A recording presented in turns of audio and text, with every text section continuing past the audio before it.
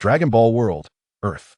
Beneath the resplendent sun and cerulean sky adorned with wispy clouds, a humble farmer diligently wielded his pitchfork, loading the harvested straw onto his pickup truck. Phew! As he removed his hat, revealing a cigarette perched between his lips, he prepared to take a moment's respite before resuming his labor. Buzz! Suddenly, an unusual sound resonated through the air, followed by a peculiar spherical object streaking across the sky, trailing a crimson tail. Boom! With a thunderous crash, the orb plummeted into a corner of the plane, leaving a deep crater in its wake. What is that? Is it a meteor? A UFO? The farmer's eyes widened in astonishment as he hastily jumped into his pickup truck, racing towards the site. It doesn't resemble a meteor. What on earth could it be? Before long, the farmer, clutching his shotgun, cautiously approached the edge of the crater creek. In a moment of bewilderment, the spherical object unexpectedly opened a hatch, and a figure clad in bizarre armor, with flowing ebony hair, emerged with measured grace. Indeed, this was none other than Raditz, the brother of son Goku. With a grave expression, Raditz slowly levitated from the pit and descended directly before the farmer. Who are you? Startled, the farmer stumbled back a few paces, hastily chambering around his shotgun. Raditz, unfazed, pressed a button on the device affixed his left eye. A mere scum with a battle power of only 5 upon detecting the farmer's power level. A smirk crept onto Raditz's lips. A power level of 5 posed no threat to him whatsoever. Don't come any closer. I will shoot.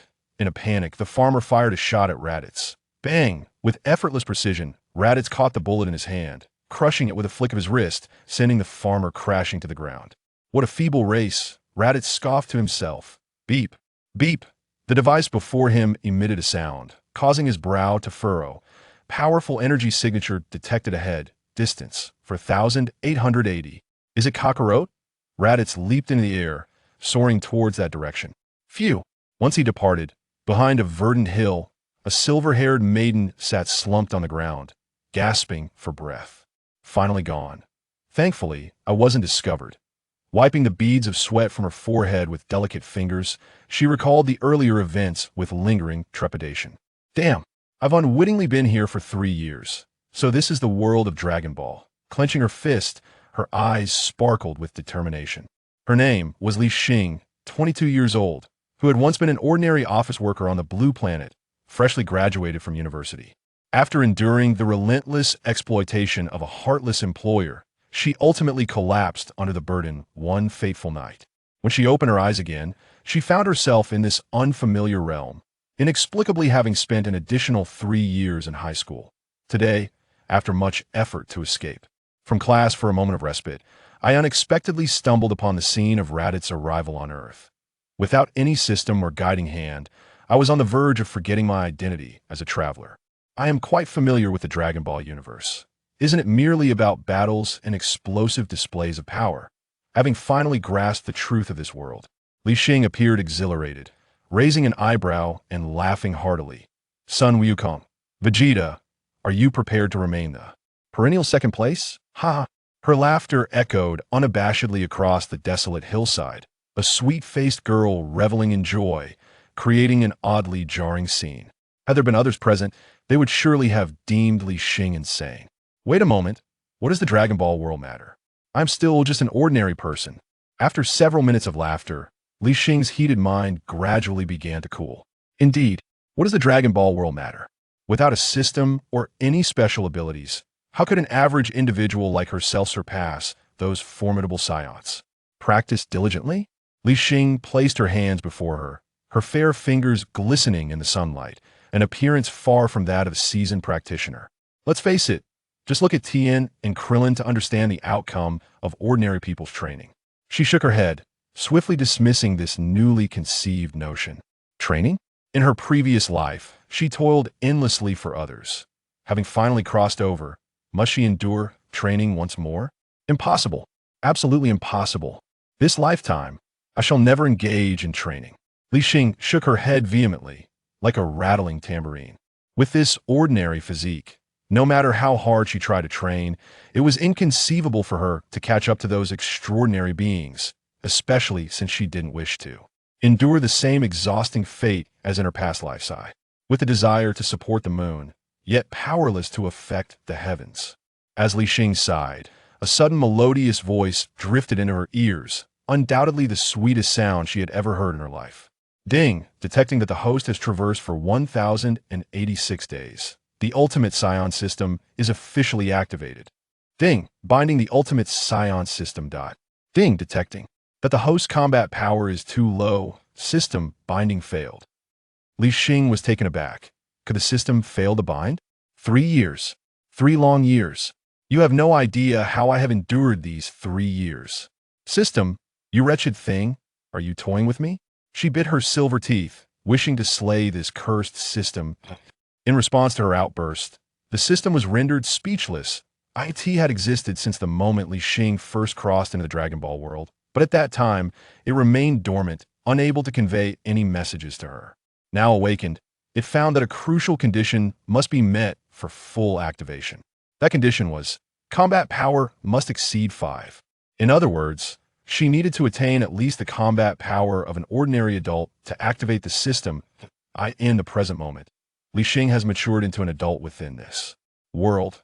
The system never anticipated that, after a span of 3 years, she would be even weaker than a mere 5th-tier combatant. 3 years. A full 3 years. This system has endured an entire 3 years. Do you comprehend how I spent this time? Please remain calm, host.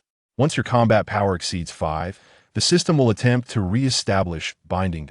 What? Combat power exceeding 5? Are you implying that I couldn't even defeat that farmer just now? Li Xing's delicate visage darkened instantly indeed. The host is currently unable to prevail. Stop. Silence yourself. So, I need to reach a combat power of 5, do I?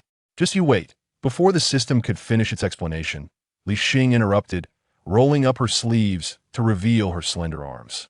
Chapter 2. The delayed system. Li Xing plopped down onto the ground, beads of perspiration cascading down her forehead. The reason for her exhaustion? She had merely completed 10 push-ups. How pathetic. This was the assessment she rendered upon herself. But who could blame her when she was currently weaker than even the 5th tier of combatants? System, let us attempt to rebind. After a brief respite, she dusted off her hands and eagerly inquired within her mind. Alas, the response she received was not the delightful chime of the system, but rather a resigned sigh followed by an oppressive silence. The system, too, was at a loss. Although it resided in a world akin to Dragon Ball, did she truly believe that elevating combat prowess was as simple as picking vegetables? 10 push-ups, and she expected to ascend to the ranks of the 5th tier? It was broad daylight. Perhaps she should wash up and retire for the night. Hey, why the sigh? Hurry up and bind me. Li Xing, growing impatient, widened her beautiful eyes, thinking to herself, 10 push-ups should suffice. Any more would be for those who relish training. After all, as an ordinary person, even if she perished, Goku and his companions would surely resurrect her. Ding. Binding the strongest scion system. Ding. Detection of host's insufficient combat power. System binding failed. Frustrated by her stubbornness, the system reluctantly attempted to rebind, only to arrive at the same disheartening conclusion. You're hopeless. Li Xing's face flushed with anger as she unleashed a torrent of curses. Let those who wish to train do so. I have school to attend. Rising to her feet, she turned her back, ready to depart from this place. What a pathetic system, demanding so much. If it did succeed in binding, would it not inundate her with tasks to compel her to train daily? As she pondered this, her resolve to train evaporated. Just then, a new notification chimed in her ear. Ding. Detection of host's negative and apathetic attitude. The strongest apathetic scion system is now officially activated. Ding. Binding the strongest apathetic scion system. Ding. System binding successful. It bound successfully? Hearing the consecutive notifications, Li Xing paused, seemingly having switched to a different system. Yet, when scenes of battles from Dragon Ball flashed in her mind, she promptly chose to disregard it. A system that arrives late is not worth having. Without a moment's hesitation, she spat disdainfully to the side and quickened her steps, hardly bothering to listen to the name of this new system. Ding. Congratulations, host. You have received a novice gift pack. Would you like to open it? The voice in her mind continued, sounding as though it belonged to a different entity than the original system.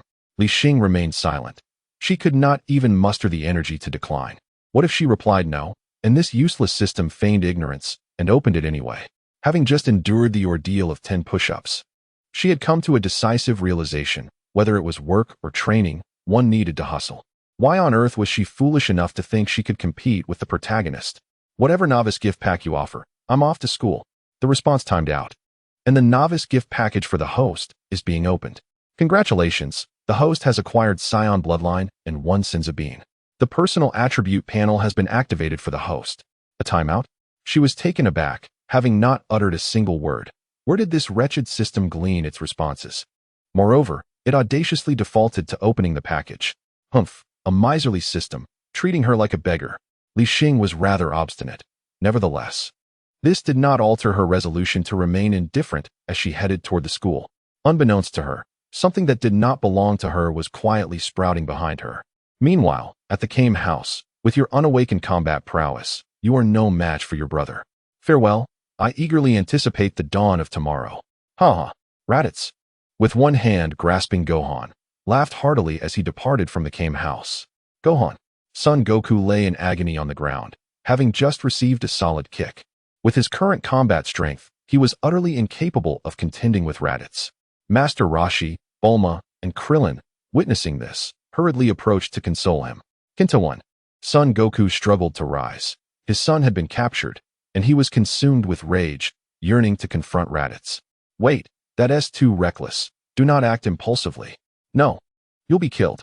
Indeed, your brother is exceptionally formidable.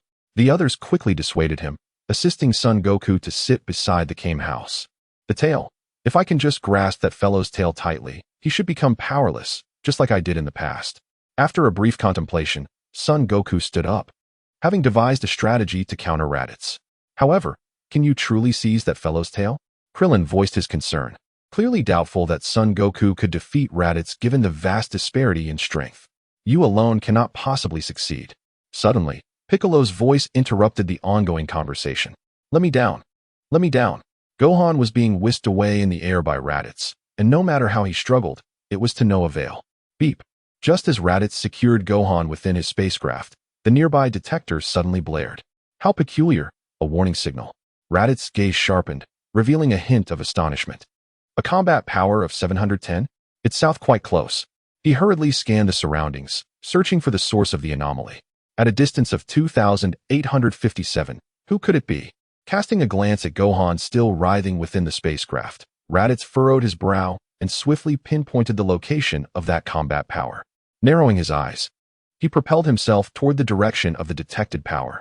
Before long, he arrived at the entrance of a university in a city. Beep. A combat power of 800? Observing the data from the detector, Raditz's expression grew even more astonished. In mere moments, the combat power had surged by nearly 100? No, it continues to rise. 801, 802, 803. As the numbers on the detector escalated, fear began to manifest on Raditz's face. Hello, if you wish to enter the school, please present your student ID. At that moment, a security guard emerged from the school's entrance. Observing the peculiar figure of Raditz standing motionless at the doorway, his expression fluctuating erratically. The guard couldn't help but feel that something was amiss with him. Had Raditz not been so tall and intimidating, he would have expelled him long ago. Student ID? At the sound of the guard's words, Raditz's gaze sharpened as he looked into the school. With a surge of energy, he raised his hand forcefully. Humph. Regardless of who you are, come forth. Boom. A formidable shockwave radiated from him, causing the structures of the entire city to collapse under its might, enveloping the area in a thick cloud of dust, while the guard before him was reduced to ashes by the force. Ouch! Inside a classroom, Li Xing, who was attending a lesson, was suddenly struck by a violent impact, and she was thrown to the ground amidst the debris. After a moment, as the dust began to settle, she coughed and stood up amidst the ruins, clutching her chest, blood trickling from the corner of her mouth, her gaze vacant, filled with confusion and rage. Chapter 3, The Female Scion. Li Xing, damn it. It's only the 3rd chapter, and I'm already facing demise. Li Xing lamented as she surveyed the city reduced to rubble, cursing involuntarily, feeling a profound sense of helplessness. Wait, other than that fool, the other Saiyans didn't destroy any cities upon arriving on Earth. Could it be that the Dragon Ball narrative had veered off course? Furrowing her brow, memories surged chaotically in her mind. Hey, the one still alive.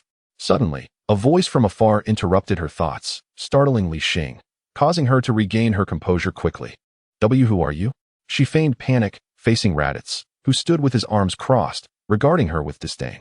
The earlier destruction of the city was merely to uncover the source of potent combat power. Now, Li Xing was the sole survivor left in the city. And the detector before Raditz continued to emit sounds, indicating that the source of the combat power was the girl standing before him. A woman. Raditz outwardly expressed contempt. Yet internally, he was taken aback.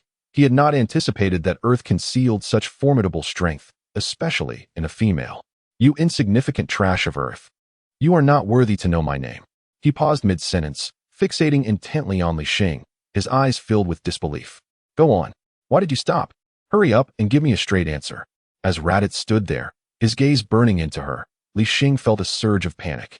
Big brother, you don't have any peculiar inclinations, do you? Even if I were to perish, I would not grant you that satisfaction. She thought desperately, remaining on high alert, prepared to take drastic measures. However, Raditz disregarded her thoughts entirely, and his next words left her utterly stunned. You are a scion. What? Li Xing stood frozen in shock. What nonsense is this? My attire and appearance are utterly ordinary. How could he possibly deduce that I am a scion? She widened her beautiful eyes, staring at Raditz in shock. Indeed, a scion. How wonderful it is that our scion race still has females among the living. Raditz, filled with excitement, had tears welling in his eyes, clearly overwhelmed by emotion. Li Xing looked at him, utterly speechless. When did she ever become a scion? Just as she was about to respond, the detector in front of Raditz suddenly flickered. Hey, Raditz, is it true that there are female scions still alive? The voice of Naba came through the device.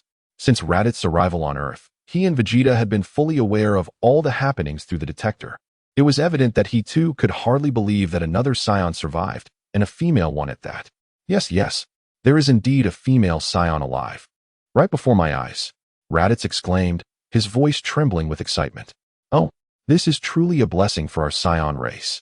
Raditz, no matter what it takes, ensure that female scion is protected. Vegeta's authoritative voice resonated through the detector, making it impossible for Raditz to remain composed. Yes, Prince Vegeta, you can leave it to me. However, after agreeing to protect Li Xing, Raditz hesitated and added, Kakarot, if Kakarot doesn't join in, he can be eliminated. P.S. Just a low-class warrior. If that female scion dies, then you can vanish from this world. Vegeta's impatient voice rang out, and soon after, the detector fell silent after a few beeps. With a heavy sigh of relief, Raditz turned his gaze towards Li Xing. Tell me, who are you? Why do you possess scion blood? Me? I am not a scion, Li Xing replied helplessly, raising her hands in resignation, thinking Raditz was talking nonsense. You're lying. That tail behind you is the mark of our scion lineage. Raditz pointed towards her back. Tail. Li Xing suddenly turned her head, and indeed, a brown tail was visible, swaying gently behind her. Wait, this tail? Her pupils narrowed as she realized that the rogue system binding her had granted her scion blood. Don't say such things. This tail is not the mark you speak of. She hurriedly denied it, having resolved to give up on her situation. And now she had no desire to be entangled in the protagonist's plot. Still trying to deny it? Do you think I can't see it? Raditz sneered, his gaze fixed intently on the tail behind Li Xing. Then why don't you just pull it off? Li Xing retorted bluntly. You. Raditz was momentarily taken aback. While he could indeed remove Li Xing's tail, she was the only surviving female scion, and Prince Vegeta had just commanded that she be protected. If anything were to happen to her, Vegeta would undoubtedly not hesitate to eliminate him. Beep, beep. Just as Raditz was at a loss for words, the detector by his ear emitted another sound. A battle power of 864. I shall return shortly. Raditz narrowed his eyes. A glimmer of murderous intent surfaced, and then he swiftly departed. The peculiar signals emanating from the detector were indeed those of Son Goku and Piccolo approaching his spacecraft. Before leaving, he took a moment to assess the combat power of Li Xing, evidently believing that, apart from himself, no one on Earth could harm her, allowing him to depart with ease. Once he left, Li Xing quietly exhaled a sigh of relief.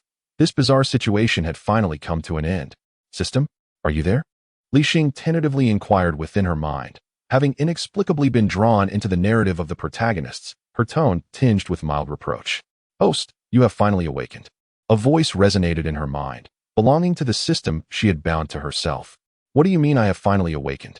Quickly explain your utility, Li Xing retorted, her irritation palpable, as the entire city lay in ruins due to Raditz, and she was now bereft of a home in this world, isolated and defenseless.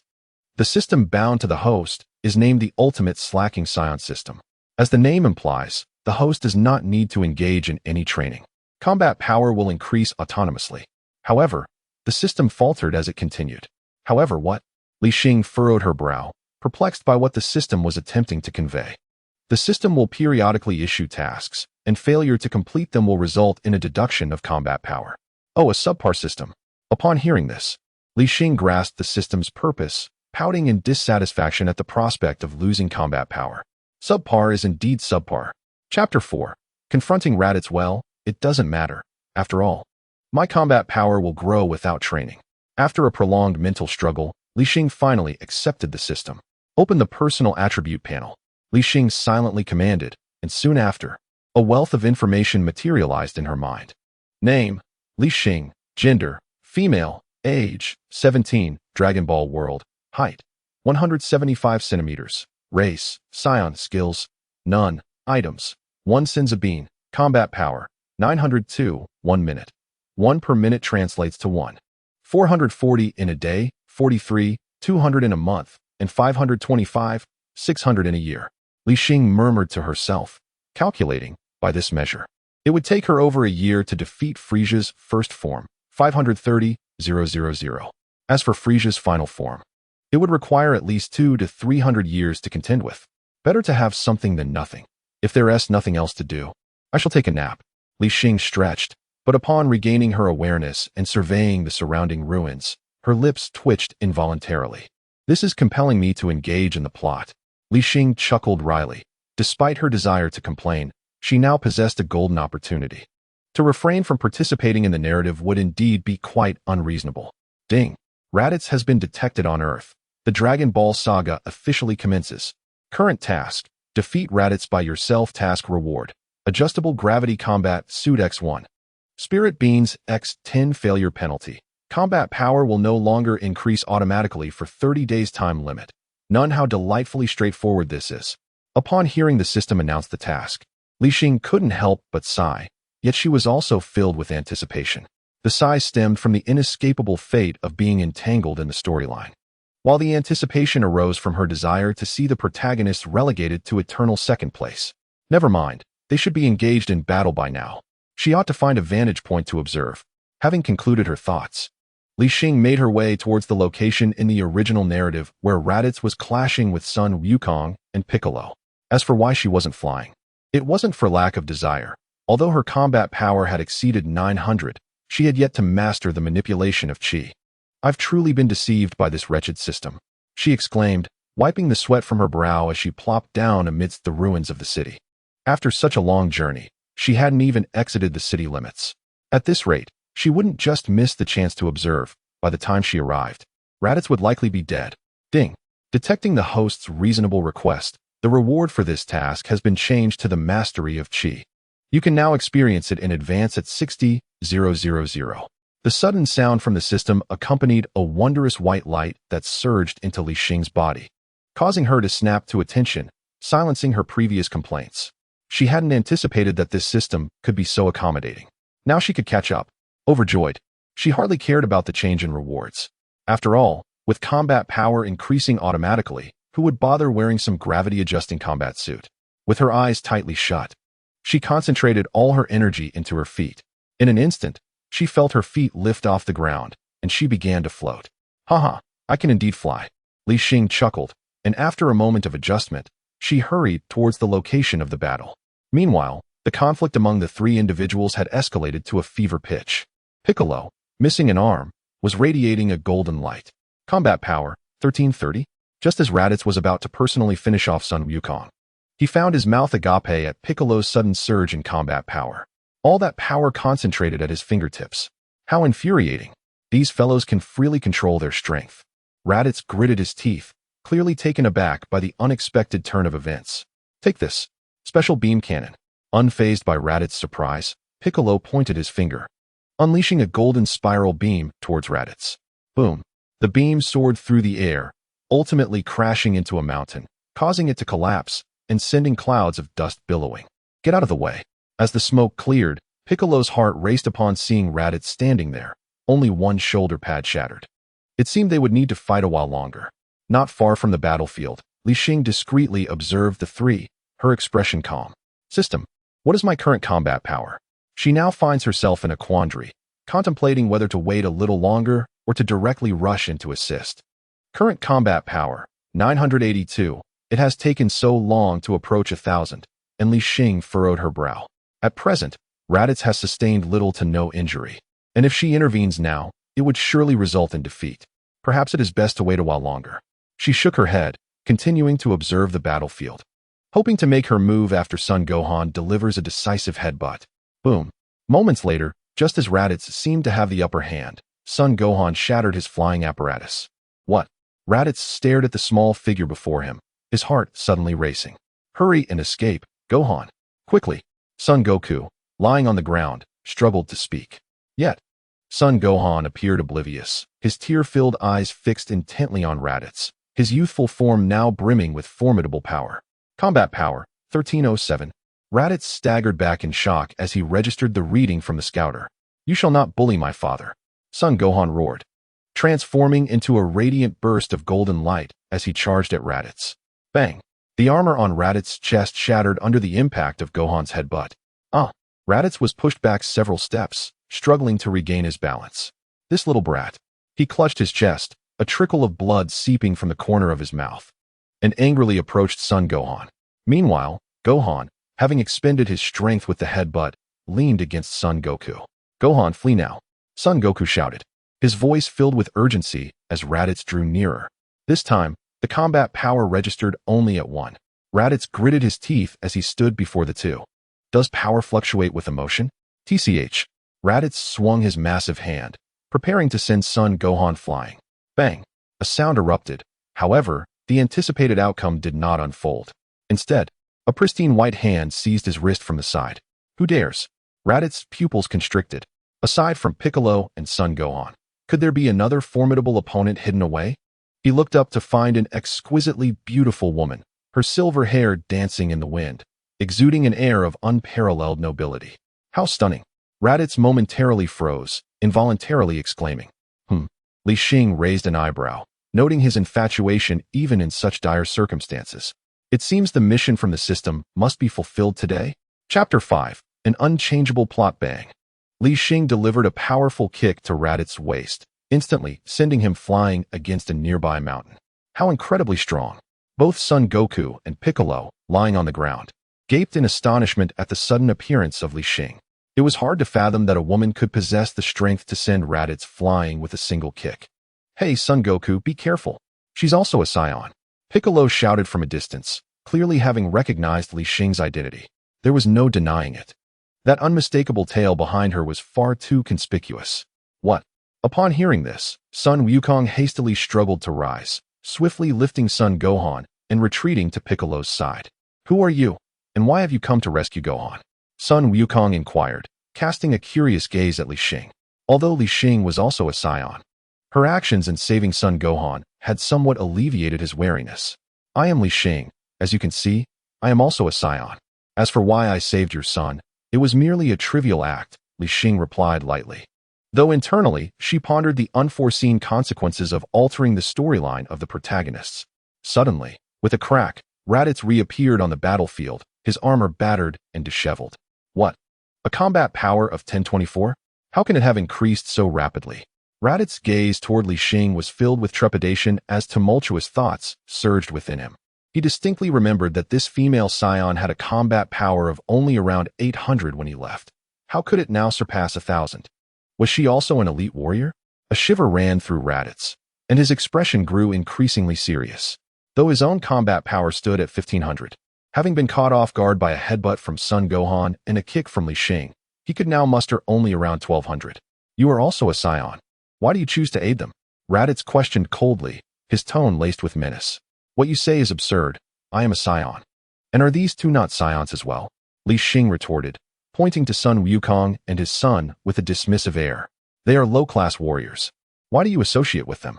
Raditz bellowed, fists clenched tightly. It was evident that, were it not for his fear of Vegeta's orders, he would have lunged at Li Xing without hesitation. Are low-class warriors not warriors at all? If you wish to fight, then fight. Spare me the trivialities. Li Xing frowned, appearing unfazed by Raditz's threats, though inwardly she chuckled at the irony. Prior to saving Son Gohan, she had checked her combat power through the system, which was just over 1,000. While it might not be enough to defeat the injured Raditz alone, with the assistance of Sun Wukong and Piccolo, it should suffice. The system merely indicated that she had to personally defeat him. It never stated that she could not collaborate, as long as she claimed the final blow.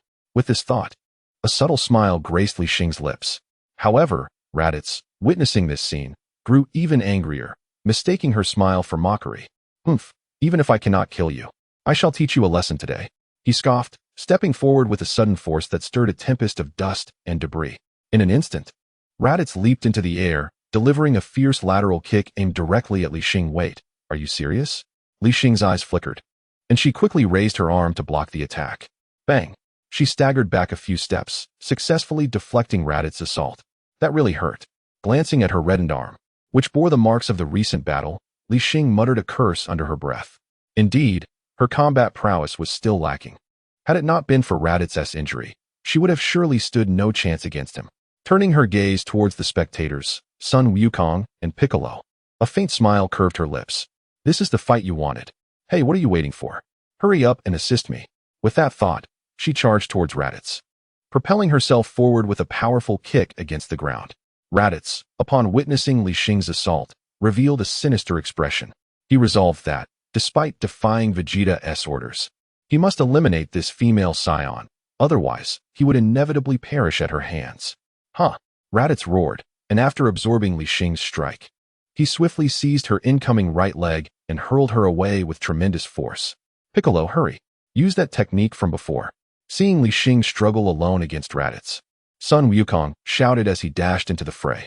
The three soon became embroiled in a chaotic melee, with Li Xing and Sun Wukong managing to hold their ground against Raditz. Of course, the primary reason for this stalemate was Li Xing's still developing mastery of combat techniques and energy control. Otherwise, they would have surely gained the upper hand. I know even without you saying. Observing the fierce exchange, Piccolo began to charge his special beam cannon once more. Go, Dad. Go, beautiful Aunt. Son Gohan cheerfully shouted while clinging to one of Piccolo's legs. Aunt. On the battlefield, Li Xing nearly spat blood upon hearing this. She was merely 17 in this world. How dare he address her as Aunt? Just wait until I deal with you, you little brat. Li Xing mentally noted Son Gohan's slip of the tongue. Suddenly, caught off guard, she was struck solidly by Raditz, sending her hurtling through the air. Seizing the opportunity, Sun Wukong leapt from behind and wrapped his arms around Raditz. Piccolo. Now, he yelled, having realized through their earlier confrontation that while Li Xing possessed considerable fighting strength, she was still no match for Raditz. To truly defeat him, they would need Piccolo's attack. Let go of me, Kakarot. Fool, you want to escape by clinging to me. Raditz struggled vehemently, but finding himself unable to shake off Sun Wukong, he roared in frustration. Hey, let us die together. Sun Wukong retorted with a cold smirk, showing no intention of releasing his grip. I want to hold back. We can take you down together. That would be splendid for me. Understanding Sun Wukong's intent, Piccolo smiled faintly and focused intently on charging his special beam cannon. Have you waited long enough? Are you prepared? Soon, the tips of Piccolo's fingers shimmered with golden light, indicating he was ready to unleash his ultimate attack. Wait, Li Xing, rushing back to the battlefield, shouted urgently as her expression shifted dramatically. She had not anticipated that such actions would fail to alter the course of events. Take this. Special beam cannon. The intensity of the battle rendered Piccolo oblivious to her voice, as a golden spiral beam surged towards Goku and Raditz. Chapter 6. The Demise of Raditz. Wait. Realizing death was imminent, Raditz was filled with panic, desperately struggling against his fate. Whoosh. Witnessing the irrevocable scene before her, Li Xing pointed a finger, sending a delicate white light towards Raditz's body. Both Raditz and Goku cried out in unison, their bodies pierced by Piccolo's strike. You beast! Raditz roared in indignation, unable to comprehend how he had fallen to such a fate, vanquished by the detritus of Earth. And Li Xing, this female scion. Why did she choose to aid Kakarot and his companions? Thud. Goku and Raditz's bodies helplessly plummeted to the ground, unable to escape the clutches of death. Father. Observing the silent battlefield, Gohan rushed to his father's side. Puffing heavily, Piccolo stood rooted, panting. That last move had nearly exhausted all his strength. Li Xing observed the fallen Raditz like a mere spectator, having unleashed a similar strike, uncertain if she had claimed the kill. How infuriating. I never anticipated falling at your hands. Kakarot sacrificed his life. Raditz's eyes dulled, his thoughts fading as he faced the end. Goku would soon be revived.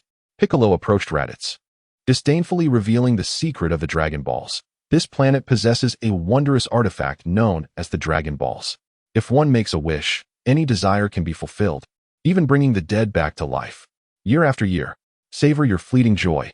You are ultimately just ants. Upon hearing of the Dragon Balls, Raditz, filled with bitterness, spoke, knowing all that transpired would reach Vegeta's ears. Alas, he would not witness Vegeta's destruction of Earth. After uttering those words, he was utterly obliterated by Piccolo. Whoosh! The sound of a spacecraft approached, and Li Xing looked skyward to see the arrival of Master Roshi and his companions. Raditz is dead. Meanwhile, Nappa and Vegeta also received the news, yet they were hardly surprised. What a disgraceful fellow, killed by those with a power level barely exceeding 1,000. Vegeta scoffed dismissively, finding no interest in such a failure. What shall we do? Shall we finish this planet and move on? Nappa inquired of Vegeta. Of course. The Dragon Balls seemed capable of granting any wish. A smirk crept across Vegeta's lips as he added, and that female scion appears to be a higher-class warrior. What? A surviving scion? As Goku's body was taken away by the divine, the focus of the others shifted towards Li Xing. Indeed, before the catastrophic explosion of planet Vegeta, my parents sent me to Earth, explained Li Xing as she furtively glanced at Bulma. Ever since Raditz had ravaged her hometown, her attire had become tattered, and considering she had just endured yet another battle, her situation was dire. She discreetly plotted to align herself with a wealthy patron, with such formidable combat prowess. Why did you not participate in the previous World Martial Arts Tournament? Krillin inquired, puzzled.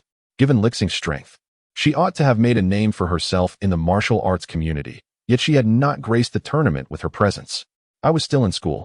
Can one truly live by fighting alone? Li Xing replied earnestly, raising her hands in a gesture of innocence. You are still a student? Bulma exclaimed in surprise, incredulous that a scion would be sent to Earth for schooling. Of course, you can verify my records, Li Xing assured, confident that, as a qualified traveler, her history was accessible. Humph, what a waste for a born warrior to attend school. Piccolo scoffed from a distance, having witnessed the Saiyan race's extraordinary combat abilities. He was no longer content with his own strength, particularly after hearing Raditz's ominous warning of 2 mightier Saiyans arriving in a year. He resolved to train diligently. Will you come to the battle a year from now? Bulma asked Li Xing, her curiosity piqued. As a fellow woman, she held a favorable impression of Li Xing, especially given her Saiyan lineage and considerable prowess. After a moment of silence, Li Xing pondered her answer. Her city lay in ruins, a true embodiment of homelessness. If I am free then, I shall make an appearance, she finally replied with a non-committal statement. That would be splendid. By the way, which city do you reside in? Are you returning to school? Bulma's enthusiasm surged, eager to engage Li Xing in conversation. I live in the east, but it has been destroyed by Raditz, Li Xing replied, slightly embarrassed. While inwardly she screamed, Take me away. Wealthy patron, please rescue me. Raditz destroyed the east? What a fiend. Bulma clenched her fists, her teeth gritted, confirming the malevolence of the Saiyans, though she took solace in the fact that he had been slain by a group. In that case, why not accompany me to West City? It is far more prosperous than the East, and you could continue your studies there. At last, Li Xing received Bulma's heartfelt invitation. Then I shall trouble you. Li Xing feigned a demure demeanor, while internally she rejoiced. Haha, I have finally secured a wealthy patron. Not at all, not at all. With your beauty, I can only imagine how many admirers you will attract in West City, Bulma replied amiably. Bulma joyfully patted Li Xing on the shoulder. This sentiment was heartfelt. Indeed, Li Xing's appearance was beyond reproach, to the extent that even one of the goddesses of Dragon Ball felt a hint of inferiority. It would be wise for you to seek out the Dragon Balls, for even deities cannot resurrect individuals directly. However, I must temporarily take Goku's son. In the midst of a casual conversation between Li Xing and Bulma, Piccolo, unable to contain his impatience, interjected while casting a glance at Li Xing's reaction. What are you planning to do? Upon hearing Piccolo's words, Li Xing, standing there, seemed to disregard them, while Bulma grew somewhat anxious. The boy named Gohan can become a formidable warrior with just a bit of training. A year later, when the two Saiyans attack Earth, he will be of great use.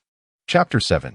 A year later, due to Li Xing's silence, Piccolo, against the majority's opinions, took little Gohan away, while the others commenced their journey homeward. Ding! Congratulations, host, on completing the task, personally defeating Raditz. Task reward: Mastery of Ki, already granted. Along the way, as Li Xing engaged in casual conversation with the others, the system notification arrived belatedly. Splendid. It seems I have indeed claimed the head. She secretly reveled in the fact that the white beam she casually unleashed managed to secure a kill amidst Piccolo's special beam cannon. This was an immense encouragement for her, as it was her first experience in battle. Li Xing, can you defeat Piccolo? Bulma, piloting the aircraft, suddenly cast a glance at Li Xing and inquired. Absolutely. Li Xing replied with unwavering confidence. Having experienced the recent battle, she had evidently familiarized herself with various combat techniques. As long as Piccolo refrained from employing the special beam cannon, she was entirely confident in her ability to overcome him. Moreover, in a one-on-one scenario, how could she possibly grant him such ample time to gather energy? Then why didn't you rescue Gohan just now? Krillin quietly complained. Rescue? Li Xing furrowed her brow and continued. Didn't Piccolo say he was taking him for training? Why should I intervene? Besides, he is correct. That boy will become a powerful warrior. Though her words were somewhat harsh, they were not without merit. Upon hearing this rationale, Krillin fell silent. Who knows how formidable those two Saiyans will be a year from now? Having one more ally can only be advantageous, and if Piccolo truly intended for Gohan to perish, he would have acted long ago. Oh well. My primary concern now is still Chi-Chi. Bulma hastily interjected to steer the conversation elsewhere. Time flew by, and nearly a year had passed in the blink of an eye. During this year, aside from the training of the others, Li Xing had successfully integrated into Bulma's household. Beep, beep. A battle power of 530,000. Bulma, wearing the modified scouter, gazed at Li Xing in astonishment. Throughout this year, Li Xing had lived in her home, spending her days either reading or playing video games, never demonstrating any inclination for training. Yet, her battle power continuously surged, prompting the scouter's threshold to be adjusted repeatedly. Haha, now? Observing the astonished expression on Bulma's face, Li Xing allowed a subtle smile to grace her lips, and with a mere thought, prompted Bulma to conduct another scan. Beep, beep. A battle power of 5? How amusing. Instantly reduced to such a paltry level. It was evident that Li Xing had fully mastered the manipulation of Ki. Bulma feigned anger, raising her hand as if to flick Li Xing on the forehead. Hey! Li Xing effortlessly dodged, chuckling. How could I dare? You are my dear Bulma sister. After a year, the two had grown incredibly close, particularly after learning that Li Xing's family in this world had perished at the hands of Raditz. Bulma had come to regard Li Xing as a sister. So, do you feel confident in defeating those two Saiyans now? Bulma inquired earnestly, her face etched with concern. Yes. Li Xing nodded firmly, her gaze resolute. She had now reached a power level comparable to Frisia's first form. Even in his great ape transformation, Vegeta would not be her match. With you here, I feel reassured, Bulma said as she settled onto the sofa, exhaling a sigh of relief. After enhancing the scouter, she had not only tested Li Xing, but also assessed the battle powers of others, all of whom hovered just above 1,000. Whereas Li Xing stood out as an anomaly, far surpassing them all. The Dragon Balls have been gathered. Shall we head to Master Roshi's to revive Goku? Bulma asked after a brief silence. Of course, Li Xing replied without hesitation. Goku was to be resurrected, and that meant Vegeta and Nappa would soon arrive as well. Alright, but are you really going to wear that? Bulma glanced at Li Xing's attire and shook her head disapprovingly. The outfit, purchased by Bulma, consisted of a white top and blue jeans, perfectly accentuating Li Xing's curvaceous figure, exuding youthful vibrance. However, while aesthetically pleasing, it was hardly practical for combat. Upon examining her outfit, Li Xing frowned. Over the past year, she had become immersed in the life of an ordinary person, neglecting the imminent battles ahead. Wear this, Bulma exclaimed, producing a combat uniform that bore a striking resemblance to the attire Raditz wore upon his arrival on Earth. What is this? Li Xing blinked, taking the clothing and scrutinizing it closely.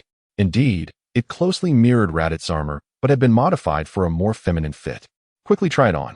I had it custom-made for you, Bulma urged, her eyes sparkling with anticipation as she noticed Li Xing's momentary hesitation. All right, thank you, Bulma sister. Li Xing bit her lip, touched by Bulma's thoughtfulness, feeling a slight sting in her nose. Here, in this world, she had come to experience the warmth of family. Come forth, Shenron. Soon. Aside from those engaged in training, the rest gathered at Master Roshi's house. After the turtle sage uttered those words, the previously unremarkable Dragon Ball radiated a golden glow. Simultaneously, dark clouds loomed overhead, and the entire world gradually shifted from day to night. A colossal green dragon, measuring around 100 meters in length, hovered in the air, its whiskers flowing majestically, emanating an aura of authority. Behold the dragon. Li Xing gazed up at the magnificent creature above, a profound sense of reverence welling within her. She had witnessed the dragon's appearance in comics, but nothing compared to the overwhelming excitement she felt in this moment of direct experience. Please revive Sun Wukong. The turtle sage, face grave, made his wish to the dragon. This is simple. As the dragon spoke, its enormous eyes glimmered with a crimson hue. Thunder rumbled through the sky, and golden lightning streaked across. Was Sun Wukong finally to be resurrected? Meanwhile, Piccolo observed the darkening sky, whispering to himself, so, the Saiyans have arrived earlier than anticipated?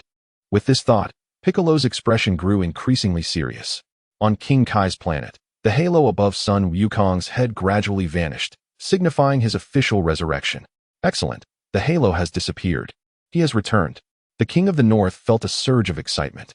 In just a year, Sun Wukong, with his remarkably optimistic disposition and rapidly advancing strength, had successfully won his admiration. Splendid. Sun Wukong clenched his fists, unable to contain his joy. During his time in the afterlife, although he had grown significantly, he had not faced formidable foes in battle, his anticipation for the impending conflict intensifying. Chapter 8. The arrival of Vegeta the following day, at 11:43 a.m. Vegeta and Nappa finally arrived on Earth. Boom. With two resounding crashes, their spacecraft landed amidst the eastern ruins.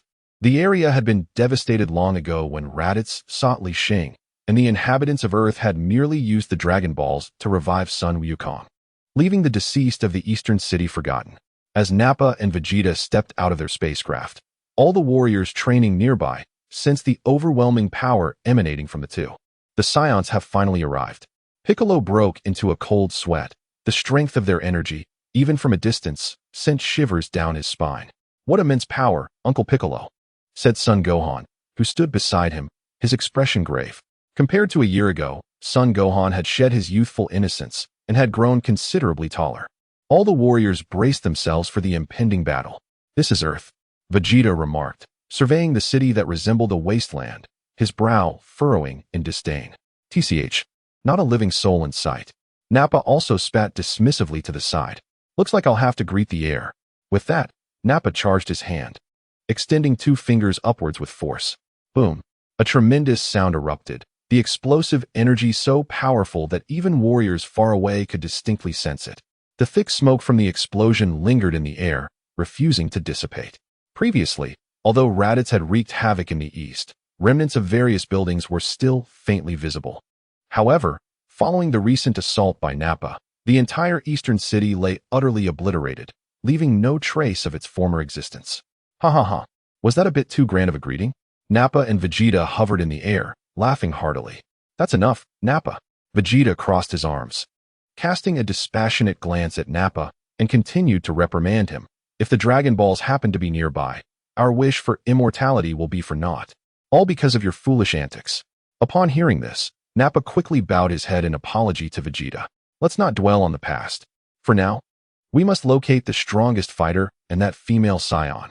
Vegeta did not pursue the matter further and ordered Nappa to lead the way. Without hesitation, Nappa, aided by his scouter, directed their course towards the whereabouts of Piccolo and Gohan. The cause of the recent earthquake remained unclear, with its epicenter at Master Roshi's house in the east. At this moment, Li Xing and Bulma were there, watching the news broadcast with the others. As they witnessed Vegeta and Nappa's destructive descent, they yearned to assist, yet the stark disparity in strength rendered them powerless. Ding. Detecting Vegeta on Earth. Current mission, defeat Vegeta personally. Mission reward, Permanent doubling of combat power growth rate. Failure penalty. No automatic combat power growth for 30 days. Time limit. None. I'm going. Upon hearing the voice echoing in her mind, Li Xing rose from the sofa, stretched lazily, and prepared to set off.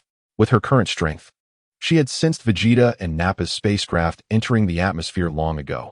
She had merely been waiting for the system to issue the mission. In her mind, she thought, expecting to exploit my labor? Sorry, that's not going to happen. Be careful. Despite being aware of Li Xing's formidable combat prowess, Bulma couldn't help but offer a word of caution. Li Xing nodded slightly, then stepped out of Master Roshi's house, transforming into a streak of light that streaked across the sky, heading straight for the battlefield. On the battlefield, Vegeta and Nappa had arrived before the trio. There are 3 of them, one more than expected, and they all seem quite capable. Nappa, hovering in midair, looked down at Piccolo, Gohan, and Krillin. It appears they were well prepared. However, he soon realized something was amiss. Wait, someone is still missing. Vegeta scanned the surroundings but did not see Li Xing, causing his brow to furrow in concern. That female scion is absent. Could it be that she is hiding out of fear? Nappa laughed arrogantly, clearly dismissing Li Xing's potential. If she is hiding out of fear, then she has no reason to exist. Vegeta remarked coldly, asserting that a scion should never retreat without a fight, as it would be a disgrace to their lineage. As they spoke, the two slowly descended before Piccolo and the others. After a round of negotiations prior to the conflict, Piccolo and the deity discovered their identities. They were Namekians. In a bid for caution, Vegeta commanded Nappa to remove the nearby scouter, lest they repeat the missteps of Raditz. Now, let us witness their prowess. Nappa, you must still have 6 cultivators. Do present them. Vegeta crossed his arms, adopting a posture of anticipation. Vegeta, your enthusiasm is palpable. Indeed, there are 6. This soil is exceptionally suited for cultivating these beings. As Nappa spoke, he obediently followed Vegeta's command and planted the seeds of the cultivators. Hee. Accompanied by an odd chuckle, 6 diminutive green cultivators emerged from the earth. How utterly repulsive!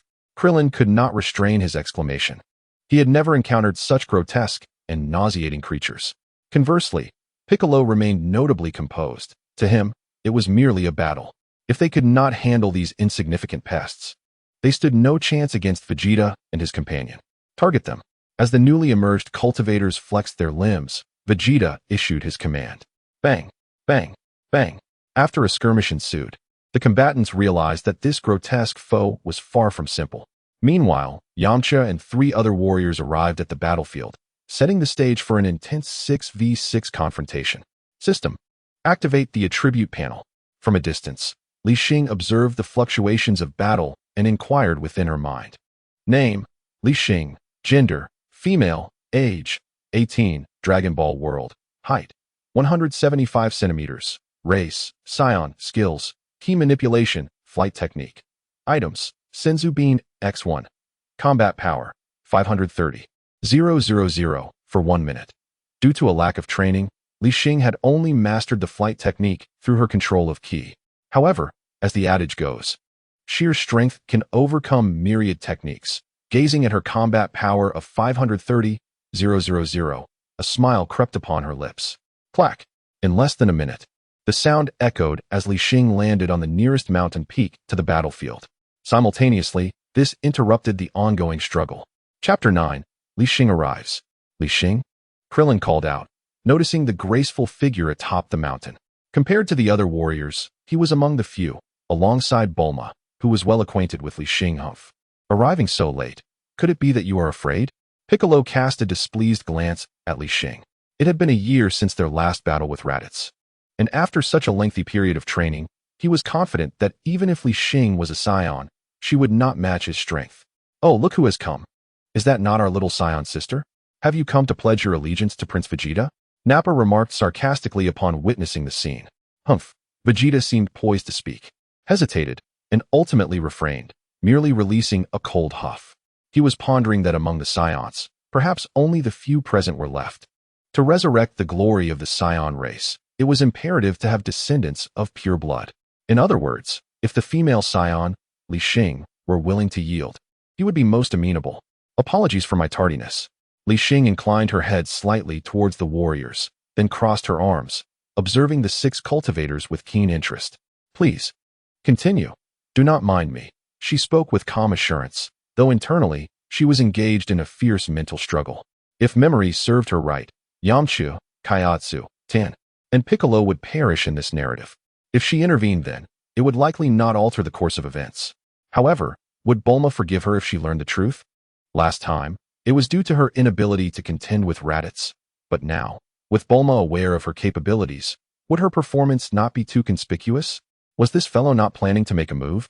Piccolo furrowed his brow, observing Li Xing's seemingly detached demeanor, feeling as though he had been toyed with. He had hoped for her assistance, as she had contributed significantly to their defeat of Raditz, and this adversary was evidently several times stronger. Without collaboration, he doubted his ability to overcome Nappa and Vegeta. Li Xing, just as Krillin was about to speak, was halted by Piccolo's outstretched hand. Do not forget, she is still a scion. Piccolo lowered his voice, his tone icy. Haha, have you already decided which side to align with? Nappa's face was rife with mockery. From any angle, it appeared Li Xing was inclined to join their faction. If that is the case, let us see if you possess the requisite qualifications. With that, Nappa signaled for one of the cultivators to test Li Xing's strength. Vegeta, observing this, did not exhibit any dissent. Rather, he watched with great interest. Let us see if you are worthy to join us. If you cannot even defeat a mere cultivator, then even as a female scion, there is no need for you to survive. Vegeta's rationale was straightforward. He had no use for worthless debris. Suddenly, the appointed cultivator leapt into action, charging towards Li Xing atop the mountain with a fierce wind trailing behind him. Li Xing, taken aback by the approaching cultivator, thought, "Are you attempting to test me?" A derisive smile graced her lips, and in an instant, her gaze sharpened to a razor's edge. Boom! To the astonishment of all present, the cultivator disintegrated into fragments from a distance of several dozen meters from Li Xing. What? Nappa's eyes widened in shock. He had not anticipated that Li Xing possessed such terrifying strength. Merely her gaze had rendered the cultivator incapable of approaching. How intriguing, Vegeta squinted, clearly surprised by the combat prowess Li Xing had displayed, which exceeded his expectations. Though merely a cultivator, he possessed a formidable battle power of 1200. Yet he was effortlessly dispatched with a mere glance. The incident unfolded too swiftly for him to register Li Xing's momentary display of strength, igniting a profound curiosity regarding her true capabilities. The surrounding warriors inhaled sharply. In every regard, Li Xing's instantaneous display of might far surpassed their own, prompting even Piccolo to adopt a more cautious demeanor. Is this the latent potential of a scion? Piccolo murmured, his gaze lethal as he questioned his own abilities. Such an individual, should they truly decide to join the opposing faction, was a prospect he dared not contemplate. Do not disturb me while I observe. Li Xing cast a scornful glance at Nappa, contemplating whether this bald-headed figure was courting disaster. She had declared her intent not to intervene. Yet he still sought to test her. If only the system had issued a task to defeat Nappa, she would have relished the opportunity to teach him a lesson. Such arrogance. Vegeta, allow me to handle her. Upon perceiving her gaze, Nappa let out a furious roar and charged toward Li Xing atop the mountain peak. Observing Nappa's approach, Vegeta made no effort to intervene, seemingly granting tacit approval. Another attempt? Had she known to choose a more discreet vantage point, she could have avoided being misconstrued as deliberately provoking others. Li Xing sighed. She harbored no desire for trouble, yet some persistently sought to provoke her. With a sharp, resounding clap, Nappa was sent hurtling backward the moment he came within half a meter of Li Xing. Boom. His figure crashed through several mountain peaks like a cannonball. And with that singular, effortless strike, an eerie silence enveloped the crowd, including Vegeta. How ferocious! Glancing at Li Xing's slender silhouette, Krillin could not suppress his astonishment. A girl, surpassing their collective strength so remarkably. Gulp. Piccolo struggled to swallow, his perception shifting as he witnessed Nappa's pitiful fate. He began to suspect that Li Xing, this female scion, did not wish to join their ranks, but was genuinely interested in observing the battle. In that moment, Piccolo comprehended that Li Xing's prowess had far exceeded their expectations, and those two scions, who had instilled fear, were likely no match for her. Coughing and spluttering, Nappa clambered from the rubble, looking exceedingly disheveled, with a conspicuous bump adorning his forehead. Indeed, Li Xing's slap had not landed elsewhere, but squarely upon his gleaming dome. Although she had not exerted much force, Her battle power of 530,000 was sufficient to incapacitate him. Vegeta, what is her battle power? Nabal wiped the blood from the corner of his mouth. Assuming a combat stance, now wary and inquiring of Vegeta. Still a 5. Vegeta gritted his teeth, tearing off the scouter from his ear and preparing to crush it in his palm. To him, Li Xing's battle power had eclipsed Naba's, coupled with her ability to manipulate energy freely, rendering the scouter utterly useless. Wait. Observing Vegeta's movements, the star of the mountain, Li Xing, suddenly had a moment of inspiration and called out to halt Vegeta's actions. Chapter 10. Confronting Vegeta. Upon hearing Li Xing's command, Vegeta looked puzzled and raised his head to gaze at her. Could you possibly give that to me? Facing the bewildered expressions of those around her, Li Xing extended her small finger towards the device in Vegeta's palm. The reason she desired this was twofold. Firstly, she sought to gauge the specific combat strength of the individuals present to ascertain just how much she surpassed them. Secondly, although Bulma had developed a device capable of detecting higher power levels, the components were indeed difficult to find on Earth, and it would be a pity for it to be destroyed. If you want this, Vegeta snapped back to reality, regarding the device in his hand with an amused expression. Take it. After a brief moment of contemplation, he flung the device in Li Xing's direction. Whoosh. The small device shot towards Li Xing like a cannonball. Yet she made no move to catch it. In the split second before the device reached Li Xing, Vegeta gathered his energy, and a terrifying pressure surged forth, unleashing a shockwave that accompanied the flying device. Clearly, Vegeta at this moment was not in the mood to play games with anyone. Fool, get out of the way. Sensing the immense energy radiating from Vegeta, Piccolo shouted urgently, and the surrounding warriors felt their hearts leap into their throats. From the moment Li Xing had sent that ball flying, they had understood that she was still on their side. Boom! A deafening explosion echoed throughout the area, causing the warriors nearby to experience a sharp pain in their eardrums. Haha, truly befitting of Prince Vegeta, Ba cackled from a distance, confident that this attack would leave Li Xing utterly annihilated. However, as the dust began to settle, the scene revealed left Ba's laughter frozen in disbelief. The mountain where Li Xing had stood had vanished under the force of the attack, yet she remained, perfectly suspended in midair. Aside from her slightly tousled hair, she clutched the device Vegeta had thrown. How is this possible? Vegeta's eyes widened in horror. That attack was lethal enough to kill countless ordinary beings. Even if Li Xing possessed combat strength surpassing Ba's, he had been confident in his ability to dispatch her with ease. Yet, the reality before him was undeniable. Li Xing emerged unscathed. Too strong. Piccolo swallowed hard, his gaze fixed on Li Xing hovering in the sky. The disparity in strength between their group and Vegeta was painfully evident. As for Li Xing, she was an entirely different entity. Vegeta, is this truly your limit? Li Xing remarked with a light chuckle, her tone laced with playful mockery as she observed Vegeta's darkened expression and silent demeanor. Brat, infuriated by Li Xing's taunting words, Vegeta's fierce temper flared, unleashing a formidable force that caused the very ground to tremble, as if unable to contain his wrath. Quick, we should retreat. Sensing the formidable aura emanating from Vegeta, Piccolo hastily urged everyone to evacuate, for such a battle was beyond their capacity to engage. Go, beautiful ant! Gohan exclaimed as Piccolo pulled him away, recalling how, a year prior, Li Xing had saved him during the confrontation with Raditz. Ant, back again. Upon hearing this, Li Xing's lips twitched in irritation. Little one, repeat what you just said? Ignoring the furious Vegeta, she swiftly appeared before Gohan, fixing him with a fierce glare. The sudden proximity of Li Xing startled Gohan, prompting him to step back, soon realizing he might have misspoken. Hey, he is still young. If he said something wrong, I apologize. Piccolo interjected, positioning himself protectively in front of Gohan, keenly aware that Li Xing was their savior and fearing her wrath. Oh, is that so? Then let him say it again. Li Xing, noticing Piccolo's slightly anxious expression, softened her fierce demeanor, secretly amused. The caretaker of the Sun family was quick to jump into action. Go, beautiful ant. Gohan, observing her gradually gentler gaze, hesitated but ultimately decided to timidly speak up. Surely, he hadn't said anything wrong.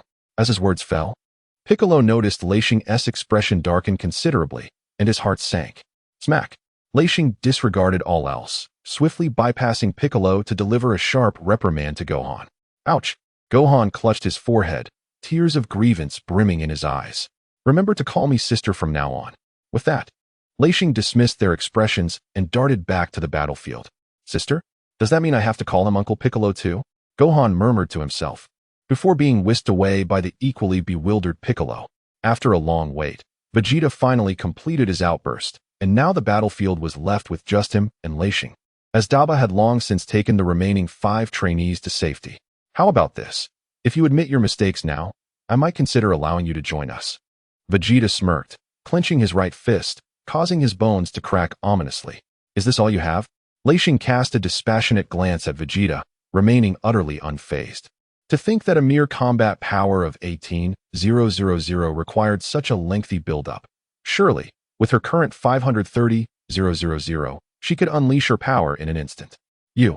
Vegeta glared at Li Xing, his teeth clenched, clearly loathing this female scion to the utmost.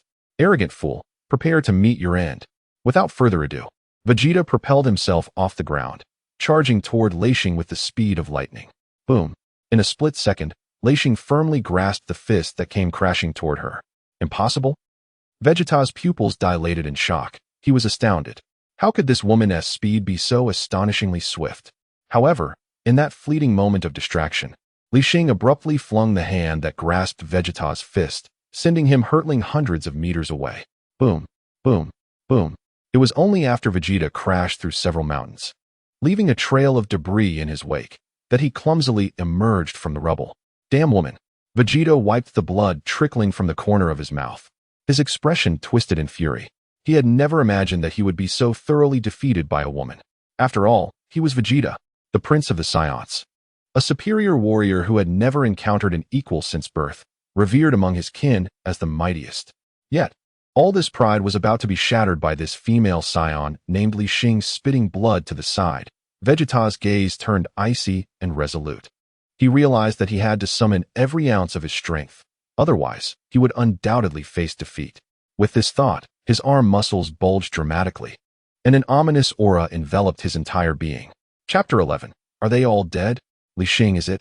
I would rather forsake this planet than allow you to escape destruction alongside Earth. A frenzied light flickered in Vegeta's eyes as a violet energy aura emanated from him, resembling a wounded beast unleashing its last ferocity and despair. Consumed by rage, he ceased to contemplate anything else. With a mighty leap, Vegeta soared into the sky, his hands clasped in a charging position before unleashing a devastating strike forward. Let it be reduced to cosmic dust alongside Earth. Final flash. A brilliant beam of energy erupted from the palm of Vegeta, hurtling downwards with the force of a tempest towards Li Xing's location. Vegeta! Prince Vegeta! Nappa exclaimed, unable to contain his voice as he beheld the impending assault. Should such an attack land, Earth would surely face utter obliteration, and they would share the fate of all its inhabitants, reduced to cosmic dust. Mutual destruction. Realizing this, Nappa panicked. Vegeta's reckless behavior left him feeling powerless. He did not wish to perish and turned his gaze towards Li Xing. Perhaps this female scion truly could withstand the oncoming attack. Everyone, take cover. Krillin observed Vegeta's frantic actions, understanding that he intended to perish alongside the entire Earth. However, upon noticing that Li Xing remained steadfast and unflinching, he urgently called for everyone to crouch down and shield their heads, hoping to avoid being swept away by the force of the impending shockwave. To him, Li Xing was not arrogant, but possessed absolute confidence. She clearly had the opportunity to evade, yet showed no sign of retreat. Regardless of whether Li Xing could withstand the attack, as Krillin's words echoed, everyone obediently embraced their heads and crouched down. Die ha ha ha. Vegeta laughed heartily. Envisioning the moment when the beam would annihilate Li Xing final flash, Li Xing stared at the imminent beam, momentarily entranced. It was not that she lacked confidence in her abilities, but rather that she had yet to learn techniques akin to energy waves. In this moment, there was no time for her to contemplate further. Li Xing's mind conjured the image of Vegeta's earlier stance as he gathered energy, and suddenly, she grasped something profound. With both hands extended, she mirrored his pose, yet time was fleeting. Energy cannon. In an instant, disregarding all else, Li Xing forcefully thrust her hands forward, feeling an immense wave of heat surge from her palms, colliding with the oncoming beam of light. Boom! The clash of the white and purple beams produced a deafening sound. A violent shockwave swept through the atmosphere, causing the very earth to tremble. People on the planet looked up, Terror etched on their faces as they gazed into the sky. What? You can use my technique? Vegeta, pouring all his strength into his ultimate attack, could scarcely believe that Li Xing not only mirrored his move, but unleashed a force even more formidable than his own.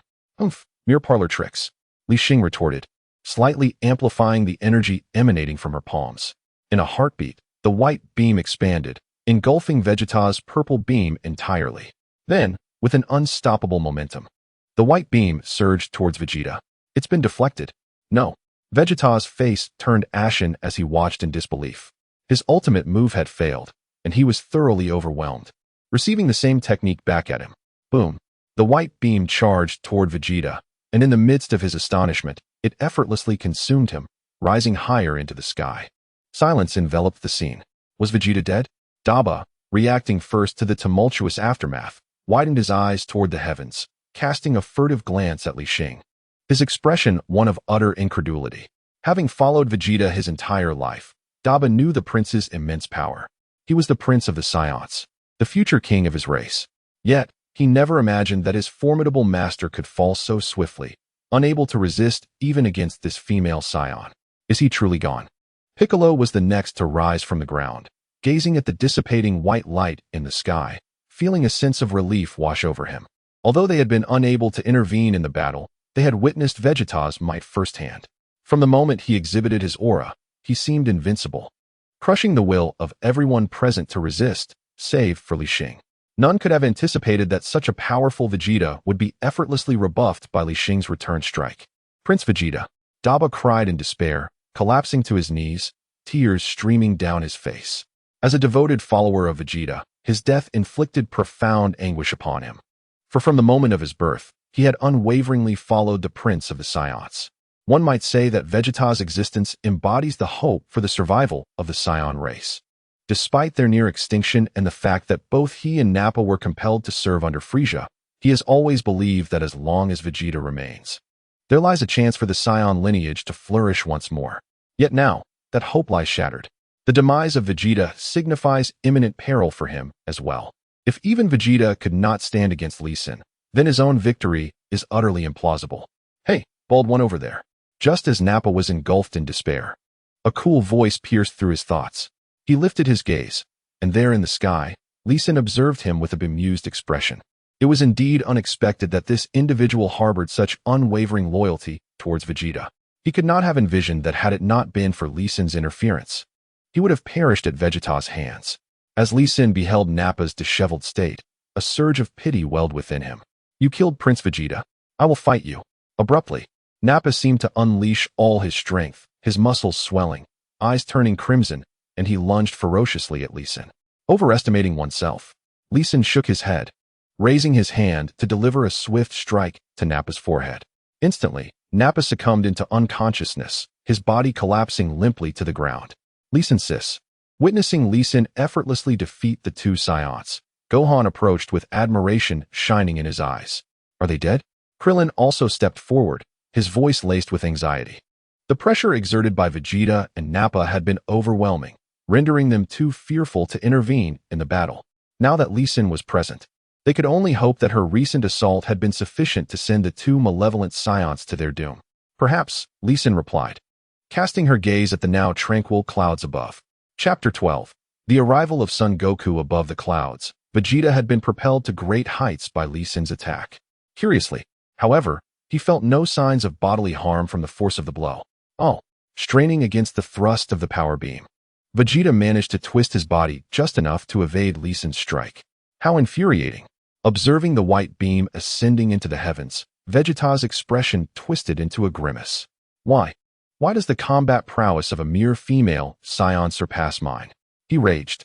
After a brief moment of calm, a smirk reappeared at the corners of his mouth. On the ground, aside from the warriors present, Nappa lay unconscious while Li Xing gazed skyward. As for the remaining 5 training dummies, they had been utilized as practice targets by Piccolo and the others, ultimately meeting a fitting end. Li Xing, the remaining training dummies are dead. We are preparing to leave. From a distance, Krillin shouted after dispatching the last training dummy. You all may go ahead. I have matters to attend to here. Hearing this, Li Xing remained lost in thought, her gaze still fixed upon the sky, as if awaiting something. This is perplexing. Just moments ago, she deliberately restrained her strength to spare Vegeta's life. Yet now she remains unmoved.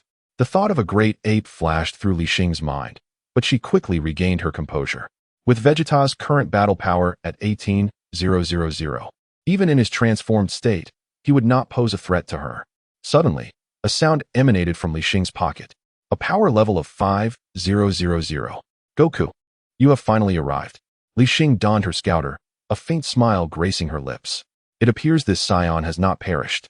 The group, having cleared the battlefield, gathered around Naba, and Piccolo, noticing something amiss, furrowed his brow and addressed Li Xing.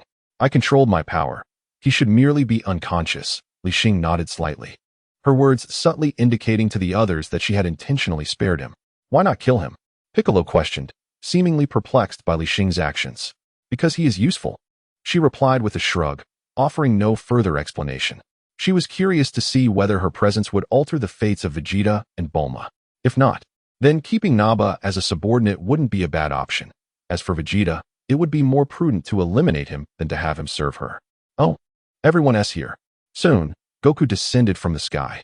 Observing the scene before him, he felt as though he had arrived too late. Had the battle already concluded? Dad, Goku. The others were overjoyed to see Goku resurrected. Thus, Naba, who had been knocked unconscious by Li Xing, was forgotten by all.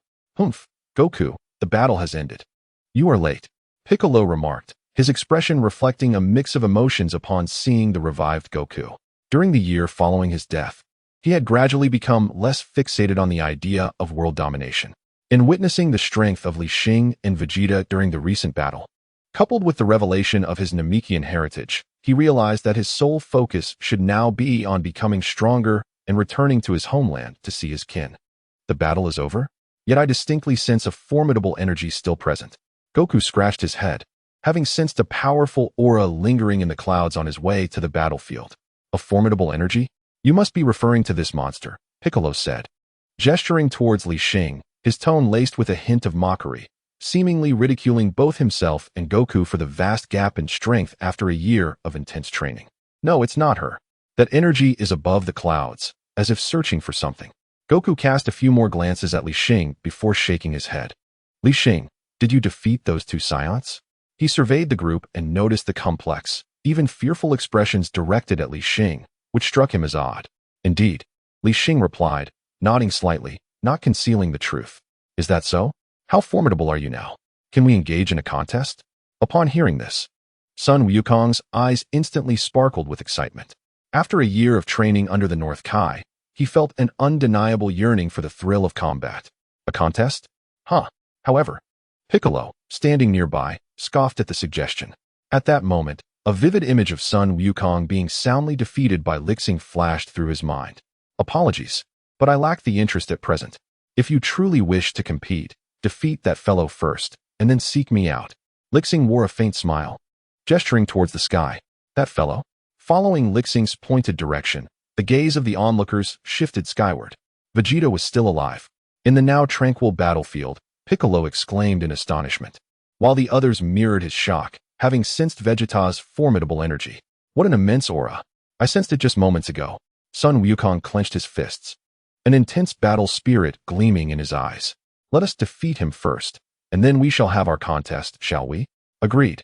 As their words resonated, a small black dot appeared in the sky, gradually enlarging under the watchful eyes of the crowd. Vegeta was returning to the battlefield. Damn that woman. Do not presume that destroying the moon would absolve you of consequences. That is utterly impossible. Vegeta stood not far from the others, a cold smile on his face. Despite his disdain for the grotesque appearance, it was his last resort. The moon? What is he talking about? Sun Wukong directed his gaze towards Li Xing, while the others retreated, preparing to observe the unfolding events. Don't look at me. I'm just as clueless. Li Xing shrugged, feigning ignorance, though a sense of foreboding began to rise within him. Hey, whatever you say about the moon, let us have our contest. Seeing Li Xing's lack of understanding, Sun Wukong, eager for battle, shouted at Vegeta. Humph, you must be Kakarot. A lowly warrior like you is unworthy to spar with me. Vegeta cast a dismissive glance at him, recognizing that Sun Wukong was still concealing his energy, appearing as an ordinary person, and thus not worth his attention. Ha ha ha. Without further ado, Vegeta gathered energy with one hand, a sphere of light materializing in his palm. He regarded Sun Wukong with contempt. His immediate priority was to overcome Li Xing. As his stamina was nearly depleted, and transforming into a great ape was his last resort. Awaken! Ha ha ha!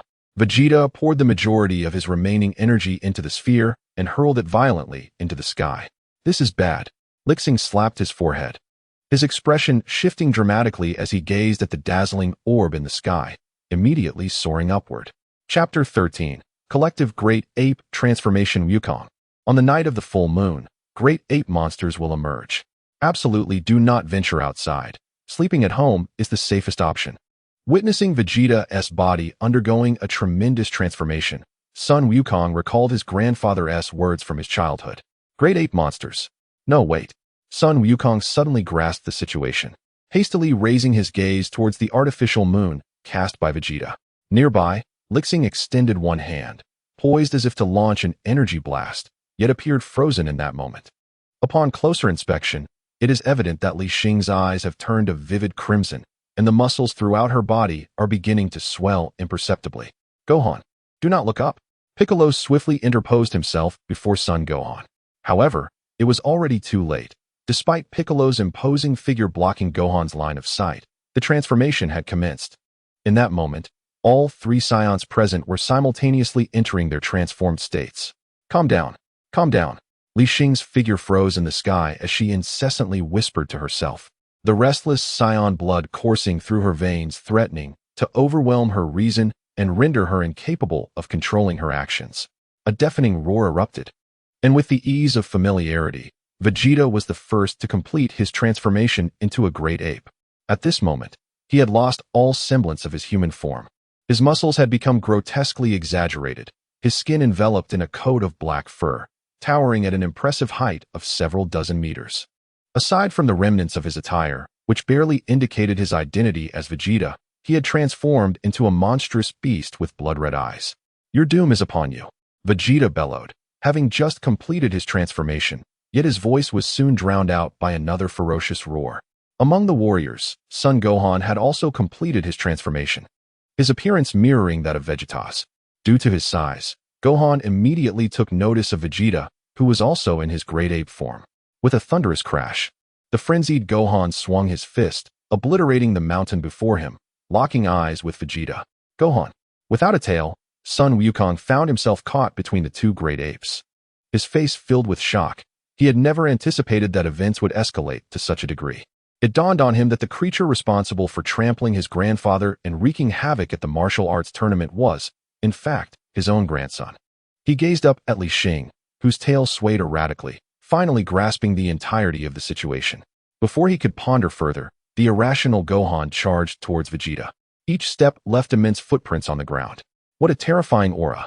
Sun Wukong hurriedly sidestepped, realizing that both transformed beings had surpassed even Gohan's power, not to mention Vegeta's. Mindless fool! Vegeta sneered at the approaching Gohan, unabashedly mocking him. Even in his great ape form, Vegeta's arrogance and pride were palpable. With a resounding thud, Vegeta struck Gohan's form with his robust right arm, unleashing the full extent of his terrifying battle power of 180,000, causing the similarly transformed Gohan to collapse to the ground. Gohan! Sun Wukong and Piccolo exclaimed in unison upon witnessing Gohan fall. Damn it! A crimson aura enveloped Sun Wukong as he realized that without resorting to the Kaioken technique, he could not hope to challenge Vegeta in his current state. Fourfold Kaioken. A laborious sound reverberated as Sun Wukong surged towards the colossal figure of Vegeta like a crimson meteor. Humph, even if a few more insects come, it makes no difference. Vegeta scoffed, harboring no intention of evading Sun Wukong's strike. Bang! Sun Wukong's fist, imbued with a ferocious aura, collided with Vegeta's chest, leaving merely a slight mark upon his attire, before Vegeta swatted him away as one would a bothersome fly. Damn that woman, where has she gone? After repelling Sun Wukong, he did not pursue, but instead searched for the whereabouts of Li Xing. Thud! Thud! The resounding echoes of a mighty heartbeat began to shake the battlefield violently, as though some gargantuan entity were on the verge of manifesting. Vegeta abruptly raised his gaze, and there beside the artificial moon stood a massive great ape clad in battle attire. Is this Li Xing?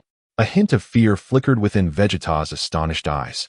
Meanwhile, Li Xing hovered on the brink of consciousness, the Saiyans' wild blood rendering her efforts to maintain composure exceedingly difficult, to the extent that she could not yet command her own body. Die! She bellowed, unleashing a powerful shockwave. It appeared that Li Xing had not fully completed her transformation. Given the strength she had just exhibited, should she achieve her full form, Vegeta would undoubtedly be unable to contend with her. Sensing an opportunity, Vegeta prepared to eliminate Li Xing without hesitation. Boom! The ground beneath Vegeta crumbled instantaneously, a thunderous roar shaking the earth while dust billowed into the air. A brilliant beam of light shooting forth toward Li Xing. No! From a distance, Krillin and the others were stricken with sorrowful expressions. As Li Xing seemed to be in a dire predicament, utterly incapable of evading the terrifying onslaught. Boom! Vegeta's attack detonated upon Li Xing's massive form. A cacophonous explosion resonating through the air, the blinding light illuminating half the sky, lingering in the aftermath. Is she dead? Vegeta mused, a twinge of anxiety creeping into his heart. Although he had witnessed his assault strike Li Xing, he could not be certain of her defeat. After all, during their previous encounter, he had expended all his might, yet Li Xing had effortlessly vanquished him. Now, transformed into a great ape, the outcome remained uncertain. Soon, astonishment etched itself across Vegeta's face. As the brilliance of the explosion gradually faded, the sight that unfolded before the onlookers left them utterly astounded. Li Xing remained suspended in midair, untouched and unharmed. Slowly opening her eyes, that fearsome attack appeared to have merely stirred up a bit of dust. How could this be? Vegeta's eyes widened, not in surprise, but in regret. He had focused solely on transforming into a great ape to augment his strength, neglecting the presence of so many Saiyans around him. Now, the transformed Li Xing appeared overwhelmingly powerful, so formidable that his full force strike had inflicted not a scratch upon her. Boom! With a resounding crash, Li Xing's colossal form descended from the sky, landing heavily on the ground. Vegeta, I must truly thank you. Her immense red eyes fixed upon Vegeta, her voice resonating throughout the vicinity, causing him to tremble uncontrollably. Chapter 14. Vegeta's retreat. Thanks to you, I was able to awaken so swiftly. A sense of joy surged within Li Xing as she felt the overwhelming power coursing through her. Forced into her great ape transformation for the first time, the ferocious bloodline within her rendered her unable to control herself. In the final moments of grappling between reason and rage, she felt her consciousness on the brink of shattering. Fortunately, Vegeta's strike had jolted her back to awareness, not from the severity of her injuries, but from the clarity it brought to her sense of self. Seizing this moment, her consciousness surged, swiftly overcoming her violent instincts and successfully maintaining her rationality during the transformation. I never expected you to be a superior warrior. Facing her, Vegeta's expression darkened, his eyes burning with fierce determination, though he sensed that he might not be her equal given the aura she currently exuded. Having waited this long, it's my turn to strike. With that, Li Xing's energy surged once more, an overwhelming pressure radiating outward, enveloping Vegeta in an instant. Vegeta grunted. Struggling against the oppressive force, astonishment etched across his features. How is this possible? His eyes widened as he beheld Li Xing, realizing that her aura surpassed even the pressure he had felt when confronting Frieza. Could it be that this female Saiyon's power had eclipsed that of Frieza? How painful. Meanwhile, Goku, who had been sent sprawling by Vegeta's earlier blow, lay on the ground, desperately rummaging through his pockets. Only one senzu bean left. There's no other choice. He placed the last bean in his mouth, and in an instant, his frail form was revitalized, brimming with vigor. He rose to his feet, feeling his strength significantly renewed. Yet, as he surveyed the battlefield, the formidable aura emanating from Li Xing made him involuntarily gasp. The intensity of this female Saiyon's presence was far more terrifying than Vegeta's. How astonishing! How has she trained to achieve such strength? Goku swallowed hard. The newfound confidence he had just gained now shaken. After consuming the senzu bean, he felt capable of exchanging blows with the great ape Vegeta. Yet in the face of a creature like Li Xing, he saw no hope of victory. Receive my attack. Li Xing's massive form remained still, her cheeks puffing as she prepared to replicate Vegeta's previous strike. With a wide mouth, she unleashed an unprecedentedly powerful shockwave directly toward Vegeta. Vegeta's pupils dilated in response, fully aware that should he be struck by this blow, He would either perish or be left severely incapacitated. Damn it, it's too fast. I can't evade it. Gritting his teeth, Vegeta braced his arms in defense. With a painful roar, the impact enveloped his entire being. Boom! A colossal mushroom cloud erupted, sending tremors through the very earth itself. As the dust settled, Vegeta's form re-emerged into the sight of onlookers, still maintaining the stature of a great ape. Lying helplessly on the ground, bloodied and battered, appearing utterly wretched. Even so, this was merely a result of Li Xing's slight restraint. Otherwise, with her battle prowess reaching 5.3 million in her great ape form, Vegeta would have undoubtedly been reduced to ashes. Coughing violently, Vegeta expelled a pool of crimson blood. Raising his gaze to the azure sky, his eyes brimming with fury. This wretch had the opportunity to end his life, yet refrained from doing so. Had he won?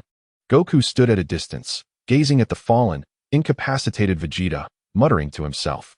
Meanwhile, the remaining warriors cautiously approached, eager to discern the specifics of the battlefield. A gentle breeze swept across the scene.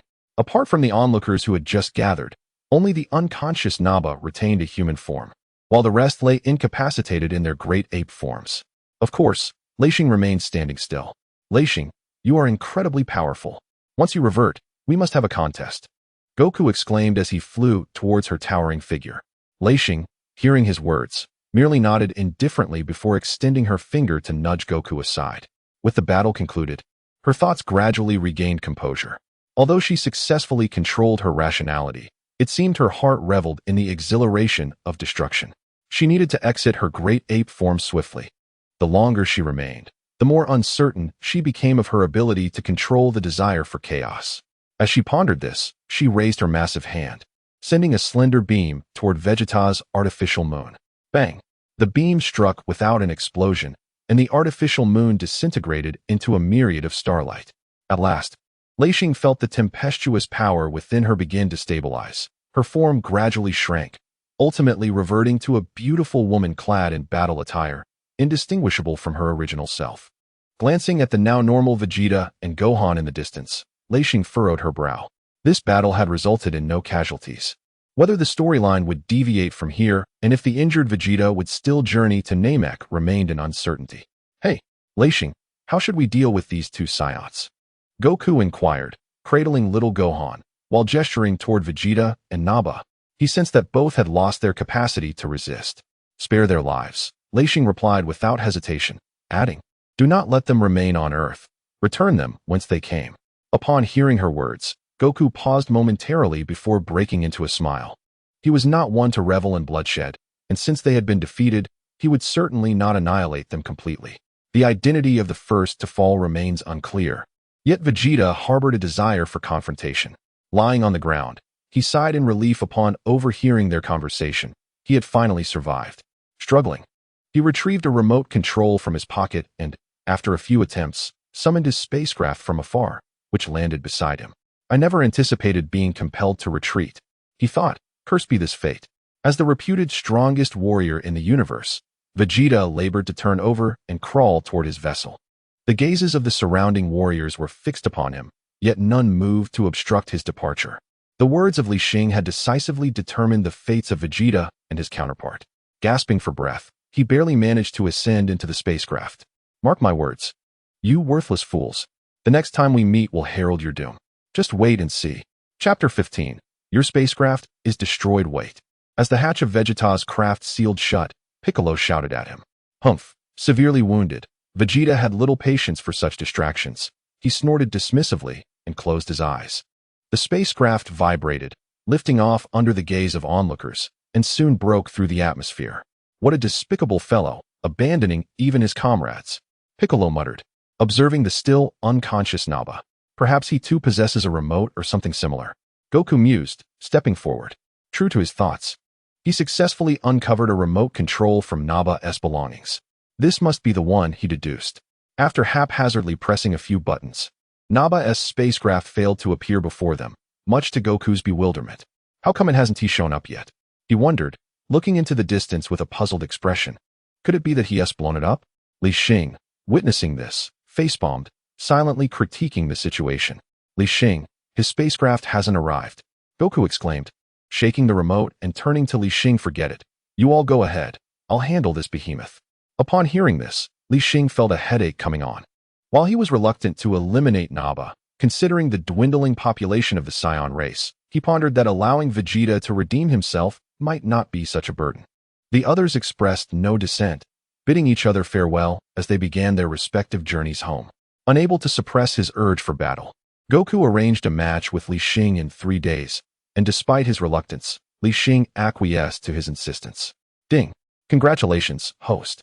On completing the task, defeating Vegeta with your own hands. Task reward: permanent doubling of combat power growth rate. On the return journey, Li Xing soared through the air, gripping Nappa with one hand, a smile gracing his lips as he heard the system notification.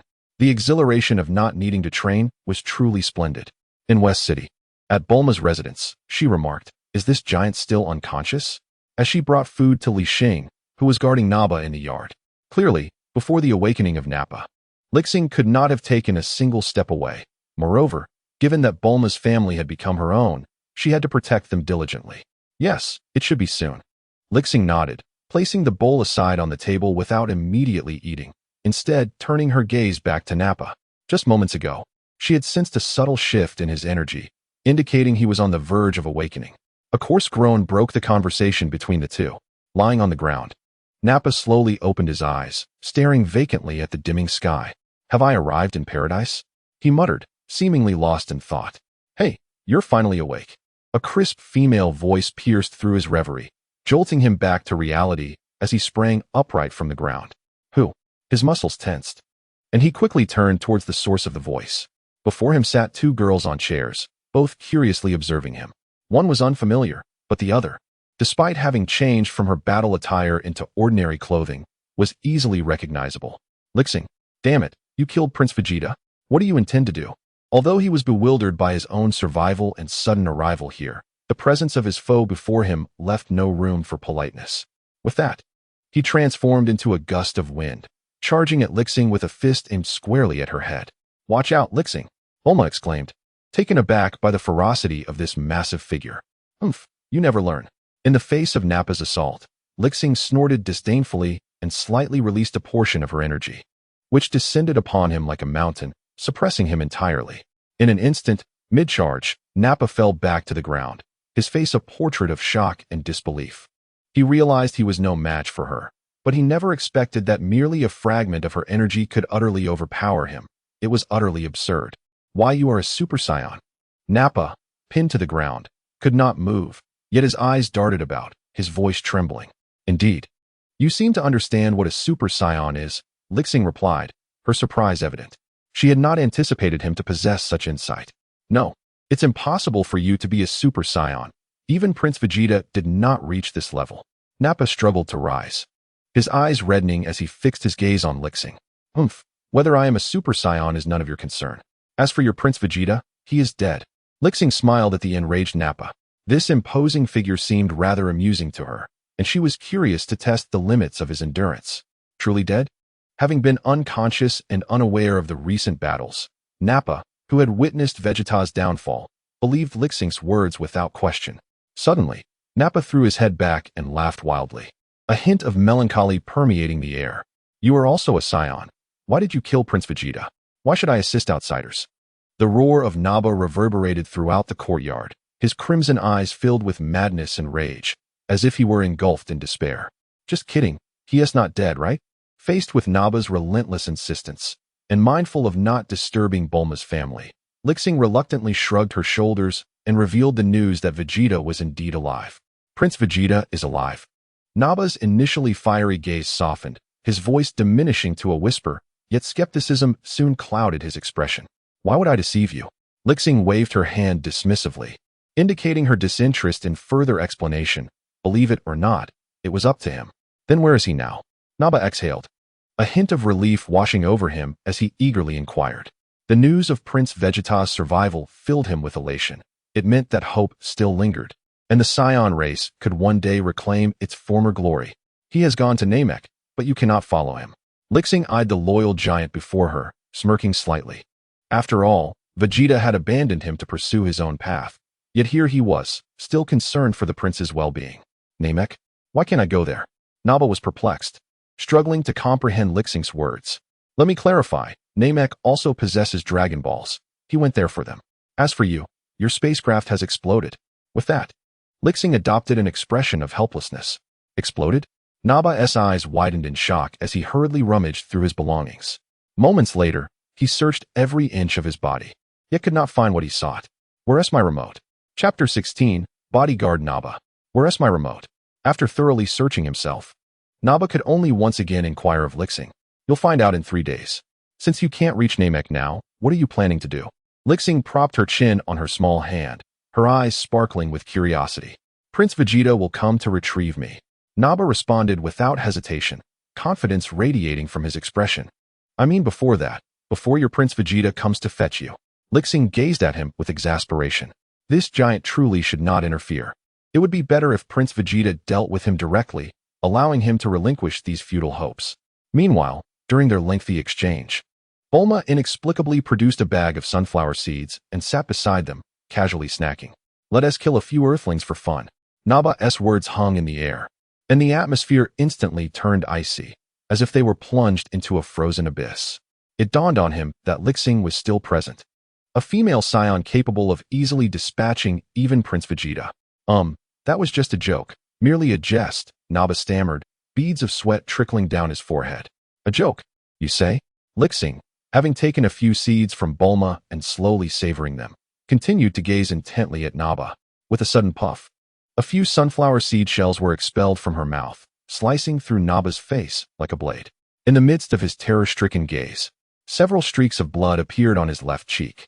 You, Naba, pointed an accusatory finger at Li Xing, his anger simmering but with no outlet.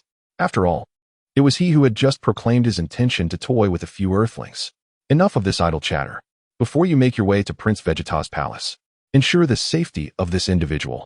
Li Xing gestured towards Bulma, and with the twilight deepening, she feared that if their conversation continued, it might provoke Bulma into an early menopause.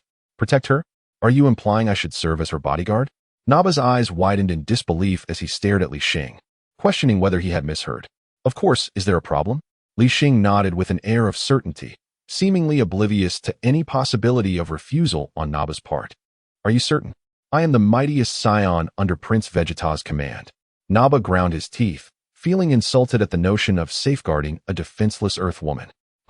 You are unwilling? Li Xing narrowed her eyes, exuding a palpable threat, as if she might strike at any moment. Protect her, or face death. Those are your only 2 options. The oppressive words compelled Naba to swallow hard, realizing that this female scion appeared even more fearsome than he. Fine. It's just a bodyguard, I concede. Ultimately, under the threat of death, Naba capitulated. After all, until Prince Vegeta's return, his life rested in another's hands. What is Li Xing doing? I don't need a bodyguard, Bulma whispered, tugging at Li Xing's sleeve during a lull in their conversation. No, you do. Sister Bulma. Every day your experiments either explode here or there. With this guy around, he can help alleviate some of your workload. Li Xing shifted her gaze to Bulma, presenting Naba as a mere tool, leaving Bulma both amused and exasperated. Do as you wish, but this fellow is indeed quite large. Moving things back and forth should no longer be a concern. Bulma shrugged. Since Li Xing was insistent, she felt it inappropriate to argue further, especially as she genuinely required someone like Naba to handle the laborious tasks. Meanwhile, Naba stood nearby, bewildered. What does it mean that moving things back and forth should no longer be a concern? Is his future task not to protect this woman, but rather to serve as her laborer?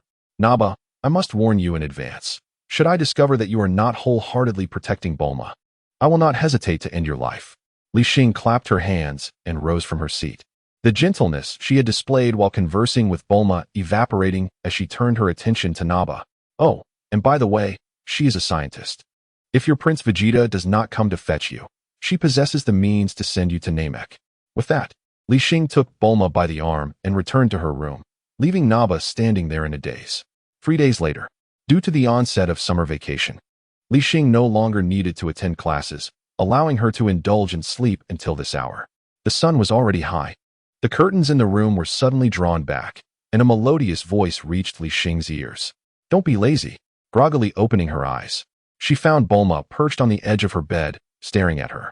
Goku has been waiting for you downstairs all morning, Bulma exclaimed, pinching Li Xing's nose, which jolted her awake further.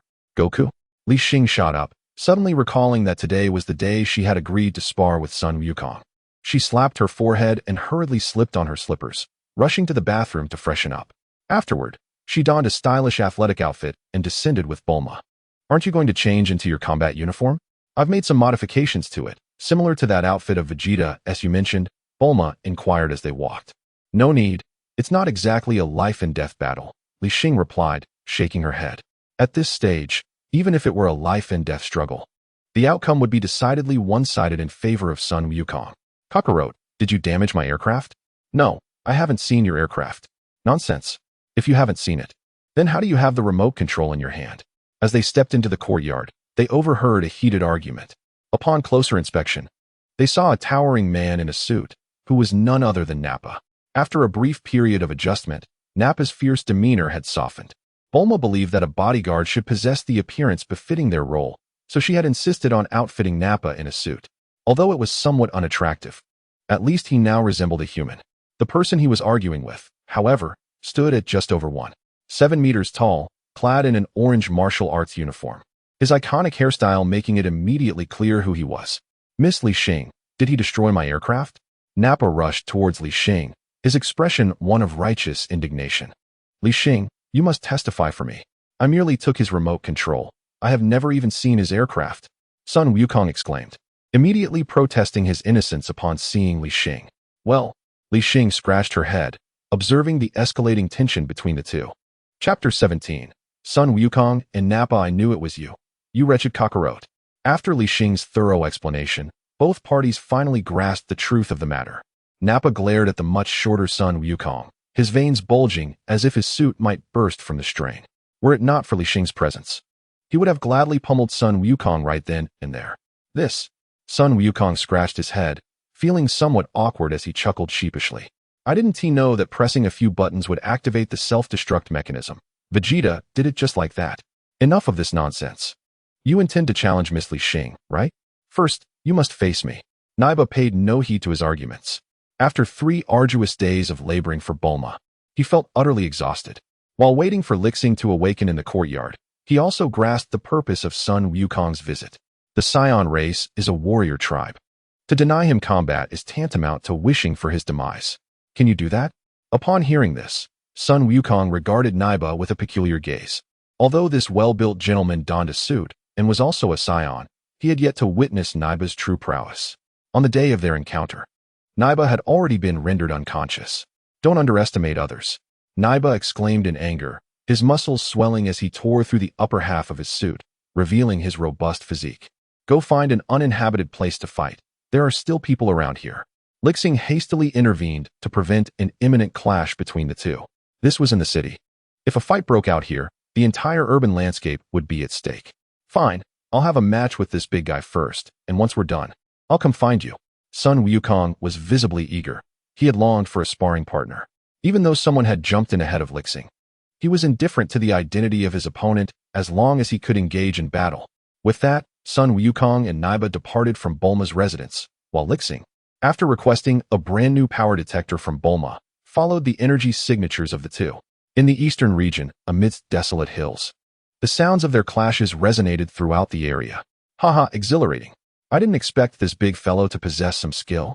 After a collision, the two stepped back, and Sun Wukong appeared exceptionally exhilarated. In their mutual probing, Nappa surprisingly held his ground against him. Nappa, astonished, had always regarded Sun Wukong as a low-level warrior. Yet he could effortlessly withstand his attacks. Enough with the underestimation. Now, I shall unleash my true power. Nappa stomped the ground fiercely, causing the air around them to quicken. Beep, beep. 4,000, 5,000, 6,000, 7,000, 8,000. Li Xing, observing from a distance, was momentarily taken aback by the readings from the detector. Nappa's combat power was an astounding 8,000. She distinctly remembered that Nappa had been defeated by Sun Wukong through sheer dominance. If he possessed 8,000, wouldn't that place him on par with Sun Wukong back then, who was not utilizing the Kaioken? Unbeknownst to Li Xing, in the original story, Piccolo's combat power was also recorded at 3,500. Yet he was still swiftly dispatched by Nappa with a single elbow strike. Even after exerting all his strength, Naiba could only reach a stalemate with Sun Wukong, who was ultimately able to eliminate him after employing the Kaioken. Not bad, you're stronger than before. Facing Naiba's full power, Sun Wukong remained unperturbed, continuing to respond with ease. With a resounding thud, after another exchange of blows, the two separated. Naiba was slightly panting, having expended considerable energy, while Sun Wukong wore an expression of excitement. His breath perfectly composed. The disparity in strength was evident. In light of this, I must take decisive action.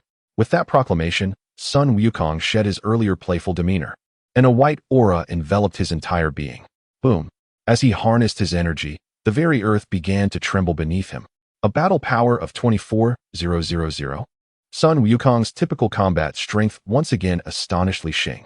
This was due to the fact that, during his previous confrontation with Vegeta, there had been no casualties, and the last Senzu bean had been consumed by the severely injured Sun Wukong.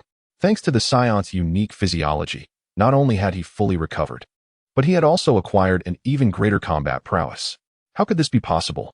Na Ba, present on the battlefield, was utterly astonished, unable to fathom how a lowly warrior like Sun Wukong could emanate such formidable energy, even surpassing his recollection of Vegeta. Allow me to reveal my true power.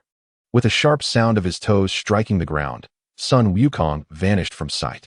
The ground where he had stood cracked and splintered, while his fist, accompanied by a whistling wind, barreled towards Na Ba's chest.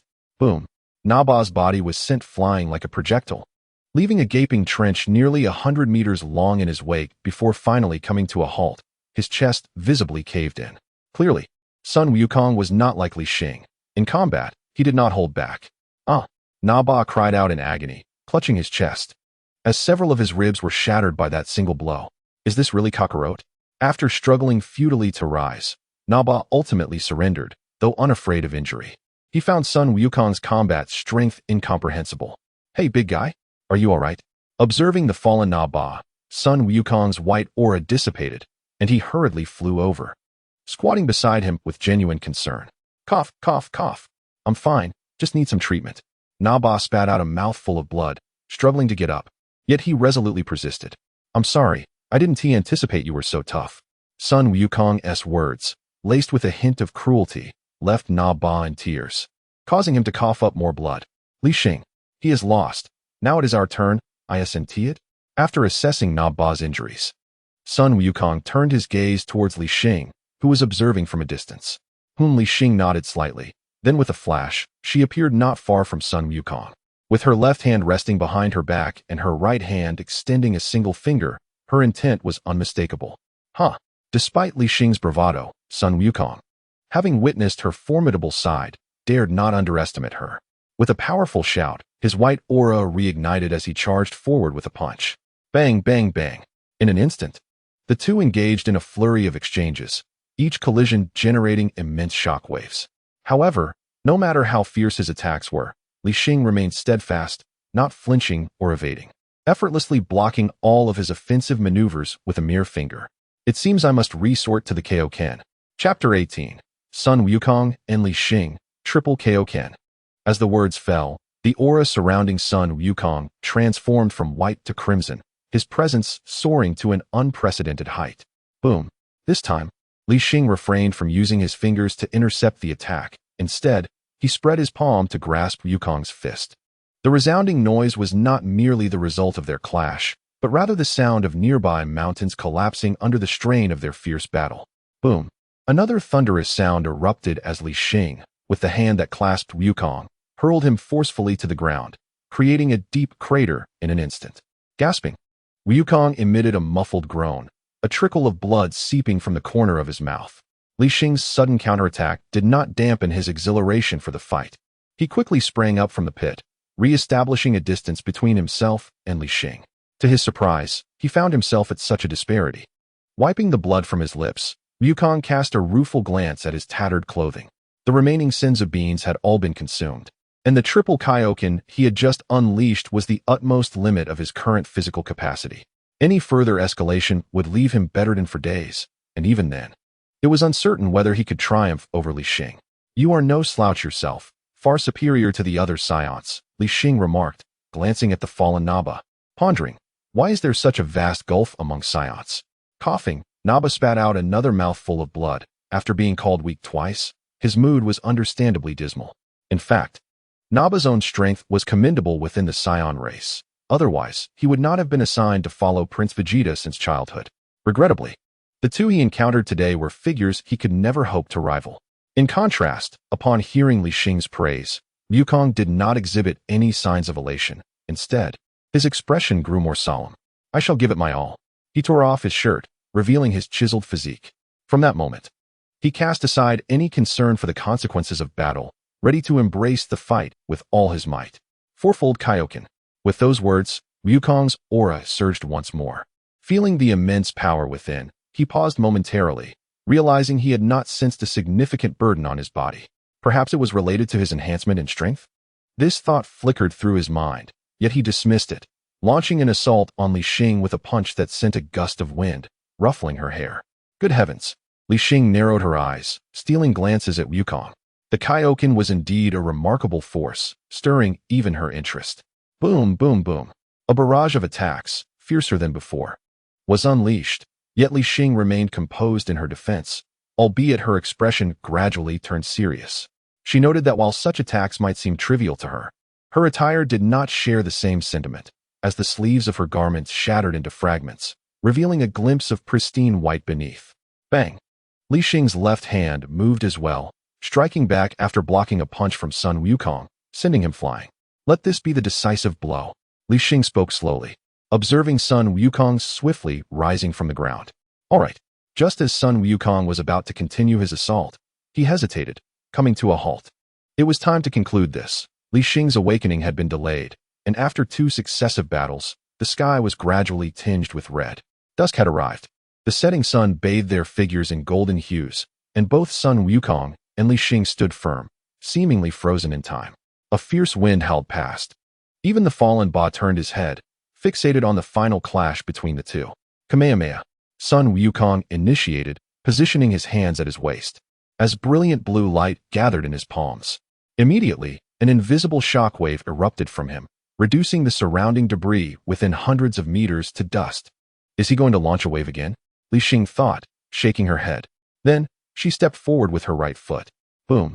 In an instant, visible ripples spread from the ground, covering several kilometers in the blink of an eye. She had no intention of countering Sun Wukong with the same technique. Doing so would likely affect her fragile attire with the aftermath of the battle. Instead, she concentrated her energy in her right hand, ready to return Sun Wukong's attack. Kamehameha. After a brief silence, Sun Wukong noticed that Li Xing was not inclined to counter with a wave. However, having already gathered energy, he could not simply disperse it. He thrust his hands forward, and a dazzling blue beam shot towards Li Xing.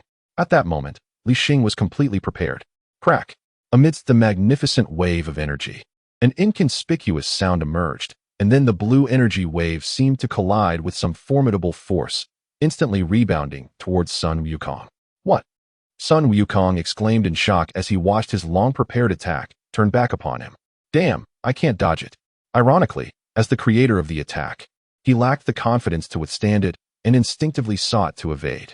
Fivefold Kaioken. In a moment of crisis, realizing evasion was futile, Sun Wukong released all his energy. Bracing himself against the reflected wave. Boom. A thunderous explosion resonated, sending shockwaves in all directions. Aside from Li Xing, who managed to block the ensuing force with her energy, the fallen Ba was flung even farther away.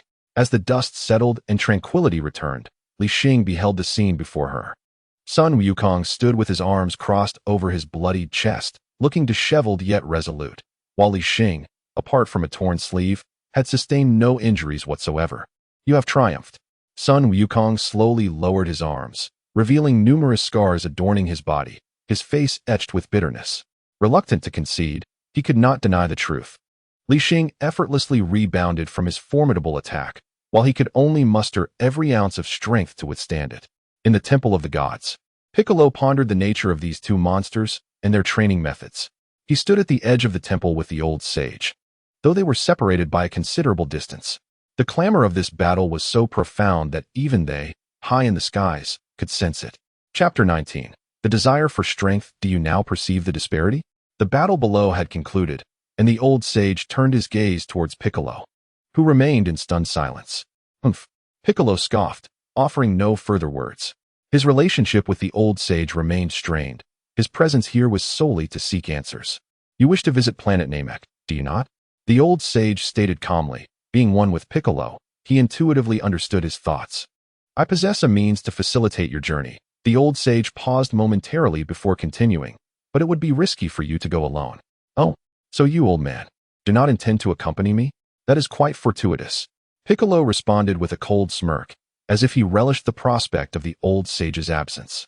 What I mean is, given your current strength, venturing forth alone could result in perilous consequences.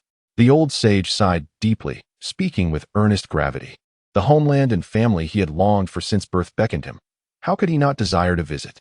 Yet, this occasion was different, particularly after witnessing Vegeta's narrow escape, which illuminated the formidable nature of the universe's strongest beings, far exceeding their previous assumptions.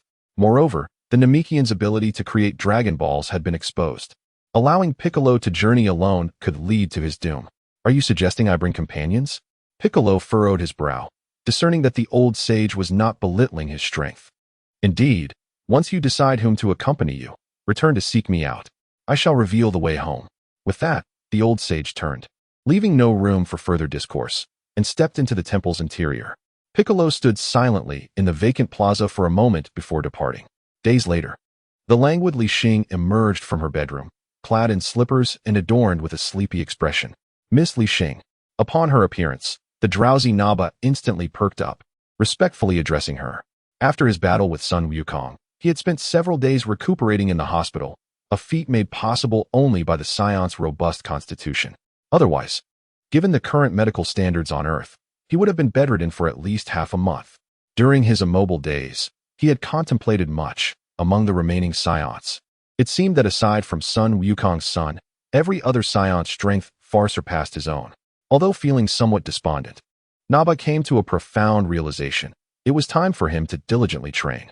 Prince Vegeta was currently nowhere to be found, and the only ones capable of guiding him in his training were either Li Xing or Son Goku.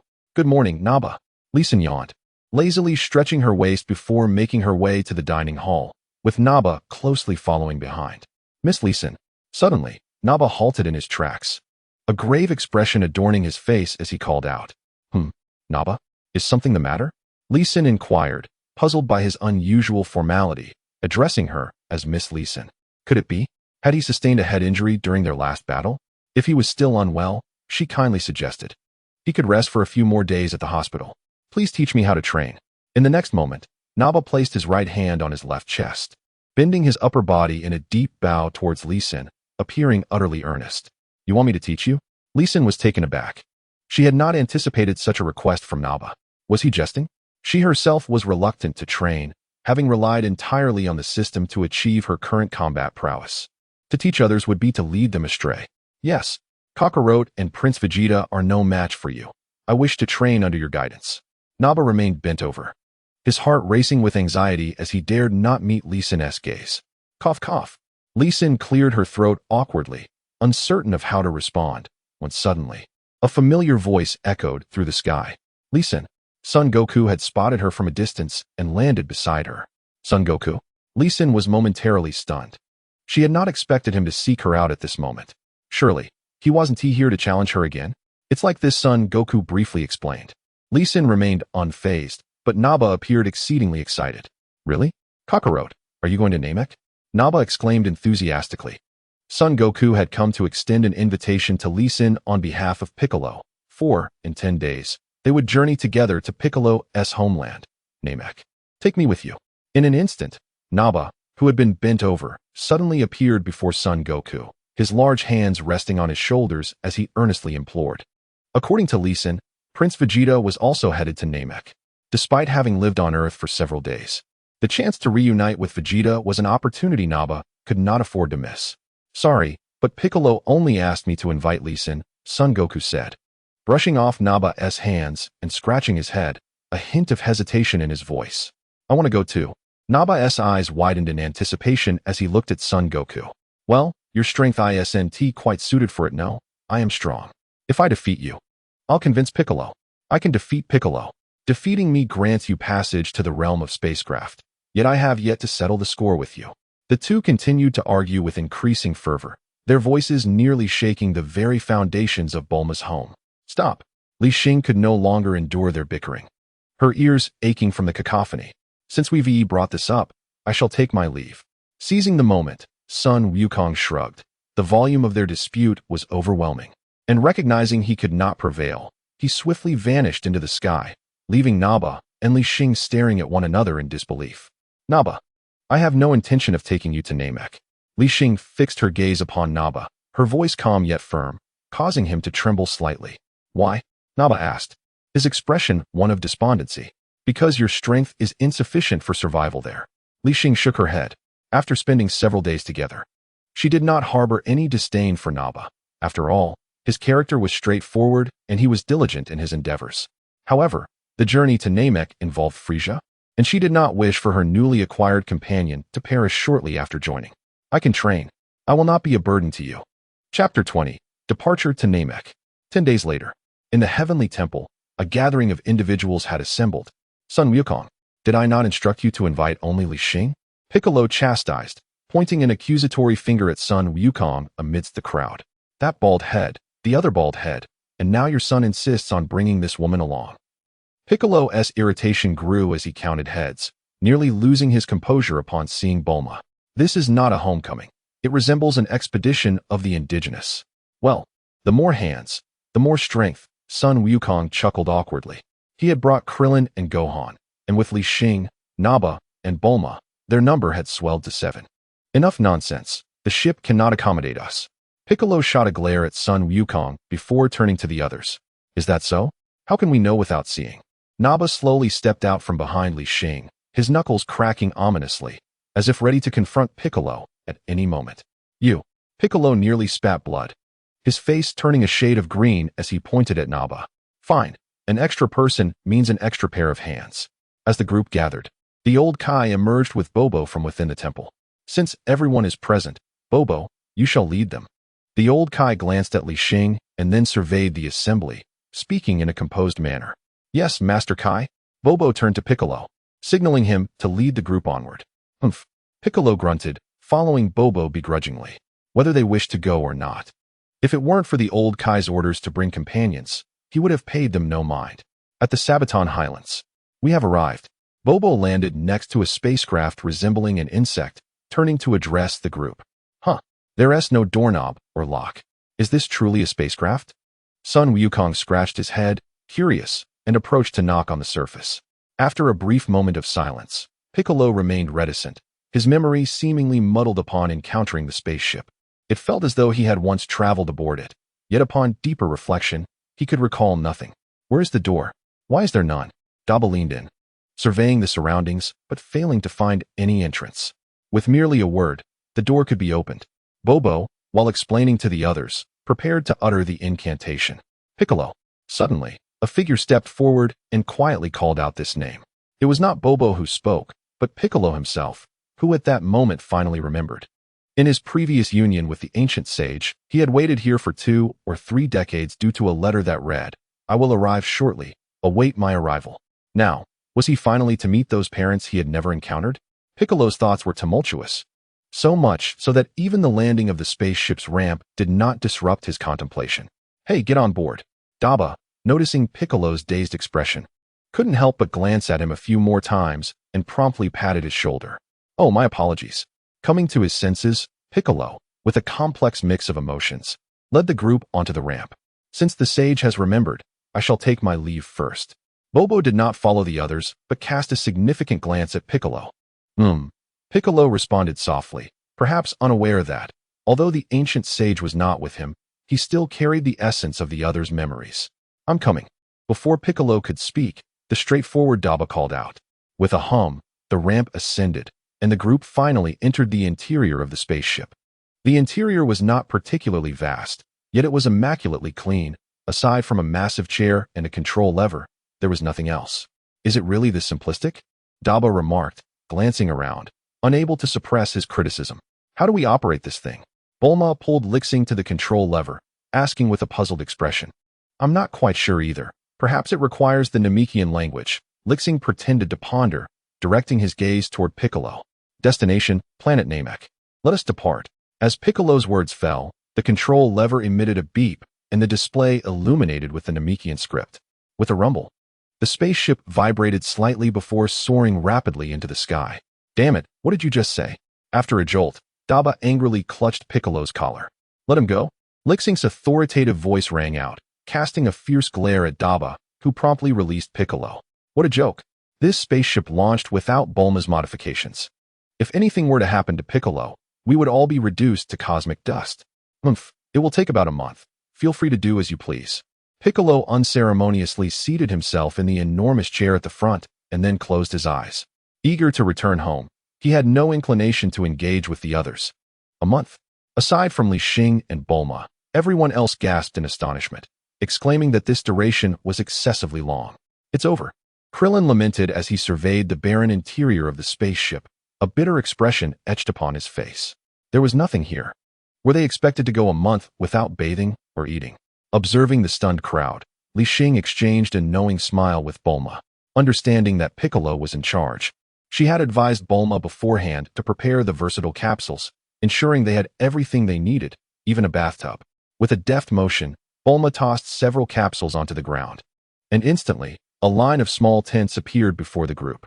Wow, Bulma is so thoughtful. Haha, this is delightful. The others, elated, rushed into the tents.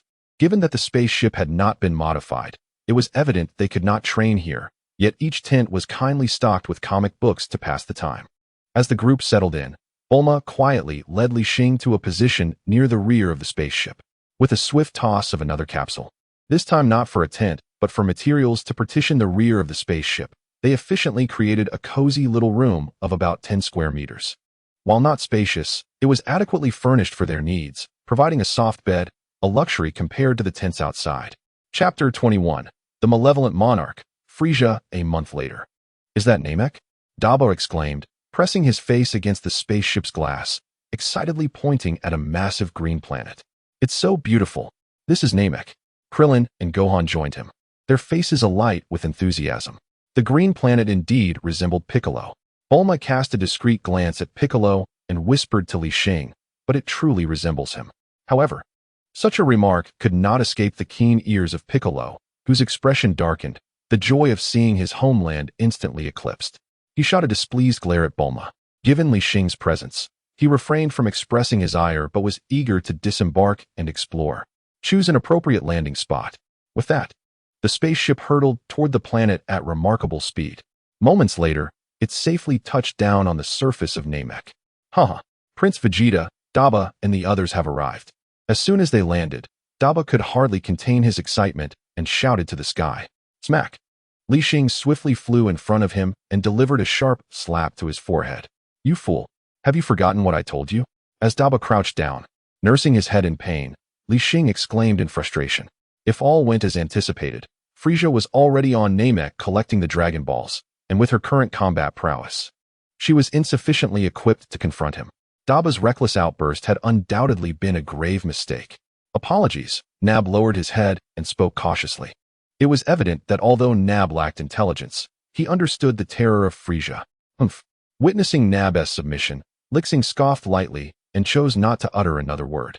Meanwhile, behind her, Bulma quietly exhaled in relief. During the prolonged month aboard the spaceship, Li Xing had repeatedly conveyed the current situation to everyone. Frisia was a foe that none present could contend with, not even herself. A hum resonated through the sky as a spherical spacecraft glided by. Vegeta. It was Prince Vegeta. After receiving a slap from Li Xing, Nab had become much more subdued and refrained from shouting, instead fixating his intense gaze on the spacecraft and whispering, Vegeta has just arrived? Li Xing was momentarily taken aback, realizing that the narrative had veered significantly off course.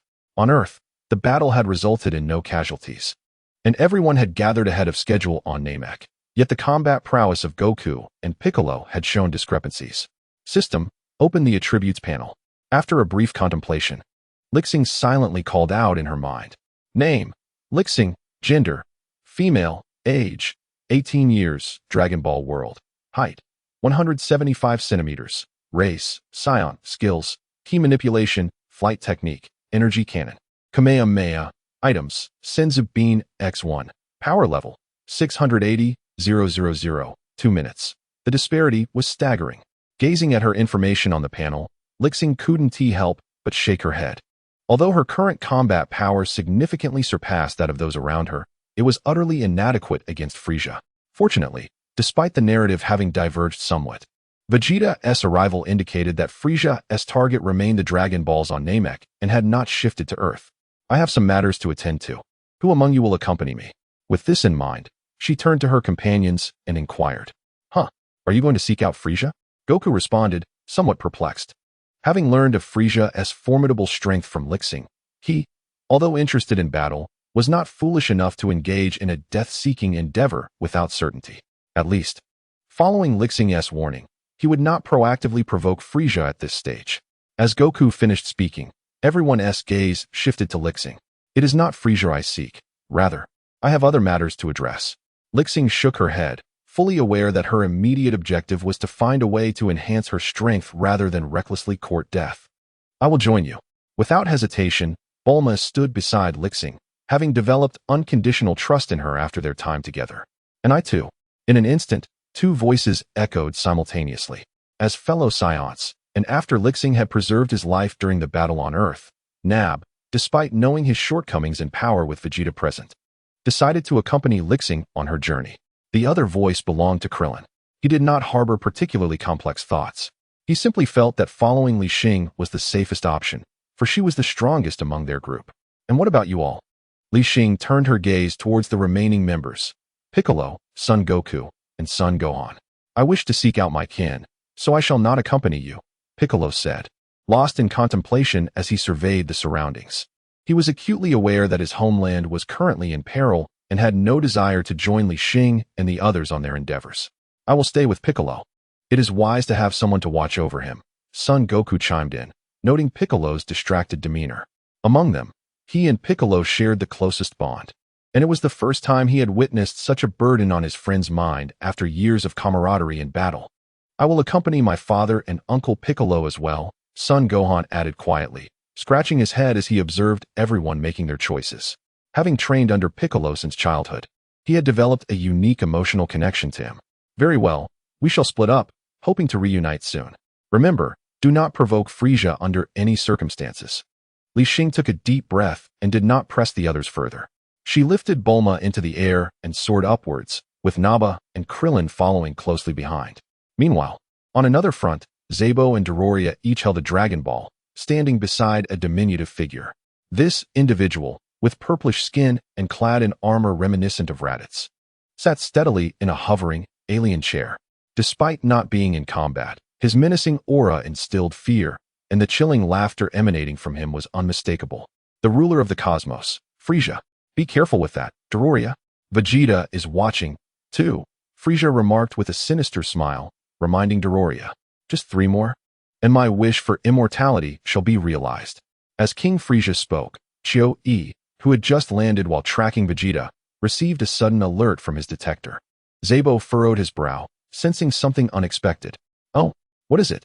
Frieza inquired, his expression unwavering. The detector indicates several unfamiliar power levels. 4 of them are moving at incredible speed, while the other 3 seem to be searching for something, Zebo reported, his face tense. Though these unfamiliar power readings were not particularly high, ranging from a maximum of 1,000 to a minimum of just 5, he had an unsettling feeling that something ominous was about to transpire. He resolved to report this to Frieza. Chapter 22, Awakening Potential Li Xing, Where are we headed? Bulma inquired curiously as they flew past the swiftly passing scenery. We are going to find the Grand Elder of the Namekians, Li Xing replied calmly, though a hint of worry flickered in her eyes. With a battle power of only 680,000, she knew she could not hope to contend with Frieza in his final form, let alone withstand even his second form, which could easily overwhelm her countless times. The pressing priority at hand is to seek every possible means to enhance one's combat prowess. Thus, the ability of the Grand Elder to unlock potential is of paramount importance to Li Xing, although it remains uncertain to what extent she can be elevated. At last, moments later, Li Xing's figure hovered in the air as she gazed down at the spherical white structure, a sense of inexplicable anticipation swelling within her. Travelers from afar. What brings you here? Upon their arrival, a young Namekian emerged from within the building, halting the group's advance. Neru, the most formidable combatant among the Namekians, emanated an overwhelming aura, which pressed heavily upon all but Li Xing, who deftly alleviated the pressure for her companions. We hail from Earth and wish to meet your Grand Elder. Please convey our request. Li Xing explained with a gentle smile, her tone amiable. Oh, guest from Earth, Neru remarked, visibly relaxing and displaying a hint of friendliness. As the Grand Elder's personal guard, he was acutely aware of the recent crises facing Namek and maintained a vigilant stance towards unfamiliar visitors. However, upon hearing Li Xing's declaration of their origin and observing their respectful demeanor, he decided against turning them away. Please, do wait a moment. With that, Neru turned and entered the building. Regardless of their purpose, he must confirm their audience with the Grand Elder. This Namekian is significantly stronger than that so-called Piccolo. Behind Li Xing, Daba whispered candidly as he observed Neru's retreating figure. Now you realize your own weakness, don't you? Li Xing remarked, unable to resist teasing Daba, who appeared considerably subdued.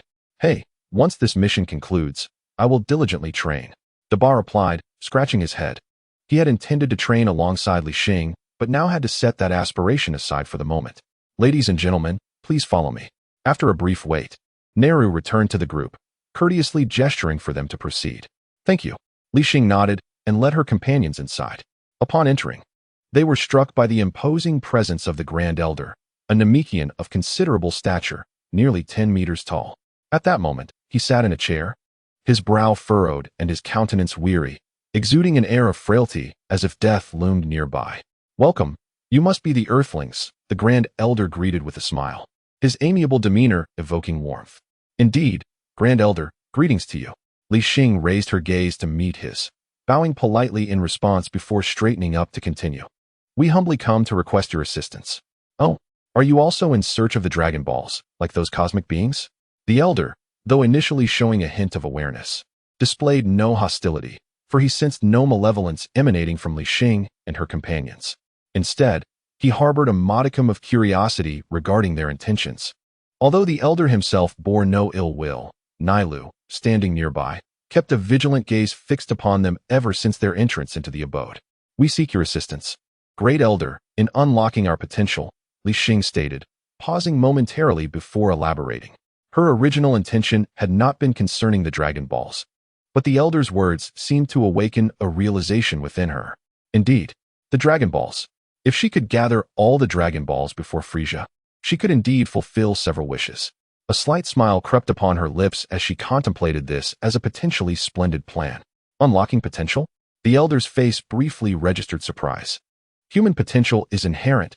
I cannot develop it. I can only awaken the potential that already resides within you.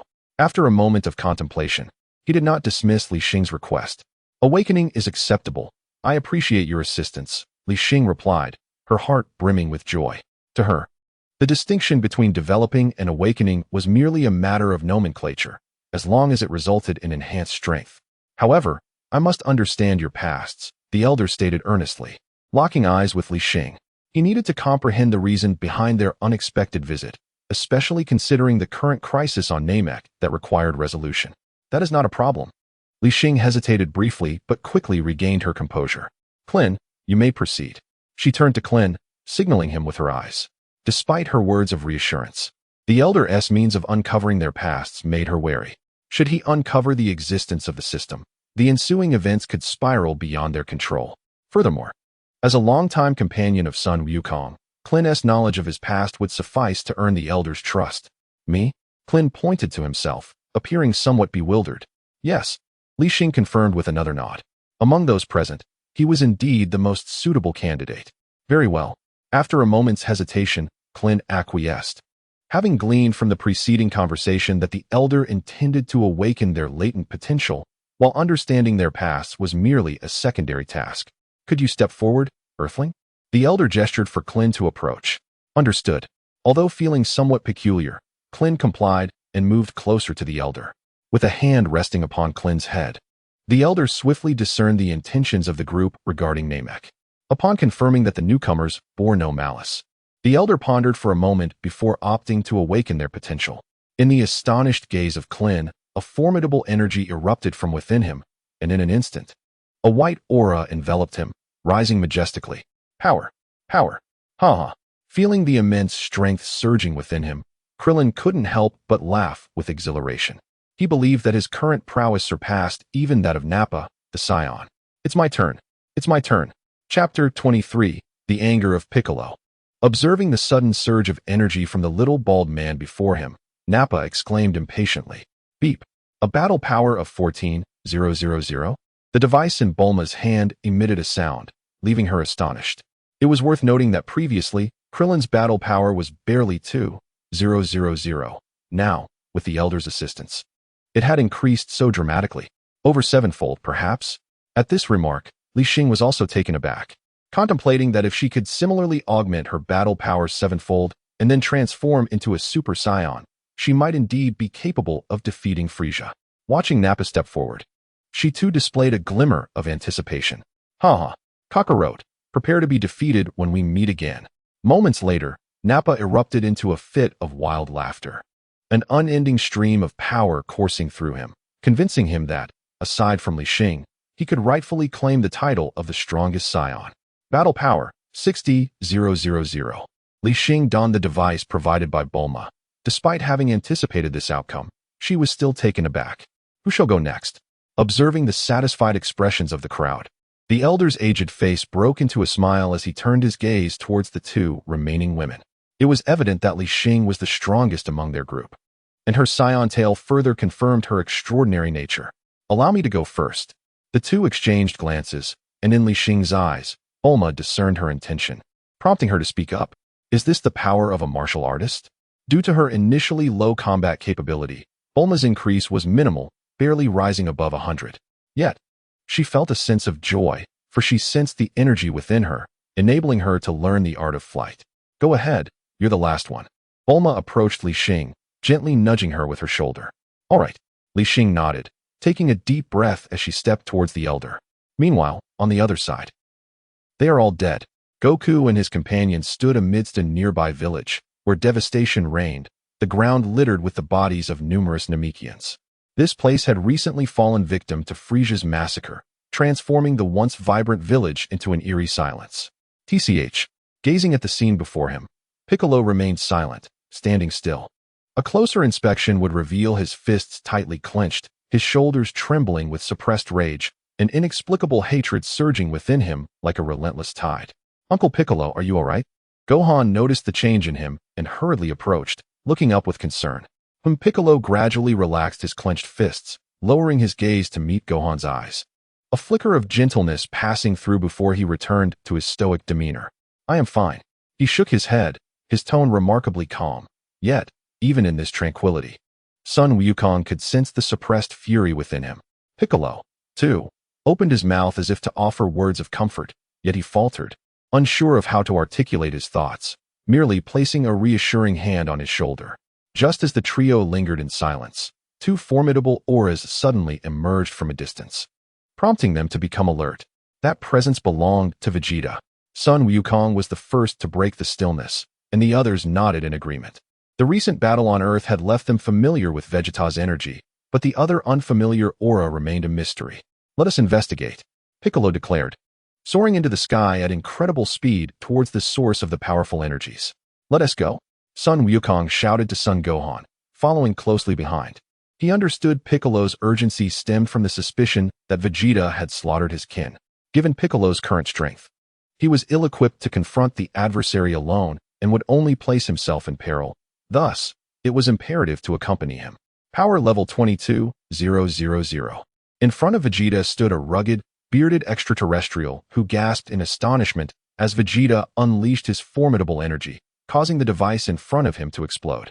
Chi-Hui, who served under Frieza alongside Vegeta, had once possessed a power level comparable to Vegeta's, yet they were bitter rivals, wishing for each other's demise. Frieza, seeing Vegeta approach with an intimidating stride, a panicked Chi-Hui pointed frantically behind Vegeta and shouted, "What?" Vegeta swiftly turned his head at the sound of Chi-Hui's voice. Fool. As Chi-Hui successfully diverted Vegeta's attention, He summoned all his strength and unleashed a barrage of energy blasts toward him, referred to as the prince's tactic. Boom. After a series of attacks, a tremendous explosion erupted, coloring the sky crimson. Ha! As the smoke cleared, revealing the desolate wasteland before him. He could not contain his laughter. With a power level of only 18,000, he had no confidence in defeating Vegeta without resorting to such desperate measures. Naive. Just as he reveled in his perceived victory, Vegeta's voice echoed from the side. Only a fool like you would resort to such underhanded tactics. Vegeta crossed his arms, completely unscathed. Following his recovery from the injuries sustained on Earth, his power had significantly increased, along with his speed, allowing him to effortlessly evade Chu-Yi's ambush. Swish! In a panic, Chu-Yi turned to flee, but he was met by Vegeta, who appeared before him with blinding speed. Bang! A powerful punch struck his abdomen, causing him to scream in agony as a fist-sized crater formed in his midsection. Die! Vegeta, emboldened by his advantage, pressed the attack. With a mere flick of his fingers, Chu-Yi, unable to withstand the blow, was instantly obliterated into fragments. Vegeta, with a cold smirk, watched as his opponent vanished from sight, yet his heart remained untroubled. After all, he had long prepared for the betrayal of Frieza. Just as he was about to depart, an unusual sound emanating from his scouter caused him to halt abruptly. That Namekian? No, there's also Kakarot. Raising his gaze to the heavens, Vegeta observed a figure approaching him at an astonishing speed. Halt! Shouted Piccolo, who was at the forefront, spotting Vegeta from afar. Chapter 24, The Catalyst of Battle. Are these not the weaklings from Earth? Vegeta sneered as the three descended before him, his tone laced with disdain and mockery. He had not forgotten the humiliating retreat from Earth, yet with the absence of Lapis, he regarded the individuals before him with utter indifference. Moreover, having fully recovered from his injuries, he was eager to reclaim the dignity he had lost. Let us dispense with the pleasantries. Were you responsible for the deaths of those Namekians? Piccolo's expression darkened, his eyes aflame with fury. Though he knew he might not be a match for Vegeta at present, the loss of his compatriots drove him nearly to madness. Those Namekians? Those feeble creatures are hardly worthy of my attention. Upon hearing Piccolo's accusation, Vegeta scoffed, effectively dismissing his conjecture. Is it not you who has journeyed across countless miles to Namek, merely to thwart my acquisition of the Dragon Balls? As he spoke, a fierce aura erupted from him. After his defeat on Earth, he was acutely aware of his inferiority to Lapis and had redirected his ambitions towards the Dragon Balls of Namek. To his astonishment, Goku and his companions had audaciously inserted themselves into this affair, standing before him without a hint of fear, as if courting death itself. Thwart you? We merely seek to restore tranquility to Namek. Goku stepped forward, shielding Piccolo from Vegeta's imposing presence. Battle power of 24,000. On Frieza's spaceship, Dodoria reported the latest news to Frieza. Oh, Vegeta has allies? Frieza narrowed his eyes, dismissing the paltry power level of over 20,000. Yet Vegeta's betrayal stirred a flicker of anger within him. They should not be allies. It appears these two powers are engaged in combat. Zarbon interjected, shaking his head. I see. Dodoria, retrieve them. I am keen to discover who dares to disrupt my grand ambitions. Zarbon, you accompany him. Frieza commanded after a moment's contemplation. Yes. The two acknowledged with respect before hastening towards Vegeta's location. It seems I must summon the Jinyu force, Frieza mused, stroking his chin as he watched the two figures fade into the distance. He had already gathered 5 Dragon Balls. Only 2 more remained to fulfill his wish for immortality. Bang! Bang!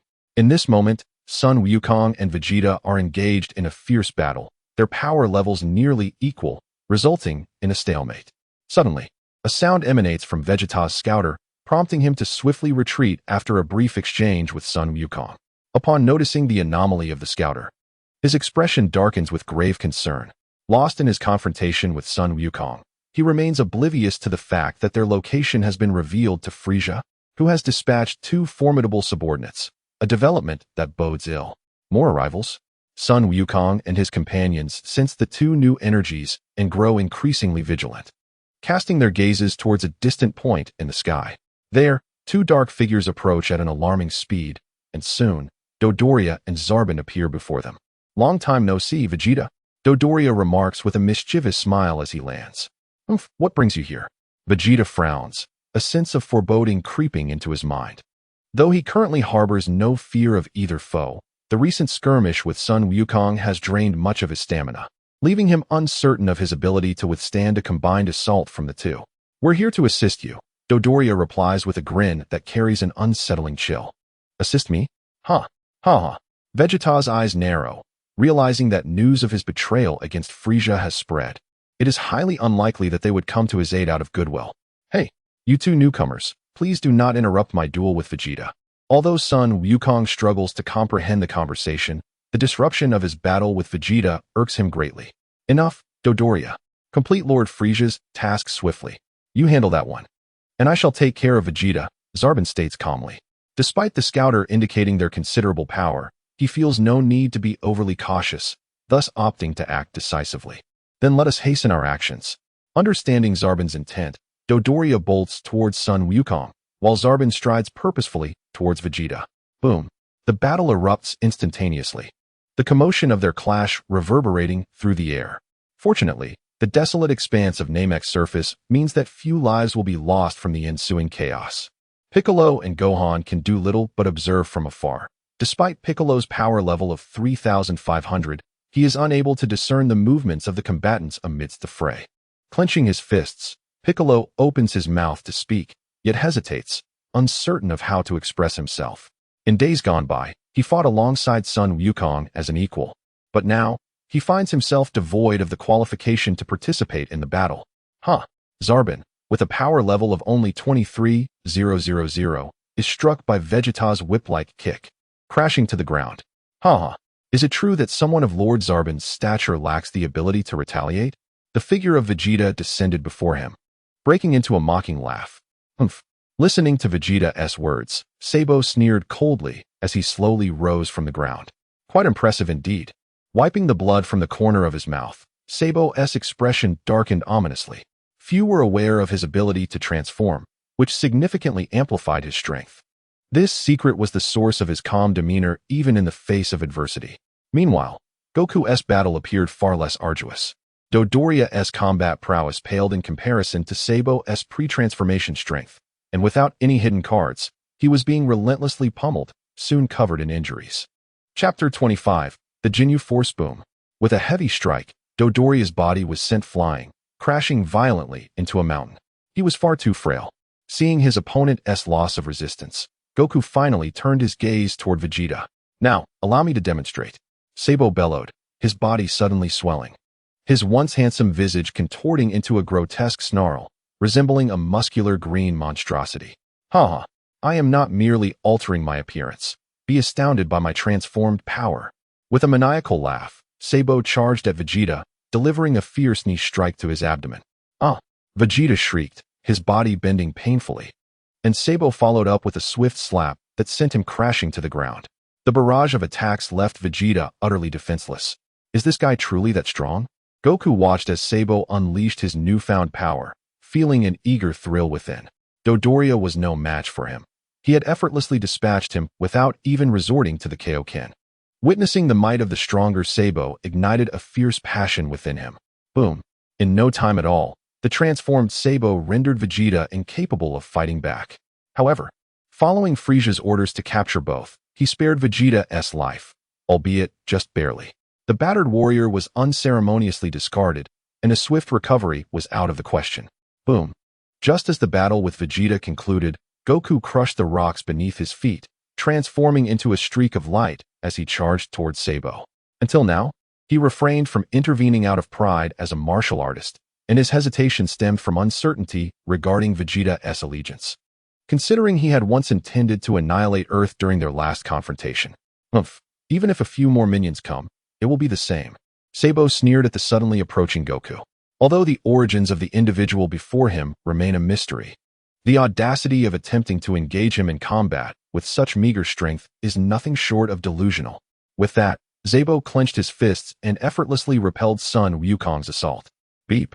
It has been detected that the Ginyu Force is present at the host's location. Current mission: defeat Captain Ginyu personally. Mission reward: King Kai Fist. Failure penalty: combat power will not increase automatically for 30 days. Time limit: none. Meanwhile, Li Xing had just departed from the residence of the Elder when he received the system's mission notification. Has Jinyu and his crew arrived so soon? Pondering over the reminder in his mind, Li Xing furrowed his brows slightly. After landing, he had only undertaken one task, and he had done so discreetly, masking his presence, which should have made it impossible for Frieza and his entourage to detect him. Could it be that something has transpired on Sun Wukong's side? With this thought in mind, Li Xing quickly began searching for the energy signatures of Sun Wukong and his companions. Found it. Before long, he discerned the positions of several individuals, and two particular signatures caught his attention.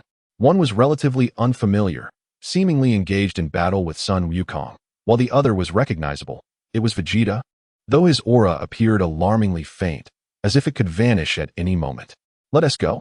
Having confirmed the direction, Li Xing promptly gathered his companions and hastened toward the battlefield. Li Xing, just how much combat power do you possess? On the way, Bulma adjusted the device before her. Her curiosity piqued. What do you think? Li Xing replied with a playful smile, cradling her in one arm. Since Bulma had only recently acquired her combat power, mastering the flight technique would take some time, and given their urgency, Li Xing decided to carry her through the air. It must be substantial. Just moments ago, you were nearly bursting with laughter. Bulma shot her a glance, recalling how the Elder had spent considerably more time awakening Li Xing's potential compared to the previous three. Furthermore, before their departure, the Elder had repeatedly requested Li Xing's assistance in resolving the crisis on Namek, suggesting a significant enhancement. Perhaps she could even contend with Frieza? Haha, Li Xing chuckled, choosing not to contradict Bulma's speculation. Fortunately, she remained unaware of Bulma's thoughts. Otherwise, she might deem her overly naive. With her previous combat power of 680,000, could she truly stand against Frieza? She would need to multiply that figure nearly 200 times. Although the Elder's ability to awaken potential was formidable, it had yet to reach such an extraordinary level. You are far stronger than your companions. After receiving a blow from Zabo, Sun Wukong retreated several dozen meters. Following their brief skirmish, he understood why Vegeta had been unable to best Zabo. The individual before him had surpassed him in every aspect, strength and speed alike, while Vegeta was on par with his own might, making victory unattainable. Daring to ally with that traitor Vegeta, you shall meet the same fate. Zabo scoffed, launching another assault. His speed remained terrifying, and against the usual Sun Wukong, he was at a distinct advantage. Kaioken, Sun Wukong shouted, his aura surging dramatically. With a swift sidestep, he evaded Sabo's attack, then delivered a powerful punch that sent his opponent flying. Sabo spat out a mouthful of bile, gritting his teeth to steady himself amidst the pain. You were hiding your strength, he exclaimed in disbelief as he regarded Sun Wukong before him. In the absence of the Jinyu force, as the strongest member of the Frieza force, he believed he could easily handle any foe, even with Vegeta's defection. Yet this unfamiliar figure instilled a sense of threat within him. Hey, the battle has only just begun, Sun Wukong grinned, charging back into the fray. Battle power, 48,000. Frieza, wearing the newly acquired scouter from Jinyu and the others, gazed in mild astonishment at the readings. 48,000. Such strength does not warrant your intervention, my lord, Jinyu remarked, standing behind him, gazing into the distance. Chapter 26. The Gathering of Allies. Boom. Sabo's figure collided with a nearby peak, causing it to collapse with a thunderous crash. After activating the Kaioken, Sun Wukong's battle power surged. Even at just double, it was sufficient to overwhelm Sabo. Coughing, Sabo struggled to emerge from the rubble, his face ashen with disbelief. He never anticipated that this individual possessed strength exceeding even Vegeta, easily inflicting severe injuries upon him. Just as Sabo pondered his next move, Sun Wukong abruptly shifted his focus to the sky above. There, 5 formidable energies were rapidly approaching. Reinforcements? Sun Wukong murmured to himself, opting not to continue his assault on the wounded Sabo. He sensed that the incoming presences were exceptionally powerful, several of which matched his own strength, prompting him to exercise caution. Meanwhile, Sabo followed Sun Wukong's gaze, his face lighting up with hope. He knew his saviors had finally arrived. Members of the Jinyu force and their power levels: Guldo, 12,000, Rikum, 45,000, Berta, 48,000, Geese, 45,000, Captain Jinyu, 120,000, swish, swish, in no time. The five figures descended before Sabo, under their watchful eyes. What a disgrace, Sabo. A mere nobody has reduced you to this state, the leader taunted without reservation. With his pale purple skin and two sharp antennae reminiscent of Frisia, it was unmistakably Captain Ginyu. The four individuals beside him bore distinct features and varied skin tones. Yet they all shared the commonality of wearing the Frisia Force's battle attire. Damn, it truly is reinforcements. Gritting his teeth, Sun Wukong glared at the five opponents before him. In a one-on-one confrontation, he felt confident against anyone but their leader, Captain Ginyu. His only concern was whether the adversaries would grant him such an opportunity. So, will you return with us voluntarily, or shall we incapacitate you and take you back by force? Captain Ginyu paid little heed to Sabo, directing his gaze towards Sun Wukong. His words exuded unwavering confidence. After all, among the five of them, save for Goldo, each warrior boasted a battle power exceeding 40,000. Even though Sun Wukong possessed a strength of 48,000, he would hardly match the prowess of these seasoned elite fighters. Is that so? Then let us put it to the test. Sun Wukong shot him a cold glance, his energy surging as he prepared for battle. I will take on this one before me. You two can decide amongst yourselves who will face the others. Ginyu sneered, addressing the remaining four.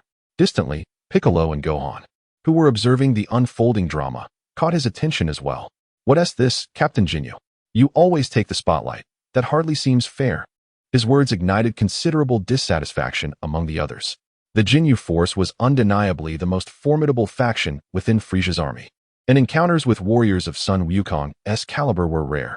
Thus, even as the captain, Ginyu could not simply relinquish the chance to engage. Fine, I understand. Let us settle this with a game of rock, paper, scissors. Ginyu relented, glancing at the discontented expressions of his comrades, knowing he had to consider their sentiments as their leader. Excellent. The four erupted in cheers, thoroughly pleased with Captain Jinyu's grand decision. Meanwhile, Sun Wukong observed their antics in bemusement, choosing not to interrupt their peculiar proceedings. This at least indicated that they did not intend to confront him as a group, granting him the opportunity for a one-on-one duel. TCH. In the distance, Piccolo noticed this scene, a vein throbbing on his forehead. He detested being looked down upon. Yet, in all honesty, his anger was futile, for he was unable to assist at that moment. Acting impulsively would only hinder Sun Wukong, so he clenched his teeth and endured. Rock, paper, scissors. Haha, I win. In a surprising turn of events, the outcome of their match yielded the very scenario Sun Wukong had wished to avoid. Don't say I didn't give you a chance, Ginyu declared, a satisfied smile flickering across his face as he stepped forward, rolling up his sleeves in preparation for battle. Captain, we haven't decided on the other two yet. As Captain Ginyu appeared ready to engage, the remaining members immediately protested. Apologies, I almost forgot about the duo. Ginyu paused, glancing back at the two contenders before retreating once more. After several rounds of ties, Goldo ultimately secured the right to battle against Piccolo and Gohan. Goldo, you shall go first. Goldo crossed his arms, adopting a posture that suggested he was eager to witness a captivating spectacle before the battle commenced. Since the captain has said so, rest assured, I shall perform admirably. A cruel smile emerged on Goldo's face. He was notably short, entirely green, and possessed 4 eyes. While he was considered the weakest member of the Ginyu force, his unique ability to momentarily halt time likely facilitated his inclusion in the team. Beep. Just as Goldo was poised to charge at Piccolo and Gohan, the detector before them suddenly blared to life. The Ginyu members furrowed their brows at this unexpected occurrence, but upon assessing the power levels, they soon relaxed. Ha ha ha. A bunch of weaklings with power levels below 1,000. A sinister grin spread across their faces, amused by the audacity of these insignificant creatures daring to approach them. These energy signatures belonged to Li Xing and his companions. Goku and his allies sensed the approaching auras and were instantly filled with excitement. Although they were uncertain of Li Xing's intentions, they knew that as long as he arrived, the 5 formidable foes before them would no longer pose a threat. Ha! Is this your reinforcements? Ginyu observed the eager expressions of Goku and his companions, his smile widening with anticipation. Little did he know that they would soon confront an adversary capable of annihilating the entire Ginyu force. Chapter 27. The Advancing Frisia TCH. Just 2 more left. Must I personally go and retrieve them? Meanwhile, Frisia anxiously awaited the arrival of his subordinates. The incompetence of Dodoria and Zarbin vexed him. as they required the assistance of the esteemed Jinyu force. The thought ignited a flicker of irritation on his countenance. Very well, I shall hasten my pace. Frieza cast a glance at the 5 Dragon Balls aboard his spaceship with a resigned sigh. After instructing the others to safeguard the Dragon Balls, he departed from the Grand Elder's dwelling in his spacecraft. Seated in a chair, the Grand Elder suddenly furrowed his brow, as though sensing something significant.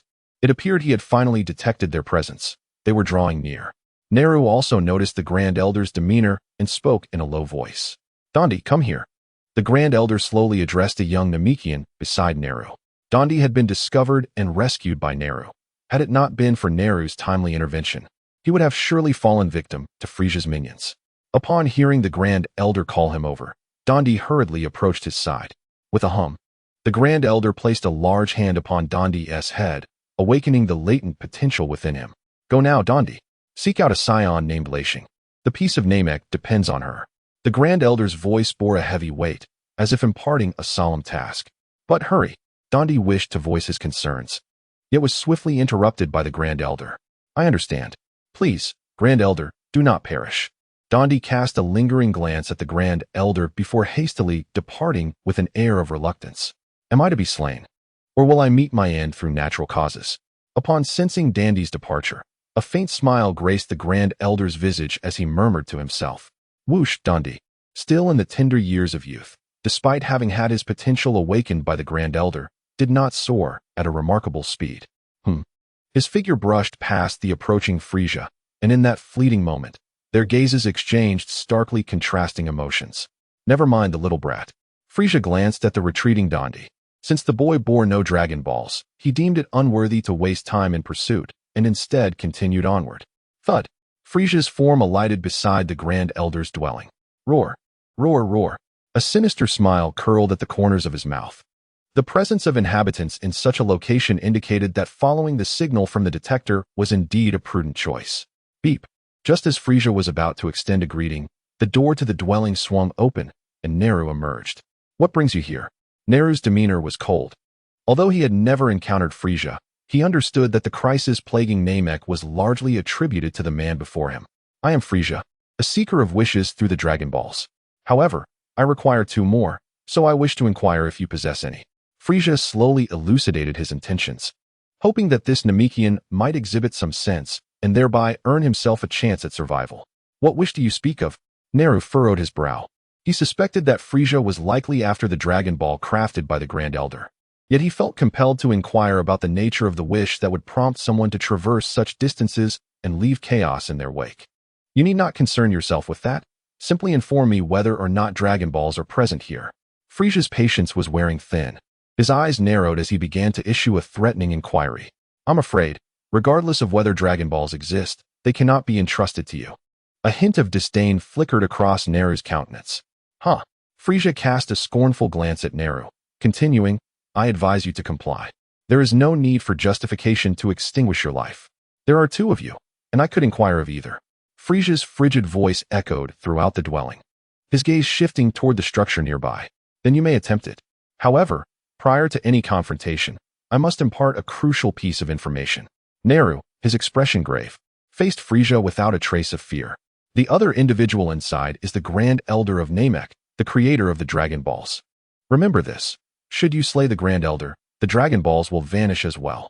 A torrent of revelations flowed from Naru's lips, and as Frieza regarded Naru's serious expression, a flicker of doubt stirred within him. Boom. Frieza discarded the detector before him, his eyes emitting a beam that obliterated a corner of the structure. In the next moment, he ascended slowly, following the damaged corner of the building, and Frieza, as anticipated, beheld the Grand Elder that Naru had spoken of. The Grand Elder, indeed? It appeared that there was no deception. He was certainly unlike the other Namekians. However, as Frieza scrutinized the Grand Elder before him, he murmured to himself, simultaneously noticing the solitary Dragon Ball resting upon the Elder's chair. After the Grand Elder awakened their potential, the group, led by Li Xing, did not utter a word requesting the Dragon Balls. According to the Dragon Ball radar that Bulma possessed at that moment, Frieza already held 5 Dragon Balls in his grasp, yet Li Xing appeared utterly unconcerned. For even if Frieza were to gather them all, it would be futile. The wishes could only be granted using the Namekian language. rather than scurrying about with the Dragon Balls. It would be wiser to wait until Frieza had collected them all and then reap the benefits, simply requiring to bring Piccolo to make the wish. With a swift motion, Frieza's figure flickered, and in the next instant, the Dragon Ball appeared in his hand. Neru's face was alight with fury as he witnessed Frieza's sudden action. Yet Frieza's speed was so overwhelming that he could not react in time to prevent it.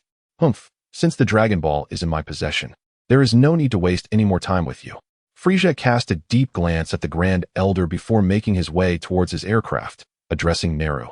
If your Grand Elder perishes before I fulfill my wish, this planet shall vanish alongside him. As his words fell, he soared skyward in his vessel. Damn it! Neru clenched his fists while watching the figure rapidly disappear into the horizon. With only one Dragon Ball remaining, Frieza was on the brink of gathering them all. Yet he found himself at a loss regarding the location of this final orb.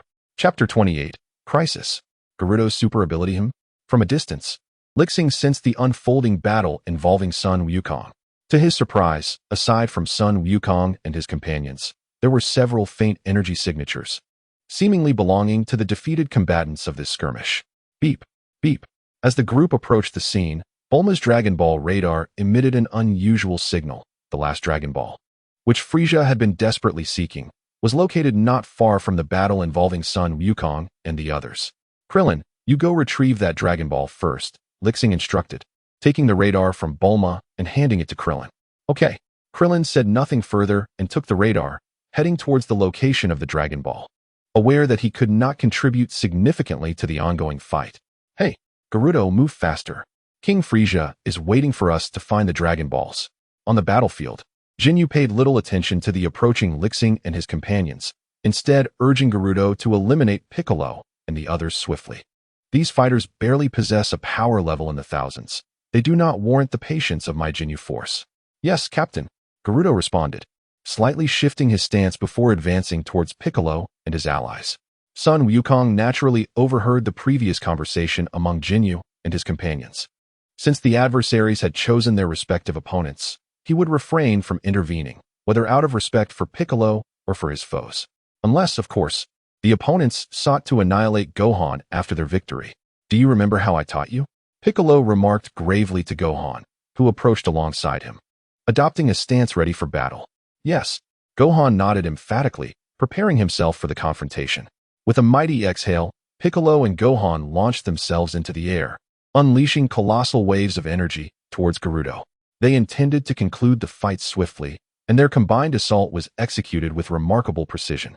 Despite Gerudo's superior combat prowess, he dared not confront their powerful attacks head-on. Jinyu, observing from a distance, could not suppress his astonishment at the seamless coordination displayed by the duo. Watching them with keen interest, Gerudo, amidst the fray, initially paused at the sight of the incoming energy waves, but quickly regained his composure. Fool, stop, he bellowed, taking a deep breath and causing time within the battlefield to come to a standstill. The energy waves halted just meters from him, and both Piccolo and Gohan were frozen midair. As Gerudo searched for their whereabouts, he darted out of the attack's trajectory. Curse it, I can't hold on any longer. After distancing himself sufficiently, his face flushed as he fought against the urge to breathe, finally locating the positions of Piccolo and Gohan. Finally, unable to contain himself, he gasped for air, at which moment time resumed its flow, and the halted energy waves crashed to the ground.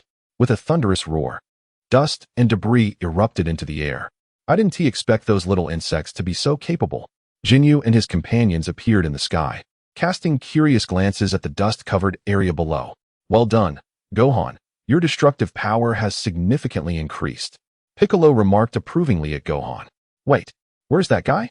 As the dust settled, Piccolo soon realized that their earlier attacks had failed to hit the target. There. Gohan scanned the surroundings and quickly spotted Gerudo's figure, shouting as he and Piccolo surged towards him. Quite the quick response. Gerudo sneered as he prepared to confront the approaching duo. With fingers curled in a serpentine gesture, he roared in their direction. Instantly, Gohan and Piccolo found themselves immobilized in midair, their bodies stiffening despite their desperate struggles. What is happening? I can't move. The heart of Piccolo was overwhelmed with shock. No matter how they struggled, their bodies were rendered immobile by an incomprehensible force. This is the binding technique. No matter the effort, One cannot move, Guldo explained with a hearty laugh, observing the astonishment on their faces. The binding technique? Such a move exists?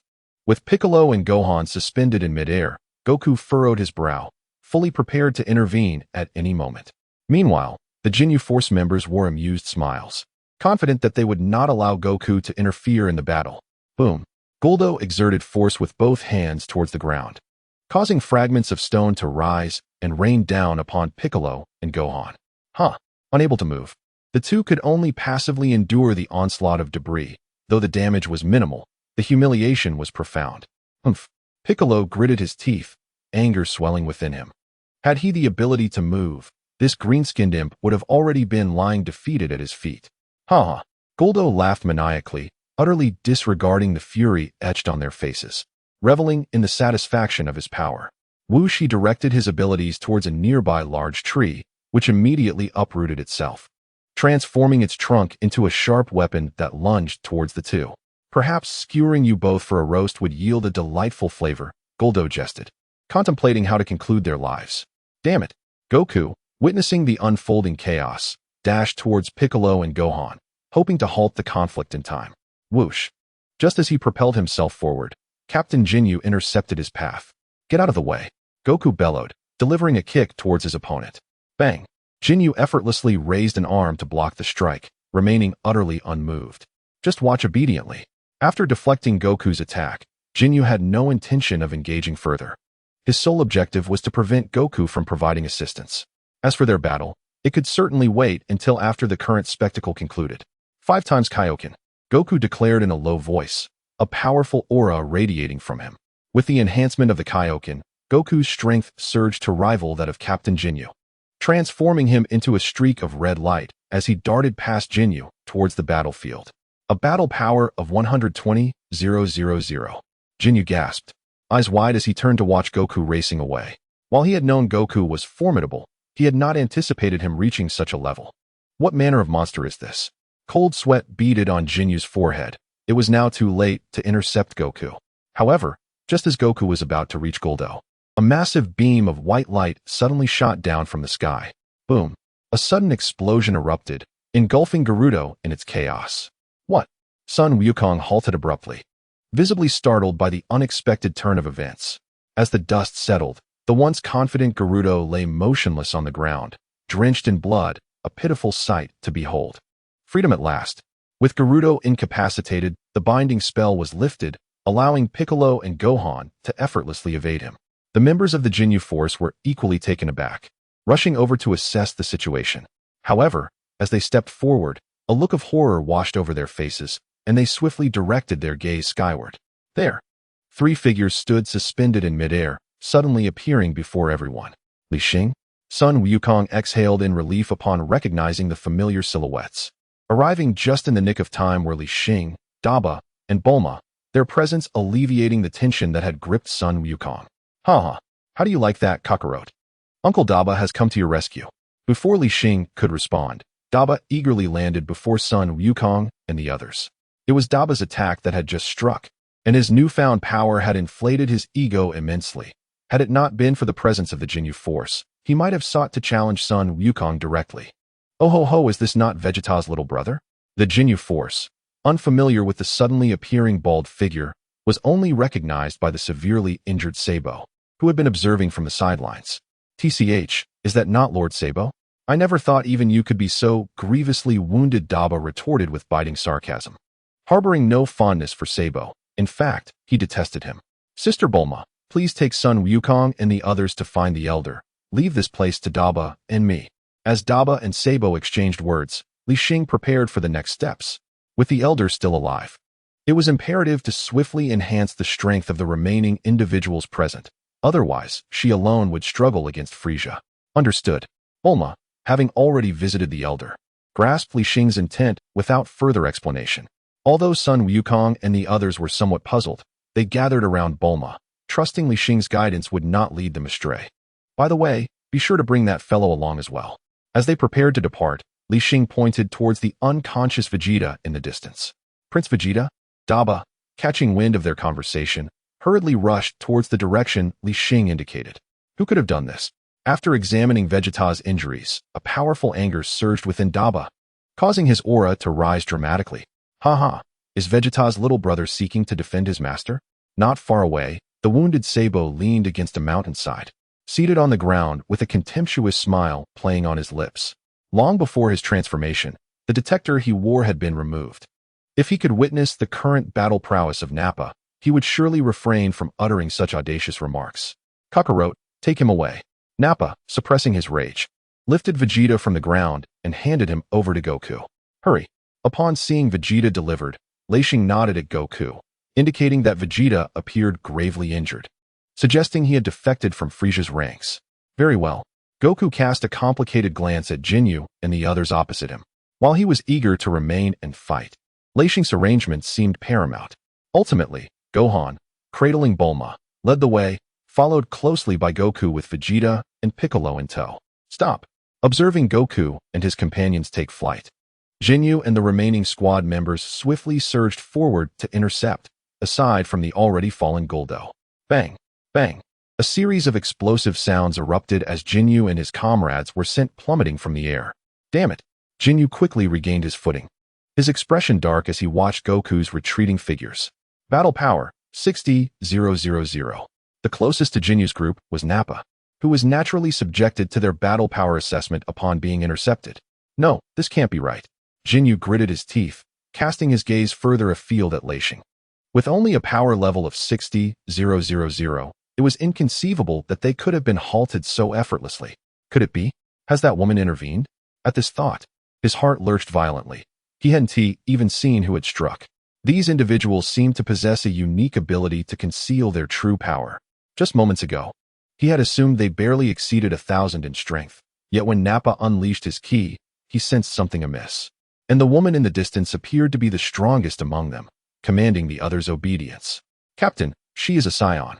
Just as Jinyu fell into contemplation, Jeez, standing beside him, was the first to discern Li Xing's identity, exclaiming in astonishment. A scion? Jinyu was momentarily taken aback, but quickly regained his composure. Vegeta and Nappa were both scions. This woman must be an ally they had summoned from an unknown source. Nappa, entertain them for a while. Li Xing yawned. Since arriving on Namek, she had not rested for a moment, having just intervened to thwart Jinyu and his team. Now, only she and Nappa remained. Based on her observations, Nappa's current strength should suffice to deal with the rest of them, so she decided to take a brief respite. Leave it to me, Nappa replied confidently, thumping his chest. Will you come at me all at once, or one by one? Chapter 30, Emergence of Power. All at once. Ha ha cough. Before Jinyu could respond, Berta erupted in laughter as if he had heard the greatest joke. How could Vegeta's subordinate warrant Jinyu and his team to unite against him? Not even Vegeta himself would dare to utter such words. However, just as Sabo was about to continue his taunts, Nappa struck. With a gaping maw, he unleashed a colossal beam of light directed straight at Sabo. Indifferent to whether his opponent was already injured, he had long harbored disdain for Sabo. Lord Jinyu, save me! Sabo exclaimed, his pupils dilating in terror as he shouted for Jinyu and the others. The sheer might of this attack exceeded his imagination. Even if he had not been wounded, he would not dare to withstand it head-on, let alone in his current severely injured state. What filled him with despair was the cold indifference displayed by Jinyu and the others, who, upon hearing his cries for help, merely cast him a fleeting glance without any intention of rescue. Boom! Under the gaze of the onlookers, Sabo had no chance to flee, as he was struck directly by the beam of light. A violent explosion erupted, shaking the very earth. Not only Sabo, but even Dodoria, who had been hiding after his defeat by Goku, was reduced to ashes in the wake of Nappa's assault. Could it truly possess such power? 60,000. Jinyu, along with the remaining 3 team members, hovered in midair, forced to acknowledge the formidable strength Nappa exhibited. The demise of Sabo and Dodoria was of little concern to them. Their immediate focus should be on strategizing for the ensuing battle. Humph, I expected greater prowess. Nappa spat disdainfully, having eliminated the bothersome flies. Before redirecting his gaze towards Jinyu and his comrades in the sky, I leave this bald-headed fool to you. I shall test the mettle of that female scion. In response to his arrogant demeanor, Jinyu quickly issued orders. Although the remaining members did not match Nappa's strength, they could at least hold him at bay for a time. What truly concerned him was the calm demeanor of Li Xing in the distance, the obedience of Goku and the others, and the earlier swift intervention that had halted their advance. All these factors underscored her role as the linchpin of this group. Understood, Captain. The team members quickly grasped his intent, and 3 figures swiftly encircled Nappa, forming a tight blockade. Meanwhile, Jinyu set off towards Li Xing, intent on personally assessing her capabilities. Ah, how conveniently fate has delivered this task to me. As Jinyu approached, Li Xing's lips curled into a slight smirk, clearly unimpressed by his presence. Whoosh! Jinyu lunged forward, delivering an elbow strike aimed at Li Xing, yet he merely struck at empty air. What? His expression shifted dramatically. He had distinctly locked onto Li Xing's position, only for her to vanish so suddenly. Too slow. Li Xing's languid voice emerged from the side, prompting Jinyu to swiftly redirect his gaze. According to the modified scouter designed by Bulma, Jinyu's combat power registered at a mere 120,000, rendering him wholly inadequate as her adversary. Her sole concern was to guard against his body-switching technique. The so-called body-switching, as its name implies, involves a simple exchange of bodies with the opponent, a skill Jinyu had mastered, making him Frisia's foremost lieutenant. Curse it! Listening to the faint, dismissive sounds that danced in his ears, Jinyu clenched his fists tightly, a surge of anger igniting within him. He constantly sought the whereabouts of Li Xing. Yet each attempt ended in vain, his arms growing numb from the incessant flailing. Damn it, if only I could land a single blow. Another strike missed its mark. Jinyu gritted his teeth in frustration. Although he could not match Li Xing's speed, he still harbored a glimmer of hope regarding his strength. Oh! Li Xing's figure appeared directly in front of him, arms crossed, a mocking smile gracing her lips. Bang! Jinyu's reflexes were remarkably swift, but this time, Li Xing chose not to toy with him. She merely flicked her tail to effortlessly deflect his strike. Bang! Bang! Though his attack proved futile, at least he managed to make contact following her verbal provocation. Seizing the moment, he relentlessly swung his fists, yet Li Xing showed no intent to counterattack, simply moving her tail to block all of his assaults. Whack! After allowing Jinyu to attack several times, Li Xing unleashed a tail whip that sent him flying. Gritting his teeth against the pain, Jinyu halted his momentum midair, wiping the blood that trickled from the corner of his mouth, his expression turning grave. He now recognized that this female scion surpassed him not only in speed, but also in strength. After a brief moment of contemplation, he gradually regained his composure and returned to face Li Xing. He understood that if this continued, defeat was inevitable, compelling him to seek a different approach. A cold smile crept across his lips as he contemplated this shift in strategy. Preparing to change forms? Li Xing noticed this subtle change, her guard instantly rising. Earlier, while evading Jinyu's attacks, she had sought out nearby creatures, but to her dismay, the previous battles had caused all insects and birds to flee the vicinity. Perhaps I could simply eliminate him? With this thought, Li Xing lowered her arms from her chest, having made her decision. You haven't unleashed your true power yet. Are you planning to conserve your strength for a showdown with King Frisia? Just as Li Xing prepared to deliver a decisive blow, Jinyu spoke up. He had not contemplated much. He merely sought to provoke Li Xing, to gauge her true capabilities and determine if she was worthy of him relinquishing his current body. You guessed correctly. Li Xing did not hide her intentions, responding with a light smile. Jinyu's expression momentarily faltered, but he quickly regained his composure. With such limited abilities, you hardly qualify to contend with King Frisia. His face remained adorned with mockery, and he grew increasingly eager to witness Li Xing's true prowess. Perhaps, after the body exchange, he might stand shoulder to shoulder with Frisia. Not worthy? Then allow me to show you. Li Xing, fully aware of Jinyu's thoughts, retorted with a cold snort. It is merely a desire to assess her own strength before deciding whether to make a change. Thus, she has resolved to oblige him, and moreover, Li Xing is eager to discover just how formidable she has become after being awakened to her potential by the Grand Elder. As her words fell, a terrifying aura suddenly emanated from her being. Boom, boom. A series of explosive sounds erupted, not only startling the members of the Jinyu force present, but also causing the scouters of Frisia, who was far away on the other side of Namek searching for Dragon Balls, to detonate instantaneously.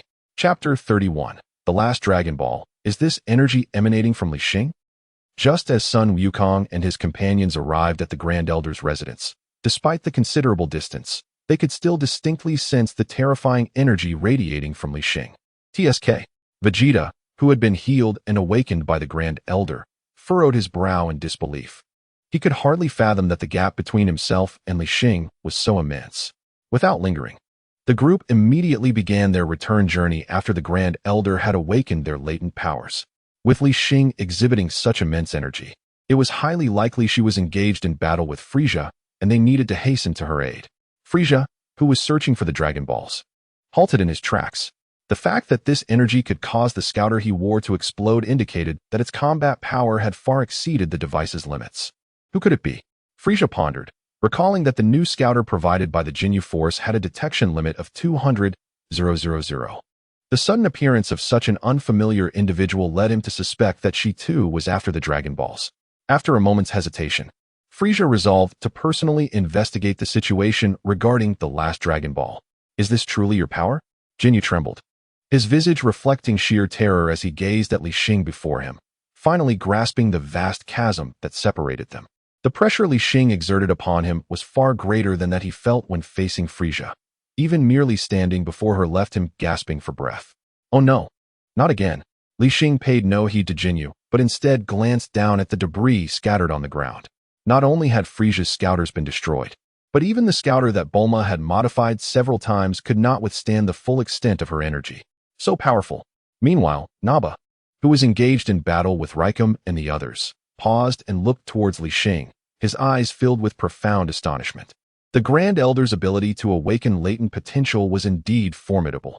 Although he had prepared himself mentally, witnessing Li Xing unleash her power was an overwhelming experience. Could it be that you are a Super Saiyan? Ginyu swallowed hard, beads of cold sweat forming on his brow.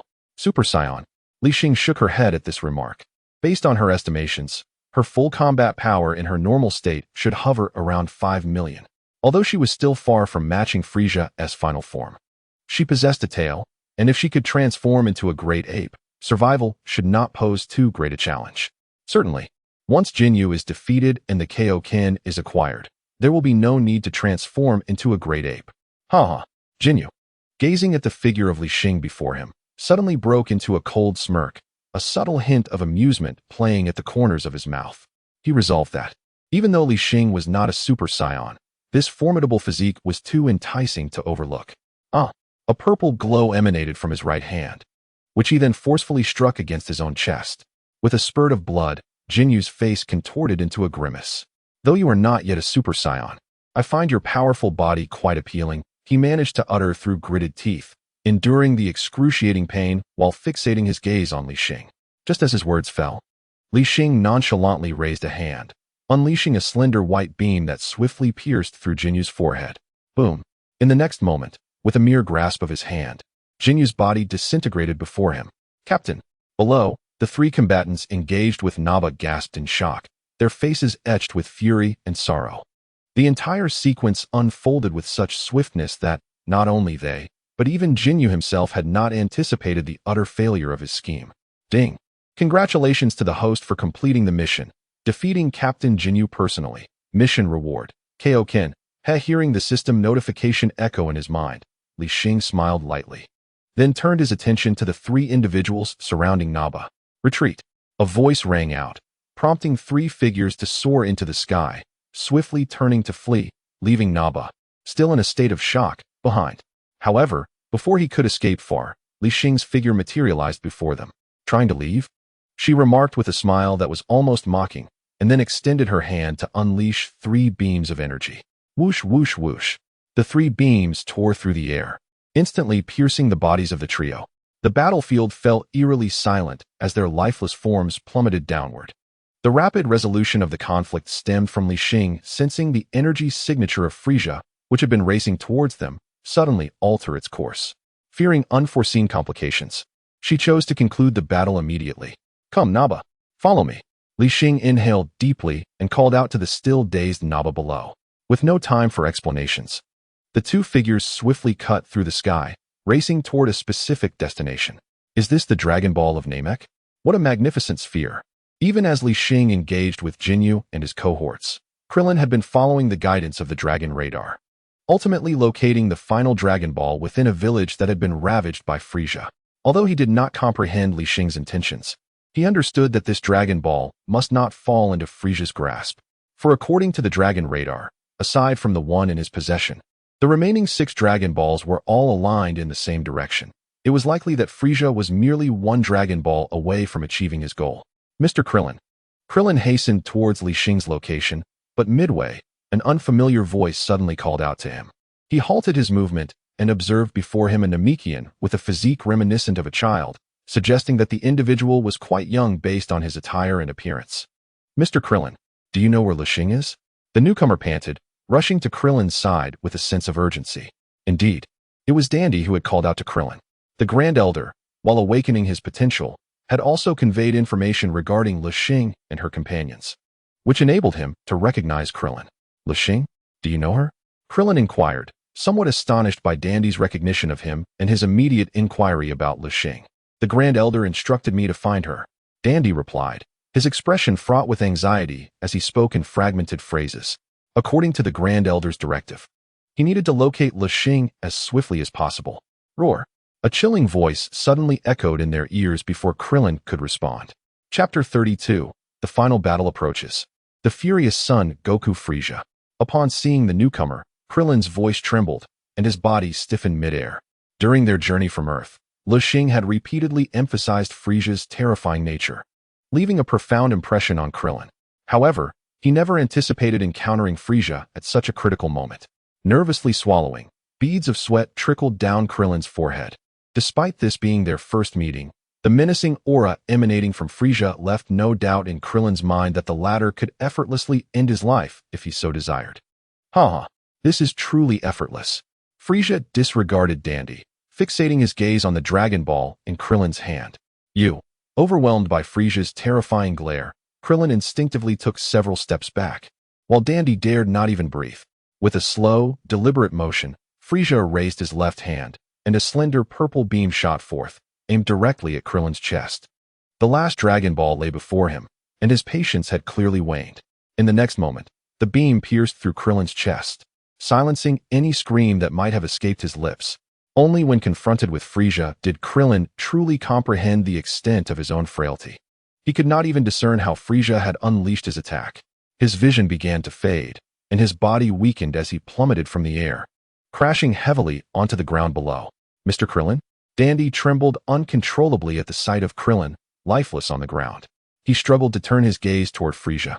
Terror etched in his eyes, before suddenly rushing to Krillin's side, desperate to attempt healing him. Yet, at that moment, nothing he could do would salvage Krillin's life. Frisia's strike had irrevocably extinguished Krillin's spark. With a fierce gaze fixated on the final Dragon Ball he had just seized, Frisia let out a triumphant laugh. Without a moment's hesitation, he activated his spacecraft and vanished into the horizon. As for Dandy, in Frisia's eyes, he was merely a trivial child from Namek. Now that the Dragon Balls were gathered, Frisia had no desire to waste time here. Once his wish was fulfilled, the very existence of Namek would be rendered unnecessary. Krillin's energy had dissipated. Meanwhile, Goku, who was hastening towards this location to rendezvous with Lix, suddenly sensed this change. Krillin's presence had faded, and his voice had grown significantly muted. Uncle Krillin is dead? Gohan, clutching Bulma from behind, inquired.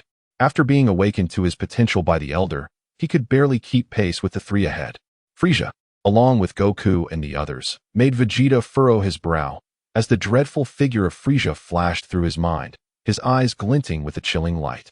What on earth had transpired? Goku clenched his fists, his expression contorted, barely able to suppress the fury boiling within him. I'll go ahead, he declared, urgency driving him to abandon his companions and unleash the Kaioken, propelling himself forward and leaving everyone far behind. Krillin had been his closest friend since childhood. They trained together. Both became disciples of Master Roshi and faced numerous crises side by side. Now, with Krillin's energy suddenly extinguished, Goku was determined to uncover the truth. Kakarot. Observing Goku's crimson aura-laden silhouette, Vegeta gritted his teeth and instinctively accelerated. However, it wasn't long before he realized Goku was pulling further away, and after a moment of hesitation, he could no longer discern Goku's figure. At that moment, Vegeta's feelings were mixed. He understood that his current strength fell short of Goku's. Krillin. Goku surged forward with unbridled speed, but upon arrival, he found a stillness enveloping the surroundings, with only Dandy desperately attempting to heal Krylen's lifeless body. Who did this? He gently descended behind Dandy, his voice icy as he inquired, gazing at Krylen, devoid of any energy. Though he had not encountered Dandy before, Goku could ascertain from the energy that this Namekian possessed little combat prowess. Thus the one responsible for Krylen's demise must be someone else. Dandy, engrossed in his attempts to revive Krylen, was startled and, upon realizing it was not Frieza behind him, his young heart finally crumbled under the weight of despair, causing him to collapse onto the ground. It was Frieza. He stammered, his voice trembling, beads of sweat adorning his brow, the source of which he could no longer distinguish, fear or exhaustion from his repeated healing attempts. Frieza? Goku gritted his teeth, suppressing his rage, as if enduring an immense torment. You cannot escape this fate. How dare you? His hands clenched tightly, his shoulders trembling incessantly, and a fierce glint began to emerge in his eyes, an uncontrollable surge of fury rising within him. Thunder rumbled ominously as dark clouds loomed overhead, and bolts of lightning streaked through the surroundings. The earth began to tremble beneath him. As the flashes of lightning intensified, Dandy, pale-faced, gazed at the figure of Sun Wukong before him, his body involuntarily quaking with fear. Has he still not arrived in time? Several kilometers away, Li Xing felt the overwhelming aura of Sun Wukong, sending a shiver of trepidation down her spine. She was acutely aware of Krillin's demise, though it filled her with sorrow. There was nothing she could do to alter it. What perplexed her was the dramatic shift in the narrative. Frieza had preemptively slain Krillin, and now it seemed that Sun Wukong was also on the verge of transforming into a Super Saiyan prematurely. However, given his current strength, would he be capable of contending with Frieza post-transformation? With this thought, Li Xing couldn't help but shake her head. Her scouters were utterly destroyed, leaving her reliant solely on her instincts to gauge power levels. Based on her conclusions, Sun Wukong was still far from sufficient. Is the system there? Just as Li Xing felt despair creeping in, she suddenly recalled the presence of her system. Yes, what does the host require? Upon hearing the familiar voice, she sighed with relief. Why has a mission to defeat Frieza not been issued yet? And what about the previously awarded King Kai Fist? Was it truly without injury? A barrage of questions erupted, marking the first time Li Xing eagerly awaited the system's response. Chapter 33, Super Saiyan, Sun Wukong, to answer the host. The King Kai Fist is indeed without injury, but the extent to which it can be utilized is directly proportional to the host's current power level. As for the mission, the system hesitated, stammering slightly. What is wrong with the mission? Li Xing's brows furrowed as she pressed for clarification. The fact that the King Kai Fist was without injury was reassuring, and based on her estimations, she should be able to execute a 20-fold King Kai Fist without much difficulty, especially since Sun Wukong had employed it at a battle power of 3 million. Yet, the system's sudden stammering regarding the mission left Li Xing bewildered about the current situation. I forgot to issue it. After a moment's hesitation, the system chose to divulge the truth of the matter to her. This revelation nearly caused Li Xing to choke with indignation. No wonder that amidst her prolonged stay on Namek, only a single mission related to Jinyu had been issued. Beep. Detecting that the final battle on Namek is about to commence, the following tasks are now issued. Task 1. Personally defeat Frieza's first form. Task reward, 50 emotion points. Task 2. Personally defeat Frieza's second form. Task reward, 50 emotion points. Task 3. Personally defeat Frieza's third form. Task reward, permanent doubling of combat growth rate. 99 Senzu beans. Task 4. Personally defeat Frieza's final form. Task reward, permanent doubling of combat growth rate. 1 new type of power detector. Failure penalty, none. Time limit, none. Seemingly sensing Li Xing's dissatisfaction, the system hastily issued 4 tasks, each with rewards significantly more generous than before, even eliminating penalties for failure. Has the stingy old rooster finally loosened its grip? A fleeting thought crossed her mind. I suppose you might as well rename yourself the headhunting dog system. As Li Xing approached the location of Sun Wukong, she began to mock the system. Each time, having to personally defeat the opponent. What else could it be but a headhunting dog? This is to prevent the host from becoming excessively complacent and allowing their body to rust, the system explained earnestly, prompting Li Xing to roll her eyes.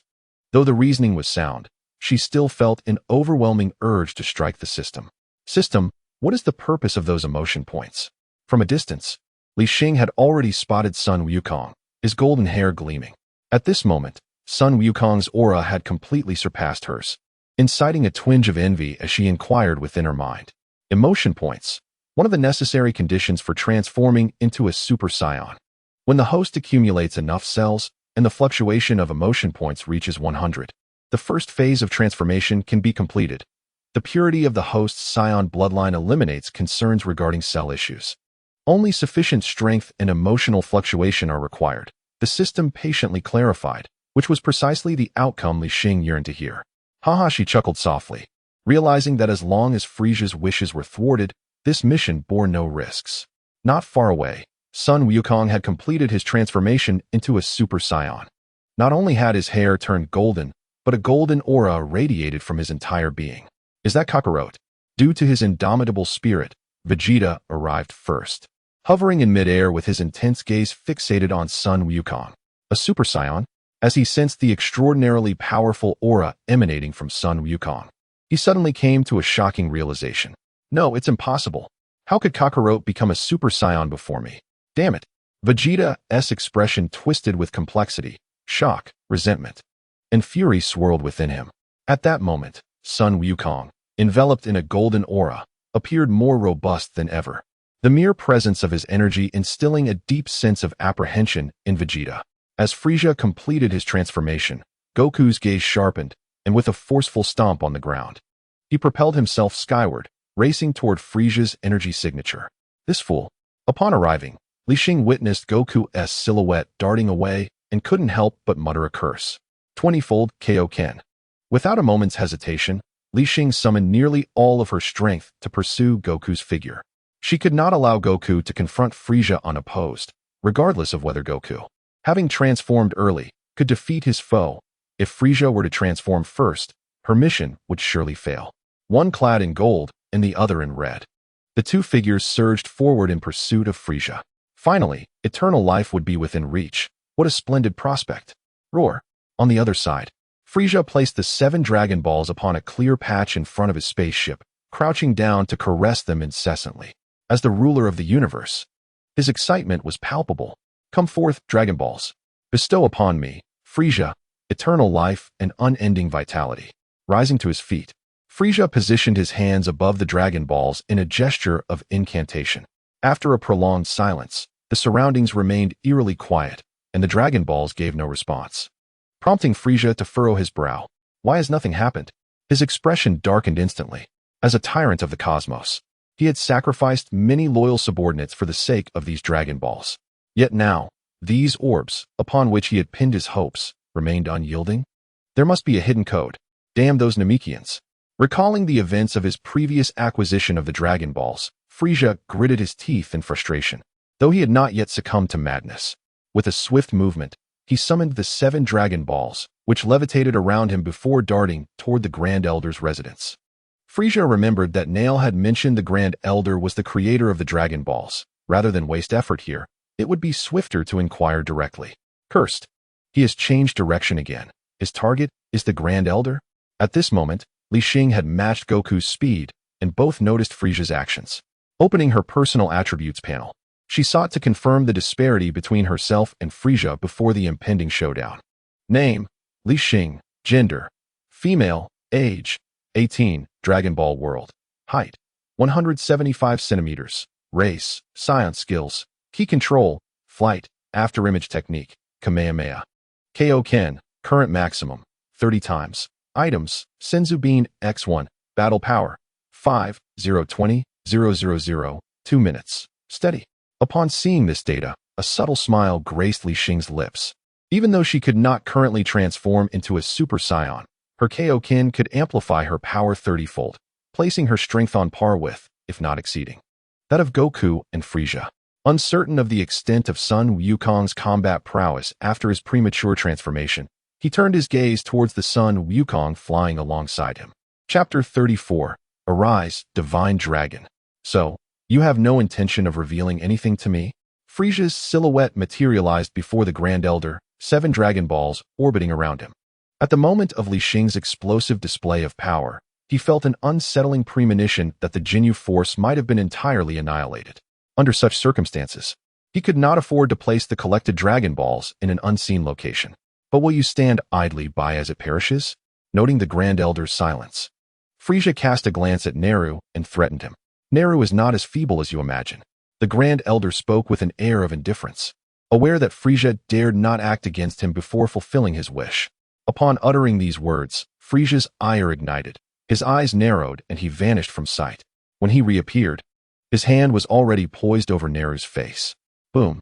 A thunderous explosion resonated, engulfing Neru's entire form in a tempest of destructive energy. The Grand Elder was taken aback by Frisia's sudden action. All Namekians were akin to his progeny, and witnessing someone attempt to murder Neru before his very eyes filled him with an indescribable sense of humiliation and helplessness. I advise you to cooperate. Perhaps you might spare that Namekian's life below. Frisia sneered, as the cloud of smoke dissipated, revealing Neru, battered and lying on the ground. Frisia. Just when the Grand Elder was at a loss for how to respond, a thunderous voice echoed from the horizon, and two figures, one golden and one crimson, surged forth from the distance. At this critical moment, Li Xing and Sun Wukong finally arrived. Bang! Without hesitation, Sun Wukong delivered a powerful kick to Frisia, sending him hurtling away. The Dragon Balls, too, slipped from Frisia's control due to the unexpected blow. Whoosh! Observing this, Li Xing swiftly darted forward, collecting the Dragon Balls and presenting them before the Grand Elder. Cough, cough. You have come. The Grand Elder managed to force a faint smile upon seeing Li Xing. In the twilight of his existence, the sight of someone coming to aid the Namekians in overcoming this crisis brought him a profound sense of solace. Grand Elder. Li Xing's expression was intricate. With Frisia occupied by Sun Wukong, the Dragon Balls lay within reach. She understood that the Grand Elder could wish for youth once more. Yet he preferred a humble life, rising with the sun and resting at dusk, eschewing the pursuit of material longevity. This deepened her admiration for him. Arise, divine dragon. The Grand Elder spoke slowly, hoping to make one final contribution for Li Xing and the others before his demise. As his words fell, the sky darkened, and the 7 Dragon Balls radiated a golden light. With a swift whoosh, a golden radiance surged into the heavens, revealing a muscular green dragon before the onlookers. It was none other than the dragon of Namek. Purunga, I am your creator. Speak your wish, Purunga proclaimed. Within my power, I can grant you 3 wishes. Meeting the gaze of the Grand Elder, Purunga understood that the individual before him was indeed his creator. Child, make your wish. My time is limited. The Grand Elder uttered weakly. Although he recognized that this was his last opportunity to assist a few, he still hoped to fulfill this task before his departure. First, I wish for all Namekians slain by Frisia to be revived. After a moment of contemplation, Li Xing slowly articulated her wish. Given the Grand Elder's kindness towards her, she naturally did not want him to harbor regrets. Reviving all those who perished at Frisia's hands would constitute her modest contribution to the Namekian people. Ah, dear child, consider another wish. I appreciate your sentiment, yet only one individual can be revived at a time, the Grand Elder replied, a look of comfort gracing his features. As the creator of the Dragon Balls, he was acutely aware of the limitations inherent in granting wishes. In that case, I wish to fortify the existing Namek, ensuring it can withstand external forces and not be destroyed. Li Xing remained silent for a moment before expressing this new desire, primarily to prevent Frisia from wreaking havoc on Namek in the event of his defeat. Very well, the Grand Elder conceded, recognizing Li Xing's determination to assist her home. I shall grant this wish. Understood. The first wish will be realized. Purunga nodded, and in the next instant, his eyes emanated a crimson glow, imbued with an aura of enchantment. Boom! Accompanied by a thunderous roar, a dazzling golden light erupted across the sky, enveloping the entirety of Namek below. And under the brilliance of this radiant glow, the planet began to transform. Damn it, how dare you ambush me? On another side, Frisia, having been struck away by Goku, regained his composure, furiously searching for Goku's whereabouts. What on earth is that? However, as he steadied himself, the scene unfolding nearby caused his pupils to dilate in shock. A colossal green dragon had appeared in the sky.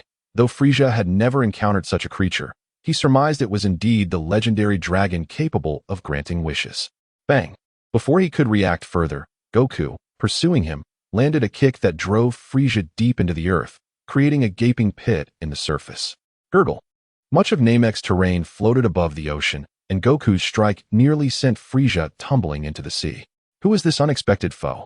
In the depths of the ocean, Frieza halted, realizing that Goku's power was sufficient to overwhelm him decisively, and the dragon's appearance had caught him off guard. In such a predicament, transforming would require considerable time. He needed to devise a strategy swiftly.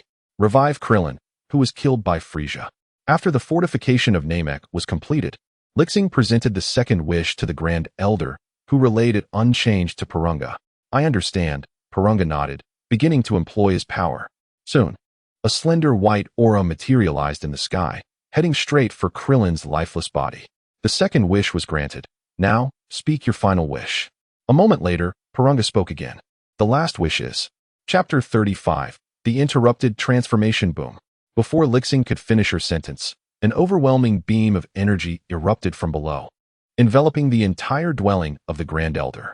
The force of the explosion caused Li Xing's expression to change dramatically. Grand Elder, she exclaimed, losing her balance amidst this sudden upheaval. How audacious, to dare shatter my dream of immortality. Frieza emerged slowly from the sea, still in his first form. The relentless pursuit by Goku had left him nearly breathless. And even with all his might in this form, he could not prevail. Faced with such circumstances, he chose to annihilate the Grand Elder. Even if his own wish could not be fulfilled, he would simultaneously thwart the plans of his adversaries. Li Xing, Grand Elder, Goku, observing the situation from the horizon, felt a shadow of concern cross his face, realizing with dismay that Frieza had resorted to such despicable tactics. Without hesitation, he rushed toward the unfolding chaos. Through the clouds of dust from the explosion, he sensed Li Xing's energy, along with a faint, familiar aura. Frieza.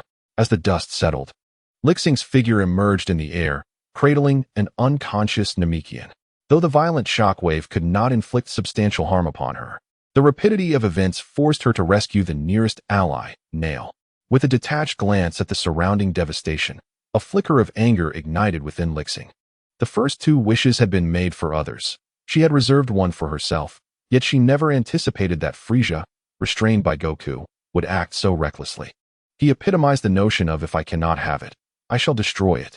On the sea, Frieza hovered in the air, observing the sky brighten anew, a satisfied smile curling at the corners of his mouth.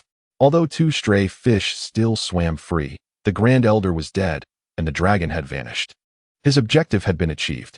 Prepare to welcome the horrors of hell. Frieza sneered, clenching his fists and shattering his armor. This is bad. In the air, Li Xing and Goku stood side by side, both acutely aware of the scene unfolding below. Goku remained unperturbed. Frieza's current battle power was merely 530,000. And through the sensation of his energy, he could ascertain that Frieza posed no threat to him. In an instant, Li Xing furrowed her brows, her figure flickering rapidly as she placed the unconscious Nailu in a nearby open space before charging directly toward Frieza. Planning to transform? That can wait until the mission is accomplished. As she contemplated this, she delivered a powerful punch to Frieza's chest, all under the astonished gaze of Sun Wukong. Bang! A dull thud resonated, causing Frieza, who was gathering energy for his transformation, to have his chest abruptly caved in, sending him hurtling backward. Just as Li Xing prepared to strike again, her attention was drawn to a few individuals arriving late in the air. Was that Frieza? Vegeta quickly surveyed the current battle scene, his face a mask of shock as he witnessed Frieza being knocked away. Turning his gaze back to Sun Wukong and Li Xing, a deep sense of wariness flickered in his eyes. After the battle on Earth, he had learned to sense the aura of others. He was acutely aware of Frieza's strength. Yet the two before him, one was the already transformed Super Saiyan Sun Wukong, and the other was Li Xing, emanating a red aura, seemed to possess a power surpassing even that of a Super Saiyan. Damn it! Vegeta roared, his figure suddenly dashing toward the airborne Frieza. The strength of Sun Wukong and Li Xing had far exceeded his own. At this moment, he felt no impulse to challenge them. Instead, he yearned to exact vengeance on Frieza for the destruction of planet Vegeta. Ding! Congratulations, host, for completing Task 1. Defeat Frieza's first form with your own hands. Task reward, 50 emotion points. Huh. Li Xing, hearing the voice in her mind, glanced at Vegeta racing toward Frieza, momentarily frozen in place. She had only thrown a single punch, and that had completed the task? After a brief pause, Li Xing raised her delicate hand, observing the red halo surrounding her fist, and suddenly realized what had transpired. In her eagerness to complete the mission, She had unleashed her full power, even utilizing the 30-fold Kaioken. Oh no! Could the king be dead? As she turned to see Vegeta approaching Frieza and delivering a palm strike to his body, Li Xing's lips twitched uncontrollably. Boom! A tremendous sound erupted as Frieza's body crashed into the ground, stirring up clouds of dust. Ha! Frieza, you have your day now? Vegeta landed, gazing at the deep crater and the motionless Frieza within it, unable to contain a triumphant laugh, as if a long-suppressed emotion had finally burst forth. However, before he could revel in his victory for long, an enraged roar echoed from the depths of the pit. Damn it! Frieza, covered in wounds, rose angrily, bellowing in fury. He had not anticipated that Li Xing would so brazenly attack him the moment he attempted to transform. Had he possessed only the strength of his first form, he might have already perished from that blow. Fortunately, Frieza's true strength far exceeds what has been displayed thus far, as he possesses several transformation stages as trump cards. This is precisely why he was able to withstand the lethal attack from Li Xing moments ago, while Vegeta's strike posed no threat to him whatsoever. As he observed Frieza rising from the deep pit, the fury in Vegeta's eyes reignited. Why not simply eliminate him? Meanwhile, Son Goku and the others landed beside Li Xing, who inquired aloud. Krillin had already been revived and was significantly calmer than before, though he still maintained his Super Saiyan form. Son Goku believed that Frieza was not a match for either him or Li Xing and should be easily vanquished. Eliminate him? At this, Li Xing shook her head. What a joke! The mission is far from complete. Moreover, she had already exerted her full strength earlier and had not anticipated that Frieza could endure that blow. Would you like to test your current strength? After a moment's contemplation, a smile graced her lips, leaving Son Goku momentarily stunned.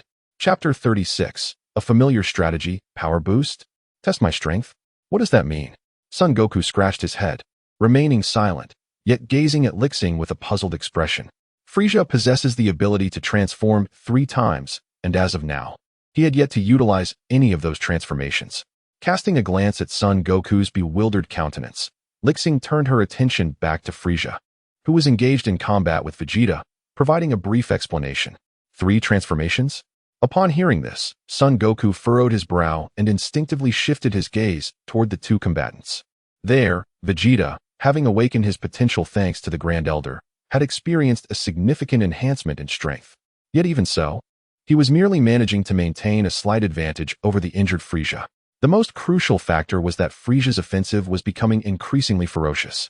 He was solely focused on completing his next transformation and seeking vengeance against Son Goku and Li Xing, rather than squandering time battling Vegeta. Transform, Frieza. Let us behold your true form. Following a collision, Vegeta steadied himself, addressing Frieza with an indifferent expression. Despite being aware of Frieza's capacity for transformation, his arrogance led him to believe he held the upper hand, compelling him to press Frieza further. Oh, you seem quite well informed. In the face of Vegeta's provocation, Frieza exhibited no fear. Instead, he covertly cast a glance at Li Xing and Son Goku in the distance. Had it not been for Li Xing's interruption, he would have completed his first transformation by now, during which his injuries would have healed, and he would not have been reduced to this state by Vegeta. The dialogue between the two was not subtle, and the onlookers could hear every word clearly, their gazes shifting toward Li Xing. Dandy, please check on Niru's injuries.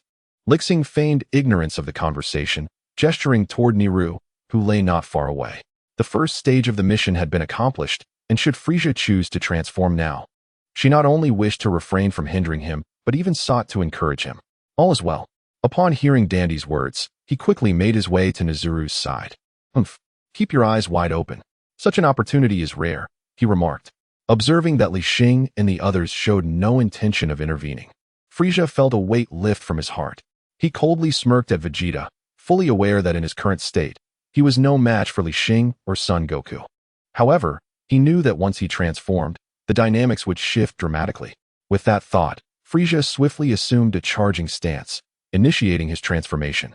A radiant red aura enveloped him, and his body began to swell dramatically. A surge of violent energy erupted from within, and, amidst a tempestuous display of power, Frieza transformed from a diminutive figure of only 4 meters into a towering behemoth of 3 meters. His physique became robust, and the once straight horns on his head curved, giving him an appearance reminiscent of a minotaur. Moreover, as Frieza completed his transformation, All of his previous injuries healed instantly, and he exuded an even more formidable aura. "This is impossible," Vegeta exclaimed, his pupils constricting at the sight of Frisia's terrifying presence. Clenching his fists, his muscles tensed, clearly recognizing the overwhelming strength Frisia now possessed. "Haha. Beware, for I shall not hold back in this state." A sinister smile crept across Frisia's face as he reveled in his newfound power. "Is this what you meant by transformation?" Son Goku observed Frisia's imposing form with keen interest from a distance. Judging by the energy emanating from him, Frisia was at least twice as powerful as before. However, Goku sensed a considerable gap still existed between them, so he remained unfazed. Crucially, he was still in his Super Saiyan state, fueled by rage, the essence of a warrior race, with an intrinsic yearning for battle. Just 2 more times," Li Xing nodded, contemplating how to discreetly accomplish her task. From the moment Frisia completed his transformation, her gaze had not wavered from him, wary of an unexpected outburst that could lead to his ultimate form. As the spectators were entranced by the unfolding drama, Dandy returned to the crowd, while Nezuru and Piccolo exchanged glances. Although Nezuru bore significant injuries, he had not lost his breath, having fully recovered thanks to Dandy's miraculous healing abilities. Their striking resemblance, both being combat-oriented Namekians, elicited an unusual sensation between them. Suddenly, while the group was captivated by the spectacle, a beam of light shot towards them. Without needing Li Xing's intervention, Son Goku redirected the attack with a swift palm strike. The assailant of the attack was none other than Frisia himself. After transforming, he effortlessly overpowered Vegeta, yet he showed no urgency to conclude the battle. Instead, he subtly directed his attacks towards the position of the onlookers, seeking to test the waters with Li Xing and Sun Wukong. Moments later, Vegeta halted not far from Frisia, panting heavily. His fists were clenched tightly, the veins on his neck bulging. Despite the numerous assaults, he had failed to touch even a single hair of his adversary. Frisia toyed with him, evading rather than countering. "Hey, if you can't do it, just come back," Li Xing shouted at Vegeta, who was being mocked by his opponent. This battle diverged from the original narrative.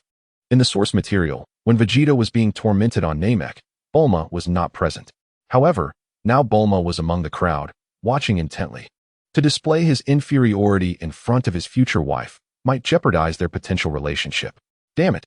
Upon hearing Li Xing's voice, Vegeta, already brimming with resentment, became even more furious. He stomped his right foot on the ground and launched himself skyward. "Let this planet be destroyed." Vegeta clasped his wrists together, emanating a dazzling purple light, a clear precursor to his final flash. His attack was aimed at Frisia, not at the surface of Namek. For Vegeta understood that while Frisia could survive in the cosmos, as a scion, he could not. Frisia crossed his arms, showing no intention of dodging, his gaze not even on Vegeta, but rather coldly observing the spectators with a sneer.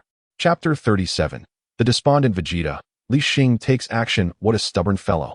Li Xing couldn't help but shake her head as she watched the charging Vegeta. When will he learn? She thought. She had already offered him a way out. Yet he insisted on seeking humiliation, destined to return with injuries and regretting his pride before Bulma.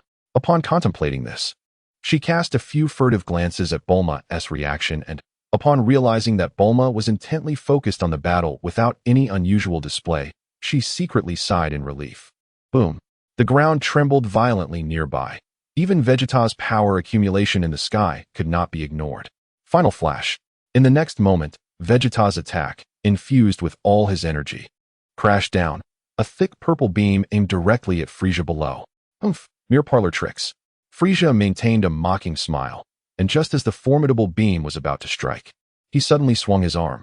Bang! With a resounding noise, Vegeta's full-force strike was abruptly halted by Frisia, and simultaneously, the colossal final flash was redirected towards the direction of Li Xing and the others. Witnessing the sudden turn of events, Li Xing furrowed her brow. Since Frisia's transformation, the residual energy from their clash had repeatedly pointed towards their location, compounded by Frisia's gaze in this direction. Various signs indicate that Frisia's true objective is not Vegeta, but rather testing her strength against that of Son Goku. Yet another confrontation looms. As an impending attack approaches, Son Goku positions himself in front of his companions. Although he had previously been sent flying by a blow from the transformed Vegeta on Earth, the circumstances have changed. Now, Witnessing Vegeta's full-powered strike merely appears to him as an insignificant shockwave. Just as Son Goku prepares to deflect the incoming strike, Li Xing moves. A figure, radiating a white aura, flashes past him, heading straight for the beam of light. Son Goku is momentarily taken aback by this unexpected turn of events. What does she intend to do? Before he can ponder further, he observes Li Xing extending her palm towards the oncoming beam, effortlessly absorbing Vegeta's powerful attack. The brilliance of the assault does not dissipate. Instead, it lingers upon her palm, which she then directs towards Frisia's face. Boom! As Li Xing charges forward with the attack, Frisia attempts to evade, only to realize that her speed is far too swift. The explosion detonates right before him, the force sending him tumbling backward. Incredible! In midair, a breathless Vegeta finds himself momentarily stunned, feeling utterly at a loss. His full-force strike has been tossed around like a mere toy, a disparity in power that leaves him feeling utterly humiliated. Damn monkey! Regaining his composure, Frisia halts his backward flight. Although the blow did not inflict any significant damage, it stings with a sense of humiliation, particularly upon noticing the tail behind Li Xing. He realizes that those who have fought him for so long are all members of the Saiyan race. Saiyans. A glint of cold malice crosses Frisia's eyes as his energy begins to surge. Humph, I never expected there to be so many stragglers. His chilling words reverberate in the air. In Frisia's view, Li Xing and her companions are merely survivors from the destruction of planet Vegeta. This implies that they likely knew well in advance of their planet's impending doom. However, since you dare to come and meet your end, I shall gladly accompany you on your journey. Unable to comprehend how the information was leaked, Frisia's murderous intent intensifies, causing the temperature around him to plummet. Bang! Suddenly, Frisia is sent flying once more, with Li Xing now occupying his previous location. Enough with the needless chatter, she mutters, maintaining her fist-clenching stance. The system's prompt has yet to sound, indicating that her mission remains unfulfilled. Frisia has not been truly defeated, allowing her to continue her assault with confidence. Furthermore, this time, to avoid any unforeseen mishaps, she refrains even from using the Kaioken technique. Even in her normal state, she possesses enough strength to overpower Frisia's second form. On the other side, Vegeta in the sky finally regained his composure, his gaze fixated on Li Xing and Frisia, landing somewhat dejectedly not far from Goku and the others. Prince Vegeta. Observing his state, the rest of the group remained indifferent, but Nappa, filled with concern, quietly approached his side. I am fine, Vegeta replied bitterly, shaking his head as he gazed at Nappa, who had also experienced significant growth in strength. A profound sense of defeat welled up within him. In his view, his current power was already commendable. Since the battle on Earth, he had increased his strength several-fold in a short span of time. Yet, he had encountered the anomaly that was Li Xing, and under her guidance, even Kakarot had surpassed him. To make matters worse, Nappa, who had remained stagnant for years, had also become considerably stronger, filling Vegeta with a deep sense of resentment. As Vegeta wallowed in his emotions, the confrontation between Li Xing and Frisia approached its conclusion. Boom! A thunderous sound erupted as Frisia, whose body had healed from his transformation, was once again marred with injuries, plummeting from the sky and crashing violently to the ground. Not only was he unable to hold his own against Li Xing, but her normal combat power far exceeded his own by at least 5 times. Even with deliberate restraint, Frisia could not endure for long and soon succumbed to defeat. Witnessing Frisia's pitiful state, Goku's face was not marked by disappointment. Rather, he was filled with excitement. What intrigued him was not Frisia, but Li Xing. As a fellow Saiyan, they had sparred in the past, but now her strength had surged. Observing their battle, it was evident that Li Xing's power had also amplified significantly, heightening Goku's anticipation for the ensuing conflict. Frisia gritted his teeth as he struggled to rise from the ground.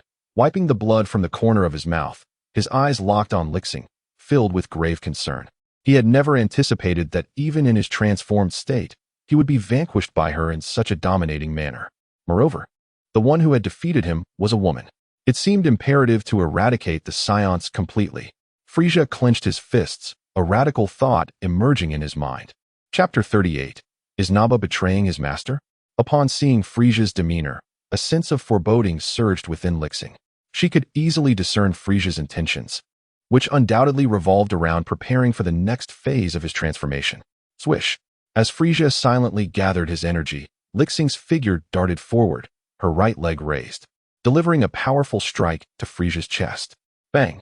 Having learned from the previous interruption of his transformation, Frieza's reaction was swift, bordering on instinct.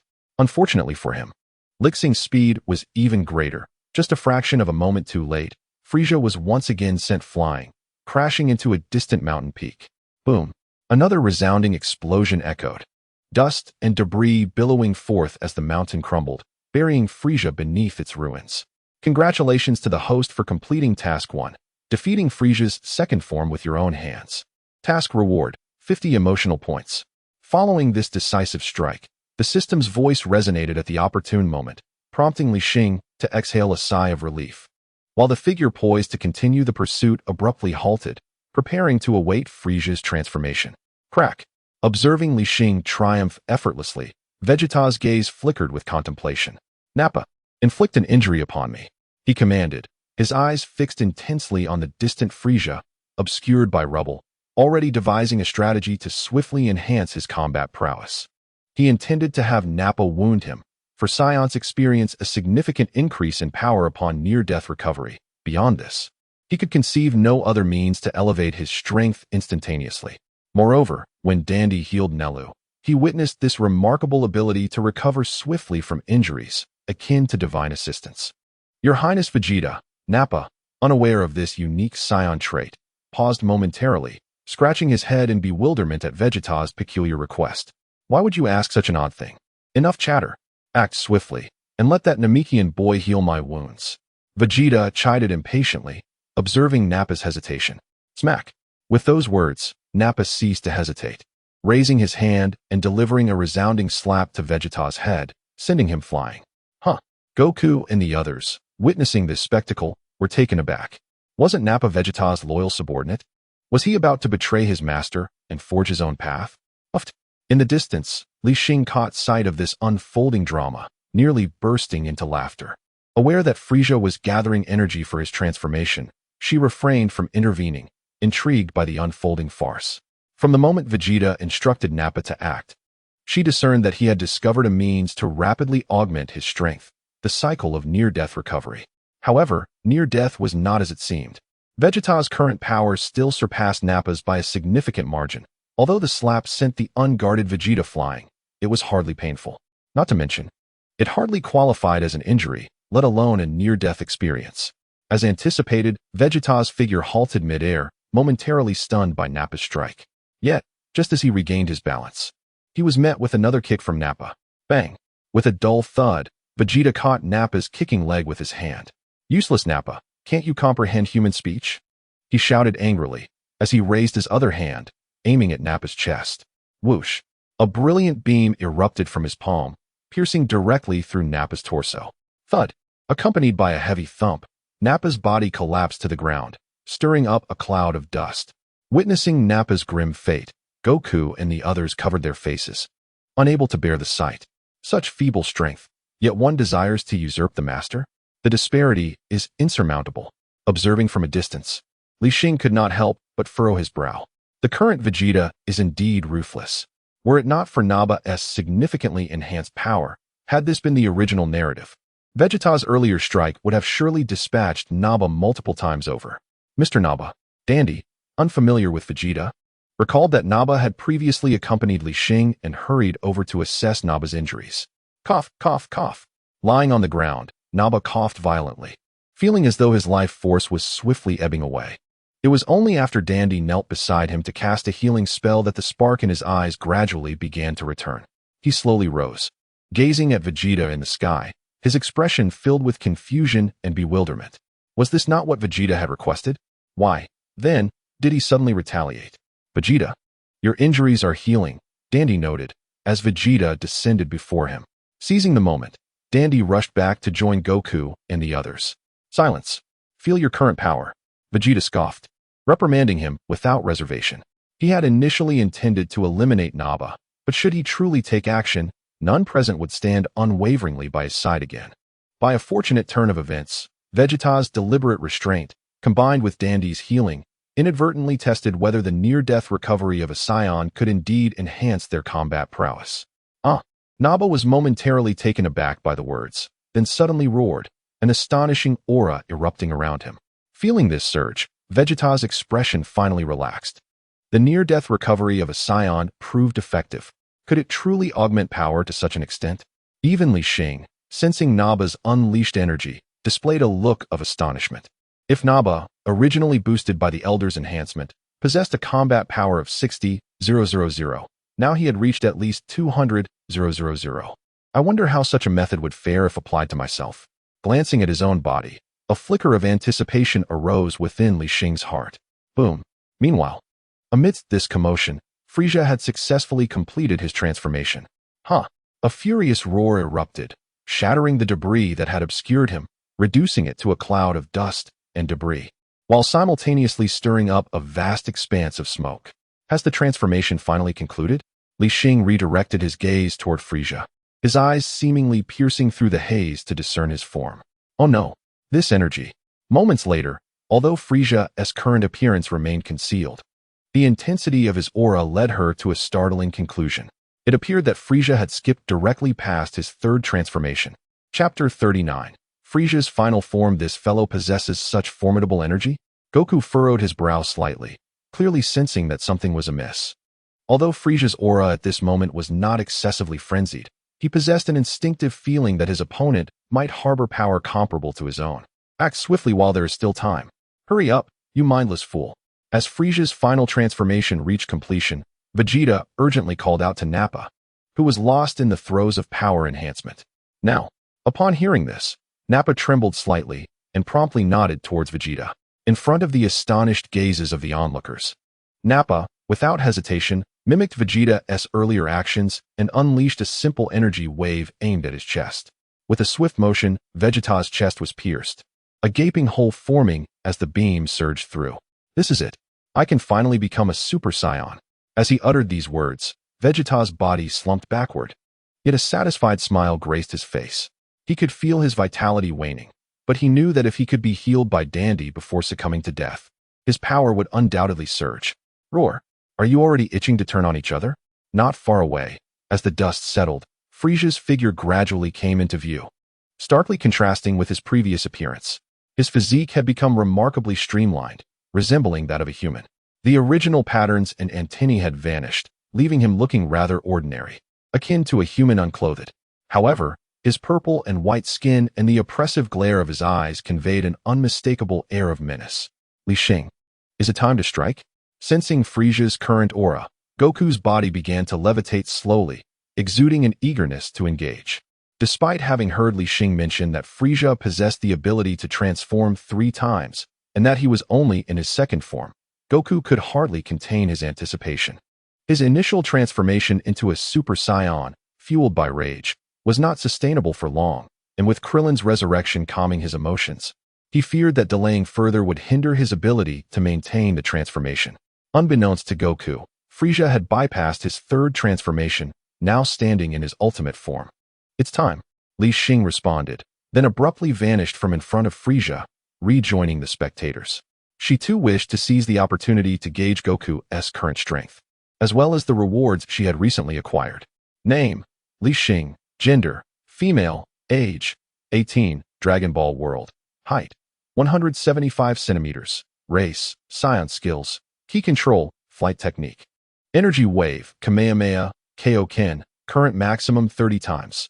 Emotional value, 1,100. Items, Senzu Bean, X1.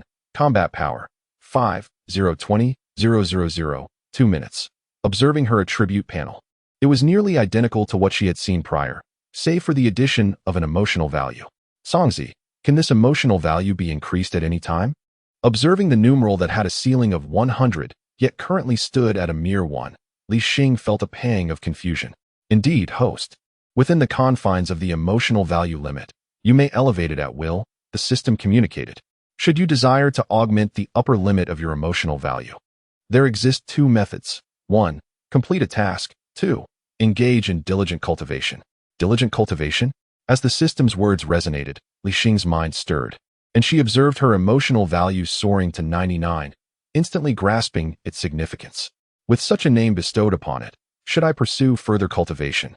It would be a disservice to you, she mused, a smile gracing her lips, recalling that the system was dubbed the laid-back scion system. Upon hearing her remarks, the system seemed poised to articulate a response, yet ultimately opted for silence, refraining from further engagement. In response, Li Xing merely shrugged, her gaze fixed upon Goku, who stood defiantly against Frieza, his golden hair standing erect, exuding a certain charm. I wonder how I will appear post-transformation. Li Xing's sister. Just as she was filled with anticipation, a youthful voice abruptly disrupted her reverie. That bad guy is on the brink of death. Mr. Naba instructed me to save him. Dondi sprinted to Li Xing's side, gesturing towards the unconscious Vegeta lying not far away, his eyes flickering with uncertainty and hesitation. According to the late elder's final wishes, he placed unreserved trust in Li Xing, even surpassing that of his fellow compatriots, Niru and Piccolo. Prince Vegeta, Naba approached, ready to elucidate, but was interrupted by Li Xing's gesture. Heal him. Casting a glance at the already unconscious Vegeta, she unhesitatingly instructed Dondi. She believed that after several realizations of his inferiority, Vegeta's temper would have tempered somewhat. Moreover, Vegeta teetered on the brink of death, leaving her little time for contemplation. Thank you. Upon receiving Li Xing's consent, Naba bowed deeply, swiftly lifting Dondi and racing to Vegeta's side. What could possibly drive him to allow Naba to strike him? Observing Vegeta's dismal state, even the typically reticent Bulma leaned closer to Li Xing, whispering her curiosity. Saiyans experience a significant increase in power after each brush with death, Li Xing patiently explained, while attentively observing Bulma's reaction. At this juncture, she should still be with Yamcha, shouldn't she? How could she have noticed Vegeta so quickly? No wonder. Was this a last-minute effort? Upon hearing Li Xing's explanation, Bulma nodded in sudden realization, then furrowed her brow as she gazed at Vegeta's figure. Though his strength may not surpass yours, he indeed surpasses someone else. Someone else. Li Xing discerned her implication and refrained from responding. The reference was too evident for her to speculate further. Are we inviting another to meet their demise? In the heart of the battlefield, Frieza cast a derisive glance at Li Xing from afar, then redirected his focus to Goku before him. How audacious! With a cold snort, Sun Wukong ignited with a golden aura, and in the next instant, the ground beneath him shattered, surging forth with an unparalleled might towards Frieza, though Krillin had been resurrected. Witnessing Frieza before him ignited a flame of anger within his heart. To fulfill his ambitions, Frieza had wreaked havoc on Namek, even recently slaying the Grand Elder of the planet. Faced with such a being, even the usually benevolent Krillin could not suppress a flicker of murderous intent. As he beheld the oncoming Sun Wukong, Frieza's gaze tightened, and a similar white aura began to envelop him. Chapter 40. Vegeta's Transformation Boom. The moment they collided, a violent shockwave erupted, sending debris flying, and the ground beneath them sank under the force. What an astonishing adversary. I am becoming quite irked. Frieza crossed his arms before his chest. Sun Wukong's straightforward punch compelled him to exert 50% of his strength merely to withstand it. Bang, bang, bang. Their figures flickered as the air resonated with explosive sounds. Despite his earlier transformation, Sun Wukong found himself unable to match Frieza. Observing the clash, Li Xing narrowed her eyes. The others could hardly discern the movements of Sun Wukong and Frieza, but with her prowess, she not only kept pace with their speed, but could also distinctly sense the disparity between them. On the surface, it appeared that Sun Wukong held the upper hand, managing to land occasional strikes on Frieza during their exchanges. However, in truth, Frieza had yet to unleash his full power. Thus, the question of superiority would only be resolved in the final moments. Buzz. Meanwhile, Dandy successfully rescued Vegeta from the brink of death. You little brat. Vegeta slowly rose, clenching his fists to gauge his strength, then glared at Dandy through gritted teeth. This Namekian, who had barely paused to save Naba, hesitated when it came to him. It was only when he felt his consciousness nearing collapse that he finally made a decision and rushed over to heal him. Fuming, Vegeta lifted his leg and kicked at Dandy, not exerting much force, merely to vent his frustration. Stop it. Witnessing his actions, Nelu and Piccolo dashed to Dandy's side. Bang! A soft sound echoed as they rushed in, only to see a robust figure appear before Dandy. To their surprise, it was Naba, Vegeta's loyal follower. Naba wrapped his sturdy arms around Dandy's petite form, using his back to shield him from the kick. Your Highness Vegeta, feeling the impact on his back, Naba gradually loosened his protective grasp on Dandy, and turned to face Vegeta.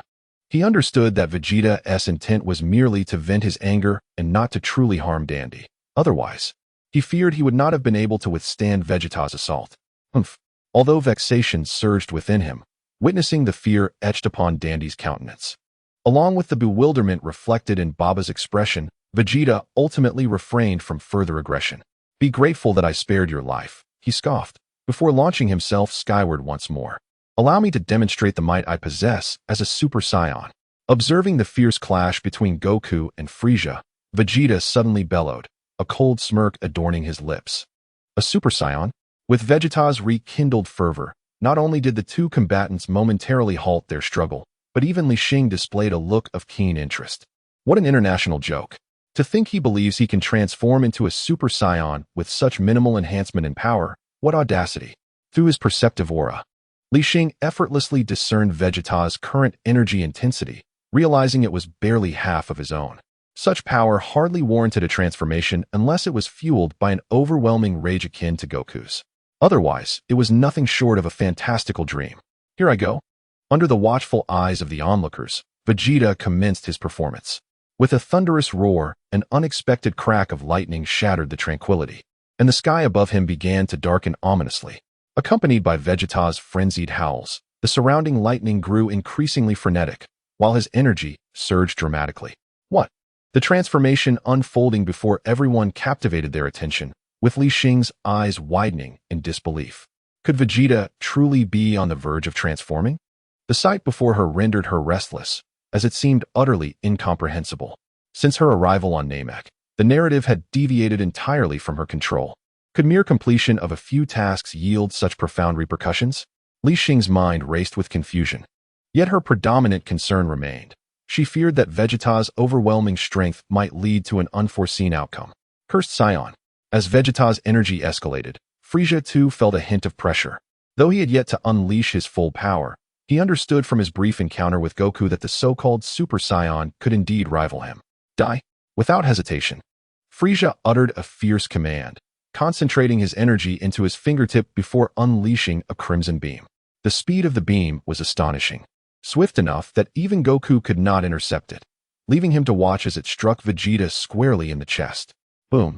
A resounding explosion echoed, enveloping Vegeta's form in a cloud of smoke, obscuring the situation within. Ha ha ha! Just as Frieza prepared to revel in his triumph, a maniacal laugh erupted from the smoke. Hearing that unmistakable sound, Frieza's brow furrowed in concern. As Vegeta had once been his subordinate, he recognized the voice all too well. Could it be that yet another Super Saiyan was about to emerge? And from Vegeta, no less? Frieza's expression immediately darkened. As a member of the Frost Demon clan, he had been repeatedly warned by his ancestors in their records that the Super Saiyan was not an adversary he could confront. Over time, this sense of dread had become deeply ingrained in his psyche. However, after his recent encounter with Goku, he unexpectedly discovered that while the Super Saiyan was indeed a match for him, he had not yet reached the level where he could kill him. Yet now, with a second Super Saiyan on the verge of emergence, if the two joined forces, his predicament would likely be dire. Even more alarming was the presence of a female scion, Li Xing, observing from a distance. It was evident that those opposing him seemed to heed her words. If she too was a Super Saiyan, then he would truly be in peril. Vegeta, watching the dissipating smoke, bore a complex expression. This scion, who once sought to annihilate Earth, now stirred a sense of anticipation within him. Is this the power of a Super Saiyan? Ha ha! As the smoke cleared, Vegeta remained suspended in the air, laughing heartily. His chest bore a small hole, a remnant of Frieza's death beam. It was but a mere tear in his clothing, causing no substantial harm. Chapter 41. The Pseudo-Super Saiyan Awaken. Frieza, this time it is over for you. Feeling the surge of his own power, Vegeta's face radiated excitement as he turned his gaze toward Frieza's location.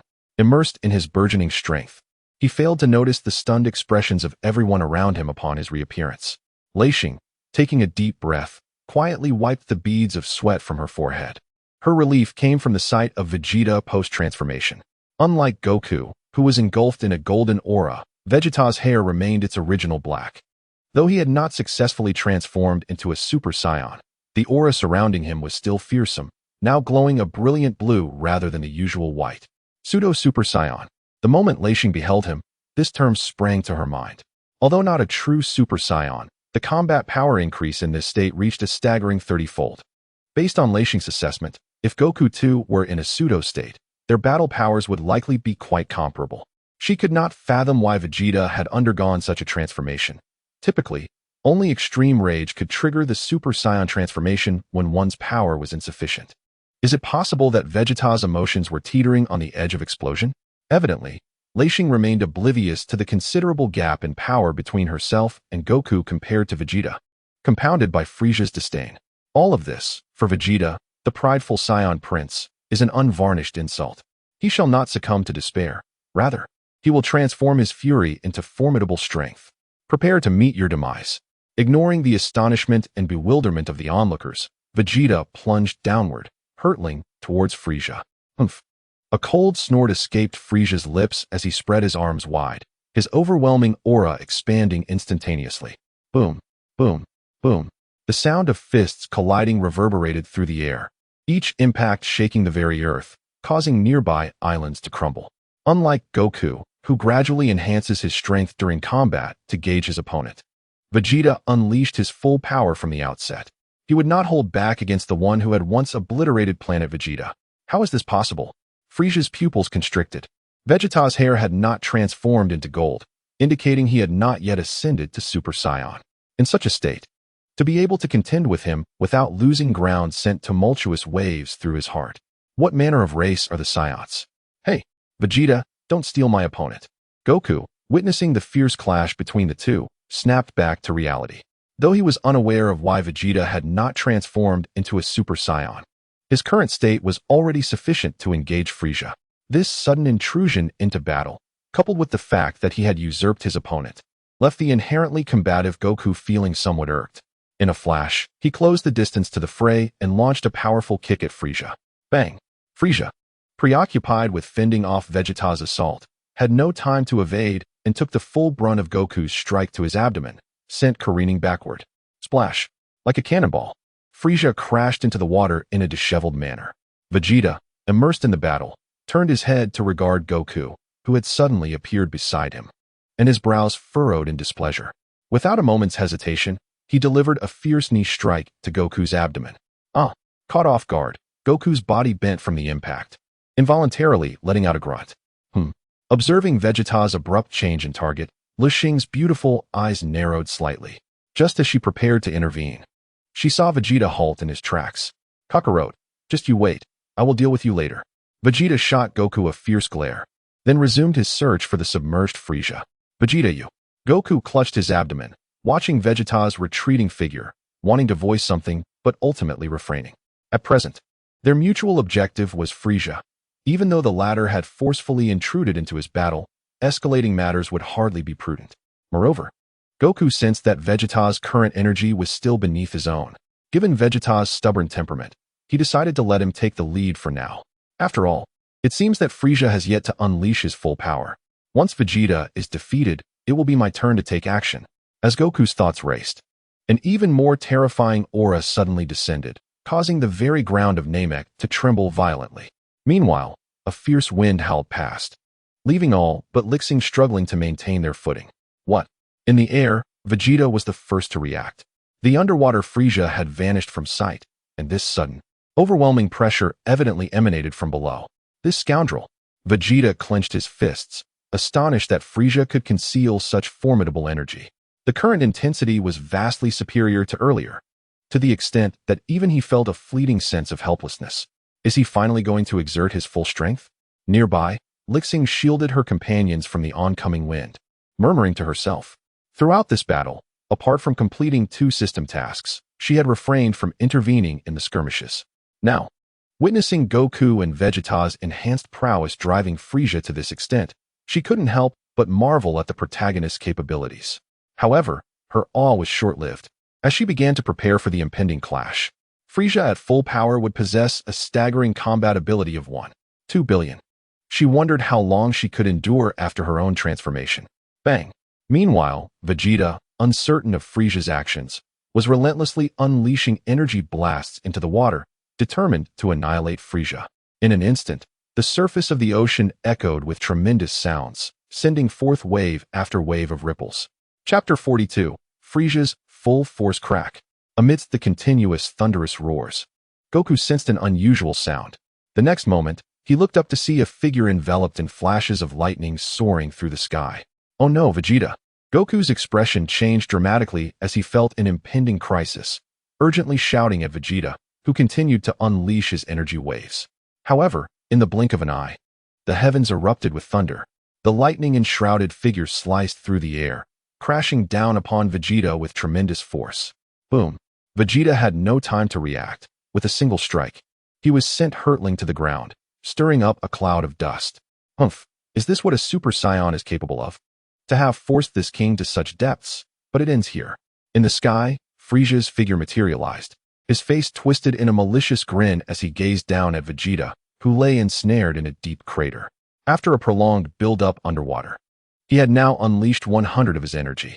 Although his appearance showed no remarkable changes, his muscles had swelled significantly. Even his eyes glowed a fierce crimson, brimming with a savage ferocity. As Frisia's foot struck the ground, he paid no heed to the fallen Vegeta and instead shifted his focus to the nearby Son Goku. This farce was destined to conclude, and it would commence with you. In the blink of an eye, Frisia's figure materialized before Son Goku. His voice, gentle yet laced with an unmistakable cruelty, resonated as his right fist emanated a formidable aura. Boom!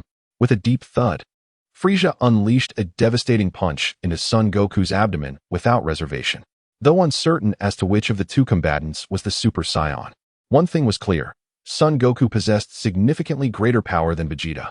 Furthermore, judging by his golden hair, it seemed that Goku was indeed the true Super Saiyan, while Vegeta, despite his enhanced strength, had not yet reached the transformation threshold. Son Goku let out a pained scream, expelling a bitter liquid as his body contorted into a bow. Crack!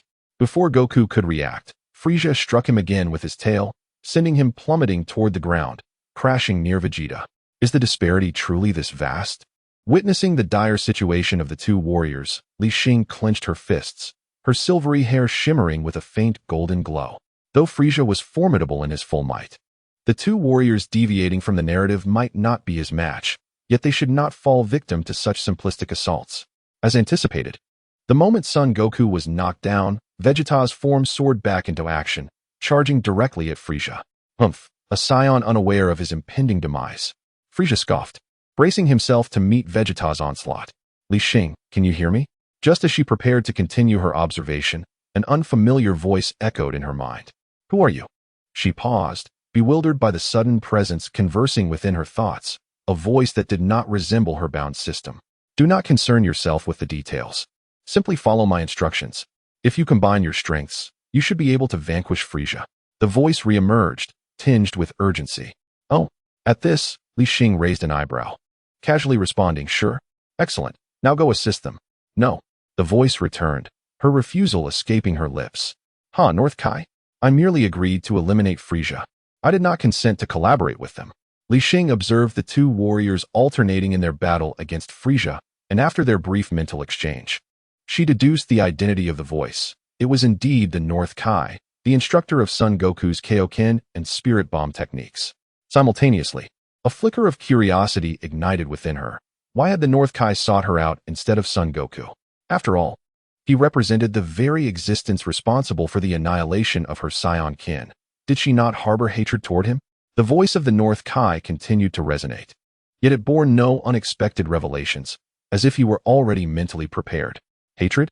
Upon hearing this remark, Li Xing could not help but smile and shake her head. Frisia was merely acting under the directives of the god of destruction when he annihilated planet Vegeta. To harbor hatred for Frisia? It would be more reasonable to resent the foolish King Vegeta. Moreover, as a traveler in this realm, her Scion bloodline was distinctly her own, with the only individual capable of stirring her emotions being Bulma, who treated her like a sister. Do Scions possess such profound pride? On North Kai's planet, a figure clad in the Kai uniform and donning sunglasses murmured to himself. Long before his conversation with Li Xing, he had already reached out to Goku. After all, Frisia's current aura was overwhelmingly formidable. In his eyes, even if Goku and Vegeta joined forces, their chances of victory remained bleak. Hence, he chose to contact Li Xing. Although he was unfamiliar with this female scion, He had attentively followed Goku's developments since he resurrected and departed from Earth, feeling exceedingly bored on North Kai's planet. Numerous signs indicated that Li Xing possessed strength surpassing that of Goku. Furthermore, when she initially confronted Frieza, she even employed the Kaioken technique. Though he was unaware of how she had acquired it, it was evident that her talent was truly extraordinary. Regrettably, both Goku and Li Xing rejected his proposal to collaborate against Frieza. Very well, I shall leave it to them to resolve their own predicament. North Kai mused before retracting his thoughts. Observing Li Xing's calm demeanor, perhaps he had indeed overthought the situation. Boom, boom. The sky reverberated with the sounds of battle, each clash producing a deafening roar. Both Goku and Vegeta targeted Frieza, yet there was no semblance of cooperation. They even seemed to deliberately wait for the other to be repelled before advancing. Time and again, their figures were sent hurtling backwards, each sustaining an increasing number of wounds. After a while, Goku, having been struck back, hovered in midair. He raised his hands and suddenly felt his strength waning. Damn it, what is happening? Chapter 43. Preparing to strike. The arrogant Vegeta sensing the depletion of his power, Goku's expression changed dramatically. He had never encountered such a phenomenon, completely caught off guard. The spectators below observed his countenance with growing concern. They noticed that Goku's hair appeared to intermittently recede to its original black hue, and the golden aura ignited by his transformation was gradually dissipating. Having fought for so long since his transformation, he could no longer maintain his Super Saiyan state. Roar! The Super Saiyan could not endure for long. After parrying one of Vegeta's strikes, Frieza noticed this change and immediately narrowed his eyes. Boom! With a muffled thud, Frieza once again sent Vegeta flying. In light of the circumstances, allow me to usher you on your journey. Frieza raised a hand, emanating a terrifying violet aura. With a swift motion of his arm, he unleashed the energy, transforming it into a colossal purple blade aimed directly at Sun Wukong. Rooting out the source. He was indifferent to whether Sun Wukong retained any fighting spirit. As long as he was a scion, he must be annihilated. Below, Li Xing comprehended that she could no longer remain a mere spectator. With a sharp exclamation, she ignited a golden aura that engulfed her entire being. Her once flowing silver hair transmuting into a resplendent gold. Simultaneously, her energy surged, surpassing all present on the battlefield. Li Xing, hurry and save Dad. Son Gohan urgently called out from behind her, concern etched across his face. As Sun Wukong faced peril, he, being the son, felt a heightened sense of anxiety compared to others. However, this plea resonated oddly in Li Xing's ears. In that moment, disregarding everything else, Li Xing's right foot forcefully struck the ground, propelling her skyward towards Sun Wukong's location. Another Super Saiyan. Witnessing Li Xing's rapid approach to the fray, Frieza felt a shiver down his spine, acutely aware that her aura eclipsed that of Sun Wukong by more than a factor of 2. There was no alternative. 20-fold Kaioken. Meanwhile, Sun Wukong, engrossed in battle, remained oblivious to Li Xing's actions. Realizing he could not evade the impending strike, he gritted his teeth, crossing his arms defensively over his chest, summoning every last ounce of his remaining strength. Boom! A thunderous roar reverberated through the air, causing the very earth to tremble, with shockwaves rapidly dispersing, obliterating the remaining flora within a radius of several thousand meters. Roar, roar, roar. Such reckless defiance. A cold smirk curled at the corners of Frieza's mouth as he neared the moment of impact, only to see Li Xing interpose herself between him and Sun Wukong. His Earth Splitter attack could cleave planets. Even though Li Xing's energy surpassed Sun Wukong's, she would not emerge unscathed from such a formidable blow. Gasping at the sharp pain radiating through her arm, Li Xing inhaled sharply. The force of the strike was nothing short of cataclysmic. Even with her current power far exceeding Frieza's, a reddened mark remained on her arm. Had she not arrived in time, it was likely that even Sun Wukong, utilizing the 20-fold Kaioken, would have perished from this assault. Thank goodness you're here. In contrast to Li Xing, Sun Wukong let out a sigh of relief. He sensed that his power was no longer sufficient to contend with Frieza. It's time for a change. Li Xing spoke slowly, her gaze fixed firmly on Frieza, without turning back. At this moment, her golden locks cascaded gracefully, not standing erect like Sun Wukong's, but instead flowing down to her waist. With her naturally long hair, she appeared as though she had seamlessly transitioned into the third stage of a Super Saiyan. Observing Li Xing's demeanor, Sun Wukong uttered no words and turned to descend towards the spectators.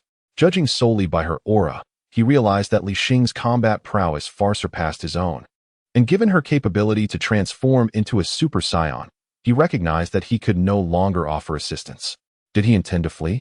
As he prepared to leave the battlefield, Frisia's palm shimmered anew with a violet glow. Though astonished that Li Xing had withstood his attack, he could not permit Sun Wukong to retreat so easily.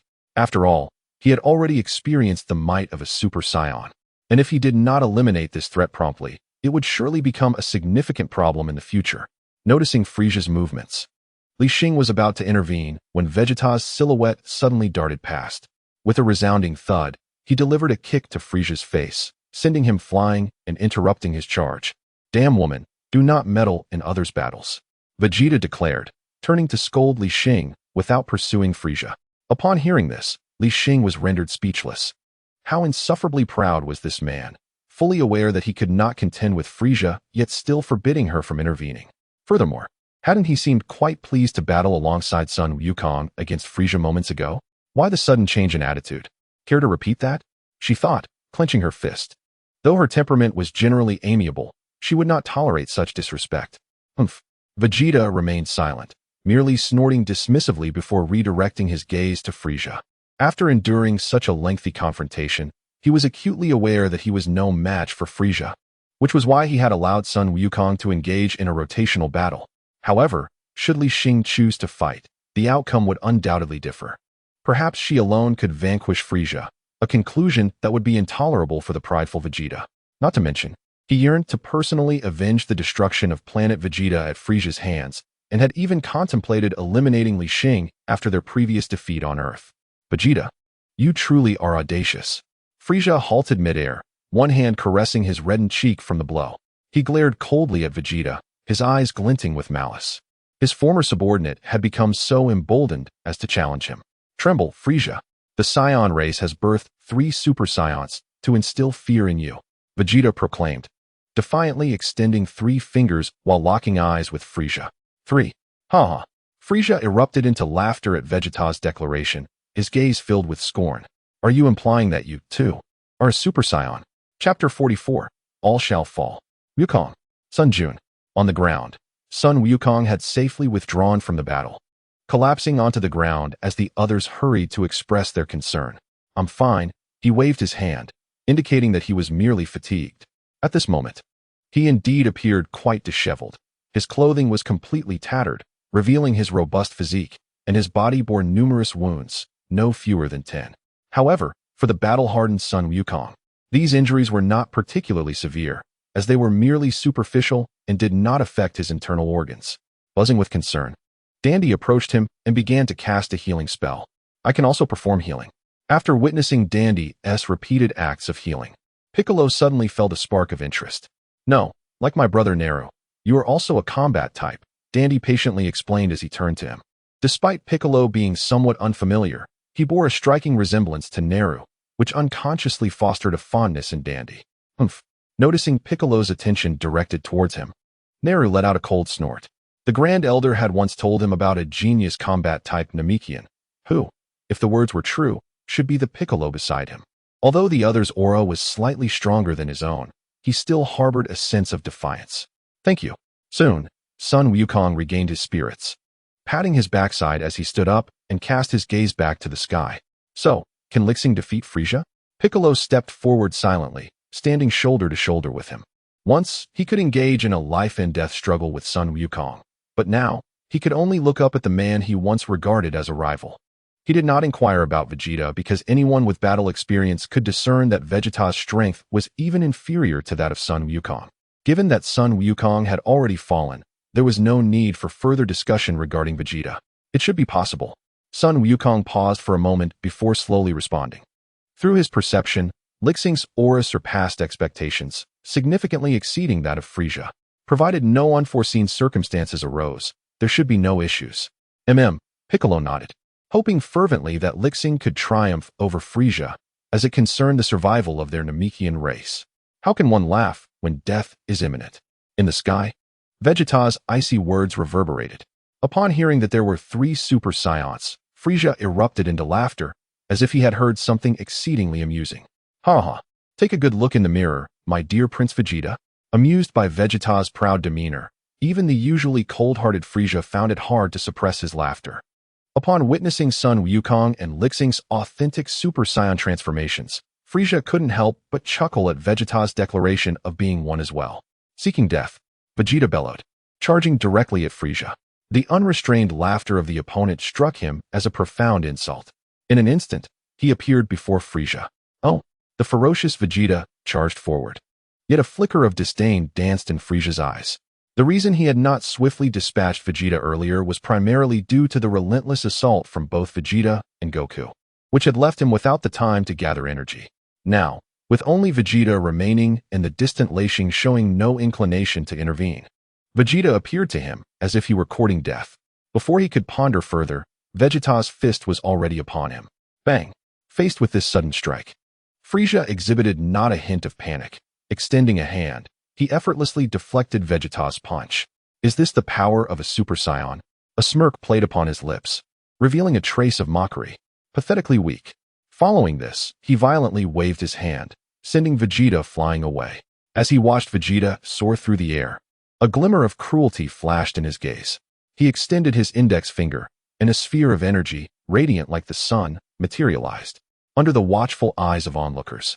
This energy sphere rapidly expanded, soon growing into a massive orb several meters in diameter. This is bad.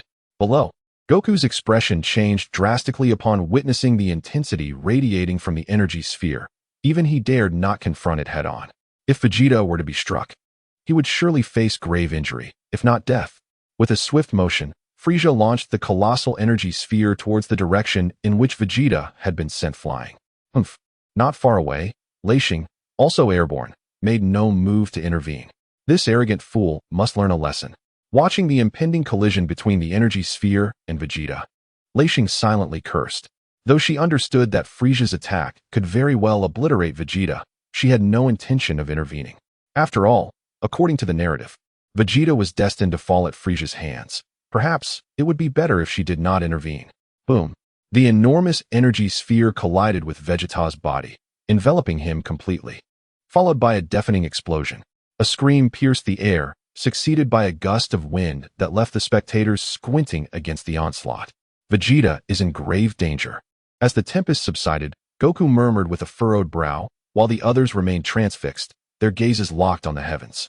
Goku questioned whether even in his Super Saiyan form he could withstand such an attack, let alone Vegeta, who was considerably weaker than himself. However, he could not comprehend why Li Xing chose not to act. No, he is not dead. Piccolo, brow furrowed, stared intently at the epicenter of the explosion, where a faint yet discernible surge of energy emanated. At this revelation, everyone was taken aback, including Li Xing in the air. To her, the energy contained within Frieza's attack was immense, and Vegeta appeared utterly unprepared for such a blow. In such circumstances, how could one possibly survive? A series of labored coughs resonated, followed by the emergence of a familiar figure before the onlookers. There stood Vegeta, staggering as he fell from the epicenter of the explosion. A trace of blood staining the corner of his mouth, his body marred by numerous wounds. Thud! His form crashed onto the ground below, stirring up a cloud of dust. Coughing incessantly, Vegeta lay on the ground, struggling to rise, only to find his body no longer obeyed his commands. In mere moments, darkness enveloped his vision, and he succumbed to unconsciousness. Prince Vegeta! A cry rang out as Nappa rushed to his side, arriving in haste. Roar! Chapter 45. Li Xing takes action. Is this truly what one calls a Super Saiyan? In the air, Frieza observed this scene from his lofty vantage, a mocking smile gracing his lips. You shall all perish. With that, his gaze shifted towards the spectators, a cruel glint appearing at the corners of his mouth. He raised a hand, swiftly punctuating the air, unleashing several slender beams of purple light that hurtled towards the gathered crowd. Be careful. Upon witnessing Frieza's assault aimed at them, Goku bellowed a warning. Yet, his caution seemed belated, for Frieza's death rays traveled with astonishing speed, swiftly closing in on them. Just as the beams were about to strike, Li Xing's slender form flickered into view before them. Bang! Bang! Bang! With rapid movements of her hands, muffled thuds echoed as she redirected the purple beams with sheer force. Your opponent is me. She stood with her back to the crowd, lifting her head to meet Frisia's gaze, her golden aura intensifying with each passing moment. The audacity of Frisia to target Bulma and the others ignited a flicker of fury within Li Xing. Frisia, your doom approaches. As Li Xing ascended slowly, her cold voice reverberated through the sky. Her eyes, radiant like stars, were fixed intently upon Frisia. The preliminary skirmish had concluded, with both Goku and Vegeta defeated, and Namek had fortified. Now, she could unleash her full power without restraint. Crack! As her energy surged, the earth began to tremble violently, surrounding mountains shattering and crumbling into fragments that cascaded down. How formidable! The moment Li Xing unleashed her might, crimson flames ignited around Goku, leaving him in awe. To shield everyone, he found himself resorting to the Kaioken technique to withstand Li Xing's oppressive presence. As for the Super Saiyan transformation, it had previously emerged due to Krillin's demise. Now, his base power was insufficient, and even with Din fully healing his injuries, he could not transform again. Boom! A lightning bolt streaked across the sky as Li Xing's resplendent golden hair danced wildly in the air, her aura fully revealed, exuding an astonishing force of pressure. What terrifying power! Below, Nappa escorted Dandy to heal Vegeta. Once restored, he stood up, sensing the aura emanating from Li Xing, his expression turning exceedingly grave. Prince Vegeta, Nappa opened his mouth, eager to speak. Silence! Vegeta retorted impatiently, his gaze fixed on the golden-haired Li Xing hovering in the air. He was well aware of Nappa's curiosity, which merely revolved around the matter of transformation, yet he felt no inclination to explain. After an extensive confrontation with Frisia, Vegeta understood that his transformation was not on par with those of Li Xing and Goku, and in terms of aura, he fell significantly short. Nevertheless, he had brushed against the threshold of Super Saiyan. Under such circumstances, to acknowledge that he was not a Super Saiyan would be tantamount to admitting his inferiority to the two, an absolute impossibility. Humph, your body is capable of trembling. Is it? In the sky, Li Xing faced Frisia, her voice laced with provocation. Her aura surged to a pinnacle, an oppressive force enveloping the surroundings, compelling even Frisia to take her seriously. Huh, you think you can make this king tremble? Frisia scoffed, conceding Li Xing's strength, yet deeming it insufficient to instill fear in him. Moreover, having previously bested Goku bolstered his confidence, leading him to believe that Super Saiyans were not as formidable as the tale suggested. Is that so? Li Xing's lips curled into a slight smirk, and then, under the expectant gaze of the onlookers, a streak of golden light darted across the sky, arriving instantaneously before Frisia. Such speed! As Li Xing approached, Frisia's pupils constricted, astonished that her velocity surpassed his own, leaving him no time to react. However, as the Cosmic Emperor, his combat experience was vast. He swiftly summoned his inner energy, raising his right fist to counter Li Xing's assault. Yet, the anticipated collision never transpired. Li Xing's speed was remarkable, and Frisia's fist merely grazed her hair. In the blink of an eye, Li Xing evaded Frisia's strike and retaliated with a punch that landed squarely on his face. A resounding crash echoed as Frisia's body was struck with tremendous force, sending him hurtling from the sky, crashing through the earth below and plunging into the sea. The scene before the spectators elicited gasps of astonishment. They had scarcely perceived Li Xing's movements, as if it had all unfolded in an instant, and Frisia's figure had already plummeted. How brutal! On the ground, Bulma gazed up at Li Xing, unable to contain her thoughts. This was her first time witnessing Li Xing in battle, and it was difficult to fathom that this girl, whom she had only recently met yet felt akin to a sister, possessed such formidable prowess. What sort of man could possibly be worthy of her? Contemplating this, Bulma couldn't help but glance at Vegeta. Goku was already married to Chi-Chi, and among the familiar faces present, the only one with unmatched strength was Vegeta. Moreover, both individuals belonged to the Scion lineage, with Vegeta even being the prince of the Saiyans. Even if Li Xing has a propensity for violence, Vegeta should be able to withstand it. As long as he remains alive, they can be together. In every conceivable way, they are indeed a match.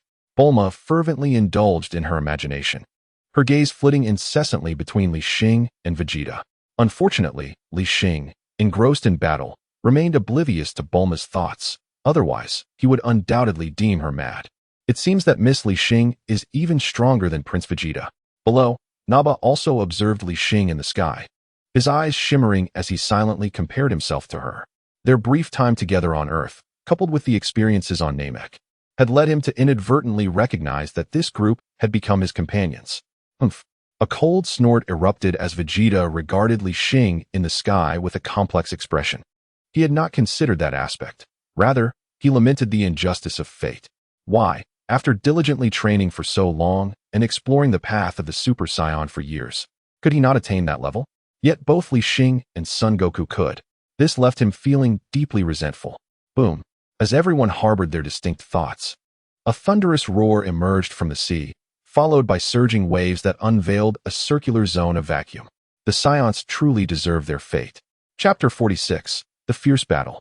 Li Xing's preparations, a chilling voice resonated, and soon after, Frisia's figure gradually rose from the surface of the ocean, gazing at Li Xing, proudly standing in the sky. His eyes were icy, and his fists clenched tightly. A single encounter had resulted in a significant setback for him, making him realize that Li Xing was considerably stronger than the previous two. Whoosh.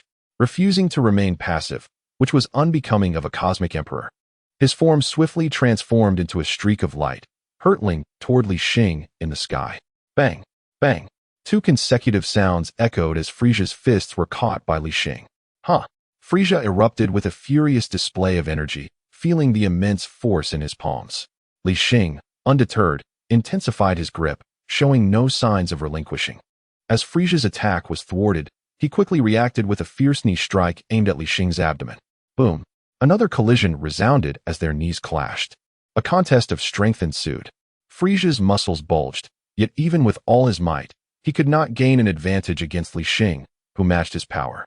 Die! Frisia, bound by Li Xing's grip, attempted to withdraw, but Li Xing would not easily let go. In a moment of desperation, he bellowed, and his tail swung toward Li Xing's head. Humph! Li Xing scoffed at the sight. A tail? Bang! A dramatic scene unfolded as Frisia overlooked a crucial detail. Saiyans also possessed tails.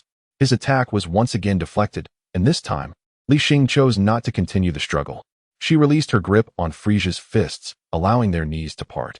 In the fleeting moment of release, before Frisia could retreat, a white energy sphere manifested in Li Xing's palm and was directly thrust into his face. Boom!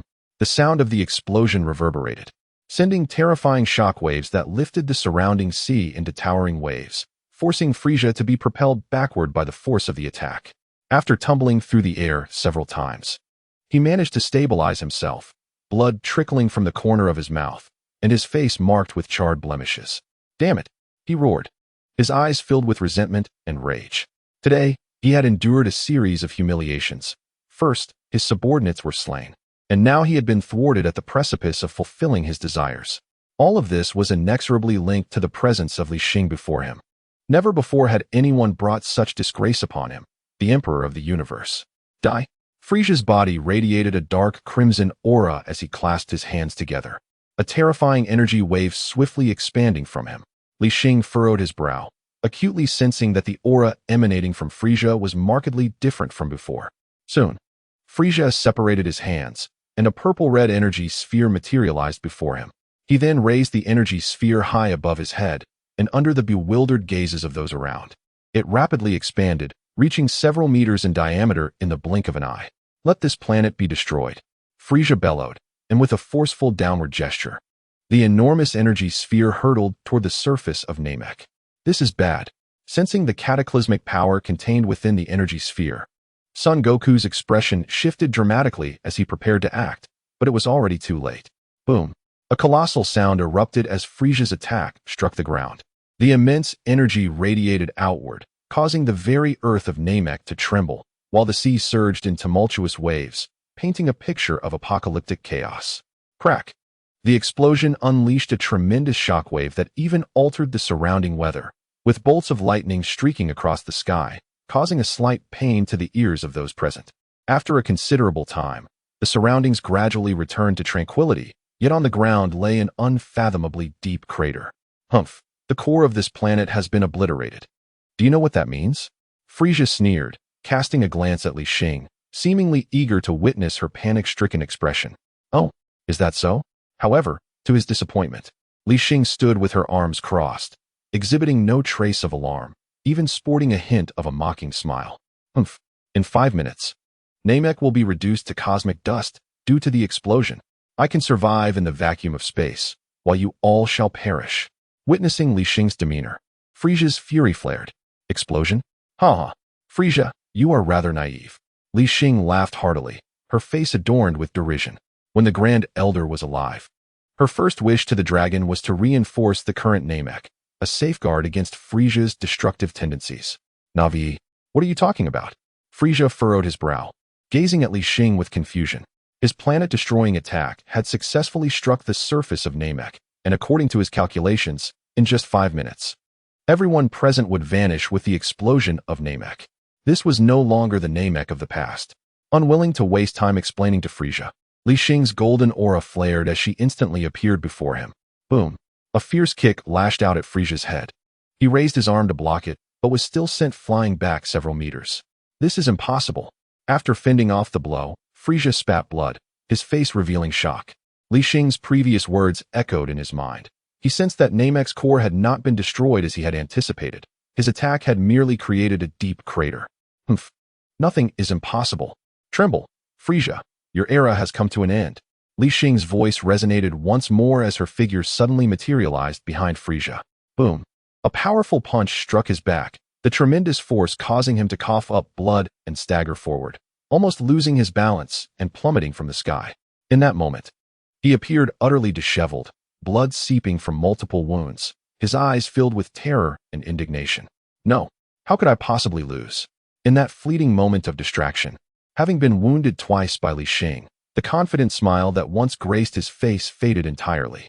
Unlike his previous encounter, where Goku's premature transformation did not instill the fear he should have felt against a Super Saiyan, this clash with Li Xing truly rectified that oversight. You bastard! I will tear you to shreds. Chapter 47. The frenzied Frisia. Desperate measures. Frisia roared, his body leaning forward, hands gathering power behind him, 2 purplish-red discs materializing instantly. Huh. Upon seeing his form, Li Xing could not help but shake her head.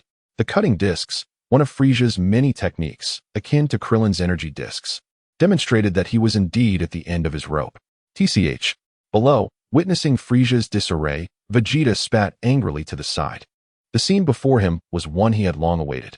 Yet, the one who had inflicted such grievous wounds upon Frisia was not him. Indeed, her power has grown stronger. Among the spectators, Goku could not help but exclaim, eagerly anticipating the chance to spar with Li Xing again after their journey on Namek. Your time has ended, Frisia. In defiance of the 2 incoming cutting discs, Li Xing shouted, her form flickering swiftly as she effortlessly evaded the attacks. However, just as she was swiftly moving closer to Frisia, poised to deliver the final blow, a series of anguished screams suddenly erupted from below.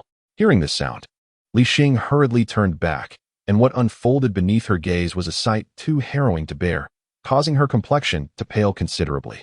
There, Piccolo's form lay severed in half, and beside him was Nalu, who had collapsed while cradling Dandy. Bang! In that moment of stunned distraction, Frisia seized the opportunity to launch a rapid counterattack, sending her hurtling away.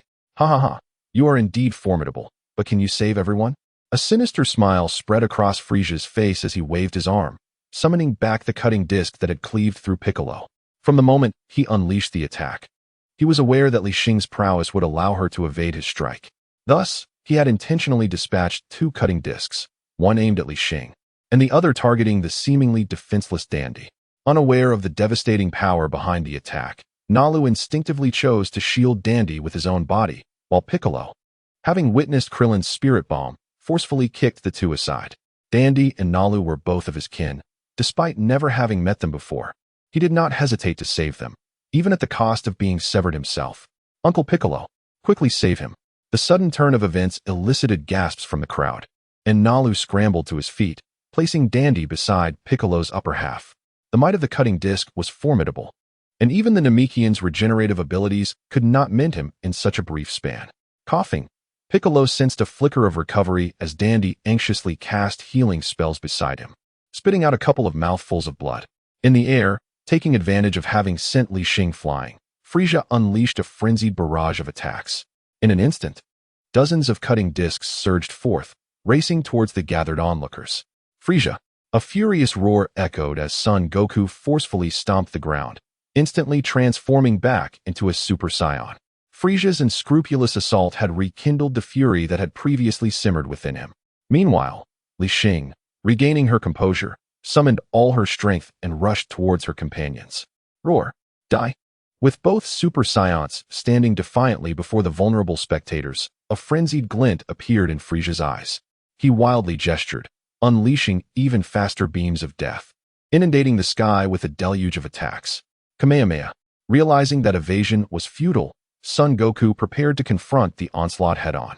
Faced with the overwhelming barrage, he was uncertain whether he could withstand it. He clasped his wrists together, radiating a brilliant light, ready to unleash his most powerful strike. I'm coming. In the next instant, Li Xing flickered to his side, her eyes gleaming with determination. Kamehameha. Li Xing's accumulation of energy was astonishingly rapid. In the fleeting moment when Sun Wukong was momentarily distracted, a colossal beam of blue light erupted from her hands. Although this was her inaugural attempt at performing the Sun family's ultimate technique, her prior experience mimicking Vegeta's energy cannon imbued her with unwavering confidence in the attack she unleashed. To her, the method of energy accumulation was fundamentally the same, only the nomenclature differed. Boom, boom, boom. The sound of explosions reverberated continuously, as Frisia's numerous assaults were obliterated beneath the might of the beam. Not only that, but under Li Xing's deft control, the Kamehameha wave, after deflecting all incoming attacks, sent residual energy surging toward Frisia in the sky. Damn monkey! Frisia roared in frustration, witnessing his plans unravel. Simultaneously, he unleashed a surge of power, bracing his hands in front of him to confront the oncoming remnants of Li Xing's Kamehameha. A thunderous roar resonated through the air, causing the very ground of Namek to tremble violently. With a cough, Frisia spat out blood, his body riddled with wounds, and helplessly plummeted through the clouds of smoke. Although Li Xing's full-force strike merely countered the residual energy from his multitude of attacks, its potency remained undiminished. Is he dead? The frigid glint in Li Xing's eyes revealed her thoughts. She had not anticipated that a cornered Frisia would resort to such desperate measures. Had her reaction been any slower, others might have perished. Wait, the mission completion notification had yet to sound. Realizing that Frisia's body had not yet touched the ground, Li Xing swiftly ascended, charging toward the descending Frisia. Energy cannon. Meanwhile, observing Frisia's incapacitated state, a purple beam shot upward from below. Die, Frisia! Vegeta bellowed, unleashing the attack himself. He had witnessed everything unfold, noting how Frisia's reckless assaults targeted only the group surrounding Sun Wukong, completely disregarding him and Nappa. This slight stirred a sense of indignation within Vegeta, as if Frisia had deemed him inconsequential. Seizing such an opportune moment, he could not stand idly by. To slay Frisia. This was the culmination of years of anticipation. That bastard. Li Xing's pupils constricted as she beheld the scene, yet she resolutely charged toward Frisia, suspended in midair. To personally defeat Frisia's fourth form was the final task on Namek. Regardless of the rewards, Frisia's actions against Bulma and the others were unforgivable, and she yearned to deliver the fatal blow herself. Boom. Chapter 48. The journey to Namek concludes. The beam engulfed both figures, as the defenseless Frisia was instantaneously struck. Li Xing, below, witnessing her ensnared within the same attack, the onlookers could not suppress their astonished gasps. That troublesome fiend. As the assault landed upon Frisia, Vegeta too noticed the unfolding scenario. Yet his assault did not cease until he witnessed Frisia's form completely vanish within the beam of light, at which point he barely managed to halt the energy he was emitting. Ding! Frisia's demise detected. Task 3 automatically failed. Failure penalty. None. Ding. Congratulations to the host for completing Task 4. Personally defeating Frisia's final form. Task reward. Permanent doubling of combat power growth rate. New type of combat power detector. A series of system notifications resonated, as Li Xing's figure gradually emerged in the air. At the moment Frisia was on the verge of disappearance, she also unleashed her own attack. What a fool. Despite completing the task, Li Xing did not exhibit much joy. Instead, her gaze shifted downwards towards Vegeta. At that moment, she still retained her Super Saiyan form, her battle attire torn in several places, and her hair a disheveled mess, presenting an appearance that was somewhat disheveled. In her eagerness to deliver a finishing blow, she bore the brunt of Vegeta's attack. Although she sustained little injury, his actions evoked a twinge of disdain within her. Frisia is dead? On the ground, A recovering Piccolo regenerated his limbs and gazed at the now tranquil sky, unable to restrain his exclamation of wonder. Indeed, Son Goku nodded in agreement. The protracted battle had finally concluded, and witnessing the still potent aura surrounding Li Xing, he let out a long sigh of relief. Frieza had recklessly launched an attack towards everyone, fully aware that he might not withstand it, leaving Goku's heart hanging in suspense. What a so-called cosmic emperor. In the end, he perished at my hands. On the other side, a look of relief flickered in Vegeta's eyes. He had finally avenged the destruction of planet Vegeta. Although the means were not particularly honorable, it served as a form of closure for the Saiyans who had perished. Whoosh! Li Xing descended from the sky, not returning to Son Goku and the others, but landing a short distance in front of Vegeta. She remained silent, her golden aura blazing, the intent unmistakable. She would not quell her resentment without delivering a thrashing to Vegeta. What? Do you wish to fight? Observing her demeanor, Vegeta unleashed his own aura, instantly entering the pseudo-Super Saiyan state. Having recovered from his previous severe injuries inflicted by Frieza, he felt his combat power had significantly increased. Swelling to the point of desiring a decisive battle with Li Xing, Miss Li Xing, Daba, standing beside Vegeta, attempted to speak. He did not address Vegeta as my lord, but instead looked at Li Xing with an expression of hesitation. In Daba's eyes, Li Xing and her companions had become his allies, and even he, who had followed Vegeta for many years, felt a sense of shame at Vegeta's behavior. While others had toiled against Frieza for so long, he had silently delivered the final blow. Had it not been for Li Xing's formidable strength, both of them might have been obliterated. Observing Vegeta's obliviousness, Li Xing refrained from further words. The golden aura coalesced around her fist, and in an instant, she flashed to his front. Boom! With a powerful punch, she struck fiercely at Vegeta's abdomen. This time, she spared no effort. Vegeta's strength had grown significantly, and if she did not temper his arrogance, he would become a ticking time bomb upon returning to Earth. A bitter taste surged forth as Vegeta's body bent like a bow, and he instinctively knelt on the ground. Simultaneously, the fierce aura that had just erupted from him abruptly ceased. Such a simple blow had reverted him to his original state, and in that moment, Vegeta finally comprehended the terrifying power of Li Xing Humph. Next time, you won't be so fortunate. Glancing coldly at the kneeling Vegeta, clutching his abdomen, Li Xing uttered these words before turning to fly towards the location of Son Goku and the others. Your Highness Vegeta, are you alright? After her departure, Daba hurriedly approached to assist Vegeta. Li Xing, is Frieza dead? You are incredibly strong. Why does it feel like your transformation surpasses Goku's by so much? The golden hair. Yet I still prefer the previous white. Upon Li Xing's return to the group, they erupted in a flurry of questions, with Bulma moving closer to her and scrutinizing her hair. Yes, Frieza is dead. Let's first take care of the surviving Namekians. As Li Xing was appraised by the others, she hastily reverted to her normal state, feeling somewhat amused. However, the Grand Elder is dead, so the Dragon Balls of Namek can no longer be used. Dandaru and Piccolo flanked her, timidly speaking up. Don't worry, there are still Dragon Balls on Earth. Piccolo reassured Dandaru, gently patting his head. As long as he was alive, the Dragon Balls on Earth would also remain. Really? Uncle Piccolo? Upon hearing this, Dandaru looked up at him, hope rekindling in his eyes. He was of a similar stature to Son Gohan and Krillin, and since Son Gohan referred to Piccolo as uncle, he naturally followed suit. Nairu let out a cold snort at Dandaru's address to Piccolo, but said nothing more, as the latter had just saved both him and Dandaru. Unbeknownst to them, they had already bridged the gap with Piccolo, a fellow of their kind whom they had never met before. Several hours later, news of Frieza's demise spread among all surviving Namekians. While the remnants of Frieza's army on Namek were also vanquished by Li Xing and her companions. Near the spaceship, Li Xing and her group gathered, with the Namekians who had come to bid them farewell standing behind them. Let us stop here. We must return, Li Xing gestured to the crowd, a smile of contentment gracing her face.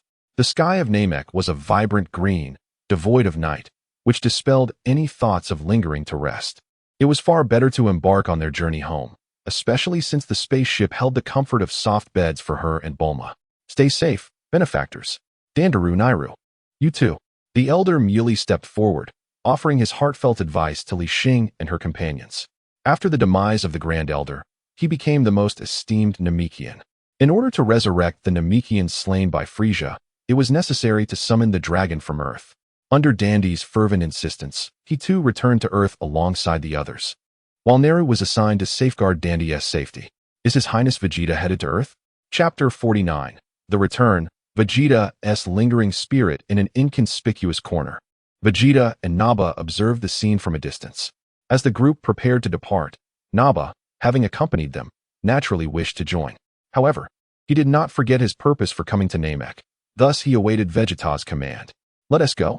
Without further ado, Vegeta soared into the sky, closely followed by Nappa. The two transformed into streaks of light, heading straight for Frisia's remnants of a spaceship. While Dandy and the others disseminated the news of Frisia's demise, Nappa engaged in numerous conversations with him, piquing his curiosity about Dandy's training methods. After vanquishing Frisia, Vegeta altered his aspirations. His new objective was to achieve a complete transformation into a Super Saiyan, subsequently defeating both Dandy and Son Goku. As the Prince of the Saiyans, he could not permit any other Saiyan to surpass him in strength. With Namek restored to tranquility, their movements did not escape Dandy's keen perception. Observing the direction in which they departed, her thoughts stirred, and several data points materialized before her eyes. Name: Nappa. Battle power: 240,000. Name: Vegeta. Battle power: 1,800,000. The system's newly awarded combat power detector, unlike the earlier physical devices that needed to be worn, functioned as a means to observe others' panels. A skill Dandy had now mastered. Name: Son Goku. Battle power: 2,000,000. Name: Piccolo. Battle power: 180,000. Potential unlocked. Please follow the narrative of this book. She discreetly scanned the battle powers of the others. Aside from Nappa's unexpected survival, the rest appeared to be significantly weaker than anticipated. It seemed that upon returning, she would need to devise a means to rectify the narrative. Dandy silently mused as the group embarked on their journey home. 1 month later, Earth. The spaceship gently descended into the yard of Bulma's home. Gohan. Among those welcoming the return of the group, Chi-Chi was the first to rush out. With a swift motion of her arm, she pushed Son Goku back a few steps, then directly embraced Gohan, who was still clad in his battle attire. Chi-Chi. Son Goku scratched his head, chuckling awkwardly. Bulma and little sister are back. Mrs. Brief also approached, her lively disposition reflecting her cheerful nature as Bulma's mother, often teasing Dandy by calling her little sister Mom. Auntie. Bulma pretended to hold her forehead, feigning a headache, while Dandy naturally stepped forward to greet them. The affectionate term little sister left her both amused and exasperated. The arrival was indeed slow. I half expected you to have perished along the way. Not far off, Vegeta, clad in his battle attire, leaned casually against a large tree, a blade of grass clenched between his teeth as he gazed disdainfully at the approaching group. Behind him stood Nappa, impeccably dressed in a suit. The scene appeared somewhat jarring. Mr. Nappa had returned a fortnight prior, accompanied by a rather serious young man. Only then did Li Xing notice that, in another corner of the courtyard, Frisia's spaceship was also docked here. Without a doubt, it belonged to Vegeta and Nappa.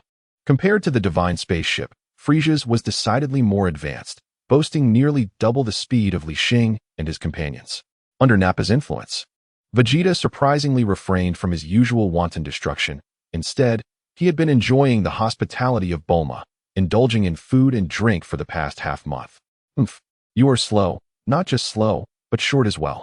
Having grasped the situation, Li Xing rolled his eyes at Vegeta, directly hitting his sore spot. This was understandable. In terms of individual speed, Vegeta certainly paled in comparison to Li Xing, given the vast disparity in their strengths. And as for height, Vegeta chose not to respond, spitting out the grass he had been chewing and turning to leave. This, please do not mind. Prince Vegeta simply possesses such a temperament, Nappa said with a wry smile, scratching his head, seemingly unfazed by Vegeta's departure, and moved closer to Li Xing and the others.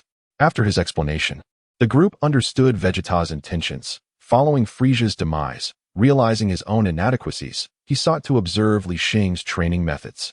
Was that all? He no longer coveted the Dragon Balls on Earth. Bulma's mouth fell agape. A villain so easily reformed? Impossible, it must be a ruse. Indeed, Prince Vegeta has resided here for the past fortnight. Nappa's next words left Bulma utterly astonished. Here? Where? My home. Yes, seeing Bulma's incredulous expression, Nappa quickly nodded. Please convey to your Prince Vegeta that while residing in my home is acceptable, he cannot partake in food and drink without consequence. Furthermore, he must not lay a finger on Li Xing. Bulma's expression hardened, hands on her hips as she confronted Nappa. After their earlier interactions, she had finally adjusted to the presence of the large Nappa, and now, with another one suddenly appearing, coupled with past experiences on Namek, she couldn't help but suspect Vegeta had ulterior motives. All right. Nappa scratched his head, glancing at Li Xing beside her, then hurriedly followed in Vegeta's footsteps, retreating hastily. Since that is the case, we shall take our leave as well. After a long separation, each had their own lives to return to. Piccolo, having borrowed the dragon radar, set off first with Dandy and Naru. The rest bid farewell and embarked on their own journeys home. Hey, when do we start training? That night, just as Li Xing prepared to ascend the stairs to his room, an unfriendly voice suddenly pierced the darkness. Training? Are you not capable of training that fool yourself? Startled, Li Xing reacted swiftly. Had she not recognized Vegeta's voice, she might have unleashed a tremendous aura that could have uprooted Bulma's home. This excursion to Namek had consumed several months, and at last, she could finally enjoy a restful slumber. Yet, this incessant pest, Vegeta, seemed to linger like a haunting shadow. To observe her training methods, he insisted she perform for him immediately upon her return. Regardless of Vegeta's intentions, when had she ever consented to train alongside him? Humph. As her words lingered in the air, Vegeta paused, offering no further retort, merely snorting disdainfully before vanishing into the darkness. He remained blissfully unaware of any flaws in his manner of speech, consumed instead by the question of why he felt such an unyielding urge to witness another's training. Was he incapable of training himself? What a ridiculous notion. Chapter 50. Be cautious of this individual. With a fierce gesture directed at the direction of his disappearance, Li Xing returned to her abode, refreshed herself, and soon succumbed to a deep slumber. Fatigued, she desperately required a good night's rest to rejuvenate her energy. In the dead of night, a thunderous explosion reverberated, shaking the entire western city violently. An earthquake? Li Xing was jolted awake by the cacophony, rubbing her bleary eyes as she propped herself against the headboard, bewilderment etched on her face. Boom, boom. More violent tremors followed, and this time, she finally sensed that something was amiss, her senses sharpening considerably. That scoundrel Vegeta. Li Xing flung open the door, her body soaring into the sky, where she beheld a massive mushroom cloud rising ominously from a desolate expanse beyond the city. Li Xing, Vegeta, and Nappa were nowhere to be seen. Below, Bulma, clad in her nightwear, had undoubtedly been stirred from her slumber by the tremendous commotion. I see, Li Xing thought, exasperation washing over her, before transforming into a streak of light, hastening towards the source of the disturbance. This Vegeta truly was the ultimate troublemaker of Dragon Ball. As she sped along, she muttered curses under her breath. She had merely remarked in passing that she would not train Nappa, yet here they were, causing chaos in the middle of the night without respite. In the outskirts, an uninhabited wasteland lay before her. Cough, cough. Nappa spat out a mouthful of blood, his body marred with injuries, barely able to maintain his stance. Useless. In the air, Vegeta's figure materialized. Upon seeing Nappa's frail state, he chose not to strike again. Initially intending to take Nappa into battle for joint training, he had not anticipated that even in his base form, Nappa could scarcely withstand a few blows. This predicament left him with a throbbing headache. Without practical combat experience, he was at a loss for how to train effectively. Before long, a golden beam sliced through the sky, and Li Xing came to a halt directly in front of Vegeta. Hey, you two are insane for being awake at this hour. She cast a glance at the battered Nappa below before shifting her gaze to Vegeta, unable to restrain her ire. What? Are you also here to train? Vegeta, upon noticing her, merely smirked coldly, offering a taunting glance in her direction. Train? Spare me. Upon hearing the words, Li Xing was instantly filled with indignation, and a golden aura enveloped her as she transformed into a Super Saiyan. It was late at night, and instead of resting, she had to disturb other sweet dreams. If it weren't for the protagonist's presence, this alone would be worthy of 1,000 tortures. Excellent. Witnessing this scene, Vegeta showed no intention of retreating. Instead, he unleashed his full power. Having learned from the experience of being defeated with a single punch last time, he took the initiative to strike first, launching his attack the moment he transformed. Bang! Vegeta's fist was firmly caught by Li Xing, who then flickered and appeared directly behind him. Crack! In the blink of an eye, Li Xing delivered a swift blow to the nape of his neck, rendering him unconscious and causing his body to plummet helplessly downward. Take him far away, and come back to me tomorrow, Li Xing commanded angrily to Naba before swiftly turning to leave. Still clad in her pajamas, she, as a super scion, felt a slight chill from the nighttime temperature. Whether it was her body or her heart that felt cold after knocking Vegeta out. All she desired was to return to her cozy bed. All right. Naba was momentarily taken aback as he caught the falling Vegeta. Watching Li Xing transform into a golden beam of light and depart, Naba couldn't help but feel a sense of awe. The Super Saiyan was truly formidable. In that fleeting moment, he hadn't even seen how Li Xing had struck, and Vegeta was already rendered unconscious. It seemed he would have to sleep outside tonight. Casting a glance at the quiet surroundings, Naba sneezed. He had begun to adapt to Earth's climate. A stark contrast to his previous experiences when camping outdoors was a regular occurrence under Frieza's command. Knock, knock, knock. The following afternoon, Li Xing was jolted awake by a series of knocks. Li Xing, it's time to get up. Bulma's voice called from outside, undoubtedly indicating it was lunchtime. Oddly, she usually barged in without hesitation, but today, Li Xing had locked the door. Little did she know, Li Xing had done so to prevent Naba from intruding at night. As for Vegeta, he wouldn't wake up until at least the evening. I'm coming, Li Xing reluctantly responded, getting up and changing into sportswear before heading downstairs. Where are Vegeta and Naba? Bulma inquired curiously at the dining table while eating. The commotion from the previous night had left her quite displeased, but it had ceased shortly after Li Xing had left, suggesting she had taught the two a lesson. I don't know, they should return later, Li Xing replied casually, returning her focus to her meal. Saiyans had a tremendous appetite. Despite being a girl, her consumption, after inheriting Saiyan blood, was at least 5 times that of Bulma. You really need to be cautious around Vegeta. After a while, gazing at the empty plate on the table, Bulma diligently tidied up the dishes while earnestly cautioning Li Xing. Be careful with him. He can't even match me in a fight. Wiping the grease from the corners of her mouth, Li Xing rose to assist her. I mean, in another sense of caution, you understand. Observing Li Xing's fair complexion and delicate figure, Bulma could not help but voice her concerns. Haha, Li Xing chuckled at the thought. Had they not finished their meal, she might have burst into laughter all over the table. Be careful that Vegeta takes an interest in you. You should be the one to be cautious. What are you laughing at? I'm serious. Bulma placed the dishes in the sink, putting her hands on her hips, adopting a mentor-like pose. All right, I understand, my dear Bulma, Li Xing replied, raising her damp hands above her head in surrender. By the way, could you help me build a gravity training chamber? The two of them washed the dishes side by side, and Li Xing expressed her request to Bulma. A gravity training chamber? What do you need that for? Bulma inquired, a look of confusion crossing her face. She had recently been contemplating how to enhance the capabilities of the combat power detector, and Li Xing, who had never trained, unexpectedly mentioned a term she had never heard before. For their training, Li Xing patiently explained the concept of the gravity training chamber. I see. Let me look into it, Bulma said, her curiosity piqued as she hails from a family of scientists. Once they finished tidying up, Dr. Brief, after completing his own tasks, came to assist them. An afternoon passed. Listening to the two scientists engage in a conversation akin to astronomical discourse, Li Xing felt her intellect had expanded significantly. Albeit, she gained little beyond helping to move construction materials. As they busied themselves, the sky gradually darkened. Miss Li Xing, a booming voice called from outside.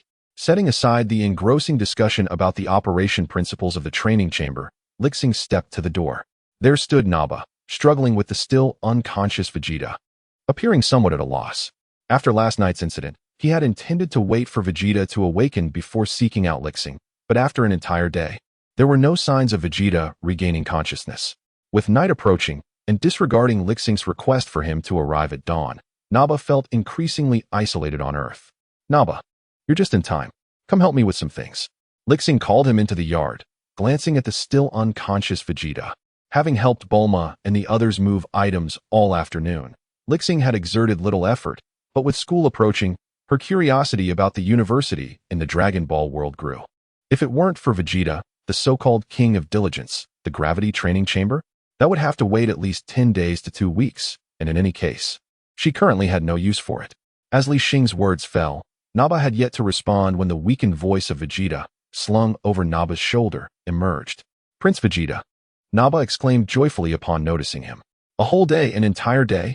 Do you have any idea how I endured this day? Aside from the warriors, I hardly knew a soul on this planet, and due to Li Xing's presence, I could not freely take lives to seize what I needed. I braved the elements for an entire day, and you, after merely receiving a slap, have been lying there ever since. Ah, the bliss of sleep." With this thought, Naba cast a peculiar glance at the Vegeta he carried. "Put me down," Vegeta said weakly. The strike from Li Xing had only rendered him unconscious. He was not injured in any way. Now that he had awakened, it was evident he was unscathed, but being hoisted by Naba did appear somewhat odd. That wretched woman. As soon as Vegeta was on the ground, he spotted Li Xing standing before them, his teeth clenched in fury. His aura erupted, and his gaze was filled with a hatred that seemed capable of consuming Li Xing whole. Twice now, including that incident on Namek. This woman can incapacitate me with a mere flick of her hand. This is not merely training, it is an utter annihilation. What? Are you looking to sleep again? Seeing Vegeta's defiant demeanor, Li Xing felt her ire rising. You chose to come to Earth to train. This planet is not as sturdy as you might think, and creating such a disturbance that disrupts others' rest is trivial. What if one day you lose control and destroy Earth? I haven't wished for the ability to survive in the vacuum of space with the Dragon Balls. Vegeta was nearly enraged to the point of losing consciousness. Sleep? It was evident to anyone with a modicum of sense that Li Xing was threatening him, should he dare to strike. She would ensure he remained unconscious for several more days. "Prince Vegeta, do not act impulsively. We are currently under someone else's roof," Naba quickly interjected, leaning closer to whisper in Vegeta's ear. Under someone else's roof. At this, Vegeta managed to calm himself somewhat. In his present state, he was no match for Li Xing. He had come here specifically to train. "Enough, Naba, go assist Bulma.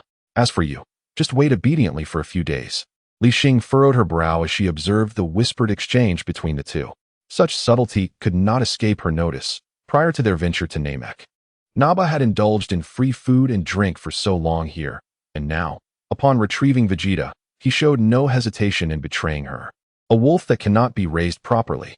Li Xing silently cursed, also plotting a moment to give Naba a good thrashing.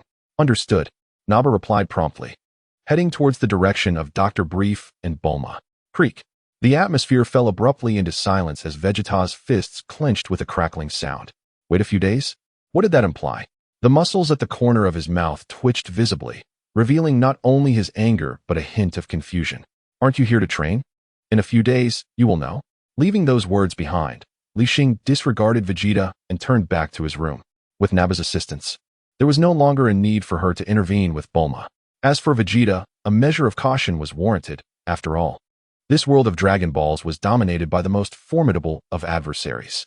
Li Xing harbored no deep-seated enmity toward him, and she could scarcely believe that Vegeta would recklessly annihilate the Earth and everyone on it.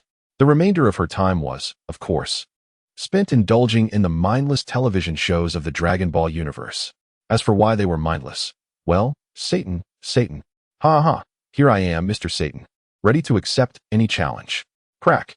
The moment Li Xing turned on the television, she crushed the remote control in her grip, nearly smashing the set itself.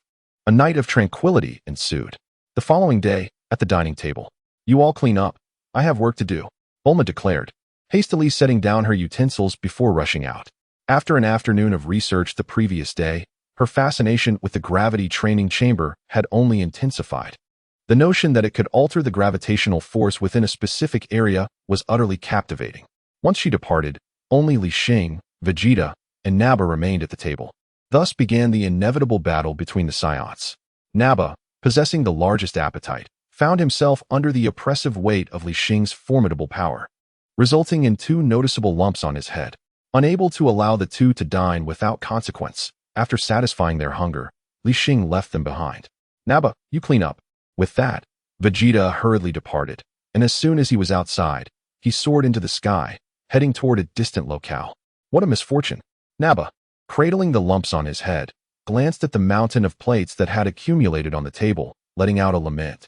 "Humph, Kakarot. The time for a decisive battle has come."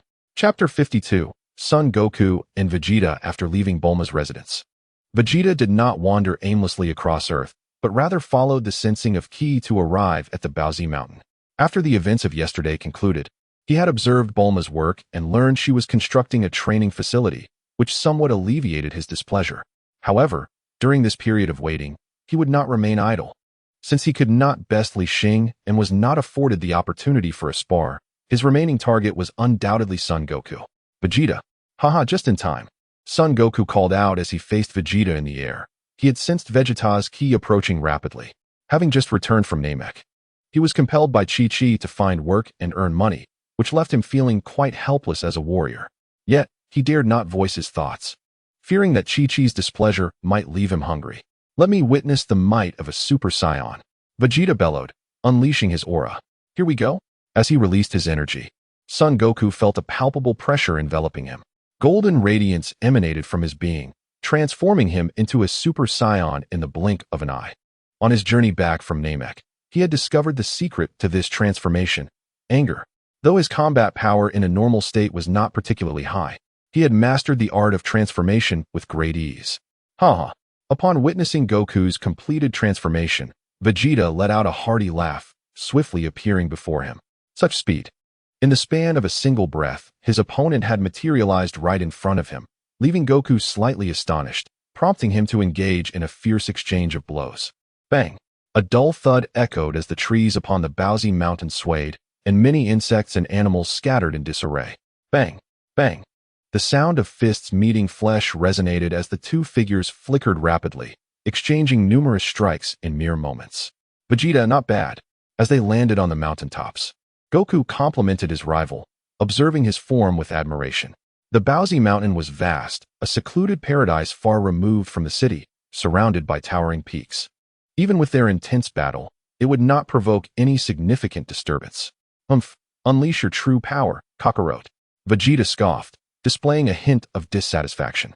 He was aware that he had not fully transformed into a Super Saiyan, while Goku had undeniably completed his transformation. After a brief skirmish, he sensed that his opponent was holding back. Hee, just as I prefer. Goku chuckled, his aura intensifying further.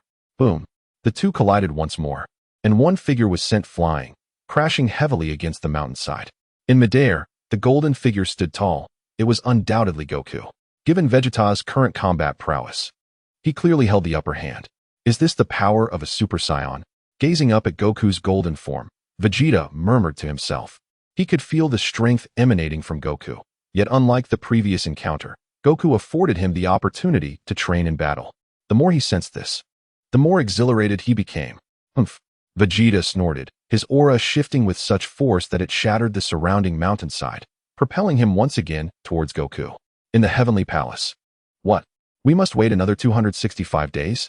Nail stared in disbelief at the 7 white orbs collected by Piccolo, momentarily frozen in place. The elder's tone was heavy, tinged with a sense of helplessness. The Dragon Balls on Earth could only be used once a year, and only a few months had passed since the last use to resurrect Goku.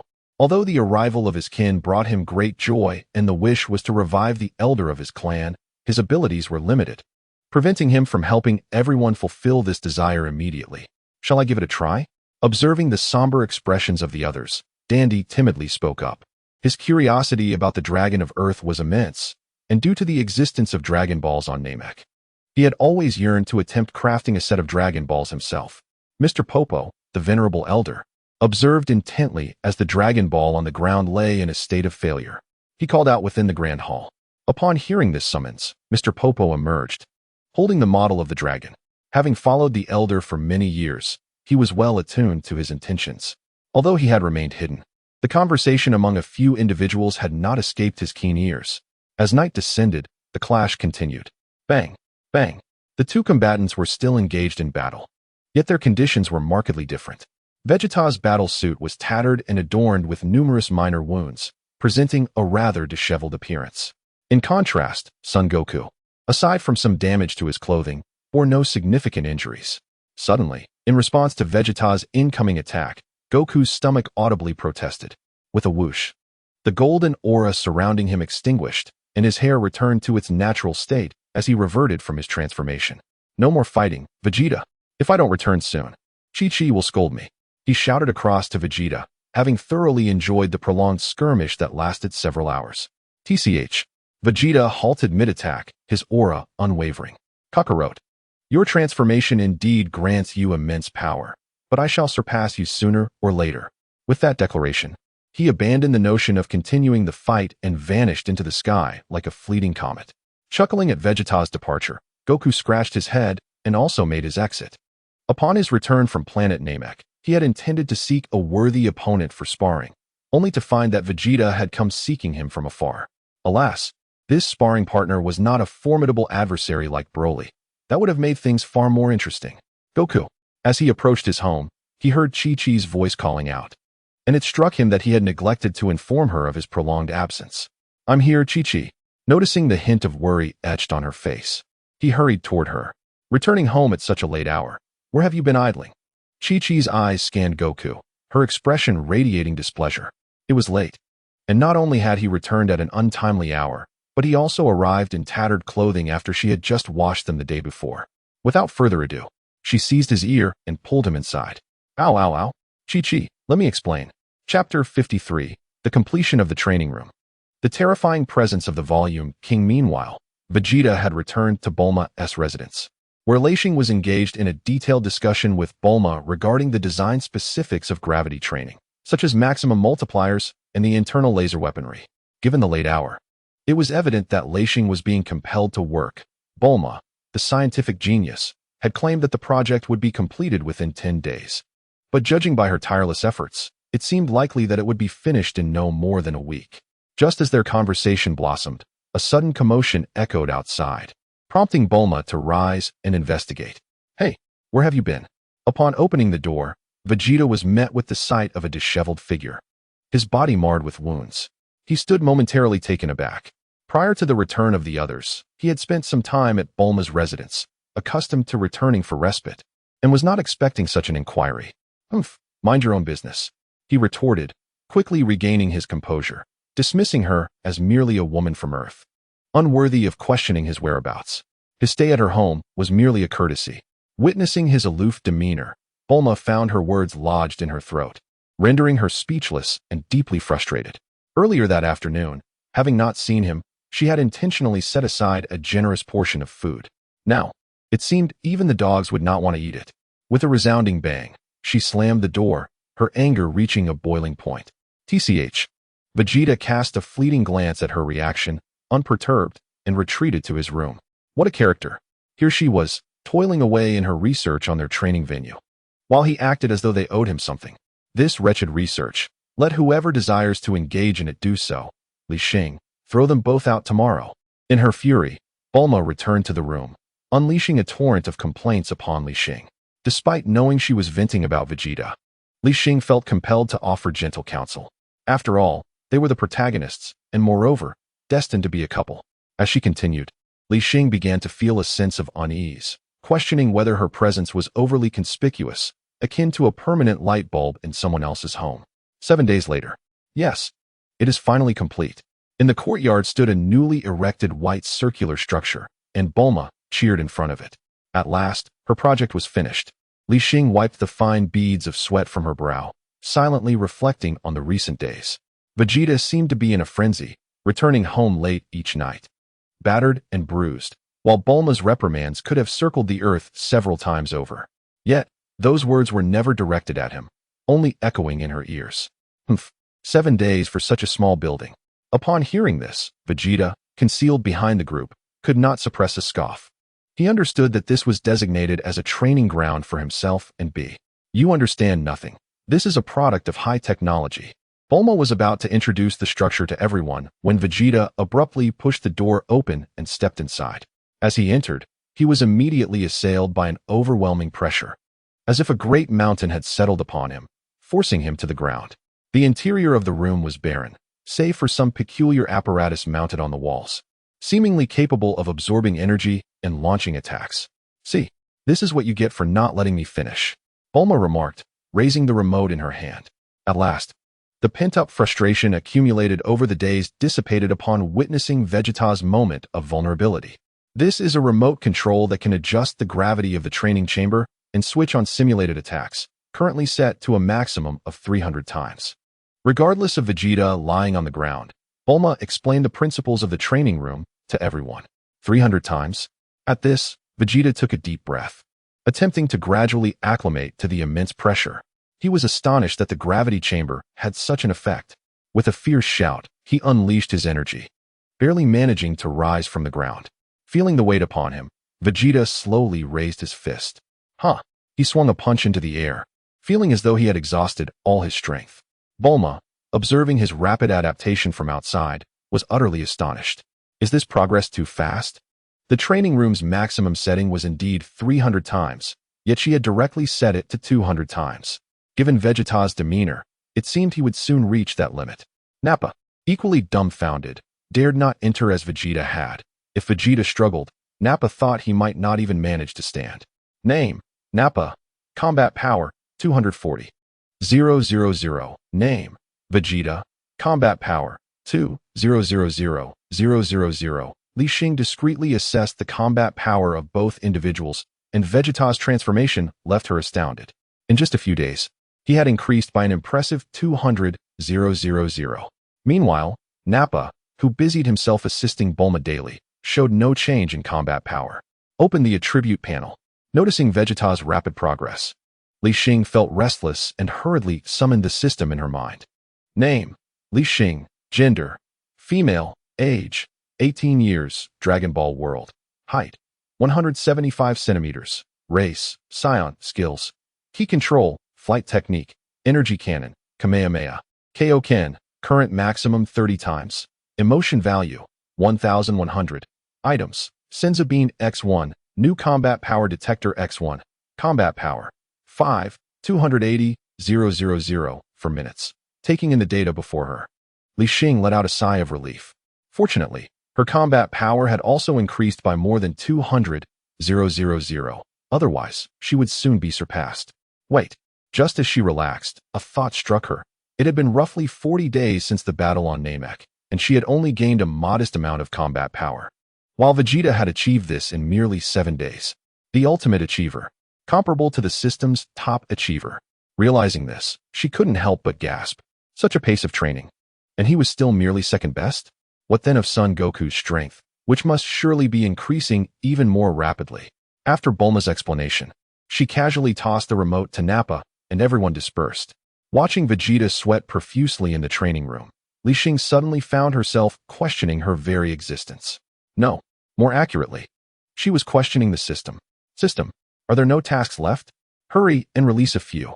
After observing for a while, Li Xing swiftly turned back to her room, eagerly pondering in her mind. She wished to be complacent, yet the system was so feeble that it could be outdone by the king of the rolls. This was truly alarming. Host, you have finally remembered me. Chapter 54. Gradually absurd tasks. Upon hearing the system's voice, Li Xing couldn't help but feel a twinge of embarrassment. Ever since she vanquished Frieza, she had remained in a state of lethargy. Indeed, her combat power had surged by over 200,000 in the span of 40 days. But this merely underscored that she had not engaged with the system for such an extended period. A quintessential tool system. Cough, cough. How could you still have the audacity to speak? What a pathetic system. You fall short even of Vegeta. Li Xing coughed a couple of times, then shifted the pressure onto the system. Beep. Detection of the host's unreasonable demands. The following tasks are hereby issued. Task 1. Lead Son Goku to Yardrat to learn instant transmission. Task reward: permanent doubling of combat power growth rate. Failure penalty: no automatic combat power growth for 365 days.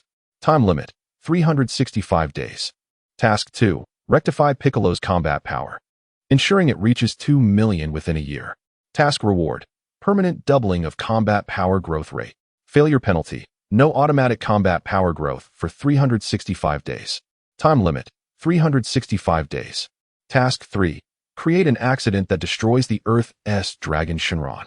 Task reward: permanent doubling of combat power growth rate. Failure penalty: no automatic combat power growth for 365 days. Time limit: 365 days. Following the issuance of a series of tasks, it seemed as though the system was deliberately targeting Li Xing. While the first 2 tasks were relatively normal, what on earth was the third task? Demanding she destroy the Earth's Dragon Shenron. Moreover, all 3 tasks were stipulated to be carried out simultaneously, with penalties significantly heightened compared to earlier instances. And for the first time, a time limit had been imposed by the system. If you do not wish to augment my combat power, you could simply say so. There is no need to resort to such underhanded tactics. Li Xing's lips twitched violently as she gazed at the tasks before her, feeling utterly speechless. Apologies, host. This is your own request. Damn you.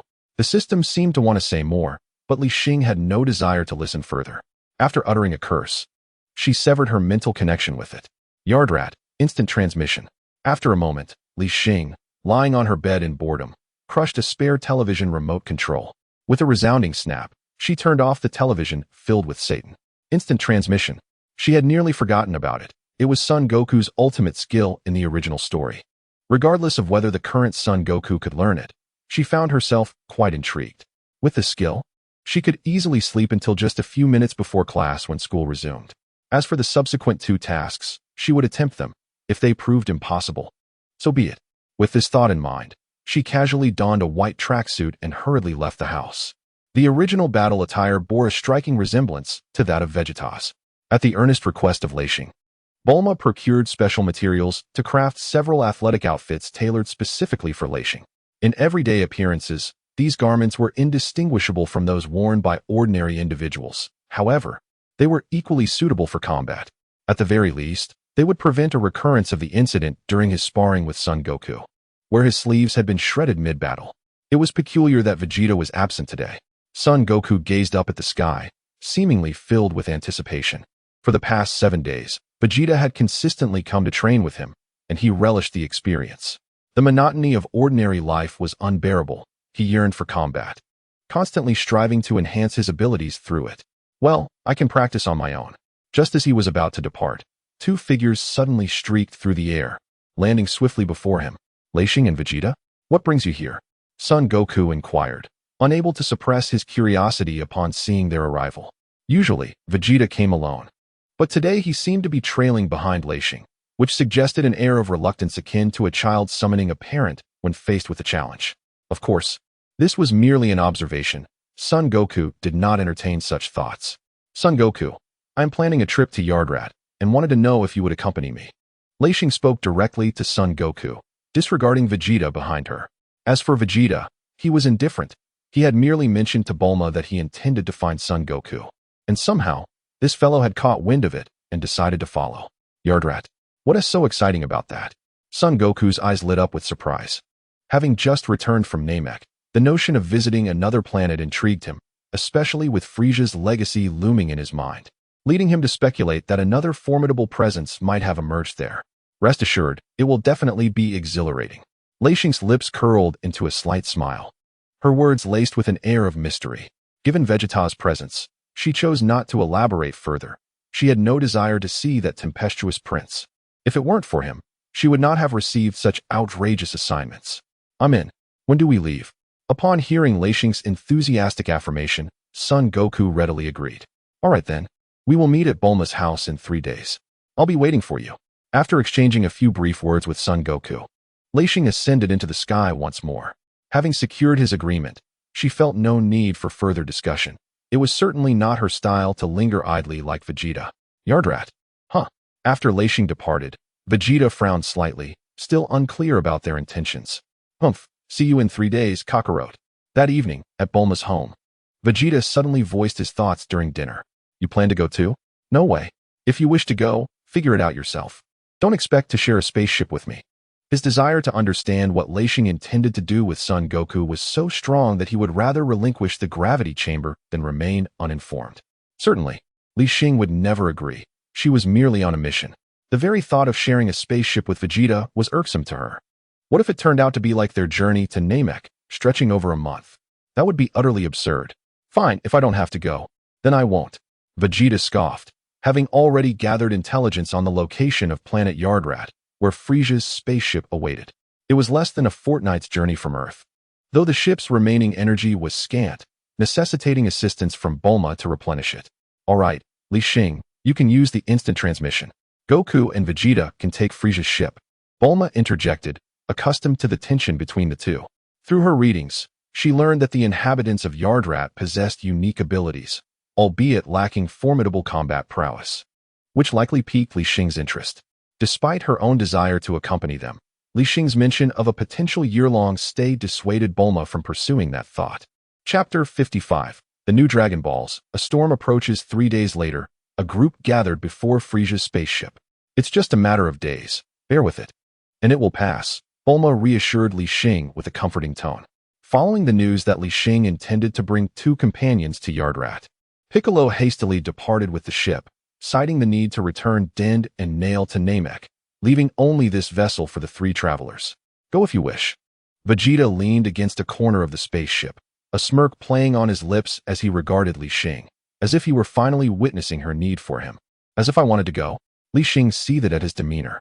The gravity training chamber had been constructed for him, yet he chose to linger on Earth like a shadow, even insisting on accompanying Goku to learn instant transmission. She couldn't fathom how Bulma had ended up with him. Was this what love looked like? Contemplating this, her gaze shifted between the two. Let us depart quickly. If Chi-Chi catches me, I want to be able to go. Ignoring their banter, Goku stepped forward to open the spaceship door, his excitement palpable as he urged them onward. Goku. Just as he spoke, a distant shout echoed. Chi-Chi, apron-clad and wielding a spatula, stormed toward them with fierce determination. Run. Upon seeing her, Goku broke into a cold sweat, urgently calling out to Li Xing and Vegeta. We're off, back in a year. Li Xing, momentarily thrown off by the sudden commotion, hurriedly bid farewell to Bulma and dashed toward the spaceship. Observing this pre-departure episode, Vegeta scoffed before finally making his way into the ship once both had boarded. Buzzing sounds filled the air as the hatch closed, and a tremendous force erupted from the bottom of the spacecraft. Vegeta had already charted their course. Ensure your safety and return promptly. Bulma waved goodbye, and in an instant, the ship carrying the 3 swiftly ascended, vanishing into the sky. Panting heavily, Chi-Chi arrived late, gasping for breath as she watched the direction in which they had departed. Damn it, he got away again. Meanwhile, in a distant corner of the universe, a spacecraft drifted aimlessly. A closer inspection would reveal that this vessel bore a striking resemblance to the one used by the trio from Earth. Frisia has been out of contact for months. Do you have any information? Inside the ship, King Cold sat in his chair, his voice deep and devoid of discernible emotion.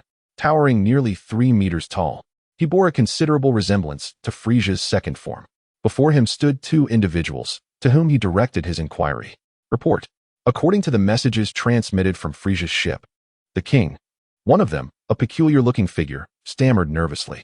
He had been a close confidant of Frisia, having learned of Frisia's demise long ago during the purging of the remnants of the Frisia force by the trio from Earth. Yet he had lacked the time and courage to report it. What happened? King Cold furrowed his brow at the stuttering subordinate. That fool is dead. Before Frisia's confidant could speak, the other individual, arms crossed, preemptively answered the king's question. Dead. King Cold rose and approached the speaker. Slain by a super scion named Goku. Despite the imposing presence of King Cold, the man showed no sign of fear. A super scion? The revelation startled King Cold. He understood the significance of this information. According to ancestral teachings, one must never provoke a super scion. Where is he now? After a brief moment of contemplation, he clenched his fist and continued his inquiry. The strongest power in the universe belongs only to my race, the Ice Demons. A super scion is nothing to fear. According to the positioning data from Frisia's ship a few days ago, it is docked on Earth. Time flew by, and 3 months passed in the blink of an eye. On Earth, in the sacred land of the Kais, Dandy gleefully held up a model of the eternal dragon, while 7 Dragon Balls radiating an orange glow gathered at his feet. Have we truly succeeded? Behind him, the old Kai displayed an expression of disbelief. This young member of their race had managed to replicate the Dragon Balls of Earth in just a few months' time. A genius. He could think of no other term to describe Dandy. Indeed, Dandy nodded emphatically before explaining. However, my version of the Dragon Balls differs slightly from those of Earth. They can grant 3 wishes. What? As his words fell, apart from the elder Kai, even Piccolo and Nail, who were standing nearby, found it difficult to remain composed. 3 wishes had already reached the same level as the Dragon of Namek. At such a tender age, not only had he recreated a set of Dragon Balls, but he had also enhanced them beyond their original form. Are you speaking the truth? The elder Kai hastily took the dragon model from his hands, scrutinizing it with great care.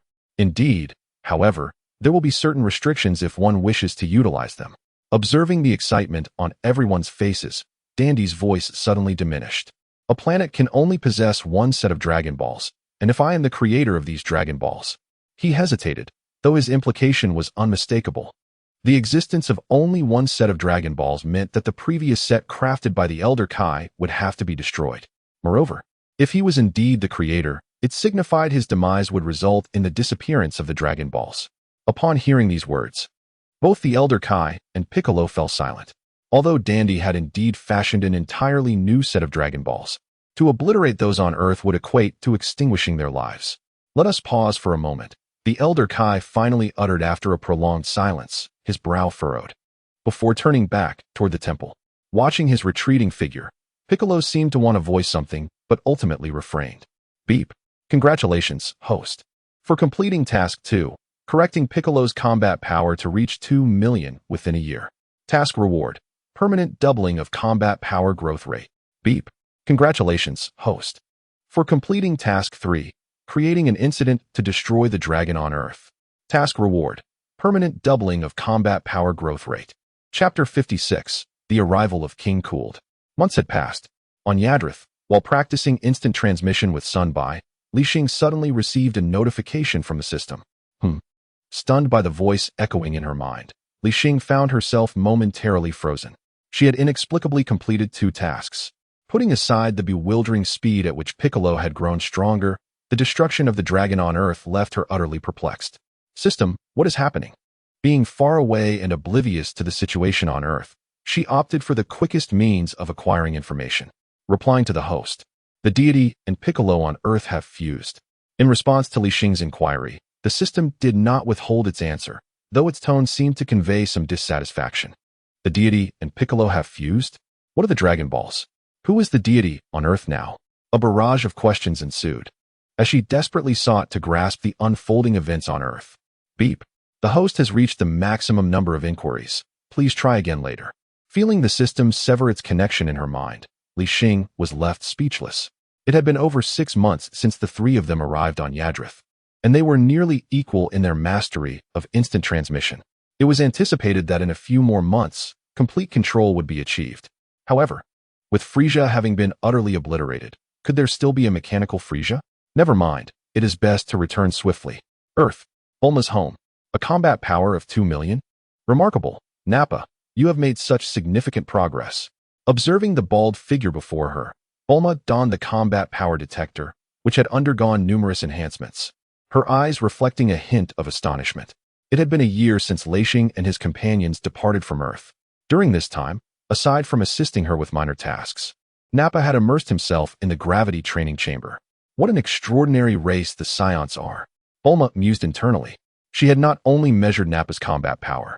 Aside from fellow Saiyan Gohan and the fused Piccolo, the other warriors' powers paled in comparison, with even Tien Shinhan only reaching a few 100,000. Oh, all thanks to Miss Bulma. Nappa scratched his head, his demeanor earnest. Over the past year, he had adapted to life on Earth, and Li Xing had not deceived him. The gravity chamber indeed accelerated one's combat prowess. After Vegeta joined Li Xing, Nappa realized he could not let such a valuable training resource go to waste. Alas, his greatest regret remained that he had yet to grasp the threshold of transforming into a Super Saiyan. Perhaps finding a Saiyan boyfriend is what I need, Bulma murmured softly, a certain figure involuntarily surfacing in her mind. Just as she wandered through her thoughts, Nappa suddenly sensed an ominous presence. He lifted his gaze to the sky, cold sweat beading on his forehead. This energy, on the divine temple, Piccolo, in deep meditation, also sensed the abrupt shift. Not only the 2 of them, but all warriors, after a brief moment of shock, readied themselves. 2 formidable and malevolent energies were rapidly approaching Earth's atmosphere, their target unmistakably, Bulma's home. Is it Frisia? Nappa observed the sky as a small black dot swiftly magnified under his scrutiny. After a year on Earth, he had developed the ability to sense energy, and these 2 auras felt hauntingly familiar. Damn it, I need to find a way to divert their attention. Scanning his surroundings without much deliberation, Nappa erupted in a blaze of white light and charged directly toward the black dot in the sky. Oh, is that the Super Saiyan? Above, King Cold's spaceship hovered, and through the vessel's glass, he regarded Nappa's advancing figure with a grave expression. No, a Super Saiyan has golden hair, Father. Yet, it seems he has no hair. Is that fool Nappa preparing to meet his demise? Meanwhile, the warriors had assembled, watching Nappa ascend into the sky. Yamcha taunted him. Although it appeared that their adversaries aimed for Bulma's residence, they tactfully chose to gather in a desolate area far from the city. No, he is drawing their attention. Piccolo calmly explained from a mountain peak. While he maintained a facade of calm, his heart was engulfed in shock and fear. The two energies aboard that spaceship each possessed a power far exceeding that of Frisia. What is particularly noteworthy is that one of the auras bears a striking resemblance to Frisia's, yet possesses a subtle distinction. Nevertheless, it is certain that the approaching individual harbors malevolent intentions. Whoosh!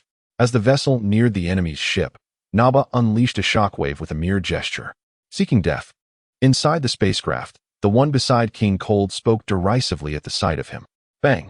He shattered the ship's glass effortlessly, swatting aside Nappa's attack with ease. Frisia. Observing the figure that emerged from the ship, Nappa could not help but swallow hard. Both in appearance and aura, the being was almost identical to Frisia, yet its power was undeniably greater. Impossible, Frisia is already dead. After successfully capturing the opponent's attention, Nappa murmured while retreating rapidly. Humph, this fellow seems intent on drawing our focus. The individual who had emerged from the ship did not pursue, but instead floated before King Cold, seeking his opinion. Let us follow and observe. King Cold squinted slightly, speaking in a low tone. According to reports from his subordinates, this provocateur appeared to be Earth's current pinnacle of combat strength. Moreover, Nappa's distinctive scion tail indicated that following him would surely lead to the discovery of Super Saiyans. They are approaching. Piccolo's gaze sharpened as he turned to alert the others. He had witnessed all of Nappa's actions, but felt no inclination to dispute them. After all, Nappa's strength was far inferior to that of the opponent, and even after merging with the divine, he held no confidence in defeating the adversary. According to Bulma's recent news, the team led by Li Xing was also expected to return today. If they united their efforts, merely delaying the adversary for some time would suffice. Who is that person? Meanwhile, a youth with a mane of purple hair gazed at the scene unfolding in the sky, voicing his confusion. Beside him was a colossal capsule-like machine. Trunks had arrived via the time machine to avert the tragedies of the future world. Never mind that. After a brief pause, he soared into the sky, hastening toward the gathering. Aside from the timeline aligning, the location and individuals were entirely off. Chapter 57, Gula, a transformation once more. A few minutes later, Nappa had just landed with King Cold before the gathered warriors. Frisia. Before anyone could speak, Trunks shouted, rapidly closing the distance from afar. King Cold lifted his gaze, scrutinizing the youth with purple hair charging towards them with fierce intent. Upon reaching the battlefield, Trunks wasted no words, drawing the sword from his back and striking at the individual beside King Cold. Mere tricks. The individual scoffed, raising an arm to prepare for the incoming attack. Accompanied by Trunks' roar, a powerful aura emanated from him.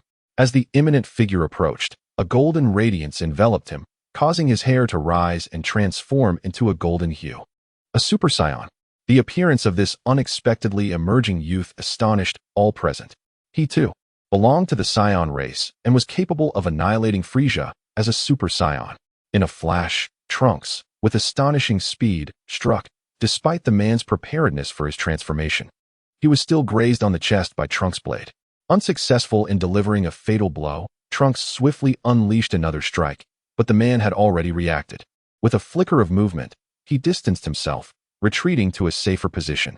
Indeed, the Super Saiyan possessed considerable prowess. No wonder he could defeat my foolish brother. The man raised a hand to wipe the sword mark on his chest, revealing little panic. Brother? You are not Frisia. Upon hearing this, Trunks knitted his brows in confusion. From the beginning, everything unfolding before him appeared to deviate from the historical records he had studied. Could it be due to the time machine? He pondered silently, contemplating whether the disruption was a consequence of the time machine defying the rules. Is this what a Super Saiyan truly is? King Cold crossed his arms and inquired of the injured man, Goldo, is this the one who killed Frisia? No, father, it was a female Saiyan who defeated Frisia. Goldo's lips curled into a disdainful smile at the mention of Frisia. The one who often boasted of being the emperor of the universe was, in his eyes, merely an immature brother. Being siblings, their resemblance was striking, leading many to mistakenly identify him as Frisia. Once more, I can transform one additional time than my brother. Guldo taunted, observing Trunks poised for another assault. He raised a finger with a cold smirk. Feel honored. You are the first and the last to witness my ultimate transformation. As he spoke, Guldo spread his arms, palms facing forward, mimicking a pose eerily similar to Frisia's. An additional transformation? Trunks' gaze flickered, tightening his grip on the sword. Huh. With a commanding shout, Guldo commenced his transformation. Like Frisia, Guldo exuded arrogance and pride, yet he was far more composed. He understood that if a Super Saiyan could vanquish Frisia, then he, too, represented a formidable opponent. Transformation? You shall perish. As Guldo's energy surged, Trunks unleashed his full might. Boom. With a swift pivot, he propelled himself towards Guldo, seeking death.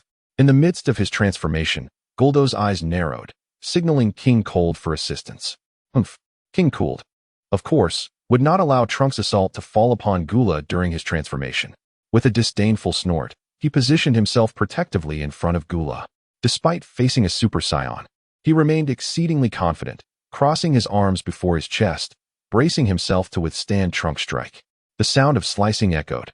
A scream of agony erupted as King Cold's massive form was cleaved in two. Clearly, he had underestimated Trunks' power. In his second form, he was utterly incapable of contending with the Super Saiyan. Swish, swish. A flurry of strikes followed, as Trunks obliterated King Cold's body into countless fragments. Boom.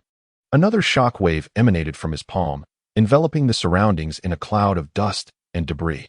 Father, that damn Super Saiyan! Gula bellowed in a frenzy, as his energy surged to an unprecedented peak. Boom. A tremendous tremor reverberated through the air as his physique expanded significantly, his shoulders bulging like armored plates. For elongated horns sprouting from his head, and blade-like protrusions emerging from the backs of his forearms. Such a terrifying aura. Meanwhile, Piccolo had led the others to a safe distance, their eyes wide with astonishment at the unfolding scene. Thanks to his fusion with the elder Namekian, he had become immensely stronger than he was during the battle on Namek. Not only had his power escalated, but he also gained wisdom and experience from the elder, instilling in him the confidence to stall for time. Yet, the sudden turn of events left him with no inclination to intervene, setting aside the disparity in strength. This unexpected group that had materialized today caught him completely off guard. To his astonishment, there were still surviving Saiyans. Trunks, devoid of a tail, was immediately recognized by Naba the moment he transformed. Another unfamiliar Saiyan, and a Super Saiyan at that, effortlessly severing Frisia's father into pieces with mere flicks of his blade.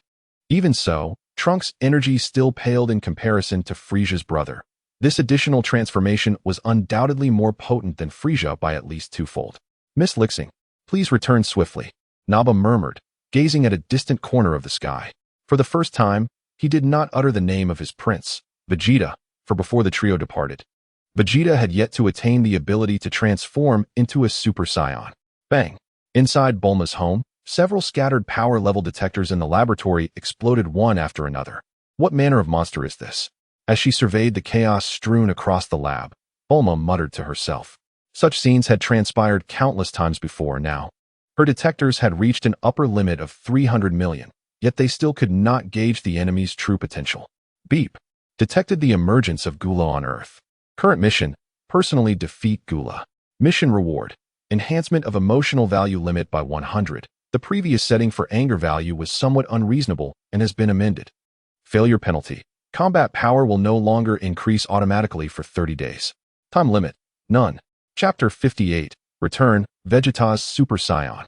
Beyond Earth, a spaceship swiftly traversed the cosmos. Gula? Upon hearing the long-awaited mission from the system, Li Xing sprang up from her bed within the spacecraft. Indeed, a change had occurred. It seemed that the mechanical Frisia would not make an appearance.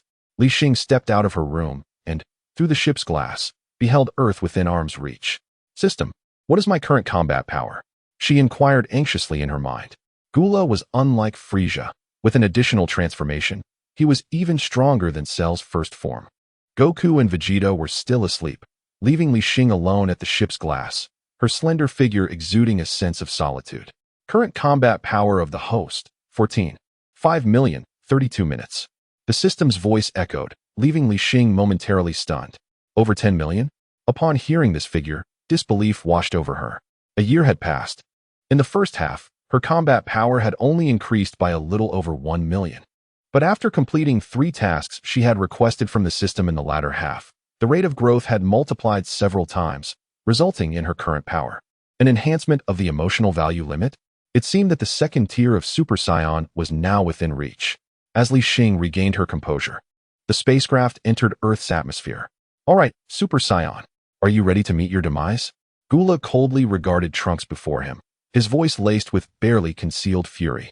Thanks to a brief interruption by King Cold, his transformation had been successfully completed. It was merely a Super Saiyan, while it was understandable to eliminate Frieza. How could he bear that even his untransformed father had been slain by this adversary? The vengeance for his father's death was an unquenchable flame. This grudge had penetrated to the very marrow of his bones. Gula's aura erupted as he propelled himself towards Trunks at high speed. Boom! A fierce knee strike impacted Trunks' abdomen, sending him crashing into a nearby mountain peak. Thud! The forceful blow caused Trunks to lose his grip on his sword, which clattered to the ground. Damn it! His body was pinned against the mountain by Gula's knee, struggling to utter those 2 words. Bang! Gula clenched his fists and delivered another strike to Trunks' head, propelling him downwards towards the ground. Trunks clutched his chest, enduring the pain as he managed to halt his descent just before hitting the ground. Gula's strength surpassed anything he could have imagined. But just as he felt utterly powerless, an unusual sound resonated from the sky. The spaceship carrying Li Xing and the others had now arrived on Earth. Uncle Goku, as he gazed at the increasingly large spacecraft above, a glimmer of hope flickered in Trunks' eyes. Have they come? Gula also noticed the movement of the spaceship, his gaze ablaze as he looked up. It was Frieza's spaceship, identical to the one he and King Cold had taken to Earth. All Saiyans must perish. His eyes narrowed, and 2 violet beams burst forth, hurtling towards the trio's vessel. This scoundrel, he dares to strike before even landing. Li Xing cursed, having stood before the spaceship's glass due to their imminent arrival. Such an assault could not escape her keen sight. Humph! Just as she prepared to confront the attack, a cold snort sounded from behind her. Turning her head, she saw Vegeta rushing forward, positioning himself in front of the spaceship. Bang! With a casual slap, Vegeta redirected Gula's assault. Indeed, he was a Saiyan. Observing the swaying tail behind Vegeta, Gula's expression grew even more frigid. He gathered energy in one palm, then swung it upwards with ferocity, unleashing a torrent of scorching energy aimed at the spaceship. Dad, Mr. Vegeta, Trunks shouted, feeling the intensity of the attack. According to future Bulma's description, even the current Vegeta, let alone Trunks himself as a Super Saiyan, would lack the confidence to withstand such a blow. To everyone's astonishment, an unexpected scene unfolded. Vegeta cast a cold glance at the impending attack, and with a shout, a golden aura enveloped him. This fellow can transform too. Li Xing observed Vegeta outside the spaceship with a hint of surprise, but did not dwell on it.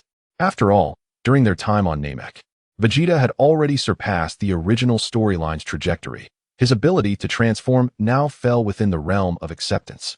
However, the magnitude of his power remained uncertain. Name: Vegeta. Power level: 200 million. Such a high figure? Upon detecting Vegeta's power level, Li Xing was taken aback, quickly shifting her gaze to the other prominent figures present. Name: Gula. Power level: 7 billion. Name: Trunks. Power level: 6 billion. Name: Son Goku. Power level: 2 million. Untransformed. After surveying the scene, aside from Vegeta's rapid increase in power due to wounded pride, the others' power levels remained within a normal range. A year had passed, and everyone's strength had seen considerable improvement. Nonetheless, compared to Gula, there was still a significant gap. Boom! Vegeta attempted to deflect the blow, but it was in vain. Gula's attack engulfed him and the two aboard the spaceship. This fool feigned strength despite his inadequacy. Li Xing silently cursed, then dashed into Son Goku's room, delivering a swift kick to the still-sleeping warrior, sending him tumbling out of the spaceship before following suit. This wretched vessel can be discarded.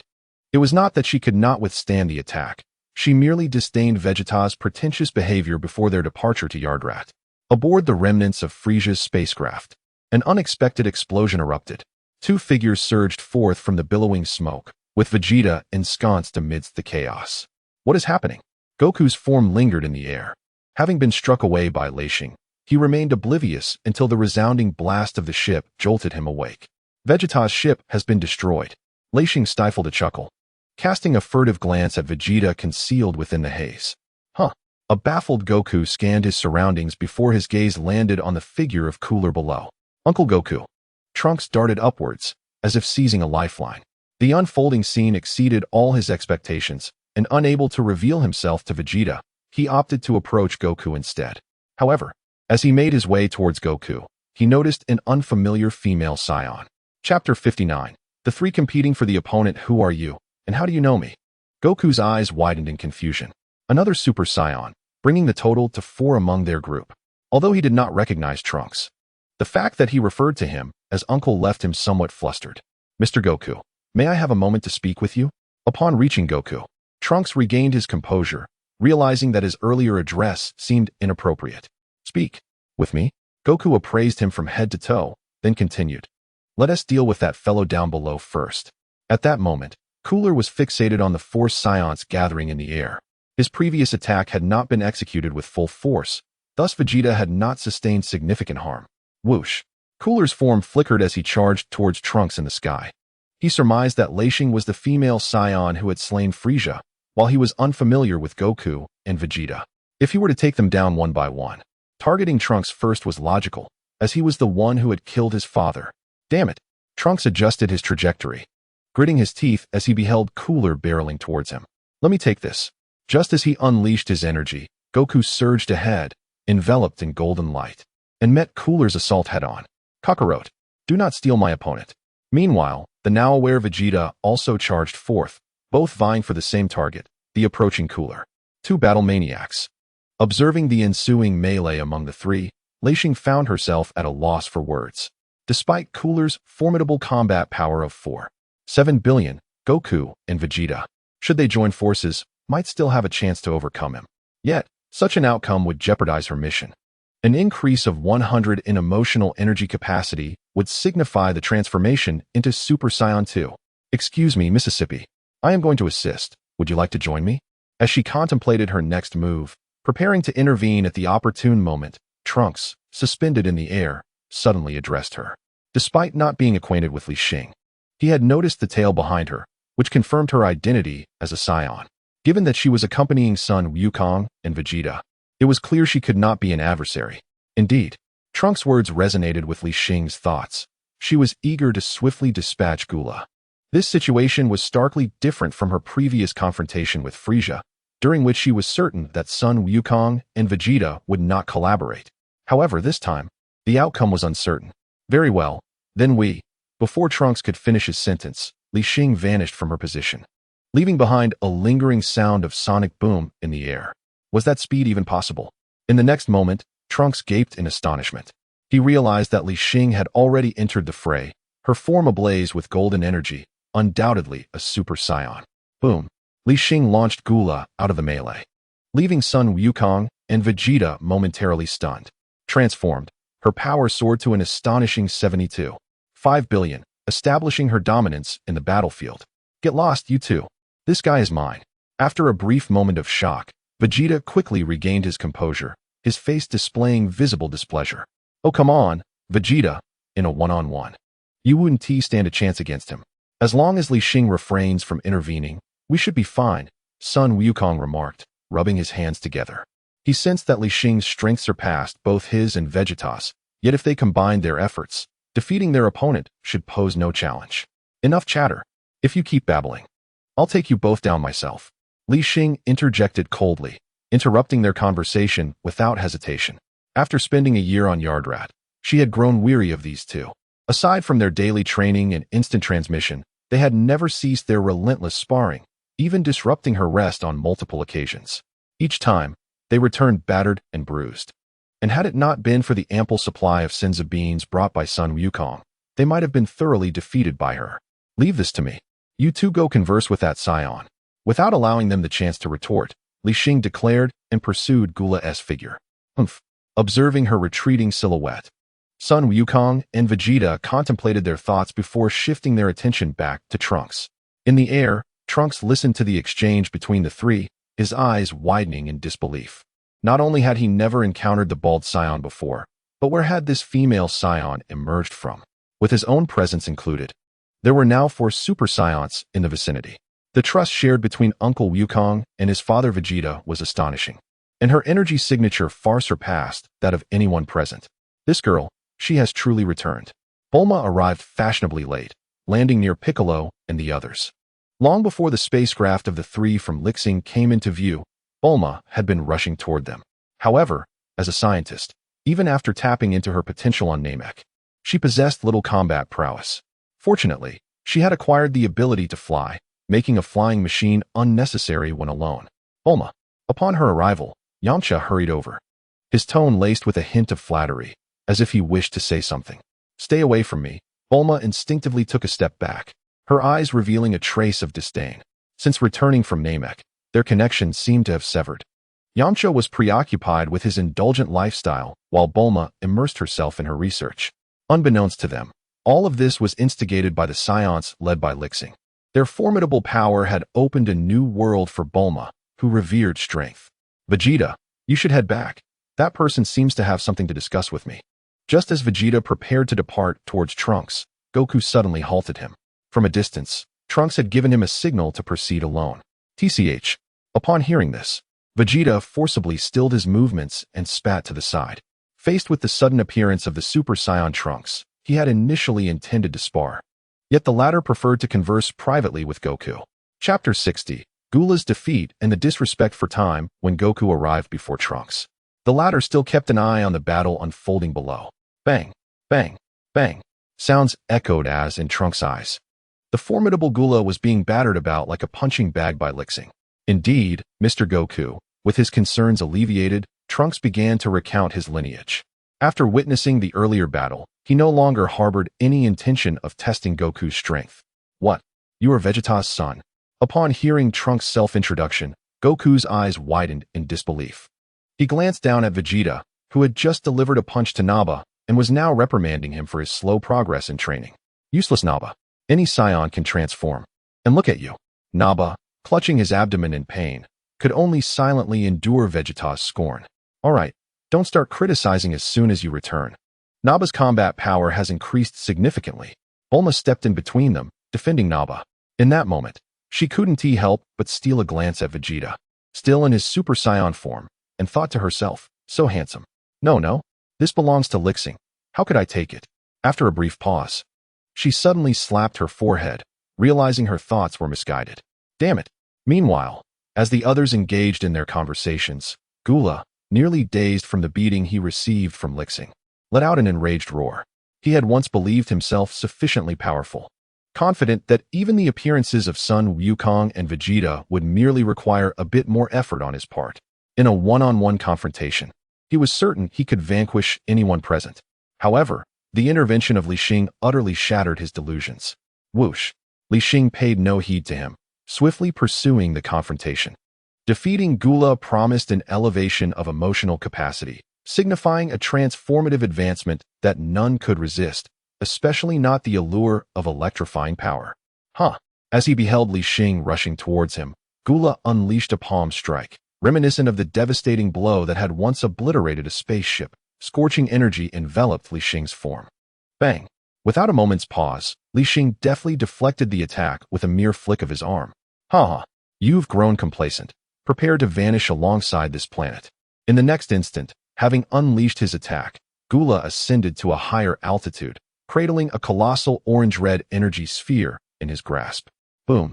Just as Gula's words faded, Li Xing materialized before him, delivering a fierce punch that drove deep into his abdomen. Bang! Following up with a powerful kick, Li Xing propelled Gula into the very energy sphere he had just charged. TCH, why waste words? With a casual swipe, he sent Gula's energy sphere flying, turning away without a backward glance. Boom! Accompanied by a thunderous blast, the energy sphere transformed into a streak of light, hurled from Earth, subsequently exploding in the cosmos. Gulping, Trunks, who had just finished discussing matters with Sun Wukong, could not help but swallow hard at the scene. How ruthless! Not even allowing a chance to speak before annihilating the foe. Swiping the cold sweat from his brow, he fled from the scene, racing towards his time machine. This journey through time had imparted upon Trunks not just shock, but a profound sense of dread. With so many unforeseen changes already unfolding, Lingering for even a second more would be a grave disrespect to time itself. Where did that boy go? Below, Bulma murmured softly as she observed Trunks' departure. Ahem. Having overheard the entire exchange, Piccolo coughed discreetly, shifting the attention of the onlookers. Ding. Congratulations, host. For completing the task, personally defeating Gula. Task reward. Emotional capacity limit increased by 100. Just as Sun Wukong pondered how to explain the situation to everyone, Li Xing, having successfully completed his task, returned to the group. You actually came back. Bulma placed her hands on her hips, prepared to reprimand him. Looking at her expression, Li Xing scratched his head in confusion. Hadn't he just contacted her days prior to confirm his return today? What was happening? Come here and give me a hug. With a hint of reproach in her voice, Bulma opened her arms and embraced Li Xing tightly. She had grown accustomed to having him in her home, and this year apart had filled her with immense worry. All right, Li Xing gently patted her back, having just regained her composure. She intended to offer some words of comfort. However, Bulma's next question caught her completely off guard. Quickly, tell me, have you won over Vegeta? Bulma's voice was barely above a whisper, almost brushing against Li Xing's ear, so that aside from Piccolo, no one else could hear.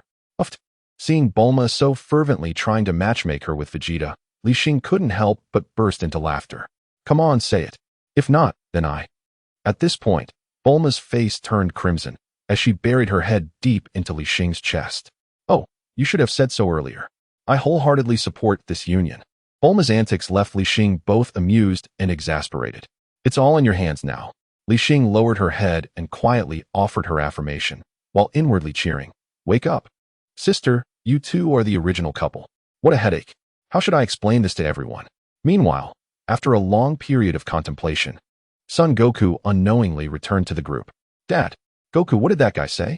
The others had grown accustomed to Li Xing's formidable strength, but now they were more curious about Trunks' identity. It wasn't anything too significant. Son Goku scratched his head, appearing somewhat hesitant. Spit it out. This matter is too important. Piccolo stepped up beside Son Goku, being one of the few who understood the truth of the situation. If you find it hard to say, let me handle it. Don't worry, I won't mention anything that could affect that guy's existence. With his arms crossed, Piccolo informed everyone of everything except for Trunks' lineage. A time machine? That sounds utterly unbelievable. Androids? Stronger than Li Xing. The crowd buzzed with incredulity. Suit yourselves. I need to train. I'm not ready to die yet. Ignoring the astonishment of the others, Piccolo continued speaking, casting a deep glance at Li Xing. He had more to say. According to Trunks, the entity that was supposed to arrive on Earth in history was Mecha Frisia, not Cooler. Furthermore, Li Xing had never appeared in Trunks' world. Chapter 61. 3 years later. Buzz. In the sky, Trunks hurriedly departed in the time machine. After altering events in this world, he needed to return to the future to replenish energy before heading to the future 3 years hence. On May 12th, 3 years later, around 10 in the morning, on a small island 9 kilometers southwest of the southern capital, the group watched his departure in unison, while Piccolo murmured the rendezvous location. All right, let us meet again in 3 years, everyone, Krillin exclaimed excitedly, fists clenched in anticipation. Late at night, at Bulma's home, after a year apart, Bulma eagerly engaged Li Xing in conversation about the significant events that had transpired on Earth during their separation. Due to the prolonged slumber of the Dragon Balls, the old Kaioshin chose to fuse with Piccolo after a visit to Namek. Subsequently, Piccolo obliterated the old Dragon Balls, and Dandy, bearing the newly crafted Dragon Balls he had fashioned, naturally ascended to become the new deity of Earth. Niru was also appointed to safeguard the planet's well-being. Piccolo, a fervent practitioner of martial arts, recognized the wisdom in this decision. Even if he were to encounter unforeseen circumstances during battle, the Dragon Balls of Earth would remain intact. Boom. Just as Li Xing was about to inquire about the wishes that Bulma and the others had made with the new Dragon Balls, a sudden, resounding crash echoed from outside. The two hurriedly exited the dwelling, only to find that the training chamber, which had once stood proudly in the courtyard, had vanished, leaving behind a landscape of rubble. Humph. In the midst of the debris, Vegeta let out a disdainful grunt. At that moment, he stood bare-chested, showcasing his muscular physique. With the impending battle 3 years hence, he was unwilling to pause for even a moment. Little did he know that the current gravity training chamber could not withstand his might. After merely a few minutes inside, it had succumbed to destruction. You. Observing his condition, Bulma's cheeks flushed, and she hastily shielded her eyes with her hands. Unlike the muscle-bound warriors, the scion physique was perfectly sculpted, yielding a considerable allure that could be overwhelming to women. Noticing Bulma's reaction, Li Xing stifled a giggle. She had become accustomed to such sights, having witnessed even more disheveled appearances from Goku and Vegeta during their time on Yardrat. This training chamber is beyond repair. You best prepare another one promptly, Vegeta declared, brushing off the dust from his hands and retrieving Nappa's form from the wreckage. Useless. You couldn't handle 300 times the gravity. He disdainfully tossed Nappa aside, his gaze betraying a sense of frustration. For some inexplicable reason, upon encountering everyone today, Vegeta felt that Gohan's combat prowess seemed to have surpassed that of Nappa. However, without the validation of actual combat, it remained merely a conjecture. Nevertheless, that thought was enough to drive Nappa to relentless training. "Hey, can you even speak?" Bulma retorted, her tone sharp as she chastised Vegeta. Yet, amid her reprimand, only Li Xing, standing beside her, noticed the faint smile curling at the corners of her mouth. It seemed to convey a sentiment of amusement. "Humph, no matter how formidable you Saiyans are, you still rely on me." Ah, the complexities of love. Li Xing's forehead creased with dark lines. This was hardly the tone of a supplicant. It was evidently one of command. In the blink of an eye, 3 years had elapsed. Whoosh, whoosh. Several figures launched from various directions, converging along the way. "Vegeta, not bad. You seem to have grown considerably stronger," Goku exclaimed, flying alongside him. Over the past 3 years, the two had frequently met to spar. Due to his heart condition, Goku initially managed to secure victories by a slim margin, but gradually, their encounters had shifted to draws, eventually culminating in Goku's defeats. "Humph, knowing full well your body's limitations, yet you still wish to partake in this battle. Kakarot, I hope you do not suffer too terribly." Over the years spent on Earth, Vegeta's temperament has undergone considerable transformation. Although his tone still retains an air of arrogance, he is no longer as cold-hearted as he once was. "Hey, it's fine. I too wish to witness these so-called androids. By the way, where is Li Xing? Did she not accompany you?" Glancing around at the flying companions, Son Goku inquired with a hint of confusion. Aside from Li Xing and Bulma, everyone else was present. "Humph, that guy is with Bulma," Vegeta remarked, as if he had heard an unwelcome mention. After uttering this, he hastily accelerated, leaving everyone far behind in an instant. "What is his problem? Isn't he married to Bulma? Why the long face?" Goku muttered quietly while observing Vegeta's retreating figure. In truth, Vegeta harbored no joyful thoughts regarding Bulma. After all, for the past few years, aside from training with Nappa, he had done nothing of significance. Meanwhile, Bulma had devoted herself entirely to scientific pursuits, tirelessly striving to pave the way for their training. His displeasure stemmed solely from Li Xing, with Goku's strength stagnating due to illness. After defeating his opponent, Vegeta's focus shifted towards Li Xing. Yet, even with his relentless training, he could not hope to surpass the seemingly invincible Li Xing. For 3 years, Li Xing had not dedicated any effort to her training, having completed her university studies in the Dragon Ball world. Name: Li Xing. Gender: female. Age: 22. Dragon Ball world. Height: 175 centimeters. Race: Scion. Skills: Ki control, flight technique, energy wave, Kamehameha, Kaioken. Current maximum 30x. Items: 1 Senzabine. 1 new type battle power detector. Emotional value: 1200. Battle power: 65 million. 32 minutes. Meanwhile, Li Xing reclined on the couch. Beside her sat Bulma, cradling little Trunks. Observing her consistently high battle power of 65 million, Li Xing's mindset remained remarkably unperturbed. 3 years had passed, marking yet another turning point in the narrative. She only hoped that the tasks issued by the system would not be excessively outrageous. "Are we certain we should not go?" Bulma softly inquired. She had witnessed the battles between Vegeta and Li Xing on numerous occasions, each time culminating in Vegeta's dismal defeat. Staying by Li Xing's side had undoubtedly provided her with an immense sense of security. "Just a moment," Li Xing replied nonchalantly, playfully poking little Trunks' cheek with her finger.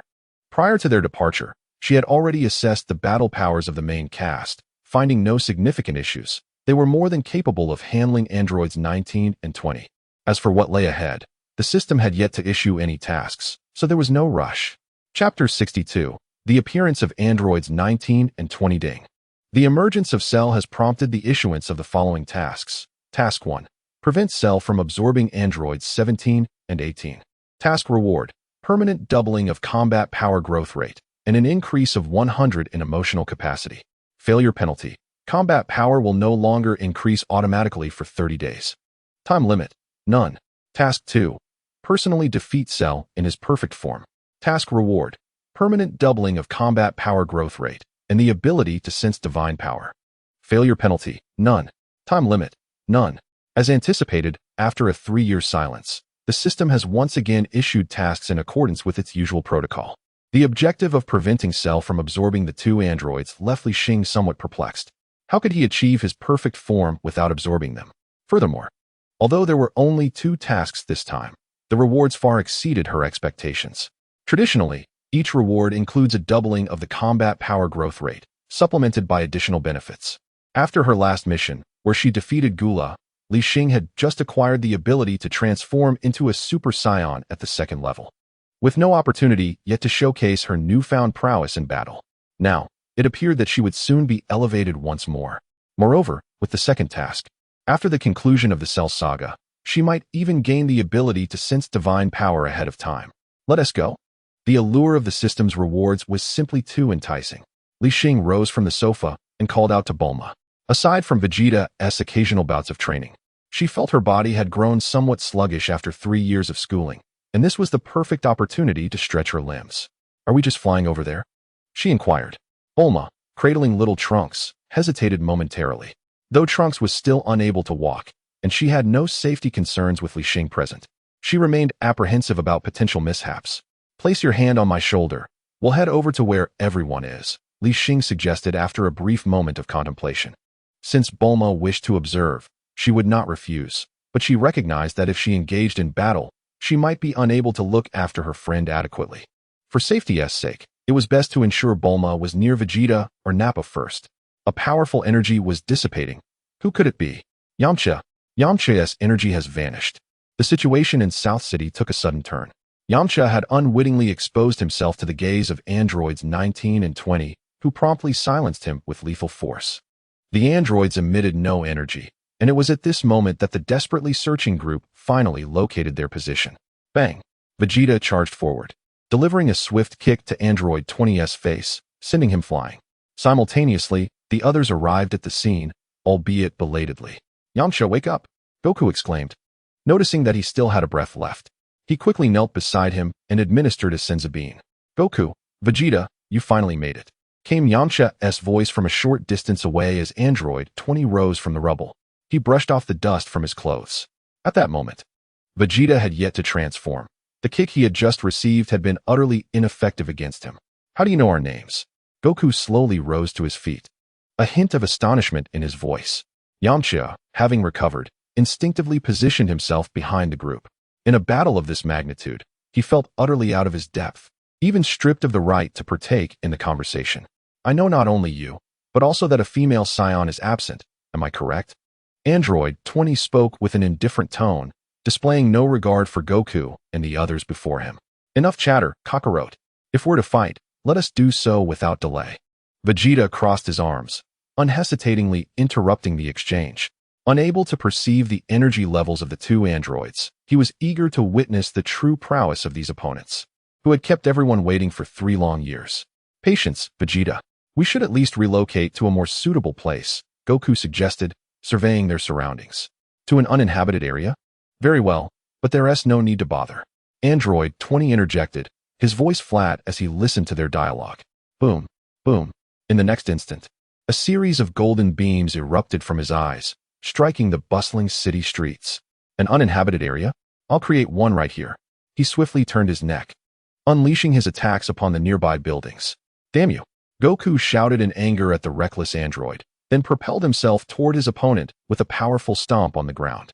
Suppressing the pain of his ailment, he transformed into a Super Saiyan mid-flight. Bang! Bang! With 2 dull thuds, androids 19 and 20 were sent crashing away. Everyone, regroup later. Goku called out as he soared into the air, a streak of golden light in pursuit of the 2 androids. His earlier assault had shown no restraint. The androids were forcefully driven out of the city limits. Humph! Vegeta scoffed, preparing to follow suit. Just as he was about to take off, Three familiar figures suddenly appeared beside him. Li Xing, what are you doing here? Vegeta questioned, momentarily taken aback. Hey, what do you mean? What are we doing here? Leaving your wife and kids at home to come out alone is amusing? Before Li Xing could respond, Bulma stepped in to voice her displeasure. Woman, this is a battle. What do you know? Vegeta retorted, his brow furrowed in irritation. Woman, what do I know? Can you even defeat Li Xing? You train every day until you're bruised. Is this family not worth keeping? Bulma's frustration was palpable, and after their marriage, her irritation toward Vegeta seemed to grow. Swoosh, swoosh. As the domestic conflict escalated, the rest of the group hastily withdrew from the scene. The two androids remain alive, and they have no time to witness the quarrel between the couple. Miss Li Xing, standing silently beside Li Xing, whispered, do not concern yourself with so much. Ensure Bulma's safety. Understood. After delivering Bulma to the two, Li Xing did not linger but soared into the sky after instructing Naba. Watching everyone depart from the scene, Vegeta took a deep breath. Naba, protect her. Seemingly unwilling to engage in a dispute with Bulma, he hurried off in the direction of the others. Chapter 63, Goku falls ill. The mysterious Cell, where is Cell hiding? Li Xing flew swiftly, her gaze scanning the ground below. She did not join the others or the androids, but instead searched alone for Cell's whereabouts. At this time, Cell should be absorbing human energy. Is he not planning to join the battle? In the air, Vegeta noticed Li Xing's figure suddenly veer off course, prompting a moment of confusion. Without hesitation, he was not one to follow closely. Though curious about Li Xing's actions, he continued toward the battlefield. Outside the city, in a desolate area. Goku, we have been monitoring you with ultra-miniature spy robots, from the World Martial Arts Tournament until now. Android 20's gaze remained fixated on Goku, his tone calm as he recounted. Meanwhile, a subtle, undetected smile graced his lips. He is an android, yet he is also none other than Dr. Gero himself. Ever since the Red Ribbon Army was obliterated by Goku, he vowed revenge and tirelessly researched androids capable of defeating Goku. Ultimately, he transformed himself into an android. Is it out of hatred for me? So, you have come for revenge? Goku, still in his Super Saiyan form, felt beads of sweat form on his forehead. Though he had driven his opponent from the city to this location with just 2 moves, he now felt fatigue due to the torment of illness. In contrast, the two adversaries appeared unaffected, their breath steady and their demeanor calm. Goku, Dad. During their exchange, a group of people arrived in haste. Without waiting for Goku's response, Vegeta suddenly appeared beside him. Instant transmission. During their journey to planet Yardrat, the trio had all mastered this technique, though Vegeta had only remembered to use it midway. Seeing Vegeta's figure brought an inexplicable sense of relief to Goku. Still not resolved? Kakarot, you truly dawdle. Vegeta's gaze swept across the scene before landing on Goku. Apologies, Vegeta. It seems my body is not quite obeying me. Since transforming, Goku felt as though his body were leaden, and soon beads of sweat covered his forehead. He swayed unsteadily. And in the next moment, he collapsed back from his transformation due to overexertion. With a muffled thud, Sun Wukong's body fell backward, crashing to the ground. Gasping for breath, he clutched his chest tightly, his heart racing. Wukong. The onlookers rushed to his side. Quick, take the Senzu bean. Krillin extracted a Senzu bean from a brown pouch and promptly shoved it into Sun Wukong's mouth. Although they suspected a heart attack, with future Trunks medicine left behind at Baozi Mountain, they could only attempt this as a desperate measure. Oh, a heart attack has struck? It seems that boy spoke the truth. Dr. Gero observed the fallen Sun Wukong with an indifferent expression. 3 years prior, when future Trunks arrived, he had meticulously recorded everything using a miniature spy robot. It's ineffective. Vegeta, it seems you must take charge. Despite consuming the Senzu bean, Sun Wukong felt no sign of recovery. He struggled to turn his head, directing his gaze toward Vegeta. With Li Xing absent, he had lost his combat abilities. Among those present, only Vegeta possessed the strength to confront the two androids. If he too failed, the outcome for everyone would be dire. Knowing your body is unwell, yet you still transform into a Super Saiyan. Fool. Such recklessness will only exacerbate your heart condition. Vegeta crossed his arms and glanced at Sun Wukong before continuing. However, your absence from the battle suits me just fine. As he spoke, his aura began to surge dramatically. Meanwhile, Li Xing was desperately searching for Cell's whereabouts. She had scoured every city inhabited by humans, yet found no trace. Could it be that the system was deceiving her? No. Why do I have this ominous premonition? Li Xing looked up at the sky, her instincts warning her that Cell might have undergone some transformation. Suddenly, a bolt of lightning struck down, catching Li Xing off guard and electrocuting her. The damage only singed her hair slightly, leaving her largely unharmed. What bad luck. I should head back to the others. She muttered in exasperation. Having failed to locate Cell and now being struck by lightning, she felt utterly speechless. After a moment, she raised 2 fingers to her forehead and departed from the area. As an android, if Cell intentionally concealed his energy, even she would find it challenging to detect his presence. Once she left, beneath a great tree, Cell revealed his hidden form. At this moment, he remained in his first form, appearing as a large green insect with a long tail. In truth, the system had not deceived Li Xing. He had indeed made his presence known. However, due to Li Xing's impatience, Cell had not yet had the opportunity to prey upon the humans in the nearby city before discovering her presence. The computer informed Cell that, given his current strength, he was no match for the female scion, Li Xing. This realization led him to refrain from acting recklessly, opting instead for a temporary retreat. Are androids 17 and 18 not activated yet? Cell pondered with a furrowed brow. Hailing from an alternate timeline where both 17 and 18 had been slain by future Trunks, his inability to attain his perfect form stemmed from this very circumstance. To absorb the 2 androids, he had eliminated Trunks and subsequently traveled through time to this era. To be precise, he should be referred to as Future Cell. Although, in that timeline, Future Cell was an invincible entity on Earth, he still harbored aspirations for greater strength. Perhaps this was the influence of the scion cells within him. Meanwhile, in Dr. Gero's laboratory, one individual stood before multiple computer screens, his tone laced with disdain. Upon closer inspection, one would notice that he bore an uncanny resemblance to Future Cell displayed on the screens. However, he was notably more refined in physique, appearing almost human, with his tail retracted within his wings. Chapter 64. The Arrival of Android 16, Li Xing's Arrival, Perfect Form. Due to certain peculiar circumstances, this era Cell was born ahead of schedule and in a perfected state. Utilizing numerous small spy robots, he kept a vigilant eye on the happenings outside. Just wait for the other me, he sneered, casting a sidelong glance at the 2 dormant androids within their capsules, his eyes narrowing as he continued to observe the external developments. Bang! Bang! On the battlefield, Android 19 was utterly powerless, being pummeled by Vegeta like a mere punching bag. His combat power was low, barely reaching 100 million, rendering him nothing more than a toy in the presence of Vegeta. Crack! With a sound of mechanical rupture, 19's arm was severed. Humph! Absorbing energy through your palm device, are you? Vegeta scoffed, having sensed something amiss during their battle. Nevertheless, it posed no significant threat. Even with a portion of his energy lost, he could effortlessly crush 19. Useless. Dr. Gero cursed as he observed 19's dire state. Activate those 3 androids, he mouthed quietly, without the aid of any communication device.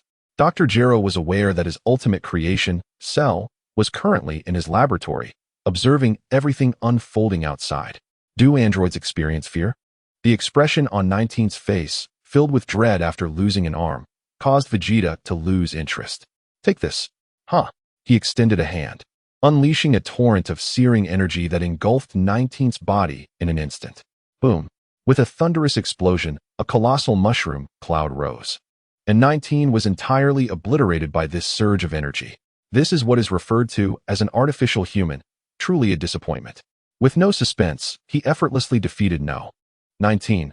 Vegeta then turned his gaze towards Dr. Gero. Merely a trivial appetizer. Dr. Gero's expression was impassive, yet internally, he could not suppress a wave of disdain. His own body had also undergone modifications, only slightly surpassing number 19 in strength, and he found it utterly pathetic. Nevertheless, it mattered little. Everything remained under his control. Once this matter concluded, he could simply forge a new body. Whoosh! Just as Vegeta contemplated making a move against Dr. Gero, a robust figure descended from the heavens. Clad in a form-fitting black suit, adorned with green armor atop, it was undoubtedly number 16. Is there more? Vegeta furrowed his brow, his gaze fixated on number 16, who had landed beside Dr. Gero. He sensed no aura from the newcomer, yet visually, number 16 appeared far more suited for combat than the previous number 19. Number 16? Why haven't number 17 and number 18 arrived? Dr. Gero disregarded Vegeta's reaction and instead inquired of number 16. Cell stated that the two still held value. Thus they were retained in the laboratory. Number 16's response was succinct, yet it plunged Dr. Gero into a contemplative silence. What does that mean? According to his original designs, Cell in this era also required the absorption of number 17 and number 18 to achieve his perfect form. However, to his astonishment, ever since the battle with Vegeta infused Cell with the cells of a certain being, the embryonic cell had undergone an accelerated development by several folds. What should have taken over 20 years to emerge had been hastened to the present, and upon his birth, he was already in his perfect form. What exactly do you intend to do, Cell? Dr. Gero murmured, feeling perplexed. Since his inception, Cell had always adhered to his directives. But today marked the first instance of defiance. Cell, is it you? Upon hearing Dr. Gero's murmurs, Vegeta turned his gaze toward number 16, a glint of coldness glimmering in his eyes. No, I am number 16, created to eliminate Son Goku. Number 16 shook his head, speaking in a flat tone. Forget it. It matters not who comes. Number 16, eliminate them. Dr. Gero hastily issued commands. Although he was unaware of Cell's true intentions, number 16's arrival alleviated his immediate concerns. In terms of combat prowess, number 16 was significantly more formidable than number 19. However, the unexpected occurred. Upon hearing his orders, number 16 showed no inclination to act. I apologize, Doctor. My sole responsibility is to ensure your safety. Number 16 shook his head, refusing the command. According to his programming, he was created solely with the objective of eliminating Son Goku. The others were of no concern to him. You, a complete failure. Dr. Gero gritted his teeth in frustration. Had Cell been present, he would never have activated this creature. Even the 17th and 18th were deemed failures in the eyes of Cell. Apologies. The 16th shook his head once more, indicating his unwillingness to execute the command. Had those two engaged in infighting? Observing the inaction of the two, not only the onlookers, but even Vegeta exhibited a hint of astonishment. There existed an even more formidable adversary in Cell. Among the spectators, Piccolo's expression was laden with gravity. His extraordinary hearing, combined with the wisdom acquired from merging with the Supreme Kai, allowed him to discern that the 20th was none other than Dr. Gero himself. In terms of combat prowess, not only Vegeta, but even he felt confident in defeating the earlier 19th. However, the arrival of the 16th alerted him to a sense of impending danger, let alone the yet unseen Cell mentioned by Dr. Gero. If you refuse to make a move, then I shall not hold back. Unable to contain his impatience any longer, Vegeta interjected as he remained in his Super Saiyan transformation, unwilling to squander time on idle chatter. Whoosh! As his words fell, he darted forward, charging straight towards the 16th beside Dr. Gero. Bang! The 16th casually raised his arm, effortlessly blocking Vegeta's punch. Interesting. Vegeta's eyes narrowed, a glint of intensity flashing within. Bang! Bang! The clash of battle erupted, the sounds of their confrontation resonating throughout the area. Vegeta launched a rapid assault, yet all his strikes were skillfully deflected by the 16th. Their skirmish intensified, with the 16th adopting a purely defensive stance. Whoosh! Suddenly, a slender figure materialized before Vegeta. Li Xing had arrived. Bang! Engaged in combat, Vegeta failed to react in time, delivering a knee strike that sent her flying. This strike was meant for the 16th, but struck Li Xing, who had arrived via instant transmission. Vegeta, you truly are a nuisance. Chapter 65, A Turn of Events. Two cells? Li Xing halted her momentum in midair, her lips twitching as she cursed in frustration. Having just arrived, she was still in her normal state. And Vegeta's blow inflicted intense pain, even causing a trickle of blood to escape from the corner of her mouth. Having been in this world for over 20 years, Li Xing had never endured such a devastating hit. Without further ado, she unleashed a furious shout and transformed into her Super Saiyan state. Her once silver hair began to sharpen, and her gaze turned ferocious. Crack! A bolt of lightning arced around her, emanating an imposing aura. In truth, it was merely a standard electrical charge. Li Xing had not entered the second stage of Super Saiyan transformation. It was merely that her battle power had reached an exceptionally high level, allowing her to oscillate between the two stages without utilizing a new transformation. TCH, an obstructive woman. Observing her arrival, Vegeta furrowed his brow, responding with an unfriendly tone. After a brief exchange, he had already sensed the formidable strength of the 16th. All attacks were effortlessly intercepted by the opponent, and just as he grew increasingly exhilarated, preparing to unleash his full power, the appearance of Li Xing disrupted his offensive rhythm. This was entirely self-inflicted. Having inexplicably taken a hit, Li Xing was already filled with ire, and Vegeta's attitude only intensified his fury.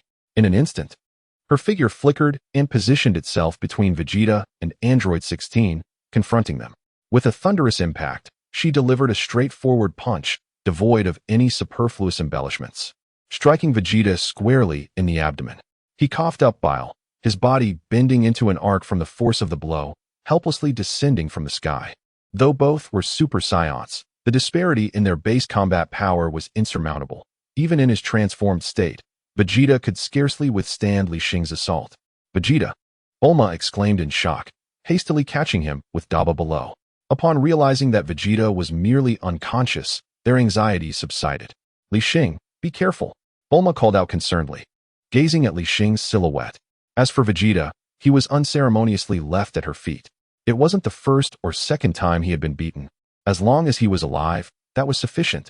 Indeed, Li Xing nodded in acknowledgement, surveying the battlefield before fixing her gaze upon Dr. Gero. "What is this? Are androids 17 and 18 not coming?" Her expectations were tinged with bewilderment. The current scene was clearly outside her anticipation. Although the location and circumstances of the battle had shifted, Android 16 had already been activated. So how could 17 and 18 possibly be absent? "How do you know about those two?" Dr. Gero was equally taken aback by Li Xing's presence. Based on his long-term observations, Li Xing was indeed the strongest among the group, yet his animosity towards Goku had not deterred his ambitions. Now that she had entered the fray, he found it necessary to adjust his plans. To his astonishment, Li Xing was aware of the existence of 2 additional androids, which was clearly unexpected. "You needn't concern yourself with that. Have you prepared your last words?"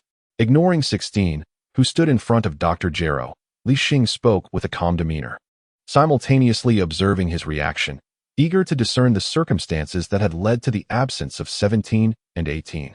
"Retreat!" Dr. Gero shouted to 16, transforming into a streak of light as he swiftly fled the battlefield.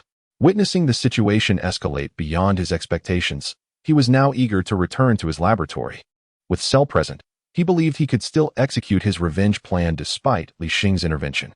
"Umph," Li Xing scoffed coldly, her expression indifferent as she regarded the fleeing doctor. "Gero, do you intend to stop me?" With Dr. Gero escaping alone, only 16 remained before her. "No, my target is solely Goku." The unfolding events did not significantly alter 16's demeanor. Unlike the other two, he was a complete machine. Although it possesses emotions, it has only just been born and is primarily filled with curiosity about the world, aside from the tasks programmed within it. "Let us go." Upon witnessing his reaction, Li Xing felt little surprise and beckoned the others to pursue Dr. Gero. She understood that although Android 16 is an artificial being, it essentially embodies a love for peace. Thus, she did not wish to squander time at that moment. Whoosh, whoosh. Despite some confusion regarding her intentions, the group followed her departure. But shortly after they left, a ripple in space emerged. The time machine abruptly materialized at the spot they had vacated, and future Trunks arrived simultaneously.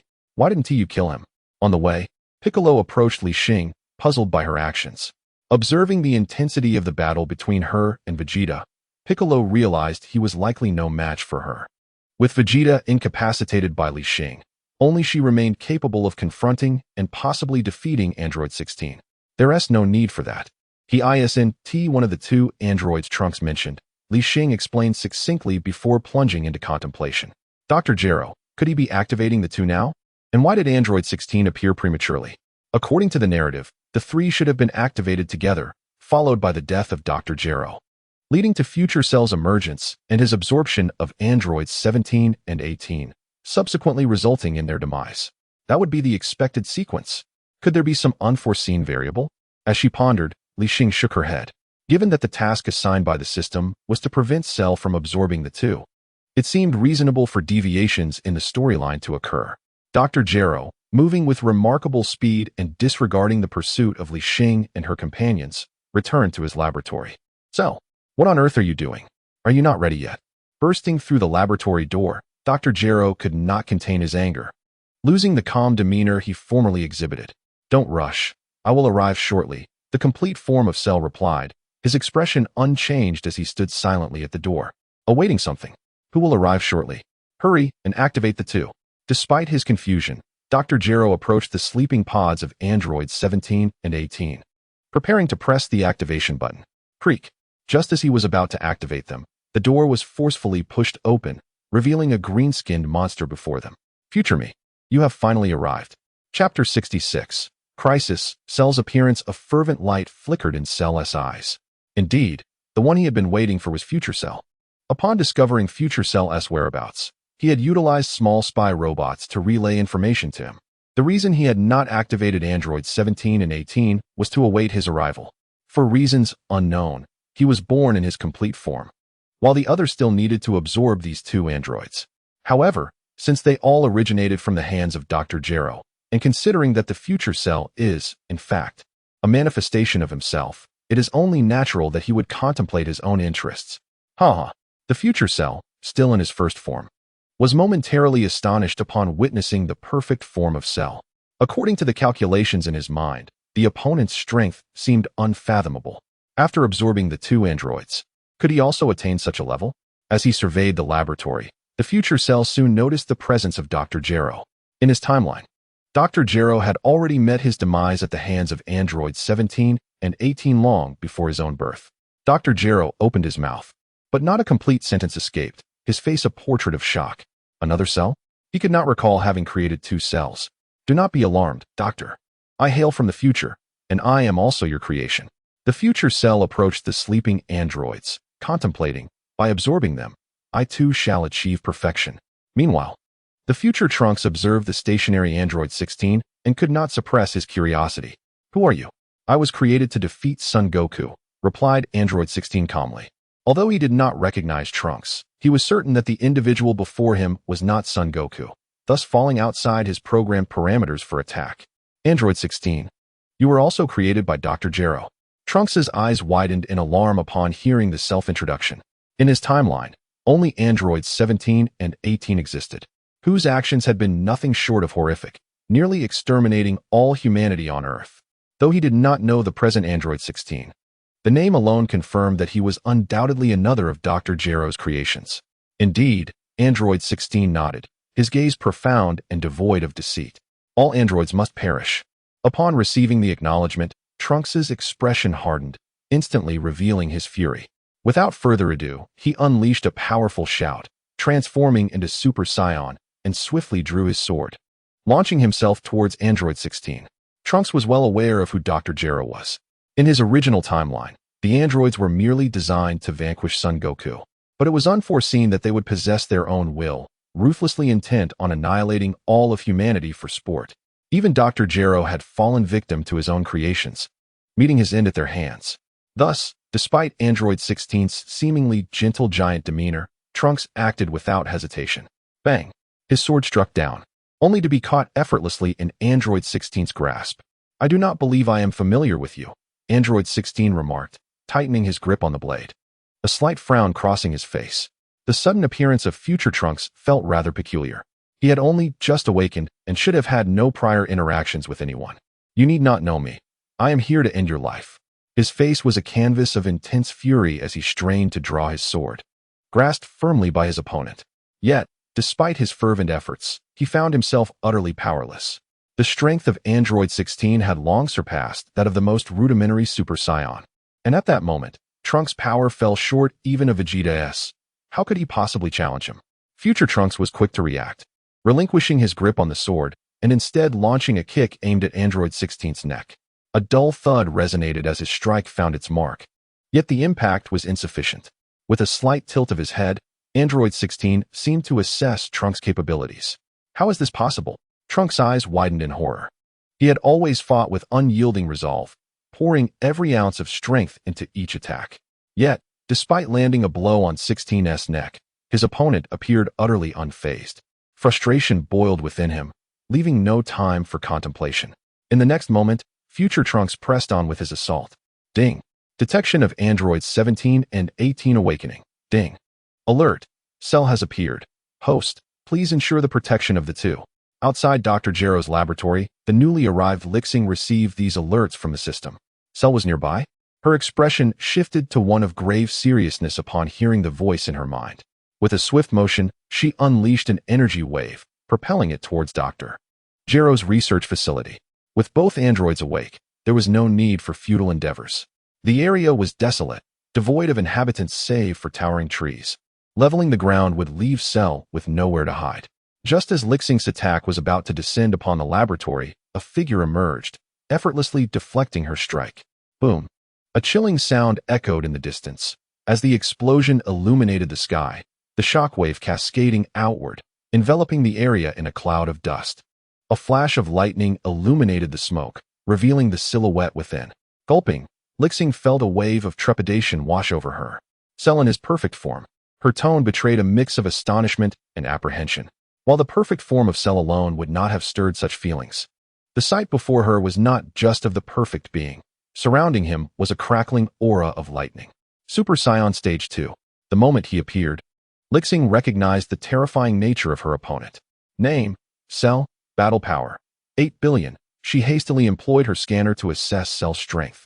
This time, even she could not help but draw in a sharp breath. Hurry up, leave this to me. Chapter 67. The embarrassing future of Cell. After casually issuing her command, Cell's body slowly ascended until it was level with Li Xing. Quickly, take everyone away from this island. Opposite him, Li Xing anxiously retrieved a communicator from her bosom to relay a message to Bulma and the others who had yet to arrive. Uncertain of which aspect had gone awry, Cell's power far exceeded her expectations. Even if she could transform into Super Saiyan 2 now, she feared it would not be enough to match him. Everyone. Li Xing says we must leave here at once. On the other end of the communicator, Bulma paused momentarily before urgently calling a halt to the flight of the group.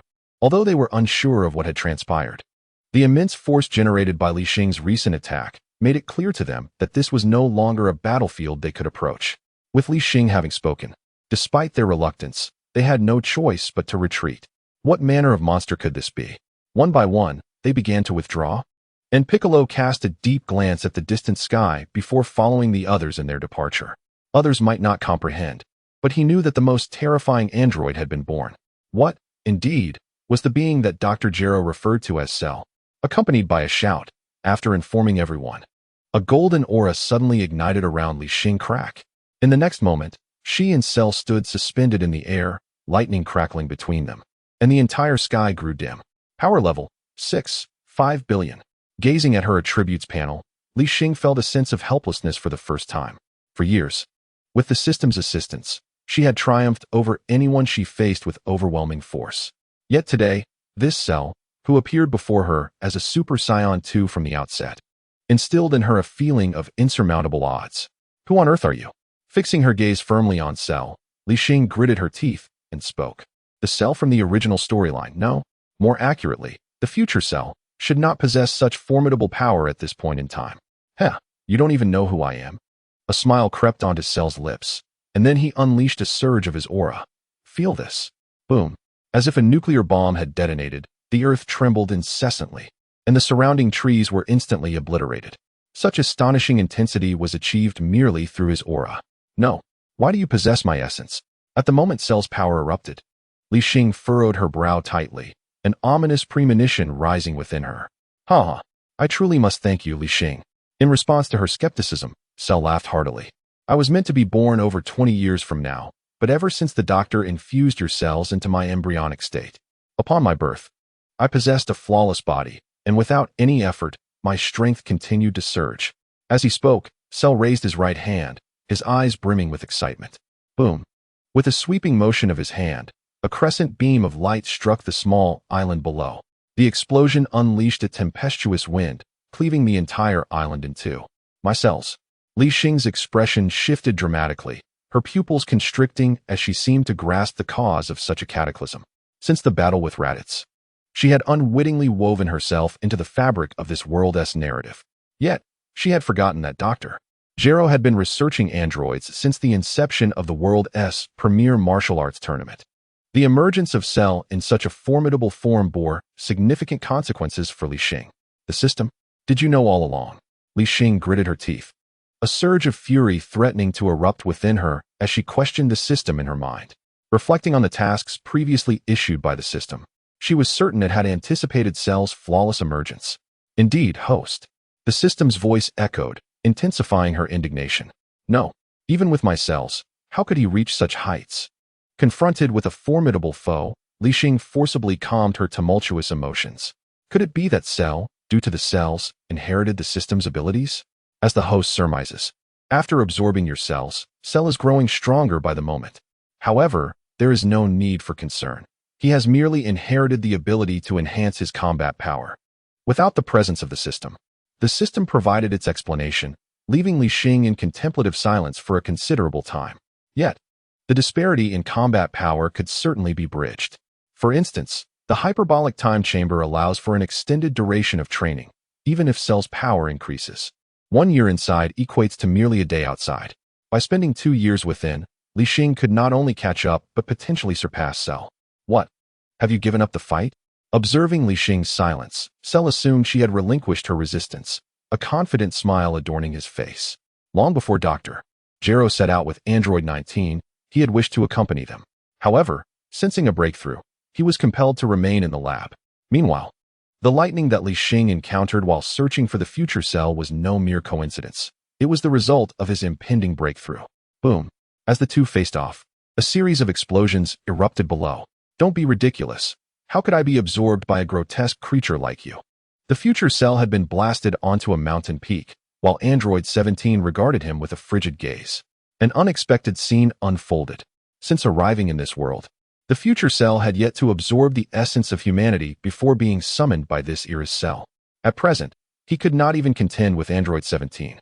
Name: Future Cell, Combat Power, 2 billion. Name: Number 17, Combat Power, 300 million. Name: Number 18, Combat Power, 5 billion. With a bemused smile, Li Xing observed the dramatic scene unfolding below, discreetly assessing the combat powers of those present. In this tense confrontation, Future Cell had surprisingly lost his composure. In the future world he hailed from, Li Xing's existence was absent, implying that he was indeed the original Cell from the narrative. The Super 2 Cell standing opposite Li Xing was the embryo that Future Trunks and Krillin were meant to eradicate. Pathetic.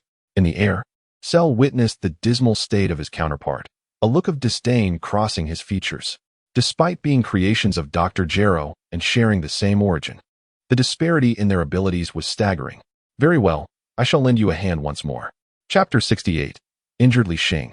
Number 17's demise. Without sparing a moment to confront Li Xing, Cell dashed towards Number 17's location. Number 17, run. Li Xing's expression shifted as she urgently warned him. Immediately following after Cell. What? Number 17 looked up to see two figures racing toward him, one after the other. Although he did not grasp the meaning behind Li Xing's words, a flicker of unease stirred within him at the sight of Cell. In the next moment, Cell was upon Number 17, while Li Xing, hampered by the disparity in strength, struggled to close the gap. Boom. With unwavering resolve, she unleashed a shockwave that struck Cell's back. Though it failed to inflict harm, it momentarily halted his advance. Follow me. Seizing the opportunity, Li Xing flickered, and instead of heading towards Number 17, she approached a striking blonde-haired, blue-eyed beauty before her. Number 18, another goddess of the Dragon Ball universe. Grasping Number 18's icy hand, Li Xing disregarded her astonished expression and sped away into the distance. As for Number 17, Cell was already closing in on him. In that brief moment, Li Xing felt no confidence in her ability to rescue him. Never mind the system's task of protecting Number 17. If she could save him, she would, but she had no desire to jeopardize her own life in the process. What a nuisance. After being momentarily obstructed by Li Xing, Cell wasted no time and arrived before Number 17. Boom. A punch landed squarely on Number 17's face, sending him crashing to the feet of Future Cell. Ha! I shall not hold back. Future Cell exclaimed, a sinister grin spreading across his face as he looked down at Number 17 lying at his feet. Astonished by the formidable power of this era's complete Cell, his yearning for ultimate form intensified. Though Number 18 had been taken away by an unfamiliar female scion, absorbing Number 17 should still grant him a portion of that power. His barbed tail instantly transformed into a cylindrical form, enveloping the fallen android 17 in an instant. Bam! Suddenly, the tail that had just ensnared 17 emitted a surge of searing energy, exploding violently and shattering Future Cell's tail into fragments. A pained howl escaped his lips. Android 17 self-destructed. Huh. On the other side, Future Trunks lay on the ground, gasping for breath. He had exhausted all his strength. Yet he could not even budge Android 16 a fraction. Give up. Neither by calculation nor in practice are you my match, Android 16 stated calmly, remaining stationary. Their battle had endured for some time, and he had not even launched a single attack before Trunks succumbed to fatigue. Cursed be it. Future Trunks remained silent, gritting his teeth as he struggled to rise once more. In the future, his mentor, son Gohan, had been brutally slain by the androids, and now, having traversed time, he found himself unable to contend with even the newly birthed androids of the past. Sighing at the sight before him, Android 16 couldn't help but exhale in exasperation. The Saiyans truly were a resilient warrior race. Whoosh Li Xing, cradling the slender form of Android 18, sped across the sea. Don't even think about escaping. Behind them, Cell pursued relentlessly. After delivering 17 to Future Cell, only Android 18 remained to be rescued by Li Xing. He felt fortunate that he did not need to absorb both to achieve his perfect form, yet he too must pave the way for his future self. Otherwise, even the invincible would feel loneliness. There's no choice. Can you swim? With Cell drawing ever closer, Li Xing clenched his teeth, making a reluctant decision. Swim? Android 18 was momentarily taken aback. Suddenly whisked away by a stranger, now he was asking if she could swim. What did that even mean? Gulp. However, the next moment, Li Xing plunged them both head first into the ocean below. Shoo, don't make a sound. Underwater, she extended a finger before Android 18, signaling her to conceal her energy. There was no alternative. Being in the air made them far too conspicuous. Only by hiding beneath the water could they hope for safety. As long as they remained undetected, Cell would not perceive their presence. Humph. Do you think hiding in the water will allow you to escape? You are far too naive. Upon realizing they had submerged, Cell emitted a cold snort. Boom.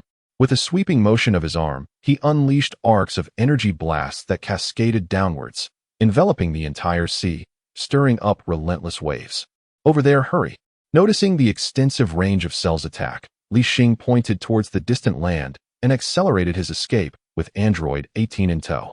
However, just as they began to move, a brilliant golden light suddenly illuminated behind them. Oh no. Feeling the surge of energy, she tightly embraced the body of Android 18, bracing her back against the oncoming assault. Gurgling, Li Xing attempted to emit a sound of anguish but was forcefully inundated with seawater. Soon, darkness enveloped her vision, and she succumbed to unconsciousness. To conceal her presence, Li Xing had long since reverted from her transformed state. Even a single blow from Cell's sweeping attack was beyond her endurance. How dare he escape? After a while, as the sky gradually dimmed and neither Li Xing nor Android 18 resurfaced, Cell let out a cold snort and turned back towards the laboratory. Meanwhile, on a distant small island, huffing and puffing, Android 18 struggled to carry the unconscious Li Xing ashore. Their bodies were drenched in seawater, presenting a rather pitiful sight.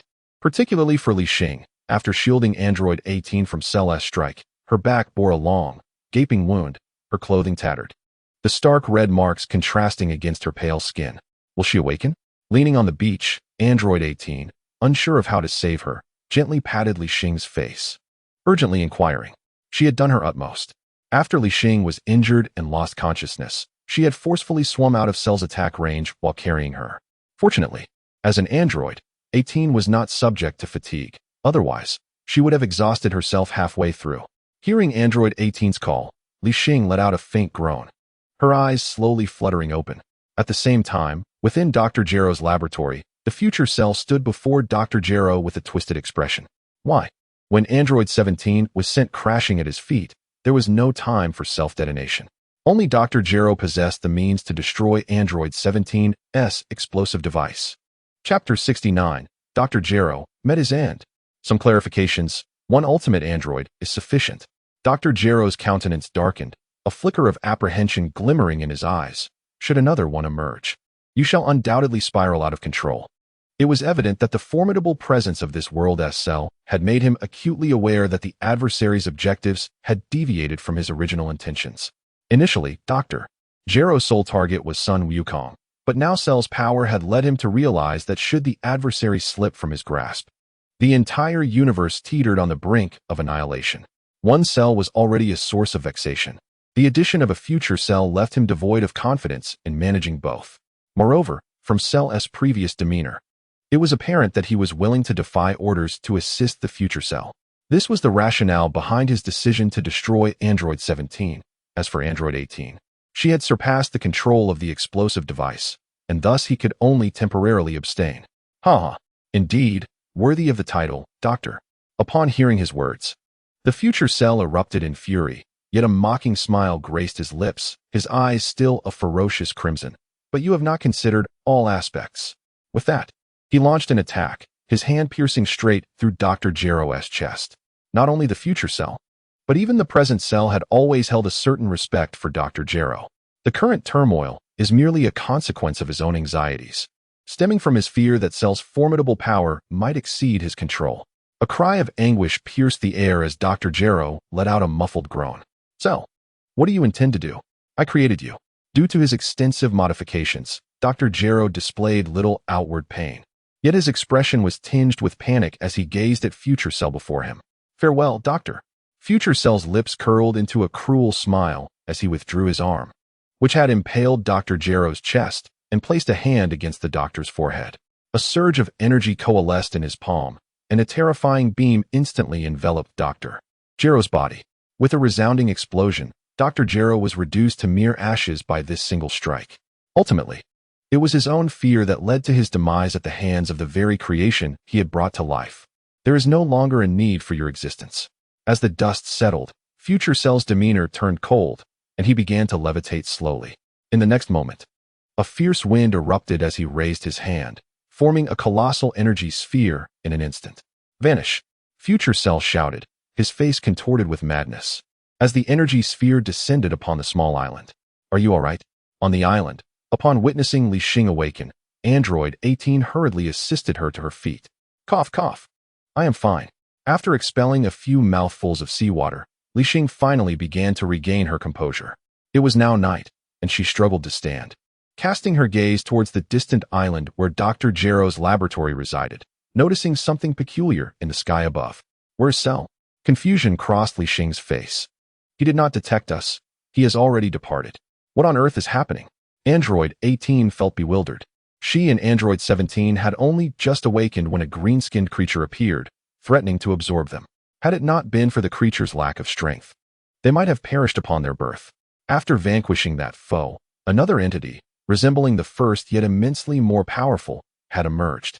Although the reasons remained unclear, Li Xing had ultimately saved herself. The two creatures, known as Cell, were the ultimate androids created by Dr. Gero. They were, in fact, the same being, albeit from different timelines.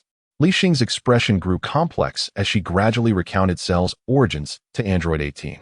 Simultaneously, she began to comprehend the true purpose of her mission, to prevent the two from being absorbed by Future Cell and subsequently to defeat Cell of this era. What a madman. After grasping the situation, Android 18 couldn't help but exclaim, then continued, I can no longer sense 17's presence. He seems to have been absorbed by that monster. As she spoke, she rose from the ground, her brow furrowed as she stood alongside Li Xing. Android 17 and she were twin siblings, both transformed into androids by the deranged Dr. Gero. Their ability to sense each other's existence made 18's distress all the more palpable now that 17 had vanished. On the 17th, it was supposed to be killed. Upon hearing this, Li Xing fell into a long silence before softly speaking. The disappearance of the 17th unit, coupled with the absence of a failure notification for the mission, suggested that it could not have been absorbed. It must either have been slain or has hidden itself away. Killed? That creature requires us to achieve its complete form. Why would it go about killing one of its own? 18, with wide blue eyes, struggled to comprehend Li Xing's implication. Li Xing shook her head in response, expressing her own uncertainty. Perhaps it was the doing of Dr. Gero. After much contemplation, she found it challenging to discern a motive for Future Cell to destroy the 17th unit. After their escape, the Cell of this era relentlessly pursued them, leaving only Future Cell and Dr. Gero behind. Dr. Gero? The mention of his name sparked a flicker of anger in 18's eyes, but it quickly faded. Tick-tock. After a brief silence, water droplets continued to drip from their soaked garments. We must return quickly, or everyone will worry, Li Xing murmured. Feeling the sharp pain on her back, she turned her head, intending to call 18 to leave together, only to be captivated by an unexpected scene. At that moment, 18 had shed her clothing, twisting it into a long strip to squeeze out the moisture. 18, with only 2 thin scraps of fabric remaining, left Li Xing speechless. What? Do you intend to leave like this? Noticing Li Xing's gaze, 18 raised an eyebrow and pointed at Li Xing's own drenched attire. In the dead of night, at Bulma's home, everyone sat anxiously around the sofa, awaiting news. That guy isn't dead, is he? Vegeta leaned against a corner of the room, his expression grim as he stared at the news broadcast on the television. Hey, if that mouth of yours can't say anything useful, donate it to someone in need. Bulma rolled her eyes at his remark, quickly interrupting him. Since their evacuation, they hadn't eaten a thing and had been waiting for Li Xing's word. Yet, it was as if she had vanished. Bulma tried to contact her via the communicator but received no response. Suddenly, as the night grew late, a knock echoed, breaking the silence and drawing everyone's attention. This book is on the verge of its debut, addressing several recent points of confusion. 1. Regarding the system, the author has accumulated a substantial amount of drafts and expects that in a few days, attentive readers will glean more information from the text. Hence, no further spoilers will be provided. 2. Concerning the Cell arc, due to the infusion of the protagonist Cell's overwhelming strength has sparked considerable debate. A hint related to the bloodline of Super Saiyans and the system is forthcoming. However, the author has yet to elaborate on these matters. The protagonist character. 1,000 individuals possess 1,000 interpretations of Hamlet. As a traveler, one inevitably harbors tremendous expectations for their unique abilities. Given that the protagonist's past life was marked by oppression and exhaustion leading to their demise, the initial grievances expressed are entirely understandable.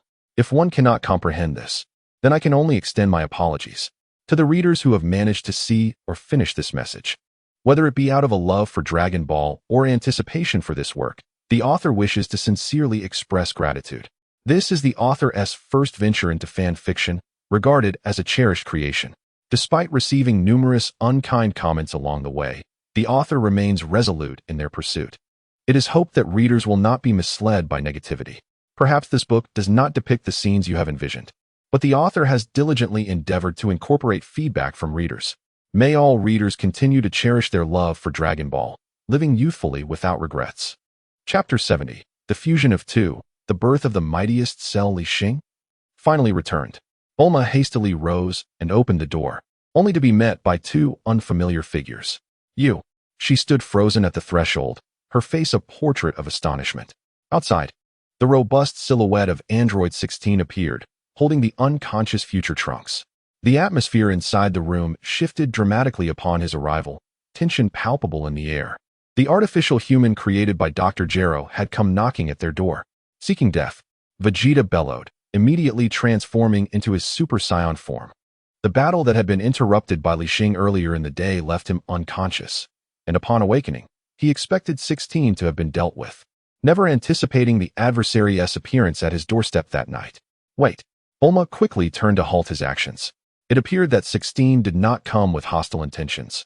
After all, who would knock on the door if they sought trouble? Moreover, her gaze fell upon future Trunks, who, although unconscious and being held by 16, bore no visible injuries. Is this the Capsule Corporation? After assessing Bulma's attire, 16 seemed to be searching for something. Yes. What is it? Bulma replied, her expression laced with confusion. This young man seems to belong to your company. As he spoke, 16 raised his arm, presenting future Trunks before her. Having just come into existence, he had already participated in several battles, none of which targeted Goku, clearly contradicting 16's original programming. Essentially a peace-loving being, he harbored no murderous intent. In 16's eyes, future Trunks lacked adequate strength, yet he was undeniably stubborn. Despite being informed multiple times about the disparity in their powers, Trunks relentlessly pursued the desire to defeat him, ultimately succumbing to exhaustion and unconsciousness, thus concluding the confrontation. In the wilderness, he could not bear to abandon the unconscious future Trunks, so he sought Bulma's residence through persistent inquiries. Our company.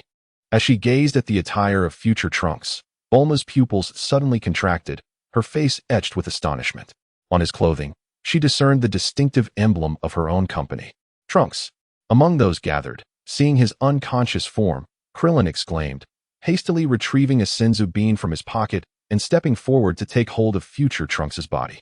Trunks? His name is Trunks? Just like my son. From the future, I see. In the corner, Vegeta stood in silence, his eyes flickering with uncertainty. So this is how Trunks looks as an adult. At the entrance, Bulma observed Krillin administering the senzu bean to him, her heart filled with a complex array of emotions. Trunks, it seems you can also grow into a fine man. How wonderful.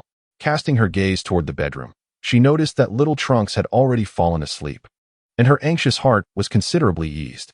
After all, little Trunks had such a fierce look. She feared that he would grow up to be like Vegeta. Now, seeing the future Trunks, she breathed a long sigh of relief. Since he has been delivered safely, it is time to say goodbye. Observing the expressions of those in the room, Android 16 confirmed he had not gone to the wrong place and mechanically raised his arm to wave. Stop. Future Trunks, supported by Krillin, had already regained consciousness after consuming the senzu bean. Upon seeing Android 16 prepare to turn away, he quickly called out to him. Meanwhile, in another realm, the Cell of this era, having failed to pursue Lirin and Android 18, was now returning to the skies above the island where the laboratory was located. However, no matter how he searched, there was not a trace of the laboratory, let alone the small island that once floated upon the sea. It had vanished without a trace. Odd, it was clearly here. Cell drifted through the air, voicing his confusion. Based on his memories and the coordinates displayed in his mind, the laboratory should be located here. Yet, looking down, he saw nothing but the vast ocean, devoid of any remnants of the island that once existed. Humph. My apologies to the version of myself in this era. Just as Cell pondered, a familiar voice unexpectedly reached his ears. Behind him appeared the silent future Cell. After eliminating Dr. Gero, he understood that achieving his perfect form in this era was no longer feasible.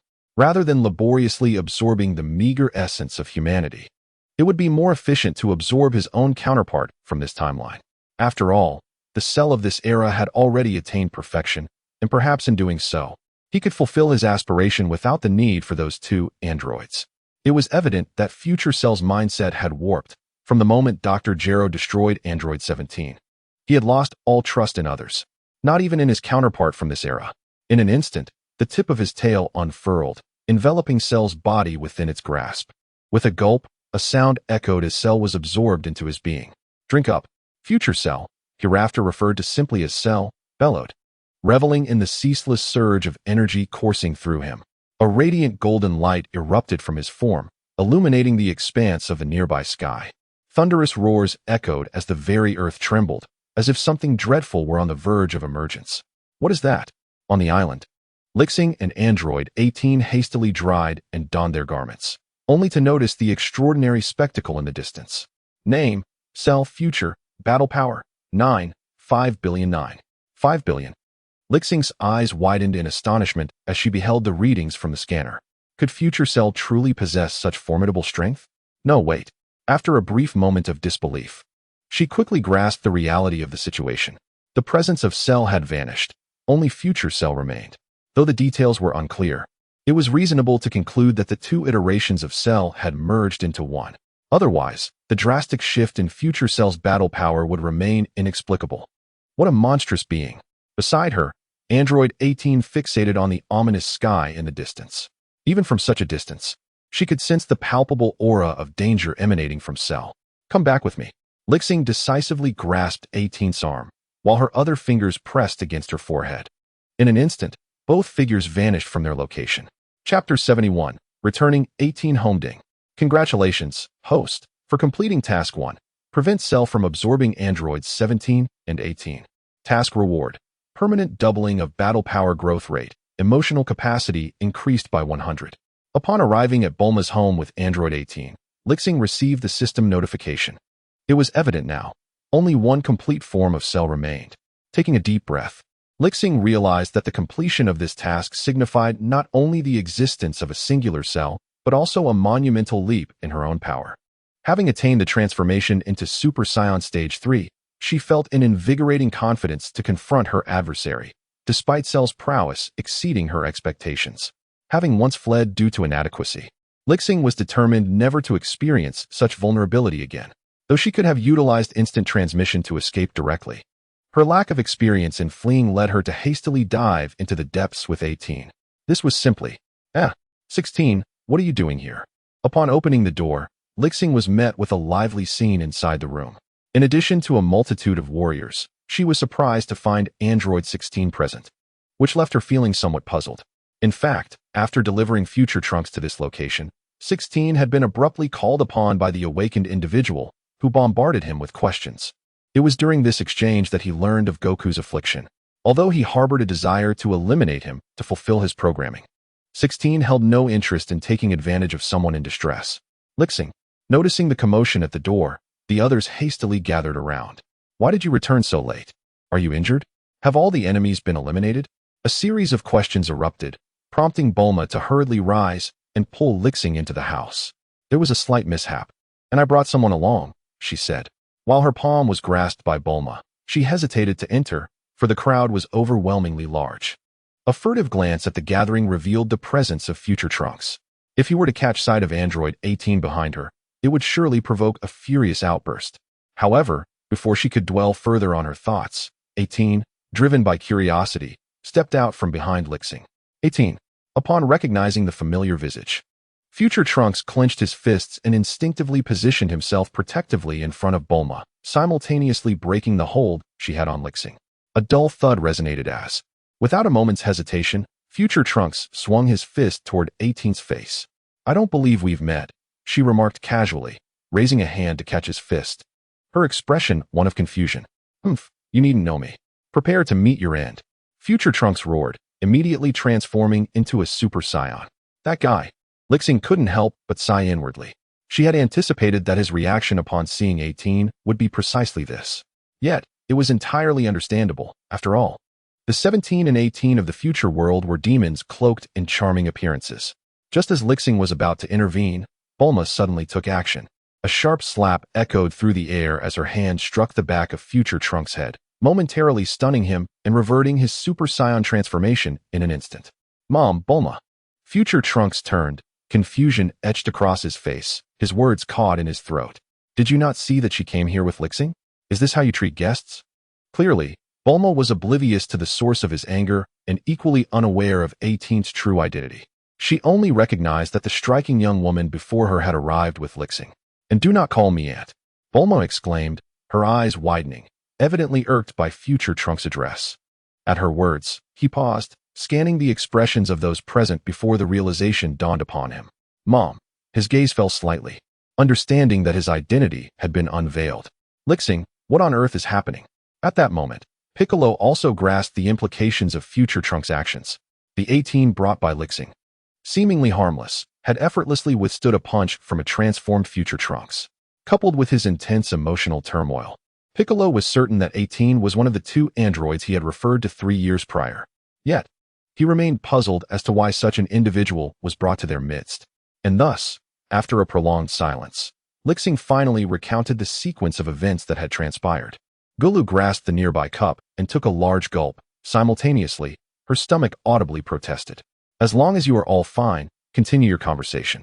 I shall prepare some food for you. Bulma gently reassured Li Xing with a soft pat on her back before rising and making her way towards the kitchen. I shall assist as well.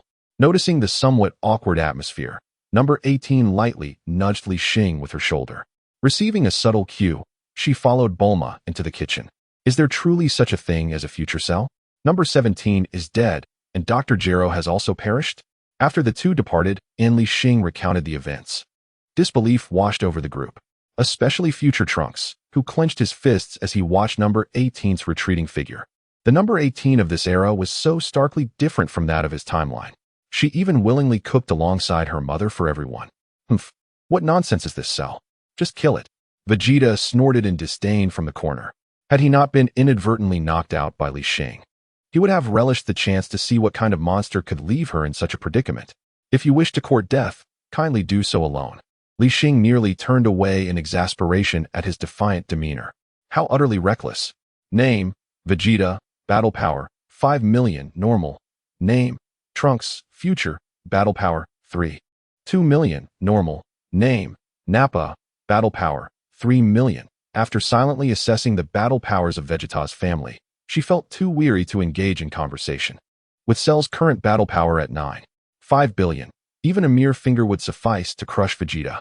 Can you truly not defeat that fiend? The atmosphere in the room grew increasingly tense as Piccolo inquired solemnly. Li Xing had merely recounted the events and the terror of Cell, without yet proposing a solution. The immediate priority was to thwart Cell's objectives. Moreover, given the current circumstances, it seemed Cell had completely escaped Dr. Gero's control and no longer required the two androids to achieve his perfect form. Was his goal still Goku? Such uncertainties loomed large. Chapter 72. A brief respite after some contemplation, Li Xing decided it prudent to feign a semblance of confidence. After all, she had just informed everyone that she had escaped with number 18. It would seem peculiar to suddenly assert she could defeat Cell. As her words lingered in the air, a figure abruptly materialized before them. Goku? Dad? Kakarot. The return of son Goku startled all present. We must head to the hyperbolic time chamber for training. Time is of the essence. As the conversation threatened to devolve into unnecessary chatter, Li Xing quickly shifted her gaze to Piccolo. The hyperbolic time chamber? Why must we go there? Has a formidable foe emerged? As Bick was about to inquire how Li Xing knew of that location, he was interrupted by a barrage of questions from Sun Wukong. You all can decide how to arrange things. I am weary, Li Xing declared. Rising to her feet and choosing not to interfere further, she retreated to her own quarters, overwhelmed by the multitude of people gathered. Having conveyed all she needed to say, she left the rest for them to ponder. Now, in the deep of night, after a day of turmoil, Li Xing felt utterly exhausted. Her only wish was for Cell to settle down, allowing her the peace to recuperate before confronting this dilemma. Crunch. Meanwhile, future Cell had fully absorbed the essence of his counterpart from this era. Is this the power of perfection? In the night sky, his golden figure shimmered brilliantly, accentuated by the rampant lightning surrounding him, all testifying to his formidable strength. Though his methods were somewhat unscrupulous, future Cell had finally achieved his goal. In this present time, there was only one Cell. After a moment, enveloped in his own overwhelming power, he gradually calmed. Sun Wukong.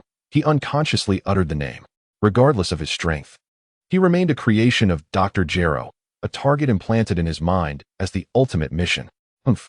Casting a glance at the sea below, Cell snorted derisively. He was not merely observing the ocean. One might say he was surveying the entire earth. A night of tranquility passed.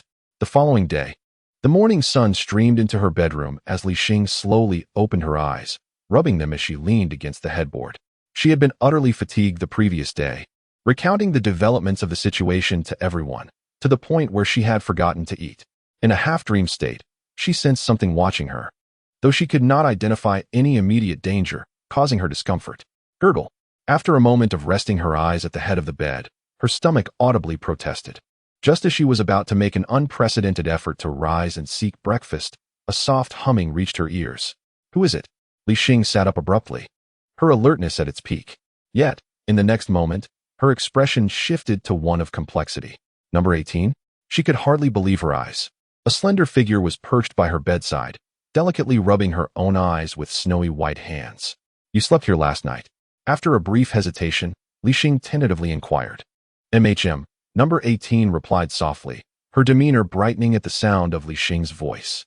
Why didn't you sleep in a separate room? Li Xing furrowed her brow. Her words caught in her throat. Although she had just rescued her the previous day and number 18 appeared harmless, the silent intrusion into her room raised alarms.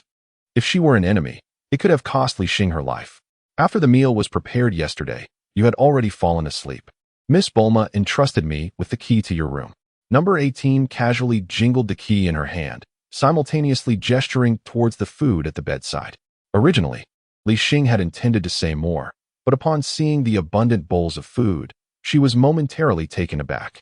She realized that this world's number 18 was not as malevolent as the one from the future, yet they had only just met, and she was already afforded such trust. Knock, knock, knock. Just as the atmosphere grew somewhat awkward, Bulma's voice suddenly emerged from outside the door. Li Xing, are you awake? I am. Hearing her voice, Li Xing hastily ignored her conversation with number 18 and quickly grabbed her clothes, preparing to change out of her nightgown. Creak. Before she could rise to open the door, Bulma pushed it open and walked in. Having spent the night at Li Xing's room with the meal, number 18 had no familiarity with door locks and therefore left it unlocked. So, how did you sleep last night? Upon witnessing the scene inside the room, Bulma's face flushed bright red. Having known Li Xing for quite some time, it was no wonder why she had dismissed so many admirable men. Seeing Bulma's expression, Li Xing's lips twitched in amusement. At the dining table, Li Xing felt a wave of nostalgia. She couldn't recall precisely when it happened, but what began as just her and Bulma had transformed into a full house of people. Vegeta, Bulma, 2 Trunks, Nappa, number 18, and herself. There were a total of 7. Even outside in the yard, there was a non-eating number 16. If it weren't for Bulma's spacious home, accommodating this group would have been quite a challenge. After a whirlwind of activity, Vegeta was the first to rise. "I'm heading out," he announced to Bulma before striding towards the door. With a swift motion, he placed 2 fingers on his forehead and vanished from sight. "Mom, I'm going too." Following Vegeta's departure, future Trunks hastily finished his meal, wiped his mouth, and dashed out after him. "Me too," came the gruff voice of Nappa, who was not to be left behind. The 2 figures soared into the sky after exiting, heading towards an unknown destination. With 3 of the 4 eaters having left, only Li Xing remained, diligently battling her meal. What are they in such a hurry for? With her mouth full, she mumbled indistinctly towards Bulma. "They have made plans with Piccolo to visit that, whatever it is, the hyperbolic time chamber." Observing her demeanor, Bulma shrugged and offered a brief explanation. "Have they decided so quickly?" Li Xing hastily cleared the remaining food from the table and stood up, preparing to leave. Rather than following the others to the heavenly temple, she intended to confirm Cell's whereabouts. Times had changed. Yesterday, she had been unable to contend with him, but today was different. She had mastered the transformation into Super Saiyan Stage 3, allowing her the confidence to cautiously probe Cell's movements. If Sheru were to make any detrimental moves against Earth, Li Xing would promptly intervene. "Wait, you intend to go alone?" Chapter 73, Testing Sheru, Li Xing's thoughts. Just as Li Xing prepared to teleport away, Bulma hastily called out to her. Subsequently, Bulma's gaze revealed a hint of ambiguity, wildly insinuating towards the quietly seated android 18. "What kind of look is that?" Observing her expression, Li Xing felt a wave of confusion. There was truly nothing between her and android 18. The latter had simply been too exhausted from delivering dinner the previous night to move. With this thought in mind, she quickly signaled android 18 with her eyes, urging her to clarify. Unexpectedly, android 18 was also looking at her, and with an expression of anticipation. Their eyes met in a brief moment. "Sheru's strength is formidable. I fear I cannot guarantee your safety." After a brief internal struggle, Li Xing resolved to proceed alone. She was not lying. Despite possessing the transformation of Super Saiyan Level 3, Sheru's power was not to be underestimated. Should the adversary recklessly attack the onlookers, even Li Xing would find herself in a precarious situation. Whoosh! Without waiting for Bulma and android 18's response, Li Xing hastily departed after uttering these words. "What about you two last night?" After her exit, Bulma turned her attention to android 18. Outside South City, the island that once housed Dr. Gero's laboratory had vanished. Sheru stood alone on another island not far away, gazing up at the dim sky, lost in thought. Whoosh! Behind him, Li Xing's figure flickered into view. "Is that Son Goku?" Sheru did not turn around, but instead smiled faintly, indifferently inquiring. For reasons unknown, he had been in this world for several years, yet had never encountered the real Son Goku. The computer informed him that Son Goku was the strongest on Earth, and thus, sensing the immense energy emanating from Li Xing, he mistakenly identified her as Son Goku. Unfortunately, his consciousness belonged to the future Sheru. Were the Sheru of this era in control, he would undoubtedly not make such an error. "Sheru, what is your objective?" Without receiving a response, Li Xing posed her question.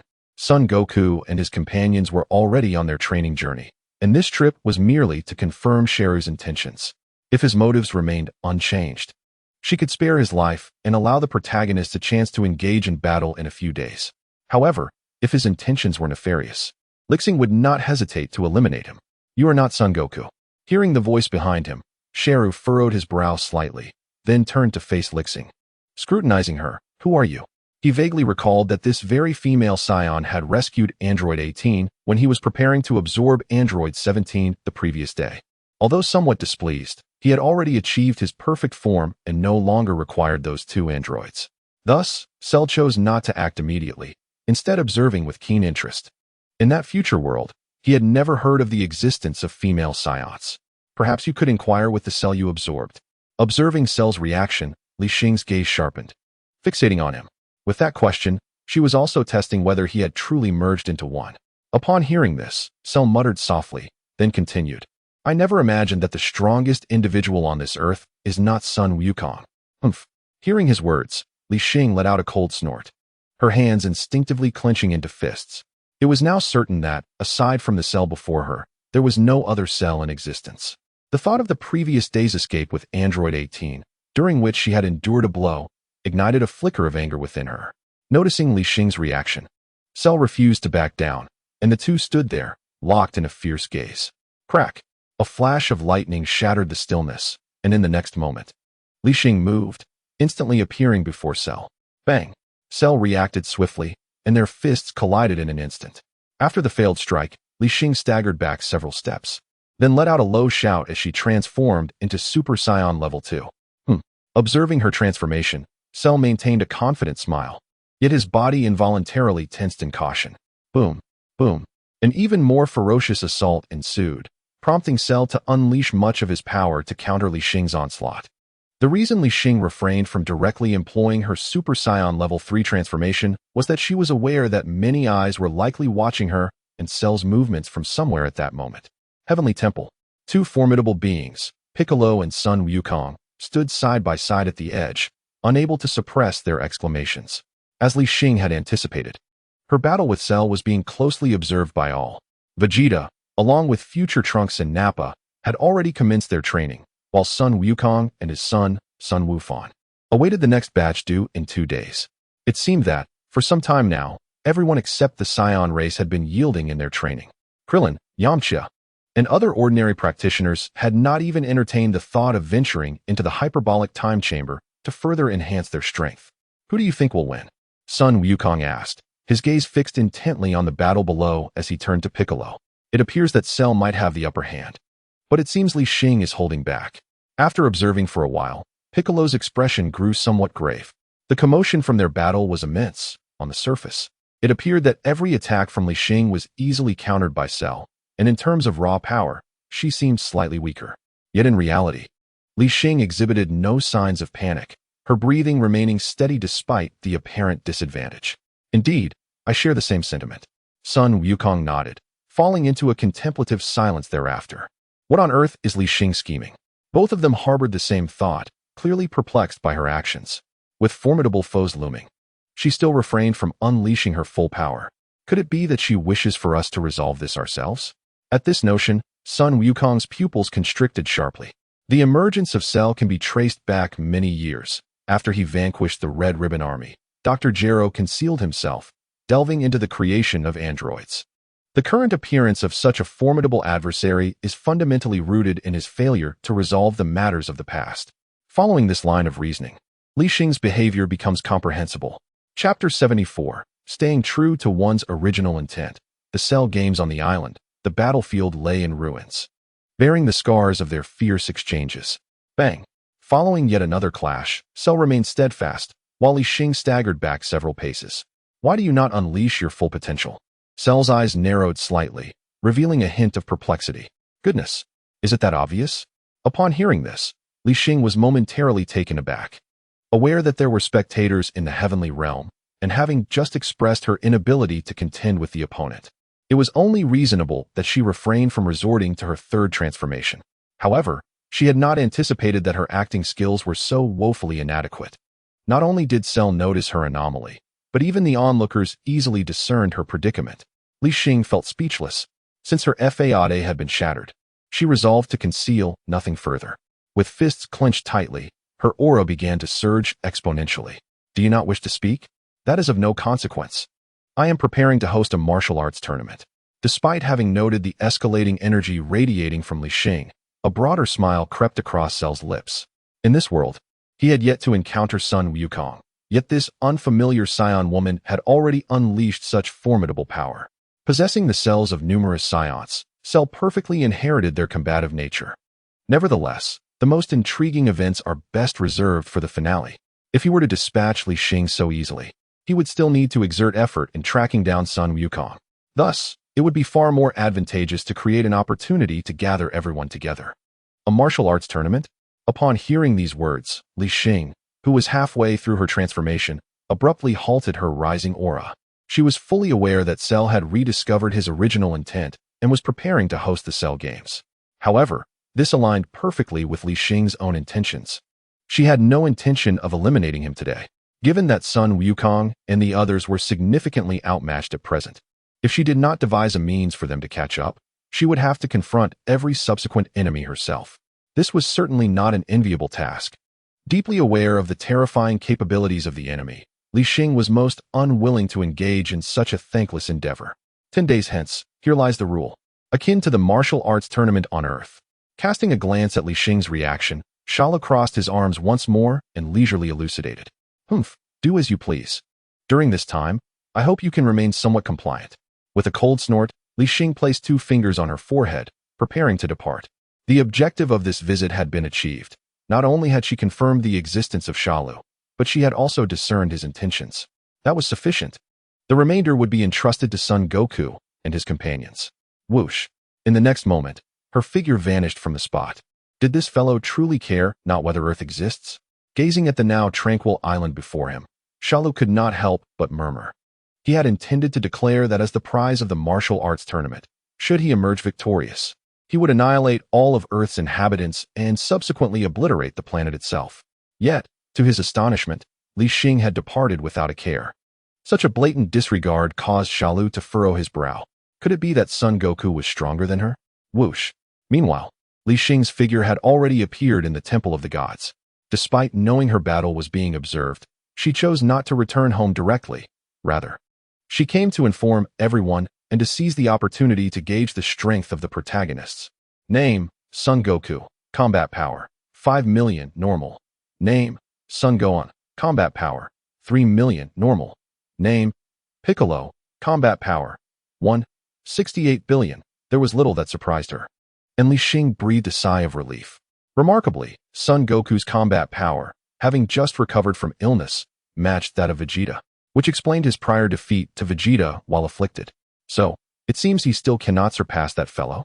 Upon her arrival, Son Goku and the others gathered around, candidly acknowledging their previous observation of the fight. TCH, it's not that he cannot win. It's that he simply does not wish to fight. Not far off, Piccolo, unlike the others, expressed the truth without reservation. Li Xing remained silent, her gaze fixed upon Son Goku. In his eyes, the meaning of that look was abundantly clear. As if to say, the trouble you have caused, you must resolve. Very well, Piccolo. Li Xing has done nothing wrong. Our strength has indeed fallen behind. Son Goku waved his hand, signaling Piccolo to refrain from such remarks, while his expression turned serious as he added, Shala's monstrous strength has far surpassed ours, but fortunately, he harbors no desire to destroy Earth. In these 10 days, we shall each enhance our abilities, and if we still prove inadequate, then we will have to rely on you. He articulated his thoughts with great completeness, harboring no blame towards Li Xing. After all, after many years of companionship, in his eyes, Li Xing was already an integral part of their group. However, the chasm in strength between the crowd and Li Xing has grown ever wider.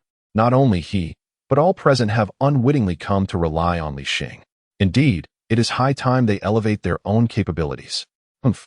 Upon hearing this, Piccolo let out a cold snort, choosing not to elaborate further. Having long since merged with the essence of the divine, he was acutely aware of Li Xing's intentions. Yet, the wisdom bestowed upon him by the divine reminded him that one must exert their utmost against formidable adversaries, lest unforeseen calamities arise. Much like the threat posed by Frieza during the events on Namek. Were it not for Li Xing's timely wish to fortify that world, it could have vanished from the vast cosmos at the mere whim of Frieza. Observing the figure of Son Wukong before him, Li Xing gently nodded. Although Piccolo's words stirred a hint of displeasure within her, she recognized the wisdom of those who understand the situation. Vegeta and the others would likely emerge in 2 days, followed by myself and Gohan, and finally Piccolo. Li Xing, do you wish to enter training? Son Wukong inquired, succinctly outlining the group's plans. I shall bring another individual along. Upon hearing this, Li Xing hesitated for a brief moment, but ultimately did not decline. The recent turmoil surrounding Cell had been quite taxing, and spending 2 years in the hyperbolic time chamber seemed a prudent course of action. After all, upon successfully thwarting Cell's attempts to absorb the two, her combat prowess would once again experience exponential growth. Merely 2 years inside would elevate her base combat strength to an astonishing level exceeding 100 million. Chapter 75. The Inflated Vegeta. Bulma's home. What? You intend to train? Bulma exclaimed, her eyes widening in disbelief as she gazed at Li Xing. I feel my strength is lacking. Li Xing scratched her head, at a loss for words. This isn't a fever, is it? Bulma murmured, pressing her hand against Li Xing's forehead. After years of acquaintance, to see this girl, whom she regarded as a younger sister, preparing to train was utterly shocking. No, something must be amiss. Soon, Bulma dismissed her own suspicions. In the past, Li Xing had shown nothing but resistance to training, seemingly possessing some unique ability that allowed her combat power to rise without any formal practice. Bulma had never pried too deeply into her secret, but hearing Li Xing voluntarily express her desire to train now left her thoroughly astonished. However, Li Xing's next statement brought a sudden clarity to Bulma's mind. I plan to bring Android 18 along as well. Li Xing hesitantly revealed her thoughts. Understanding Bulma's shock, she recognized the reasons behind it, yet there was no alternative. Given the unexpected occurrences, even with the system's presence, she felt a sense of unease. As for bringing Android 18, it was a precaution against further unforeseen events. Previous experiences have imparted to Li Xing the understanding that as long as she possesses sufficient strength, even if Cell were to attempt to absorb her, it would not be an effortless endeavor. With both forms of Cell manifesting simultaneously, should a third one emerge, given the current prowess of Android 18, she could merely contend with the first form of Cell at its nascent stage. Although Android 17 has perished in this realm, if the adversary were to assimilate a portion of human essence, Android 18 would remain utterly defenseless. I see, Li Xing comprehended. In the next moment, upon hearing this, Bulma turned her gaze towards Android 18, donning an ant-like smile. What do you understand? Observing her expression, Li Xing found herself at a loss for words. 2 days later, within the God Temple, the door of the hyperbolic time chamber creaked open. Haha, Nappa has finally transformed into a Super Saiyan. Nappa's exuberant laughter resonated as he appeared before the gathered crowd, eagerly rushing to Goku and showcasing his biceps. Name, Nappa, battle power, 2 billion from a distance. Li Xing and Android 18 stood together, discreetly assessing Nappa's battle power. Is this fellow in his transformed state? Li Xing mused, nearly dropping her jaw in astonishment. 2 days outside equated to 2 years within the hyperbolic time chamber, and after such an extensive duration, Nappa had achieved his transformation. Yet, he lacked hair. He bore little resemblance to a Super Saiyan, and after 2 years of training, his battle power was disappointingly modest. Let us finish our training before we engage. Goku promptly declined Nappa's challenge, instinctively stepping back a couple of paces. Although he discerned through energy sensing that Nappa was currently not his match post-transformation, time was of the essence. Only 8 days remained until Cell's so-called martial arts tournament, and he needed to expedite his own training. My apologies for the wait. From the rear, Future Trunks stepped forward. His gaze was sharp, and though his attire bore the signs of wear from rigorous training, the aura he emanated was markedly different from 2 days prior. Father surpassed the limits of Super Saiyan within 2 months of entering, yet he remains unsatisfied, which is why it has taken until now, Future Trunks succinctly explained, observing the anticipation of those around him. Trunks, do not prattle on, Vegeta interjected, his tone still imbued with pride. Name, Vegeta. Battle power, 10 million, normal. Name, Trunks, future. Battle power, 6 million, normal. There is still much disparity. Li Xing couldn't help but smirk at their appearances. Compared to the original narrative, their battle power upon first emerging from the hyperbolic time chamber was precisely as it stands now. Although he has surpassed the Super Saiyan transformation, achieving a 75-fold increase in power, he has not yet attained the level of the second stage transformation. By this calculation, Vegeta's maximum battle power can only reach 5 billion. He cannot even contend with the fully realized Cell, let alone the current Super 2 Cell. Whether or not you participate in the special training is of no consequence. For I will resolve everything, be it Cell or the androids. With his arms crossed, Vegeta's attire, though somewhat tattered, exuded a formidable confidence. He even cast a sidelong glance at Li Xing and the android number 18 beside her. During the 2 years spent in the hyperbolic time chamber, although Vegeta exchanged few words with Future Trunks, he overheard his conversations with Nappa. The actions of Future number 18 are simply unforgivable. Repeat that? His arrogant words ignited Li Xing's fury. Defeating Cell was one thing, but now he was even targeting the number 18 of this era. A typical case of arrogance arising from a slight increase in power. In the next instant, Li Xing's aura erupted, enveloping Vegeta in a terrifying oppressive force. "Humph, do you wish to test me?" Vegeta grunted, instantly transforming into a Super Saiyan. Since Li Xing had not transformed, the pressure was swiftly neutralized by his power. Alright, there are still 8 days until the official duel. Vegeta, do not be hasty. Observing the escalating tension, Goku hurriedly stepped between the two to defuse the situation. Gohan, it's our turn. Sandwiched between the two, Gohan found it difficult to breathe without his transformation and quickly diverted the topic, preparing to enter training with Goku. I will join you. From a distance, Piccolo's voice rang out. There was no choice. The day before their decision to train, Li Xing had returned early to rest. Based on everyone's accounts, she seemingly did not require training and thus was not considered in their calculations. With Cell having set the so-called martial arts tournament, which was essentially the day of reckoning, every moment counted, and they aimed to conserve time. Humph, I already mentioned that your participation is irrelevant. Watching the trio's movements, Vegeta's lips curled into a confident smirk. In the blink of an eye, his figure vanished from the spot. Chapter 76, The Absolute Disparity, unscathed without a doubt. He must be seeking out Cell. As Vegeta departed, Trunks felt no inclination to linger. He could not teleport and feared that if he delayed any longer, the battle would be over by the time he arrived. Trunks, here are the Senzu beans for you and Vegeta. Take them. As they set off, Goku tossed him 2 vital Senzu beans. Do not push yourself. If it's too much, retreat. Understood? Understood. I appreciate your guidance. Mr. Wukong, may you strive diligently in your cultivation. Following a brief exchange, Trunks swiftly departed from the sacred temple, hastening towards the location of Cell. On the island, Cell stood alone upon the completed arena. 2 days had passed without any sign of activity, leaving him uncertain whether Li Xing had successfully conveyed the message to Son Goku and the others. He pondered how best to inform all of Earth's inhabitants. Suddenly, just as he had devised a plan and prepared to depart, a figure materialized before him. Vegeta? Cell's pupils narrowed, clearly perplexed by Vegeta's unexpected appearance. This marked their first encounter, yet Vegeta's visage had long been engraved in the chip embedded within his mind. You must be Cell. Quite the leisurely fellow, aren't you? Vegeta remarked, surveying the arena around him with a cold smirk. How do you find the stage for the Cell Games, which will determine the fate of the world in 8 days? Satisfied?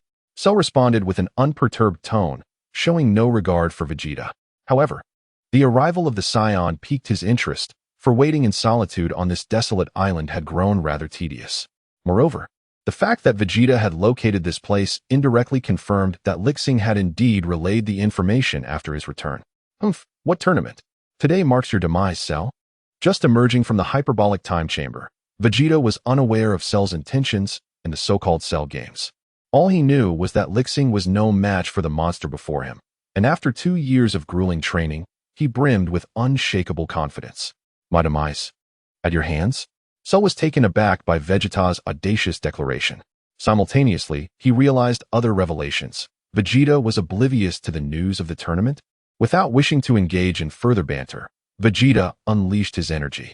Following a brief surge, his muscles appeared to swell, enveloped in a golden aura that radiated immense power. Is that Vegeta? What an astonishing presence. In the celestial arena, those who were not training gathered to watch the spectacle, including Bulma, who had brought young Trunks along. Number 18 sat cross-legged at the edge alongside Li Xing, also observing the unfolding battle. There was little they could do, as they had arrived later in the queue. Son Goku and the others had already entered the hyperbolic time chamber, and Piccolo had sacrificed his solitary training plans to join them. With 2 days still to wait, Li Xing was growing restless, but fortunate enough to witness Vegeta's grand performance upon his emergence. How about it? Can he do it? Number 18 inquired, glancing at the rampaging Vegeta below. Lacking the ability to sense energy like Li Xing and the others, she could only gauge the opponent's strength through observation and direct combat. Since being rescued by Li Xing, she found herself unwittingly growing closer to him. In just a few short days, she nearly forgot her own identity, much like Shalu, as she too was a synthetic being created by Dr. Gero. Humph, he was still far from her level. Casting a glance at the situation below, Li Xing looked around, searching for something. Where were the cameras? Today, she was determined to capture and repeatedly play back the scene of Vegeta's embarrassment. She had had enough of this arrogant man. Meanwhile, as Shalu observed the surging energy emanating from Vegeta, a sense of gravity settled in his gaze. The strength of Vegeta was evidently different from the data recorded in his chip. Thankfully, he had already eliminated him. Although Vegeta's power appeared formidable, it was still not enough to warrant Shalu's respect. He found himself fortunate for Dr. Gero's demise. If even the simplest data could exhibit discrepancies, he began to question Dr. Gero's technological prowess. Tremble, Shalu, for this is Super Vegeta. With his transformation complete, Vegeta raised his thumb to his chin, a look of self-assurance plastered across his face. He then propelled himself off the ground, darting towards Shalu's position with great urgency. Bang! Shalu, lost in thoughts regarding Dr. Gero, was caught completely off guard as Vegeta's flying kick struck his neck. However, the moment Vegeta's leg made contact with Shalu, the smile on his face abruptly froze. Despite the battle only just commencing, and this not being his full force, his opponent merely tilted his head, standing firm and unyielding. Not a scratch. Vegeta's confidence plummeted instantaneously. Bang! Bang! Seasoned by countless battles, he would not easily concede. Realizing his initial strike had failed, and astonished by Shalu's strength, Vegeta unleashed a flurry of rapid strikes upon Shalu. Shalu stood unmoving, his gaze shifting with each of Vegeta's attacks. Although Vegeta's strikes appeared fierce, once they landed, they elicited not even a flicker of pain from Shalu. Boom! As Vegeta's onslaught intensified, with his punches and kicks proving ineffective, he unleashed a wave of energy directed at Shalu's face and utilized the rebound to create distance between them. Regaining his stance, Vegeta took a deep breath, calming his mind while observing Shalu's movements. In a mere moment, he had unleashed dozens of attacks upon Shalu, yet his opponent showed no inclination to counterattack, merely relying on his physical defenses to withstand all of Vegeta's assaults. Truly a monster. At that moment, Vegeta finally recalled the collective opinion of Shalu. Is this all the power you possess, Vegeta? On the opposite side, Shalu's lips curled into a mocking smile. After a tedious 2-day wait on this island, he had anticipated that Vegeta's arrival would provide some amusement, only to find that standing still while being attacked did not inflict even a semblance of harm upon him. The figure of Cell flickered and, in the next moment, appeared behind Vegeta. Feeling the ominous aura emanating from Cell, Vegeta's mouth gaped open, and beads of cold sweat began to trickle down his forehead. Chapter 77, The Final Flash, 1. 4 billion. Amidst his astonishment, Cell's fist struck the back of Vegeta. Boom! A deafening sound erupted once more on the tranquil island, as Vegeta was propelled like a cannonball into the distance. Meanwhile, the tiles of the arena where Cell stood began to crack under immense pressure. With a staggering combat power of 9.5 billion, Cell far surpassed the transformed Vegeta by more than tenfold, rendering him an insurmountable foe. Vegeta let out a cry of despair, only managing to halt his flight after shattering several mountain peaks. Gasping for breath, he struggled to endure the excruciating pain radiating from his back. Damn it! Experiencing Cell's terrifying energy firsthand, Vegeta finally comprehended why even a formidable warrior like Broly had been compelled to flee that fateful day. His body gradually lifted off the ground, his eyes fixated on Cell's movements. Even knowing he was outmatched, the concept of surrender was foreign to Vegeta's vocabulary. With a furious shout, he floated in the air, arms outstretched in a wide stance. Concurrently, his energy surged once more, golden light radiating around him. Not bad, Vegeta, I underestimated you. Acknowledging Vegeta's renewed energy, Cell couldn't help but express his admiration. Crack! Tiny bolts of lightning danced around, as he chose not to interrupt Vegeta's charge, instead silently amplifying his own aura. Whoosh! Just as tensions peaked, the future Trunks arrived, halting his form midair. Father, can't you defeat Cell? Upon witnessing the scene unfold, the pupils of future Trunks dilated in shock. After 2 years of training in the hyperbolic time chamber, he had never seen Vegeta in such a stance. It appeared as though he was preparing to unleash everything for a final strike. In stark contrast, Cell maintained a nonchalant demeanor, yet his latent energy far exceeded Vegeta's by several magnitudes. He also noted that Cell's aura shimmered with a golden hue, giving the impression that he, too, was a Super Saiyan. Engrossed in his offensive charge, Vegeta paid no heed to such thoughts, his gaze solely fixed on Cell. In his mind, there existed but one singular conviction: to defeat, even kill, Cell. Boom. As he unleashed his full power, the entire island trembled violently, and nearby peaks began to collapse. The sky darkened, and the very flow of the atmosphere seemed to slow. Crack! Vegeta tightened his wrist before him, lightning crackling around him. As a radiant sphere of light, as brilliant as the sun, flickered into existence. Father. Observing his father's stance, future Trunks felt a pang of unease. After 2 years of rigorous training, he believed he had surpassed Vegeta, yet the scene before him was beyond his capabilities. In terms of this singular strike, Vegeta unleashed an unparalleled eruption of power, elevating his combat strength significantly. Technique: Final Flash, Combat Power, 1/4 billion, within the Divine Hall. The sheer intensity of Vegeta's charge led Li Xing to a new revelation. The newly awarded Combat Power Detector not only measures an individual's strength, but can also assess techniques. Is Vegeta prepared to employ this move on Earth? Fool, the entire planet will bear witness to the unfolding battle. Below, Krillin and the others instinctively furrowed their brows. Rendered powerless, not a single soul present, aside from Li Xing, could possibly halt Vegeta's impending strike. Even Cell would sustain considerable damage upon facing this onslaught. Wait for me. Li Xing could no longer remain seated. He rose and spoke briefly to Android 18 before vanishing from the spot.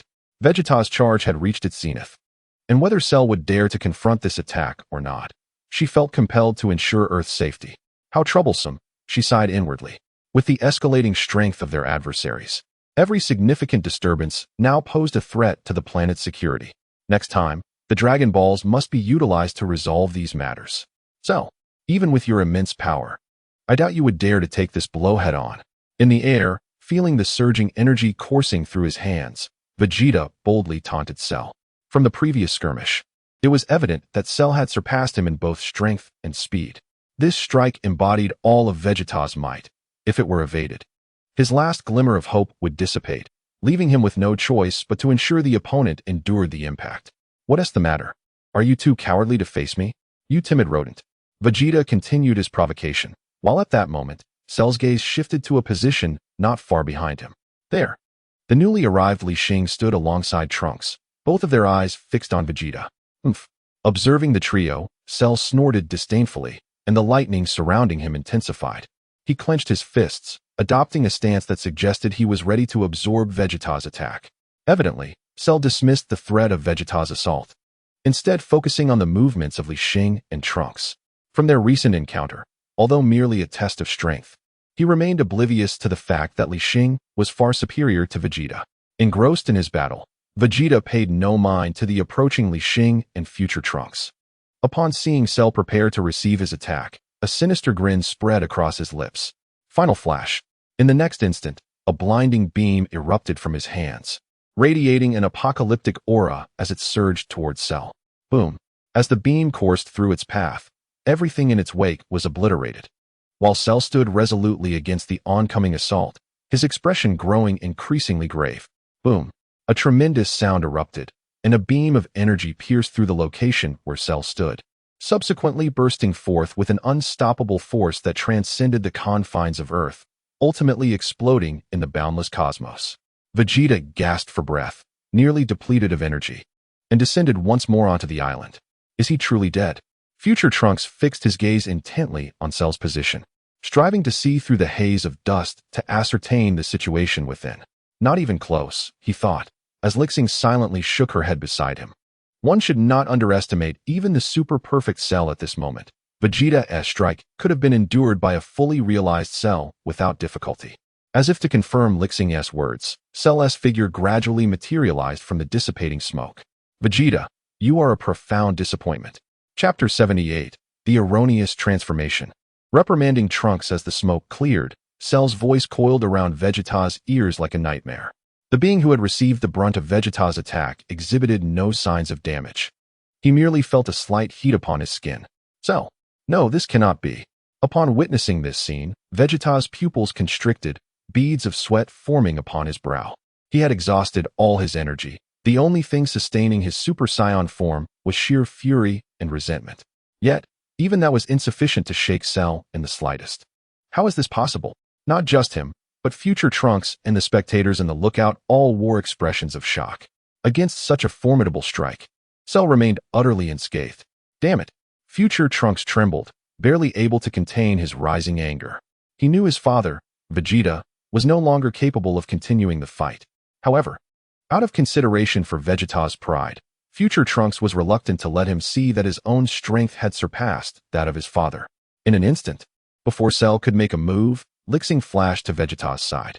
With a crisp sound, she struck the back of his neck, rendering him unconscious. I will take him back. She called to Trunks in the air, before using instant transmission to depart with Vegeta. Truth be told, Li Xing had initially wished to disregard the matter, but Cell's strength far exceeded theirs. Having toyed with Vegeta for so long, she feared that in a moment of excitement, Cell might inadvertently kill him. Should such a tragedy occur, while Li Xing would remain largely unfazed, she worried for Bulma's heart. Soon, amidst Cell's momentary bewilderment, Li Xing returned to the battlefield after escorting Vegeta away. With Vegeta's departure, future Trunks felt unrestrained and unleashed his own formidable aura. Name: Trunks. Battle power: 91 billion. As she observed his muscles bulging with power, Li Xing couldn't help but sigh inwardly. He is still too young. In such a form, one could hardly hope to even graze the hem of the opponent's attire, let alone contend with them. The erroneous transformation, while brimming with formidable power, has regrettably sacrificed its original swiftness. Under these circumstances, even with a combat strength soaring to 91.2 billion, it is likely that one could barely surpass Vegeta's 7.5 billion. Li Xing's mind raced with thoughts, and unbeknownst to her, her aura began to surge. Possessing the warrior blood of the Saiyan race, not only she but even Cell, who had merely absorbed Saiyan cells, exhibited a natural inclination for combat. Crash! Lightning ravaged the vicinity around future Trunks as he descended slowly before Cell. In this current state, his battle power had soared to a staggering 95-fold increase, nearing the existence of a Super Saiyan's second transformation. Future Trunks and Cell stood face to face, mere inches apart, as Trunks unleashed a punch infused with unparalleled momentum towards Cell. Whoosh! Yet, his strike merely struck at an afterimage. Whoosh! Whoosh! A flurry of attacks followed, but he could not even graze Cell in the slightest. As a perfect being with the strength of a Super Saiyan 2, Cell was well aware of the disadvantages of future Trunks' current transformation. It was not that he wished to evade Trunks' attacks. Rather, the disparity in power was so vast that he deemed it necessary to impart a lesson to future Trunks. After all, he had endured Vegeta's overwhelming final flash, which boasted a combat power of 1 billion, whereas Trunks' attempts were hardly worthy of his concern. Damn it, this is impossible. Why can't I land a hit? After multiple attacks met with nothingness, future Trunks grew increasingly agitated, veins bulging on his forehead. Trunks! Li Xing could no longer bear to witness this spectacle and called out to halt his movements. This fool has yet to realize his shortcomings. It is truly embarrassing. Even that arrogant Vegeta comprehends that such a transformation is flawed. In a fit of rage, future Trunks briefly hesitated upon hearing Li Xing's voice, but soon charged toward Cell once more. Unfamiliar with Li Xing, and having never heard of her existence in his future timeline, he pressed on. Bang! In an instant, a delicate white hand unexpectedly grasped his outstretched fist mid-charge. Future Trunks' pupils constricted, and at that moment, he finally regained his composure. Not far away, Cell observed the two with arms crossed, intrigued by Li Xing's actions. With only 8 days remaining until the commencement of the Cell Games, he felt disappointment at the powers of Vegeta and future Trunks. Now, only Li Xing before him and the yet unseen son Goku sparked a flicker of interest within him. Seeing Li Xing intercept future Trunks, Cell surmised that she too must scorn such a transformation. Snap! Without further ado, Li Xing raised her hand and delivered a sharp slap to future Trunks' forehead, attempting to calm him down. Look at your current state. Have you not yet realized that something is amiss? The golden aura surrounding Li Xing surged as she admonished him sternly to prevent future Trunks from making any rash moves. She had already activated the first stage of her transformation. Listening to her, future Trunks' face flushed red. He clenched his fists tightly, knowing the relationship between Li Xing and Bulma, which kept him from lashing out immediately. Your transformation merely amplifies your strength while sacrificing speed. Even your father Vegeta recognizes your foolishness. Observing his seemingly defiant demeanor, Li Xing's tone was filled with severity, but she proceeded to clarify. Is that so? So my father can continue to transform. He merely chooses not to. Future Trunks reflected silently on his clenched fists, finally grasping the reality of the situation after a prolonged moment of contemplation. Pay close attention. This is the next stage of the Super Saiyan transformation. With that, Li Xing's figure shimmered and gracefully descended before Cell, her aura rapidly ascending alongside her. Are we finally going to engage? In the heavenly realm, number 18 sat at the edge, her small hands clenched tightly, her eyes filled with a grave expression. Chapter 79, Stretching Limbs, Cell's Thoughts. Days prior, during Li Xing's probing of Cell's whereabouts, she did not observe the battle like Piccolo and the others. The only time she had witnessed her speed was when she had fled with Li Xing upon awakening. But that was all. Now, as Li Xing prepared to confront Cell, number 18 was deeply curious about her true strength. Damn it, not far away, after being returned by Li Xing and recovering from a senzu bean, Vegeta was now gritting his teeth, watching the battle unfold below. He had also witnessed future Trunks' transformation, despite being weaker. This disappointing lad had still managed to reach such a level of transformation. What struck him as foolish, however, was that such a transformation was utterly unsuitable for actual combat. And as his son, he could not believe he would resort to using it in battle. Boom. As Li Xing's aura intensified, the sky gradually darkened, and the ground beneath her collapsed amid the howling winds. To better demonstrate the correct transformation form to future Trunks, Li Xing deliberately slowed the progression of her transformation.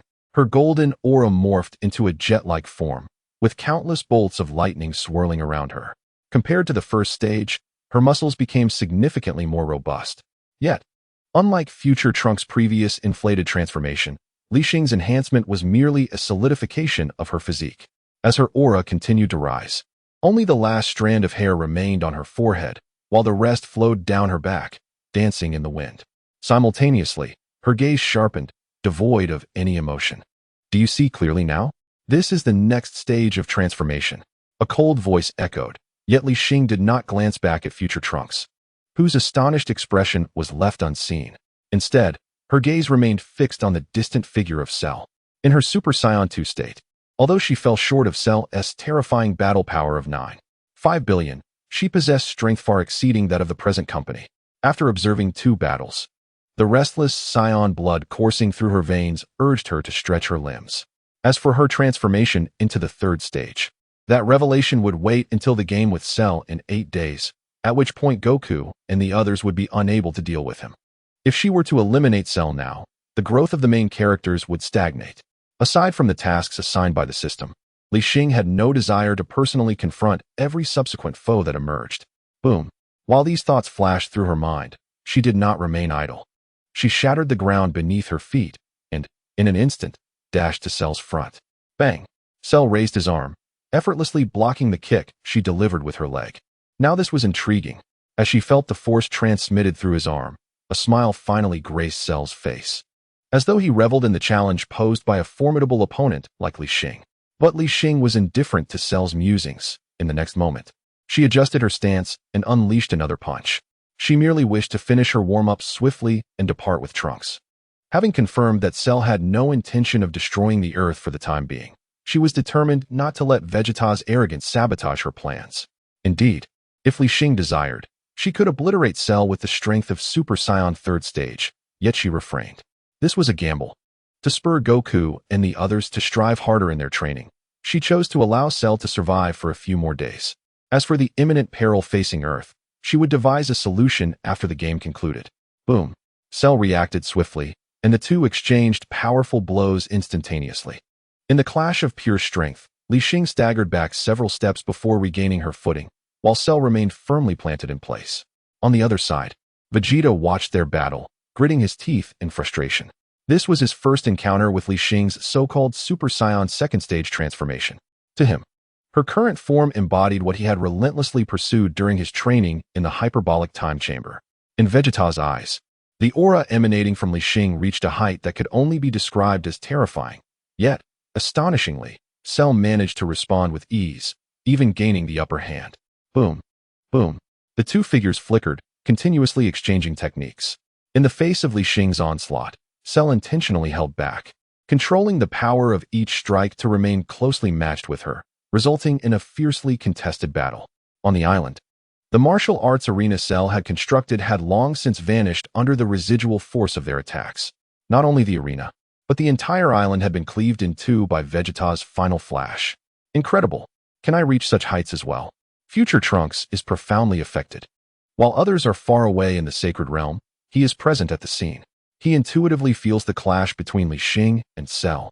The oppressive force generated by their battle makes his heart race, leaving him almost breathless. He introspects, pondering that had Cell unleashed such power earlier, both he and Vegeta would likely have perished at his hands. Haha, what a thrill. After yet another fierce exchange, the two figures separate in midair, and Cell cannot help but emit a hearty laugh. Over the past 2 days, he has constructed the arena for the martial arts tournament in mere moments, eagerly anticipating the day of the official competition. Such days feel like an eternity. Alas, while he may indulge in minor schemes, he is not one to break his word. Since he had agreed with Li Xing to wait 10 days after their earlier test, he would endure this wait. Little did he expect. While Vegeta's arrival today brought him no joy, Li Xing's so-called Super Saiyan second stage prowess truly invigorated him. Humph. Li Xing snorted. Cell's laughter rang in her ears, sounding somewhat grating. She initially thought he was mocking her strength. Had she not already planned her next steps, she might have been tempted to strike him down. No more fighting. See you in 8 days. Sensing the continuous surge of power within her, Li Xing felt it was enough and hurriedly restrained her strength. If the battle continued, she feared losing control and prematurely exploding with power. With a swift motion, she flickered and appeared beside the still-dazed future Trunks, placing a hand on him and whisking him away from that place.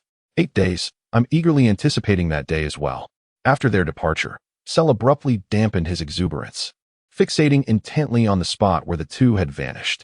This has happened multiple times. Not only Li Xing, but even Vegeta has employed the same technique as her. They arrive silently and depart without hesitation, their speed so remarkable that even he struggles to comprehend it. What manner of technique is this? Chapter 80. The terrifying son Goku and his child. Lost in thought, Cell's figure returned to the ground, mimicking Li Xing and Vegeta. He placed 2 fingers on his forehead and began a series of attempts. In the sacred realm. Are you all right? Upon seeing the two return safely, Bulma rushed forward with concern. Crack. Observing the still rampant lightning surrounding Li Xing, Bulma, fearing for her safety, had no choice but to grasp future Trunks' hand, meticulously checking for any injuries on him. Witnessing this scene, Li Xing couldn't help but feel a mix of amusement and exasperation. She hadn't anticipated that the Super Saiyan second stage would wield such an immense deterrent power, keeping ordinary people at bay. Nevertheless, while she pondered this, she feared accidentally harming Bulma, so she promptly retracted her transformed state. Still not working? On the other side, Clint approached with a furrowed brow, inquiring. A few days prior, he had witnessed the clash between Li Xing and Cell. Although he had heard from Piccolo that Li Xing might be holding back, he still posed the question. After all, based on the strength displayed thus far, Li Xing had already surpassed everyone by a considerable margin, yet Cell seemed to handle the situation with ease. Perhaps this creature was more formidable than anticipated. Li Xing remained silent, merely shaking her head, as she noticed the glimmers of disappointment in the eyes of those around her. She felt a pang of guilt and contemplated suggesting a rematch in a few days. However, it was at that moment that Vegeta spoke up. What's Super Saiyan's second stage? As long as I can enter once more, Cell will no longer be so arrogant. Vegeta clenched his fists, his expression darkening. Meanwhile, a contrasting thought brewed within him. The Super Saiyan's second stage. If he could train in that room for another 2 years, he was certain he could take that step. Despite his immense confidence, Vegeta still hesitated to believe he could defeat Cell. After all, even Li Xing, who had transformed, had failed. Although it was evident she was holding back, to him, Cell also had not unleashed his full power. Vegeta, if you want to go again, you'll have to wait in line. Before Li Xing could respond, Bulma seized the moment. Position high above. Though Bulma lacked the strength to perceive or comprehend the battle unfolding below, the reactions of the others painted an undeniable truth. Even after 2 years of training in the hyperbolic time chamber, Vegeta would still fall short of Li Xing. Rather than allowing Vegeta to repeatedly train, it would be wiser to allocate that time to the strongest among them currently. Humph. At her words, Vegeta refrained from retorting, letting out a cold snort and falling into silence. If Bulma could grasp the situation from her vantage point, He too was aware that granting time to Li Xing would be the more prudent choice. Yet, given his nature, how could he ever settle for being second best? Were it not for the limitation of the time chamber allowing only 2 years of training at a time, he would have wanted to remain until he surpassed everyone else. If you want to go again, wait until I and Android 18 come out. By then, the remaining time will be yours, Li Xing said, attempting to lighten the atmosphere between the two as she addressed Vegeta. Son Goku and the others would still require 2 days to emerge.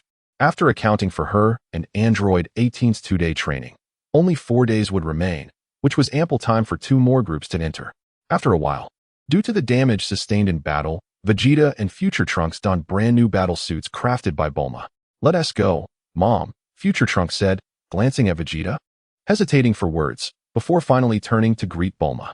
In that moment, he too realized his own inadequacies. He had once believed he had surpassed his father, Vegeta, but in reality, it was merely a figment of his imagination. Observing his demeanor, Bulma could only nod in understanding.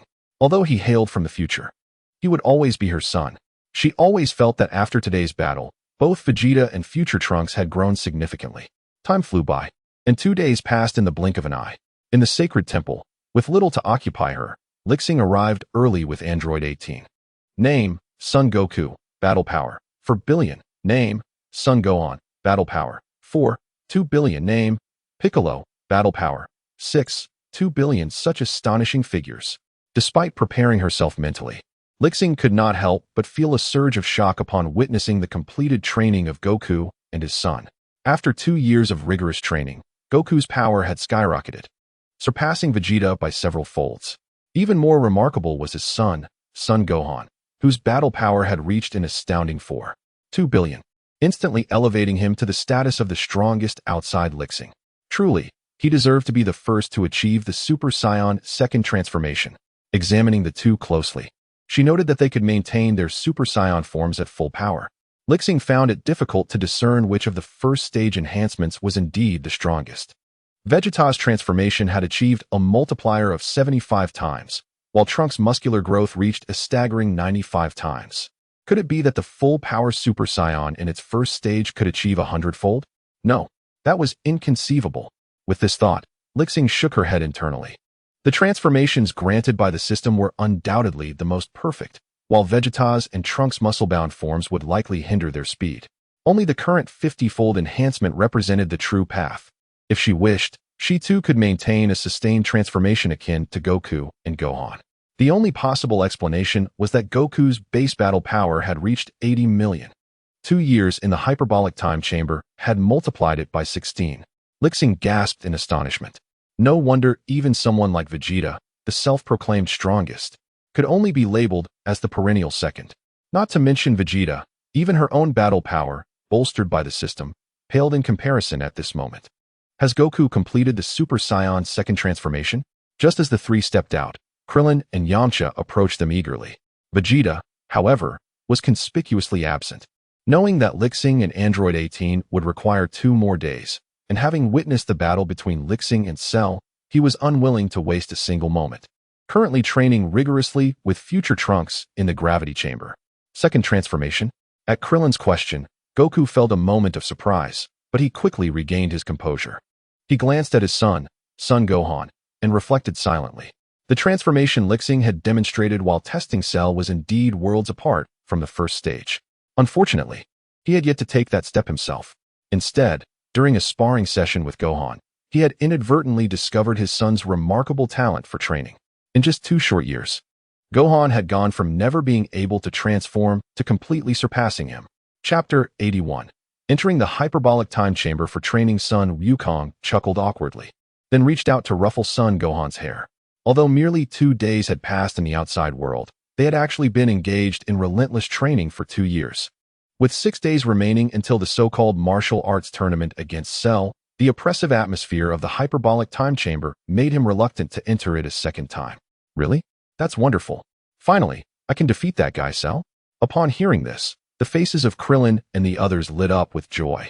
In terms of the Super Saiyan second grade that Li Xing had displayed, although it might not match Cell's in appearance, who could truly predict the outcome without unleashing full power? Li Xing, Android 18, you two should hurry inside to train as well, Son Wukong said, gesturing towards them. At that moment, he finally comprehended why Li Xing hesitated to fight Cell with all her might. It was simply because her strength far surpassed that of him and Vegeta. However, that had been several days ago. Now, Sun Wukong even felt that his son, Sun Gohan, might have surpassed Li Xing's transformation from that day. Alright, please keep a vigilant eye on Cell's movements in the coming days.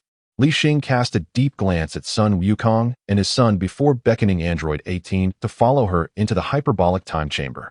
Despite the terrifying growth and strength of the father and son duo, she understood that the moment they emerged from their training in such a state, it was evident that Sun Gohan had yet to fully master the transformation into the Super Saiyan second grade, given Cell's staggering combat power of 9.5 billion. Even if Sun Gohan were to transform, he would likely be no match for him. Ultimately, it would fall to her to finish the battle. Fortunately, the main characters had regained their strength, which eased Li Xing's concerns considerably. She did not wish to encounter another unexpected incident like Cell again. The so-called small spy robot created by Dr. Gero had gone entirely unnoticed by her. Contemplating this, Li Xing couldn't help but clench her fists. Upon entering the hyperbolic time chamber, a heavy gravitational force pressed down upon her. As she lifted her gaze, she beheld an endless expanse of blankness. The ground and sky were both white, with no discernible end or direction. It was no wonder Sun Wukong was reluctant to train here. Perhaps only someone like Vegeta, the prince of all Saiyans, would relish this environment. She mused silently, then turned her attention to Android 18 beside her. The gravity within the hyperbolic time chamber was 10 times that of the outside world. However, this level of gravity was nearly negligible given the current strength of Li Xing and Android 18. Training in a place like this? Android 18 murmured softly. Having awakened for several days and stayed with Li Xing at Bulma's home for quite some time, she had come to understand much about human affairs on Earth. However, she had never encountered such a stifling place before. She only learned from Li Xing's words that it was a sacred ground for cultivation, where the flow of time differed from the outside world. Is it feasible? Li Xing inquired, slightly furrowing her brow as she observed the demeanor of number 18. Although the atmosphere here was overwhelmingly oppressive, she had come prepared. Her pockets were filled to the brim with universal capsules. There was no choice. Despite the prospect of staying here for a full 2 years, only 2 days would pass in the outside world. In such an environment, there was little else to do but cultivate and entertain oneself. Let us begin our training. Number 18 nodded, stepping slowly into the vast expanse of white before her. Meanwhile, upon exiting, Sun Wukong and his son were ravenously devouring the food prepared by Mr. Bobo. Piccolo, on the other hand, wore a sullen expression, silently observing their actions. As a Super Saiyan in its second stage, he had never witnessed Sun Wukong take such a step. If it were Gohan, he might have some faith in him. With that thought, his previously gloomy demeanor softened considerably as his gaze shifted to Sun Gohan. Enough, enough. After a while, Sun Wukong slumped contentedly onto the ground, a satisfied smile gracing his face. Before him and Sun Gohan lay a mountain of empty plates. TCH, not far away. Having heard that Sun Wukong and the others had completed their training, Vegeta hurriedly made his way over. Observing the two of them sated and content, he ground his teeth in frustration. Having also trained for 2 years in the hyperbolic time chamber, Sun Wukong and his son had completely outpaced him in future Trunks.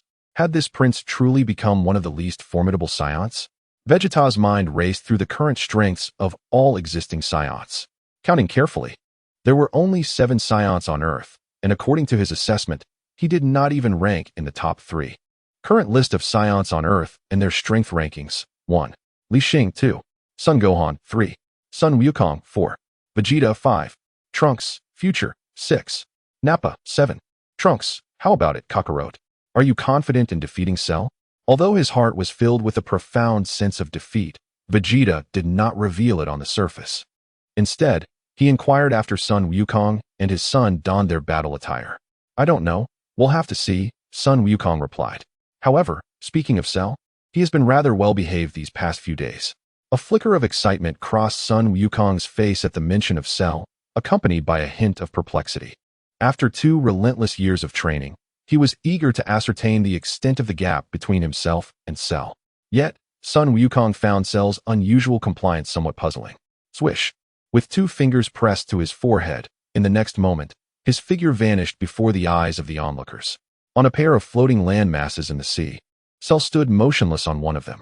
Just 2 days prior, this had been a small island, and its transformation into the current state was entirely due to Vegeta's efforts. Upon the instantaneous arrival of Sun Wukong, Cell quickly became aware of his presence. "It is I," Sun Wukong replied nonchalantly, yet his expression bore the weight of gravity. Although this marked their first personal encounter, the elusive yet palpable aura of dread emanating from Cell still sent shivers down his spine. It was no wonder that even Li Xing, who could transform into his second stage, had proven to be no match. "How do you find it?" "This is the arena for the martial arts tournament 6 days hence. Satisfactory?" Cell remarked with a hint of delight, seemingly pleased with the scene he had conjured. The two stood facing each other, scrutinizing one another intently. Chapter 82. The final battle approaches. Anomalies of the system. Perhaps it is a tad smaller than expected. Furthermore, the rules of the competition have yet to be clarified. Sun Wukong furrowed his brow, fixing a cold gaze upon Cell. From previous intelligence, although they had learned of Cell's intention to host this so-called martial arts tournament, the true regulations and Cell's ultimate objective remained shrouded in mystery. Humph. Just like the so-called martial arts tournaments on Earth, Cell scoffed, gradually elucidating his thoughts. He was well aware that Li Xing had likely failed to relay the full details to Sun Wukong and his companions. After a moment, Sun Wukong finally grasped Cell's meaning. This was not a martial arts tournament at all, but rather a thoroughly orchestrated game. There were no rules against killing. The contestants would take turns facing him. 11 in total. What kind of martial arts tournament was this? Moreover, the entire Earth was staked as a wager. Should Cell emerge victorious, he would annihilate the planet entirely. "I understand now. I shall participate in the forthcoming competition." Upon uncovering Cell's true intentions, Sun Wukong felt a sense of relief wash over him. In his eyes, despite Cell's intention to derive amusement from this ordeal, he had at least afforded everyone time to prepare, and during this interval, he had refrained from indiscriminately slaughtering Earthlings. With that, Sun Wukong's form vanished from the spot. "Li Xing, I wonder what sort of surprise you and your companions may bring me," Cell murmured to himself after Sun Wukong's departure. In a brief moment, he too disappeared from sight. Meanwhile, in the hyperbolic time chamber, "It's time to rise. Training awaits." Android 18 declared as she abruptly pulled the blanket off Li Xing, unceremoniously dragging her from the bed. Months had passed, and the two had grown quite familiar with one another. According to Li Xing's original plan, they would train for 2 days and rest for 5. But time had swiftly elapsed. However, after witnessing her and Cell's prowess, Android 18 found herself quite dissatisfied with this arrangement. Thus, the regimen was altered to 5 days of training and 2 days of rest, more exhausting than a job. This thought flickered through Li Xing's mind. Moreover, upon entering the hyperbolic time chamber, she had attempted multiple times to summon the system, only to find it unresponsive, as if the connection had been severed. Were it not for the constant increase in her combat power, Li Xing might have suspected that the system had malfunctioned and fled. What? Unable to perceive the location of experimenter number 2, what could be the reason? In a corner of the universe, shrouded in darkness and chaos, a man with white hair and pale blue skin furrowed his brow slightly. Without any external force present, he stood there, suspended in the cosmos, while behind him loomed a golden sphere bound by colossal chains. The 6 days of the outside world passed in an instant. In the blink of an eye, the day marking the commencement of the Cell games arrived. During this interval, Li Xing and Android 18 utilized only 2 days within the hyperbolic time chamber for their training, while the remaining 4 days were entirely monopolized by Vegeta, who entered and exited as if on a card, twice. Of course, had it not been for the restriction of a maximum stay of 2 years at a time, he likely would not have emerged at all. Additionally, there was an unexpected piece of news. Cell, who had been patiently awaiting on a small island, inexplicably decided to visit a television station on Earth. Consequently, the entire populace of Earth became aware of an impending martial arts tournament with Earth itself as the wager. Thus, the champion of the 24th martial arts tournament, Mr. Satan, gathered the hopes of all Earthlings, accompanied by 2 live broadcast personnel, as he made the final preparations for departure. In the Divine Temple, everyone had gathered. Name: Vegeta. Power level: 3. 8 billion. Name: Trunks. Future. Power level: 3. 6 billion. Name: Android 18. Power level: 1. 2 billion. The system is functional again. With the decisive battle approaching, Li Xing instinctively wished to check the power levels of her companions before setting off. Her gaze sharpened, not due to the prowess of Vegeta and his son, but because she seemed to sense the presence of the system anew within her mind. As for the fluctuations in their strengths, they were entirely within her expectations. Regrettably, despite having entered 3 times and trained for a total of 6 years, Vegeta and his son still failed to surpass Goku and his son. This so-called royal bloodline truly seems to pale in comparison to the protagonist's halo. Reflecting on this, Li Xing could not help but feel a pang of sympathy for Vegeta. Of course, the most significant aspect was that the system had returned. May I inquire where the host has been in recent days? However, just as she intended to utilize the system to assess her own power level, a mechanical voice abruptly echoed in her mind. This voice, why does it sound so familiar? Upon hearing the query that flickered through her thoughts, a peculiar feeling stirred within Li Xing. What has happened in the hyperbolic time chamber? Although somewhat perplexed by the changes in the system, she still responded. After all, since the battle with Raditz, considerable time had elapsed, and as a traveler from another world, she ought to have detected any issues with the system promptly. Before her transmigration, Li Xing had been an avid reader and could certainly discern the quality of the system. Upon receiving Li Xing's response, the system returned to its usual state of calm, remaining passive as always. Name: Li Xing. Gender: female. Age: 24 years. Dragon Ball World. Height: 175 centimeters. Race: Scion. Skills: control of ki, flight technique, Keyblade, power cannon. Kamehameha, final flash, Kaioken, current maximum 30 times. Items: 1 Sensibine, 1 new type battle power detector. Emotional value: 1300, battle power: 200 million, 64 minutes. Without much contemplation, Li Xing summoned her attribute panel as she typically did. As she had anticipated, despite the oppressive atmosphere of the hyperbolic time chamber, the enhancements it afforded her were substantial. Initially, she believed achieving a battle power of 100 million in a normal state would be commendable. However, the arduous training alongside Android 18 proved to be extraordinarily beneficial. Moreover, during her training intervals, she managed to master techniques such as Keyblade and Final Flash. It was during this time that Li Xing realized the true extent of her latent talent for martial arts, which had been obscured during the inexplicable dormancy of her system. Had it not been for the system's peculiar designation, she would have pursued training sooner, potentially surpassing Goku in her rate of advancement. It seems imperative to send someone to Earth. In the cosmos, the figure shrouded in golden light stood with hands clasped behind his back, raising one hand to summon a staff adorned with a black orb. Chapter 83. A dramatic beginning. Little Cell appears. As the start time of the match remains undetermined, we kindly ask the audience for their patience. However, there is no need for concern, as the most reliable man on Earth, Mr. Satan, has taken to the stage. Meanwhile, as the Cell games are on the brink of commencement, Li Xing and her companions have yet to arrive. Mr. Satan, along with 2 television broadcasters, has already made his way to the venue. Mr. Satan, how do you feel at this moment? The host inquired, extending the microphone toward him, while the cameraman focused the lens on his figure. I feel a sense of sympathy for Cell. He wishes to annihilate Earth? He probably never anticipated the existence of someone as formidable as myself. Dressed in a striking red martial arts uniform and draped in a white cloth, Satan exuded an air of confidence. Before the camera, he displayed no hint of trepidation, instead pointing provocatively at Cell and declaring, "Tremble, Cell, and come taste my wrath." This man truly fears nothing. Aside from the combatants, the remainder of the crowd gathered at the sacred world of the Kais, observing the unfolding scene on the television in sheer disbelief. Is this person named Satan truly that powerful? Daba questioned, watching the broadcast with a puzzled expression.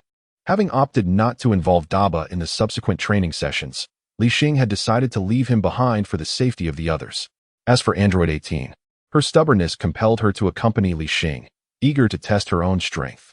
Upon hearing Daba's remark, the onlookers could only facepalm in response. You cannot possibly be that oblivious. I see you are quite comparable to Satan. Swish, swish, swish. As Satan provocatively faced the camera, 3 groups of individuals appeared almost simultaneously around the arena. The roster of arrivals included the first group, Android 18, the second group, Son Goku, Son Gohan, and Piccolo, and the third group, Vegeta and Future Trunks. Counting himself, there were a total of 8 individuals. Just perfect. At last, they had arrived.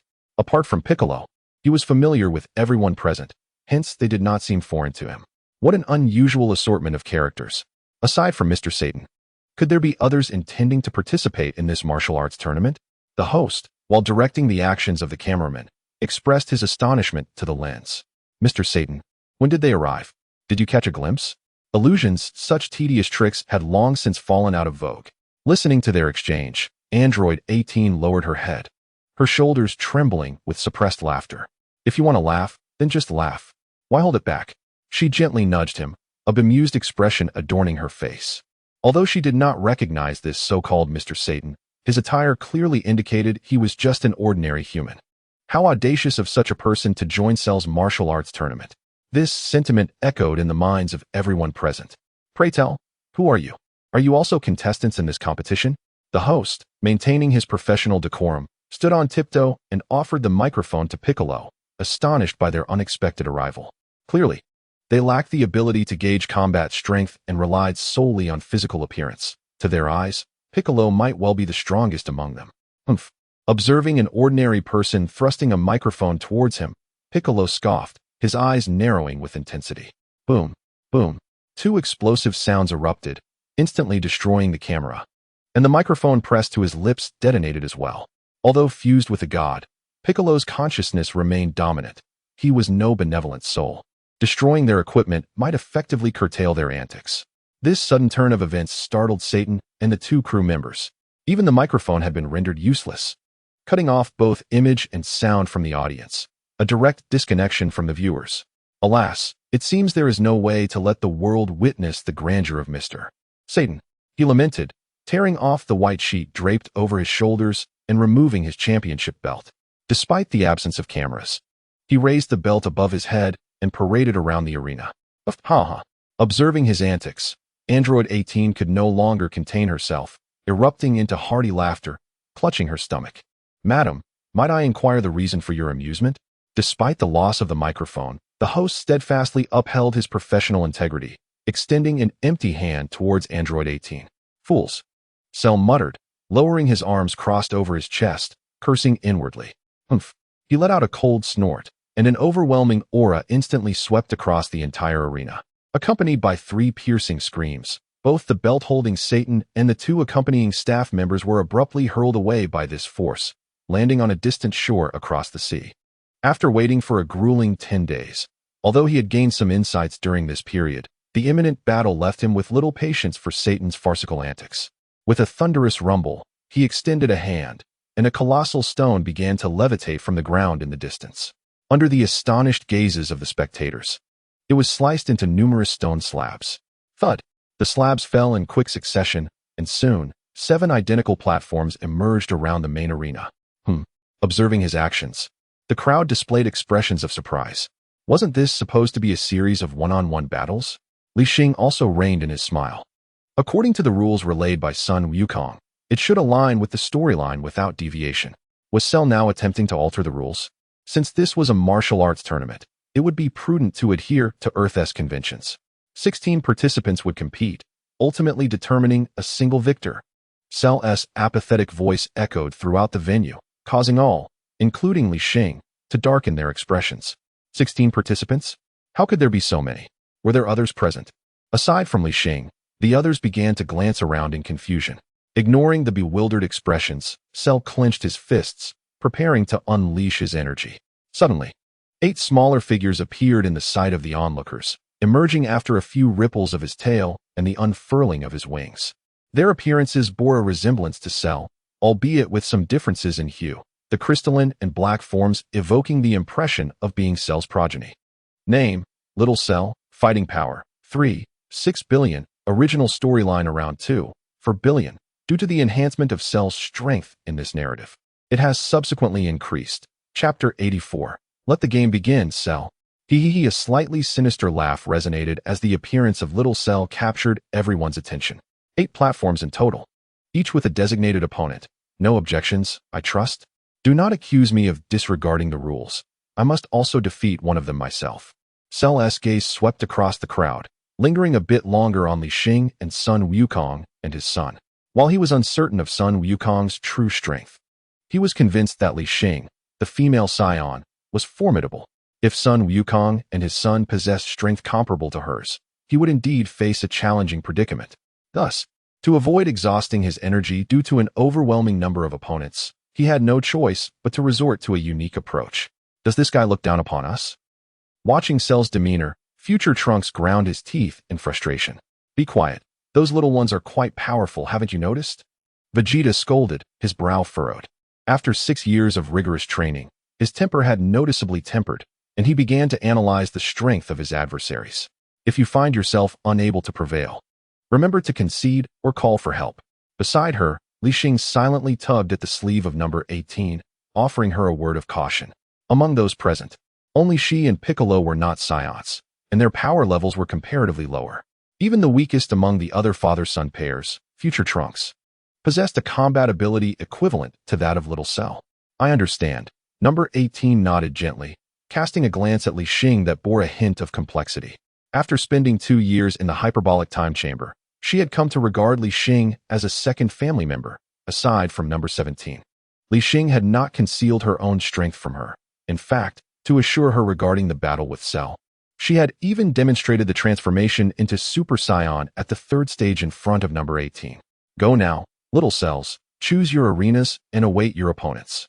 Those who are the slowest shall remain here. With Cell's words, the little cells, who had been observing the reactions of the crowd, suddenly changed their expressions and rushed toward their designated arenas, eager to claim their spots. The implication of being the last was clear. Should they fail to secure an arena, they would have to face their father, Cell, which would undoubtedly be a fatal decision. With a thud, 7 figures landed on the arenas, their faces once again adorned with sinister grins. On the main stage stood another little Cell, who, in a state of panic, darted his gaze around, realizing that all the arenas were occupied, causing cold sweat to bead on his brow. After a brief moment of hesitation, he found himself to be the last, which meant his opponent would be the calm-faced Cell on the main stage. All right, let us get started quickly. Who will go first in the opening match? Once the little cells were dispersed across all 8 arenas, Cell began to urge Li Xing and the others to take action. Very well, allow me to take the lead, Goku exclaimed as he leapt into the air, landing on one of the arenas, his face brimming with excitement. Although he had not achieved the 2nd stage of transformation and was aware that his power might not match Cell's, he still held great confidence in his ability to deal with the 7 little ones. Humph, Vegeta scoffed, observing Goku's movements with annoyance. Just as he was about to make his own move, he saw Goku already on the arena. Meanwhile, Li Xing, Cell, and the others watched intently. It was impossible for all 8 battles to occur simultaneously. Cell sought to use this opportunity to assess the strength of the group. If they were anything like Vegeta had been days prior, then these few little cells would be more than enough to eliminate several opponents. Yay! As Goku's figure appeared on the arena, the little cell wasted no time in launching his attack. The little cell moved with remarkable speed, employing no complex physical maneuvers, simply charging straight at Goku. Whoosh! His figure flickered, and Goku's attack struck only the afterimage. So fast, not only the spectators, but even the combatant Sun Wukong displayed an expression of astonishment. The battle had only just commenced. Although he discerned that these diminutive Cell Juniors were formidable, he had yet to unleash his full power.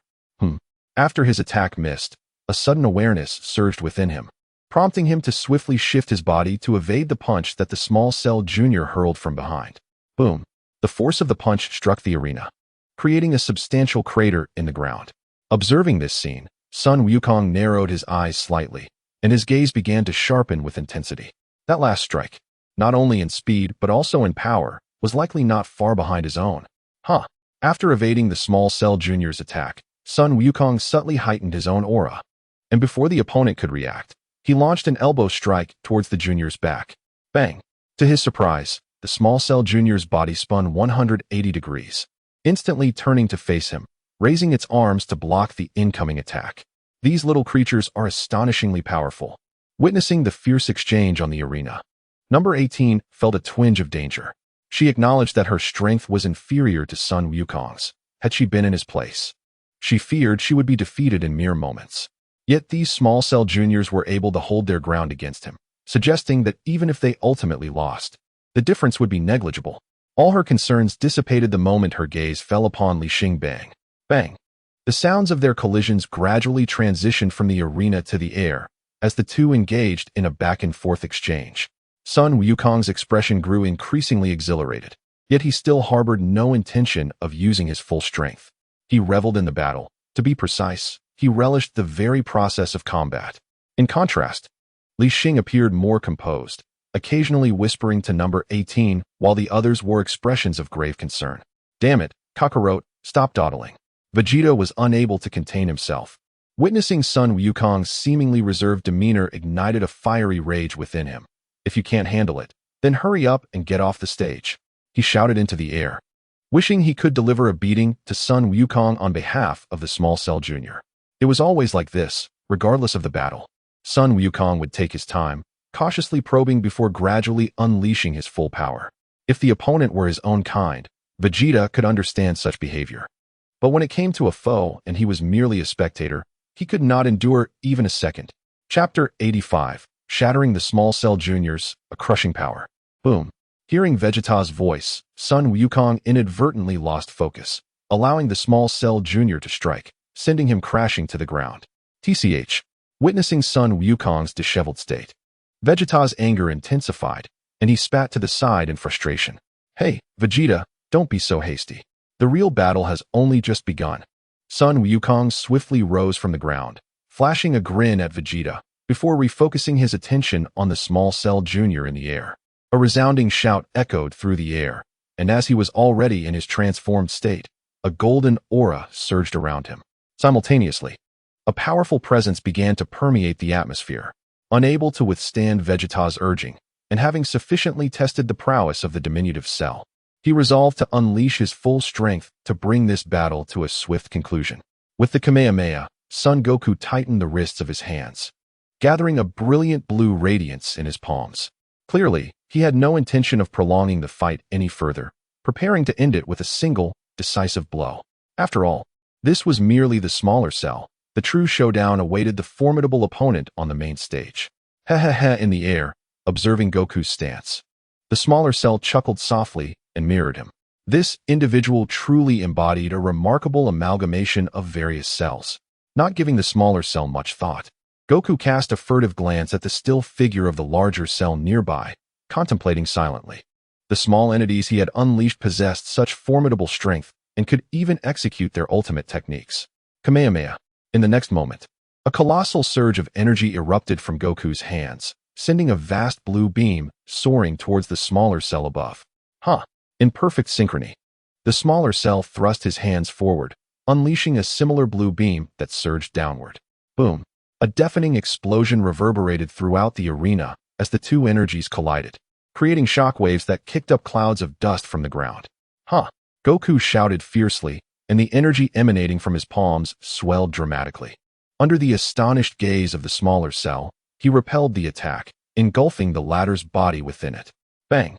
Beneath the might of the enormous blue beam, the smaller cell's form disintegrated, reduced to mere particles within Goku's Kamehameha. Few with the battle concluded, Goku exhaled deeply, wiping the beads of sweat from his brow. Such a small adversary had nonetheless drained a considerable amount of his energy. The first match concluded with Son Goku emerging victorious. With no official announcer present, Cell assumed the role, as it was he who had established the rules. Thus, the outcome of the match was naturally his to declare. Casting a lingering gaze at Goku as he departed the stage, Cell felt a sense of relief wash over him. He had always believed Goku to be the strongest on Earth, yet from the recent battle, he found himself questioning the extent of Goku's power. Perhaps he was even inferior to future Trunks. As these thoughts crossed his mind, Cell's attention turned once more to Trunks. "I shall take the second match."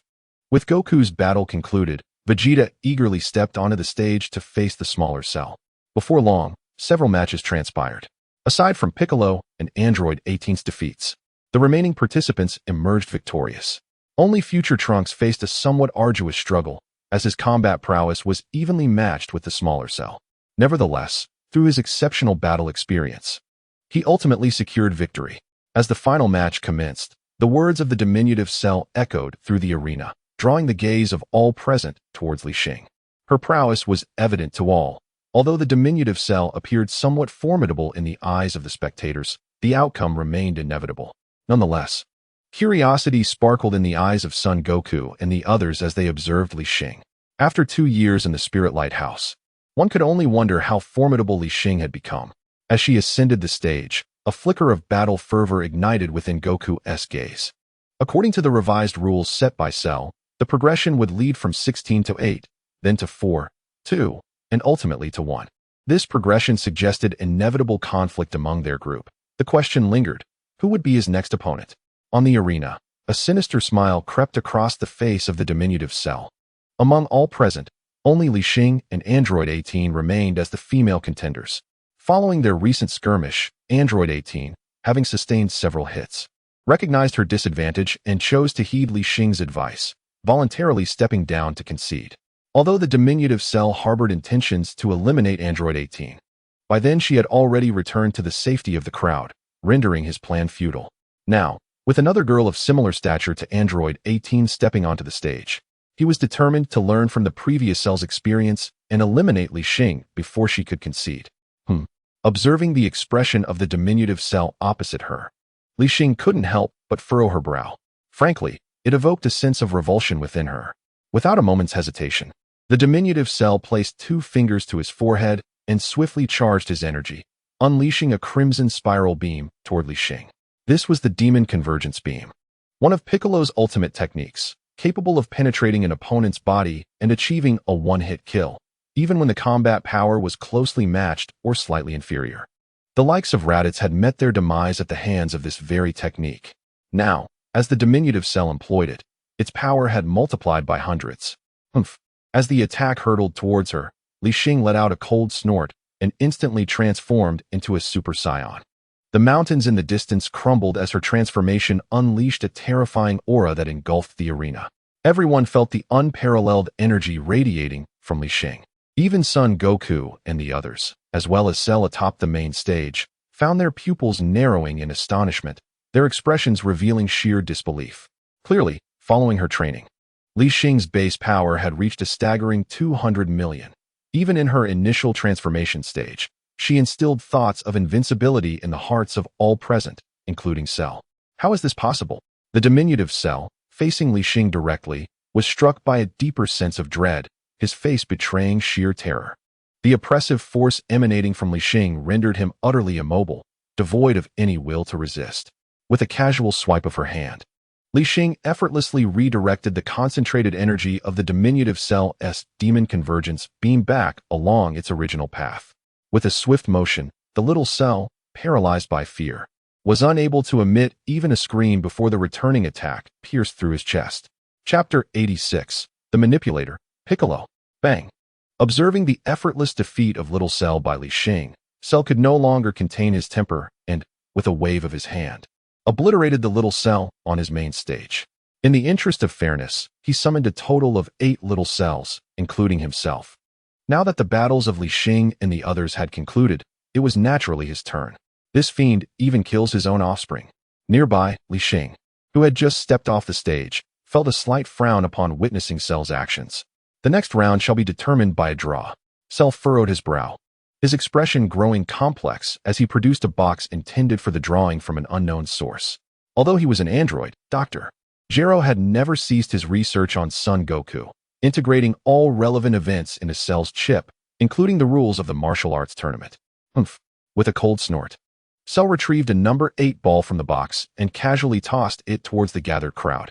The round of 16 had concluded, and the second round required 4 battles. Thus, the number 8 ball in his hand signified the final match. Contemplating this, a subtle smile crept upon his lips. From his observations in the first round, aside from the last to enter, Li Xing, he held no absolute confidence against the others, including Son Goku.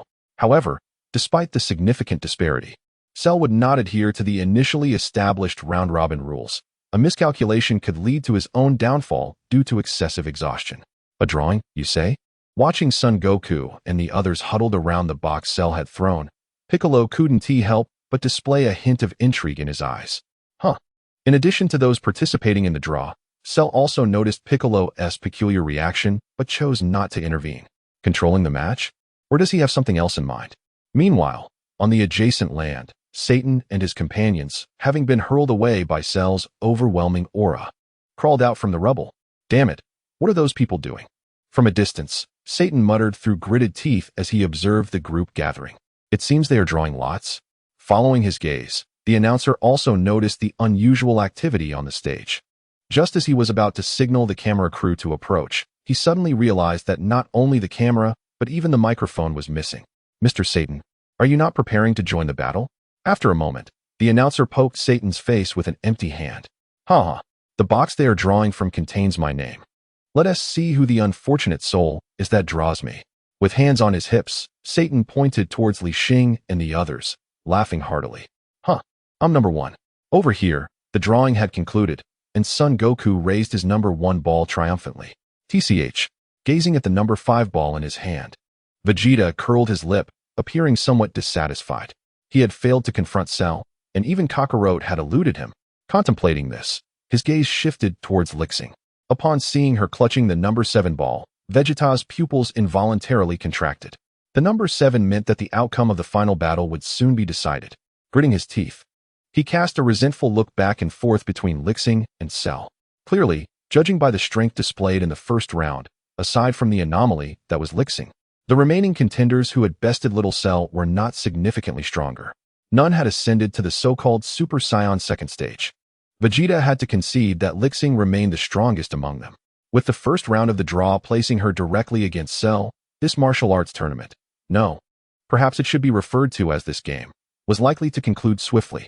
Hey Dad, I'm number 2. At that moment, Gohan's voice, tinged with surprise, rang out as he approached Goku, holding the number 2 ball. A father-son battle? Witnessing this scene, Li Xing couldn't help but glance sideways. Her astonishment at her own and Cell's early confrontation mingling with her curiosity about the remaining draws. Meanwhile, Vegeta was about to voice his thoughts when Future Trunks approached him, clutching the number 6 ball. A double father-son battle. Draw results for quarterfinals. 1. Goku. 2. Gohan. 3. Little Cell. 4. Little Cell. 5. Vegeta. 6. Trunks. 7. Li Xing. 8. Cell, seemingly satisfied with the draw results. Piccolo narrowed his eyes. After reviewing the outcomes, his gaze shifted once more to Li Xing. From his perspective, it was evident that aside from Li Xing, the others were unlikely to contend against the current Cell. Hence, the arrangement of the draws was made for safety. And he was also eager to witness the full extent of Li Xing's strength, which he had deliberately curtailed previously. As for the duel between Goku and Gohan and that of Vegeta and Trunks, it was of no concern to him. He had merely manipulated the draw for Li Xing's number 7 ball. Now that the draw was complete, let the battles commence. As the draw concluded, Cell spoke in a calm tone, his eyes continually lingering on Li Xing. As soon as he stepped onto the stage, Goku unleashed his full aura, causing a tempest to swirl around the arena, the pressure immediately enveloping Gohan. Come on, Gohan, just like during training. Show me your strength. He directed his gaze towards his son, yet he did not immediately engage. Instead, he revealed all of his might before Gohan. Is this truly Dad's full power? Why does it feel as though it isn't that formidable? On the opposite side, Gohan also descended onto the stage, momentarily taken aback at the sight of Goku. Drink. Without excessive contemplation, he too unleashed his own formidable aura. In the hyperbolic time chamber, the two had engaged in battle training on numerous occasions. Thus, when Sun Wukong uttered words reminiscent of those times, he dispelled any lingering doubts. Crack! A subtle flicker of lightning danced around Son Gohan, intangible yet palpable in intensity, allowing the spectators to discern his remarkable growth. He had surpassed Sun Wukong. Splendid. Observing his son's transformation, Sun Wukong's face illuminated with a smile of pride and satisfaction. I concede. Chapter 87. The Father-Son Duel, Disappointment of Vegeta. Without a moment's hesitation, the very instant he sensed the surge of energy emanating from Son Gohan, Sun Wukong uttered words that left all in astonishment. Concede? What is happening? This is not the way of the Scion race. Except for Li Xing and Piccolo. All present wore expressions of disbelief. To Li Xing, Sun Wukong's concession was not entirely unexpected. With the aid of the scouter, she had already discerned Son Gohan's shift in power. He had surpassed everyone except herself and Cell. Piccolo, having trained alongside them in the time chamber, had noticed during a previous bout that Sun Wukong seemed to struggle against Son Gohan. Thus, his expression remained relatively placid. After all, Sun Wukong's actions, even if to conserve energy, undoubtedly averted a conflict among allies. Kakarot. And this little brat. Vegeta's brow furrowed, his eyes fixed intently upon the father-son duo on stage. Since his crushing defeat at the hands of Cell post their initial training, he had adopted a more composed demeanor, though still somewhat impatient. The stark difference in their auras was unmistakable. He had not anticipated that Son Gohan could ascend to such heights, even surpassing Son Wukong. Contemplating this, Vegeta shifted his gaze to the future Trunks. Concede? Son Wukong, are you certain? On the main stage, Cell's expression mirrored disbelief. His intent behind organizing the so-called Cell Games was solely to challenge Son Wukong. The unexpected arrival of Li Xing had disrupted his plans. Driven by the combat instinct born from his amalgamation of numerous Saiyan cells, compelling him to arrange this martial arts tournament. Now, Son Wukong's withdrawal from battle genuinely irked him. Even in conceding, he intended to eliminate him once the fighting concluded. A chilling thought flickered in Cell's mind, though he concealed it beneath a facade of calm. I am certain. In stark contrast to Cell's fury, Son Wukong's stance was resolute. Unfazed by the astonished gazes of those around him, he leaped down from the stage. Dad. Observing Son Wukong's departing figure, Son Gohan's eyes flickered momentarily before he too jumped down. While the intentions of Son Wukong remain unclear, he recognizes that he must respect the choice made by his father. At the very least, he would not contradict Son Wukong's thoughts in such a tense situation. Very well, let the second match commence. Following Son Wukong's unexpected concession, a significant shift occurred within Cell's mindset. He now yearned to swiftly advance the current scenario from 8 to 4 competitors. As he spoke, 2 beams of crimson light erupted from his eyes. Boom! With a resounding explosion, the 2 small cells who had just stepped onto the stage were obliterated. A double demise. It was evident that, in Cell's eyes, regardless of who triumphed in the first match between Son Wukong and Son Gohan, the victor would assuredly proceed directly to the finals. After all, during the initial round of combat, Small Cell had already assessed the strength of all present. Among the remaining warriors, each possessed power exceeding that of Small Cell. To expedite the proceedings, Cell chose to eliminate the last 2 small cells without hesitation. Thus, all 8 small cells vanished, with 3 having perished at his hands. Has this fellow begun to grow impatient? The second match concluded with such swiftness that Li Xing couldn't help but cast a few more glances at Cell. While her mind pondered, should she grant Son Gohan an opportunity to transform? She directed her gaze toward the father-son duo of Son Wukong, but upon noticing her attention, Son Wukong shook his head. It seemed he was conveying that there would be no holding back in the upcoming battle against Cell. Regrettably, despite her desire to offer her son this chance, Son Gohan had not yet fully achieved the transformation into Super Saiyan Stage 2. If Li Xing were to concede, and Cell emerged victorious, the fate of Earth could very well be sealed. Unfamiliar with Li Xing's capabilities post-training, Son Wukong harbored reservations about her strength. Meanwhile, Android 18 observed the unfolding events with an unruffled demeanor. After silently nodding in response to Son Wukong, the third match soon commenced. Unfortunately, Vegeta was not Son Wukong, and future Trunks was not Son Gohan. After being defeated by Cell previously, Trunks' foolish transformation had incensed Vegeta immensely, though both had attained full power in their recent training. Vegeta's frustration with his future son remained palpable. Before long, future Trunks was covered in wounds. I concede. Just as Vegeta prepared to deliver a final blow to send him off the stage, future Trunks unexpectedly uttered the same words as Son Wukong. He had exerted all his effort, yet still fell short against Vegeta. Aware of his inadequacy, he wished to spare Vegeta any further exertion and refrained from making one last struggle. You little brat. Witnessing his son's defeat only intensified Vegeta's anger.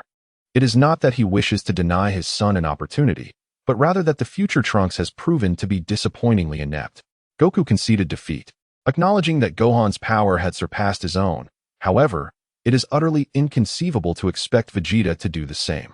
The future Trunks must demonstrate a level of strength that earns Vegeta's respect, defeating him in a fair contest. Yet, in the face of such formidable opposition, the future Trunks even lacks the will to struggle. How can there be such a disparity among those of Saiyan heritage? A fierce anger ignited within Vegeta, who was tempted to unleash a brutal assault on his son, the future Trunks. Without regard for rules or the future Trunks' declaration of defeat, Vegeta charged forward and delivered a knee strike to his abdomen. The future Trunks gasped in pain, doubling over and collapsing to the ground. his battered form forced to revert from his transformed state. Damn it, I do not have a son as incompetent as you. With those words, disappointment was starkly evident in Vegeta's gaze as he descended from the arena, choosing to isolate himself in a corner rather than join the others. After a moment, the future Trunks gradually regained his composure and struggled to rise from the ground. This child, even Goku, known for his good-natured temperament, could not help but murmur softly. Vegeta, a proud warrior, would never concede defeat to his son. The only scenario that would allow for such an occurrence is if the future Trunks surpassed Vegeta in strength and decisively defeated him. However, given the recent events, it seemed that the future Trunks not only fell short in power, but also faced a mental hurdle when confronting his adversary. Let the fourth match commence.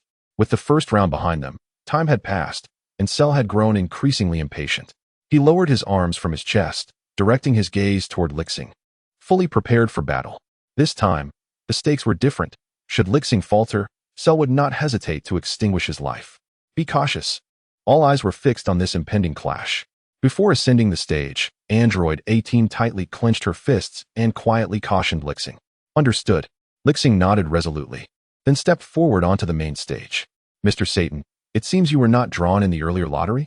Observing the orderly progression of the battles, the host could not resist posing a profound inquiry. What do you know? With the additional minor combatants Cell had released, there were a total of 17. Mr. Satan felt a twinge of embarrassment but feigned participation, continuing to explain, it's an odd number. Do you understand odd numbers? Mr. Satan means you have a buy? His voice thundered, and as he roared, even the host found himself compelled to withdraw a handkerchief from his pocket to wipe the saliva from his face. Indeed, it seemed that Sheru had resorted to some underhanded trickery. He dared not confront me directly, allowing me to forego 2 consecutive rounds.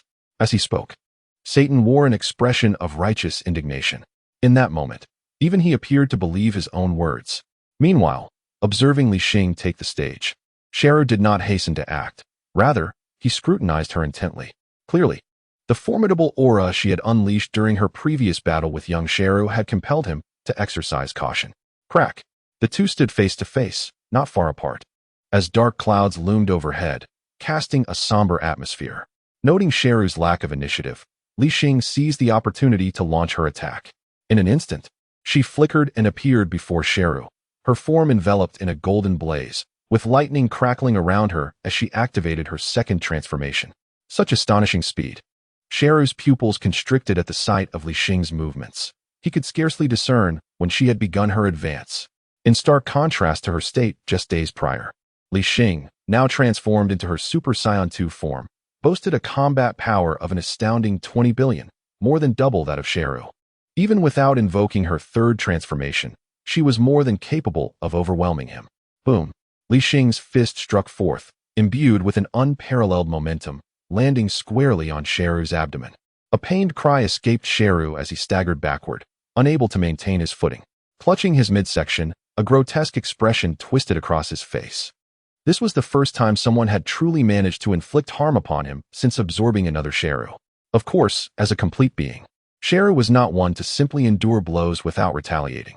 Gritting his teeth against the searing pain in his abdomen, he forced himself to steady his stance. Unleashing the full force of his 9.5 billion combat power, the ground trembled violently, and the 7 makeshift arenas surrounding the main stage crumbled to dust. Was the time for serious combat finally at hand? The spectators nearby hastily retreated. Sheru's unleashed power reverberated, felt even by those on the opposite side of the earth in the West City. To the average person, it was as if the entire planet were engulfed in a cataclysmic earthquake. Mr. Satan, the host, and the photographer clung desperately to Satan's leg, struggling to voice their concerns. Though they were not on the same landmass, the distance was merely a few hundred meters. The sheer force of Sheru's aura threatened to lift their bodies off the ground. Taking advantage of Satan's size, the three formed a tight embrace, yet ultimately, they could not withstand the overwhelming pressure and were all sent sprawling. Bang, bang, bang.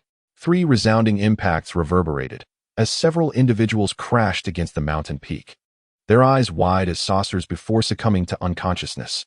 Was the disturbance truly this immense? Observing the commotion around her, Li Xing couldn't help but furrow her brow.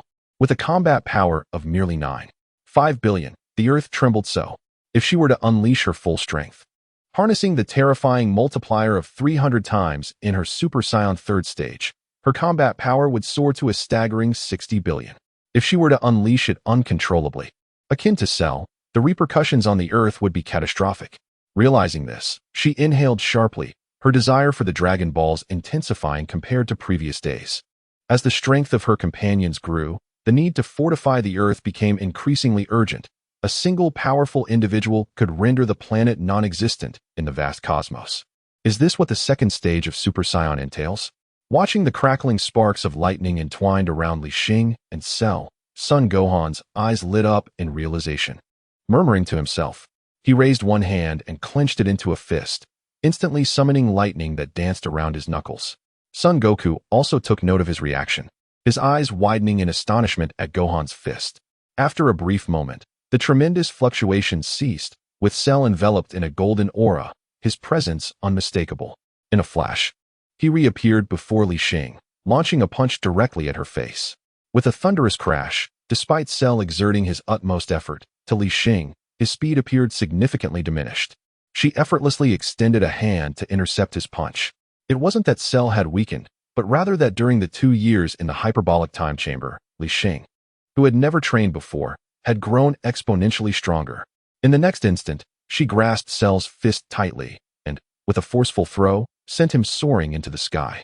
Chapter 89, Fierce Battle, Arrival of Whis. With a swift motion, as Cell regained his footing, Li Xing materialized behind him. With a thunderous punch, he plummeted to the ground like a comet, creating a deep crater upon impact. Gasping at the sight, Son Goku and the others could not restrain their astonishment. Even though they were aware that Li Xing had intentionally held back during her earlier battle with Cell, they could hardly fathom the extent of her strength, capable of utterly overwhelming this monstrous foe. Moreover, judging by Li Xing's demeanor, she still appeared to possess considerable reserves of energy. What could be her ultimate limit? Son Goku whispered, glancing at Li Xing in the sky before shifting his gaze to Son Gohan, a flicker of anticipation rising within him. Simultaneously, the ground beneath began to crack as the deep crater gradually fissured, and the earth trembled once more. This was merely the beginning. There were no signs of Cell's energy waning. The previous strike had merely sent him crashing onto the arena below, not out of bounds. Otherwise, his true form would surely have been revealed. The rules of the martial arts tournament were dictated by him, and attempting to fight after being knocked out of the ring would clearly contravene the established regulations. With a furious roar from below, in the next instant, the figure of Cell reappeared, and simultaneously, a golden-red spiral beam shot upwards. Bang! Observing this familiar attack, Li Xing maintained a calm demeanor, slightly tilting her head to evade it effortlessly. Whoosh! Whoosh! Failing to land his strike, Cell waved his fingers in the air, and instantly, Piccolo's charged special beam cannon transformed into a rapid-fire assault in his hands. In an instant, countless spiral beams whistled forth, hurtling towards Li Xing in the sky. This fellow. Watching the unfolding scene, Li Xing couldn't help but furrow her brows. This rapid-fire version of the special beam cannon appeared considerably less potent than the previous attack she had dodged. Has Cell truly lost his composure? Whoosh! Positioned in midair. As the attacks ascended, Li Xing could evade this overwhelming barrage of light without hesitation. Humph! Below, as Cell observed her movements, a cold smirk crept across his lips. He swiftly turned around and unleashed a punch behind him. Boom! Li Xing, who had just teleported to this spot, was caught off guard and received a solid hit to her chest. He can keep up? Startled by the sudden blow, Li Xing slid back several meters, feeling a mix of surprise and disbelief. The disparity in combat power was more than a mere factor of 2, yet Cell managed to match her movements. This was utterly astonishing. In the Divine Temple, although the television broadcast had been interrupted and the live scene was obscured, everyone's focus remained fixed on the battle. Suddenly, the sky seemed to tear open, and a colorful beam of light shot directly towards the Divine Temple. What is this? The unexpected occurrence startled everyone, and Daba hurriedly positioned himself in front of the crowd. However, this beam of light was not an attack from anyone. It bore no tangible harm. It resembled more of a time-space portal. Soon, the colorful beam dissipated, revealing a figure within the crowd's view. The newcomer stood tall, draped in a deep red robe, with blue-green skin and cascading white hair. It was evident that he was not of Earth. In his right hand, he held a staff topped with a black magical sphere. Whis! If Li Xing were present, she would undoubtedly recognize his identity. He was the attendant and master of the god of destruction Beerus, one of the sons of the Grand Minister, an angel of the divine realm. As Beerus's martial arts mentor, his strength surpassed that of the 12 gods of destruction. Who are you? While astonished by the unfamiliar Whis, Daba remained vigilant, his gaze fixed intently upon him. Unable to sense Whis's aura, he dared not act recklessly, instead keeping the crowd securely behind him. Merely by the manner of Whis's arrival, Daba understood that this individual was undoubtedly no ordinary being. I apologize for the intrusion, but may I inquire if the room of spirit and time is located here? With a gentle smile, Weiss softly spoke, seemingly indifferent to the occurrences around him. The spirit time house. What do you intend to do? Upon hearing this, Naba momentarily froze, and then his expression darkened, his gaze towards Weiss growing increasingly vigilant. The spirit time house atop the temple was a secret known only to a select few. The clarity of the other party's intentions was unsettling. It appeared they were indeed present here. Observing Naba's intense reaction, Weiss narrowed his eyes, confirming his suspicions. Just as he was about to circumvent the crowd and delve deeper into the temple, he suddenly noticed two figures standing at the entrance.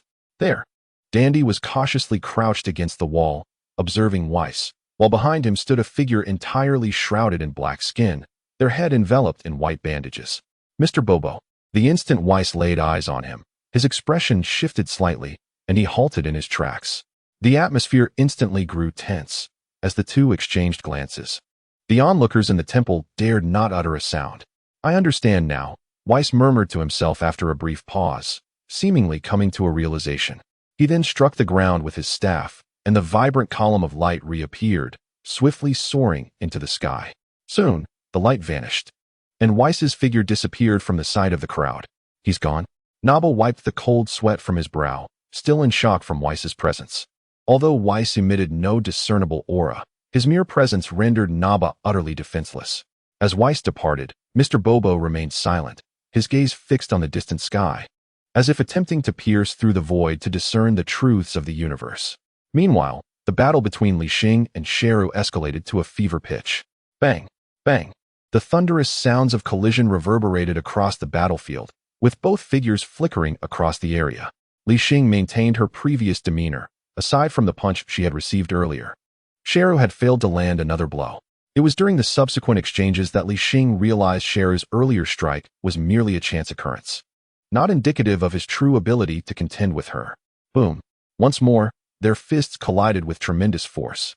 The shockwave spread, fracturing the ground beneath them into massive fissures. Simultaneously, the arena beneath their feet crumbled under the residual force of their attack. Chapter 90. Instant transmission, Sheru's trump card. Cough. Sheru was sent staggering back several dozen meters, purple blood spilling from his lips as he uncontrollably fell to the ground. Unfortunately, the arena had been shattered. Had it not been, he would have found himself outside its confines. Impossible. I am already complete. How can this be? He struggled to rise. Wiping the blood from the corner of his mouth with his fingers, his eyes fixed intently on Li Xing, filled with profound shock. How could I possibly be defeated by a scion? In the recent battle, although he knew Li Xing had not exerted his full strength, he too had held back. This ends now, Cell. Observing Cell's demeanor, Li Xing approached slowly, without any flamboyant gestures, step by step, until he stood before him. Each of Li Xing's steps weighed heavily upon Cell, like a mountain pressing down on his heart, rendering him breathless. Damn it, I am supposed to be the perfect being. How can I lose to such a scion? I am the ultimate life form in this universe. Cell gritted his teeth, rage radiating from his pupils. Huh.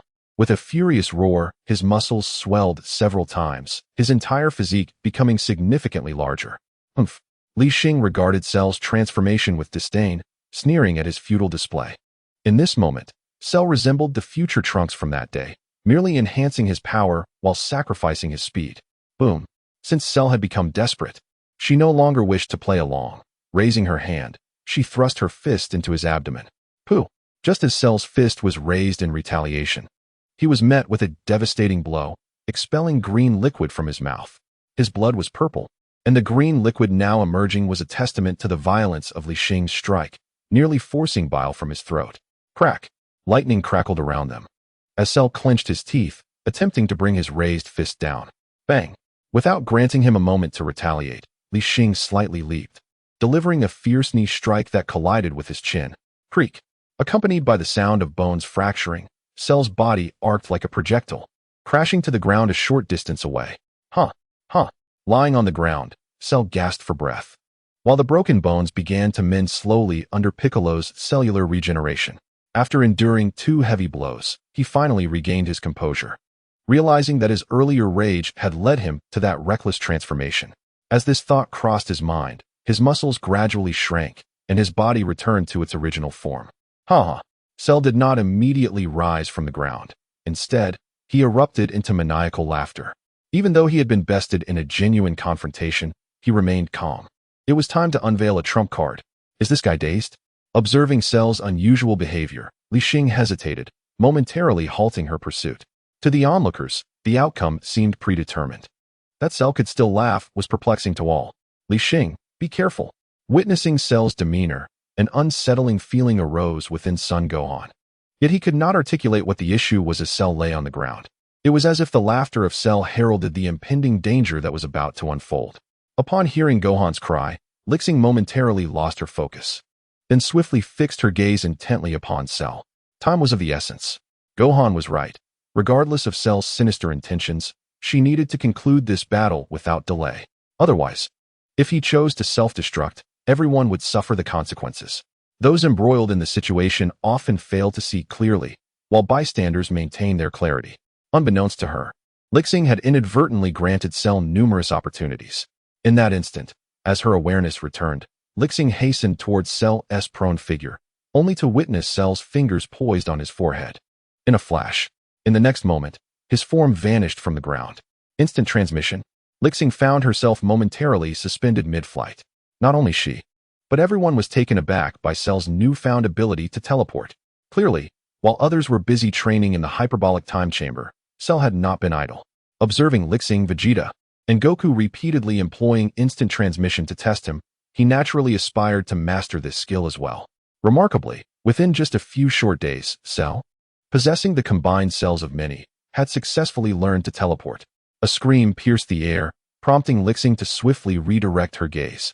Behind her, Cell's figure suddenly appeared beside Goku, his tail elongated and now ensnaring Goku's neck. It was evident that Goku's body was gradually withering. Dad! Uncle Goku! Kakarot! Panic ensued among everyone, including Vegeta. That scoundrel! Li Xing gritted her teeth, and in the next moment, she too utilized instant transmission to join her comrades. Boom! Energy coalesced in her hands, piercing through Cell's body and propelling him away. With everyone present, Li Xing refrained from unleashing excessive energy out of fear of collateral damage. From the moment Cell teleported to the instant Li Xing struck him, it was merely a fleeting moment, yet Goku's body had already succumbed, collapsing helplessly. His eyes were vacant, and his skin resembled that of crumpled paper. Your doom has arrived. In the air, Cell's face contorted in delight, and the body that Li Xing had pierced swiftly restored itself to its former state. Though blood still stained his lips, his eyes sparkled with exhilaration and madness. His objective had been achieved. Having absorbed Goku's life essence, Cell not only recuperated his lost strength and injuries, but felt himself growing significantly more powerful. In an instant, he had returned to his peak, a sensation of renewed strength that was beyond expression. He believed that no one in this world could rival him any longer. Dad! Powerlessly kneeling beside Sun Wukong, tears welled in Gohan's eyes, as vivid memories of moments spent with his father flashed through his mind. Crack! Lightning cleaved the heavens, striking the ground around the father and son duo. Gohan, unable to contain himself upon witnessing Goku's state, Piccolo called out loudly. Goku, in that moment, appeared hollow. His breath extinguished, the healing properties of the Senzu beans rendered ineffective. Chapter 91. Disappear, Cell. Name, Cell. Future, combat power, 13,95405,130. Self-healing. Having absorbed Goku's life essence, Cell's power surged to unprecedented heights, achieving a new pinnacle. Damn it! Li Xing fumed. Her teeth clenched as she glared at Cell in the sky, her own aura rising once more. Since arriving in this world, this future Cell had absorbed no human essence, having only claimed the lives of Dr. Gero and the current Cell. Yet, his actions exuded malevolence, inciting a desire in anyone to eliminate him. rumbling ominously. An oppressive aura began to emanate from Li Xing, the ground beneath her shattering. Despite her efforts to restrain her power, the sheer force caused the earth to tremble. In the third stage of Super Saiyan, Li Xing felt no inclination to engage Cell further. Her sole aim was to swiftly end this conflict. Crack! As Li Xing's energy intensified, the lightning surrounding her became increasingly dense, while her golden aura transformed into a radiant glow, pulsating around her. Curiously, her eyebrows began to vanish, and her brow slightly protruded near her eye sockets, giving her a more ferocious visage compared to the second stage of Super Saiyan. Could this terrifying foe still be gaining strength? Those around Li Xing instinctively retreated behind her, yet dared not stray too far, fearing a sudden assault from Cell akin to that which had befallen Goku. Boom! A thunderous noise erupted, and the surrounding waves churned violently. In a short while, the land crumbled into the ocean. All present were lifted into the air. Li Xing clasped her wrists tightly at her sides, blue light illuminating the sky, preparing to conclude the battle with a single strike. Humph! The Kamehameha? In the distance, Cell took note of the commotion, adopting a similar stance. Confident in his newfound power, he was unfazed by the thought of being overwhelmed by Li Xing's attack. As long as the chip in his mind remained intact, he could regenerate unscathed. As both warriors gathered their energy, a flash of golden light suddenly shot forth from behind Li Xing, hurtling straight towards Cell. Was that Gohan? Aside from Piccolo, none could comprehend his swift action. Since the demise of Sun Wukong, his power has been on a relentless ascent, ultimately reaching a pinnacle that allowed him to successfully transcend into the second stage of Super Saiyan. As the momentum of Li Xing erupted, the ground beneath shattered, and he entrusted the lifeless body of Sun Wukong to Piccolo. Unconcerned with the two who were gathering their strength, his eyes brimmed with tears, teetering on the edge of madness, as he charged directly toward the figure of Cell. Name: Son Gohan. Battle power: 8 for billion. Observing Son Gohan's silhouette, Li Xing momentarily paused, yet her focus on gathering power remained unwavering. After numerous tribulations, Son Gohan ultimately outpaced everyone else except her, being the first to achieve the transformation into the second stage. Nevertheless, even this transformation proved insufficient against the formidable Cell, who surpassed the power levels depicted in the original narrative. Thus, disregarding Son Gohan's actions, Li Xing was compelled to continue her charge. Aside from her, no one present could completely vanquish Cell. Mere physical assaults might inflict pain, but they were incapable of annihilating him entirely. Boom! In the air, Son Gohan's foot struck Cell with formidable force, causing his entire form to tremble. Despite his overwhelming advantage, Cell was preoccupied with gathering energy for the Kamehameha, leaving him little focus to counter Son Gohan's assault. Swish though his limbs were restricted due to the energy accumulation, Cell was far from defenseless.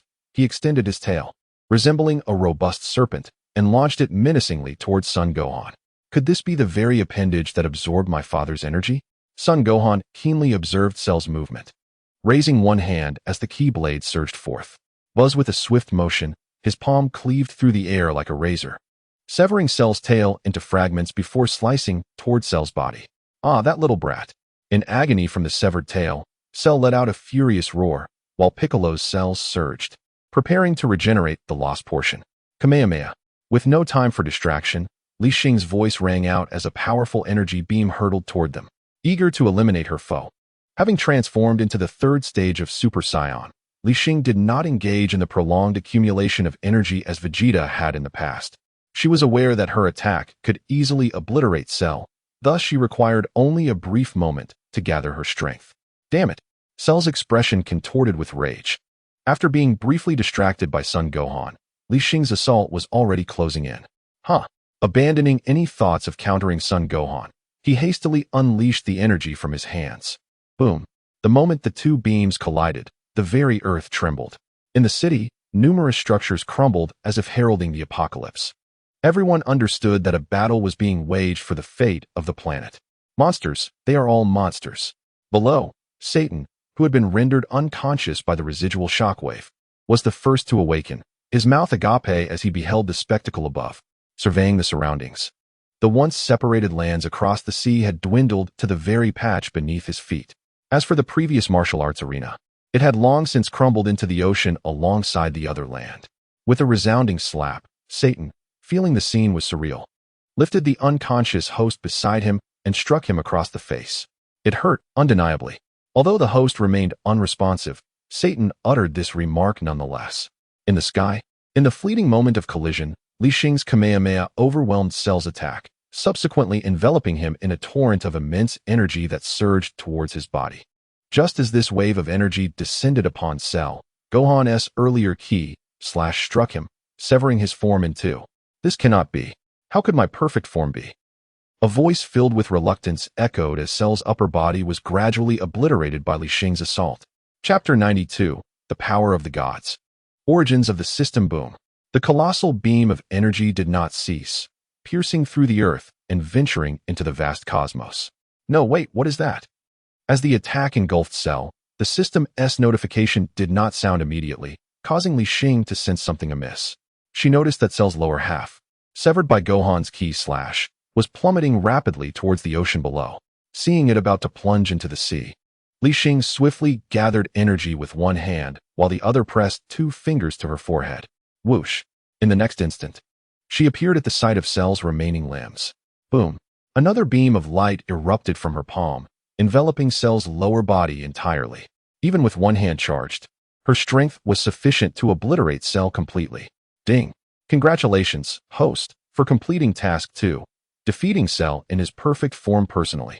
Task reward: permanent doubling of combat power growth rate, divine power perception. As the system's notification resonated within her mind, Li Xing exhaled a sigh of relief. It was finally over. Scanning the surroundings, aside from Goku, whose life essence had been unexpectedly absorbed by Cell, the others were unscathed by the battle. Simultaneously, as the reward of divine power was bestowed, Li Xing sensed a sudden illumination of golden light in her mind. It felt as though something was guiding her from beyond. In a distant corner of the universe, a figure bound by massive chains murmured, "Have we truly reached this point?" His gaze remained fixated on the 7th universe. Since Cell's definitive demise, he had sensed that spark of divine power emanating from Earth. The Grand Minister. At this juncture, those with keen insight would have already discerned the truth.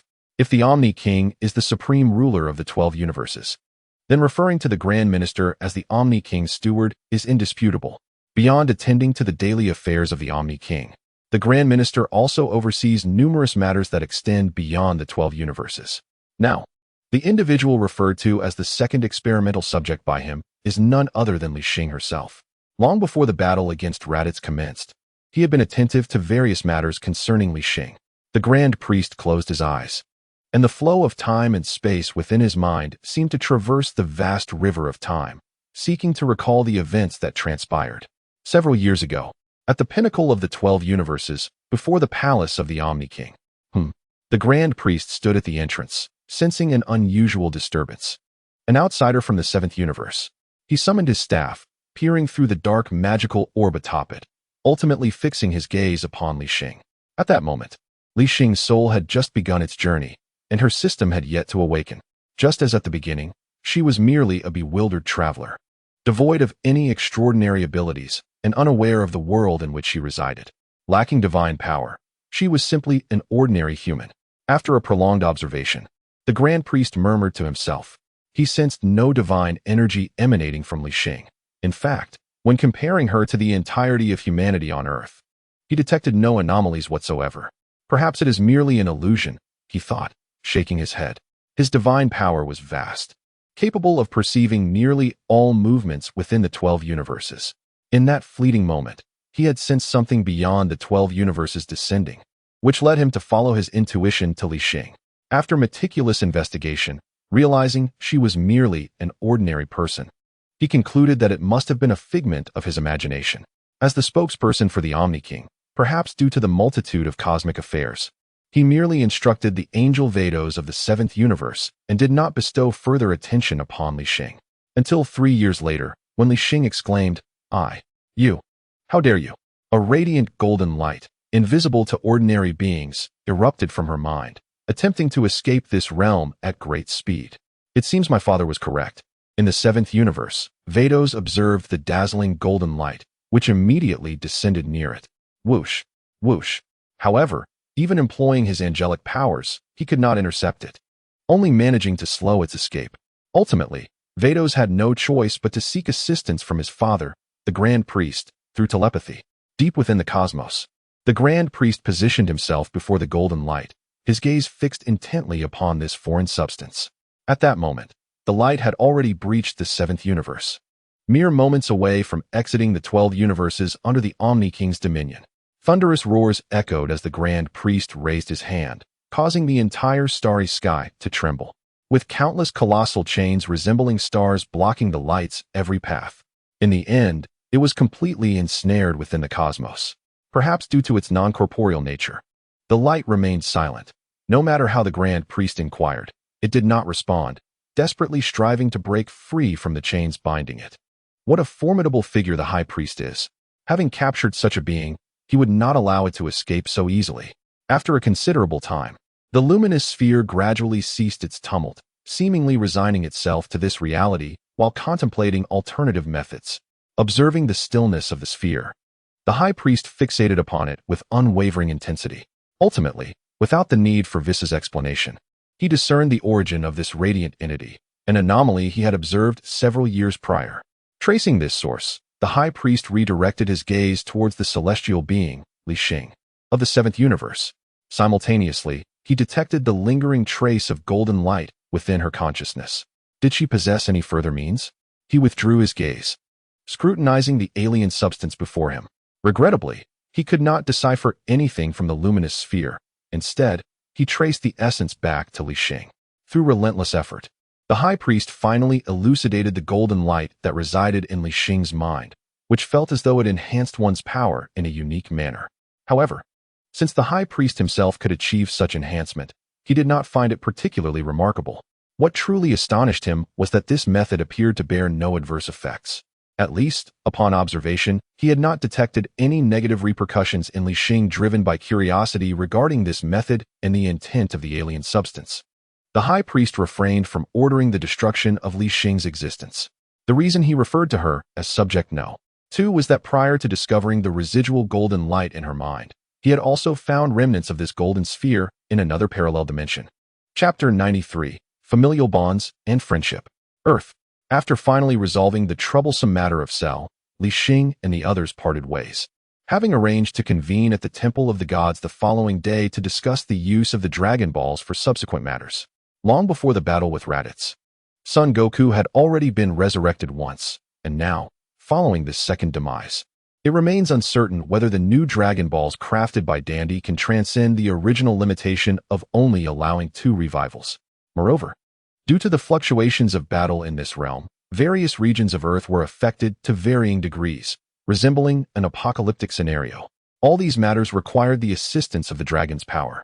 Additionally, there was the matter of Android 17, who had been destroyed by Dr. Gero. In the aftermath of chaos, Mr. Satan and the photographer finally awakened on the remnants of the battlefield. However, before them, there was no longer any trace of Cell, only Mr. Satan and the 2 of them remained. After a brief moment of shock, Mr. Satan, hands on his hips, though still shaken, had awoken earlier than the other 2 and had witnessed Cell's demise at the hands of Li Xing. "I have vanquished Cell," he declared. "I grew weary of their games, so I swiftly eliminated him. Impressive, isn't it? Ha ha ha." With the departure of Li Xing and the others, Satan was free of all restraint, laughing maniacally as he boasted of his grand achievements. The host and the cameraman, upon hearing his words, could not help but twitch their lips in disbelief. Meanwhile, the host touched his cheek, feeling a genuine sting.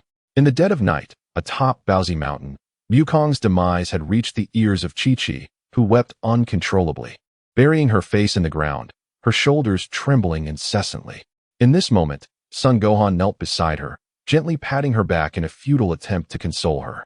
The death of Son Wukong was a devastating blow to their family, particularly for Chi-Chi. Despite Wukong's penchant for mischief since childhood, he always returned home safely. Yet now, he would never return again. It felt as if the very pillar of their household had collapsed. Though Son Gohan spoke of a new deity in the temple and the dragon's transformation, Chi-Chi understood that Wukong had been revived once before. This time, hope seemed utterly bleak. Is Sun Jun truly gone? In the city of West Capital, at Bulma's residence, the atmosphere at the dining table grew solemn upon hearing the news. Unlike the outsider Li Xing, Bulma had crossed paths with son Wukong since his childhood, brought together by the Dragon Balls. Today marked her union with Vegeta, yet Wukong remained an irreplaceable companion in her eyes. She was also keenly aware of the new dragon's capabilities. It simply allowed 3 wishes instead of 1. "I am full," Vegeta declared, rising first to push open the door and step into the courtyard. Unlike his usual demeanor, he had barely touched his meal, as if he had only come to sit with Bulma for a moment. "Kakarot," he murmured, gazing up at the starry sky, lost in thought. "Father." Future Trunks had approached him unannounced, standing beside him silently. Observing his father's dazed expression, tears began to trickle down his own cheeks. In the future world, it was only he and his mother Bulma, and he could only imagine the hardships she had endured. Now, as Future Trunks prepared to leave this era, he wished for nothing more than to catch a few last glimpses of the father his mother had spoken of for years. After spending a long time comforting Bulma, Li Xing returned to her room. Leaning against the door, she sat weakly on the floor, lost in silence. "Have I made a mistake?" she pondered, lifting a hand as if to slap herself awake, yet the tears that fell upon her palm prevented her from doing so. If only she had eliminated Cell during the first encounter, or intervened when Vegeta and Trunks faced him, or acted sooner on the day of Cell's game. So many opportunities, and she had failed to seize even one. Li Xing buried her head deeply between her knees, an overwhelming sense of guilt washing over her. Knock, knock, knock. A knock resonated through the room, prompting her to struggle to her feet, gently wiping away the redness around her eyes. Upon opening the door, she beheld the figure of number 18. During dinner, number 18 had sensed the peculiar tension among everyone, but having only recently begun to stay with Bulma, she felt hesitant to voice her observations. With a soft cry, she shut the door, and without hesitation, Li Xing threw herself into number 18's embrace, weeping uncontrollably. The notion of the Dragon Ball world and the concept of traversers faded away as she realized, in that moment, the profound pain of losing loved ones and companions far outweighed everything else. She wondered if her parents in the world before her journey were faring well. What emotions would they feel upon learning of her demise? Moreover, in the wake of being intoxicated by her newfound abilities, how would her parents in this world experience the devastation wrought by Raditz in East City? Years had passed since Goku's death, and for the first time, she recalled the multitude of unfinished matters awaiting her attention. Observing Li Xing's state, number 18 found herself at a loss for words, instinctively embracing her tighter.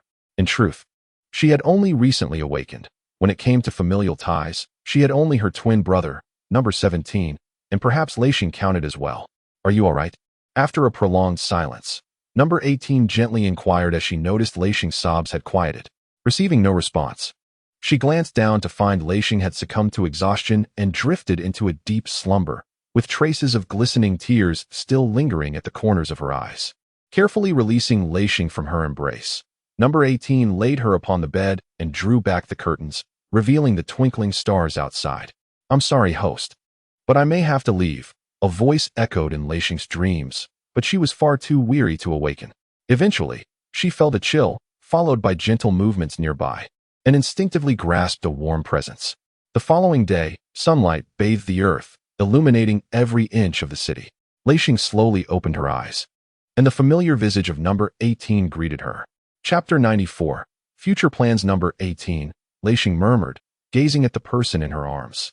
She vaguely remembered feeling deeply sorrowful the night before, and that number 18 had come to comfort her, but the subsequent events eluded her.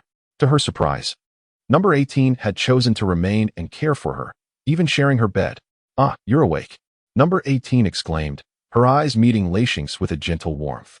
In truth, she had been awake for quite some time, but Li Xing's tight embrace had rendered her unable to move, compelling her to close her eyes and patiently await the end of Li Xing's slumber. "My apologies," Li Xing stammered, realizing her actions as a flush crept across her cheeks, prompting her to hastily release number 18. Nevertheless, it must be said that although they had both been clothed during the night, their rest had been unexpectedly restorative. Especially upon waking moments ago, the warm temperature emanating from number 18, along with her faint, alluring fragrance, made her reluctant to rise from her cocoon of comfort. With this thought in mind, Li Xing had no intention of getting up. Instead, she rested her arms beneath her head, gazing at number 18, who was less than 10 centimeters away. "From now on, please refrain from calling me number 18. Observing her dazed expression, Number 18 offered a gentle smile before rising from the bed unhurriedly. Call me Lazuli. With that, she delicately brushed her golden locks, denying Li Xing the opportunity to linger in her stupor, and stepped out through the door. Lazuli. It took a while for Li Xing to process this name as the warmth of the blankets gradually faded. Wasn't Lazuli the true name of number 18? Originally, Lazuli and her twin brother, Lapis, led an ordinary life on Earth before Dr. Gero's sinister modifications. Unfortunately, in pursuit of the Red Ribbon Army's goal to eliminate Sun Wukong, the deranged Dr. Gero abducted them, stripping away their original names in favor of designations. Oh well, perhaps I should contemplate my next course of action instead. Shaking her head, Li Xing rolled out of bed.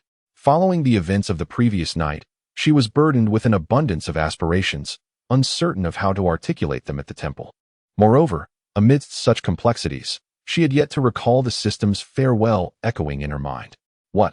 You plan to move out? At the dining table. Upon hearing Li Xing's intentions, Bulma gasped in astonishment, raising her voice in disbelief. Yes, I wish to return to East City, Li Xing murmured. Her gaze lowered as she explained softly. Absolutely not. It's utterly unreasonable for a girl like you to live so far away on your own. Bulma frowned, her tone stern as she sought to dissuade her. Uffed. Before Li Xing could respond, Vegeta inadvertently spat out his food in surprise. What nonsense is this? How can you refer to a scion like Li Xing as just a girl? This woman is unmatched on Earth. Moreover, Vegeta began to rebut further, but upon catching Bulma's disapproving glare, he swallowed his remaining words and sulkily sipped from his bowl. It's not just about me. I need to handle matters at the temple later. Number 17 will also be revived, and I wish to bring Lazuli and him to East City. Li Xing explained, pursing her lips. Casting a sidelong glance at Lazuli's reaction, noticing her apparent lack of objection, she continued her discourse. Lazuli? As Li Xing's words settled, all eyes at the table turned toward number 18. Future Trunks clenched his fists discreetly beneath the table, struggling to suppress his changing expression. Lazuli, the evil android of the future, possessed a human name. There's ample space at home. You need not move out at all. Bulma wished to persist a little longer. Yet at this moment, she no longer cast those meaningful glances at Li Xing and Raditz. After all, over the years, she had grown accustomed to Li Xing's presence in her home. Even though she had built a life with Vegeta, to her, Li Xing remained an indispensable part of her world. I want to go back and spend time with my parents, Li Xing said through clenched teeth, her eyes slightly reddened, ultimately voicing her thoughts without reservation. Though she missed her parents from her past life, she could not neglect her current existence. Despite recalling this only now, she realized that with the dragon's power, it was still possible to resurrect them. I see, Bulma mused, thoughtfully stroking her chin. For years, she had never heard Li Xing mention anything about her parents. Now that Li Xing was determined to leave, Bulma felt it was inappropriate to hinder her decision any further. In the Divine Temple, after dinner, everyone gathered there. Come forth, dragon. Dandy placed his small hands over the Dragon Balls. As his words echoed, the 7 Dragon Balls began to emit a brilliant golden light. The sky darkened, enveloped in dazzling golden radiance as the dragons soared into the heavens, transforming into a 100-meter-long green dragon that coiled majestically above the temple. All right, state your wishes. I can grant you any 3 desires, the dragon spoke, its red eyes surveying the gathered crowd, its whiskers fluttering with an air of authority. Great dragon, please bring back those who were slain by Cell and Raditz. Li Xing raised her gaze, her eyes burning with intensity as she looked up at the dragon. The group had previously agreed that she would voice all 3 wishes.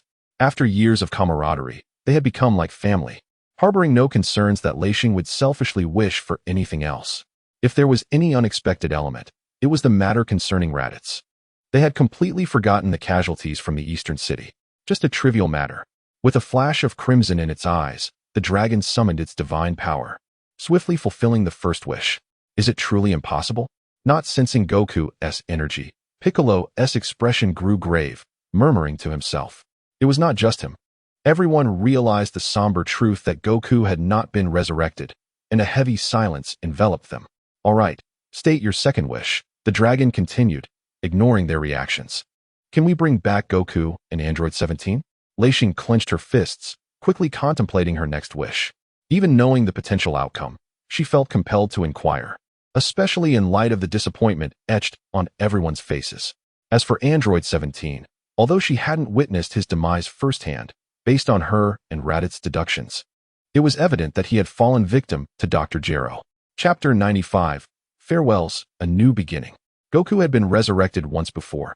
Surely, 17 could be as well. Is this your final wish? The voice of the divine dragon reverberated, extinguishing the last flicker of hope within the hearts of the crowd. Please wait a moment. Li Xing gestured towards the divine dragon and then shifted his gaze to the faces of the gathered. Wujin, that's right. The dragon from Namek has the power to resurrect the deceased infinitely. Amidst the despair, Dandy suddenly erupted with enthusiasm. The ability to resurrect the dead without limit transcended the constraints of the Earth's dragon. Perhaps it could only be said that each had its merits. Although the Namek dragon could resurrect endlessly, it could only bring back one soul at a time. Everyone, please hold on. Just as the group was devising a plan to use the Dragon Balls to transport someone to Namek, Goku's voice suddenly resonated in their ears. It's me, Goku. I am communicating with you from another realm. Please allow me to finish. Utilizing the power of King Kai, Goku conveyed his thoughts to the group. His message was clear, a refusal to be resurrected. After his demise, he had witnessed the conclusion of the battle against Cell from the underworld. Gohan had shattered the limits and successfully transformed into a Super Saiyan at the second level, which filled him with immense pride. In the aftermath, Goku pondered deeply. Perhaps it was his very existence that continually attracted enemies, leading him to believe that Earth might be more peaceful without him. Ultimately, Goku chose to decline resurrection, wishing for his friends to lead lives of tranquility. Following a brief farewell, tinged with reluctance, his optimistic demeanor brought solace to the hearts of the others. Goku, Dad. Except for Vegeta, everyone was bidding farewell to Goku. Vegeta, however, clenched his fist. Training in the afterlife? Although taken aback by Goku's refusal, he sensed strength in the afterlife, and if Goku continued to hone his skills, then surely he too should not remain idle.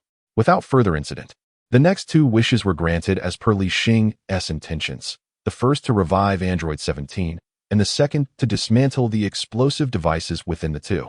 There were many more wishes to express, but reuniting with friends and family was of utmost importance at that moment. In the afternoon, at Bulma's residence. Take care, Trunks. Bulma grasped the hands of future Trunks tightly, her face filled with reluctance.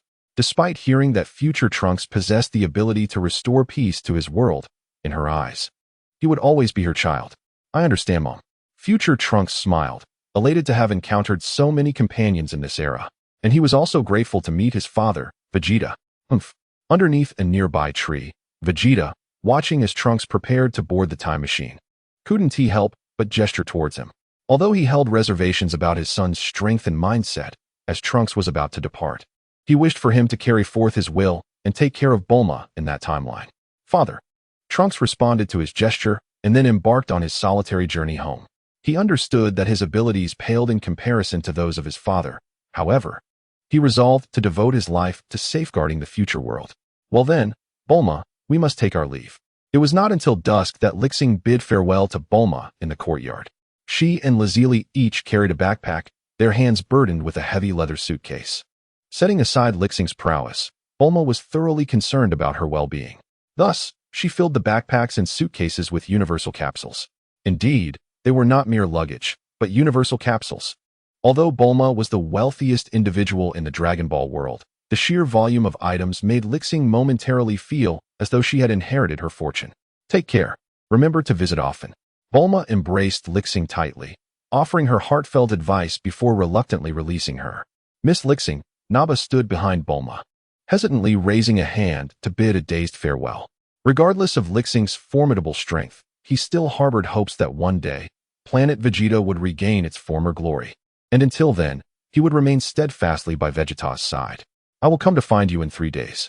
Vegeta stood before the newly constructed gravity training chamber, uttering this phrase before stepping inside. Without a doubt, it was another session of combat training. With future Trunks departed and Goku unwilling to resurrect from the afterlife, Li Xing was left as his sole training partner. As for Gohan, he had visited in the afternoon but was regrettably chased away by Chi-Chi, who insisted that the young man should pursue academia. Having bid farewell to everyone, Li Xing gestured for Lazili to place a hand on her shoulder. In an instant, their figures vanished from Bulma's home. In South City, Li Xing and Lazili suddenly materialized. She chose not to return directly to East City, as her parents, being ordinary individuals, were lost in the vast sea of humanity, making it impossible for her to sense their presence clearly. Consequently, instantaneous movement could not lead her directly home, and Li Xing opted to first retrieve the resurrected android 17. To her surprise, 17 was present in the city and appeared not to have engaged in any destructive behavior. "Who are you?" The sudden appearance of the two prompted 17 to become wary.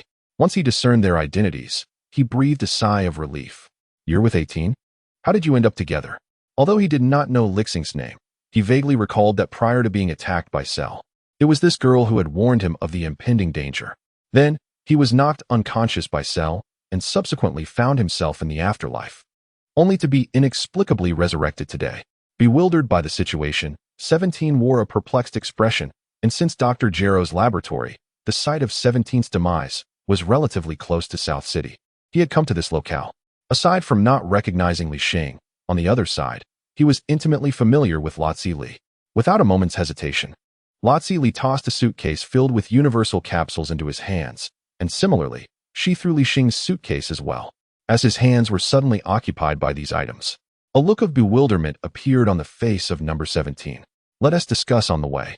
Seeing the sky begin to darken, Li Xing called to the two, and then soared into the air, heading towards the eastern capital.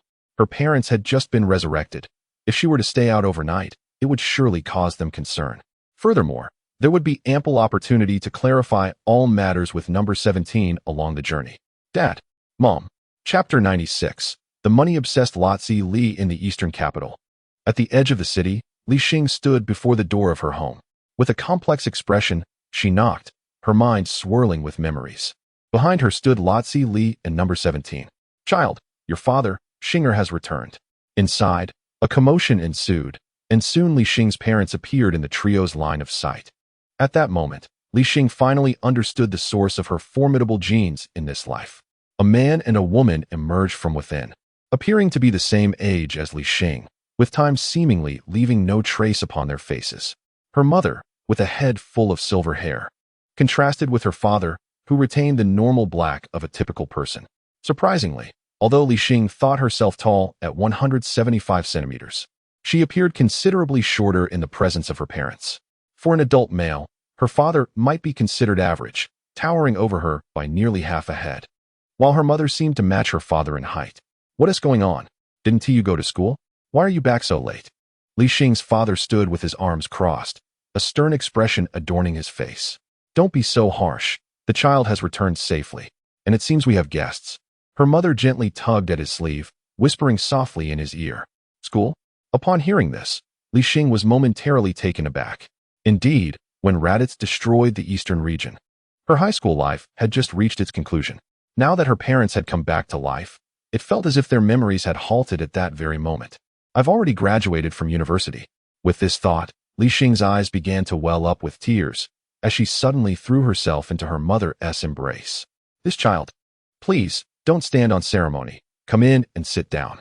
Observing her demeanor, her mother couldn't help but shake her head, then beckoned to Li and No. 17 to join them.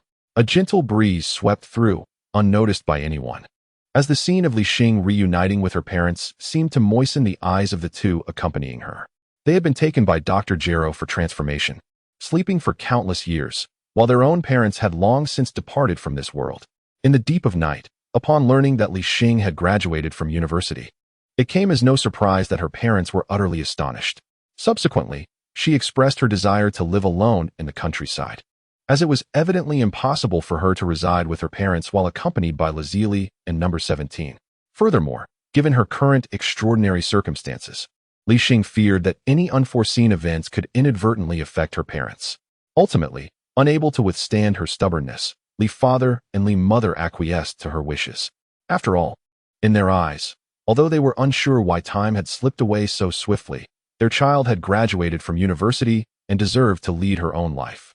However, it was now the dead of night, and even if she were to move out, that would clearly be a task for the morrow.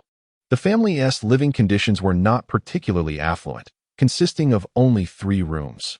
One for Li father and Li mother, one for number 17, leaving the 2 young women, Li Xing and Li, to share a single room.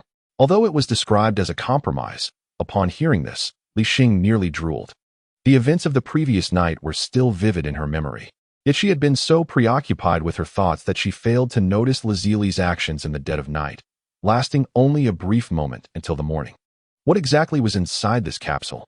After everything was settled, Lazili and Li Xing returned to their room and began to play with the myriad of multifunctional capsules that Bulma had sent over. Bang! Lazili casually tossed one onto the ground. As the smoke dissipated, both Li Xing and she gasped in astonishment. Money. They exchanged glances. Astonished that such a simple capsule contained a staggering 10 million Sony, the currency in the Dragon Ball world, comparable to a certain Cherry Blossom Nation's currency value. With a snap, seemingly in disbelief, Lazili threw down another capsule. As they had anticipated, yet another 10 million Sony appeared on the ground. The words rich woman escaped Li Xing's lips, as she had expected that Bulma would provide her with everyday necessities, but to her surprise, this affluent woman, having given birth to little Trunks, had even set aside her research endeavors, opting instead for the simplest and most straightforward approach in selecting items for Li Xing. However, perhaps this was precisely what Li Xing required. Weave struck it rich. Lazili was not one to ponder too deeply. She gathered the stack of bills from the ground, reveling in the scent of wealth. A portion of this money should be reserved for my parents. Li Xing's gaze fell upon two backpacks, and she now realized that they contained not merely multifunctional capsules, but also wads of crisp cash. Not only were there two backpacks in their room, but also two much larger suitcases that number 17 had brought into his own room. No way. This is all mine. As her words echoed, Lazili immediately expressed her discontent. After pressing a small button on the side of a capsule, she swiftly collected the Sony from the ground and positioned herself protectively in front of the two backpacks. During her stay at Bulma's home, she had already grasped the nuances of this world. Without resorting to force, money was indeed the ultimate power. With so much money, we can hardly spend it all. Observing her demeanor, Li Xing found herself both amused and exasperated. The character of Lazili is indeed captivating, although she may appear to be a cold and alluring beauty to outsiders. Beneath that exterior lies a person who adores dressing up and cherishes wealth in this world devoid of chaos. I do not care, once the money is spent. You and number 17 shall earn more.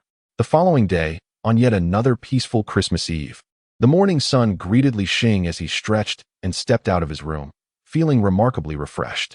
It turns out that one can enjoy such an ordinary yet beautiful life in the Dragon Ball universe. Mom and Dad, this is for you. After a night of relentless persuasion, number 18 finally agreed to allow Li Xing to leave a bag filled with money. No, a universal capsule for his parents. Is this the universal capsule? As longtime residents of Earth, Li father and Li mother naturally recognized this item.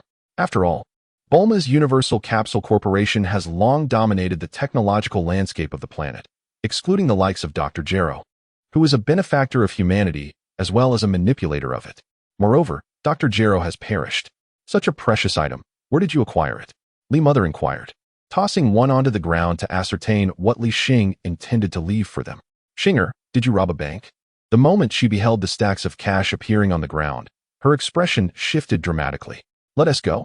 Seemingly unable to provide a satisfactory explanation, Li Xing swiftly grasped Lazili's hand and dashed out. Uft. Number 17, who was sipping water, sputtered upon witnessing their hurried departure and quickly grabbed the two suitcases from the previous day. Wait for me. 3 days later. I'm heading out. Number 17, having finished breakfast first, exclaimed to Li Xing and Lazili before swiftly exiting the door. Be sure to return early after work. Don't roam about aimlessly. Lazili called out with a note of concern as he left. As androids, the two technically do not need to eat, yet they had no choice but to indulge, especially since Li Xing's appetite was astonishingly large. No sooner had they picked up their chopsticks than the food on the table was nearly devoured. As for number 17's so-called job, it seemed he had taken up the role of a ranger at a wildlife sanctuary, as he could not bear idleness. Do you have any plans for today? With only Li Xing remaining in the house, Lazili inquired. It had been several days since they left Li Xing's parents' home, and they had constructed their dwelling in under a day, with the remaining time devoted to furnishing and her shopping endeavors. Wait, Vegeta will be coming over soon. Despite the table being laden with empty plates, Li Xing's feasting continued unabated. Smack! With her mouth stuffed full, Lazili could barely discern her words, prompting her to playfully flick Li Xing on the head. Why did you hit me? Startled, Li Li Xing set down her bowl and chopsticks, covering her forehead. Swallow your food before speaking. Still unable to comprehend, Lazuli shook her head in exasperation, reflecting on her time at Bulma's home. She recalled how Li Xing's words had been understood there, truly a testament to the prowess of Earth's wealthiest and most brilliant scientist. With a swift chew, Li Xing finally swallowed the food that filled her mouth. It was difficult to imagine that beneath her exterior, her dining manners were quite unbecoming. Vegeta should arrive soon, she remarked after wiping the grease from her lips. The plates on the table had piled high, yet she felt only moderately satisfied, lamenting that this meal was all that was prepared. Well, take care and avoid injuries during your sparring. Since Bulma had departed with Li Xing that day, Lazuli was evidently aware of Vegeta's intentions. As their conversation unfolded, Vegeta's figure emerged nearby. He surveyed Li Xing's home, which appeared to be a modest two-story building encircled by a yard, complete with a balcony on the upper level. An inexplicable sense of familiarity washed over him as he gazed around. This was not entirely surprising, as the structure was a product of Li Xing's design. Having grown accustomed to living in Bulma's home, she had not exerted much effort in redesigning, opting instead for a near replica of the brief's residence. Aside from the laboratory and gravity training room, the notable difference lay in the fact that Bulma's home was situated in the city, while the current abode of Li Xing and her companions was located in the countryside, some distance from East City. I'm heading out. Sensing Vegeta's presence, Li Xing hastily stood up, ready to leave. Wait. However, as she passed by Lazuli, her garment was unexpectedly tugged. What's wrong? Li Xing turned in confusion to find a look of determination on Lazuli's face. The latter's next words left her momentarily stunned. Whoever eats, cleans. Pointing to the towering stack of empty plates, Lazuli stood up and stepped out the door ahead of her. Outside, Vegeta was impatiently waiting. Washing dishes? Upon hearing Lazuli's words, his mouth fell agape. As a scion, he was surprised to find himself engaging in such tasks. Nevertheless, he quickly recalled that in his own home, it was often Nappa who handled the cleanup, which made it somewhat easier to comprehend. After a while, a rumble shook the ground, and Vegeta's energy fluctuated. He had waited for a considerable time, yet Li Xing still had not emerged. How much did she eat? He wondered. Forget it, I'll come back tomorrow. It seemed he could no longer bear the weight. With that thought, he prepared to leave. Hey, don't go. Realizing the disturbance, Li Xing rushed out of the house, her hands still covered in foamy dish soap. TCH. Vegeta cast a disdainful glance at her soiled hands and, disregarding her presence, vanished from sight.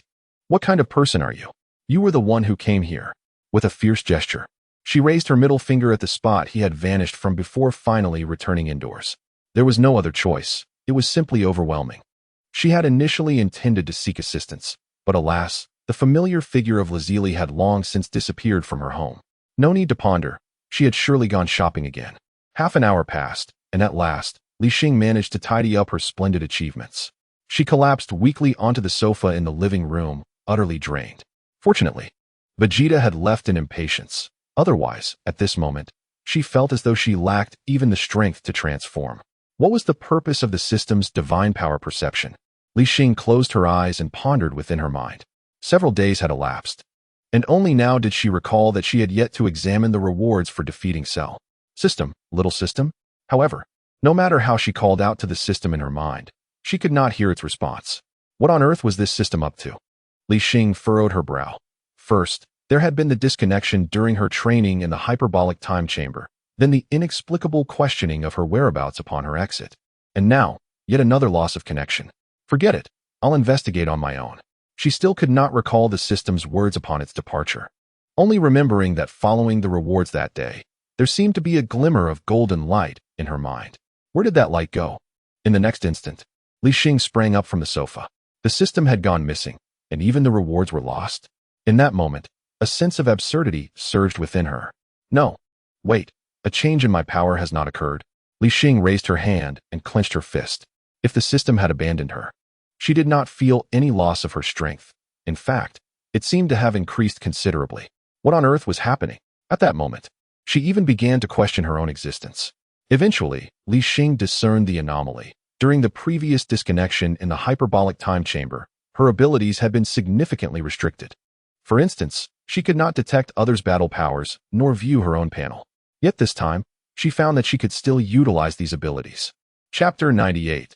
The Legacy of the System, transcendent scion bloodline. Name: Li Xing. Gender: female. Age: 24. Dragon Ball World.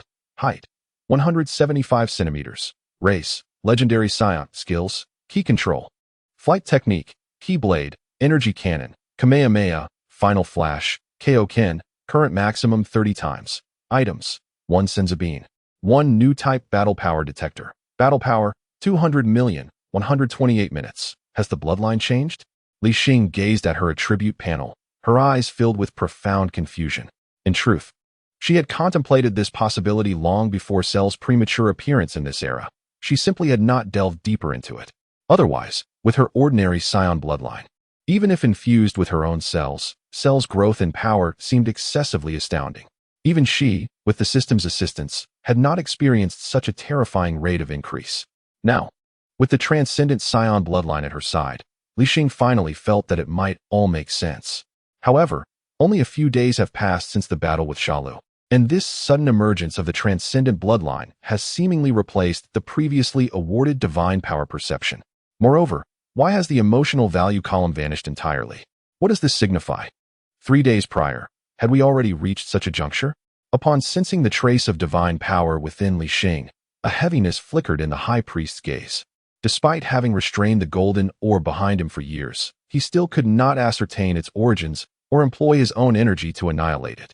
Thus, the fragment of energy remaining in Li Xing's mind became the high priest's point of breakthrough. Over time, although he was at a loss in dealing with the entity itself, after several years, he had managed to convey some messages to her through the glimmer of golden light in her mind. This implies that during Li Xing's exit from the time chamber, the inquiry she posed was not directed at the system, but rather at the high priest. Despite achieving this level of communication, the golden light retained its own consciousness, and the energy it harbored instilled a profound sense of caution in the high priest. Ultimately, upon sensing the emergence of divine power, he swiftly resolved that Li Xing must not take the step towards becoming a deity, regardless of the intentions behind the golden orb. Since it had chosen Li Xing and continued to cultivate her strength, the high priest would not overlook the creation of an unfamiliar god without his scrutiny. Consequently, he employed certain special methods. He obliterated the divine power and the glimmer of golden light within Li Xing's mind. Yet even after such measures, he could not eliminate her existence. The high priest was also intrigued by the capabilities of this individual chosen by the orb. Let me observe how far she can progress without your assistance. With that, he turned his gaze towards the golden orb behind him, his expression heavy with concern. The orb, seemingly possessing its own consciousness, flickered twice before returning to tranquility. On Earth, Li Xing's figure appeared in the skies above an uninhabited area. Although she was unclear about the situation with the system, she intended to verify the extent of her strength now that the transcendent bloodline had replaced the divine power. With a shout, a terrifying pressure descended, shattering the mountains below and unleashing a cataclysmic aftermath upon the ground. The earth was relentlessly torn apart, revealing bottomless chasms. This aura is emanating from Li Xing. In the next moment, warriors across the earth felt this overwhelming presence. The energy radiating from Li Xing had reached an astonishing level, so much so that even from distant corners of the earth, they could distinctly sense this suffocating pressure. This cannot continue. The earth cannot withstand it. Sensing the overwhelming surge of her own energy, Li Xing hastily attempted to rein in the power coursing through her. Alas, it was too late. A verdant aura enveloped her, and her muscles began to swell dramatically, transforming her physique into a more imposing figure. Suddenly, a cry of anguish escaped her lips as she clutched her head tightly with both hands. A ravenous and frenzied impulse surged through her mind, while her pupils flickered ominously. The wild power surging within her threatened to obliterate her reason entirely. This sensation was reminiscent of her initial transformation into a giant ape, yet at that time, her strength and the energy gained from the transformation paled in comparison to what she now possessed. With a thunderous roar, after but a brief struggle, Li Xing remained suspended in midair, her arms hanging limply at her sides, engulfed in emerald flames. It appeared she had completed her transformation into a super scion. Yet her pupils had vanished entirely. Letting out a primal roar, Li Xing opened her mouth wide. The ferocious energy swirled around her, and in her current form, she resembled a mindless, savage beast. The instinct to destroy prevailed, and in the next instant, she unleashed a torrent of searing energy towards the earth below. Boom! The colossal energy beams struck the ground, sending tremors throughout the planet, creating a gaping chasm several hundred meters wide. From a cosmic perspective, one would observe that Li Xing's attack pierced through the very core of the earth, emerging from the opposite side and crashing into the void of space, ultimately vanishing without a trace among the stars. Suddenly, Vegeta materialized in midair, compelled by the immense disturbance affecting the planet to ascertain what Li Xing was up to. However, upon catching sight of her, a chill gripped his heart, beads of cold sweat adorned his brow, and his entire being trembled uncontrollably. The legendary Saiyan. Having an extensive understanding of Saiyan lore, he instantly recognized Li Xing's current state. Unable to suppress his fear, he involuntarily took several steps back.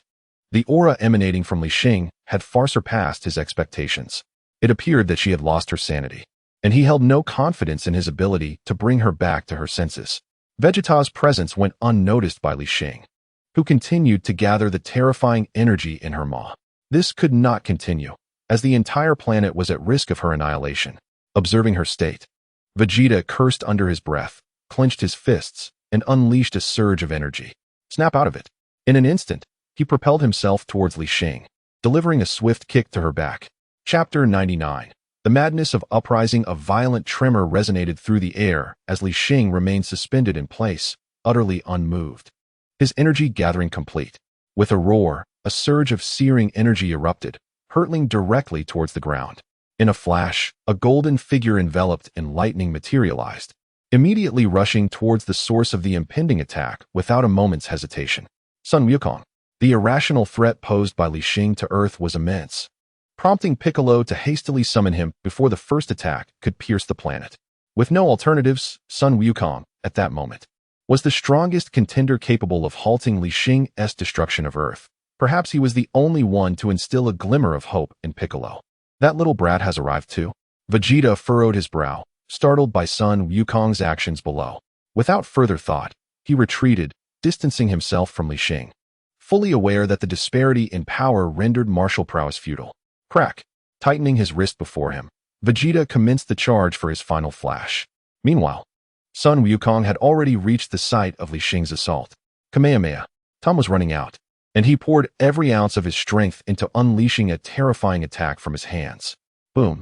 A deafening roar echoed across the heavens, shattering mountains and ravaging the earth, obliterating everything in the vicinity. That little rascal is truly a cause for concern. Through his staff, the Grand Priest observed the chaos unfolding on earth. Only just having extracted the remnants of that light from within Li Xing, such a tremendous commotion had arisen. Subject number 1 is far superior to you. With that, he extended a finger, gently tapping the magic orb, allowing a barely perceptible white aura to seep through, heading towards the 7th universe. Rumble. At that moment, Li Xing's attack loomed ominously close to Sun Wukong. The full force of Sun Wukong's Kamehameha merely delayed Li Xing's onslaught, which continued its relentless descent. Damn it!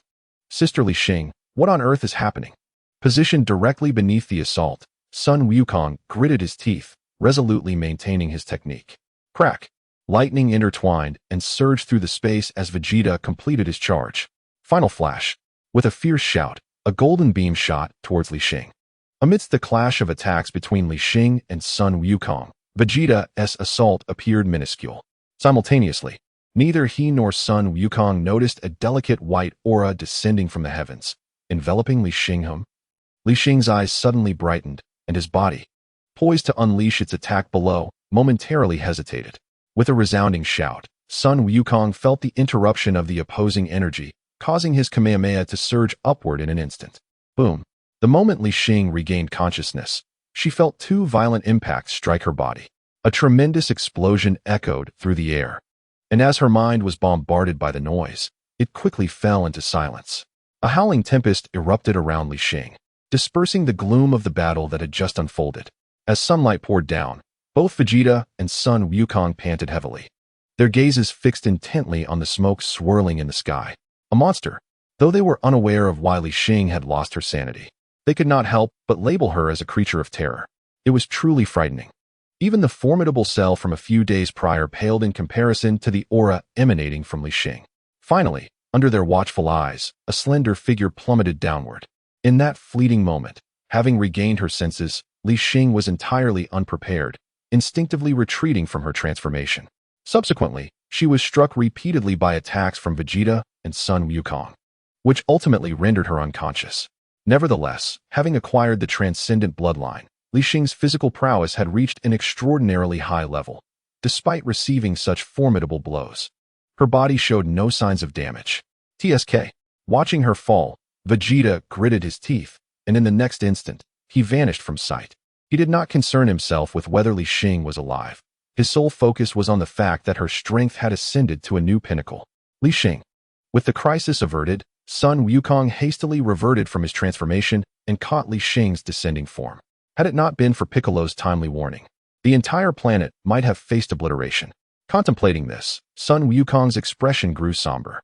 In just a matter of days, had Li Xing experienced another breakthrough? But why had she lost control? Moreover, judging by the power she had exhibited, even her transformed state appeared to differ in color from before. Wasn't the Super Saiyan transformation supposed to be golden? Why had it turned green? At Li Xing's residence, Sun Wukong gently rapped on the door. He was unsure of her exact location, only aware that she seemed to have moved out from Bulma's home. Thus, while flying, he noticed a building that resembled Bulma's and decided to inquire. "Who is it?" came a voice from inside, belonging to Lazuli, confirming Sun Wukong's suspicions that he had not erred in his search. Li Xing. Sun Wukong. Upon seeing Sun Wukong carrying the unconscious Li Xing, her voice was filled with astonishment. What happened? She hurriedly took Li Xing's body from him, noticing the charred state of her clothing, as if she had just emerged from a fierce battle. Though Lazuli could not sense energy, the intense fluctuations that had recently transpired on Earth were unmistakably clear. At that moment, she was still curious about who was engaged in battle. Upon returning home and not seeing Li Xing, she roughly deduced that she must have gone to spar with Vegeta. After all, when she had left, Vegeta was waiting in the yard for Li Xing to finish washing the dishes. However, even if they were sparring, there seemed to be no need for such a commotion. Moreover, with Li Xing's strength, how could she have been struck into unconsciousness? Razali could not fathom it and decided to inquire with Sun Wukong about the matter. That sister Li Xing almost lost control and destroyed the earth, Sun Wukong remarked, scratching his head. At that moment, he was only slightly taller than Krillin, yet still very much a child. Lost control? Razali was taken aback as she listened to Sun Wukong's explanation. Observing Li Xing in her arms, she noted that there were no visible injuries. It seemed she had merely fainted. Chapter 100. The Divine Realm. Terrifying waves in the dead of night. Having safely returned Li Xing home, Sun Wukong offered a brief explanation to Razali before departing. Li Xing, groggy, slowly opened her eyes to find herself lying in bed. Wait, where are my clothes? The next moment, despite being nestled under the covers, she could not help but let out a scream. She distinctly remembered attempting to unleash her scion bloodline, only to be overwhelmed by a violent aura in her mind. After that, she felt 2 attacks land behind her. However, though she was unaware of the origin of those attacks, she vividly recalled that she had been fully dressed at the time. Why then? Was she now lying in bed without a stitch on? "You're awake?" Just as Li Xing was lost in confusion, a familiar voice echoed from within the room. Following the sound, she spotted Razali sitting in the corner of the bed. "Razali, what on earth happened?"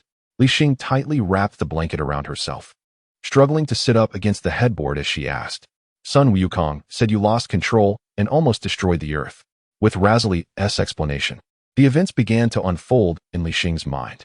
It turned out that the Scion bloodline was indeed terrifying. After losing consciousness, she had inadvertently wreaked havoc on the planet.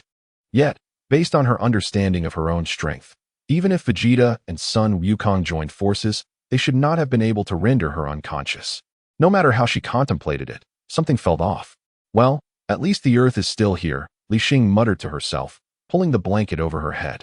After the battle with Cell, she had only just managed to revive everyone, and now this significant problem arose, leaving her in a state of distress. "Aren't you going to explain?" Razali's expression turned serious as she regarded Li Xing. Just moments before the tremors shook the earth, Razali had been at a mall purchasing clothes, only for the building to collapse, leaving her without the clothes she intended to buy and covered in dust. "Shouldn't you be the one to explain first?" Li Xing poked her head out, her cheeks flushed as she responded to Razali. According to what Lazili just mentioned, she was almost returned unscathed by Son Gohan. Yet her clothes have vanished, indicating the involvement of another party. Those garments of yours are beyond wear, so I disposed of them. Now, it's your turn to explain. Lazili gently caressed her flowing hair, all the while suppressing a laugh. Disposed of? That was Bulma's doing, and there were merely a few sets to begin with. And you. Li Xing extended a delicate arm, incessantly shaking her finger at Lazili. Regardless of the circumstances, one cannot simply discard them, especially without a word. Leaving me in this predicament. This is taking advantage of someone in distress. Li Xing's heart raced as she sought to convey a semblance of anger. Yet she could not articulate what Lazili had done wrong. What, then, should I have you lying on the bed covered in dust? These furnishings are all newly acquired, costing quite a fortune. Lazili rose from the corner of the bed, hands on her hips, admonishing, furthermore, you are a girl. I fear not, so why should you? In the next moment, a scream echoed as Lazili abruptly flung aside her blanket. The following day, what were you two up to last night? On the 17th. He stifled a yawn, his gaze flitting between Li Xing and Lazili. Although an android, he had no need for sleep, yet he remained curious about the commotion. Fighting. Lazili's cheeks flushed for a rare moment, and she coldly retorted. Li Xing, on the other hand, silently focused on her meal, having exacted her revenge last night. After all, Lazili's strength was inferior to her own, and once she set aside her shyness, it was effortless to pin Lazili onto the bed. To be fair, her figure is truly commendable. Li Xing was unaware that she wasn't the only one with such thoughts. Lazili shared the sentiment. I'm heading out. Unlike before, Li Xing had grown wise. After a modest meal, she swiftly utilized instant transmission to leave her home. Just as she was eating, she vanished. That rascal. Gazing at the remnants of plates on the table, Lazili's delicate features hardened, her eyes narrowing as she muttered a curse. In a flash, the heavenly temple, where Li Xing's figure materialized. It had been only a few days since her last wish, and it would take nearly a year to restore Earth's condition. She wished to test her abilities to prevent a repeat of yesterday's incident, leading her to select the most enigmatic location on the planet, the hyperbolic time chamber. Here, she would not fear harming others, and even if she inadvertently destroyed the exit, utilizing her Super Saiyan third stage power would still allow her to access an escape route. Sister Li Xing. 3 individuals were present, Dandy, Piccolo, and Bobo. Dandy was the most enthusiastic, while the other 2 remained stoic. Piccolo wore a frosty expression, and Bobo's face was devoid of emotion. Aware of Piccolo's apparent irritation, Li Xing acknowledged her awareness, casting a slightly apologetic glance away from him. She knew she had nearly destroyed the Earth yesterday, and such a significant disturbance surely did not escape the notice of those at the Heavenly Temple. As for Bobo, Li Xing could not sense his aura, and based on her understanding of the Dragon Ball world, he should be a deity. However, the specifics of his divine rank remained a mystery. With the system having vanished, no one was left to provide her with answers to such questions. Nevertheless, name, Bobo, realm, priest level 1. Priest level? Upon recalling her ability to utilize the remnants of the system, Li Xing felt compelled to probe Bobo's strength. The outcome, however, left her heart sinking, and she couldn't help but break into a cold sweat. Instead of a specific combat power, that field had been replaced with the term realm. Upon seeing the phrase priest level, Li Xing was profoundly shocked. Bobo was not merely a god, but seemingly one of extraordinary caliber. Destruction god, angel, grand priest, Xeno. She silently recited these titles in her mind, and according to this hierarchy, Bobo had indeed ascended to the level of the grand priest. I would like to borrow the room of spirit and time, she said, suppressing her astonishment, her tone becoming exceedingly polite. Her gaze remained fixed on Bobo, as if she were on the verge of bowing. It was evident that upon realizing his strength, the room of spirit and time was almost certainly a creation of his own. Otherwise, she could hardly fathom anyone on Earth possessing the ability to manipulate the flow of time. Follow me.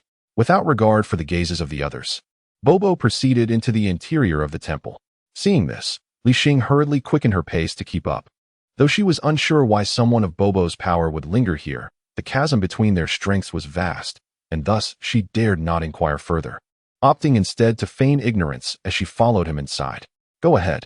Before the entrance to the room of spirit and time, Bobo stood to the side, his expression still an impassive one. Thank you. After murmuring her gratitude, Li Xing felt a wave of relief wash over her as she stepped inside. Creak. The door closed behind her, and she failed to notice that Bobo silently entered as well. Am I to begin my training now? Gazing at the expanse before her, Li Xing sighed inwardly. Initially, she had only intended to test her strength, yet she had unexpectedly found herself in such a significant predicament, unwittingly arriving here. Well, since I can no longer rely on the system. After a brief pause, Li Xing came to understand that regardless of the situation with the system, she had already formed many bonds in this world. Moreover, her strength had reached its current level, for the sake of family and friendship. She no longer wished to depend on the system and languish in idleness. Having resolved these thoughts, Li Xing began her experiment. The earth could not withstand her overwhelming aura. Now that she was here, she could unleash her essence without reservation. Roar! Feeling the surging power within her, Li Xing instinctively emitted such a sound. Calm down, calm down. She incessantly subdued the bloodthirsty and frenzied will swirling in her mind, while simultaneously, her muscles began to swell dramatically. A verdant aura blazed around her, and Li Xing's pupils vanished once more into their sockets. A terrifying surge of energy erupted, with shockwaves radiating outward from her center, yet within this mental sanctuary, not a tremor was felt. This time, thanks to her inner preparations. Despite the absence of pupils in her gaze, her body exhibited no unusual movements. She merely stood rooted in place, her tail thrashing wildly behind her. As time flowed on, Li Xing's form seemed to be frozen in that moment, motionless against the vast emptiness. Stop!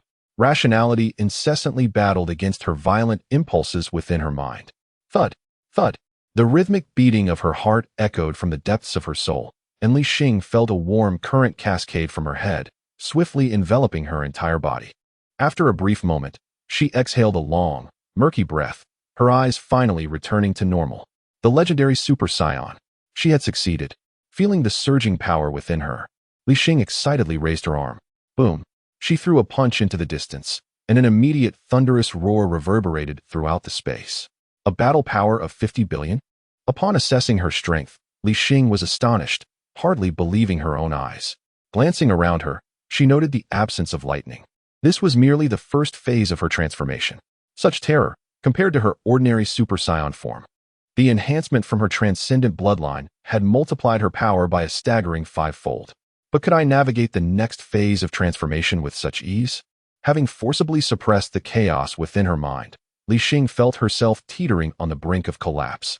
A moment's distraction could lead to a loss of control over her own body. It mattered not, for there was no one around. After surveying her surroundings, she still could not locate the exit behind the structure where Popo resided. Boom! Li Xing's energy continued to ascend. She longed to discover the extent of her limits. Crackle! Tiny bolts of lightning began to flicker erratically around her, and her pupils disappeared yet again. However, this time, unlike before, there was no struggle within her mind. Almost as soon as her energy shattered the tranquility of the first phase, her violent side surged forth, overwhelming the last remnants of rationality. A roar erupted from Li Xing's mouth, echoing around her. Simultaneously, her body remained in motion, her mouth agape, unleashing a torrent of verdant energy toward the only structure at the exit. Popo's figure floated gently before the building, and upon witnessing this scene, he couldn't help but shake his head. Swish!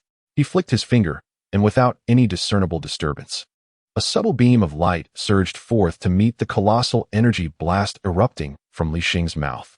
Upon closer inspection, one may discern that unlike the ethereal white aura unleashed by the Grand Priest yesterday, the energy emanating from Bobo's hands is strikingly different, an ominous black thud. There is no cacophony of explosive sound, merely a subtle thud as the two forces collide, followed by a scene that incites terror. The once formidable beam of light disintegrates in an instant, transforming into countless twinkling stars that dissipate into the air. Roaring in a frenzy, Li Xing, though somewhat bewildered, recognizes that the structure before her remains intact. Thus, she prepares to launch another assault. However, this time, her stance has altered. With one hand raised above her head, her body gradually ascends into the air. Suddenly, a colossal sphere of energy, enveloped in lightning, materializes above her palm, boasting a diameter of several dozen meters. The surface of the sphere pulsates with energy, surging forth like a miniature sun. Beneath this immense orb, Li Xing appears diminutive in comparison. Were it not for the confines of this mental time room, Such an attack unleashed upon Earth would undoubtedly obliterate the planet, reducing it to cosmic dust. With a mighty roar, she unleashes the turbulent energy within her, poised to hurl the energy sphere towards the distant edifice. Thud! Before Li Xing can swing her arm to unleash this formidable strike, the ominous aura previously emitted by Bobo reemerges, effortlessly shattering the energy sphere she held aloft. Even in her frenzied state, she seems to grasp the reality that her charged energy sphere has been dismantled. Roaring once more, she abandons her intention to destroy the building and swiftly lunges toward the black, mist-like aura. Thud! Just as Li Xing is about to collide with the aura, it strikes her forehead with the force of a sentient entity. Crack! The air falls into a hush, the transformation ceases abruptly, and her body crashes heavily to the ground. Chapter 102, Bobo's Reminder. Gugu. In the mental time room, an indeterminate time later, Li Xing awakens, her hunger roused. Have I lost control again? Groggily rising from the ground, she rubs her somewhat dazed head, a look of confusion etched on her face. Never mind, I should find something to eat first. Though she is unsure of the circumstances, it seems her earlier exertions have taken a toll, prompting her to venture outside. Alas, she lacks culinary skills, and the financial reins of the household have long been seized by Lazili. While this foray did not allow her to validate her current peak state, it did enable her to maintain her composure in the first phase of Super Saiyan transformation, rendering the experience worthwhile. Wait, just as Li Xing prepares to open the door, a voice that sends shivers down her spine resonates behind her. Mr. Bobo. Turning to face the newcomer, Li Xing's heart skips a beat before she hastily adjusts her demeanor to greet him. In jest, it is acknowledged that this dark-clad figure, known as Bobo, is a being of divine rank. Even with 100-fold courage, one would not dare to act recklessly in her presence. Li Xing felt a tinge of regret for not having discovered Bobo's prowess sooner. Given the chance, she would have eagerly sought to learn from her. Bobo remained silent, merely gesturing towards a nearby building beside the entrance. Food. Through the gaps of the structure, a sumptuous feast could be seen laid out on the table, causing Li Xing to swallow hard with anticipation. Is it for me? The temptation of the food was overwhelming, and her eyes glistened with desire as she tentatively inquired. Indeed. Bobo nodded, seemingly disinclined to engage in further conversation, whether due to a preference for silence or some other reason. Well then, I shall not hold back. The famished Li Xing, undeterred by formalities, dashed towards the table upon receiving Bobo's affirmation. So delicious. She voraciously devoured the spread before her, neglecting the chopsticks beside her. They seemed too slow for her ravenous appetite. Observing her gluttonous display, Bobo quietly stepped aside, leaning against the building, silently watching her feast. After a considerable time had passed, with the table cleared of all its offerings, Li Xing gently stroked her stomach, leaning back in her chair with closed eyes, savoring her satisfaction. After a brief glance at her, Bobo silently began to tidy up the remnants of the meal. Allow me to help with the cleanup. Noticing the commotion beside her, Li Xing hastily opened her eyes and rose to assist Bobo with the task. She believed it presumptuous to have a being of divine stature clean up after her. After all, even the god of destruction and the angels would not dare to ask a high priest to tend to their dining utensils. If anyone were to merit such treatment, it would surely be the king of all. Yet, at that moment, she did not feel deserving of such honor. Your transformation should ideally be set aside for now. While Li Xing diligently scrubbed the dishes, Bobo suddenly spoke up, offering a reminder. Why? Stunned. She paused in her task, turning to Bobo with a perplexed expression. The transmission of her bloodline had only recently been acquired, and this was merely the second time she had transformed into a Super Saiyan. She had already begun to harness the power of the first stage. So what could this mean? Uncertain, Bobo furrowed her brow in contemplation before shaking her head and continuing. It is best to wait until you have fully mastered that energy before attempting such transformations. I don't know, Li Xing internally scoffed. Having hoped to glean from Bobo some insight into maintaining composure under such circumstances, only to find herself with no such guidance. Moreover, without attempting, how could she ascertain whether she could contain the turbulent power within? You might consider first attuning yourself to the divine energy. Perhaps it will aid you in achieving the transformation. Sensing Li Xing's confusion, Bobo hesitated before offering this suggestion. Through the void, he had already perceived the figure of the high priest in the cosmos. Although he could not discern the nature of the golden radiance behind him, He had witnessed the High Priest's intervention when Li Xing lost his sanity and posed a threat to Earth the previous day. It was then that he realized the High Priest had been monitoring Li Xing's movements. Yet, what could possibly be of interest about such an ordinary scion? Indeed, from the perspective of a divine being, Li Xing was not even worthy of attention, for he was not regarded as a god. "Thank you, Mr. Bobo," Li Xing remarked, her eyes momentarily brightening before dimming into silence. She yearned to harness divine power as well, but inexplicably, after the battle with Shalu, the system had rewarded her with divine energy, which she had distinctly felt as a glimmer of golden light in her mind. However, that essence had mysteriously vanished, as if the system had fled, leaving her with only her current strength. The legendary bloodline she possessed seemed to be the last remnant of that power. Reflecting on this, Li Xing furtively cast glances at Bobo, who, despite having no discernible aura, exuded an intimidating presence. Wasn't the embodiment of divinity right before her? Just as she was about to seek his assistance, Bobo's next words abruptly interrupted her thoughts. "Come find me once you have ascended to godhood." Having nearly concluded his own magnificent tasks, Bobo vanished from Li Xing's sight without a trace, an absence that felt neither like movement nor teleportation. Li Xing stood there, speechless, contemplating the notion of seeking him out only after achieving divinity. She too aspired to attain that level. She had already reached the third stage of Super Saiyan, merely a step away from a new pinnacle. Yet now, with the legendary bloodline coursing through her, she could barely maintain her sanity even at Super Saiyan Stage 2, let alone aspire to godhood. With a soft sigh, Li Xing decided to depart from the place. Although a year within the hyperbolic time chamber equated to merely a day outside, she had genuinely lost track of how much time had passed in the external world after losing her composure. Is she out already? In the outside world, Piccolo expressed surprise upon seeing her emerge through the door. To them, it seemed only a few minutes had elapsed, perhaps only a few days within the chamber. "Oh, my training is complete. I apologize for the disturbance," Li Xing said with an awkward smile. After scanning the area and not finding Bobo, she dove down toward the Divine Temple. As for why she didn't use instant transmission, she thought it prudent to take her time. If she moved too quickly, Lazili might still be busy washing the dishes. Chapter 103, Leaving Earth, The Path to Divinity. "Where have you been?" As soon as Li Xing returned home, Lazili immediately grasped her by the ear. Although there were fewer dishes than the day before, they had still taken her half an hour to wash. With Li Xing's abrupt return, there was no way Lazili would let her comfortably retreat to her room. Pain. I found myself in the time chamber." Li Xing, feeling the sharp tug, hurriedly explained her whereabouts. Aside from concealing matters related to Bobo, she merely informed Lazili that she was in search of a way to attain divinity. As for Bobo, the news concerning the realm of the gods was simply too terrifying and distant for everyone. She feared that Lazili would not comprehend such unsettling information. "Divinity? Can't you transform into that third stage?" Lazili released her grip, and it was evident that, despite still harboring some annoyance, she had at least absorbed Li Xing's explanation. "That stage is still far from godhood." Li Xing plopped down onto the sofa, describing the immense power of the destroyer god. With a mere snap of the fingers, one could obliterate an entire planet? Seemingly incredulous, Lazili widened her mouth and then sat across from Li Xing, listening intently as she recounted her tale. Before long, a year had passed.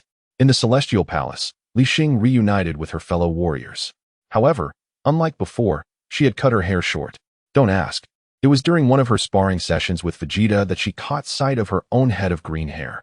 Nevertheless, this change allowed her to discern more clearly the differences among the three stages of Super Saiyan within herself. During this time, she had also borrowed the spaceship left by Piccolo and made a trip to King Kai's planet. She had intended to inquire about Beerus's whereabouts, but upon hearing the name, the other party pulled out a handkerchief and wiped their sweat incessantly, ultimately failing to provide any explanation. Left with no choice, she had to wait until the dragon was restored, hoping to enlist its aid. Emulating Dandy from the previous year, Li Xing extended her palm toward the dragon balls on the ground. "Come forth, dragon." As her voice resonated, the sky darkened, and the dragon appeared before everyone. As was customary, "Please restore Earth to its former state before the destruction." Without waiting for the dragon to inquire, Li Xing eagerly expressed this long-held wish. However, this was rather redundant. The entire Earth had been pierced through during her first transformation, resembling a deflated balloon, and the ecosystem had encountered some issues. Nevertheless, There were no casualties, which was a blessing in itself. Otherwise, she would have needed to expend another wish. With a hum, the crimson light in the dragon's eyes flared, and the entire earth trembled slightly, restoring not only the gaping hole that had pierced the planet, but also gradually mending the structures that had collapsed due to the aftershocks. All right, state your second wish. The dragon spoke calmly. Such trivial matters were quite simple for it. Please reinforce the current state of Earth. Li Xing pondered for a moment, deciding this wish was more prudent. Just like the initial fortification of Namek, even Frisia was unable to destroy it afterward in his fury. Although she was uncertain about the extent of the reinforcement, it was at least preferable to the current situation, where crises could arise at any moment. As for herself, she simply needed to reserve the final wish for Beerus. The power of the divine. Recalling a few years past, it seemed a distant notion, yet here I am, on the brink of engaging with both deities of destruction and angels. I have come to understand. With that, the dragon began to summon the energy within its being. A resounding roar echoed as a golden light, akin to fireworks, blossomed in the sky, cascading across the earth. Upon its descent, the interior of the planet began to undergo a gradual transformation. Within the limits of my capabilities, I have fortified to the utmost. Speak your final wish. The dragon continued, its immense form coiling majestically in the air, surveying the multitude below. I desire 3 more wishes. No. Transport me to the location of Beerus. Li Xing stood below, nearly voicing her innermost thoughts. Lord Beerus? Are you certain? Upon hearing this name, the dragon's earlier regal demeanor shifted. Its colossal head began to glance about nervously. The sight nearly made Li Xing burst into laughter.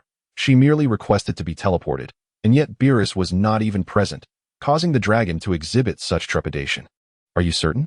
The dragon inquired again, appearing flustered, as if cold sweat were trickling from its brow. Beerus. The crowd was puzzled by the significance of this name, save for Vegeta, who stood there, lost in thought. Memories from his childhood surged forth, compelling him to clench his fists tightly. God of Destruction Beerus. He recalled the name. The very being he had witnessed as a child, standing atop his father's head. With this thought, an overwhelming sense of hatred surged within him, accompanied by a profound, bone-deep fear. The God of Destruction. The disparity in power was staggering.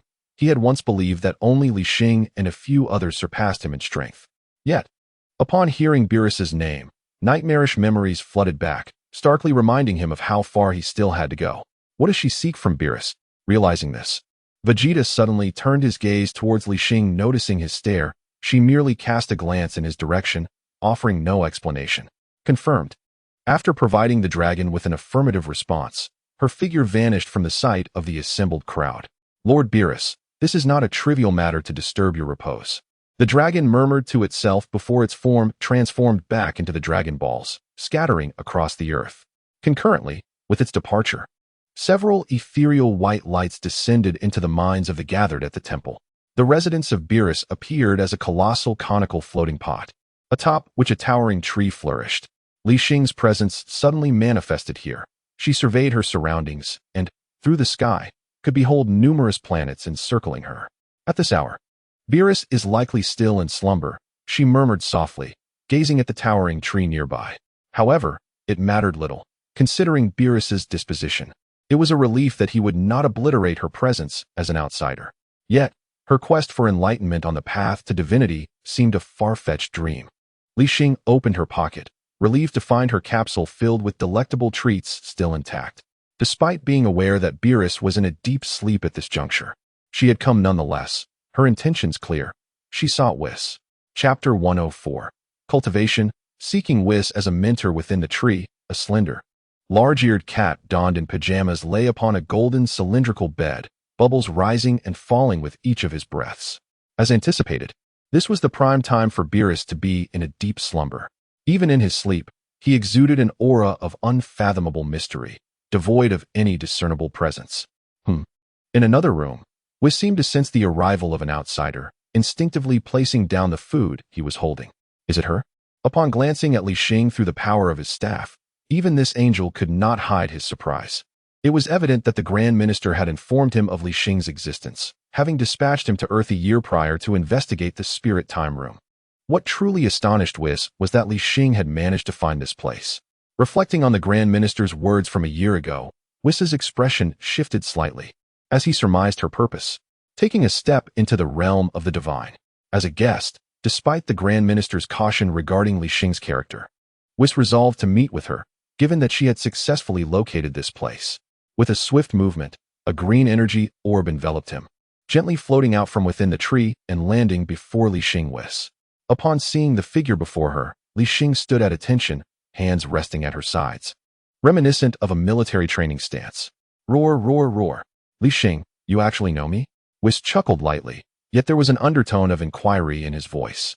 Clearly, he wished to understand how Li Xing had come to know of this place and her reasons for visiting.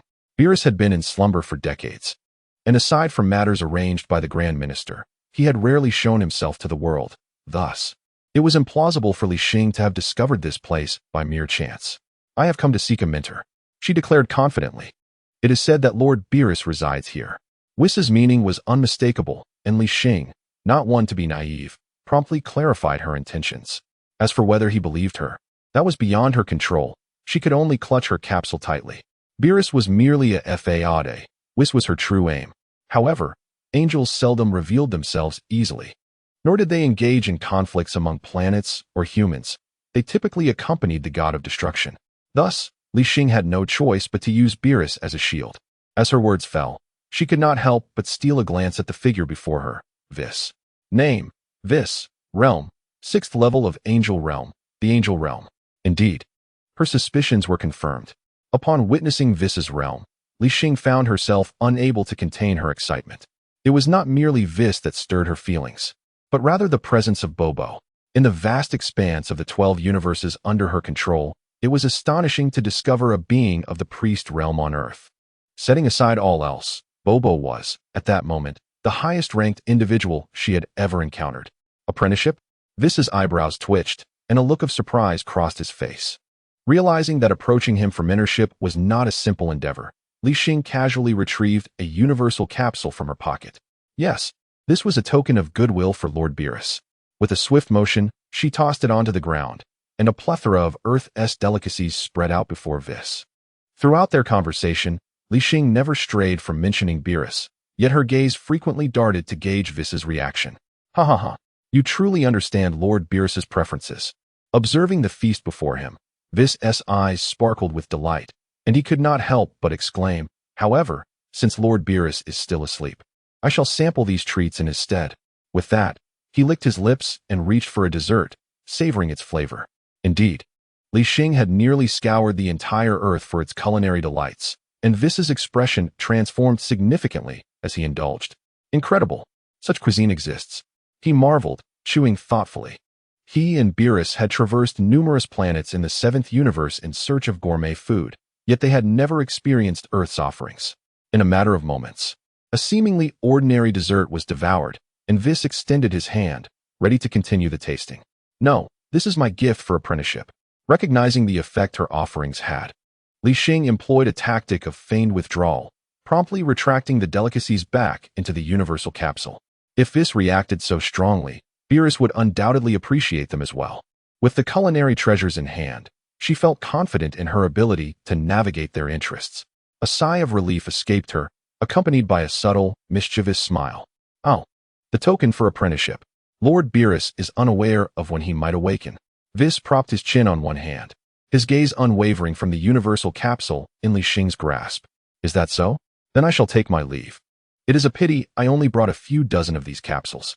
Li Xing shrugged, feigning disappointment as she prepared to turn away. Wait, what do you wish to learn? Perhaps I can teach you. Just as she took a few steps away, Vis called out to her from behind. Hey, mission accomplished. Li Xing chuckled softly to herself, her back turned to him. Regrettably, Vis remains unaware that there exists no means for her return, as the distance from Beerus's domain to Earth is simply too vast. Unless a formidable being were to unleash their full power, she would be utterly incapable of sensing the presence of those on Earth. I aspire to become a deity. Time flies. It has been several years since Li Xing began her training under Wis's tutelage. During this period, the multitude of universal capsules she carried has been entirely exhausted. Subsequently, at Wis's insistence, Li Xing personally journeyed to Earth several times. Naturally, each excursion concluded with an abundance of spoils. However, One perplexing aspect for her was Whis' aversion to using techniques such as instant transmission, which left her pondering whether it was a matter of preference or inability. Each trip to Earth consumed over half an hour, accompanied by a descent through a prism of vibrant light. Over time, this led her to suspect that Whis was merely concerned with appearances. The martial arts tournament on Earth is about to commence. Are you certain you do not wish to return? One day, while sparring with Li Xing, Whis abruptly halted and inquired with an intriguing tone. The martial arts tournament? Has it already been so long? Li Xing ceased her movements, her mind swirling with memories. Unbeknownst to her, 7 years had elapsed since the battle with Cell concluded. During this interval, aside from the initial year, she had spent her time training with Whis. Although she occasionally returned to Earth, it was peculiar that those she was familiar with seemed completely unfamiliar with the name Beerus, merely aware that she had traveled to some distant realm for her training. Regrettably, in recent years, Bulma had monopolized the wishes granted by the dragon. Otherwise, Li Xing would have certainly inquired about the situation. Meanwhile, Whis had learned about the martial arts tournament due to an inadvertent discovery during one of his food-seeking trips, noticing the changes in Earth at this particular time. Do you need to return to address any matters? Seeing Li Xing lost in thought, Whis posed the question. Of course, Li Xing readily agreed. The imminent commencement of the martial arts tournament signified that the resurrection of Majin Buu was also on the horizon. Although her training under Whis had significantly accelerated her progress, she was nonetheless eager to partake in the impending crisis on Earth. Firstly, to assess the fruits of her labor, and secondly, to glean insights from the experiences of the battle against Cell, as she wished to avert any further casualties. Then let us set forth. With that, Whis tapped his staff upon the ground, and their figures soared upwards through the colorful column of light. In the depths of the universe, the Grand Minister remained silent, observing the actions of the two. Naturally, he was not oblivious to Li Xing's training with Whis. In his estimation, it appeared that the bloodline within Li Xing had been altered by the luminous entity behind her, which had resulted in the prior incident on Earth. Should she fully harness this power within her, she might very well attain a level of prowess rivaling that of the gods. However, the deity of breath, in the eyes of the high priest, was not as flawless as one might presume. After years of careful observation, he discerned the transformations within Li Xing. Post the battle with Shalu, she seemed to begin valuing companionship and familial bonds. If this were the case, perhaps there was potential for cultivation, the high priest remarked. Then turned to observe the reaction of the golden light behind him. You concur with this sentiment, do you not? Earth, the day of the martial arts tournament's grand opening.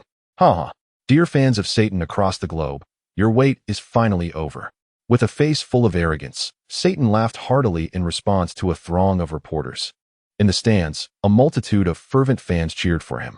How could that fellow possess such a vast following? Apart from Sun Wukong and Li Xing, the other warriors gathered were left speechless by Satan's antics. Suddenly, amidst the exchanges, Sun Wukong's figure appeared within sight. He tilted his head slightly, greeting everyone with a smile. Daddy Wukong. It had been 7 long years since his demise, and now, witnessing his return, joy radiated from their eyes. Well then, I shall leave you here. Remember to return to find me after you've settled your matters. Meanwhile, in a nondescript corner, Whis, having escorted Li Xing, quietly departed from Earth. Before leaving, he reminded Li Xing to seek him out upon her return. After indulging in Earth's culinary delights for an extended period, Whis had developed a fondness for the planet. Regrettably, his finances were lacking, necessitating that Li Xing cover the expenses. For this reason, Li Xing had often faced reprimands from Lazuli for her extravagant spending. Next, the registration process continued in an orderly manner, while Li Xing's mind raced. She struggled to recall the location of Babiti's spaceship, only remembering that it seemed somewhat distant from the tournament venue. Yet, the exact position eluded her, no matter how hard she tried to recall. Never mind, I shall follow those two fellows later, she thought, having spotted 2 muscular individuals jostling among the crowd of registrants. Quickly devising her plan. Name, Li Xing. Gender, female. Age, 31, in the Dragon Ball universe. Height, 175 centimeters. Race, legendary scion. Skills, control of ki, flight technique, keyblade. Energy cannon, Kamehameha, final flash, King Kai fist, current maximum 30 times. Items, 1 Senzabine. 1 new model battle power detector. Battle power, 2 billion, for 128 minutes. Glancing at her attribute panel, Li Xing pouted, clearly dissatisfied. After training alongside Whis for a full 6 years, her battle power had indeed multiplied tenfold, yet she had still failed to grasp the method for attaining divinity. According to Whis, she must first master the uncontrollable power within her body before embarking on the path to divinity. Yet, did this not contradict Bobo's teachings? One insisted on achieving godhood first, while the other emphasized mastering power first. Li Xing found herself at a loss as to whom she should heed. After the martial arts tournament concludes, she intends to emulate the transformation of Sun Wukong during his initial metamorphosis, gathering 5 Saiyans with hearts of righteousness. The reason for not doing so earlier was simply due to a lack of personnel. Following Goku's demise, the future Trunks departed, leaving only 4 Saiyans on Earth. Aside from Li Xing, such a transformation requires a total of 6 Saiyans. Li Xing, it's been a while, she exclaimed, as she inadvertently found herself before the crowd while lost in thought. Her frequent returns to Earth in search of culinary delights had rendered her arrival somewhat unsurprising to the others. In fact, the earlier scoff had come from Lazili, who likely regarded Li Xing as someone returning solely for monetary gain. Out of money, win the championship and buy it yourself. As the others completed their registrations, Lazili coldly remarked and turned away, heading into the arena. Don't be like that. I'm not here for money. The martial arts tournament proceeded as usual, swiftly reaching the preliminary tests for punching power. Similar to the games held by Cell, a total of 16 contestants would be selected, but this time the number of applicants far exceeded the meager few during Cell's event, thanks to the era in which Earth's inhabitants revered strength. With the world champion Satan occupying 1 slot, only 15 remained. The selection process was straightforward. The 15 individuals with the highest punching power would advance. After a brief explanation of the rules, the staff brought out the punching power machine. Now, let us welcome the world champion, Mr. Satan, to demonstrate, the host announced. Standing beside the machine, cheers and applause erupted from the waiting contestants. With a sigh, Li Xing watched as Satan flaunted his championship belt once more, feeling an overwhelming urge to slap him. If we encounter him in the finals, remember to beat him up before asking for money, she whispered to Lazili. Isn't the finals your territory? Lazili queried, puzzled, as she had long since acclimated to the mundane life on Earth, seeking merely to partake in the prize money. With so many Saiyans present, she felt uncertain about advancing to the finals. We might leave early. Just remember to give him a good beating first, Li Xing clarified. Her gaze fixed on Satan on stage. Observing his antics in front of the cameras left her utterly speechless. Boom, boom. Clearly, she was not alone in her sentiments. Even Piccolo could no longer contain himself, and in an instant, the cameras throughout the arena were obliterated. There's no helping it. The audience won't get to admire my prowess now. After a brief moment of silence, Satan finally commenced his routine. Bang! 137. A score of 137. As the host's words faded, Satan stood with his hands on his hips, relishing the cheers from the contestants, seemingly satisfied with the numbers. Number 6, 97 points. Number 76, 112 points. After showcasing his prowess, Satan finally exited the stage, and the preliminary rounds proceeded in an orderly manner. How tedious. Vegeta ground his teeth at the sight, on the verge of eruption. In contrast, Li Xing had relinquished her struggle. She had somehow procured 2 cucumber slices to place over her eyes, appearing to meditate in silence. Next up, number 18. Finally, after what felt like an eternity, the host's voice stirred the drowsy crowd back to life. It was now Lazili's turn, which meant it was soon time for the others. To the outside world, Lazili was known only by her number, while those familiar with her would address her by her real name. Strike hard. Just break it. Li Xing whispered a reminder, her patience wearing thin. Boom. Upon hearing this, Lazili, who had intended to feign restraint, disregarded the onlookers and unleashed a punch that sent the punching machine crashing into the wall. Bravo. Li Xing cheered her on from the depths of her heart. It was merely a preliminary round, yet it had kept everyone waiting for over an hour. If this continued, lunch would be delayed. However, much to Li Xing's disappointment, though Lazili was granted immediate advancement for destroying the machine, the staff quickly brought out a new one. Soon after, boom, in front of Li Xing, Vegeta, too, delivered a punch, sending the newly replaced punching machine flying. What a bizarre spectacle. Is this a joke? Such individuals are competing?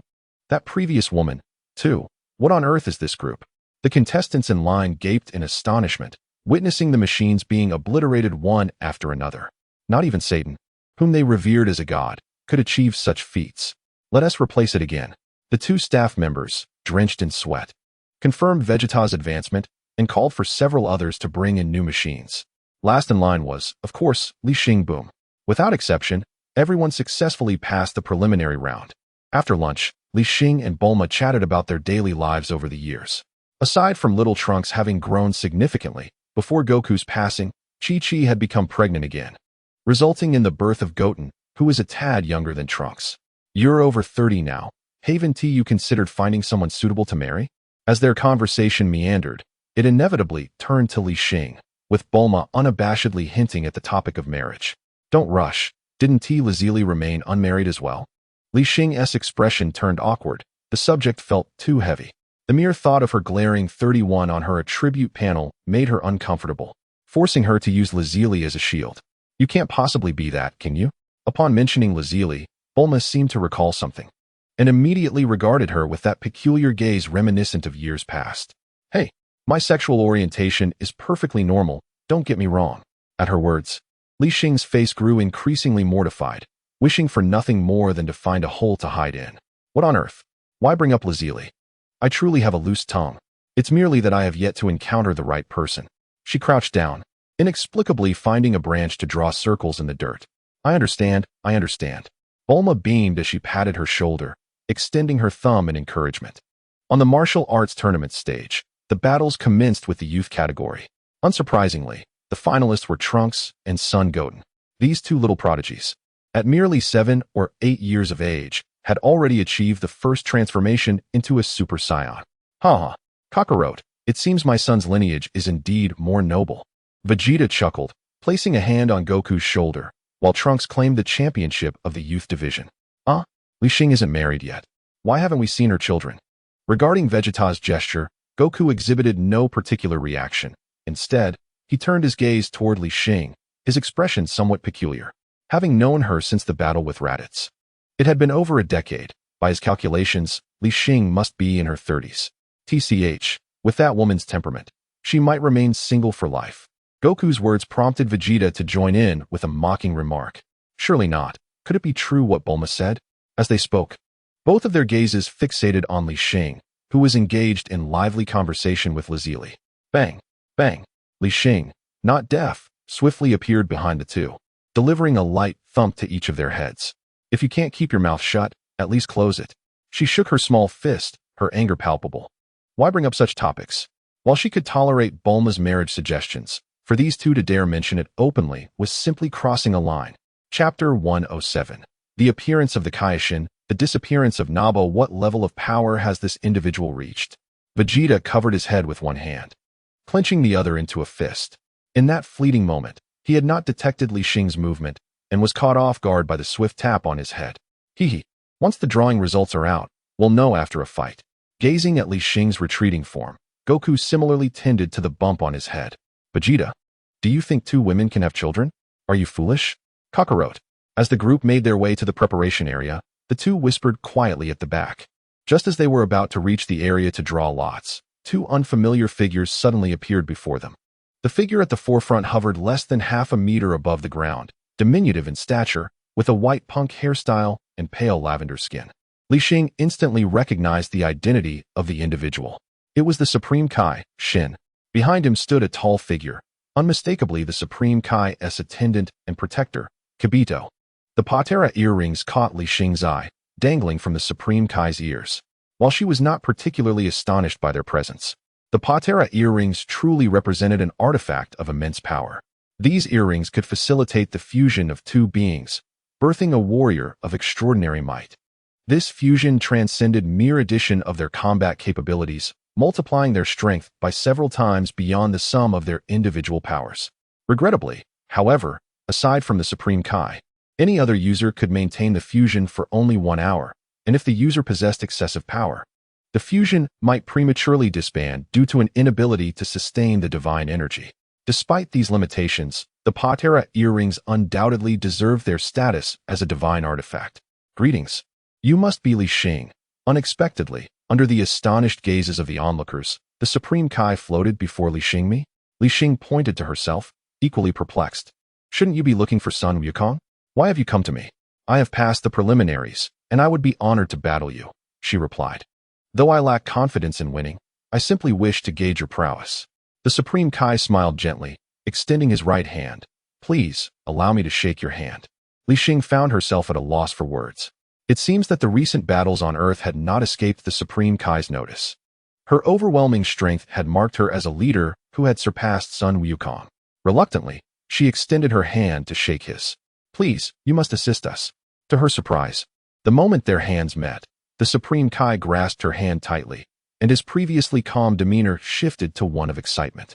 From Li Xing, he sensed an unparalleled power, akin to a wild beast poised to break free. It was hard to fathom such terrifying strength concealed beneath her unassuming exterior.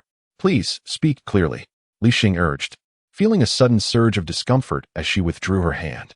I'm happy to help, but what is this about taking advantage? The egg of Majin Buu has been sent to Earth. The Supreme Kai inhaled deeply, striving to regain his composure, and then, with a furrowed brow, conveyed the details concerning Majin Buu to the gathered crowd. Are you unaware of Babiti's current whereabouts? Upon hearing his explanation, Li Xing, having mentally prepared herself, displayed a look of confusion.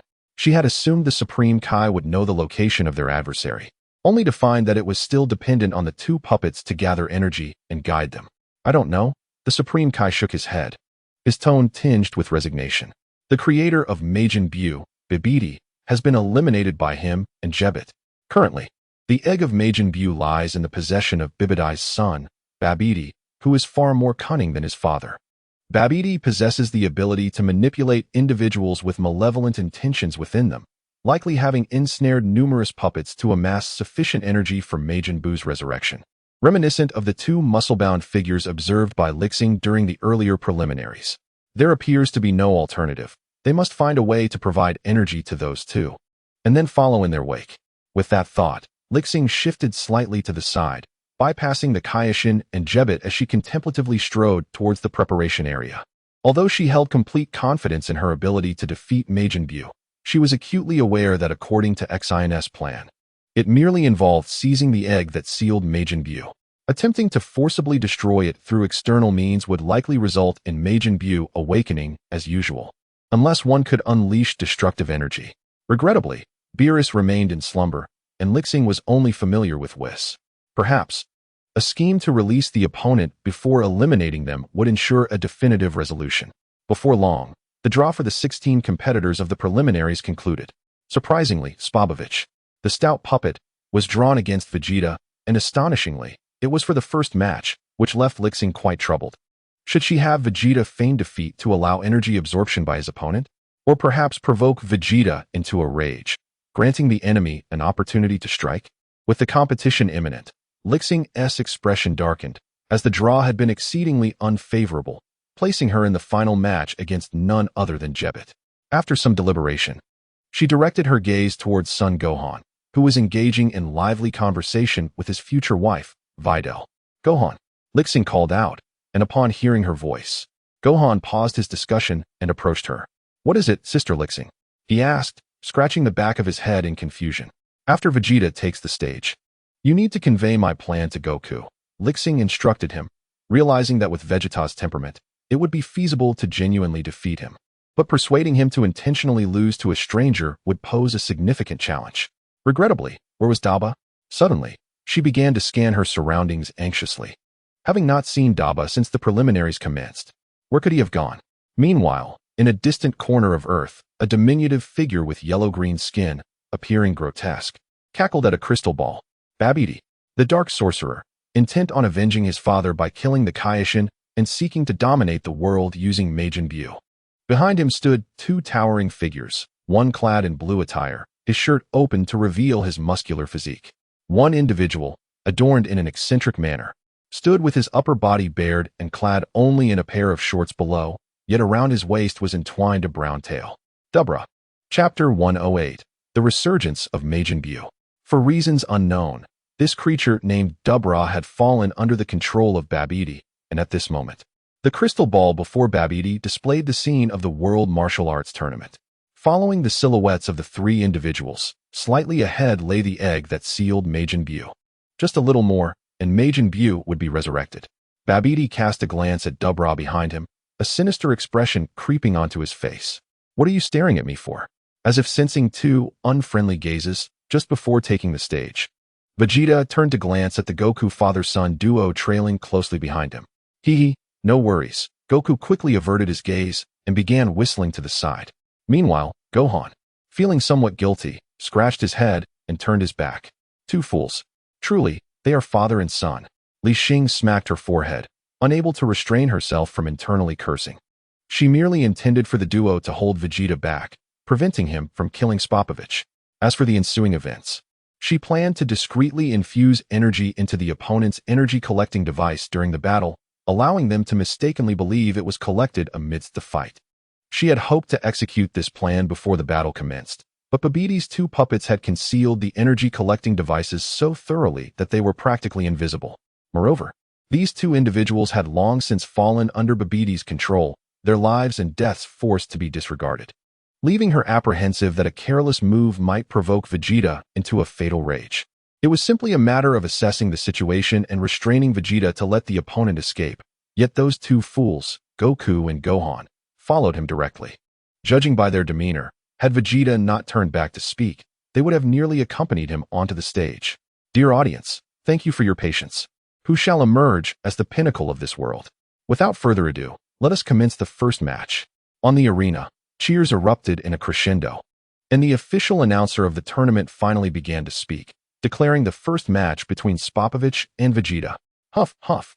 Spopovich gritted his teeth, his breath uneven, resembling a monstrous figure with bulging muscles. TCH, you two, get lost. I know my limits.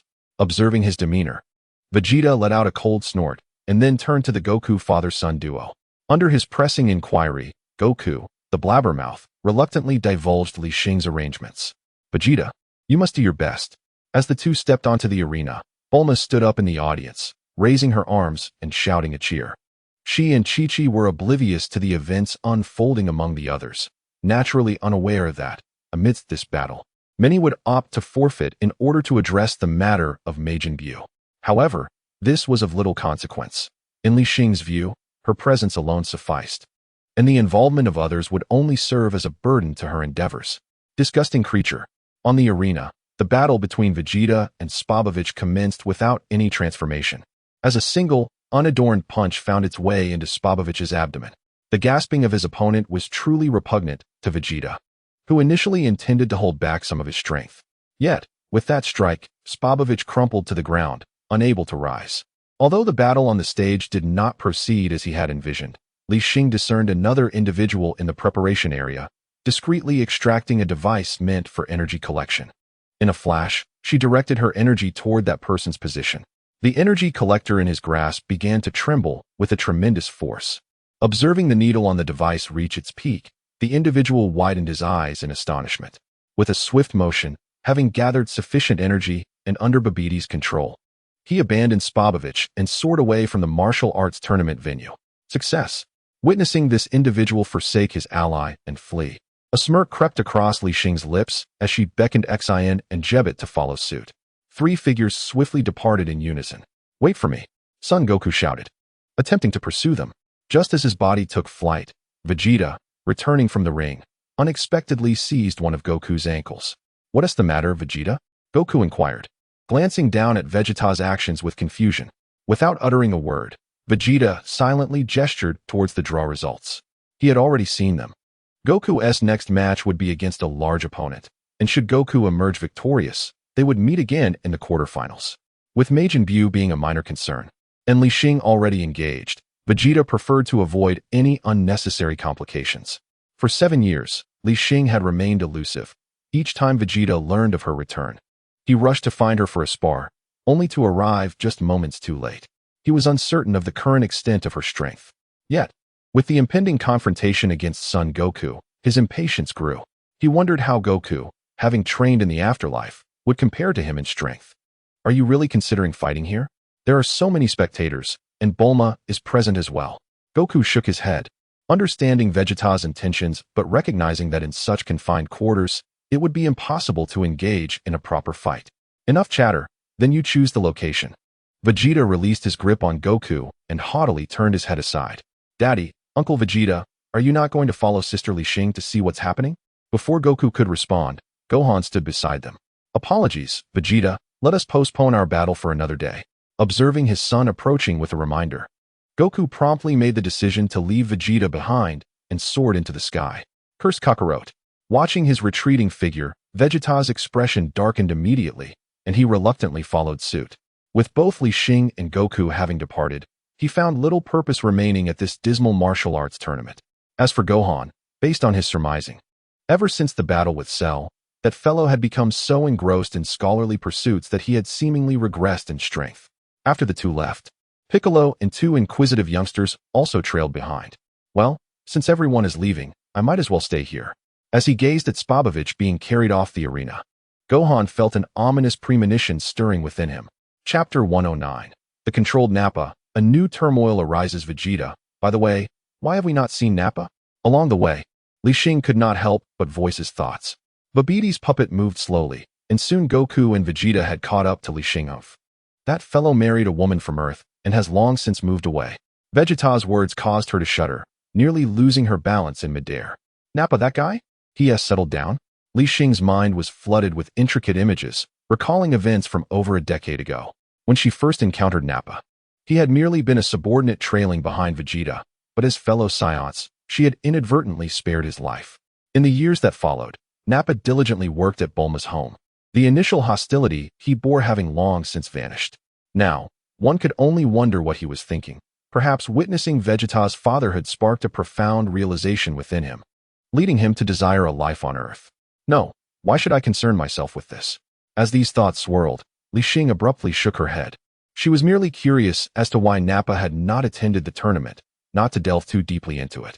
Ah, and there's also Android 16, who mysteriously vanished during the battle with Cell, leaving his whereabouts on Earth unknown. We are almost there, let us set off.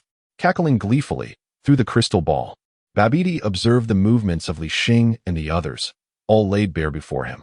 According to his original plan, Majin Buu required a substantial amount of energy to completely break the seal and resurrect. However, through a serendipitous encounter while seeking puppets, he stumbled upon Nappa and a female Earthling in a bustling street.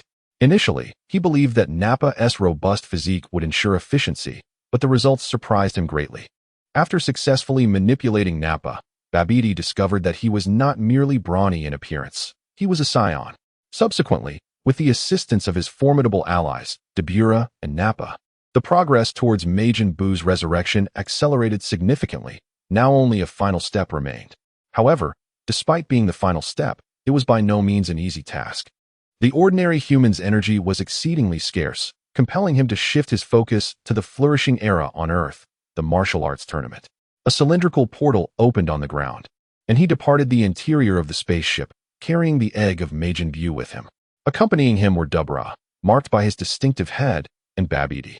After a considerable pause, they began their descent into the desolate expanse. Strangely, they had thoroughly investigated this area previously. Could it be that Babidi concealed the spaceship beneath the earth? Jebbit clenched his teeth, evidently harboring a deep-seated hatred for Babidi. TCH. No need for subtleties. Watch me blast them out. Ignoring the Kai's objections, Vegeta ascended into the air and unleashed a powerful energy wave towards the ground. What is this guy doing? Li Xing thought, taken aback by Vegeta's impatience. It had only been a few years since they last met. When had Vegeta become so reckless? According to the storyline, he should have engaged in battle with Babidi's subordinates before losing his composure. Name: Vegeta. Power level: 100 million normal. Name: Son Goku. Power level: 100 million normal. This guy has already caught up to Son Goku? Stealing a glance at their power levels, Li Xing found herself even more perplexed. Had Vegeta been training alone, suppressing himself excessively? Clearly, she could find no better words to explain Vegeta's behavior, as he now resembled a beast on the verge of eruption, lacking any semblance of patience. Little did Li Xing know that, due to her existence, Vegeta's goals had already shifted. No longer solely aiming to surpass Son Goku, he now aspired to surpass them both. And with Son Goku having just returned from the dead, Li Xing had become elusive. After such a long time, they had finally gathered together, and Vegeta had set himself a mission to deliver a sound thrashing to each of them. After such an extended period, He was nearly driven to madness by the absence of a sparring partner on Earth. Boom. Under the watchful eyes of the group, Vegeta's energy waves surged towards the individual carrying the energy collector, engulfing him before erupting violently against the ground. A powerful shockwave radiated outward, creating a massive crater, and simultaneously revealing Babbidi's spaceship to their view. Damn it, what if Majin Buu awakens? Jebbet cursed, as they all vividly recalled Majin Buu's ferocious visage. Don't be rash. It seems there's no movement within the ship. The Kais raised a hand to shield himself, sensing something amiss. In a flash, before anyone could react, Li Xing furrowed her brow and her figure vanished from sight. As soon as Vegeta's strike had yet to land, she sensed an anomaly. Logically, even if everyone concealed their presence, the commotion near the spaceship should have escaped Babbidi's gaze. Now that Vegeta was poised to obliterate the enemy's vessel, the absence of any intervention was undeniably suspicious.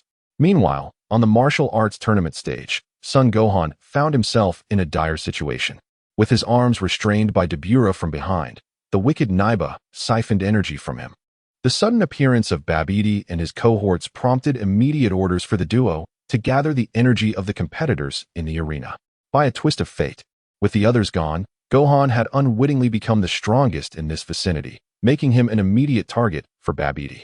In response to Gohan's inquiry, Naiba merely grinned with a sinister demeanor, his muscles bulging and veins protruding.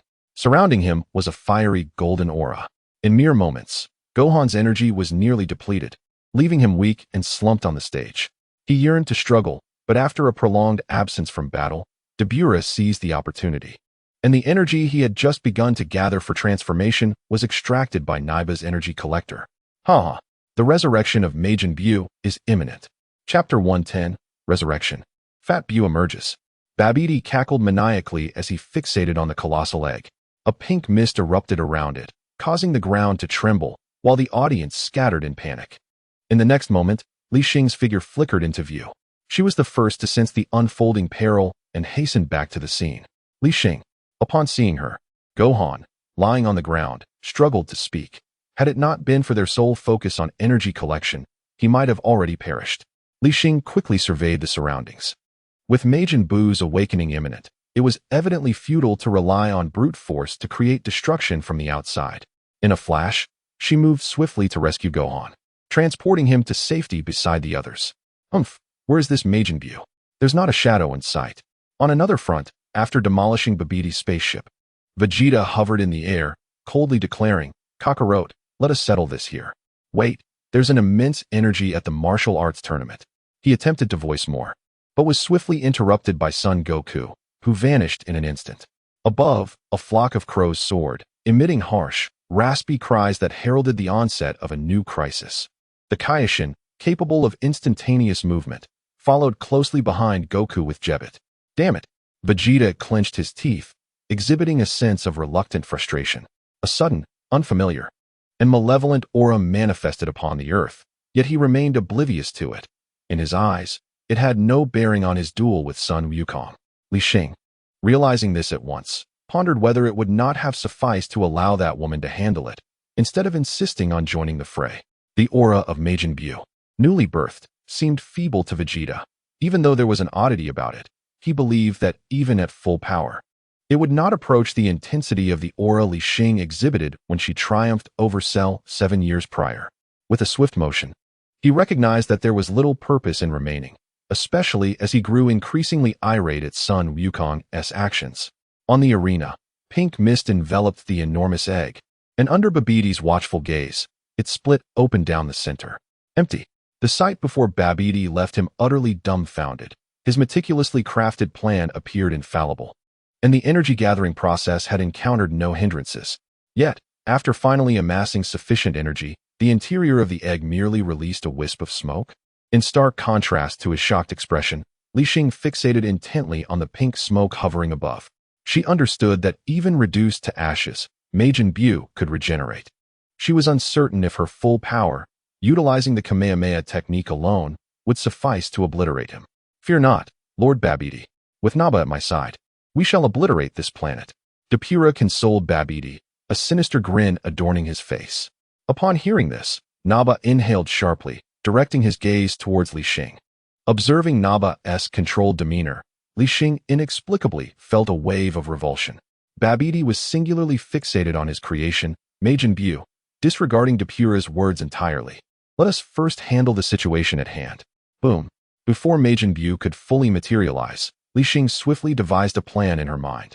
In the next moment, she appeared behind Naba and struck him down with a single blow. At that instant, her green aura blazed fiercely, radiating a terrifying and ferocious presence. Super Saiyan Stage 1. Since her training with Whis, Li Xing had mastered the power of this stage. Although Whis had always urged her to maintain tranquility and had never permitted her to experiment with the transformation into Stage 2, she sensed that mastery of the second phase was tantalizingly close. However, even the first stage was more than sufficient to deal with Majin Buu. Her battle power of 50 billion was overwhelmingly formidable. Spitting in disdain, Depura could no longer restrain himself and spat towards Li Xing. This was his signature move. Albeit somewhat repulsive, it was indeed a skill, for any being contaminated by his saliva would be petrified. If one's body were to shatter upon being petrified, then the adversary would inevitably meet their demise. The sole means of reversing such petrification is to eliminate the individual known as Depura. With a swift motion, saliva sprayed forth in rapid succession, and Li Xing deftly evaded this repulsive assault. In the blink of an eye, she found herself before her opponent, extending her hand to cover Depura's abdomen. Boom. Faced with an insurmountable disparity, Depura was utterly defenseless, his body pierced by a mere beam of light. Coughing weakly, he stumbled backward, collapsing onto the ground while incessantly coughing up blood. The chasm of power was simply too vast, akin to an unbridgeable divide. After years of dedicated cultivation and witnessing the terrifying prowess of Whis and Beerus, revisiting the myriad crises on Earth only made Li Xing perceive them as child's play. Babidi, are you ready to meet your end?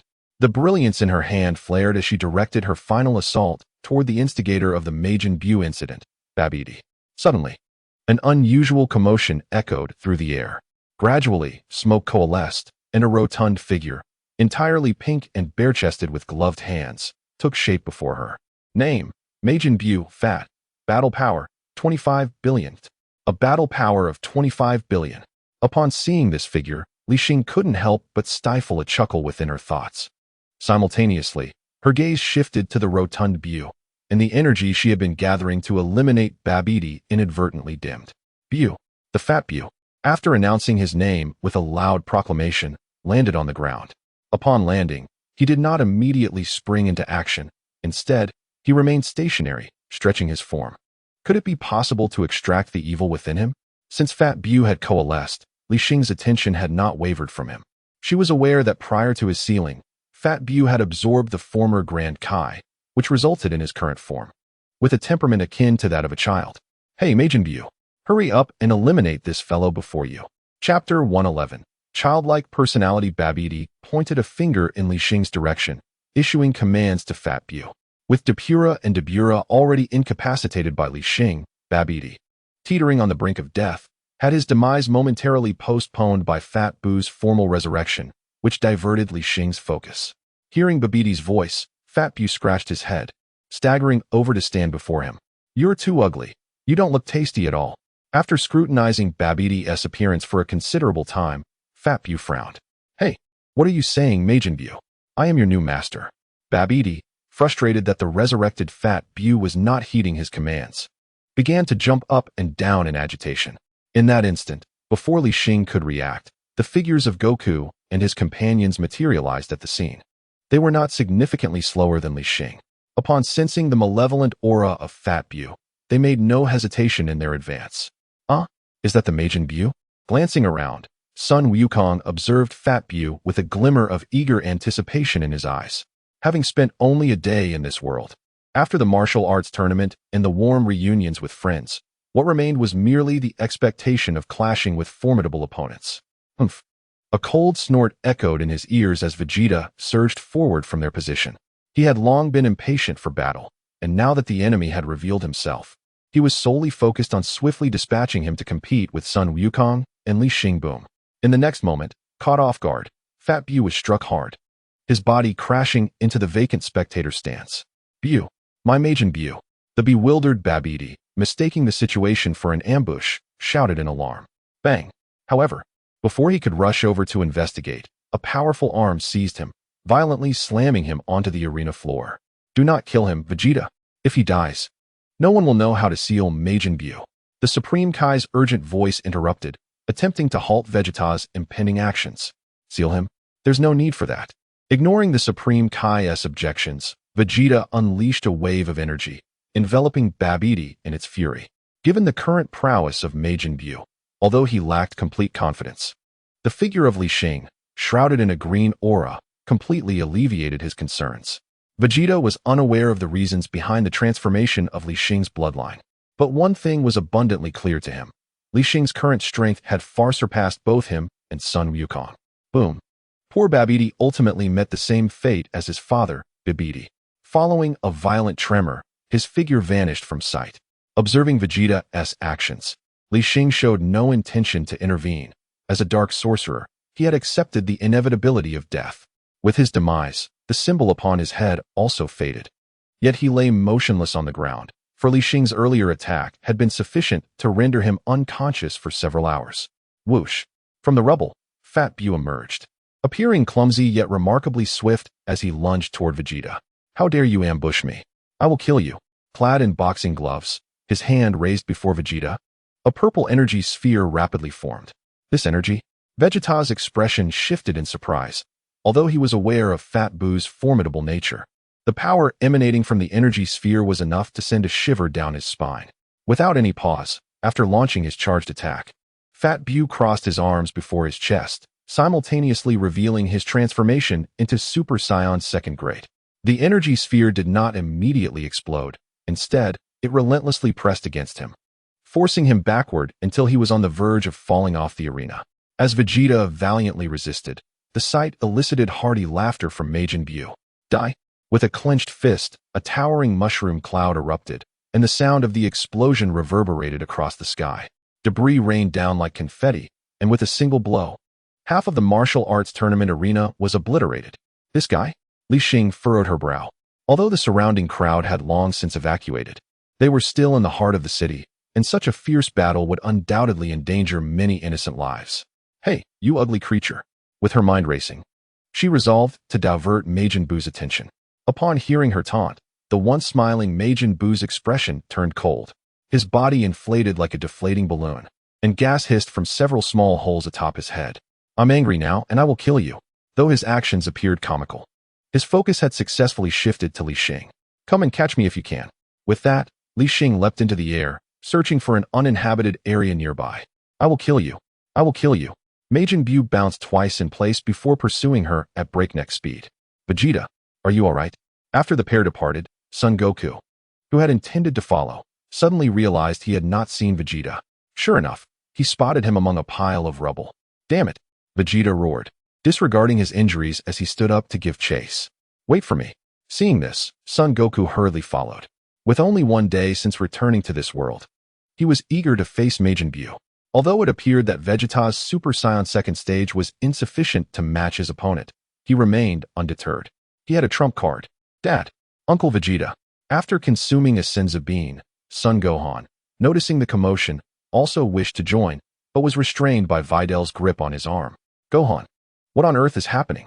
Vidal gestured towards a trembling Satan cowering in a corner, appearing somewhat exasperated. Meanwhile, so slow. Li Xing yawned as she flew, keeping an eye on whether Majin Buu could keep up. Although Majin Buu was indeed fast, his speed paled in comparison to her current power level. All she needed to consider was whether it was necessary to provoke Fat Buu to bring out Skinny Buu, sparing Fat Buu's life in the process. A few minutes later, Li Xing landed first, having unknowingly arrived at the frigid expanse on Earth. Hey, ugly creature, it's too cold here. I don't want to fight. The absurd complaint from behind her made Li Xing roll her eyes. You're the one complaining first? Too cold to fight. This Fat Buu truly has the temperament of a child. Chapter 112. Crushing Power. Has Majin Buu been defeated? Let us cut to the chase and begin. Though a sense of helplessness lingered within her, Li Xing's gaze grew cold. Perhaps it was due to Babidi's demise and the recent emergence of Majin Buu, which prevented the latter from displaying his malevolent side. Yet, Li Xing was acutely aware that unless she compelled the emergence of Fat Buu, he would remain a lurking threat. Boom. Before Fat Buu could react, Li Xing's fist plunged into his abdomen, a formidable surge of energy instantly piercing through his torso.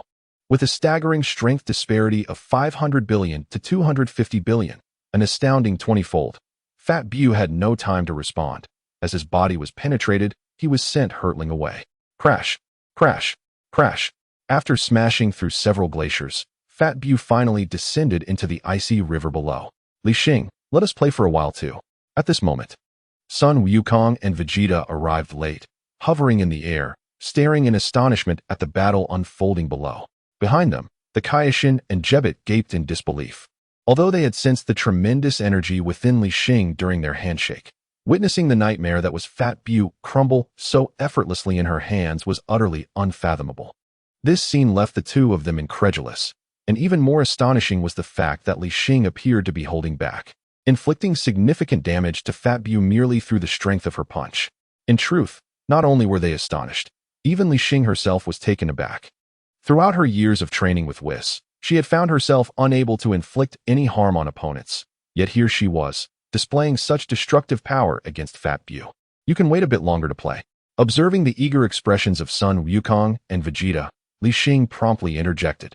This was a critical moment, after all.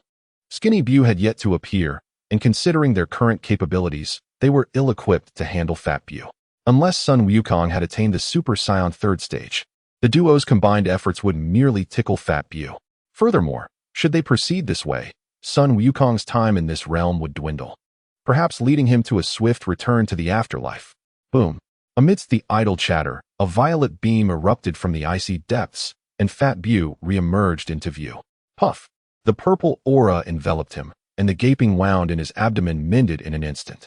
That hurt a bit. Fat Bu rubbed his stomach.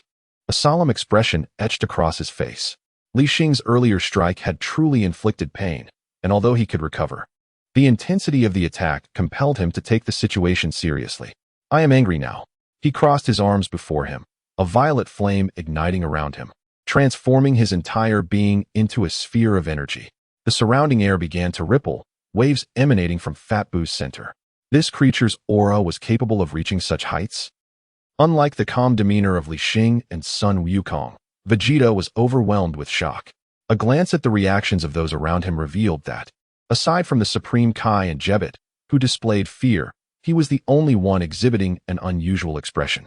Could it be that Kakaroto's strength had reached the same level as Fat Bu? Vegeta speculated internally, clenching his fists in frustration. Humph.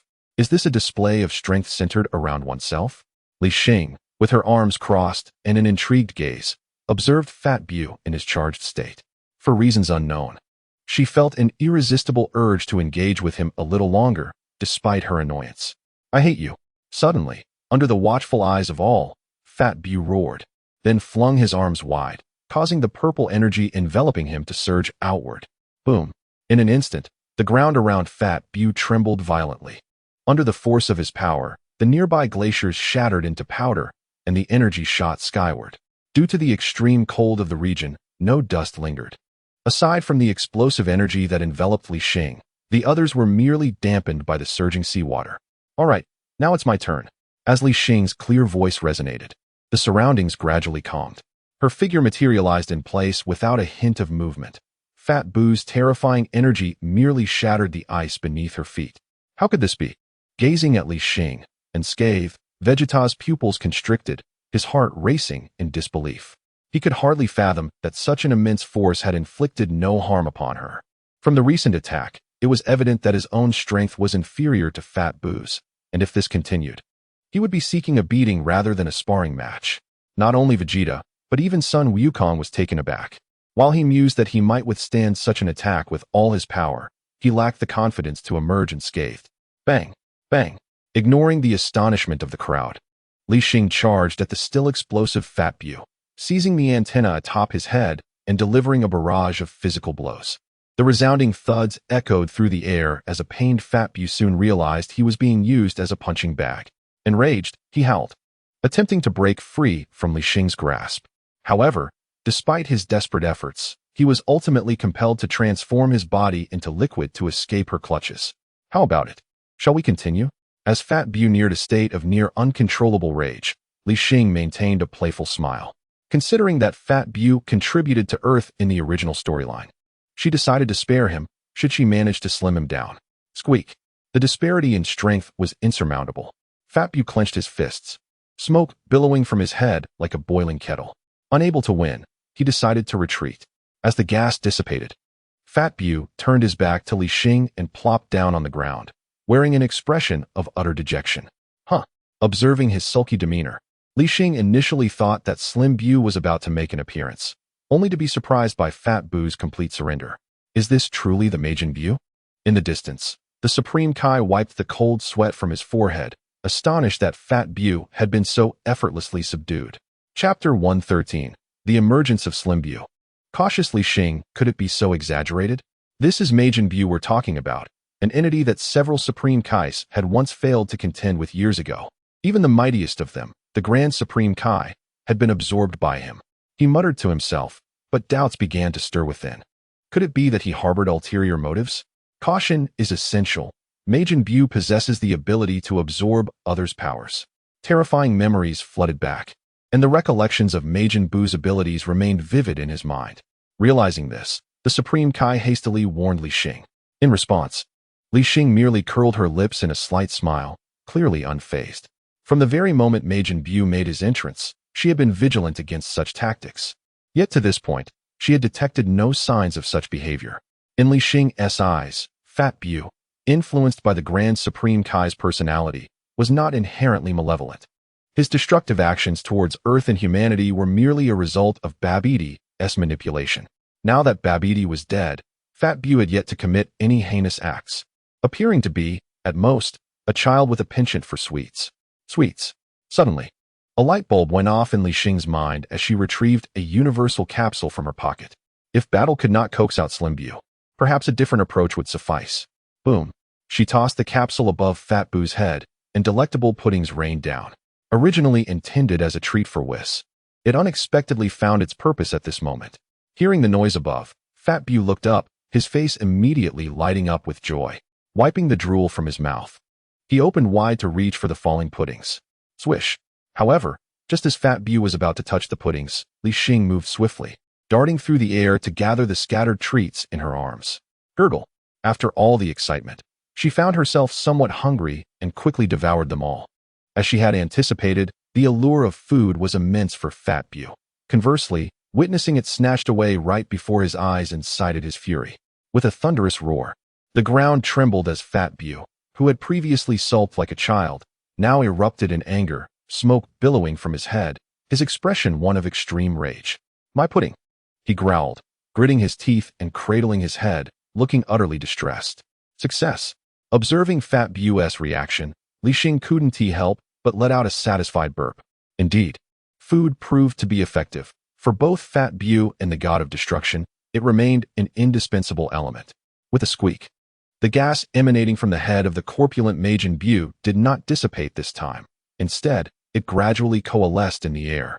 A resonant hum followed, and another slender Majin Bu, strikingly similar in appearance, materialized within the spectator's view.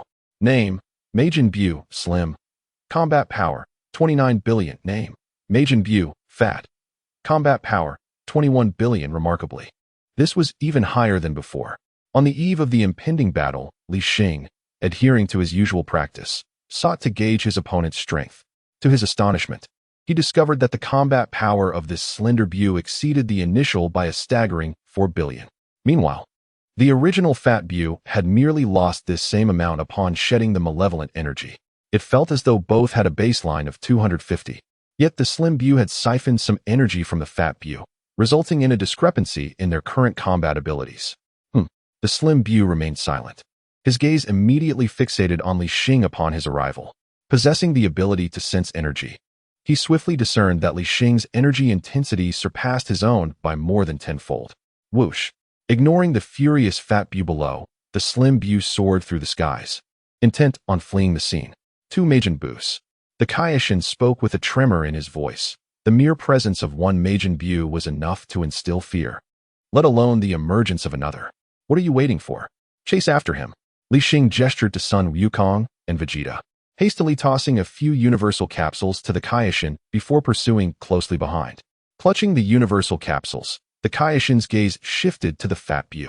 Meanwhile, The Slim Buu's expression grew grave, racing through the air.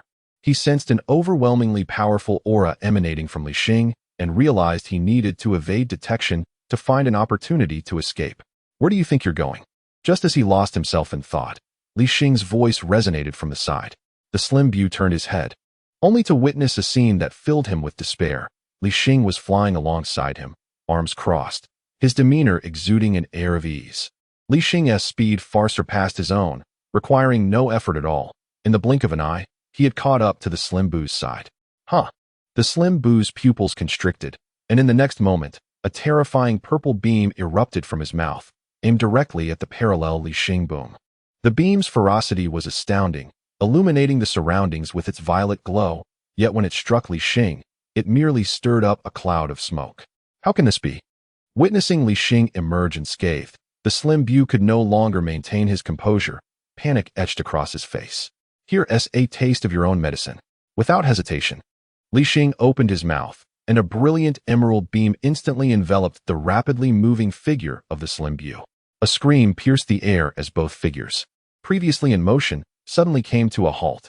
As the smoke dissipated, the silhouette of the emaciated Majin Buu reemerged, yet it appeared as if it were a distorted liquid, with its entire form taking on an irregular shape, and its face contorted in agony. Li Xing cast a cold glance in his direction, and with a flicker of light from her palm, unleashed yet another shockwave directed at his body. Boom! Contrary to her previous demeanor towards the plump Majin Buu, she showed no inclination to hold back against the embodiment of pure malevolence. As long as the foe was not completely obliterated, the potential for unpredictability remained. Crackle! Amidst the sporadic sounds of explosions, the emaciated Buu's form had vanished entirely. Li Xing let out a silent sigh of relief, her gaze remaining fixed on the reactions around her. She understood that even if the physical body of the emaciated Buu was destroyed, as long as a wisp of smoke lingered, he could regenerate. Although the emaciated Buu possessed a unique ability to absorb others, Li Xing was confident that even if he were to absorb every living being on Earth, he would still not stand a chance against her. However, she wished to avoid repeating the tragic outcome from her encounter with Cell, sparing her companions any further sorrow. Chapter 114, Emaciated Buu, Annihilated. "Hey, where's Majin Buu?" At that moment, Son Goku and Vegeta arrived, and upon seeing Li Xing unscathed, they both felt a wave of relief. As they followed her gaze to survey their surroundings, they discovered that the emaciated Buu had long since disappeared. "Who knows?" Li Xing shrugged, feeling somewhat incredulous that she had dispatched the emaciated Buu so effortlessly. However, after observing for a while, she found no remnants of Buu's body, nor even a trace of lingering smoke. Could it be that her power was simply too formidable? Contemplating this, she could not help but assess her own physique, which had transformed from a slender frame to one adorned with muscles, as if she had been training rigorously for years. The lineage of transcendent blood, indeed fearsome. Regrettably, it was green. She ran her fingers through her hair, grateful that she had opted for a shorter style post-transformation. "Well, since the matter is settled," Vegeta glanced at the open terrain, then impatiently pointed at Son Goku. "Kakarot, let us determine our victor right here." He did not choose to challenge Li Xing, perhaps fully aware of her current prowess, lacking excessive confidence in himself. Perfectly agreeable, Vegeta. Son Goku displayed no reluctance in accepting the challenge. The sudden disruption had rendered the martial arts tournament unfeasible, and with the troublesome situation resolved by Li Xing, he was keen to engage in a contest with Vegeta out of sheer boredom. Huh! Both let out a mighty roar as they simultaneously entered the second stage of Super Saiyan transformation, and then they clashed in a furious melee. Name: Son Goku. Battle power: 10 billion. Name: Vegeta. Battle power: 10 billion. Casting a glance at the battle powers of the two transformed warriors, Li Xing covered her face. Speechless. If Son Goku did not ascend to the third stage, it seemed they might battle endlessly. Moreover, how unfortunate it is that the focus of the assault should fall upon this very spot. Slim Buu has been vanquished, yet it remains uncertain whether his adversary can truly extinguish his existence. As anticipated, shortly after the two began to engage in battle, Slim Buu's form coalesced once more behind a mountain peak. His complexion had significantly deteriorated, clearly a testament to the excessive damage he had endured. Nevertheless, he had not been entirely obliterated. How infuriating! The audacity to subject the universe's most formidable Majin to such humiliation. Concealed behind the mountains, Slim Bu glared at the silhouette of his rival, gritting his teeth in frustration. He had indeed suffered defeat, and a thoroughly comprehensive one at that. He had exhibited no capacity for retaliation. Had it not been for the faint glimmer of energy still residing within him, he would have been utterly annihilated. Just wait. You had better not depart from this place. His eyes brimmed with venomous resentment, fixating on the ongoing clash between Goku and Vegeta. Clearly, in Slim Bu's perspective, should his rival dare to flee, he would seize the opportunity to absorb the two warriors. As for the woman who had inflicted such torment upon him, she was destined for suffering until her last breath. Slim Bu's scheme was meticulously devised, although Goku and Vegeta's strength paled in comparison to that of his adversary. They would still provide him with a significant enhancement. If, after executing his plan, he found himself still lacking in power relative to her, he would continue to conceal himself, seeking opportunities to absorb more individuals. Oh, what would happen if I were to leave? In an instant, the haunting voice of his nemesis echoed once more in his ears. Clearly, while she recognized her considerable prowess, she was not devoid of self-awareness. Unless she unleashed an attack of the magnitude of a spirit bomb, it would be insufficient to render Slim Bu entirely extinct. As expected, Slim Bu had taken advantage of the skirmish between Goku and Vegeta to conceal himself and regenerate his physique. Yet he was unaware that even the slightest emanation of energy had not eluded her perception. Scoundrel! As the figure of Li Xing flickered suddenly beside him, Slim Bu's eyes ignited with murderous intent. Just as he prepared to strike, he found his body inexplicably retreating against his will. Huh, does Majin Bu also know fear? Li Xing scoffed, raising her arms before her, electric energy crackling forth, culminating in a brilliant flash that struck his visage. Confronted by her overwhelming presence, Slim Bu's expression twisted in terror. Beneath the weight of her formidable power, he could not muster even a scintilla of desire to continue the fight. Boom. In the next moment, before Li Xing could unleash her attack, his body detonated spontaneously, enveloping her in a swirl of pink smoke. There was no recourse. Originally intending to absorb others before exacting revenge upon Li Xing, Slim Bu found himself cornered, desperate to absorb her as sustenance. By consuming Li Xing, he could truly claim the title of the Supreme Majin. You wish to absorb me? Upon witnessing this, Li Xing appeared remarkably unfazed, retracting her charged arms to rest across her chest, as a vibrant green energy enveloped her form. Simultaneously, a powerful wind surged forth from within her, exerting pressure upon the energy of Majin Bu. With a resounding roar, the emerald energy rapidly expanded, engulfing the essence of Fat Bu in a counterforce. The earth trembled violently, a terrifying aura permeating the atmosphere. Even from a distance, Sun Wukong and Vegeta, who were engaged in battle, instinctively halted their movements, turning their attention towards the unfolding spectacle involving Li Xing. Could it be that Majin Bu still lives? Uncertain, they could not ignore the overwhelming pressure emanating from Li Xing. This woman has surpassed us by an unfathomable margin. Taking a deep breath, both warriors felt an immense weight under Li Xing's colossal power. Even Sun Wukong, who had contemplated a showdown with Li Xing, found himself enveloped by a sense of helplessness. He possessed a trump card, but that advantage was only effective against Vegeta. Given Li Xing's displayed prowess, even if he transformed, he would likely be powerless to contend. Impossible. I am the universe's foremost Majin. As the energy continued to swell, the pink aura dwindled, and Fat Bu's almost frenzied howls echoed in disbelief. How could he possibly be defeated? The universe's foremost? Vanish. A cold voice escaped Li Xing's lips, and with a mere thought, the spreading energy abruptly halted, followed by a tremendous explosion that resonated throughout the space. No. As Fat Bu's terrified cries faded, his last trace of essence was obliterated, permanently vanishing from this world. Chapter 115. Sun Wukong and Vegeta. 2. With a gentle exhale of stagnant breath, Li Xing finally felt her anxieties dissipate. The ordeal with Majin Bu was concluded. The remaining Fat Bu could be entrusted to Satan for nourishment, allowing her to focus on her next endeavors. While Sun Wukong remained, the 5 Saiyans, her and the 2 fathers, along with the 2 sons, could perfectly validate her thoughts. As for Baba, let him be.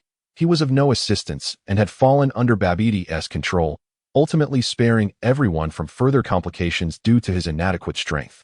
Are you two going to continue fighting? She called out to Sun Wukong and Vegeta from a distance. Fight. Why not? Vegeta scoffed, his irritation with Li Xing's power palpable, though the presence of Sun Wukong offered him a chance for a sparring match. "Hey Vegeta, are you sure?" Sun Wukong asked with a teasing smile, his gaze tinged with curiosity. "Humph, Kakarot, today we must determine a victor."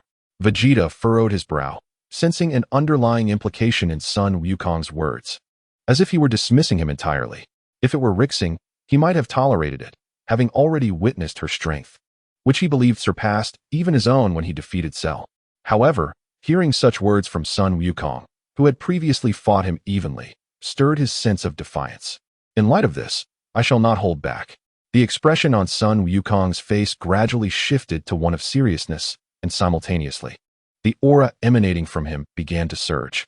He realized that if he continued to engage with Vegeta, it would likely result in a stalemate that could last 3 days and nights, while he could only linger in this world for a single day. Consequently, Sun Wukong resolved to unleash his utmost strength, fully aware that doing so would drastically shorten his time here. However, he believed that swiftly resolving the battle would not squander too much of his precious moments. With Sun Wukong's exclamation, his hair began to lengthen, sweat seemingly trickling down his forehead. Rumble. In an instant, the once still earth commenced to tremble again, as the clouds in the sky rapidly converged towards his figure. This energy, Kakarot. Vegeta's eyes widened as he sensed the fluctuations of power surging from Sun Wukong, his spirit shaken profoundly. Sun Wukong had actually broken through again. How could this be possible? He could hardly accept the reality before him.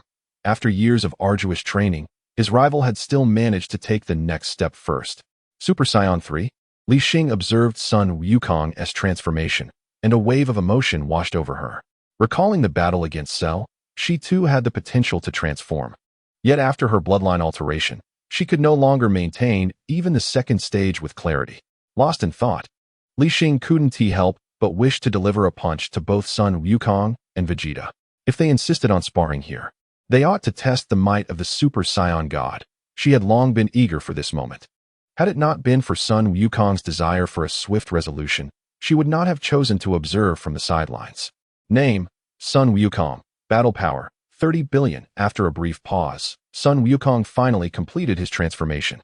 Unlike his previous second stage, his hair now cascaded down to his waist, surrounded by crackling lightning, and the disappearance of his eyebrows rendered him even more formidable. "All right, Vegeta, let us start anew." A slight smirk played on his lips as Sun Wukong narrowed his eyes, calmly gazing at Vegeta before him. "Damn it, Kakarot. Don't think that a more fearsome appearance will secure you victory." Vegeta stomped his right foot into the void and charged at Sun Wukong without hesitation. In truth, he was acutely aware that the moment Sun Wukong completed his transformation, he had once again fallen behind. Nevertheless, he remained defiant. As the prince of the Saiyans, the concept of surrender was alien to him. Boom. With a punch thrown, a tempest arose, and the sound of sonic booms reverberated across the heavens. Yet, Sun Wukong merely lifted a hand, effortlessly blocking Vegeta's formidable strike. Vegeta, that level of offense is still woefully inadequate. Sun Wukong grinned, his arm flicking as he sent Vegeta careening backward several meters as if struck by lightning. Kakarot. Vegeta gritted his teeth and charged once more. However, no matter the techniques he employed, Sun Wukong consistently repelled him with ease. Instead, the more he was attacked, the more chaotic his internal energy felt. "I'm done playing, Vegeta. My time is limited."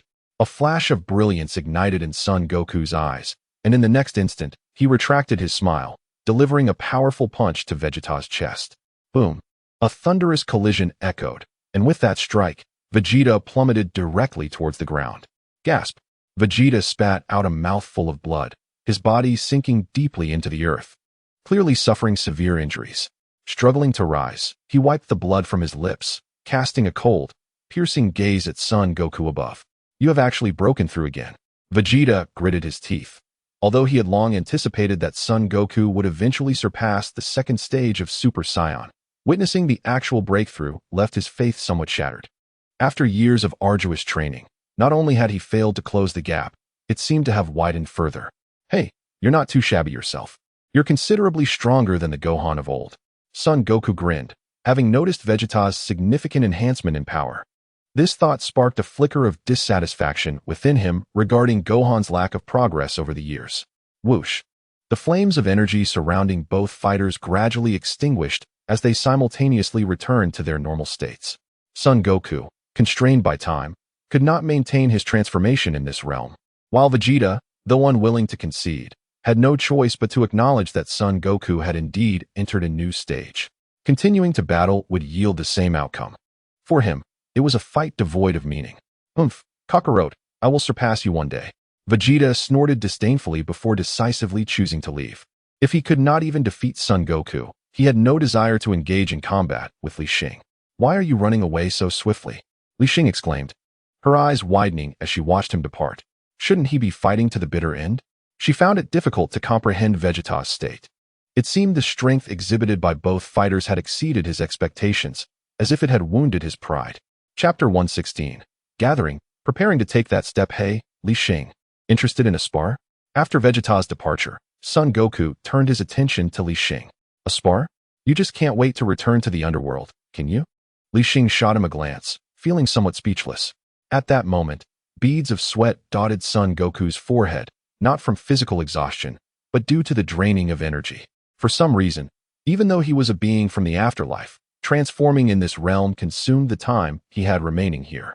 This puzzled him greatly, as he had thought that the Super Saiyan transformation could only be performed in the underworld. Not interested. Wait until you become a bit stronger, she replied, shaking her head quietly. For now, while you still have time, come with me to handle some matters. Without further ado, Li Xing directly stated her intentions. After a brief moment, with Li Xing's explanation, Sun Wukong began to grasp her meaning. Subsequently, the two returned to the frigid realm they had just departed, bringing along the Pudgy Bu and the Kaioshin before returning to the site of the martial arts tournament. What? You want me to take Majin Bu with me? Absolutely not. Satan exclaimed, panic etched across his features as he waved his hands in vehement refusal. When Li Xing appeared with the Pudgy Bu, onlookers gasped in astonishment, recalling vividly how Babidi had transported himself to the tournament. Even Son Gohan assumed a battle-ready stance, and it was needless to mention the trembling Satan behind him. At this moment, he realized that Sun Wukong and his companions were the very individuals who had triumphed over Cell. To them, he, the so-called champion of Earth, likely amounted to nothing. Consequently, Satan began to view Son Gohan in a more favorable light, especially upon learning that he was classmates with Videl, to the extent that he wished to organize their wedding at once. It's simple, just feed him, the Kaioshin remarked, wiping the sweat from his brow. When Li Xing and the others pursued the slender Bu, they felt no trace of malevolence from the Pudgy Bu.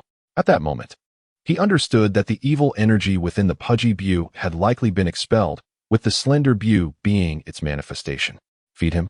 Satan blinked, then turned his gaze toward Li Xing. Although he was unfamiliar with many present, he distinctly remembered that it was Li Xing who had personally vanquished Cell. Yes, he has a preference for sweets. Perhaps you could consider him as your bodyguard. Noticing Satan's fearful demeanor, a smile crept onto Li Xing's face. Pudding cake, I'm hungry. At this point, upon hearing about sweets, the Pudgy Bu displayed a slight smile, appearing almost endearing. Gulp. Satan swallowed hard, summoning his courage to step forward and poke Bu's belly. If I provide you with food, will you genuinely accompany me? In the Divine Palace, after all matters were settled without casualties, a new martial arts tournament was scheduled at Satan's behest. This time, however, Li Xing and her companions had lost interest in participating, and Lazuli, having failed to extort Satan, seemed somewhat despondent. In response, Li Xing quietly informed her that Satan was quite wealthy and could be robbed if necessary. But they needed to be cautious of the Pudgy Bu as a bodyguard. It's pointless to say that, Lazuli retorted, tapping Li Xing on the head. Why should we give that strong Pudgy Bu to Satan? Li Xing felt wronged, silently lamenting that while Bu was indeed powerful in matters of food, she was the strongest, and one scion in the household was sufficient. Quickly say, why have you gathered us? Vegeta urged impatiently, eyeing the mingling crowd. He still needed to train, and Li Xing had nearly summoned all the scions to this place.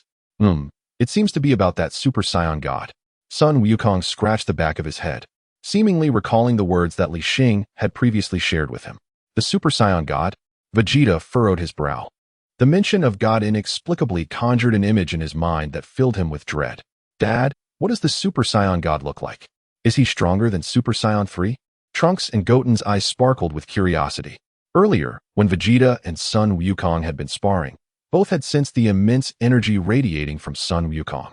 I do not know. That is something you must ask Li Xing, Sun Wukong shrugged, indicating his own uncertainty regarding what Li Xing referred to as the Super Saiyan God. All right, now that everyone is present, I shall provide a brief explanation. With everyone gathered, Li Xing cleared her throat and began to elaborate. As is widely known, our Scion race possesses various transformation forms. Based on the progression of strength, they can currently be divided into 3 stages. Super Saiyan 1, which is the initial transformation that these 2 little ones have already attained. Super Saiyan 2, an enhancement upon the first stage, which is the current form of Vegeta and Son Gohan. And Super Saiyan 3, a stage that Sun Wukong should be quite familiar with, representing the most powerful transformation we can currently achieve. As Li Xing recounted this, the gaze of the crowd fixated on Sun Wukong. And you, Aunt Li Xing? Which stage are you in? The 2 youngsters could not contain their curiosity. In their eyes, both Sun Wukong and Vegeta seemed to harbor a sense of respect for Li Xing. Could her realm surpass that of Super Saiyan 3? As for me, I am in the first stage, just like you two, she replied, casting a glance at them while conveniently overlooking the unpleasant 2 words. Upon her statement, the attention of the crowd shifted toward her. The first stage? What a joke. A regular Scion in the first stage can unleash that kind of power? Doubt was palpable in the expressions of all present in response to Li Xing's declaration. However, my bloodline differs from yours. If it is unclear, you may consider me a Super Saiyan of a special lineage. She offered a succinct explanation, seemingly finding it difficult to articulate. I see. No wonder your hair turns green when you transform, Sun Wukong pondered, reflecting on this being his first encounter with Li Xing's transformation. Does this have any relation to the Super Saiyan God? Vegeta asked, his brow furrowed. After all, she had merely explained the 3 stages of Super Saiyan transformation, something they could discern with a little effort. Do not be impatient. The main event is yet to come. Vegeta, do you remember the battle power detector from when we first arrived on Earth? Li Xing suddenly brought up this matter, capturing everyone's focused attention. That piece of junk has long since lost its usefulness. Vegeta let out a cold snort, deeply pained by the mere thought of that entity. In the face of an enemy capable of freely controlling their aura, it was utterly useless. Raditz had succumbed to an early demise on Earth, blinded by his overconfidence in combat power. No, you are mistaken, he interjected. During the ordinary Super Saiyan phase, even though we can manipulate the intensity of our aura, true strength is still delineated by combat power. Upon hearing this, Li Xing merely shook her head lightly and continued. However, the Super Saiyan God will truly transcend the limitations of combat power, stepping into a realm beyond our imagination. Only then can one genuinely break free from the constraints of combat power. Her words elicited expressions of astonishment among the crowd. The term combat power had long ceased to occupy their thoughts. Even Bulma, who had tirelessly modified the Scouter in its early days, had abandoned this line of research. Goku, do you recall the Kaioken? Li Xing turned her gaze toward Goku, observing the contemplative expressions on everyone's faces. Of course I remember. But it seems the Kaioken cannot be stacked with Super Saiyan transformations, Goku replied, his brow furrowing. How could he forget the ultimate technique imparted to him by King Kai? He had contemplated this during his first transformation into a Super Saiyan in the battle against Frieza. Aside from the burden on his body, he could not apply the Kaioken after transforming. Considering this, Goku cast a few more glances at Li Xing. She was also capable of the Kaioken, yet he had never witnessed her utilize it in her Super Saiyan form. Let us put that aside for now. Allow me to illustrate a simple analogy. As she spoke, Li Xing clapped her hands and pointed at Goku. Take Goku, for instance. His current base combat power is 100 million. The enhancement from transforming into an ordinary Super Saiyan is 50 times. The second stage is 100 times, and the third stage is a staggering 300 times. This, indeed, reflects his current prowess. Upon hearing Li Xing's account, the surrounding individuals collectively gasped in astonishment. No wonder the Scion race's strength could so effortlessly outpace others under such terrifying enhancements. Attaining the third transformation could enable one to rival even Raditz, despite their seeming frailty. What about me? What is my combat power? Vegeta could no longer remain composed. Having initially believed that he merely lagged one transformation behind Goku, he was astonished to discover that this transformation represented an insurmountable chasm. A difference of 100 times versus 300 times. It was no wonder he had been so easily defeated by Goku. You and Goku share the same base combat power of 100 million, Li Xing slowly articulated. Upon hearing this, Vegeta's grave expression softened considerably. Ha ha ha, Kakarot. You merely completed your transformation a moment before I did. I shall surpass you in due time. Learning that his combat power was on par with Goku rekindled Vegeta's former arrogance. The others, well acquainted with his temperament, paid him little heed and instead remained focused on Li Xing. That being said, this only allows us to comprehend our own strength, yet it does not elucidate matters related to the god of Super Saiyan. At long last, even Son Goku could no longer contain his anticipation. His time in this realm was limited, and given the prior spar with Vegeta after transforming, he likely had less than half an hour left. The transformation into Super Saiyan God is distinctly different from the previous 3 stages, representing a profound transcendence. Li Xing squinted slightly and then articulated. In the absence of sufficient strength to ascend to that level, it is said that 5 Saiyans, each possessing a heart of righteousness, must unite their energies and channel them into another Saiyan. At this point, she had finally conveyed her purpose. 1, 2, 6. We have a total of 6 here. With 1 to spare, Son Goku counted on his fingers, quickly arriving at the conclusion. Are you a fool? 5 plus 1 equals 6. Indeed, there were those with clarity. Before Li Xing could respond, Vegeta shot him a glare. So, your purpose in calling us here is to assist you in attaining godhood? After reprimanding Son Goku, Vegeta's mood visibly lightened as he grasped Li Xing's objective. Precisely, Li Xing nodded, and the conversation finally found its proper course. She was eager to witness the power that would come with divinity. Moreover, through the throng, she glanced towards the temple, where Bobo seemed to be observing their actions. In post-transformation, she would seek him out. What a splendid thought. Now that this method is known, why should it not be I or Kakarot who ascends first? Vegeta's expression began to shift. The allure of the divine realm described by Li Xing was too enticing, and he too wished to be the first to experience such a transformation. Hearing this, Li Xing frowned and cast a glance at Son Goku. Goodness. Both were eager to try. It appeared they were vying for the opportunity to transform. In exchange, I can assist you in enhancing your power. She quickly devised a plausible strategy. Enhance our power.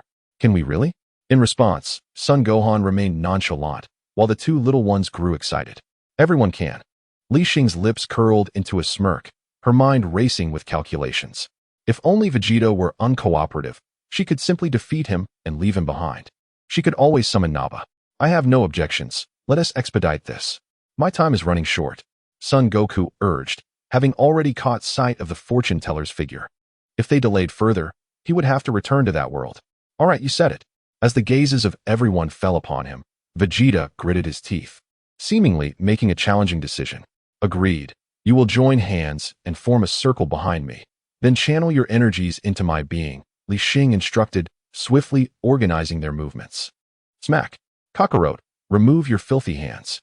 Didn't you say to form a circle? Where does that leave Li Xing? As she observed the incessant bickering between the 2 individuals, Li Xing nearly expelled a mouthful of blood. Focusing her mind, she began to channel her inner strength into her being. After much toil, she finally established her stance and spoke in a deep voice. Chapter 118. The god of Super Saiyans. With her words resonating in the air, a powerful gust of wind suddenly began to emanate from the vicinity of the group. In the blink of an eye, all 5 individuals, save for Li Xing, transformed into their Super Saiyan forms. Boom! Thunder roared. Violent lightning filled the sky in an instant, causing the entire divine temple to tremble vigorously. Golden light ascended from the group, enveloping them like bubbles. Such formidable presence. Witnessing the overwhelming aura of Li Xing and her companions, the gathered crowd felt an indescribable shock. Will becoming a god allow one to create Dragon Balls like Dandy? Bulma muttered softly, prompting a roll of the eyes from Lazuli beside her. The Earth's deity, currently Dandy, though referred to as a god, possessed little combat prowess. Clearly, Li Xing sought a different path to divinity, one that was unrestrained and aimed at achieving the god of Super Saiyans to enhance her power. Feeling the surging energy within her, Li Xing abruptly opened her eyes, instantly entering her Super Saiyan state. However, unlike her previous transformation, she astonishingly regained her golden hair, and her muscles did not swell from the transformation. Soon, the golden light from the 6 individuals surged skyward, with clouds appearing one after another, illuminating the ground in a dazzling brilliance. Buzzing the next moment, their bodies simultaneously levitated, a blue, electric aura coursing between them, while the halo expanded outward. Whoosh! A massive blue beam shot into the sky, creating a void amidst the cloud-filled heavens. Through this void, scenes from the cosmos seemed to emerge. What is this? The onlookers gazed upward, witnessing the changing seasons and the relentless dance of rain and snow in the sky. To think she could discover such a path to divinity. In the vast universe, the Grand Minister silently observed this spectacle on Earth, his gaze appearing rather profound. Years ago, when he expended tremendous effort to eliminate the residual golden light within Li Xing, he had not anticipated her taking this step once more. I shall see how far the one you have chosen can truly go. His gaze shifted through time and space, casting his vision elsewhere. After all, Li Xing was merely the second subject in the Grand Minister's eyes. The strength of the first surpassed hers by far. Roar! The god of Super Saiyans, now Lord Beerus, would have something to do upon awakening. Through the crystal ball was covered his face, chuckling softly. In the seventh universe, a new deity has emerged, a momentous event that even the Grand Priest took the time to announce. Remarkably, Beerus remains undisturbed in his slumber. At the Heavenly Temple, Li Xing's form is enveloped in a brilliant crimson light, reveling in the ceaseless energy surging within her. Finally, upon reaching a pinnacle, a dazzling radiance flickers, rendering all present unable to open their eyes against its intensity. As the brilliance dissipates, Li Xing's figure reappears before the onlookers. Her aura has vanished from their perception. Not only has her hair transformed, but even her pupils have turned red, giving her the appearance of an unfathomable vortex, instilling a sense of dread. Name: Li Xing. Gender: female. Age: 31. Dragon Ball World. Height: 175 centimeters. Skills: control of ki, flight technique, keyblade, energy cannon, Kamehameha, final flash. Kaioken, current maximum 50 times. Items: 1 Sinzabine, 1 new type battle power detector. Realm: Divine Realm. First level. Immediately after her transformation, Li Xing eagerly examines her attribute panel. And as anticipated, the battle power section has altered following her ascension. However, the previously automatic increase in battle power has vanished, leaving her perplexed. In the depths of her consciousness, Li Xing senses a throbbing in her head, as if a voice is calling out to her. The system? After listening intently several times, her eyes widen in realization. The system has not abandoned her. She attempts to establish a connection in her mind, yet finds all her efforts fruitless, only able to faintly hear the distant call. At this moment, the system seems to have vanished entirely, as if it never existed. Is this what it means to be a Super Saiyan god? There's no detectable aura. It feels peculiar. A Super Saiyan 3 can amplify power by 300 times. One wonders how much a deity can enhance it. Merely a change in hair and eye color. It appears no different from the first stage. Just as Li Xing pulls herself from her thoughts, she notices the crowd surrounding her, scrutinizing the changes she has undergone. Curious to test her new abilities? Observing their reactions, she offers a mysterious smile, directing her gaze toward the temple, where Bobo silently nods in acknowledgement. In the hyperbolic time chamber, although she yearns to assess her current strength, engaging in battle within the temple might obliterate it with the resulting shockwaves. Though the Earth was reinforced in recent years, that only pertains to the Earth itself. From her prior confrontation with Majin Buu, it was evident that even at full power, the Earth could withstand the turmoil. However, the situation has changed. According to the abilities of the dragon on Earth, powers exceeding the divine realm may surpass the dragon's capabilities. Goku, the time has come. Just as everyone prepares to enter for a practical assessment, the fortune teller floats beside Son Goku. Is it time already? Son Wukong momentarily lost his focus. Though an entire day had passed, his earlier sparring session with Vegeta had seemingly consumed an unexpected amount of time. He had just witnessed the transformation of Li Xing into a Super Saiyan god and had yet to engage in combat with him. There was no choice but to wait for his demise before they could duel again. In the next moment, astonishing words escaped Son Wukong's lips. Despite his reluctance, he had ultimately become a denizen of that world. Li Xing felt an urge to slap him for uttering such ominous words, wishing her death instead of expressing more amiable sentiments. Wait, I will come to find you. She managed to suppress her impulse and bid him a brief farewell. In the realm of the Kaioshin, beings from both worlds could coexist in that extraordinary place. Moreover, she had already promised to enhance the abilities of several individuals. Chapter 119. An Imperfect Transformation? Farewell, everyone, until we meet again in the afterlife. Following their brief farewell, the fortune teller whisked son Wukong away from the sight of the others. This fellow only speaks of misfortune. Wukong, goodbye. Casting her gaze around at the reactions of those present, Li Xing couldn't help but feel a pang of nostalgia. It seemed she would need to rely on the Dragon of Namek to resurrect son Wukong afterward. Friendship is far more vital than merely enhancing one's strength. Thank you, Mr. Bobo. After a brief pause, Li Xing respectfully addressed Bobo at the entrance of the temple before leading the remaining four into the hyperbolic time chamber. Vegeta appeared even more anxious than she was. As soon as they entered, he eagerly unleashed his most formidable strength. Bang! Caught off guard by the sudden attack, Li Xing was aware of it but made no effort to resist, allowing Vegeta's assault to land squarely on her. A resounding noise echoed throughout the boundless void, and Vegeta's face was painted with astonishment. Unscathed, his full-force strike, which even the Super Saiyan third-stage son Wukong would have to block, had failed to inflict any damage on Li Xing. This is impossible. Vegeta stared blankly at Li Xing. Although he was reluctant to accept it, he could not sense even a hint of energy from Li Xing, who had already transformed into a deity, leaving him unable to gauge just how much stronger she was than himself. Come at me all together. Li Xing raised an eyebrow, noting that Vegeta's attack was utterly ineffective. Not only could he not harm her, but even when combined with Son Gohan and the two younger ones, they would be incapable of inflicting a single scratch. Wukong, let's join in. Seeing his father Vegeta falter, Trunks quickly rallied son Wukong. Bang, bang, bang. Yet the outcome remained unchanged, even with the four of them joining forces. They could not provoke the slightest desire for Li Xing to raise a hand. The realm of the gods is indeed terrifying. As the group gasped for breath in desperation, Li Xing quietly raised her palm. Uncertain of the outcome of a full-force eruption, she contemplated the reluctance of others to engage, and thus began to unleash her own formidable presence. With a resounding shout, a radiant aura akin to the sun's flames enveloped her being. This energy, perhaps better described as spiritual essence, was imperceptible to ordinary mortals. Only the divine could truly sense it. The very ground of the time chamber trembled violently, and the soul structure at the exit crumbled beneath the force of this surge. Yet, Li Xing observed this scene with indifference, for as a Super Saiyan 3, she could effortlessly traverse the time-space continuum, and as a deity, her capabilities far surpassed that. Kaioken. As her energy peaked, she instinctively uttered this long-forgotten technique.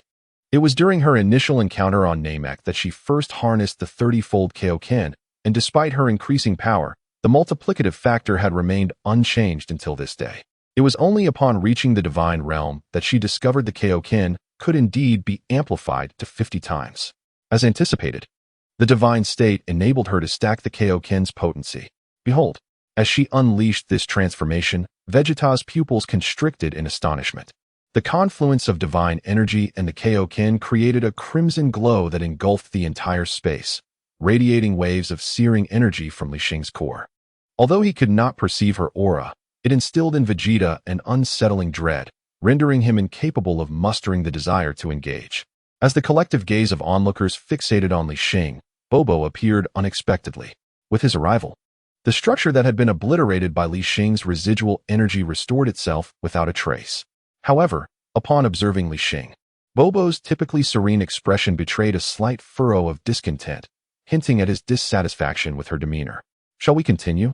Bathed in a crimson glow, Li Xing smiled at Vegeta and the others. Having merely unleashed her aura, she had yet to truly test her strength. After all, she harbored no ill intentions, merely wishing to gauge her own power. Remember what you said earlier. Vegeta scoffed, turning abruptly to depart from the area. Although Li Xing meant no harm, the intense energy emanating from her instilled in him a premonition that he stood no chance of approaching her. Thus, he opted to withdraw entirely, for in this moment, only Li Xing had taken the step into divinity, leaving him unable to gauge the true might of a Super Saiyan god. Too powerful, Li Xing. Gohan bit his lip, feeling a sense of discomfort with the title he had used. You all wait for me outside. I shall take you to a splendid place soon. Li Xing waved her hand dismissively, indicating that she no longer cared for such formalities. After all, every time she glanced at the panel, she could see that striking 30-something figure, Mr. Bobo, who appeared numb to his surroundings. Once a few individuals departed, she too became aware of Bobo's presence. She approached him slowly, resembling a petulant child stripped of their temper, gazing up at Bobo with unwavering respect, despite achieving divinity herself. How absurd! The realm of a priest and that of a deity are separated by an entire tier of angelic prowess. Although the energy surging within her excited her, she had yet to reach the reckless audacity of displaying her strength in front of someone at the priest level. Your transformation is flawed, Bobo remarked, shaking his head, leaving no room for ambiguity in his critique of Li Xing. Li Xing responded, momentarily perplexed. Could Bobo's words be related to the bloodline of the transcendent? As she contemplated this, she recalled feeling a peculiar shift in her bloodline just before her transformation, akin to reverting to the essence of an ordinary scion. Yet, despite this imperfection, she had undeniably stepped into the realm of divinity. The bloodline within you is ill-suited for this current transformation, Bobo bluntly stated. He then extended his hand, conjuring a small, purple energy sphere resembling a miniature galaxy. Is this destruction? Li Xing's eyes widened as she instantly recognized the significance of the purple orb in his grasp. A god of destruction. Chapter 120. Destruction.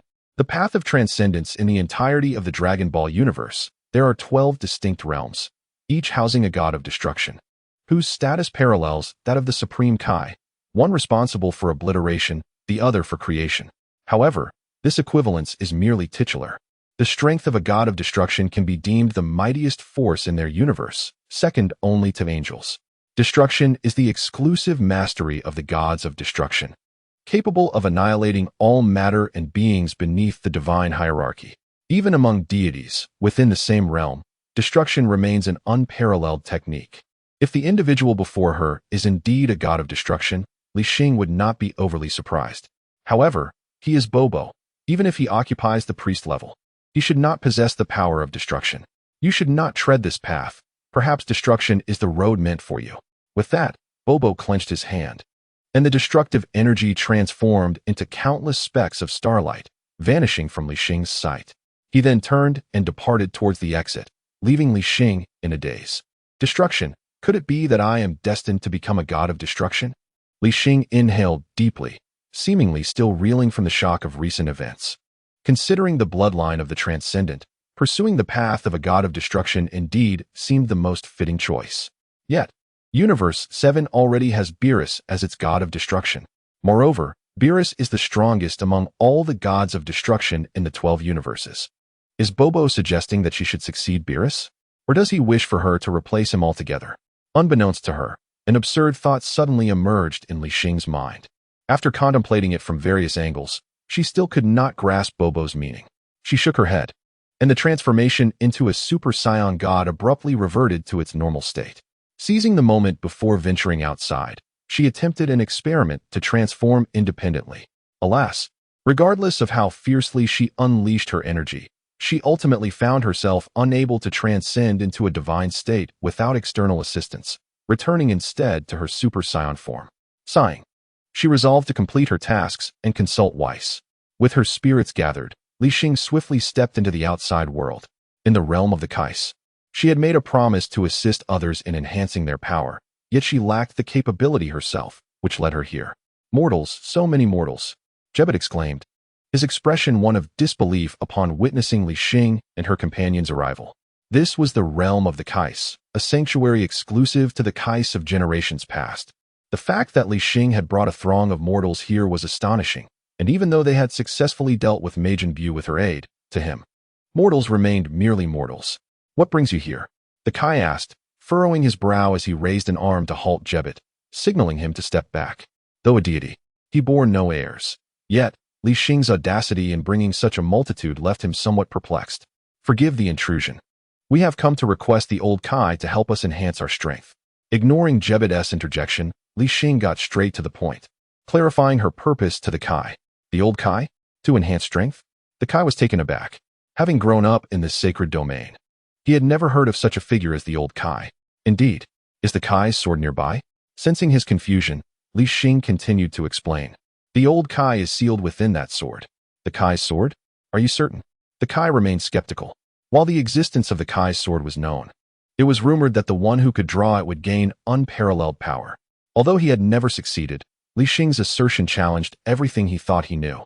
I am certain. Please guide us so that we may lift the old Kai's seal. Having laid everything bare, Li Xing felt no further need for concealment. Very well. After a moment of contemplation, the Kai finally acquiesced and led the group forward. There it is. Surely, you can draw it. What? Before he could finish his sentence, Li Xing grasped the hilt of the sword and effortlessly pulled it free. Incredulous, both Jebet and the Kai stood with mouths agape, astonished by the feat of drawing the divine sword that had eluded the Kais of generations past.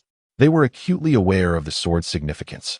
Yet for the two of them, even with all their might, they could not budge the sword even a fraction, let alone lift it effortlessly with one hand, as Li Xing did. Indeed, it was not merely a matter of drawing it forth, but rather lifting it. At that moment, the two who had previously doubted Li Xing's words began to entertain the possibility that this sword of the god of destruction might indeed seal away the ancient god of destruction he spoke of. Great god of destruction, might I trouble you to conjure forth something of substantial strength from the cosmos? Li Xing attempted to break the sword with his hands, yet to no avail, which led him to ponder the nature of the seal. After all, it was Beerus who had sealed the ancient god of destruction. Relying solely on brute force might indeed reinforce the seal. Thus he opted for a different form of physical confrontation. Wiping the cold sweat from his brow, the god of destruction raised his palm above his head, and instantly, a cubic metallic substance materialized. The hardest metal in the universe, thunder steel. Although he surmised Li Xing's intent, he tossed it onto the ground nearby, believing that Li Xing merely wished to test the sharpness of the god of destruction's sword without needing to overthink it. Having witnessed Li Xing's unsuccessful attempt to break the divine sword, he was utterly convinced of its hardness. However, when Li Xing swung the sword's edge toward the thunder steel, he could no longer maintain his composure. Crack! The god of destruction's sword shattered. Indeed, a physical confrontation was necessary. Casually discarding the broken sword, Li Xing dusted off his hands. How could this be possible? Unlike Vegeta and the others who had come with Li Xing, the god of destruction and Jebet were utterly dumbfounded. This sword, reputed to bestow boundless power, could not even sever a mere piece of metal. Humph! Vegeta crossed his arms, surveying the astonished expressions of the two with disdain. A mere sword. True strength requires no reliance on external objects during battle. Cough, cough. With the sword's breakage, the seal was consequently lifted, and the ancient god of destruction cleared his throat, his voice resonating in the ears of all present. Chapter 121. Fulfilling promises and enhancing everyone's power following the sound, they beheld an elderly figure adorned in the same attire as the god of destruction, his face lined with wrinkles. The ancient god of destruction? It was only at this moment that the god of destruction and Jebet began to believe Li Xing's earlier claims. The god of destruction's sword truly sealed an ancient deity, yet they were left to wonder what powers this ancestor, whom they had never encountered, possessed. Indeed, I am the god of destruction from 15 generations ago. Long, long ago, there existed a cat that wreaked havoc throughout the cosmos, fearing my abilities. It sealed me within that very sword. Yes, indeed, it must have been fear of my power. The ancient god of destruction recounted tales of his illustrious past, leaving the audience in rapt astonishment. A cat that wreaked havoc? Upon hearing this, Li Xing was overwhelmed with exasperation. If one truly possessed such prowess, such words should be uttered in front of Beerus. Is that old man truly as formidable as Goten claims? I am uncertain. Aunt Li Xing mentioned that he could enhance our strength. Should we perhaps test him? The two young ones whispered conspiratorially, and Trunks extended his palm, conjuring a small energy sphere that coalesced within his hand. Bang! As the old Kai continued his discourse, the energy sphere struck him squarely in the face, erupting in a resounding explosion. What? Ancestor! The old Kai fell to the ground, and the Supreme Kai and Jebet rushed forward, astonished, to assess his condition. Li Xing silently observed the scene, struggling to suppress her amusement as her shoulders trembled. To speak of Beerus as a reckless cat, only you would dare. Were it not for Beerus's absence, you might have been ensconced within the sword of the gods for millennia. Baka, you fool! What are you doing, you worthless brat, bedwetter? Imbecile! How dare you show such disrespect to one as venerable as I, the Supreme Kai? The old Kai, his face darkened with fury, rose from the ground while covering his face, scolding Trunks in a fit of exasperation. Indeed, merely a boastful old man, Trunks thought, wiping the sweat from his brow, muttering quietly beside Goten. Hey, can this old man truly assist us in enhancing our power? Vegeta, unable to contain himself, approached Li Xing and inquired discreetly. Of course. Li Xing nodded emphatically and then waved her hand towards the old Kai. Great Lord Old Kai, we have come to implore your assistance in augmenting our strength. The old Kai, who had just been struck by Trunks and was fuming, froze in place upon hearing these words. His eyes nearly bulging from their sockets as he turned to behold Li Xing. This little sister is quite perceptive. He suppressed his inner excitement, adopting a facade of seriousness as he continued.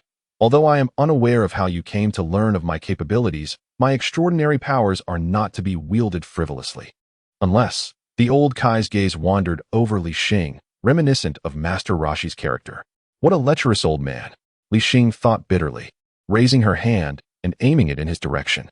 Before the astonished eyes of the old Kai, a shockwave surged perilously close to his cheek. Boom! A colossal mushroom cloud erupted not far behind him, illuminating the entire sky in a radiant glow. Unless what? Li Xing crossed her arms, intrigued, encouraging the old Kai to elaborate. Gulping, the old Kai swallowed hard, beads of cold sweat forming on his brow. And nothing. Who among you would like to go first? Wiping the sweat from his forehead, he spoke with a trembling voice, all the while vowing to remember Li Xing.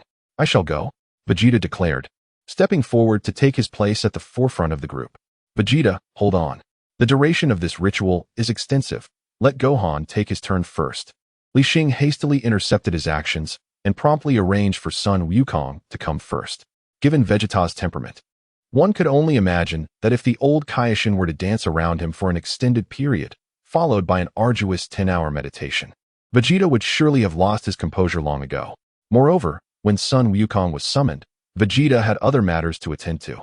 With this thought, Li Xing cast a mischievous glance at the object adorning the old Kaioshin's ears. You best hurry.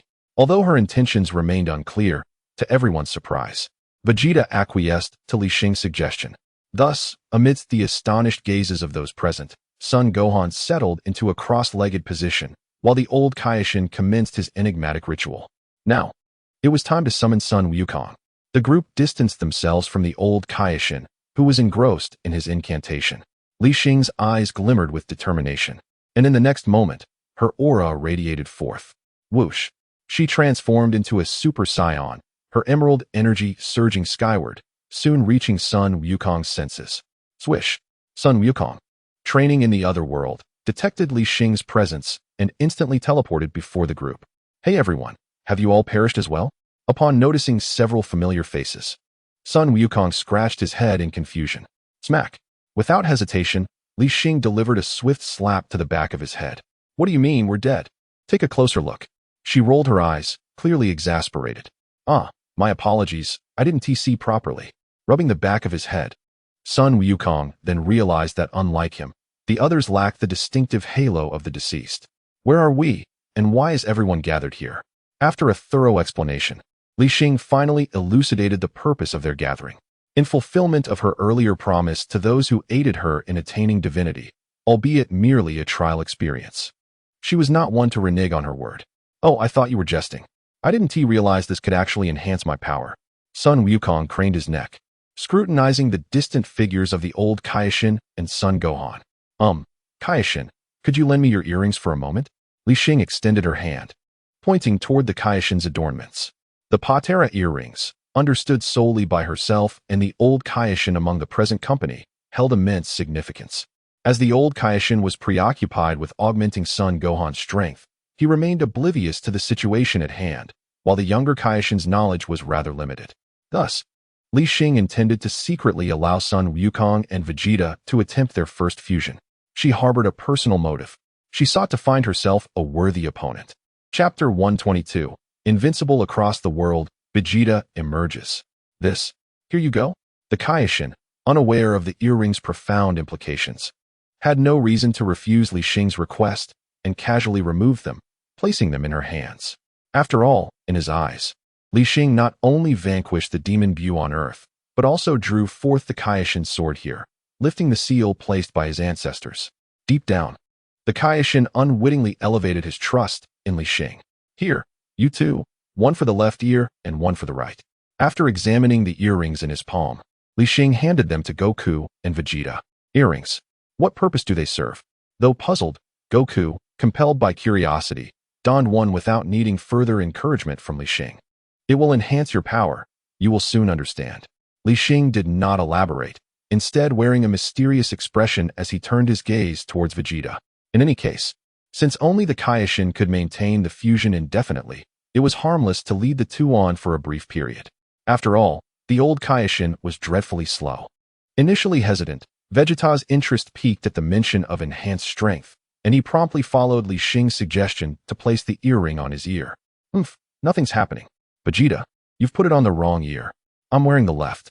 Observing their antics, Li Xing face-bombed in exasperation. If heaven must punish her, let it be swift rather than forcing her to witness these two fools bicker time and again. Was finally, when Vegeta switched the earring to the correct ear, a dazzling light emanated from their adornments. In a moment of unanticipated collision, their bodies collided, enveloped in brilliance that blinded onlookers. You fools. That's not how the earrings work. Once fused, you cannot separate. The old Kaioshin seemed to sense the commotion and shouted in outrage. Hey, old Kaioshin, focus now. We can discuss this later. Li Xing retorted nonchalantly, even sticking her tongue out at the old Kaioshin. Separation?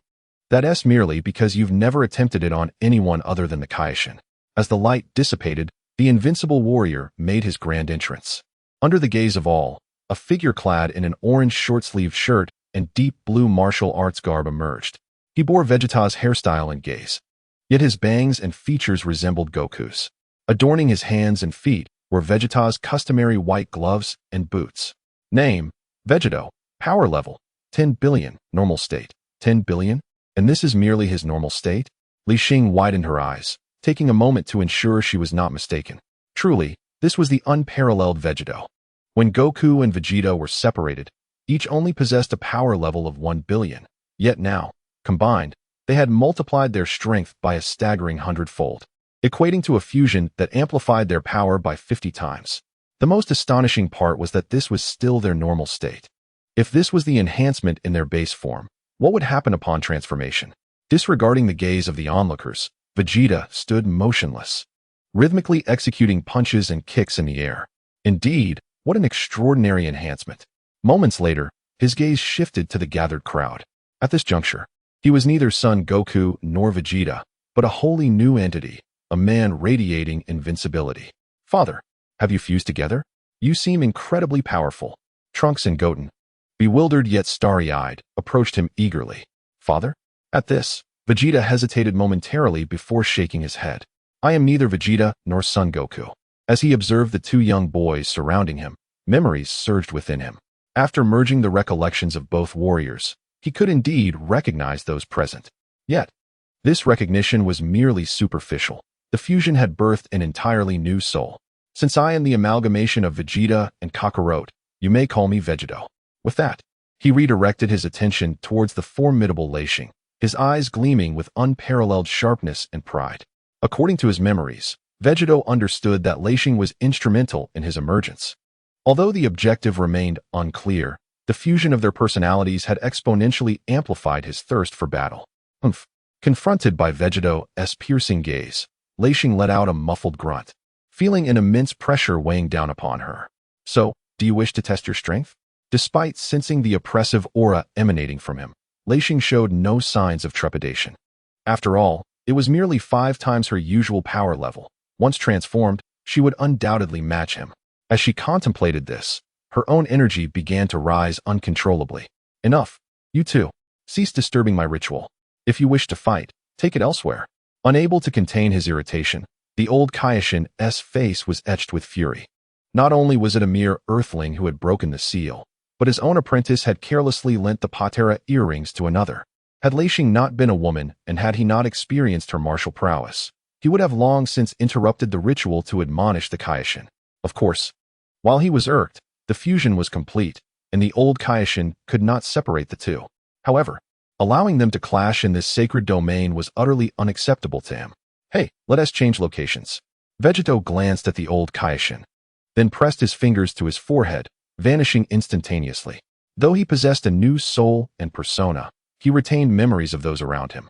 So upon seeing the old Kaioshin and Gohan, he refrained from further disruption. Lord Kaishin, please keep an eye on these two young ones. With that parting remark, Li Xing followed closely behind him. In the sacred realm, within the hyperbolic time chamber, Vegeta's intentions were clear. He understood that sparring there would not disturb the outside world. Thus, what was once a venue for training had transformed into a hallowed ground for combat. However, as Li Xing followed the aura of Vegeta and arrived at the Temple of the Gods, she was met with a scene that left her utterly astonished. Vegeta unleashed a powerful punch, targeting none other than the leading figure before him, Bobo. Chapter 123. The man whose face exudes invincibility. This fellow. Is he not afraid of death? Watching his demeanor, Li Xing's pupils constricted sharply. Although she had sensed his overwhelming arrogance since his arrival, she had never anticipated that he would audaciously strike at Bobo, a being of divine rank.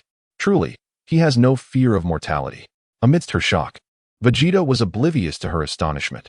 All he was aware of was the absence of any detectable aura emanating from Bobo, prompting him to test the latter's strength. In the next moment, a scene unfolded that left him speechless. Like a bull plunging into the ocean, Vegeta's fist struck Bobo's back. Yet it felt as though he had hit nothing but air, as Bobo's form appeared to be a mere illusion, devoid of substance. Here it is, step inside. Without turning to acknowledge Vegeta's astonished expression, Bobo casually approached the entrance of the hyperbolic time chamber, leaving those words behind before vanishing from sight. This individual is not to be underestimated. Vegeta clenched his fist, narrowing his eyes. Although this was his usual demeanor, the fact that he could not even perceive Bobo's physical presence felt like an insurmountable chasm separating their strengths. You truly have no fear of death. Before long, Li Xing found herself alongside him within the hyperbolic time chamber. Death? Huh. Once I defeat you, I shall face it without hesitation. Vegeta smirked. For the concept of death was non-existent in his lexicon. Arrogance. Li Xing furrowed her brow, and with a firm stomp, she instantly transformed. Vegeta's overwhelming pride was so pronounced that she had initially sought a worthy opponent to truly unleash her powers, yet instead, it ignited within her an overwhelming urge to pummel Vegeta. A super scion, is it? Observing her transformation, Vegeta remained unimpressed, his expression radiating invincibility as he beckoned her with a gesture of his hand. Despite sensing the terrifying aura surrounding her, he remained unfazed, not even bothering to prepare for her transformation. You insolent fool, Li Xing shouted in fury, feeling deeply disrespected. Not even Whis had dared to provoke her in such a manner during her training. What a false sense of invincibility. I shall make you aware of the consequences of such arrogance. Clenching her fists, she instantly flickered behind Vegeta. Boom. With an unparalleled momentum, her fist collided violently with Vegeta's side, sending him hurtling away. Having struck true, Li Xing did not relent. She soared upward, pursuing his form relentlessly. Bang! Bang! The resounding sounds of explosive impacts echoed through the chamber, each strike bending Vegeta's body with tremendous force. After a brief flurry of attacks, she felt a twinge of fatigue. With her hands firmly gripping, she drove Vegeta down toward the ground. Boom! A vast chasm suddenly emerged, and Li Xing stood there, intently gazing at the figure of Vegeta sprawled within it. With a staggering battle power of 500 billion against a mere 10 billion, it was indeed a crushing disparity. However, as her attacks landed upon him, she realized that the reality was far more complex than mere numbers suggested. Just as when she faced Frieza, one must not only consider the superficial battle statistics, but also the latent energy strength within the opponent. Even in his base form, Vegeta could withstand the entirety of her onslaught. Yet, Li Xing remained optimistic. She believed that this arrogant adversary would surely suffer some consequences from her barrage. Ah, the pain. Indeed, after she ceased her assault, Vegeta gradually rose from the ground, hurriedly clutching his aching body. His back ached, every part of him throbbed, and every bone felt as if it had been jostled by Li Xing's relentless strikes. After a flurry of disarray, he finally lifted his head, the smug smirk on his face replaced by a more serious expression. Drink! Vegeta bellowed, his aura surging upward, his presence beginning to escalate. Upon witnessing his actions, Li Xing's brows furrowed in concern, the white aura enveloping him. Was he not planning to transform? Her expression darkened, although he had just withstood her formidable attack. She had not exerted her full strength. Could he truly not sense the vast difference in their energies? Before she could ponder further, Vegeta lunged toward her. Boom! Li Xing extended her palm, poised to effortlessly block his assault, only to be unexpectedly hurled away. Just before she could intercept Vegeta's attack, she suddenly perceived a shift in his white aura, transforming into a blazing golden light, which ultimately resulted in her failure to defend against his strike. This fool had transformed at the last moment. Tactics indeed. Vegeta regarded Li Xing with a smirk. He was arrogant, yet not devoid of cunning. Having sensed the power she possessed after her earlier strikes, he knew he could not afford to hold back if he wished to avoid being toyed with like a mere punching bag.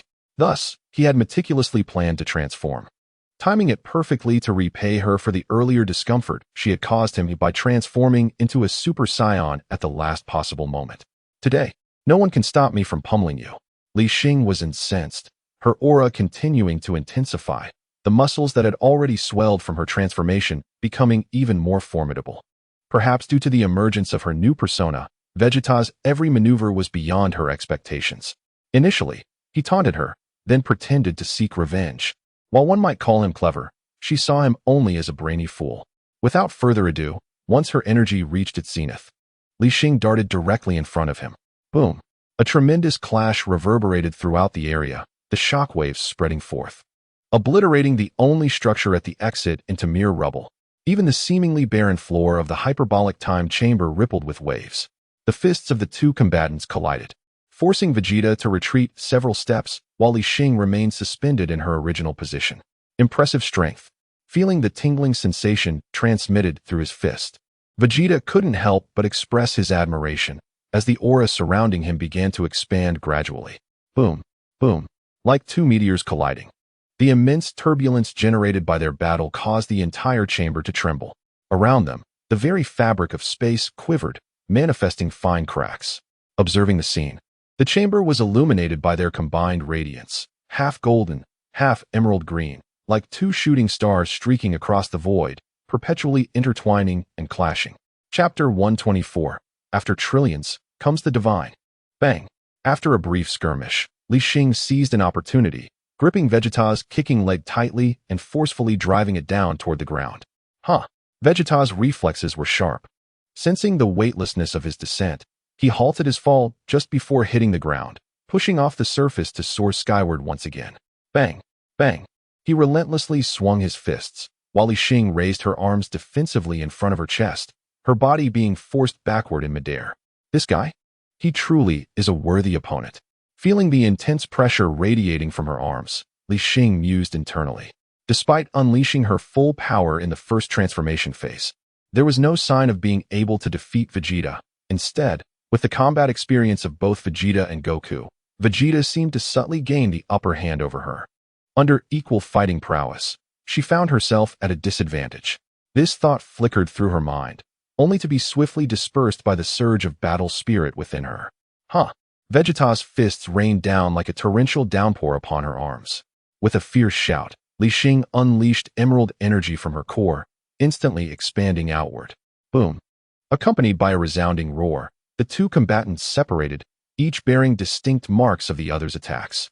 Your strength is quite commendable, Vegeta remarked, eyeing Li Xing's muscular physique with newfound respect. There's much more to come.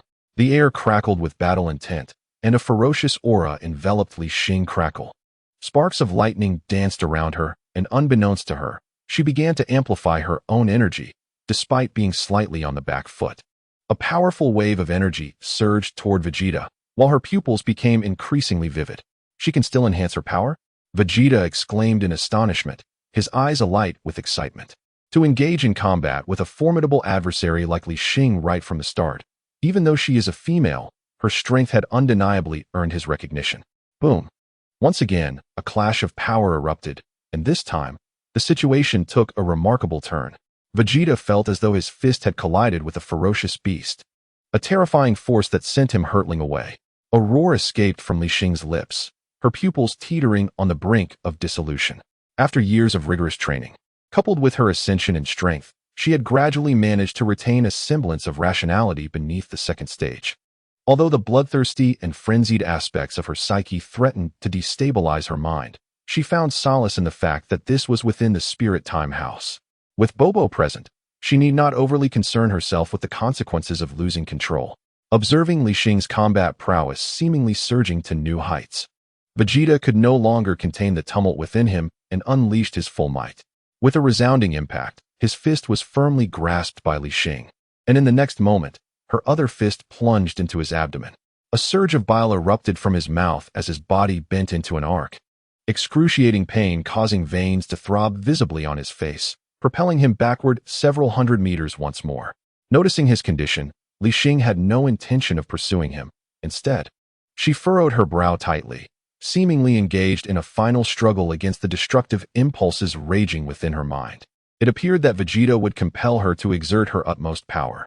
Standing firm in the distance, he felt the pain radiating from his abdomen and clenched his fists in defiance.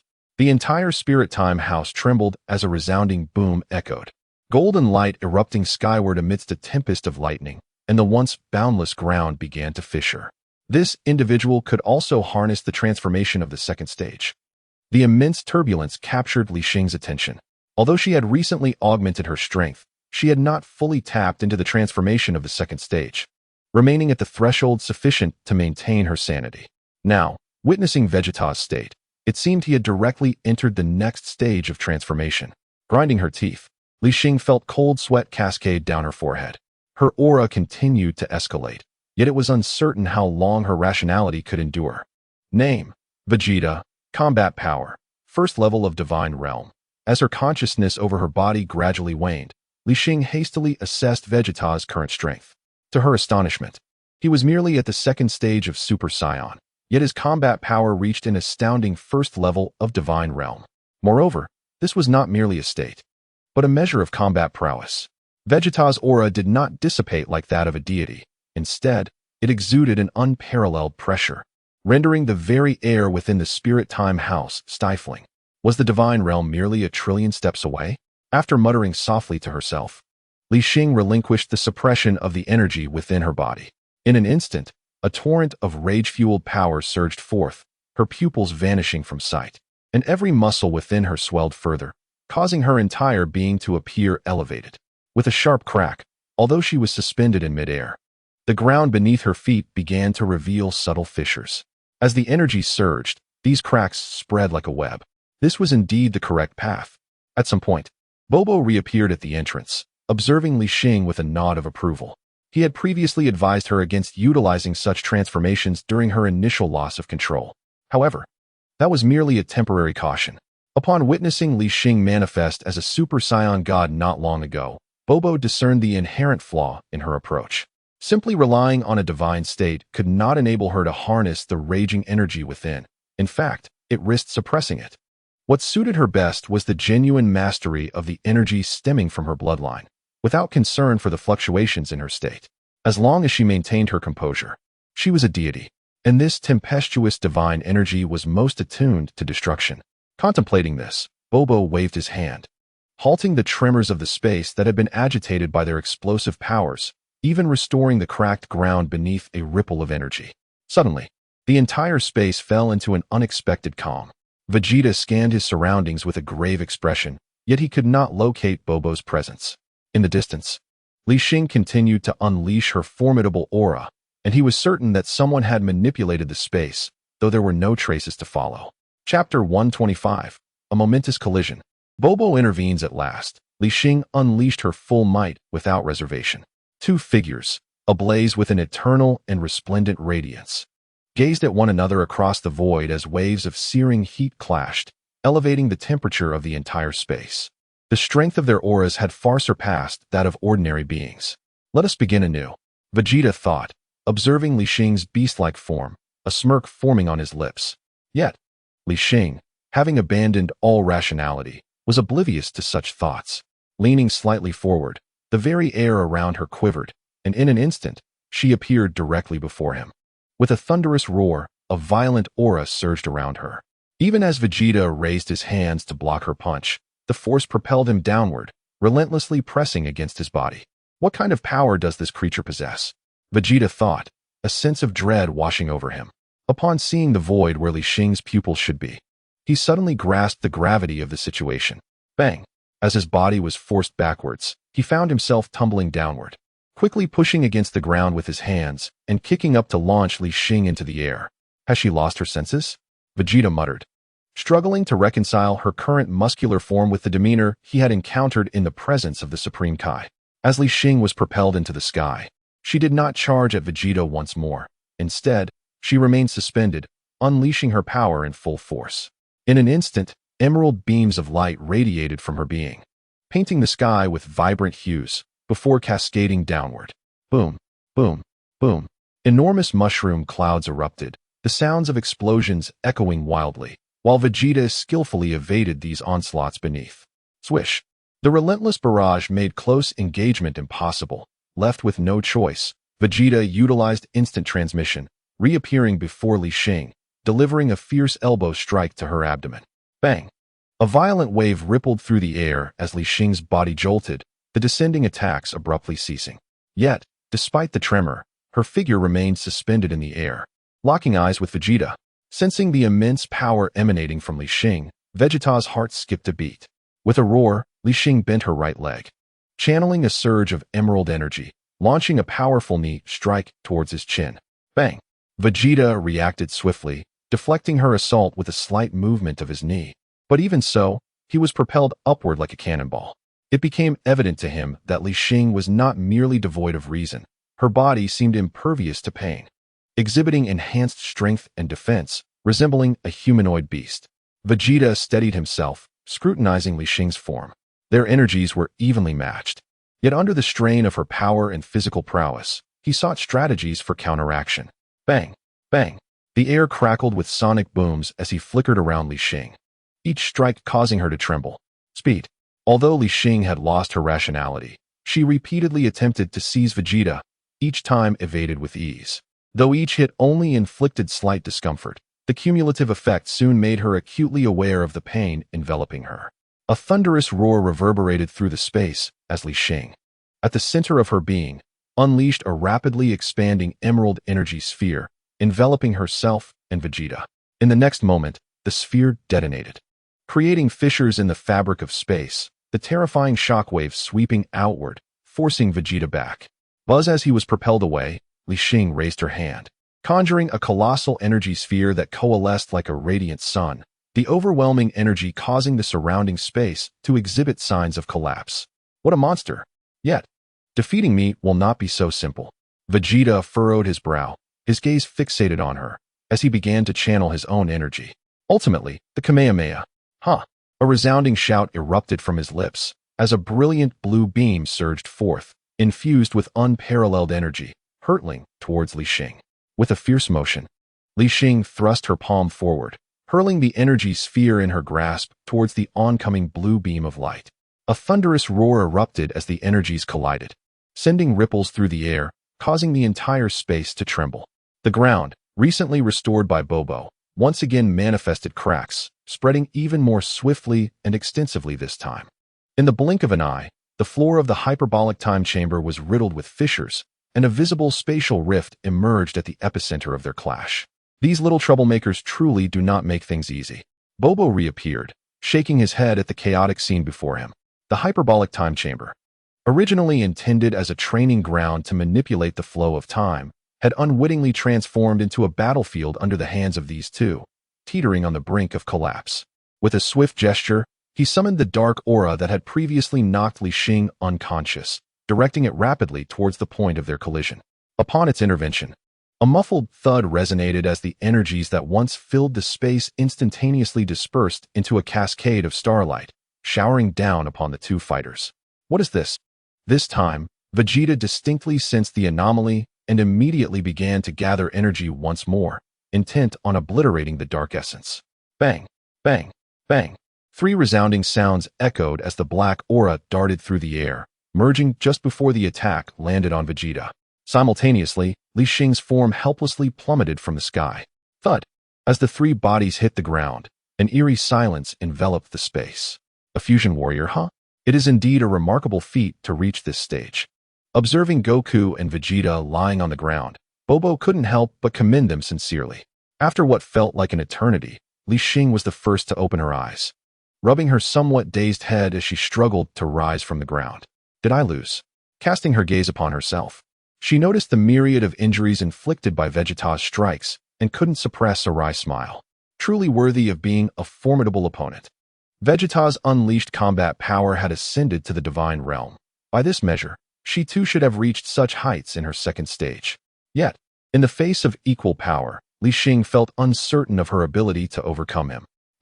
The next moment, as she surveyed her surroundings, she realized there was another presence aside from her own. Vegeta. Upon seeing him, Li Xing quickly understood that their fusion had been undone. He lay nearby, also covered in wounds, while Goku, it seemed, had been forcibly returned to that other world. Strangely enough, a dead person and a living one fused together, resulting in yet another living being. Li Xing had long noticed that Vegeta bore no halo atop his head. Had they lost the fusion? Never mind. Let us consider it as my victory. After much contemplation, Li Xing's lips finally curled into a faint smile, and she promptly grasped one of Vegeta's arms, dragging him out of the hyperbolic time chamber. In any case, it seemed Vegeta had also sustained injuries, which at least indicated that Vegeta had not fared well at her hands either. In the realm of the King Kai, whoosh, Li Xing returned with Vegeta, believing that Goku would surely come here on his own once he awakened. Dad, Aunt Li Xing, what on earth happened? Upon seeing the two return injured, Trunks and Goten hurriedly approached. They were not alone. Even King Kai and Jebbet gathered around them. They fought me after merging, Li Xing explained while removing the patera earrings from Vegeta's ears, returning them to the hands of King Kai. Merging? But didn't the old King Kai say that once merged, it cannot be undone? King Kai gazed at the earrings in his palm, bewildered. Before today's events, he had been utterly unaware that the earrings he had worn since childhood possessed such utility. For you gods, it cannot be undone, but for those outside your realm, it can likely be maintained for just an hour, Li Xing shrugged. King Kai, shedding his previous skepticism, now believed her without doubt. The evidence was clear. The Vegeta that had emerged earlier was evidently a product of their fusion, and the absence of the man who called himself Vegeta now indicated that the fusion had indeed been undone.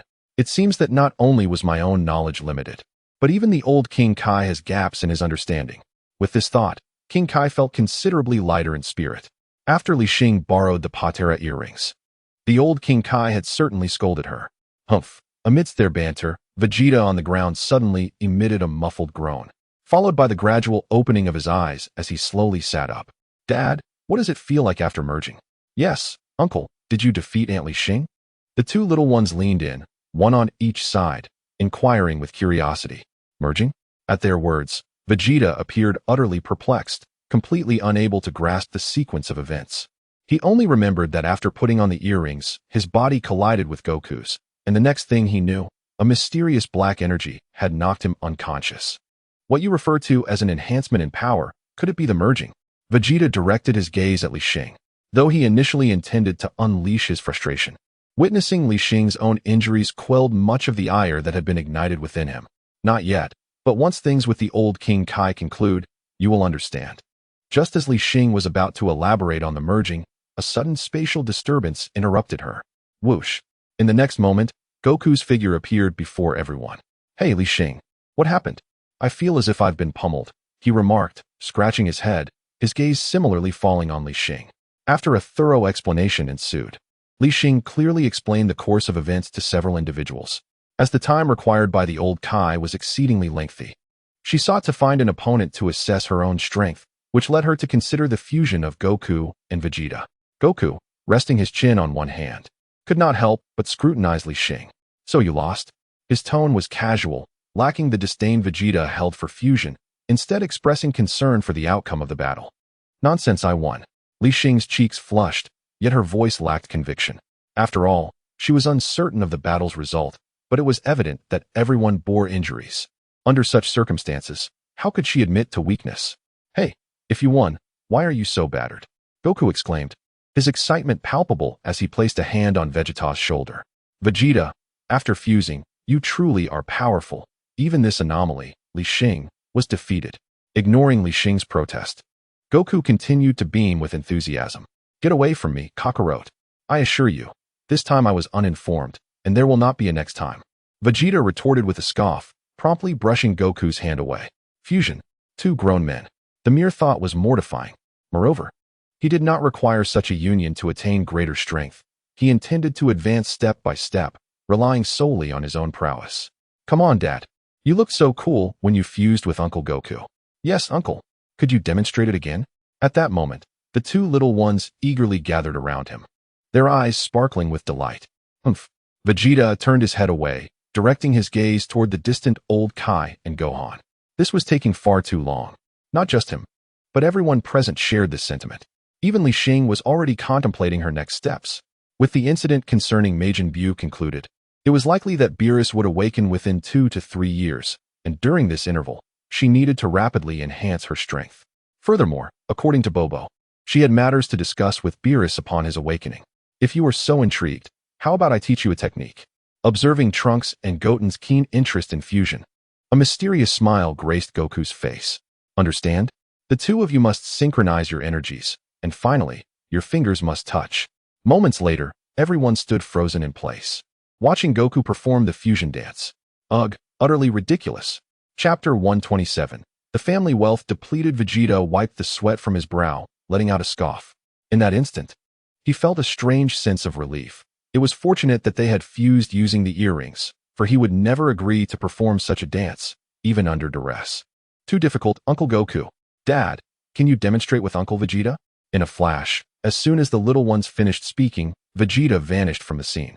In an instant, teleportation occurred, and the old Supreme Kai was still unaware of how long it would take. After an inexplicable fusion, a battle ensued, and now, he was just returning to Earth for a meal. As for the fusion dance, he had no intention of performing it with Goku. Let those who wish to engage in it do so. Observing Vegeta's hasty departure, Goku shifted his gaze to Li Xing. Swish. Earth. Li Xing's home. How long would it be before she returned this time? Lazili, noticing her engrossed in her meal, could not help but inquire. Over the years, Li Xing had been elusive on Earth, occasionally returning with a stranger. However, according to her, that individual was an angel from the divine realm, capable of obliterating the entire universe with a mere flick of a finger. Lazili was somewhat indifferent to this, but the expense was a significant concern. Even with the considerable wealth Bulma had bestowed upon her initially, it was nearly depleted now. It should take another 2 or 3 years, right? Li Xing mused, reflecting that in 2 or 3 years, Beerus would awaken, and after that, unpredictable changes would likely follow. However, this time was markedly different. After the system's departure, she sensed a substantial decline in her strength.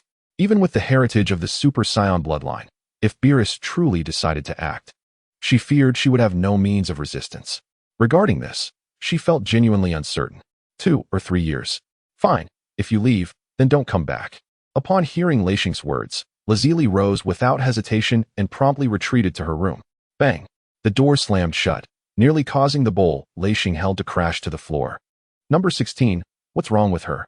Yes, still at the dining table was the tall figure of number 16, similarly clad in human attire. Over the years, number 16 had collaborated with Bulma on various research projects, and in exchange, Bulma had dismantled the explosive device within him. Upon learning that number 17 and number 18 resided with Li Xing, he had chosen to move in as well, and his steady demeanor had inadvertently made him the household's caretaker. Aside from the financial matters managed by Lazili, all other affairs were handled by number 16. I'm not quite sure, perhaps she's upset? Number 16's expression remained stoic. Yet he appeared significantly more astute than that fool Babidi. I'm full. Li Xing hastily finished her meal and made her way towards Lazili's room.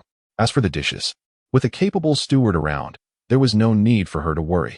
What is the matter? Cautiously pushing open the door, Li Xing entered like a thief, scarcely daring to breathe. Take a look for yourself. Lazili's voice was laced with displeasure as she slapped a paper down beside her. Current balance of the consumption bill, 10 million zeni. Is this all that's left? Li Xing's eyes widened in disbelief at the figure on the bill. 2 large capsules and a backpack filled with supplies should have amounted to several billion, yet it seemed they were depleting at an alarming rate. It's all right. I won't need any money this time. Just bring some food with you, Li Xing said softly, scratching her head. Previously, every time she returned, she would carry several for spending, but to her surprise, they were depleted so rapidly. Thanks to Weiss. You still want money? You've squandered our entire fortune. Go out and earn some. Bang. Upon hearing her mention money, Lazili was instantly furious, kicking her out of her room.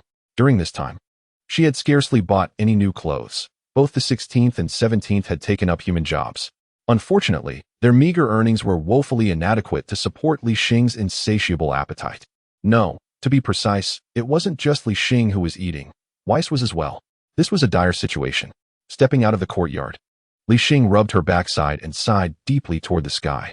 Suddenly, a colorful beam of light fell from the heavens, and without needing to look, Li Xing knew Weiss had arrived. So, have you resolved everything? Weiss asked with a smile, observing her. You saw it all, didn't you? Why ask? Li Xing murmured under her breath, pouting slightly. After she left, the Destroyer's residence was left with only Weiss. She didn't believe he would remain there passively. Certain he had been spying the entire time. It had to be so. Moreover, all the food must have been consumed. Otherwise, Weiss wouldn't he have come to fetch her so swiftly? Ha ha ha, you're quite clever. How was the experience of battling the fusion warrior? Weiss chuckled, covering his face. Typically, he would indulge in food while watching animated series like Beerus, but ever since Li Xing's arrival, he inexplicably felt compelled to see what she was up to on Earth. However, her actions had greatly exceeded his expectations. Not only did she manage to release the old Supreme Kai sealed by Beerus, but she also knew the function of the Patera earrings. The accumulation of these events led Weiss to suspect that the golden orb bound by the Grand Minister was up to some mischief. Yet, even after informing the Grand Minister, the latter changed his previous attitude and seemed to encourage Weiss to cultivate Li Xing, which perplexed him. However, he figured the Grand Minister must have his reasons for doing so.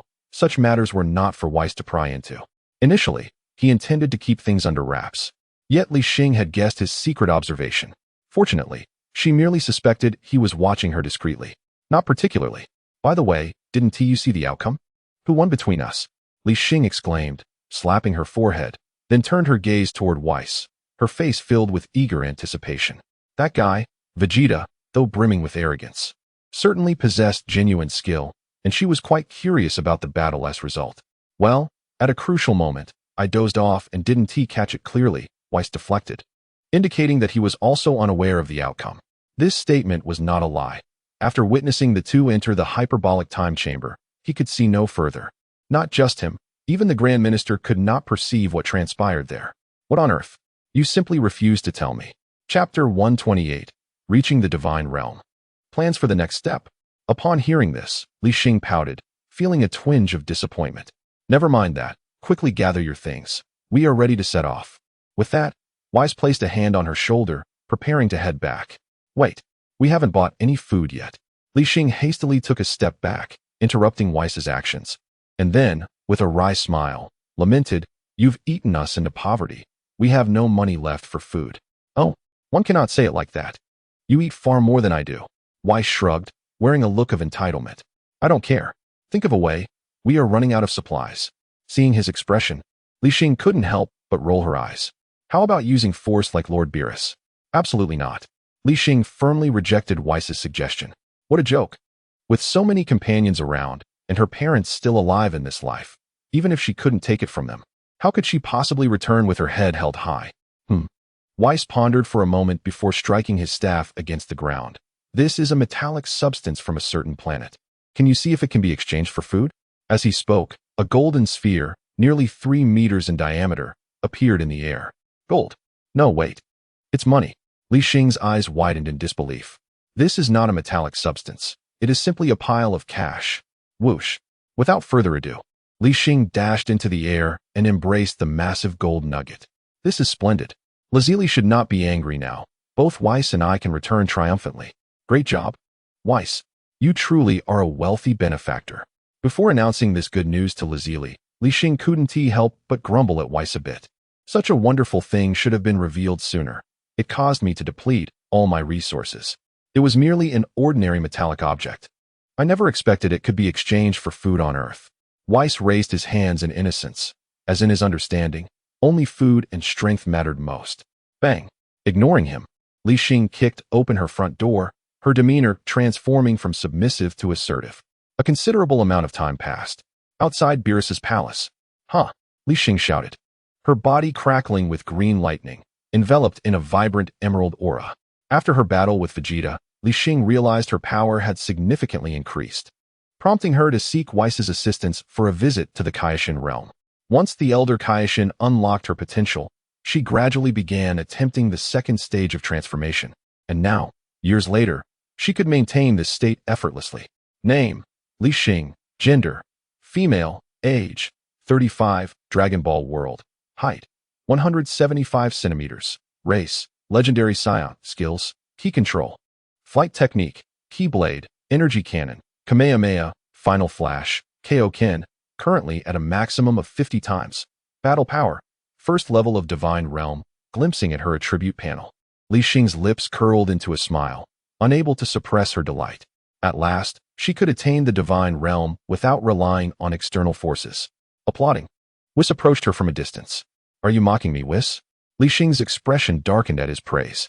After all these years, she had barely mastered the second stage of Super Saiyan transformation. It felt painfully slow. Had it not been for the earlier advantage granted by the system, she feared she would have been surpassed by Goku and the others long ago. Well, that is quite good. Come, let us indulge in some food. Whis feigned ignorance, and, with a tap of his staff, a lavish feast materialized before them. By the way, Whis, I wish to inquire about something. Li Xing furrowed her brow, not immediately sitting down to eat, instead appearing lost in thought. Since she had reached the divine realm through her own strength, as per Bu's suggestion, destruction was the path she ought to pursue. However, whom could she learn destruction from? It was evidently impossible to learn from Bu, who seemed to be concealing something from her. He merely pointed her in the right direction without imparting any teachings. Aside from Bu, the only other being she could think of who mastered destruction was the god of destruction. You inquire? Whis continued to savor the delicacies, occasionally expressing his delight. Delicious. One could never tire of it. If I wish to learn destruction, should I seek Lord Beerus? Before Li Xing could finish her thought, Whis unexpectedly spat out the food he had just taken in. Why the sudden interest in learning destruction? Whis asked, intrigued. Although Li Xing's energy was indeed more suited for destruction, she had yet to fully control that power. The thought of learning destruction seemed perilous. If she lost control, the entire universe could face annihilation. I feel that my power seems more aligned with destruction, Li Xing murmured, her brow knitted in contemplation. For days now, she had been pondering this matter, and the evidence suggested that one could achieve the divine realm through sheer battle power. Attaining divinity through the Super Saiyan lineage did not quite suit her.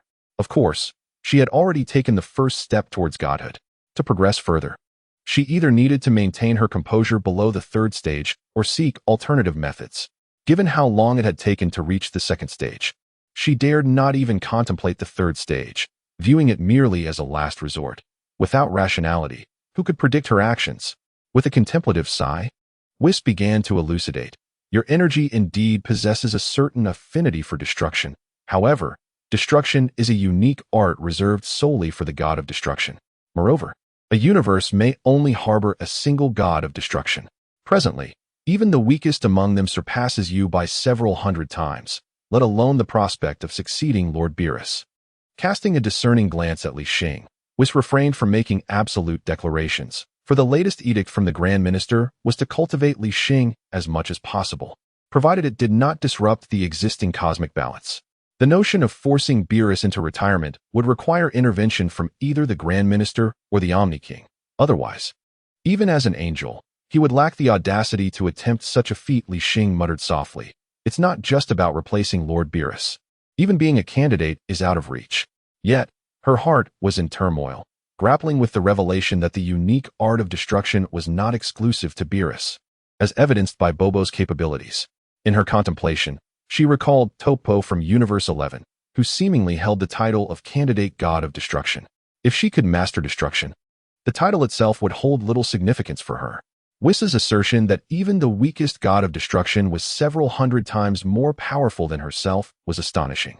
It beckoned the question of what tier of divine existence that entailed. This realization ignited a flicker of anticipation within Li Xing for Beerus's awakening.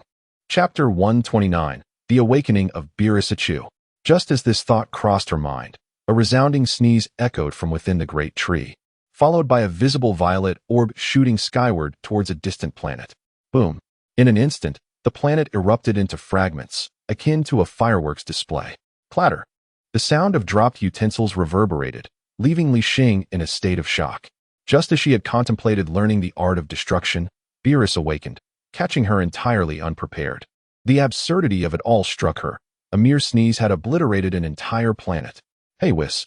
I'm hungry. Fetch me something to eat." A figure clad in pajamas burst forth from the tree, suspended in midair while shouting. His slender physique showcased prominent collarbones, with two elongated ears standing erect, resembling a hairless cat.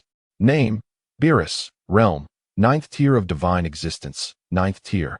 Li Xing's eyes widened in disbelief. Truly, the foremost among the 12 gods of destruction. Beerus's strength exceeded her wildest imaginings. In terms of Beerus's current prowess, he was but a step away from the realm of angels, yet that step seemed insurmountable, requiring an indeterminate number of years to achieve. Li Xing harbored no doubts about the formidable challenges of ascending beyond the divine realm. The journey was far from a mere doubling of power. With a battle power reaching trillions, one would merely touch the first tier of divine existence. Following an awakening of her latent potential by the old Kai, Li Xing's baseline battle power had already attained 5 billion. Considering the enhancements from her transformation, her second phase had surpassed 20 trillion in battle power. Yet, even at such heights, her realm remained at the first tier of divine existence. Setting: Transformation Phase 1, 250 times, Phase 2, 500 times, Phase 3, 1500 times. Ah, Lord Beerus. The timing of awakening was just right. Lunch still had some leftovers. Whis waved at Beerus, signaling that he was over here. It smells quite delightful. What have you been sneaking, Whis? Beerus's nose twitched as he hurried over. Upon arrival, his gaze immediately fell upon the young girl with white hair. Indeed, it was a given, after countless years. Beerus's abode had only ever been shared with Whis. The sudden appearance of a stranger, seated directly across from Whis, was hard to miss. "This is Miss Li Xing, who wishes to seek your mentorship. All this food is her offering to you." Whis chuckled lightly. However, despite his words, he continued to indulge in the feast. "An offering? I can't believe you still remember." Li Xing felt a pang of frustration. Initially, her intention was to seek mentorship from Beerus, but her primary target had indeed been Whis. Yet, after years of following Whis, she had learned nothing substantial, merely enhancing her combat strength a little. In the end, she found herself redirecting her focus towards Beerus. "Mentorship? Interesting. Little girl, do you know who I am?" Beerus squinted, scrutinizing Li Xing from head to toe. He saw through her mortal identity at a glance. How could a mere mortal venture here, especially with Whis allowing her presence? There must be something amiss. "Lord Beerus, I wish to..." Before Li Xing could finish her sentence, she was taken aback as she watched Beerus devour the food voraciously, as if swept away by a whirlwind. "Delicious. Honestly, Whis, how many delectable treats have you been savoring behind my back?" Clearly, the newly awakened Beerus had no time to hear Li Xing's explanation. If Whis permitted Li Xing to stay, there must be some significance to it, or perhaps she had bribed him with food. As he ate, a thought sprang to Beerus's mind. As the mightiest deity of the seventh universe, he had never encountered such exquisite cuisine before. Compared to the so-called high-grade ingredients from other planets, they were worlds apart. After some time, the table was finally cleared of all delicacies. Li Xing's stomach let out a discontented growl, leaving her feeling despondent. She had barely had a taste before Beerus awoke, while Whis seemed unfazed, boldly competing for food with Beerus. How could she dare to do the same? "Speak, little girl. What is your purpose for being here?"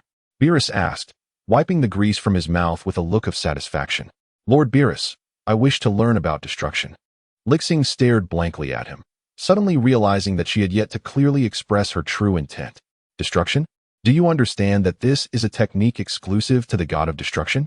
Upon hearing this, Beerus's expression darkened. To learn destruction implied one must become a god of destruction, and each universe could only possess one such deity, an implication that was unmistakable.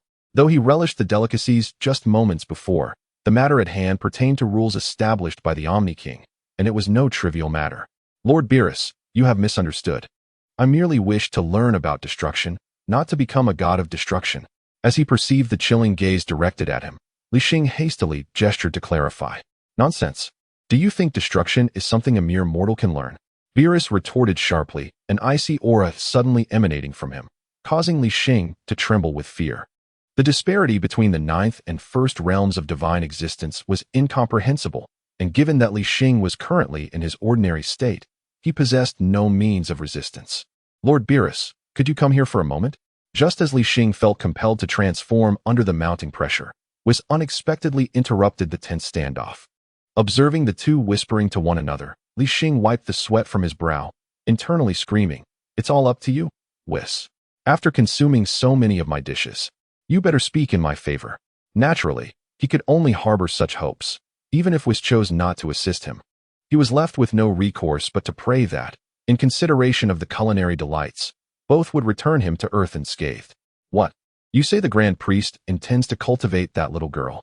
"Shoo, it seems that way. The Grand Priest has apparently been observing her for many years. But that girl is merely a mortal. Could it be?" Their conversation was exceedingly discreet, appearing to outsiders as little more than idle chatter. "Could it be that the Grand Priest is dissatisfied with my performance and intends to have me teach this girl before dismissing me?" At last, Beerus grew anxious. Upon hearing Whis mention that Li Xing was a designated individual by the Grand Priest, perspiration began to bead on his forehead. The implication of dismissal meant that the Omni-King would erase his existence, rendering him unable to maintain his composure. "It's not that you're being assigned to teach her. It's just that her situation is somewhat unique, and she is to be nurtured with care. Moreover, the desire to learn about destruction was her own initiative." Upon hearing Whis's explanation, Beerus sighed in relief, the tension on his face easing considerably. "Is it possible that this little girl has her sights set on my position?" After a brief pause, Li Xing, feeling like a restless ant on a hot pan, finally saw the two returning to her side, as if they had reached some form of consensus. Ahem. Beerus cleared his throat, signaling Whis to speak first. Whis, with an air of indifference, began to whistle in another direction. "What is going on here?" Li Xing stood frozen, bewildered by their demeanor.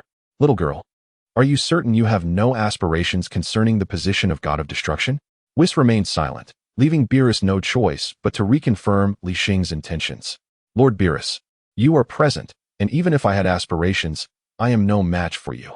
Li Xing blinked her large, watery eyes, struggling to comprehend Beerus's implication. Is he contemplating retirement? What sort of life follows a God of Destruction's retirement? Is this truly the case? You genuinely have no aspirations? "I swear, I have no such thoughts." As Beerus repeatedly confirmed his intentions, Li Xing, bewildered, raised her hand in response. It was absurd. Her aspiration was to endure until the final chapter. Becoming a God of Destruction would merely mean toiling under the authority of the Omni-King for eternity. She aimed to persevere, demonstrating to the fleeing system that she could thrive without it. Contemplating the system made her frown involuntarily. Despite its departure, she couldn't shake the phantom echoes of its summons. "Ah, that's good." Beerus seemed to receive a satisfactory reply and sighed in relief. He continued, "I can teach you destruction, but you must publicly claim to be my disciple." A disciple? Did that imply she was a candidate for the role of God of Destruction? Li Xing's eyes sparkled with excitement. Although she held no interest in the position itself, her curiosity regarding destruction was immense.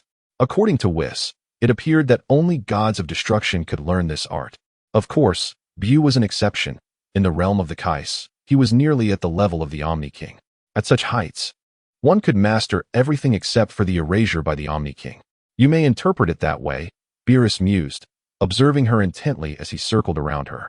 If someone the Grand Priest intended to cultivate became his disciple, wouldn't that place him on par with the Grand Priest? This notion was rather pleasing. "Thank you, Lord Beerus," Li Xing exclaimed, her excitement propelling her into the air. Despite being over 30 in this world, she radiated the joy of a child. As a candidate for God of Destruction, she felt legitimized by the Omni-King's decree. With diligent effort, advancement, and prosperity seemed within her grasp. These past years had not been in vain. Reflecting on this, Li Xing nodded enthusiastically at Whis, her eyes brimming with gratitude. In her perception, Whis must have spoken favorably to Beerus, prompting the latter to alter his previous demeanor. "Hey, why are you staring at Whis?" "You're my disciple now," Beerus interjected, his expression darkening as he abruptly positioned himself between the two. "Haha, it's nothing, Lord Beerus. When can I start learning destruction?" Li Xing chuckled awkwardly, quickly suppressing her smile to inquire earnestly. "There's no rush. First, we must wait until your strength reaches the divine realm." Beerus assessed her carefully, realizing that her aura was alarmingly feeble. Not to mention, if it weren't for Whis mentioning her connection to the Grand Priest, he could easily erase her existence with a mere breath. This was only natural. Li Xing was still in her ordinary state. Her mere tens of billions in combat power seemed akin to child's play in Beerus's eyes. the divine realm, Hushi mumbled under her breath, clenching her fists. In an instant, she transformed from the white-haired girl in Beerus's words into a muscular woman brimming with a fierce aura. Crack! Lightning surged around her as her energy skyrocketed by hundreds of times. Oh, Beerus's interest was piqued upon witnessing Li Xing's transformation. I had a feeling that an ordinary girl could hardly catch the eye of the esteemed god of destruction. He suddenly slapped his forehead, enlightenment washing over him. Despite the lingering aura surrounding Li Xing, Beerus was not oblivious to the fact that she had already entered the realm of divinity. Quite impressive. Though I wonder what her true strength is. Beerus nodded in appreciation, a smirk playing on his lips as he playfully poked Li Xing's arm. Clearly, in his eyes, the muscular Li Xing bore a striking resemblance to a god of destruction. Wait, you are a scion, Beerus exclaimed, his attention drawn to the swaying tail behind Li Xing's super scion god. No, super scion god, super scion god of scions. He scratched his head in contemplation, delving into the recesses of his memory. It was precisely because he had dreamt of encountering a rival divine being that Beerus had only managed to sleep for 39 years. His purpose upon awakening was to seek out that individual, and upon seeing Li Xing as a member of the Saiyan lineage, he seemed to connect the dots. Perhaps Lord Beerus. Observing his serious demeanor, not only was Li Xing speechless, but even Whis felt an urge to interject. The Scion Li Xing stood right before them, and with her aura, she had already reached a divine level. How could such an obvious fact warrant contemplation? Right. I shall consult the oracle fish. Bang, bang. At these words, both Li Xing and Whis leaned back in surprise. There's no need to ask about the super scion god, Lord Beerus. Li Xing could no longer contain herself. Beerus's thought process seemed remarkably peculiar. Here she was, a scion in plain sight, yet he still felt the need to consult the oracle fish? Ah, that sounds about right.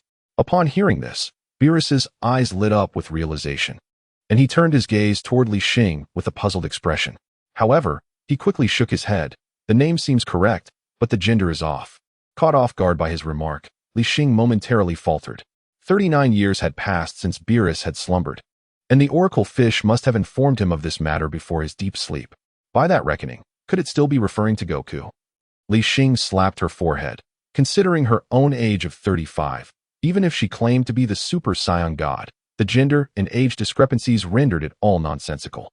Chapter 131. The Dream Figure of Beerus and the Terms of Exchange. Oracle Fish, are you there? After much contemplation, Beerus resolved to summon the oracle fish for clarification. Bang, bang, bang. A series of clumsy sounds approached, and soon an oddly shaped oracle fish, resembling a loach, emerged from its stick-like fishbowl. Is there something you need? The oracle fish blinked its tiny green eyes, gazing curiously at Beerus. You once mentioned that after 39 years, my formidable adversary would appear. Is it her? Beerus pointed at Li Xing, yet he received no response from the oracle fish. It seems that the prophetic fish directed its gaze towards Li Xing, only to shake its head moments later. Upon feeling the fish's intense scrutiny, Li Xing couldn't help but draw in a sharp breath. In that fleeting moment of connection, she felt as though the creature's gaze could penetrate her very soul.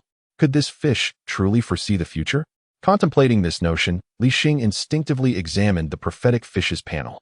Name: Prophetic Fish. Combat Power: 0. Upon reading its combat power, Li Xing nearly sputtered in disbelief. A combat power of 0? Was it not akin to being weaker than the most feeble of opponents? Her mind whirled, and she quickly discerned the anomaly. The prophetic fish was merely a pet of Beerus, an extraordinary fish that could speak, devoid of any combat prowess. Otherwise, possessing both the ability to fight and foretell the future would indeed be terrifying. But who was that person? Beerus rubbed his eyes and continued to inquire of the prophetic fish. I forgot. The fish tilted its head, offering this answer without a moment's contemplation. Forgot. Whis. The prophetic fish is fed 3 times a day, right? Reduce it to twice a day. Beerus seethed, his teeth clenched in irritation. He could have slumbered for centuries. Yet the prophetic fish had caused him to awaken after a mere 39 years. Now, having recently roused, he had taken Li Xing, a connection to the divine, as his disciple. Learning that she was constantly under the watchful gaze of the Grand Minister, Beerus realized he could not afford to be negligent in his duties. His position as destroyer was perilously close to jeopardy. All of this was attributed to the prophetic fish. Had it not uttered those words before his slumber, he would not have awakened so soon. What? This cannot be. Absolutely not. The prophetic fish's expression changed dramatically, its voice trembling. Like a human. Reducing meals from 3 times a day to 2 was an unthinkable prospect for a fish that had no desire to lose weight. Then think harder. Beerus glared fiercely, leaning closer to the prophetic fish, his voice a menacing whisper. Understood, I will try. The fish twisted its body, and after a brief moment, it provided an unexpected answer. I truly cannot recall, but she should know. Li Xing pressed her finger to her nose, her heart racing with tumultuous thoughts. This prophetic fish was indeed intriguing. Merely casting a glance in her direction, it had discerned her connection to Sun Wukong. As the prophetic fish's words hung in the air, not only was Li Xing taken aback, but Beerus and Whis also turned their gazes toward her. Seizing the opportunity, the prophetic fish hastily fled from their sight. Muttering under its breath, Lord Beerus is truly forgetful. I never specified that person's name. Beads of sweat dotted its forehead, as it could only recall having mentioned the name Super Saiyan, utterly oblivious to having pointed at anyone specific. Just now, I caught a glimpse of the tail behind Li Xing and realized that she, too, is a scion, which hastily gave rise to this scheme. Don't look at me. I have no idea. Li Xing responded with open palms, meeting their gazes.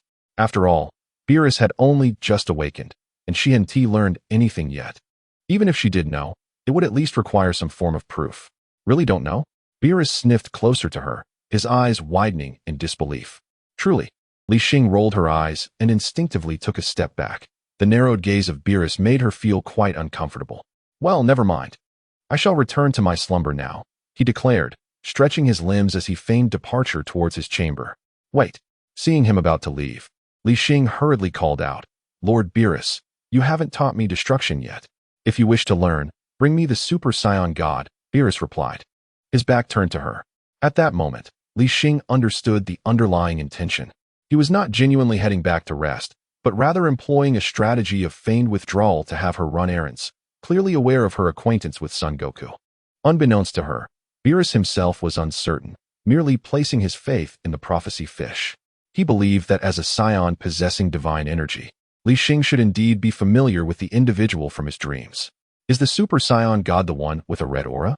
At this juncture, Whis thoughtfully interjected into their exchange. If it is a red aura, he vaguely recalled that Li Xing had exhibited such a transformation the last time she returned to Earth for matters. Let me think, it seems so. Beerus closed his eyes, meticulously recalling, and subsequently provided Whis with an affirmative response.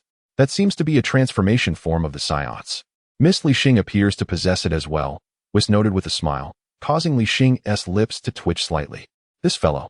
Has he seen everything that occurred on Earth? Such a voyeur. Oh, little girl, show me your transformation. Beerus turned with a hint of skepticism, casually remarking, teach me destruction, and I shall transform. Li Xing gritted her teeth, summoning her courage as she fixed her gaze upon him and spoke slowly. After much ado, Beerus merely nominally agreed to teach her, yet she had not acquired any genuine skills and was now being asked to do this and that. Absolutely out of the question. As she stood up to Beerus for the first time, she failed to notice that Whis was stifling a laugh beside her. Do you know how long it takes to learn destruction? By the time I teach you and you find that fellow, who knows when it will be? Beerus frowned, beads of cold sweat forming on his forehead.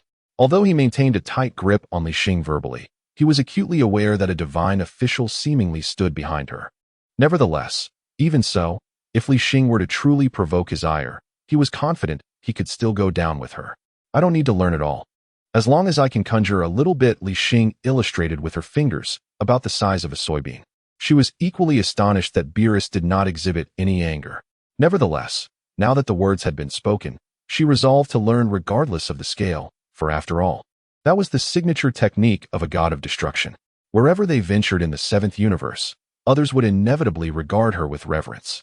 Chapter 132. Demonstrate your strength to Beerus very well. But first, you must showcase your power to me. With his hands clasped behind his back, Beerus emanated a radiant light, transforming his attire from casual sleepwear to garments reminiscent of ancient Egypt. Unable to immediately encounter the figure from her dreams, he, having slumbered for decades, needed to stretch his body, and the starry night was indeed a splendid choice. Hey, you said it, Lord Beerus. Li Xing exclaimed with joy, taking a deep breath as emerald flames erupted forth, instantly transforming her into a Super Saiyan. A formidable aura surged from her being, creating a powerful gust directed towards Beerus. In the next moment, Li Xing's figure flickered, and she lunged forward, delivering a punch aimed squarely at Beerus's chest. Bang! Beerus maintained a placid expression, effortlessly catching her fist. Impressive strength. Squinting slightly, he scrutinized Li Xing in her transformed state, feeling the force of her punch. In terms of strength, it was undeniably on par with the divine realm. But she was not finished yet. A fierce determination ignited within Li Xing, and a tempestuous energy surged through her veins, compelling her to strike again. Bang! Another punch. Still easily blocked. However, this time, Beerus staggered back several steps. Crack! Lightning streaked around her form as Li Xing, having learned from that fellow Vegeta, executed her transformation just before her attack, catching her opponent off guard. To her astonishment, this tactic proved effective even against a god of destruction. Seeing Beerus retreat, a smile involuntarily graced her lips. Little girl, whose devious tactics have you learned? In the next instant, Beerus's expression darkened as he leaned closer to her, causing the smile that had just appeared on Li Xing's face to freeze in place. Prepare yourself. Engulfed in the heat of battle, Li Xing's temperament shifted. Her initial intention to merely demonstrate her prowess transformed into a fervent desire to defeat Beerus. Bang! Bang! Bang! The sound of sonic booms echoed throughout the expanse as her arms swung rapidly, each strike effortlessly parried. Suddenly, during a brief lull in her onslaught, Li Xing's pupils constricted, and she swiftly retreated several steps, widening the gap between herself and Beerus. Lord Beerus, I shall now take this seriously. Gazing at Beerus, who stood with one hand behind his back, her eyes reflected a mixture of fear and exhilaration. Despite her numerous attacks, which she had not executed with full force, her current strength was still that of the first layer of the divine realm. It was astonishing that Beerus only toyed with her using a single hand. Oh, is there still room for improvement? Beerus, intrigued, slowly levitated into the air. Despite the absence of any palpable aura emanating from him, he still instilled a sense of dread. It appeared that a delectable meal could be in order. With a smile gracing his face, Whis tapped his staff upon the ground, and an exquisite bento box materialized within his palm. Simultaneously, a pale green protective shield enveloped him, impervious to the tumultuous fluctuations of the battle between the two. As for the potential destruction outside, it mattered little. He could effortlessly restore it at will. Buzzing, Li Xing extended her palm, summoning a basketball-sized orb of green energy that suddenly materialized before her. Surrounding the energy sphere were crackling bolts of lightning, emanating waves of scorching heat that caused the very air to tremble faintly. This technique, Li Xing could not quite name, yet it felt oddly familiar. It was likely a manifestation she had unleashed during a moment of loss of control. Currently, it was an energy sphere, but if it transformed into destruction later, it would be nothing short of perfection. With a swift motion, she hurled the turquoise energy orb towards Beerus, who regarded the approaching projectile with an air of nonchalance, merely nodding slightly in acknowledgement. With a flick of his fingers, he unleashed a minuscule, soybean-sized destructive energy that collided with the energy sphere she had launched. Boom! With a muffled explosion, the energy orb shattered, dispersing into a myriad of purple starlight that dissolved into the atmosphere. Destruction. Li Xing furrowed her brow. Although Bobo had once demonstrated destruction to her, it had been merely a display, not applied in actual combat. Thus, this was the first time she had witnessed the explosive force of destructive energy firsthand. Such a minuscule amount of destruction could obliterate her energy sphere, conjured from her very essence. It was said that destruction could eradicate the very existence of things, and it seemed this was indeed true. Buzzing again, Li Xing raised her hand, this time not forward, but directly above her head, where a colossal energy sphere, dozens of times larger than the previous one, coalesced. The residual waves radiated from her like ripples, distorting the air, while the ground below trembled as if swept by a tempest, leaving the vegetation stripped bare. Do not waste your strength. No matter how large you conjure it, it is futile. On the other side, Beerus casually kicked a destructive energy orb around as if it were a soccer ball. Rumbling, upon hearing his words, Li Xing remained silent, the ground quaking beneath her.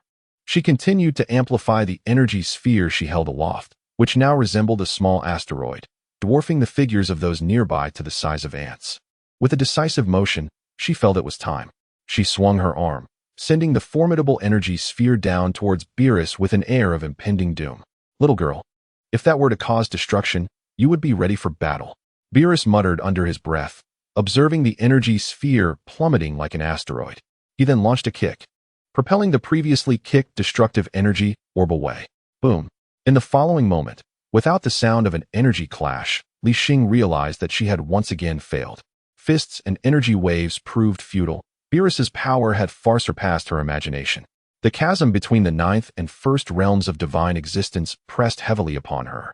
And although she had just become a disciple, an inexplicable competitive spirit surged within her.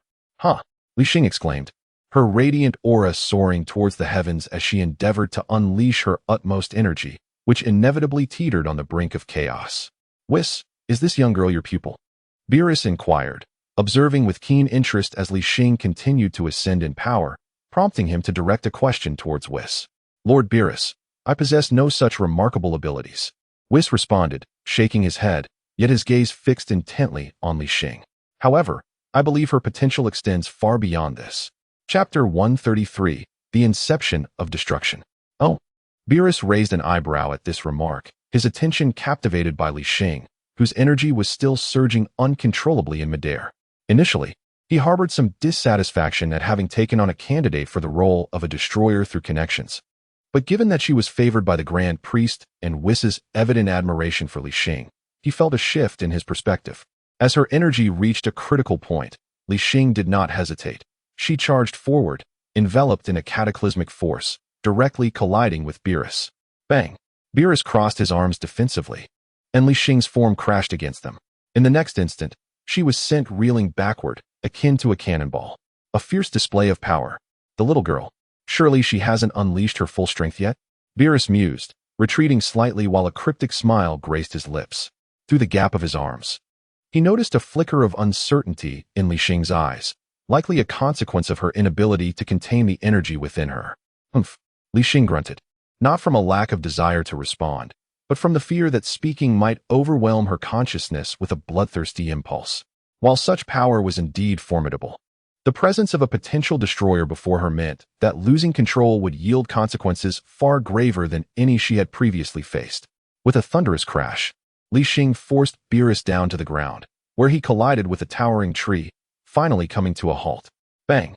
He abruptly opened his arms, sending Li Xing stumbling back several meters, before she swiftly reappeared before him. Show me your true strength, Beerus commanded, one hand resting behind his back while he flicked his fingers at Li Xing's forehead. Slap! A sharp sound echoed through the air, with such a simple strike. Li Xing was propelled backward, her body spinning in the air. Ah, it hurts. As she flew back, she clasped her hands over her forehead, battling the turmoil within while enduring the external pain, her aura diminishing slightly as she struggled to maintain her consciousness. The young girl, a harbinger of destruction, exuded an unsettling aura. As she valiantly stifled her pain to steady herself, the eerie voice of Beerus pierced through the air, sending a jolt of trepidation through her heart.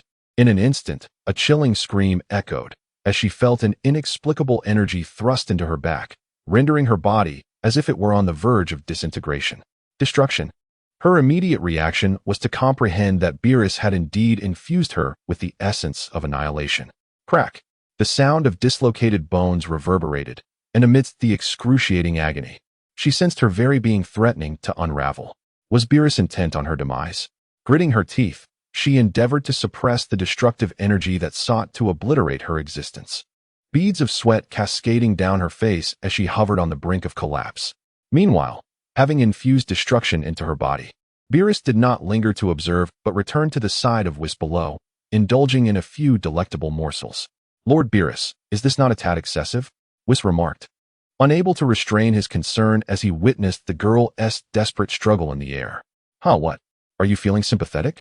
Beerus retorted, casting a glance at Whis. His laughter laced with a hint of gravity.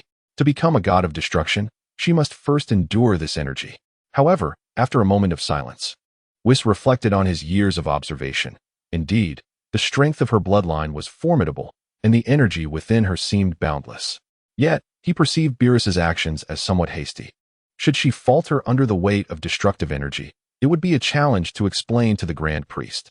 Fear not, Whis, I have controlled the intensity. Besides, cannot you reverse time? Beerus reassured him with a pat on the shoulder, signaling that there was no cause for alarm. A jest, perhaps, as he harbored an inexplicable feeling that all that transpired here was under the Grand Priest's watchful gaze. He would not dare to hastily bring about her destruction. Infusing her with destructive energy was merely the initial step toward becoming a candidate for the god of destruction.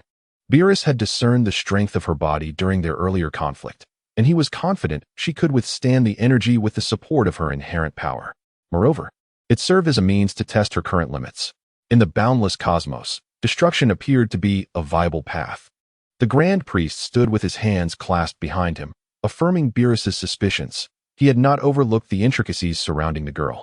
Beyond the happenings within the hyperbolic time chamber, he was well acquainted with all else, as the command to cultivate her had originated from his own lips. Yet, the architect of this endeavor ultimately traced back to the Omni-King. As the supreme ruler of the 12 universes, the Omni-King was the progenitor of all existence, both material and conscious, implying he wielded the ultimate authority in the universe, obliteration. As long as the Omni-King desires, akin to a process of formatting, the entirety of the 12 universes can be instantaneously obliterated. Of course, originally there were 18 universes, but 6 have already been erased, leaving only the remnants. On that day, after successfully binding the Golden Orb, an extraneous entity, the Grand Minister promptly reported the situation to the Omni-King.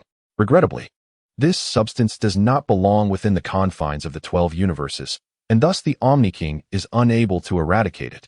The decisive action to cultivate the being known as Li Xing was a command issued personally by the Omni-King not long ago. Even the Grand Minister was merely relaying this directive. In this regard, the Grand Minister only grasped a fragment of the underlying reasons. In the 7th universe, Li Xing continues to struggle desperately, her eye sockets devoid of pupils, brow bones protruding, and her hair cascading down to her waist. She has reached the 3rd stage of transcendence. Yet, despite this, she remains unable to expel the destructive energy from her body. Perhaps that energy has already permeated her entire being. Ultimately, Li Xing can no longer endure. Even in a state of unconsciousness, she cannot contend with this force. Her arms hang limply, and she has succumbed to a brief state of unconsciousness. Strangely, her body does not disintegrate as one might anticipate. Even in her stupor, she continues to float in midair. Thud, thud, thud. The resounding heartbeat echoes, prompting Beerus to set aside his tasks and raise his gaze, fixating intently on Li Xing's form. See, Whis? I told you there would be no problem. Chapter 134, Majestic, the God of Destruction form. Beerus rubbed his hands together, beaming with pride as he flaunted his observations to Whis. Her physique indeed appears to be well suited for destruction. Whis, with a slight smile, gazed at Li Xing suspended in the sky, his eyes glimmering. For years, tempted by culinary delights, it is not that he is unwilling to teach Li Xing. Rather, she simply cannot grasp the ways of the angels. For instance, the Ultra Instinct technique requires the body to move without conscious thought. In the early stages of training, she could occasionally perform such movements, but as her power increased, her progress inexplicably regressed. Ultimately, her strength grew, yet her reflexes became increasingly sluggish. It now seems that destruction is indeed the path most suited for Li Xing. However, if that is the case, does it not place Lord Beerus on the brink of unemployment? Contemplating this, Whis could not help but steal a glance at Beerus, quickly averting his gaze. Hey Whis, what was that look? Feeling the peculiar gaze beside him, Beerus could not help but exclaim. Suddenly, the entire space began to tremble, and the flames that had extinguished on Li Xing reignited, shifting from a clear emerald green to a terrifying purple. Boom! The purple aura surged towards the heavens, exuding an unparalleled might that reverberated throughout the universe. The entire 7th universe became enveloped by this sudden and terrifying power. Alas, the realm of the King of Worlds trembled violently, sending the comic book from the old King of Worlds' hands crashing to the ground, beads of cold sweat suddenly appearing on his forehead. Ancestor, the King of Worlds stood behind him, feeling a profound shock at the sudden wave of oppressive energy. Despite not understanding its origin, this is troublesome.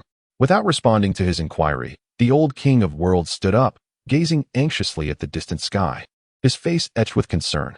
You foolish child. Are you truly unaware of anything? The King of Worlds stepped closer in confusion, but was interrupted by the old King of Worlds' reprimand. After 39 years, Lord Beerus, the God of Destruction, has awakened. The old King of Worlds' voice trembled. filled with dread at the sheer force of this energy. The earlier inexplicable disappearance of several stars had already made him sense that something monumental was about to transpire. Now, feeling this unmistakable destructive energy, the old King of Worlds was certain that Beerus had indeed awakened. On Earth, in an unknown oceanic expanse, waves crashed furiously against a cruise ship. This aura? Vegeta abruptly rose from his reclining chair, his brow furrowed as he looked towards the sky. It was a foreign yet immensely powerful presence, akin to an otherworldly force emanating from the cosmos. On the cruise ship, everyone clutched the railing tightly. Today was Bulma's birthday. They had come to celebrate, and just as they were about to inform Li Xing, such a cataclysmic event unfolded. Not only them, but even Son Goku, training at the North Kai's place, distinctly sensed this terrifying energy at that very moment. Elsewhere in the 7th universe, two figures were moving swiftly. One was short and stout, dressed in attire reminiscent of Beerus, while beside him stood a tall girl wielding a staff. Together, they appeared akin to Beerus and Whis, the god of destruction of the 6th universe, Kampa, accompanied by his servant and mentor, Angel Vados. The two seemed to be searching for something, having traversed the vast distance from their 6th universe to the 7th universe. Lord Kampa, be careful. Suddenly, Vados shouted, as a violet energy beam surged towards Kampa at supersonic speed. Hearing her, Kampa turned his head, but before he could evade, the beam engulfed his form. Boom. Indeed, this was the very destructive energy that had erupted from Li Xing, extending across several star systems and striking him. What the hell is that rascal Beerus up to? After the explosion, a charred Kampa roared in fury. The energy, capable of effortlessly annihilating star systems, had merely produced a cloud of smoke upon striking him, causing no substantial harm. Vados, has he discovered us? Kampa took the cloth Vados handed him, wiping his face without even looking, while expressing his astonishment. No, Lord Kampa. This energy does not seem to originate from Beerus. Bardos furrowed her brow, for they had deliberately acted while Beerus was asleep. How could he awaken so swiftly after just falling asleep? Moreover, considering the immense energy just displayed, there was no way Beerus would allow Kampa to remain unscathed. If it wasn't Beerus, then who could it possibly be? Kampa, having finished wiping his face, extended his arm to return the cloth to Bardos, only to be struck with astonishment. Was this merely a cloth? Bardos. Meanwhile, the focus shifted back to the instigator of the disturbance. At this moment, Li Xing had also opened her eyes, enveloped in a swirling aura of purple energy. Even her pupilless eye sockets radiated an enigmatic violet hue. The only aspect that remained unchanged was her bulging muscles. Her hair had reverted to its usual white, while her skin had darkened slightly, exuding an overwhelming presence. As the commotion reached its peak, Beerus casually pointed a finger, directing a small beam of light toward Li Xing suspended in the air. Upon nearing her body, the attack transformed into a myriad of sparkling stars, dissipating around her. Success! Beerus marveled, a glint of excitement flickering in his gaze. Destruction had fully integrated into her being. Li Xing could now be regarded as a candidate for the role of a god of destruction. However, the sound of the earlier attack seemed to rouse Li Xing, who turned her head toward Beerus, her gaze devoid of any emotion. Clearly, the pain of destruction penetrating her body had severed her consciousness from control, exacerbated by the turmoil of her dormant bloodline, leading to a total loss of awareness. Humming, Li Xing raised her hand, and a star-like orb of energy swiftly coalesced. Destruction? This little girl truly brings forth a multitude of surprises. Beerus widened his eyes. The essence of destruction had only recently entered her. Yet Li Xing was already capable of manifesting it externally for assault. How could he not feel exhilarated? In the next instant, Beerus levitated into the air, swiftly positioning himself a short distance from Li Xing. Thud! Li Xing remained unfazed by his presence, casting the destructive energy toward him. Alas, much like the beam he had previously unleashed, it disintegrated just before contact. No consciousness. This simply will not do. With his chin resting on one hand, Beerus effortlessly discerned Li Xing's anomaly. Chapter 135, Defeat and Gains Humming. Li Xing, oblivious to her previous failure, conjured an even larger sphere of destructive energy. Creak. Observing her, Beerus clenched his fists, and a radiant purple glow enveloped him. Then let me awaken you. With that declaration, Beerus transformed into a streak of light, hastening toward Li Xing. As a god of destruction, Beerus possessed the deepest understanding of destruction. He recognized that Li Xing was currently in a state of extreme fury, driven by an insatiable desire to annihilate everything in her path. The most effective method to counter such a state was to respond with violence, to awaken her. Moreover, throughout this process, one must strive to control their strength. Otherwise, should they unwittingly deliver a knockout blow, upon transforming again, Li Xing would remain in a state of unconsciousness. Boom! Beerus's fist struck Li Xing's abdomen with tremendous force, producing a thunderous sonic boom that carved a deep chasm into the ground below due to the shockwave. Li Xing coughed out a mouthful of bile, and the destructive energy she had just coalesced dissipated. Boom! Boom! The two figures flickered in the air, and for a moment, the entire space was suffused with an aura of devastation. Rather than moving together, it could be said that Li Xing was merely enduring a relentless onslaught. Each of Beerus's strikes was imbued with a terrifying power that sent Li Xing's form crashing through the air. Roar! Treated like a mere punching bag, Li Xing's expression twisted into one of ferocity, her violet eyes glowing even brighter, and the veins on her body bulged as her energy surged. As if impervious to pain, she suddenly halted her backward flight and exchanged a punch with the pursuing Beerus. Boom!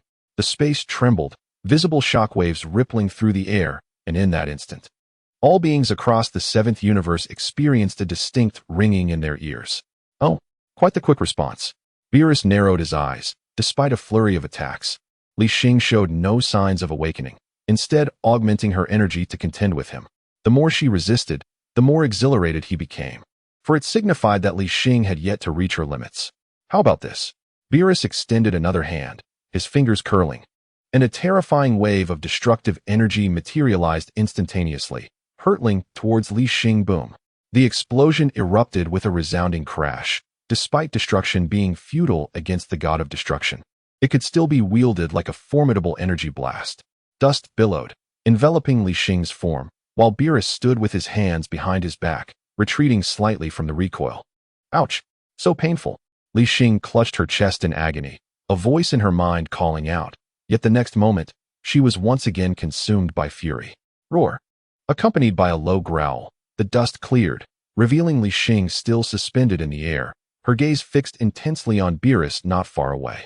Buzz. Li Xing raised her hand, and a series of violet energy orbs surged forth, filling the space around her in an instant. By the heavens, my apprentice! I accept you! Beerus exclaimed with delight, clearly taken aback by how effortlessly Li Xing wielded destruction so soon after its inception within her. In that moment, he felt a swell of emotions. Even without the pressure from the Grand Priest, he wholeheartedly acknowledged Li Xing's potential. Whoosh! With a sweep of her arm, torrents of destructive energy erupted forth, sweeping toward Beerus like an unstoppable tide. Humph! Observing this, Beerus neither flinched nor evaded. With a disdainful grunt, he caused the dense barrage of energy orbs to come to a standstill before him. Here is a big one for you. With a mere flick of his finger, Beerus redirected the vast destructive energy soaring through the sky towards Li Xing. In the process, countless small energy spheres converged, coalescing into a colossal sphere several meters in diameter that hurtled forward. Unexpectedly, Li Xing appeared taken aback by this turn of events. Her previously fierce countenance froze, and in the next moment, the enormous destructive energy loomed before her. Unlike Beerus, who wielded destruction with effortless control, Li Xing pressed her hands against this terrifying force. Her body relentlessly pushed backward by the overwhelming pressure. With no point of leverage and insufficient energy to repel the daunting sphere, she found herself involuntarily crashing towards the ground. In an instant, dust billowed as the hard, rocky surface fractured, creating a vast pit. With a hoarse cry, Li Xing struggled futilely. Unable to escape the grip of the energy, her form pinned within the pit, rendering her motionless. Perhaps it is time to awaken. Observing her futile struggles, Beerus clenched his palm, and a massive mushroom cloud erupted as the energy sphere detonated right before her. The explosive sound reverberated throughout the realm, with powerful shockwaves raging forth, causing the very fabric of space at the epicenter to crack. After a considerable time, as the smoke began to dissipate, the spot where Li Xing once stood had completely vanished, replaced by a charred, deep crater, the surrounding debris reduced to ash, creating a desolate scene that fell into silence. Lord Beerus, have you perhaps gone too far? Whis, having finished his meal, remarked with a satisfied expression, wiping his mouth as he surveyed the aftermath. His words were laced with jest, for he knew, having undergone his own transformations, that Li Xing could not be so easily dispatched. "Do not speak frivolously," Beerus retorted, frowning slightly as he approached the edge of the crater to scrutinize the situation below. Originally, he intended to toy with Li Xing a while longer before rousing her. But having noticed Whis indulging in food, he too felt a pang of hunger and inadvertently intensified the destructive energy. Suddenly, a fit of coughing echoed from within the pit. Beerus's eyes brightened, and he swiftly descended to investigate. What met his gaze was a disheveled Li Xing, her body battered and blood seeping from her pores. "Lord Beerus, are you here to finish me off?" Upon hearing Beerus approach, Li Xing struggled to open her eyes, speaking with great difficulty, fully aware that she had been forced back into a state of vulnerability.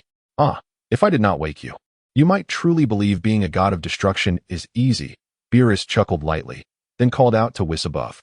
A satisfied smile graced Li Xing's face. Despite her severe injuries rendering her immobile, she could distinctly feel a seed of destruction nestled within her being. As long as she recovers, the power of destruction will undoubtedly coalesce into existence. At this moment, she finally comprehended the intention behind Beerus embedding destruction within her being. Chapter 136, The Return Journey. Destination Earthchild, can you transform for me now? After a brief pause, within the vast interior of the towering tree, the three satiated individuals sat gathered around the dining table, while Beerus remained preoccupied with the crimson figure from his dreams. Although the current gender of Li Xing did not align, if she could indeed transform, her strength should at least not be vastly inferior to that individual. After all, according to the prophecy Fish, that person would be his formidable rival, and he was already filled with anticipation. "Yes, I can, but we must go to Earth." Li Xing's words trailed off as she suddenly slapped her forehead. "Oh no, is today Bulma's birthday?" Upon mentioning Earth, that thought abruptly sprang to her mind. "Whis, what year is it on Earth today?" With this in mind, Li Xing hastily turned to Whis for an answer. "Earth? Let me check. It is August 18th, 778 of the Age of Earth." Although somewhat puzzled by Li Xing's inquiry, Whis dutifully provided her with the information. After all, at this point, Li Xing had already become a candidate for the god of destruction. Should Beerus retire, she would be the one to serve him. Of course, servant was not an appropriate term, as the angel's power surpassed that of the gods of destruction, so partner or supervisor would be more fitting. Oh no. Upon hearing this, Beerus displayed a calm demeanor, while Li Xing's expression turned sorrowful. The day Beerus awakened was precisely Bulma's birthday. Such an important day, last time she returned home. It seemed that Lazuli had specifically reminded her, and now she had completely forgotten about it. With a snap, she retrieved a communicator from her pocket, a gift from Bulma, which had long since shattered during her earlier battle with Beerus. "Earth? Whis, how long will it take to get there?" However, Beerus paid no heed to her distress, instead turning to Whis with a question. "Approximately 30 minutes, Lord Beerus." Whis responded without hesitation. Having made the journey countless times before, he was well acquainted with the route. 30 minutes, you say? Then Before Beerus could finish his sentence, Li Xing interjected. "Let's not go." "Are you joking? Going back now would be a death wish. Bulma would surely drag me around by my ears." What are you afraid of?" Beerus narrowed his eyes and pointed a finger at the table. This newly acquired disciple, upon mentioning Earth, displayed such panic, which left him feeling somewhat disappointed. As the god of destruction, the survival of the entire seventh universe rested within Beerus's grasp. Now, a mere unknown planet possessed something that could instill fear in a god of destruction? And no, could we perhaps postpone our visit for a few months, Lord Beerus? Wiping the cold sweat from her forehead, Li Xing cautiously regarded him, adopting a pitiful expression. As the evening of Bulma's birthday passed, it would not be long before the memory faded. However, faced with Li Xing's pitiful plea, Beerus remained indifferent. "Today is the day. Prepare the bento and set off, Whis." With a decisive tone, Beerus left no room for negotiation. To him, this journey to Earth was inevitable, regardless of Li Xing's insistence. Not to mention that he was eager to sample the array of delicious foods he had never encountered before. "I'll pass, you all go ahead," Li Xing said as she rose from her chair, attempting to sneak away. Yet, to her surprise, her feet seemed to hover above the ground. "Let me go?" she protested, flailing her arms, but was effortlessly lifted by Beerus by the collar of her attire. "Whis, let us depart." In the realm of the Kais, the elder Kai asked, "What are you watching?" Setting down a cup of tea, he noticed the Elder Kai's troubled expression. Upon learning of the existence of the destroyer god, he was taken aback. However, it seemed that Beerus had not commenced his destruction immediately, allowing them some respite. Lord Beerus has departed. His destination is Earth. Through the vast cosmos. The Elder Kai spotted the three figures, worry etched across his face. Amidst his concern, there was also a hint of surprise. For he noticed that Beerus was holding a young girl, none other than Li Xing, who had helped him break the seal years ago. Earth, you say?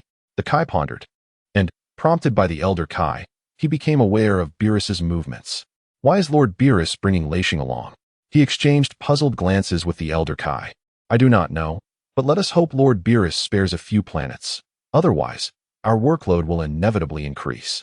Meanwhile, on Earth, aboard a luxurious cruise ship, Lazuli was absurdly concocting excuses for Li Xing. Is my birthday or training more important? Bulma exclaimed, draining her cup and slamming it down on the table. I can tolerate Goku and Vegeta's absence, but Li Xing is missing too. As close friends, they would often keep in touch, and every birthday was typically celebrated together. A few years back, she had heard that Li Xing was training on a distant planet and had even prepared a communicator, yet now she could not reach her at all. Calm down. She tends to forget things. Lazuli hesitated, struggling to find a good excuse. With a sudden crack, Bulma, possessing over 100 points of battle power, crushed her cup in frustration. When she returns, just wait and see how I deal with her. After gritting her teeth and delivering a sharp retort, Bulma retrieved her phone from her pocket. Vegeta, are you really not coming to celebrate your beloved wife's birthday? If you choose not to come, don't even think about having dinner at home. In the gravity training room, a loud bang erupted as the phone spontaneously ignited, causing cold sweat to bead on Vegeta's forehead as he clenched his jaw and let out a muffled grunt. In the vastness of the universe, Li Xing and her companions were racing towards Earth at an astonishing speed. Let me down. I don't want to go. Despite the rapid motion, Li Xing continued to struggle fiercely. With a swift motion, Beerus struck her on the back of the head, his frustration boiling over, holding her so tightly that she couldn't even eat the lunch that Whis had prepared. We'll arrive in a few minutes. You've been complaining for over 20 minutes. Chapter 137, Bulma's Birthday Party. What's wrong, Vegeta? Beerus's tone was icy, causing Li Xing to shudder and fall silent, terrified of being abandoned in the vast cosmos. Lord Beerus, are you hungry? I suddenly remembered that there are some chilled desserts at your place. Li Xing lowered her gaze, a sudden spark of inspiration lighting up her eyes as she eagerly addressed him. Desserts? Beerus paused, a trickle of drool escaping his lips involuntarily. Oh, Miss Li Xing, no? I should now refer to you as the substitute god of destruction. How do I recall that the desserts were all consumed? Whis interjected as he deftly maneuvered through the cosmos with the two. Whis you. Hearing this, Li Xing, who was being held by Beerus, struggled a bit before grabbing a handful of Whis's hair and barking fiercely. If you don't shut up, no one will think you're mute. Ouch. We're flying here. Whis winced as his body bent backward, and simultaneously, a dizzying sensation overwhelmed all three. In a dramatic turn of events, Earth loomed closer.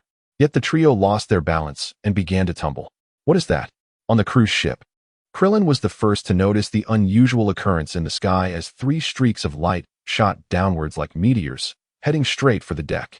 According to Whis's search, nearly all the Saiyans were aboard this vessel, prompting him to set their destination here. Bang, bang, bang. With perfect precision, Whis led the way as their bodies crashed onto the deck like a pile of dominoes, enveloped in a cloud of smoke, leaving them seeing stars. What was that noise? The cruise ship erupted into chaos as everyone rushed over. Li Xing. As the dust settled and the figures became clear, Lazuli was the first to call out. Oh, what a coincidence, everyone. Are you out here playing? Li Xing, covering her face, awkwardly lifted her head, preparing to escape. Suddenly, before she could even teleport away, she felt a soft mass rise beneath her, throwing off her balance and causing her to tumble clumsily to the side. Little girl, why on earth are you troubling Whis? Despite the dust covering his face, the fury on Beerus's countenance was unmistakable as he pointed an accusatory finger at Li Xing's forehead, berating her vehemently. Regardless of her intentions, what was meant to be a grand entrance had now turned into a spectacle of disarray, leaving the god of destruction's dignity in tatters. Indeed, as a candidate for the role of destroyer, how could she dare to tug at someone else's hair? Whis, retrieving a handkerchief from his pocket, wiped the dust from his face while also admonishing her in a similar vein. I sincerely apologize. I must take my leave now, but I shall return to find you both. Li Xing hastily rose from the ground, offering a sincere 90-degree bow to the two before continuing her escape. Upon searching for familiar presences, she discovered that they were all aboard this very vessel. Just as she contemplated giving up, a glimmer of hope appeared before her. The aura of Sun Wukong seemed to be at a considerable distance. With no hesitation, Li Xing's figure vanished from the sight of the crowd. And in that fleeting moment before her departure, she remained oblivious to a small hand resting upon her shoulder. Phew, I'm saved. On North Kai's planet. Li Xing wiped the sweat from her brow, panting heavily. Li Xing, is that you? Sun Wukong, engrossed in his training, sensed her presence and immediately shifted his gaze. But as he began to speak, he seemed to swallow the latter part of his words as if instructed to do so. Shoo, please don't tell Bulma that I've been here. Li Xing extended a finger, her height nearly matching that of Sun Wukong, almost covering his mouth. For some reason, she felt an inexplicable familiarity with a certain fragrance, reminiscent of Bulma, who, though not physically present, seemed to linger nearby. Suddenly, a small hand patted her shoulder from behind, prompting her to turn around, only to find her face darkening with dismay. Sister Bulma. Moments later, the trio found themselves at Bulma's birthday celebration. I truly didn't mean to forget. My communicator was broken, Li Xing explained, kneading Bulma's shoulders with an air of contrition. Upon closer inspection, one could see that Li Xing's ears were flushed red, clearly having endured some torment, and not just on one side. Is it broken? Let me see. Bulma extended her hand, her expression one of eager anticipation. Her irritation had nearly dissipated. After all, Li Xing had arrived safely and even managed to bring Sun Wukong along. A joyous reunion indeed. Here, Li Xing said, producing a handful of shattered remnants from her pocket and cautiously presenting them. There was no saving it, so here's a new one for you. Bulma scrutinized the fragments for a moment, realizing they were too shattered to be repaired. Oh well. Observing her expression, Li Xing's eyes sparkled, and her previously furrowed brow gradually lifted. Bulma had calmed down. Now, all that remained was to ensure that no oblivious individual provoked Beerus. Having fled so swiftly, she had neglected to properly host the two. But it mattered little. Whis recognized Lazuli, and with her presence, Li Xing could feel a bit more at ease. Hey, Vegeta, why are you sweating so much? On the deck, Goku approached Vegeta, holding a drink, and inquired with a hint of confusion. Although their training had been abruptly interrupted by Li Xing and Bulma, and he had been forcibly brought here, the abundance of delectable food aboard the cruise had dispelled any thoughts of retreat or complaint. Upon noticing Vegeta's drenched forehead and pale complexion, concern naturally arose. That guy is. Vegeta's voice quivered, as though he had encountered a truly terrifying presence. That's not just any cat. Following Vegeta's gaze, Goku spotted Beerus, who was indulging in the culinary delights. Just as he began to speak, Vegeta swiftly covered his mouth. Kakarot, keep your voice down if you wish to live. Vegeta's veins bulged, clearly wishing he could kick Goku back to North Kai's planet. What's wrong, Vegeta? Who is that guy? Goku, bewildered, struggled to pry Vegeta's hand away and whispered his question. It was the first time he had witnessed Vegeta in such a state of fear after knowing him for so long. Beerus, the god of destruction. Upon uttering this name, Vegeta felt as if Beerus had cast a glance in his direction, causing him to tremble and step back until he leaned against the railing of the deck. A profound sense of dread washed over him as memories flooded back. Wasn't Beerus the one who had once stepped on his father King Vegeta's head when he was a child? God of destruction? Vegeta, are you alright? Seeing Vegeta's complexion grow increasingly pale, Goku couldn't help but ask. Beerus, the god of destruction? Is he really that powerful? After hearing the name, Goku began to scrutinize Beerus closely. There was no aura emanating from him, reminiscent of the super scion god Li Xing had experimented with during his last visit. Unfortunately, that day Goku had only caught a fleeting glimpse before being summoned back to the underworld by the fortune teller. After his recent resurrection, thanks to the Namekian dragon, he had been busy with chores at home, finally managing to sneak away to train on North Kai's planet. This meant that since Li Xing's departure, they had not gathered anyone for further experimentation with that transformation. I'm fine, stop rambling, Kakarot. Suppressing his inner turmoil, Vegeta grabbed Goku by the collar. Do not provoke him. Do you understand? Oh, who should we not provoke? At that moment, a voice suddenly chimed in, causing Vegeta to shudder and quickly turn around. There stood Beerus, casually holding a drink, leaning against the railing not far from the two, exuding an air of languidness. Having satiated his appetite, Whis seemed to have made several trips to Earth with Li Xing and was engaging the locals in conversation, while he, of course, sought to retrieve the elusive Li Xing. However, the vastness of the cruise ship made it difficult to locate Li Xing, and instead, he first noticed Goku and Vegeta. For reasons unknown, despite never having encountered the two, Beerus felt an inexplicable sense of familiarity, prompting him to approach. Upon witnessing Vegeta's panicked expression, mingled with a hint of fear, it became evident that the latter had recognized him without the need for explicit confirmation. "Greetings, Lord Beerus." Vegeta managed to force a smile, his muscles taut with tension, while simultaneously restraining Goku, who was eager to step forward. "You recognize me?" Beerus narrowed his eyes, surveying the pair with keen interest. The tail protruding from behind Vegeta revealed his scion lineage, much like Li Xing, whereas Goku, despite lacking a tail, wore a hairstyle that was vividly etched in Beerus's memory. Was this not the very hairstyle of the individual from his dreams? Recognizing Lord Beerus is no small matter. If there is nothing further, we shall take our leave, Vegeta said, his forehead slick with cold sweat as he faced Beerus's ominous gaze, a stark contrast to his stature as the proud prince of the Saiyans, who now found himself retreating. Wait. Before he could withdraw with Goku, Beerus scoffed derisively, halting their movements. "Have you heard of the Super Saiyan God?" His casual inquiry rendered the two motionless, as the title instantly conjured memories of Li Xing's recent transformation with her crimson hair. "Lord Beerus, did you come here with Li Xing?" Goku, shaking off Vegeta's hand, stepped forward, his eyes gleaming with excitement. Though unfamiliar with Beerus, Goku inferred from Vegeta's palpable trepidation that he was undoubtedly a formidable being. Upon hearing Beerus mention the Super Saiyan God, Goku felt an undeniable surge of eagerness. That little girl?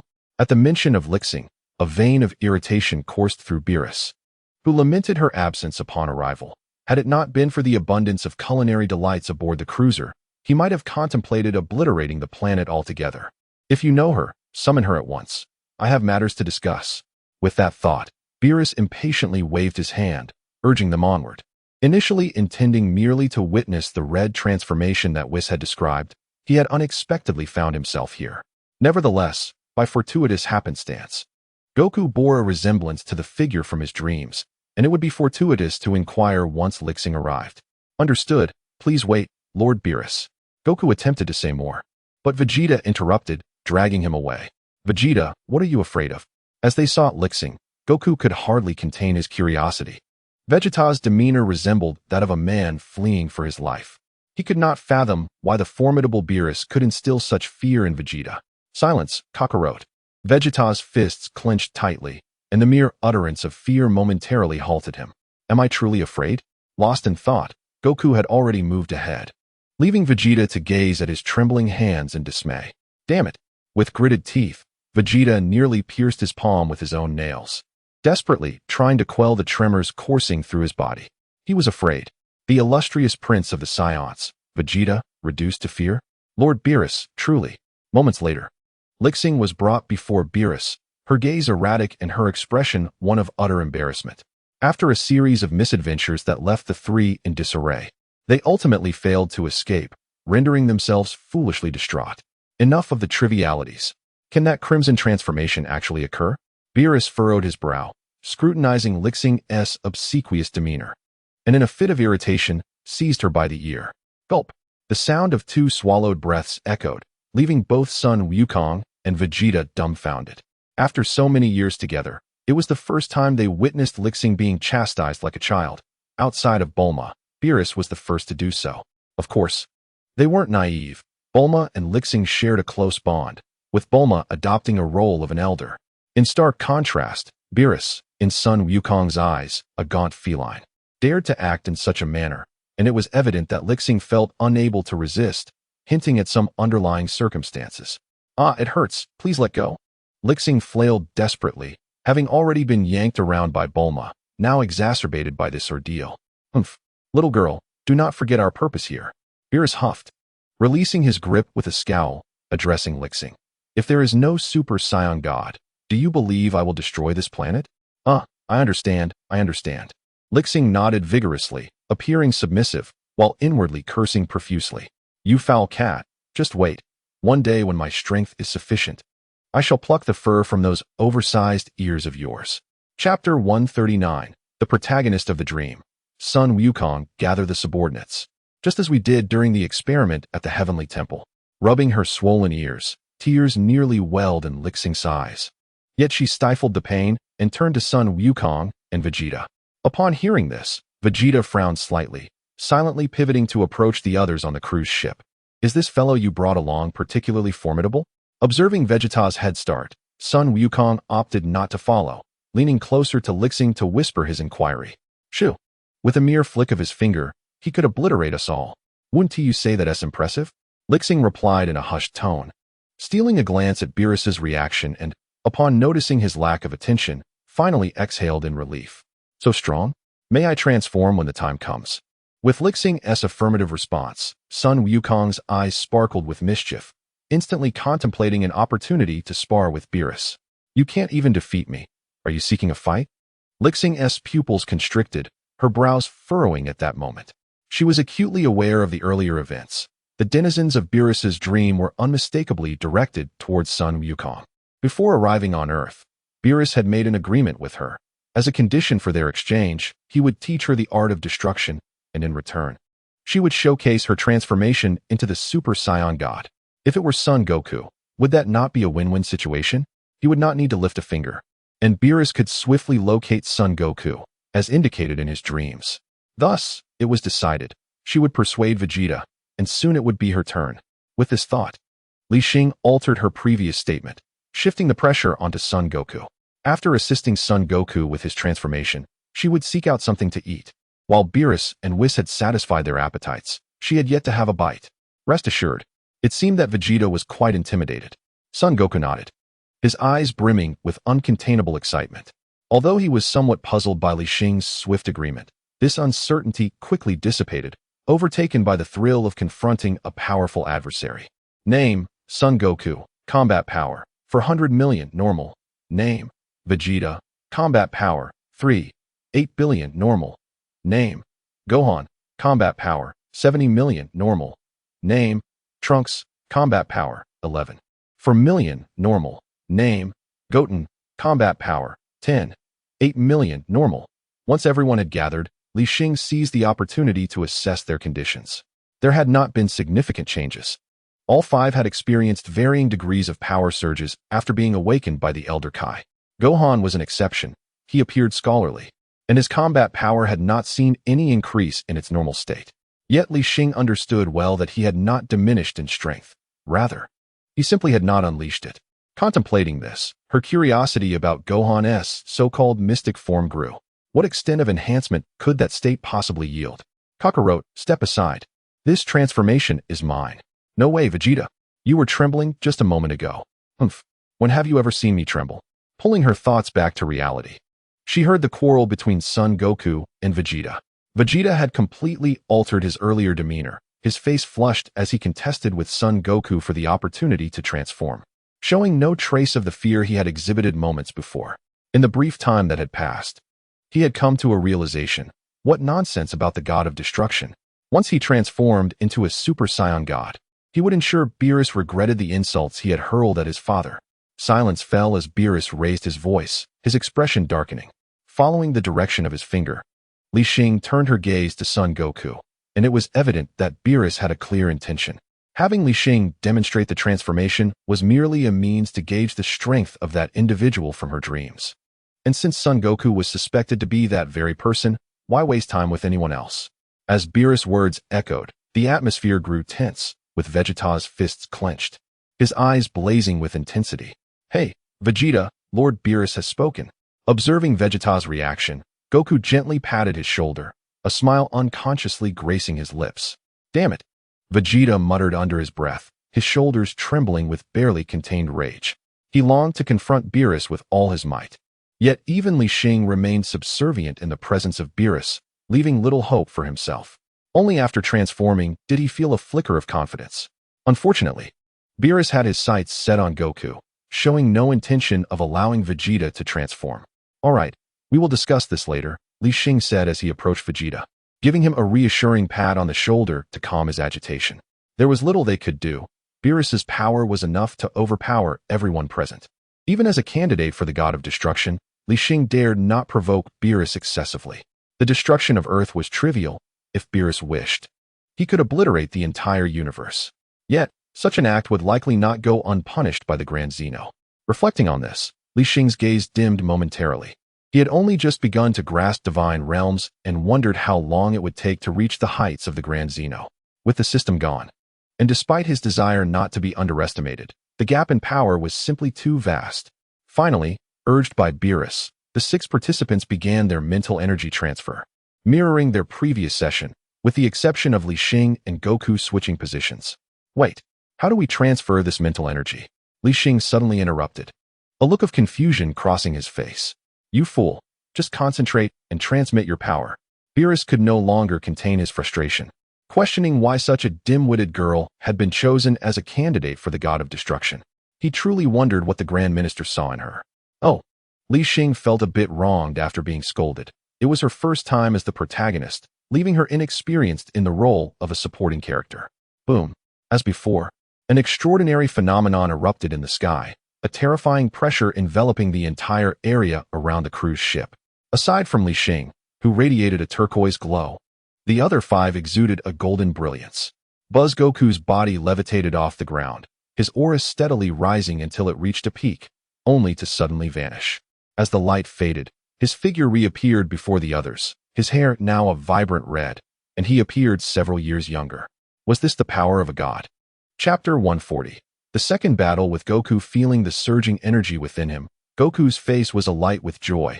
This power was truly magnificent. In contrast, Li Xing appeared rather serene. Name, Goku. Realm, first level of divine realm. Indeed, regardless of foundational combat power, attaining divinity through the infusion of mental energy would always result in the first level of the divine realm. Li Xing's eyes darted thoughtfully before she withdrew her gaze. Was this the essence of a super Saiyan god? Beerus narrowed his eyes, scrutinizing Goku without displaying much surprise or admiration.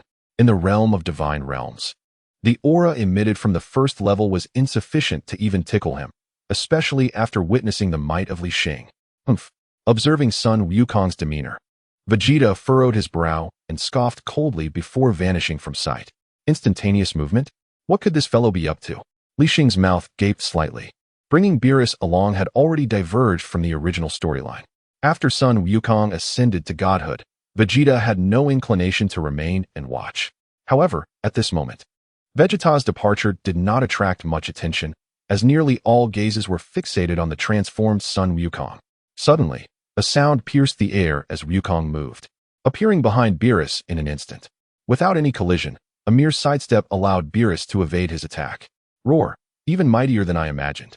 I could almost doubt my own body. As the attack was dodged, Sun Wukong remained unfazed, his face instead lighting up with excitement.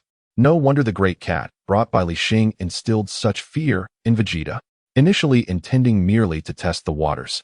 Wukong was astonished at the speed he had achieved after becoming a deity, realizing that his opponent could effortlessly evade him.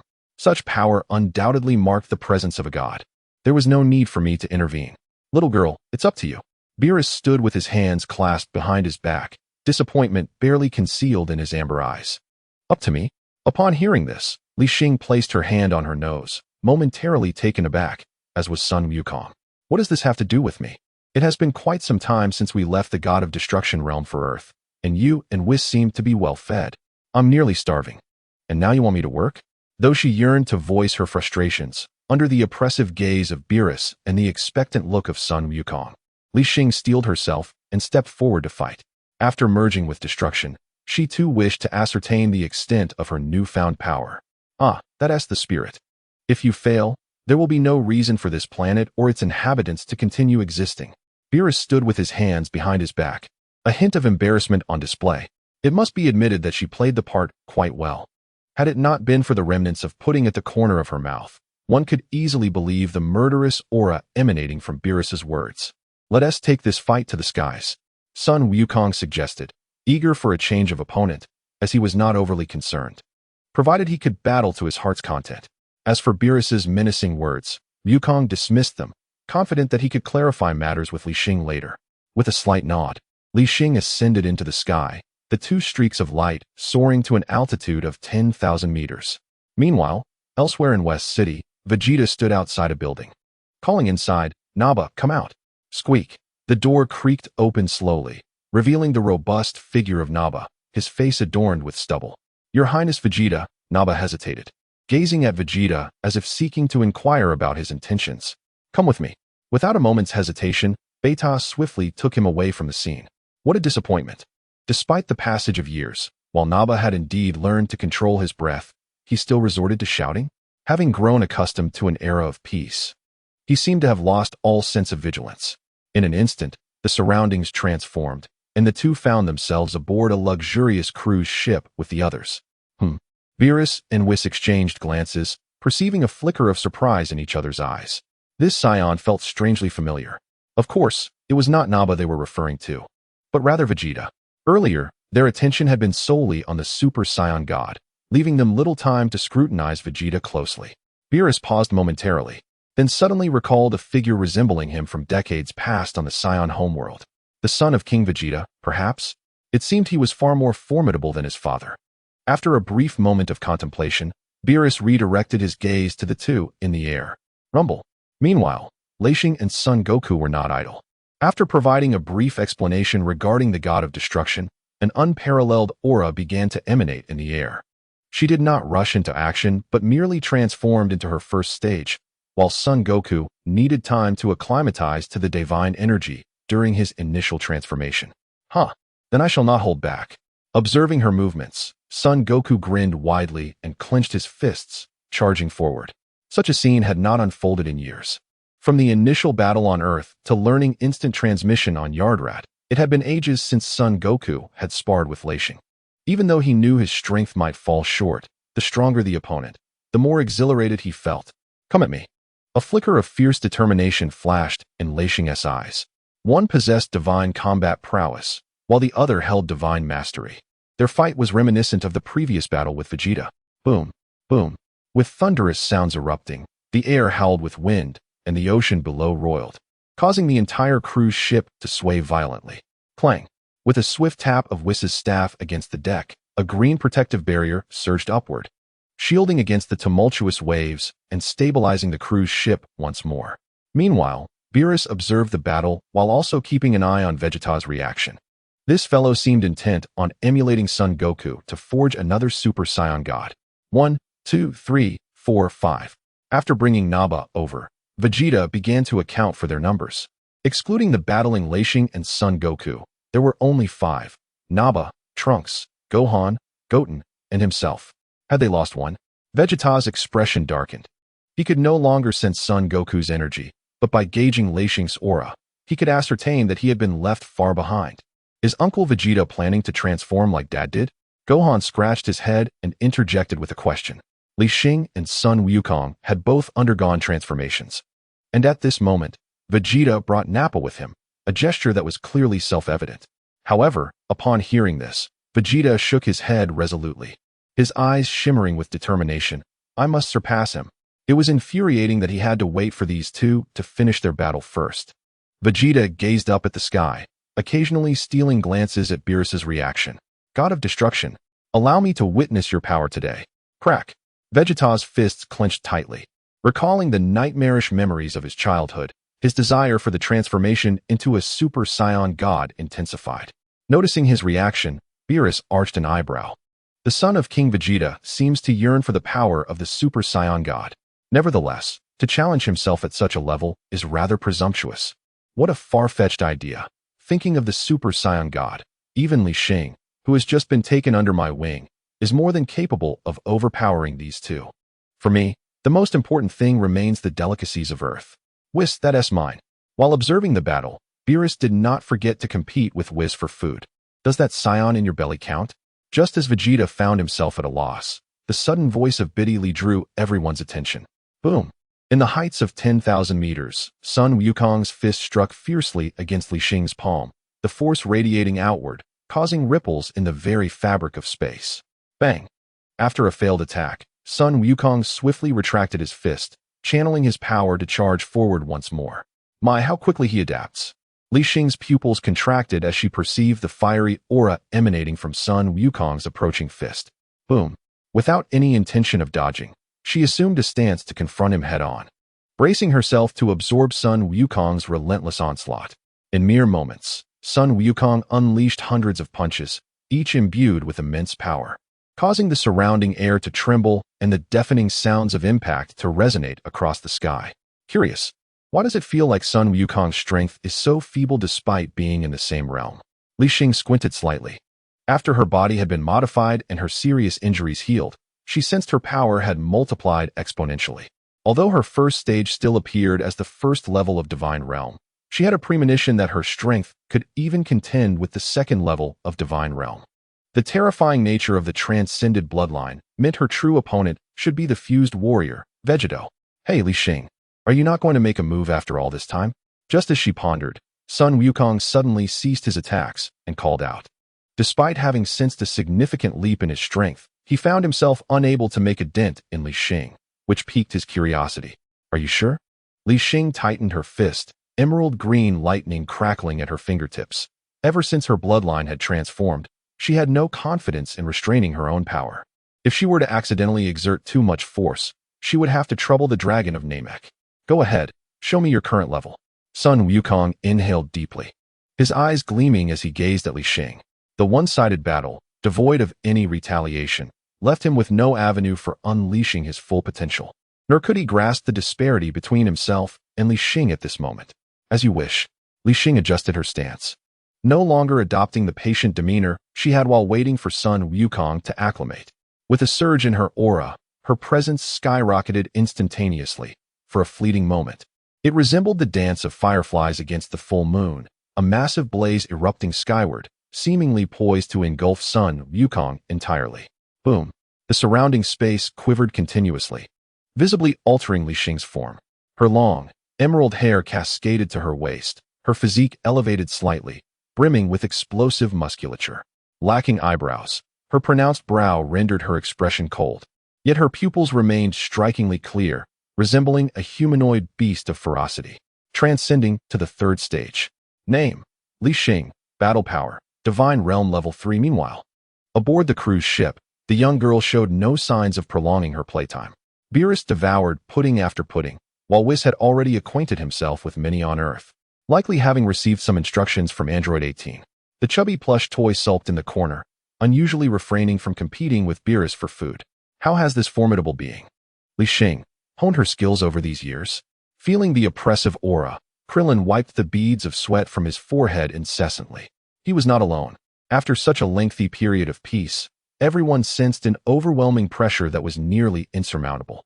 Aside from Beerus and Whis, who remained calm while enjoying their meal, the rest could hardly sit still. Hurry, transfer your energy to me, Vegeta urged, and immediately, an inexplicable force surged into his body. Boom.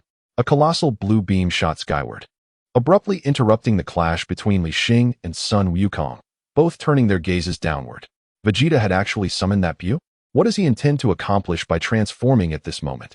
Li Xing felt utterly perplexed by the scene unfolding before her. Finally, under her astonished gaze, Vegeta made his move, emanating the terrifying aura of a Super Saiyan god as he charged directly towards Beerus. Has he gone overboard? Li Xing's expression shifted dramatically. Her original purpose for coming to Earth was merely to showcase the Super Saiyan god to Beerus. To her surprise, the power of the Super Saiyan god failed to pique his interest, leading him to pit her against Sun Wukong, and now even Vegeta could no longer remain passive. Unfortunately, remaining restless was futile. Even in his transformed state, he was merely at the first level of the Divine Realm. Beerus was the pinnacle of destruction. At the 9th level of the Divine Realm, no one present, aside from Whis, could possibly match him in strength. If he truly angered Beerus, it could incite unforeseen chaos. Whoosh.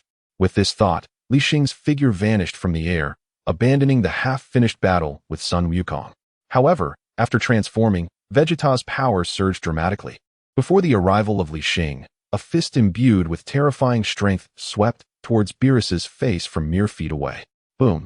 The sound of an explosion echoed, freezing both of their forms in that instant, drawing every gaze back to the deck of the cruise ship. Vegeta, you are indeed audacious. Chapter 142, The Dramatic Turn. Vegeta's Fury.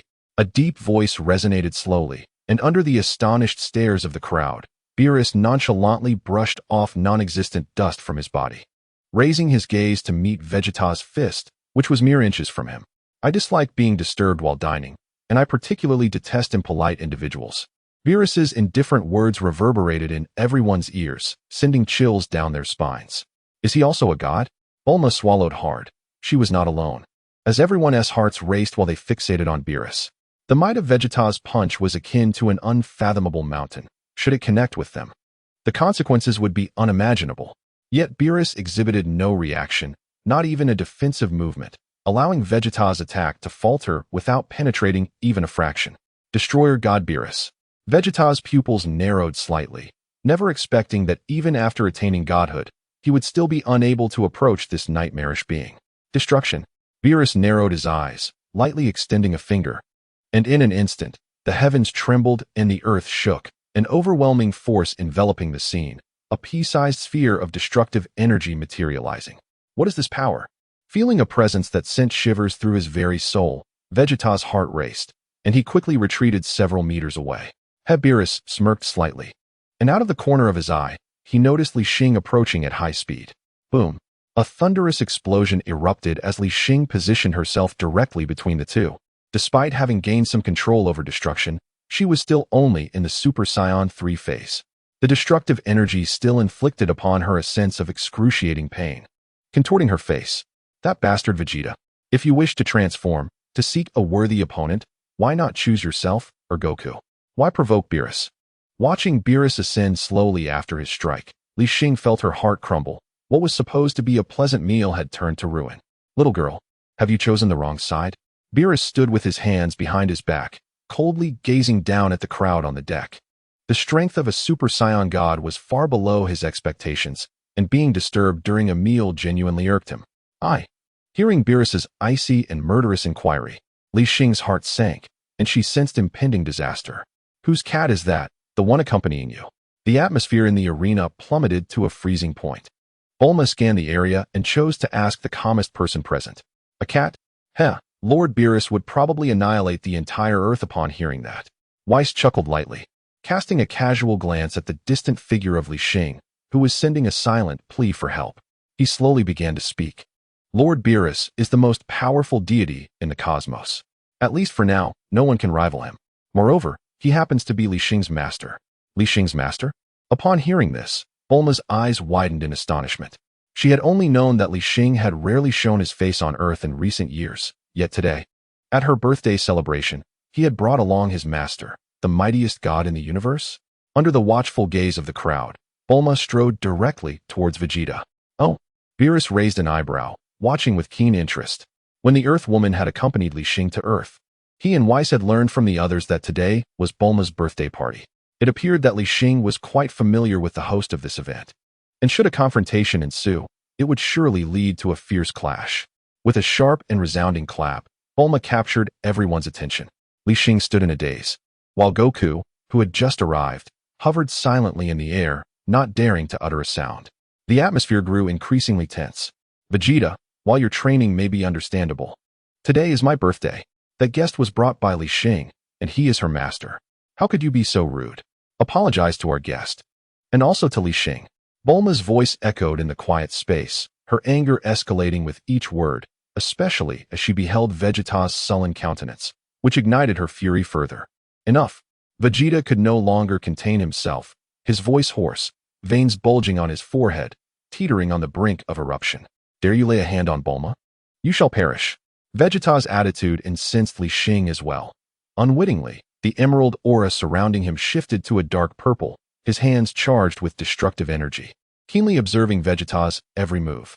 Regardless of Vegeta's intentions, should he dare to lay a finger on Bulma, not even Beerus would be spared from Li Xing's wrath.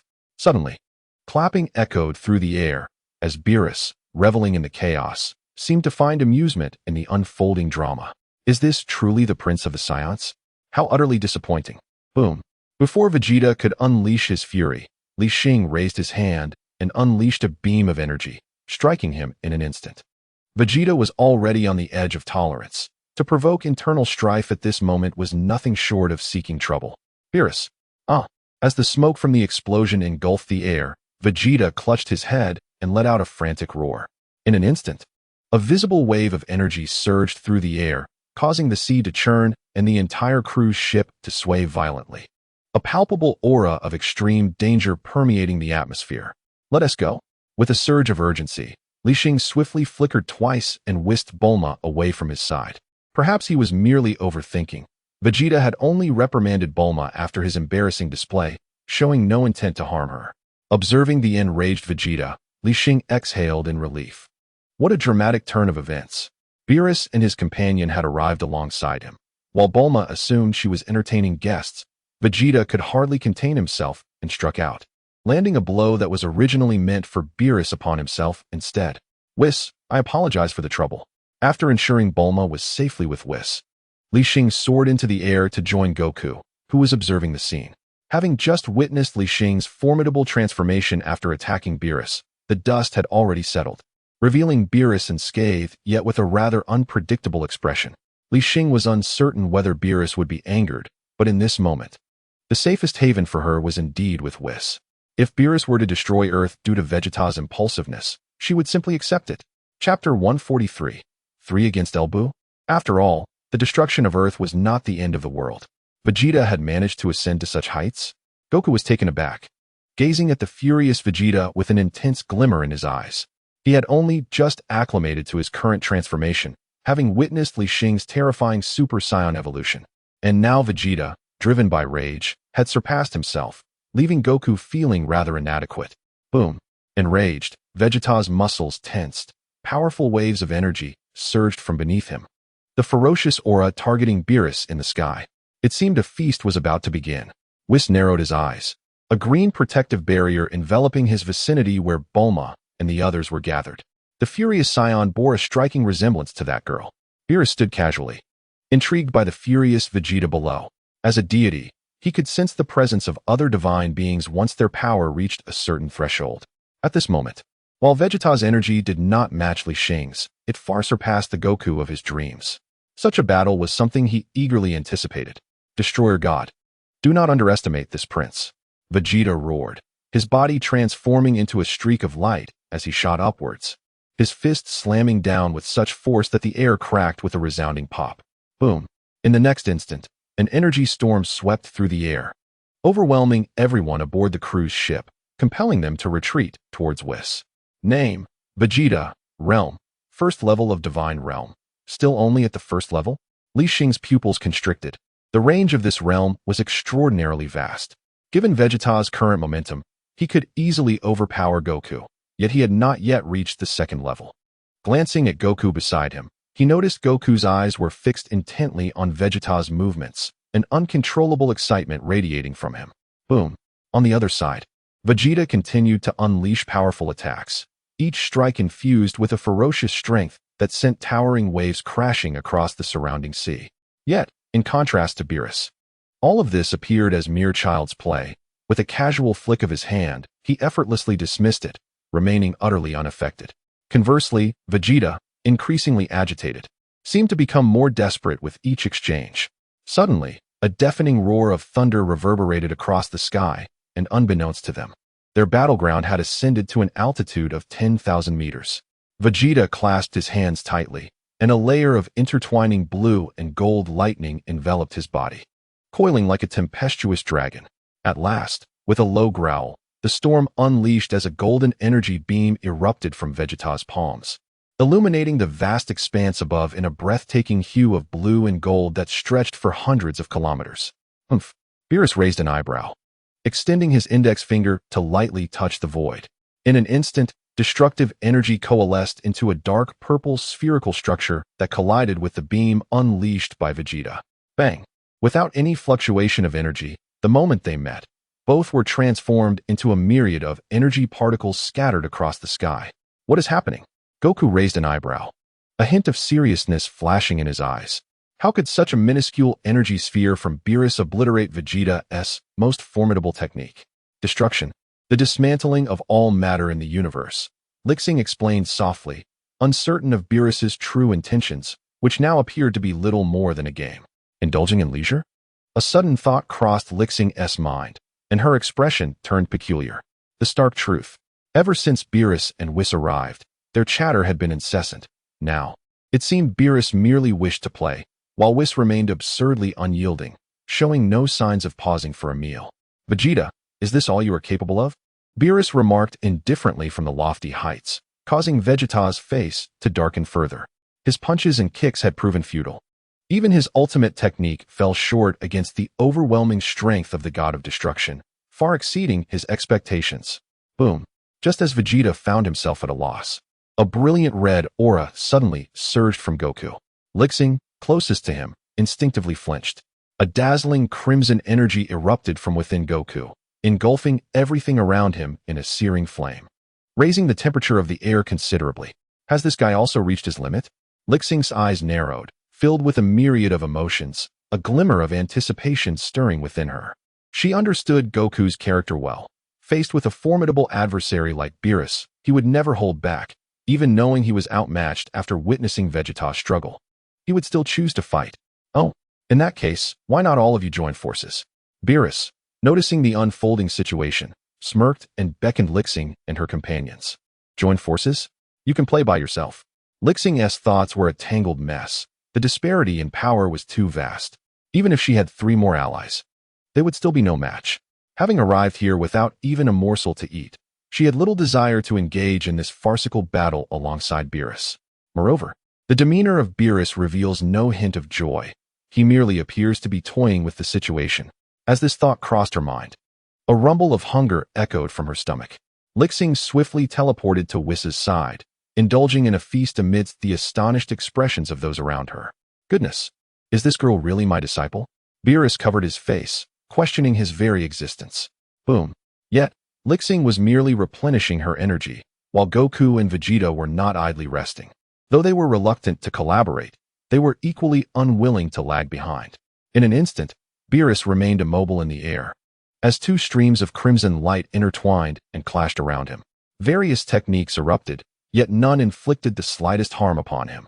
In stark contrast to Goku's excitement, Vegeta gradually regained his composure, even allowing his aura to wane slightly. The brief skirmish had imparted a crucial realization. Beerus' strength was indeed impeccable.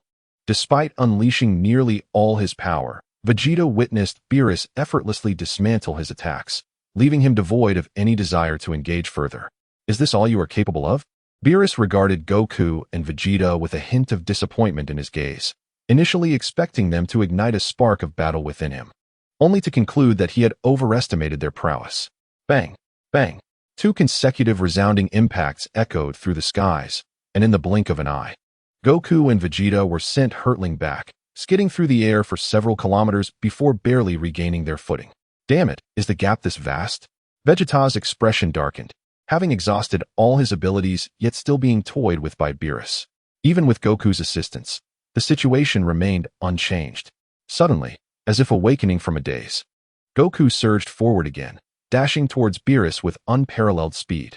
In that fleeting moment, he inhaled sharply, every muscle in his body tensed, propelling himself alongside Goku in perfect synchronization, as if their movements had been meticulously rehearsed. In the blink of an eye, they arrived before Beerus. Boom, boom. The intensity of their clash escalated, sending shockwaves that cracked the earth even from thousands of meters above the nearby ocean. Fortunately, the earth had been reinforced. Through the scattered clouds, Li Xing's vision was remarkably broad. Despite her greasy mouth, she could not overlook the battle unfolding above. What if Vegeta were to join the fray? Suddenly, an idea sparked in Li Xing's mind, her eyes gleaming with excitement. Beerus had finally found some amusement, and with his overwhelming power, it was only fair that he distributed the punishment evenly. Having already faced the brunt of it, it was now Goku and Vegeta's turn, leaving only Vegeta to contend with. Heh, arrogant fool, prepared to face retribution. A glimmer of schadenfreude flickered in Li Xing's eyes. If possible, she fervently wished for Beerus to deliver a thorough lesson to Vegeta, as she too harbored a desire to engage with Vegeta once more. After all, the strength of one's adversary, whether excessively weak or overwhelmingly strong, significantly influences an individual's combat state. It is only by triumphing over an opponent of comparable prowess that one can attain the utmost satisfaction. With this thought in mind, Li Xing swiftly departed for the Kaishin realm. Whis turned his head, contemplating the spot where Li Xing had vanished. While everyone's gaze remained fixated on the battle scene displayed atop his staff, only he seemed to notice Li Xing. It appears Lord Beerus will have some genuine fun now. High above, Son Goku and Vegeta simultaneously unleashed a fierce battle cry, their violent clash resonating throughout the expanse. In stark contrast, Beerus wore an increasingly amused grin, effortlessly gripping the fists hurled at him by the two warriors. "Is this truly your limit?" he questioned, his hands tightly clasped as he allowed Son Goku and Vegeta to struggle futilely, akin to an eagle capturing a chick. "Damn it!" Feeling the insurmountable force, Vegeta roared, bending his legs and channeling all his might, launching himself toward Beerus's chest like a cannonball. Boom! A muffled thud echoed, sending shockwaves through the space, as Vegeta's body was hurled back, crashing into the ocean below like a meteor. On the other side, Son Goku, witnessing this spectacle, felt his pupils constrict and an ominous premonition arise within him. Beerus did not evade. Vegeta's kick had indeed struck him. Yet the outcome was entirely contrary to what Goku had anticipated. He barely caught a glimpse of Beerus's movement before Vegeta was sent flying away. Could the Super Saiyan god possibly possess some latent power yet undiscovered? Under Goku's astonished gaze, Beerus squinted, gathering energy in his hand, and unleashed a remarkably ordinary energy sphere towards Goku's chest. Boom! In an instant, the energy sphere detonated, enveloping the air in smoke as Goku, as if struck by a devastating blow, plummeted straight into the ocean below. Is Li Xing's master truly this formidable? Goku and Vegeta fell together? What in the world is this god of destruction? Those below, witnessing this scene, could only stare in disbelief, particularly Piccolo, whose forehead glistened with sweat. The North Kai had just communicated with him about Beerus, but he never imagined the threat to be of such magnitude. Boring. Beerus clapped his hands, disappointment evident as he turned to leave, feigning a return to the cruise ship. However, at that moment, a red figure soared upward from below, appearing directly in front of him, blocking his path. "Lord Beerus, it's not over yet. We have not been defeated." Son Goku inhaled deeply. Though the recent clash had left him in disarray, he did not truly believe he would succumb to Beerus. Vegeta felt the same. The Saiyan race would never concede easily. And even in the face of inevitable defeat, they would grit their teeth and fight on. "Drink." A low exclamation echoed as a meteor-like figure rose once more, blocking Beerus's path with two figures standing in front and behind him. "Oh, can you still improve?" Beerus raised an eyebrow, his gaze towards the two filled with a hint of anticipation. "Very well, let us continue this game." With his words, an immense aura suddenly enveloped the area, rippling through the air as Beerus's form transformed into a blur, moving with astonishing speed. Bang! His fist struck Goku in the abdomen, causing him to expel a mouthful of bile, staggering backward several steps. Gritting his teeth against the pain, Goku lifted his head defiantly, his eyes burning with fierce combat spirit. Boom! In the next moment, a dull sound erupted as Goku's attack landed squarely on Beerus's chest. "Is this the extent of your improvement?" Beerus remarked with an utterly indifferent expression, his emotionless voice causing Goku's face to darken. It was futile. When Vegeta was struck down, Goku had clearly seen Vegeta kick Beerus, and now, in his own attempt, he realized the impenetrable toughness of Beerus's physique. The god of destruction posed no threat to him as a Super Saiyan god. Behind them, Vegeta's expression twitched at the scene. While they presented a united front, the pride of a Saiyan prince made him disdainful of collaborating with Goku. Both waited for the right moment to confront Beerus alone. However, the opportunity eluded them, and Goku's inability to inflict any damage on Beerus would yield the same result for him. "King Kai's fist, 20 times. Goku shouted, his eyes bulging as he rapidly retreated hundreds of meters. With a fierce cry, his crimson aura surged, engulfing the watching Vegeta and painting the nearby skyline a brilliant red. "Scions are quite interesting," Beerus mused, his eyes glinting. Goku's sudden increase in power intrigued him, and a glance at Vegeta revealed his unwillingness to yield. Beerus understood then that this so-called Saiyan prince could not compare to the Goku of his dreams. Chapter 145, The Artificial Moon, a step further. Yet, he was still too far from being worthy of stirring his blood.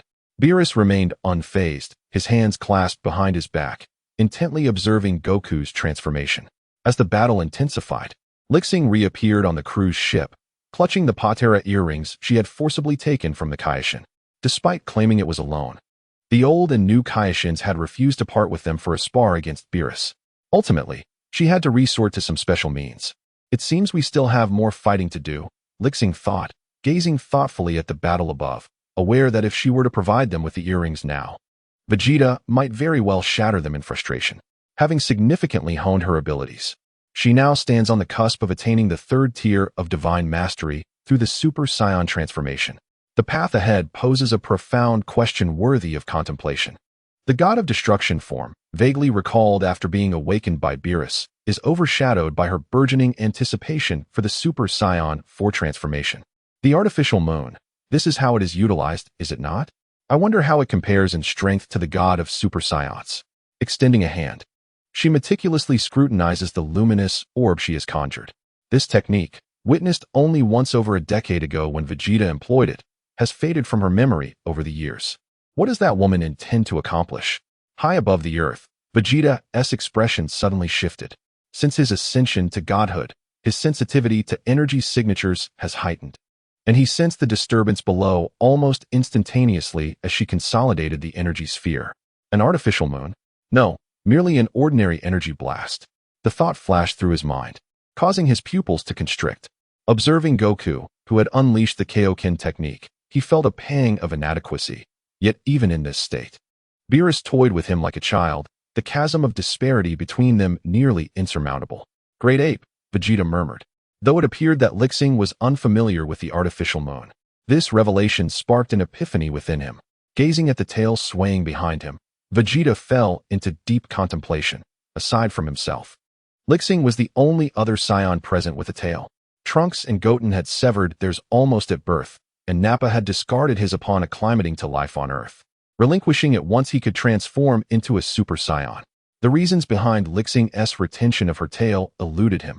Vegeta merely wished to preserve his Saiyan heritage. Boom. At that moment, Li Xing hurled the artificial moon she had gathered into the sky, resulting in an explosion that left no trace beyond the disturbance in the air and the ensuing dust. Strange, isn't it supposed to be condensed from energy? Li Xing furrowed her brow. Back when the system was operational, her first reward was mastery over energy control. She could typically learn any technique formed from energy merely by observing it once. Yet, to her surprise, this artificial moon proved to be quite challenging. Fool. Moonlight is merely a reflection of sunlight. Only when sunlight strikes the moon and reflects will it produce Blutz waves, which during a full moon exceed 17 million units. Under such circumstances alone can a Saiyan transform into a great ape. The artificial moon is not simply about energy. Vegeta cast a cold glance at Li Xing, his confusion deepening. Does a Super Saiyan god still require a transformation into a great ape? Boom. Meanwhile, as both pondered their respective thoughts, Goku plummeted once more, having been blasted out of the sea by Beerus, embedding himself into a mountainside. Cough, cough. Goku gasped for breath, occasionally spitting blood. While transforming into a Super Saiyan god was manageable, the exertion from utilizing the Kaioken had begun to take its toll, leaving his body unresponsive and his stamina severely depleted. Is the Super Saiyan god already reaching its limits so soon? As Beerus's shadow approached, he stood face to face with Sun Wukong, embedded in the mountain. A look of disdain etched upon his features. Within mere minutes, the limits of Wukong's power were laid bare, and he was swiftly overwhelmed. Indeed, he had overestimated himself. If the gods of destruction from other realms were no match for him, how could a universe as relatively weak as the seventh give rise to a being capable of challenging his might? At that moment, though Sun Wukong was in a dire predicament, he still struggled to shatter his constraints. Just as Beerus presumed Wukong had resigned himself to defeat, the latter suddenly lifted his gaze, his eyes ablaze with fervor, fixed on the higher heavens. A massive white orb of light hovered in the sky, radiating a dazzling brilliance accompanied by crackling energy. The moon?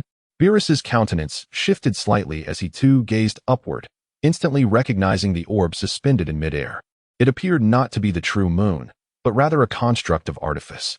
With a thunderous roar, the atmosphere trembled visibly as two powerful voices reverberated across the land.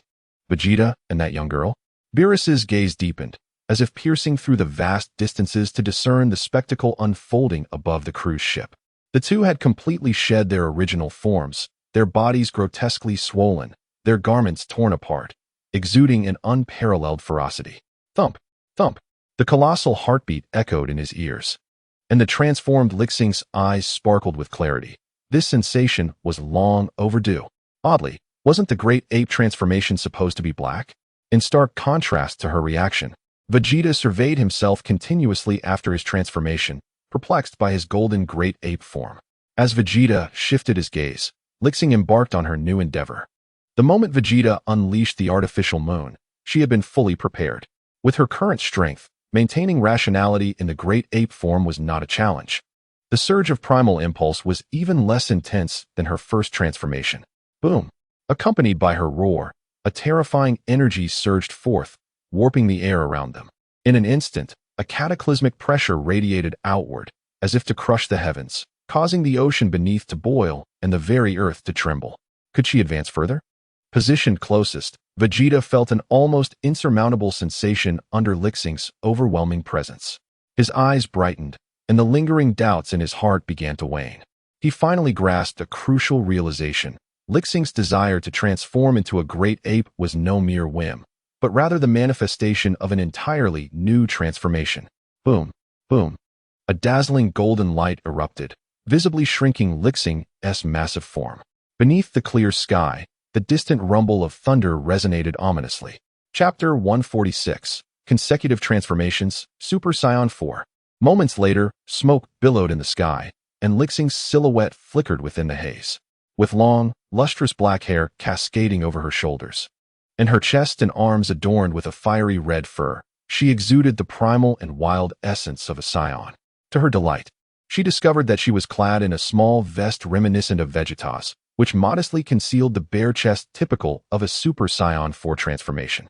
Thank goodness for this attire, otherwise it would be utterly ridiculous, she murmured, as it was her first attempt at transforming into the fourth stage of a Super Saiyan. She had anticipated some peculiar complications, yet the transformation unfolded with remarkable ease. Name: Li Xing, Combat Power, Divine Realm. 5th level, what an overwhelming aura. Could this truly be Li Xing? Below, Bulma clenched her fists, using Whis' crystal ball to observe the extraordinary changes occurring high above. Earlier, when Li Xing had inexplicably released an energy egg, they had been puzzled, only to realize the significance of Vegeta conjuring an artificial moon. Just how many transformations do Saiyans possess? Piccolo was drenched in cold sweat, his gaze fixed intently on the spectacle above. With each transformation, it felt as if they were crossing an insurmountable chasm. Since the battle with Frieza, they had been left far behind by the Saiyan race. Despite their relentless training, they could only gaze longingly at their distant figures. Even Whis seemed to perk up, his enjoyment of culinary delights momentarily paused. Clap, clap. The crisp sound of applause startled the transformed Li Xing, prompting her to turn and notice the arrival of Beerus. Little girl, is this your first time using such a transformation? Beerus inquired, his eyes gleaming with interest as he scrutinized her. From her presence, he sensed an aura almost approaching that of a destroyer god. It wouldn't be long before this novice would be capable of teaching someone a lesson on his behalf. Heh, Lord Beerus, I do not wish to engage in battle with you, Li Xing replied, playfully shaking her index finger, though she relished the surge of power coursing through her. She had not lost her rationality. After just having endured a beating in the realm of the destroyers, she was certainly not a masochist with a penchant for daily thrashings. Beerus raised an eyebrow. For the first time in over 1 billion years, he witnessed a mortal body unleash such formidable strength. And yet Li Xing claimed she did not wish to play with him? Were it not for the presence of the Grand Minister, and the fact that she was a newly appointed candidate for the position of destroyer, he would have been tempted to unleash his fury upon her. Is the Prince of the Saiyans not inclined to emulate this transformation? Shaking his head in resignation, Beerus directed his gaze toward Vegeta, his eyes betraying a hint of disdain. A Prince of the Saiyans, perpetually lagging behind others. Now that Li Xing had showcased her new transformation, Vegeta had become utterly uninteresting to him. How dare you underestimate me? Vegeta retorted, his voice rising as he unleashed a powerful shockwave that engulfed Beerus. Simultaneously, with a fierce shout, he began to imitate Li Xing's latest transformation. The once quiet space erupted once more with intense energy, and Li Xing felt a surge of excitement. Super Saiyan God and Super Saiyan 4. Uncertain of which would prove stronger, Goku or his father, the latter returned to the cruise ship, heavily injured. Upon his arrival, he was immediately surrounded by concerned companions. Beerus, as the master of Li Xing, had not intended to deliver a fatal blow. It was merely a sparring session. Goku offered a rueful explanation, revealing that after utilizing the Kaioken, his power had surpassed Vegeta's, yet he unexpectedly became the first target for Beerus's relentless assault. As he accepted a Senzu bean from Krillin, Goku found himself momentarily entranced by the scene projected from Whis' direction. Ever since witnessing Li Xing's transformation into a Super Saiyan God, it had remained etched in his memory, and now, the opportunity had finally arrived. However, he was met with another formidable transformation that left him feeling overwhelmed. Casting a glance behind him, Goku felt a pang of regret. His tail had long been severed, and without special means, he could not emulate Li Xing and Vegeta's endeavors. Bulma, do you have the dragon radar? Boom. At last, after a prolonged build-up, a golden aura surged forth, causing the temperature in the vicinity to rise once more as Li Xing and Beerus awaited Vegeta's explosive emergence. The inhabitants of Earth had grown desensitized, bombarded by news of earthquakes on their screens, while Satan cowered in a corner of the cruise ship, not daring to utter a word, leaving Gohan and Videl in a state of disbelief. As the light dissipated, Vegeta, adorned with crimson hair, emerged into view. His upper garments vanished, revealing a chiseled chest that resembled a primal beast from a bygone era. Surprisingly, he exuded a certain rugged charm. Li Xing's mouth opened in awe, struggling to find words. The Super Saiyan 4 transformation was undeniably more striking than the duality of the god form. If only she had a mirror, she would eagerly wish to behold her own visage. Name, Vegeta. Battle power, second level of divine realm. Only the second level? Stronger than the red Super Saiyan, but on par with the blue? Thoughts raced through Li Xing's mind as Vegeta, brimming with eagerness to test his newfound strength against Beerus, suddenly found the sky darkening ominously. A colossal green dragon spiraled into view. The dragon. Li Xing gathered her focus, and from a distance, she spotted Goku below, his face alight with anticipation. Gatherer of the Dragon Balls, state your wish. Regardless of what it is, I shall grant you 3 desires. As the dragon's majestic presence enveloped the air, its voice resonated in the hearts of all present. Dragon, grant me the return of my tail. Can you do that? Goku's expression turned serious, and as his words hung in the air, understanding dawned upon everyone. Bulma chuckled softly, realizing why he had suddenly sought the dragon radar. It was evident he wished to follow in Li Xing and Vegeta's footsteps, unable to contain his own excitement. Fortunately, the Dragon Balls had been collected in advance. She had originally intended them as prizes for party games, but now, amidst the fervent clashes of the warriors, they offered a splendid source of entertainment. Indeed, the new transformation was impressively striking. A twinkle ignited in Bulma's eyes as her focus settled upon Vegeta, abandoning his cultivation to attend his own celebration. Vegeta refrained from retaliation after receiving a slap and has now grown even stronger. In light of this, Bulma finds no fault with him at this moment. As for his earlier provocation of Beerus, who could blame him for being the prince of the Saiyans? It's always been this way. Chapter 147, Beerus's Confusion. Goku finally achieves Super Saiyan 4, a trivial matter. The crimson hues of his eyes flickered, and the voice of the dragon was calm. In the blink of an eye, a dark brown tail burst forth from his attire, swaying behind Goku. Thump, thump. Goku's heartbeat quickened at the moment his tail returned. He felt an undeniable surge in his power. Thanks, Bulma. With those words, Goku vanished into the sky. The impact of his transformation into a giant ape was immense. He could not gaze at Vegeta's artificial moon from an unsafe position. Another one? A subtle smile played on Beerus's lips as he scrutinized the 3 individuals before him. From his perception of their auras, he noted that Vegeta and Li Xing were not far apart in strength, and this seemingly gifted disciple who had presented himself was indeed extraordinary. You dare underestimate this prince? Vegeta bellowed, his energy skyrocketing. Everyone sensed Goku's arrival, yet at this moment, it was Beerus who smiled. While he acknowledged Li Xing's formidable strength, having showcased a new transformation first, he distinctly felt himself the weakest among the trio after Goku's arrival. The power of the Super Saiyan 4 bloodline erupted. and a golden aura instantly spread, with Vegeta's presence dominating the entire space. Is this the strength of a new phase? Goku's gaze flitted between Vegeta and Li Xing, unable to conceal his anticipation.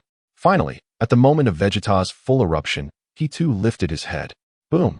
Suddenly, winds surged, and the heavens changed color. After a tremendous roar, Beerus no longer harbored thoughts of a swift conclusion. Instead, he wished to prolong the encounter. Bang! Bang! Bang! In an instant, multiple sonic booms erupted, each collision sending violent ripples through the space. Vegeta, growing more valiant with every battle, felt his energy continue to escalate, golden light bursting forth from within him, resembling a dazzling star ablaze in the sky. On the other side, Li Xing showed no inclination to assist. Even now, Beerus had yet to unleash his full aura, still lagging far behind. A glance at Goku's transformation process caused Li Xing to furrow her brow. While it was unsurprising that Vegeta could maintain his consciousness in his giant ape form, Goku's situation remained uncertain. Roar! As expected, a terrifying roar echoed, shaking the very earth. Goku's eyes instantaneously turned crimson, his form expanding wildly, transforming in the blink of an eye into a rampaging giant ape, his golden fur shimmering, radiating boundless ferocity and primal instinct. However, in stark contrast to Li Xing and Vegeta, Son Goku exhibited no semblance of clarity. He appeared to have completely lost his sanity. The sea below surged wildly, and under the anxious gazes of all, a dazzling golden light flickered from Goku's mouth. This is bad. Krillin and the others' expressions changed dramatically. Goku's transformations into a giant ape were exceedingly rare, and under the immense pressure within his consciousness, if he lost his sanity, the entire planet would be thrust into peril. In this regard, you certainly lag behind Vegeta. Li Xing slowly lowered her arms, preparing to step forward to intervene. Boom! Just as she was about to move, a streak of light shot across the sky, colliding directly with the transformed Son Goku. Kakarot, are you truly worthless? A voice filled with frustration rang out as Vegeta's knee plunged into Goku's abdomen, causing Li Xing's eyes to widen in surprise. This guy, even while battling Beerus, still had the presence of mind to pay attention to this situation. To her astonishment, Beerus floated over slowly, wearing a faintly amused expression, as if to convey to Li Xing, "If you're not going to fight me, I'll find my own amusement." Li Xing felt a wave of frustration wash over her, nearly spitting out blood. This shouldn't be happening. How could Beerus be so lax? According to the narrative, he should have given himself a couple of hard knocks to force his participation in the battle, right? Suppressing her confusion, Li Xing managed to smile at him, swiftly swinging her arms to don the patera earrings on her ears. Beerus, aren't those the fusion earrings of the Kaishin? How could they be in this little girl's possession? Boom, boom, boom. The tremendous sounds echoed continuously as Goku's immense form was treated like a punching bag, causing Li Xing's lips to twitch in disbelief. He must seize the opportunity to strike with all his might. Fortunately, Goku was currently unconscious. Once he successfully transformed into Super Saiyan 4, he would certainly have a tough time in their next spar. Roar! Before long, after being struck once more, Goku's roar was no longer as frenzied, and a raging golden aura began to envelop his body. Vegeta, you truly show no mercy. A low voice resonated, prompting Vegeta to pause his assault, snorting dismissively as he relinquished the thought of continuing his attack. At that moment, Goku's golden fur shimmered brilliantly under the sunlight, his crimson eyes gradually clarifying as his gigantic form began to shrink rapidly, yet his energy surged dramatically. Super Saiyan 4 Vegeta, do not let me down. As Li Xing beheld this scene, her face blossomed with anticipation, before turning to glance at Beerus, who was frantically signaling to her, seemingly inquiring about the origin of the patera earrings. Borrowed. Li Xing parted her lips slightly, silently forming the words to answer his question. Borrowed. Beerus's expression darkened instantly, inwardly cursing. You, a mere substitute destroyer, dared to borrow such a life-saving item from the Kaishin? It appears that once this matter concludes, I must impart a thorough lesson upon you. Ahem. In the realm of the Supreme Kai, the Elder Supreme Kai suddenly sneezed, staring blankly at the battle unfolding on the sphere. My ancestor, have you caught a cold? Fool, we are gods. How could we possibly catch a cold? The Elder Supreme Kai smacked the back of his head, his brow furrowing in concern. I have a pressing matter to attend to. Once the battle concludes, you shall inform them that I remain sealed within the Supreme Kai sword. He wiped the cold sweat from his forehead and turned to silently contact the North Supreme Kai. Upon closer inspection, one might notice a sizable lump on the back of his head that had yet to subside, while the Supreme Kai fared even worse. Having sustained another blow, two prominent lumps resembling bare ears adorning his head. Chapter 148. A unified assault of Super Saiyans. Beerus takes action ha. Meanwhile, Goku's energy had surged to its zenith, radiant golden light erupting from within him, his golden aura blazing like a roaring flame reaching for the heavens. Is this the power that transcends Super Saiyan 3? As the smoke dissipated, Goku gazed upon his transformed self, feeling a swell of emotion. Compared to the initial 3 stages of Super Saiyan, he now sensed an even more ferocious and primal force within him, as if he could annihilate all in his path. Stronger than Super Saiyan God. Humph. Vegeta crossed his arms, a look of admiration gracing his features. The earlier bout had not been in vain. Well then, since you've gained an enhancement, let me witness it. Beerus impatiently urged, perplexed as to why Saiyans took so long to transform. He could hardly contain his anticipation. Li Xing, observing the scene, chuckled softly and discreetly stepped aside, ever ready to provide the Patera earrings to the two warriors, all the while internally lamenting. It's been so long. Aside from Goku, who returned after enduring a beating and consuming a Senzu bean, Vegeta has remarkably sustained little injury. How absurd.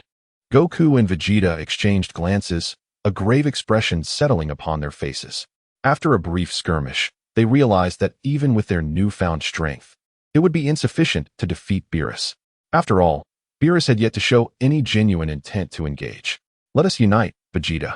The calm tone of Goku carried an undercurrent of battle intent, a terrifying aura swirling around him as if ready to rend the very sky asunder. Unite? Vegeta's lips curled into a slight smirk, his own aura equally fierce and fiery. The two emanated an overwhelming presence, leaving Li Xing momentarily stunned. Truly, they are the protagonists. Li Xing quietly complained, reflecting on her own status as a supposed protagonist. The thought of the runaway system filled her with a sense of nostalgia. 13 years had passed since the battle against Cell. Surely, even in the Dragon Ball universe, one ought to return from their journeys. Was in the depths of the universe. As if sensing her emotional shift, the golden orb bound by the Grand Minister began to struggle once more, attempting to break free from the infinite chains that held it captive. Wait a moment, the time is not yet right. The High Priest's expression was one of indifference as he relaxed some of the restraints, yet he had no intention of releasing it. Let us witness the true extent of the Destroyer God's power. Exactly as I wished. On Earth, Vegeta finally cast aside his pride. As his words fell, 2 figures, like streaks of light, dashed forward and, in the blink of an eye, arrived before Beerus. With an overwhelming surge of energy, their attacks nearly synchronized. A punch and a kick unleashed a cataclysmic force. Boom! A deafening roar echoed. The violent shockwave surged forth. Although Beerus effortlessly blocked it, he was compelled to take several steps back. Not bad. Feeling the searing heat emanating from his palm, a glimmer of intrigue flashed in Beerus's eyes. These two might indeed qualify as worthy opponents upon merging. With this thought, he narrowed his eyes, casting a sly glance at the item temporarily hanging from the ear of a certain individual. Interesting. Upon witnessing Beerus being pushed back, Goku and Vegeta exchanged glances, their expressions brightening with hope as their energy surged even further, the tempestuous aura swirling around them, and a torrent of attacks began to rain down. Boom, boom, boom. The 3 figures twisted and turned in the air, each collision resonating with thunderous sonic booms. Is this all you have? In the face of their relentless assault, a hint of mockery gleamed in Beerus's eyes. With a slight shift, he effortlessly created distance between them. If this is the extent of your power, then I must admit, I am rather disappointed. Beerus placed his hands behind his back, seemingly dismissing the combined efforts of Goku and Vegeta entirely. Upon hearing this, Goku and Vegeta exchanged a solemn glance, realizing the gravity of the situation. Their attacks had proven entirely ineffective. The earlier retreat had merely been a jest. Then, let us unleash the Kamehameha. Goku's expression darkened as brilliant golden light suddenly coalesced between his palms, resembling the dawn of a new sun, radiating an aura of terrifying heat. Vegeta inhaled deeply, determination flickering in his eyes as he raised his hands before his chest, gathering a blue-gold energy within his palms. Kamehameha. Final flash. The two completed their charge almost simultaneously, and in an instant, two devastatingly powerful beams of energy surged forth, transforming into streaks of light racing toward Beerus, coloring the entire sky. Boring techniques. However, Beerus merely shook his head with a smile, lightly waving his hand as two spheres of destructive energy floated effortlessly toward them. Boom, boom. A dull thud resounded as the two attacks detonated before Beerus, erupting like fireworks and instantly scattering into countless flickering stars. Goku's pupils constricted sharply. Having previously witnessed Vegeta's attack detonate inexplicably, he had assumed it was due to insufficient energy. Yet, even with their combined might, they faced a hauntingly familiar outcome. Destruction. Vegeta gritted his teeth, utterly astounded by the unimaginable powers of the god of destruction. The energy attacks that dismantled everything proved utterly ineffective against techniques like Kamehameha. What a disappointment. It seems it's time for you to witness true power. Beerus shook his head and stepped forward, causing the very universe to tremble in response. A profound purple radiance erupted from his being, an overwhelming aura sweeping across the arena instantaneously. Like a purple star on the verge of eruption, Beerus's presence surged dramatically. His cold, indifferent gaze igniting a fear that dared not be met. Is this the might of a god of destruction? Goku and Vegeta's pupils constricted sharply, and even the ever-watchful Li Xing found herself restless at this moment. To feel such an immense pressure from merely a display of power was a novel and terrifying experience for her. Boom, boom. Suddenly, two thunderous sounds resonated almost simultaneously. Beerus darted through the void like a specter, and as he came to a halt, both Goku and Vegeta contorted their faces in agony, clutching their abdomens in pain. What kind of power is this? Goku struggled to lift his head, his face contorted in horror as he felt a piercing agony in his abdomen. The sheer speed of Beerus's attack was unfathomable. With such a nonchalant strike, he sensed an insurmountable chasm between them. Chapter 149, Vegeta's Emergence, Beerus's greeting. Damn it. Ordinary attacks are utterly futile. The cramping pain in his abdomen ignited a fierce resolve in Goku's eyes as he cast a determined glance at Beerus. Once more, an immense wave of energy surged around him. Oh, Vegeta, unwilling to be outdone, roared in unison, their bodies enveloped in a dazzling golden glow, their auras reaching a pinnacle. As if to pierce the heavens. Super Saiyan 4 at full power? Li Xing's eyes widened. The two were merely transforming for the first time. Yet the force they unleashed instilled a sense of danger within her. With that thought, she discreetly removed her patera earrings, poised to offer her assistance at a moment's notice. Her anticipation for the power of Super Saiyan 4 Vegeta growing ever stronger. Science, how intriguing. Beerus regarded the duo with mild interest. Goku and Vegeta, seemingly in a competitive relationship, had chosen to unite against a formidable foe. Such a dynamic could yield significant advantages for both. However, to consider this enough to challenge him was still far from adequate. Moments later, they both roared in unison, their auras surging once again. Their muscles grew more robust, and their energy became increasingly ferocious, radiating a scorching heat that warped the very air around them. Is that all? Beerus felt a twinge of disappointment. He had anticipated witnessing a novel transformation, yet all he saw was an escalation of their aura, with scarcely any visible change. How foolish to underestimate me. Vegeta's eyes widened with fury as he unleashed a punch imbued with cataclysmic energy towards Beerus. Silently resolute, Sun Wukong propelled himself towards Beerus with the swiftness of an arrow released from a bow. A tremendous roar reverberated throughout the entire planet, causing many unsuspecting Earthlings to suffer from sudden, excruciating headaches and a cacophony of ringing in their ears, as if struck by an unforeseen calamity.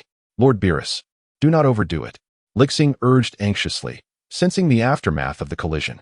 Such a shockwave, according to the old Kaioshin's words in the original narrative, would be unbearable for the entire universe, let alone Earth. Although Beerus might have anticipated this, she remained concerned that his excitement could lead him to lose control. Boom, boom, boom. Following the terrifying collision, two golden figures darted across the battlefield with such dizzying speed that only fleeting shadows could be discerned. The onslaught of attacks from Sun Wukong and Vegeta fell like rain, causing the very fabric of space to tremble. Yet, Beerus remained unperturbed, merely waving his arms lightly to deflect their full-powered strikes. Boring. Is this the extent of your capabilities after several enhancements? Beerus scoffed, disdain evident on his face. As a god of destruction, he had encountered countless formidable warriors, while Saiyans could transcend their limits through transformation and combat. The duo's skills were lamentably insufficient to challenge him in any meaningful way. With a swift motion, Beerus caught Sun Wukong's lightning-fast punch with one hand, while the other seized his forearm and hurled him towards Vegeta, sending both of them flying. Unyielding, Beerus raised a finger before him, conjuring a colossal energy sphere crackling with electricity. It is time to end this. His cold voice resonated, and in an instant, the massive energy sphere hurtled towards the two warriors, tearing through space and leaving fissures in its wake. Insanity, Li Xing gasped, her pupils constricting at the sheer power of the impending strike. After muttering a curse, she transformed into a streak of light, rushing forward. The very space around her fractured. Even she lacked the confidence to withstand such an assault from Beerus. Was he truly intent on annihilating them? Boom. In the next moment, a muffled sound erupted as Li Xing prepared to intercept the blow for the two fighters. However, to her astonishment, Beerus materialized beside her, delivering a powerful tail whip that sent her hurtling away. Lord Beerus, you? Li Xing began, but was silenced by the chilling intensity of Beerus's murderous gaze. In the blink of an eye, he vanished from the path of the approaching energy sphere. Are you questioning me, little girl? His icy voice echoed from behind, causing Li Xing to shudder. Despite having reached the 5th level of the divine realm, she still could not keep pace with Beerus's movements. Hand it over, he commanded, his tone leaving no room for dissent. The Patera earrings? Li Xing was momentarily bewildered. These earrings were intended for fusion after their defeat, but with Beerus's attack imminent, should it detonate, they would likely be sent straight to the afterlife. What use could they possibly have? Hurry. If you delay, those two will perish, and I shall not be held accountable. As Li Xing stood in a daze, Beerus furrowed his brow, an overwhelming aura erupting around him, pressing insistently upon her. Oh, Li Xing stammered, hastily rummaging through her belongings to produce the Patera earrings, which she promptly handed over. With a smirk, Beerus accepted the earrings. Casting a glance at Goku and Vegeta, who had halted in their tracks, preparing to intercept his energy blast, the corners of his mouth curled into an enigmatic smile. Under such formidable pressure, the two warriors realized they could not evade the impending fate, yet they chose not to surrender, a fact that somewhat pleased Beerus. However, he had little desire to prolong the encounter. Whis was indulging in a feast below, and after entertaining himself for so long without engaging in any physical activity, he found it rather dull. With a swift motion, the sound of slicing air resonated as Beerus flickered twice, leaving Goku and Vegeta with the sensation of a mosquito bite in their ears. In the next instant, the Patera earrings were forcibly affixed to them. Lord Beerus? You. Goku and Vegeta barely had time to react before their bodies collided with a resounding crash. Boom.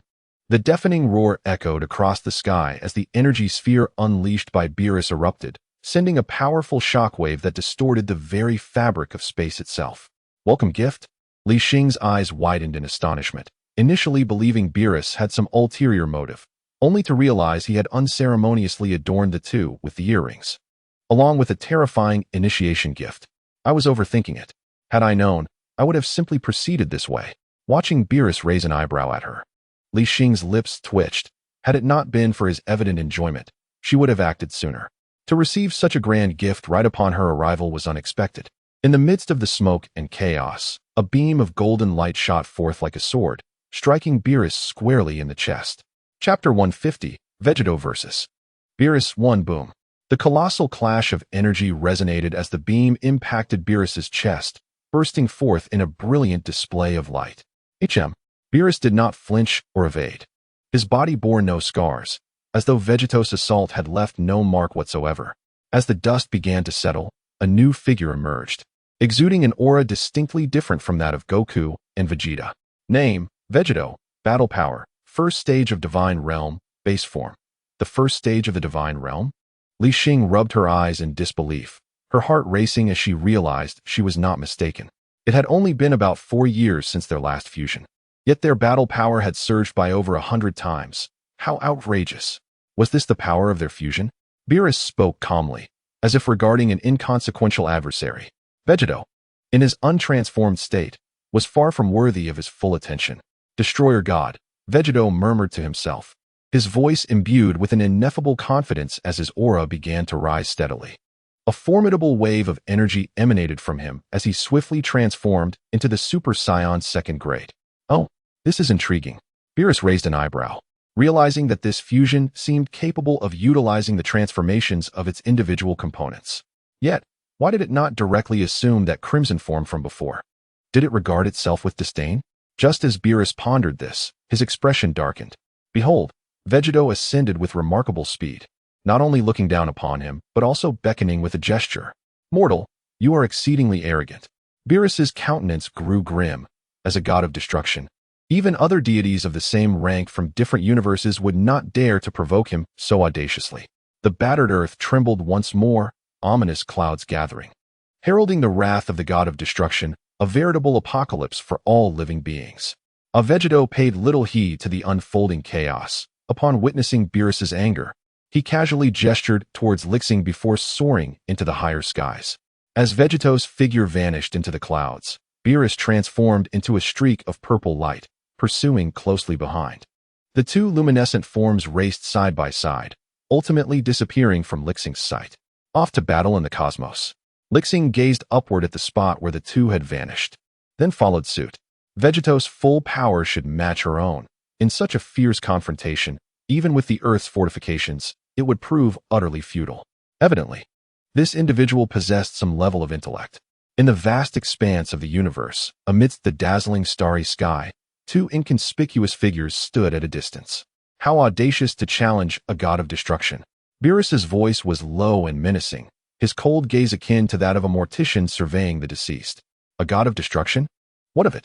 Vegeta smirked slightly. Though confidence adorned his visage, the gravity in his eyes belied the facade. As a fusion warrior, his temperament was a harmonious blend of Goku and Vegeta, composed and meticulous, far removed from the arrogance of Gotenks. Having assimilated the memories of both Saiyans, Vegeta comprehended that Beerus was an opponent even Li Xing could not contend with. While he could not perceive Beerus's aura, Li Xing's ferocious energy was unmistakable. In such circumstances, daring to provoke him served two purposes: a change of battleground and the birth of another idea. Let me witness the extent of your prowess. With a disdainful huff, Beerus slowly raised his palm, the energy of destruction coalescing. He was eager to witness the true capabilities of this exceedingly arrogant being. A seemingly inconspicuous purple energy sphere rapidly formed, hurtling towards Vegeta, warping the surrounding space. Excellent. A glimmer of brilliance flashed in Vegeta's eyes, drawing from Vegeta's memories. He immediately grasped the essence of destruction. To deconstruct all matter, could it even dismantle his own body? Boom. A subtle, muffled sound echoed as his fist made contact with the force of destruction, akin to striking the void itself. The destructive energy surged forth, enveloping his arm in an instant. Hiss. Vegeta gritted his teeth, his entire arm shrouded in purple energy, his body overwhelmed by an urge to disintegrate. With a thunderous roar, he unleashed a powerful surge of energy, and his appearance underwent a remarkable transformation before the naked eye. His eyebrows vanished, and his golden hair gradually extended to his waist. Upon reaching a pinnacle, a brilliant flash erupted, followed by a deafening explosion that reverberated through the vast cosmos. It was Super Saiyan 4 Vegeta. Below, the newly arrived Li Xing had initially worried that the god of destruction would dismantle him, but to his astonishment, Vegeta unveiled his mightiest transformation. His black hair billowed in the wind, and aside from the exposed muscular contours of his chest, his upper body was cloaked in fiery red hair, brimming with primal energy. It seemed that once power attained a certain height, destruction was not the invincible divine technique it appeared to be. Li Xing's pupils narrowed, and in the next moment, he witnessed Vegeta, having shattered the god of destruction's attack, vanish and reappear behind Beerus. What? Beerus was taken aback. Although he had seen Vegeta fend off the destruction, he had not anticipated the incredible swiftness of his opponent. With a resounding thud, Vegeta delivered a heavy punch to Beerus's back. The force of the blow created fissures in the fabric of space, which quickly began to mend. Godly Realm Level 6. Li Xing's mouth fell agape. He had not been paying attention to the strength of Super Saiyan 4 Vegeta until now, when Beerus was struck, and he finally noted Vegeta's combat prowess. Beerus, having been hit by the punch, found that the strength of a god of destruction far exceeded expectations. After a few flips, he regained his balance. The speed is commendable, but the power leaves something to be desired. A calm voice remarked, a hint of barely perceptible excitement flickering in Beerus's eyes. This merged warrior, perhaps just a step away from being comparable to some of the weaker gods of destruction across the universe. Achoo! In a corner of the 7th universe, Champa, who was in search of the Super Dragon Balls, sneezed. God of destruction, nothing more than this. Vegeta frowned slightly, then smiled lightly. A simple punch, though it had not inflicted any injury upon Beerus, had indeed made contact. It was no longer the one-sided suppression before their fusion, but rather a sign of a potential counterattack. Nothing more than this. Beerus raised an eyebrow. The esteemed god of destruction was being dismissed by a merged warrior? In an instant, Beerus vanished from his position, reappearing before Vegeta with a swift strike, an aura of terror enveloping him. Boom! Vegeta's reaction was swift as well. His fists collided with Beerus's, sending an invisible wave radiating from their point of contact, distorting the surrounding space like ripples in water. Chapter 151, Vegeta vs. Beerus. Tomb. Under the force of their exchange, Vegeta's expression grew more serious. He could sense Beerus gradually augmenting his power. Nevertheless, even if that were the case, it was not enough to instill fear within him. With a fierce shout, Vegeta unleashed a tremendous burst of energy from within, his arm muscles swelling significantly. And in an instant, he pushed Beerus's fist back. Boom! With narrowed eyes, Beerus swiftly unleashed another punch, causing the very fabric of space to shatter upon impact, only to be restored almost instantaneously. How formidable! Li Xing could no longer remain a spectator. After waiting so long for an opponent of comparable strength, she yearned to engage, yet remained uncertain of whom to support. Observing the current situation, it was evident that Beerus not only surpassed Vegeta in power, but also retained considerable energy. Meanwhile, Vegeta had yet to experience any hardship since his arrival. Both she and Sun Bei had been thoroughly bested, and it seemed unjust for him to escape unscathed. Buzzing with determination, Li Xing conjured a barrier of energy to protect herself from the aftermath of their fierce battle. Bang! Bang! Bang! The two combatants exchanged blows, their tremendous force creating a vacuum around them, shattering any cosmic debris that dared to approach. Interesting, these Saiyans, Beerus remarked nonchalantly as he effortlessly sent Vegeta reeling with a single punch, a curious smile gracing his lips. It had been ages since he encountered a challenger capable of stretching his abilities. Although Vegeta's strength was still lacking, his indomitable spirit piqued Beerus's interest. Perhaps he had inherited this tenacity from Vegeta. But the encounter was far from over. Vegeta, retreating sharply, propelled himself into the void, gathering energy between his hands at his waist. Final Kamehameha, he bellowed, unleashing a golden beam of terrifying energy that surged straight towards Beerus. Humph, mere parlor tricks. Beerus scoffed, remaining unfazed. He extended his finger, summoning a colossal energy sphere that radiated like the sun. Boom! The two forces collided, erupting in a dazzling explosion that reverberated throughout the cosmos, birthing a magnificent interstellar tempest that engulfed everything in its wake. Bang! Bang! Smaller planets crumbled under the onslaught, reduced to cosmic dust scattering through the universe. Is this the power of a god of destruction? Vegeta furrowed his brow. He had anticipated a counter, but was taken aback by the ease with which it was executed. Not bad. He managed to compel me to utilize half of my strength. Beerus smirked, a hint of surprise flickering across his face as he surveyed the aftermath of the explosion. Vegeta refused to grant Beerus a moment's respite. Aligning his fingers, he conjured a light, sort of concentrated energy and charged once more at Beerus, tearing through space with each stroke, leaving fissures in his wake. Oh, Beerus raised an eyebrow, intrigued by Vegeta's defiance.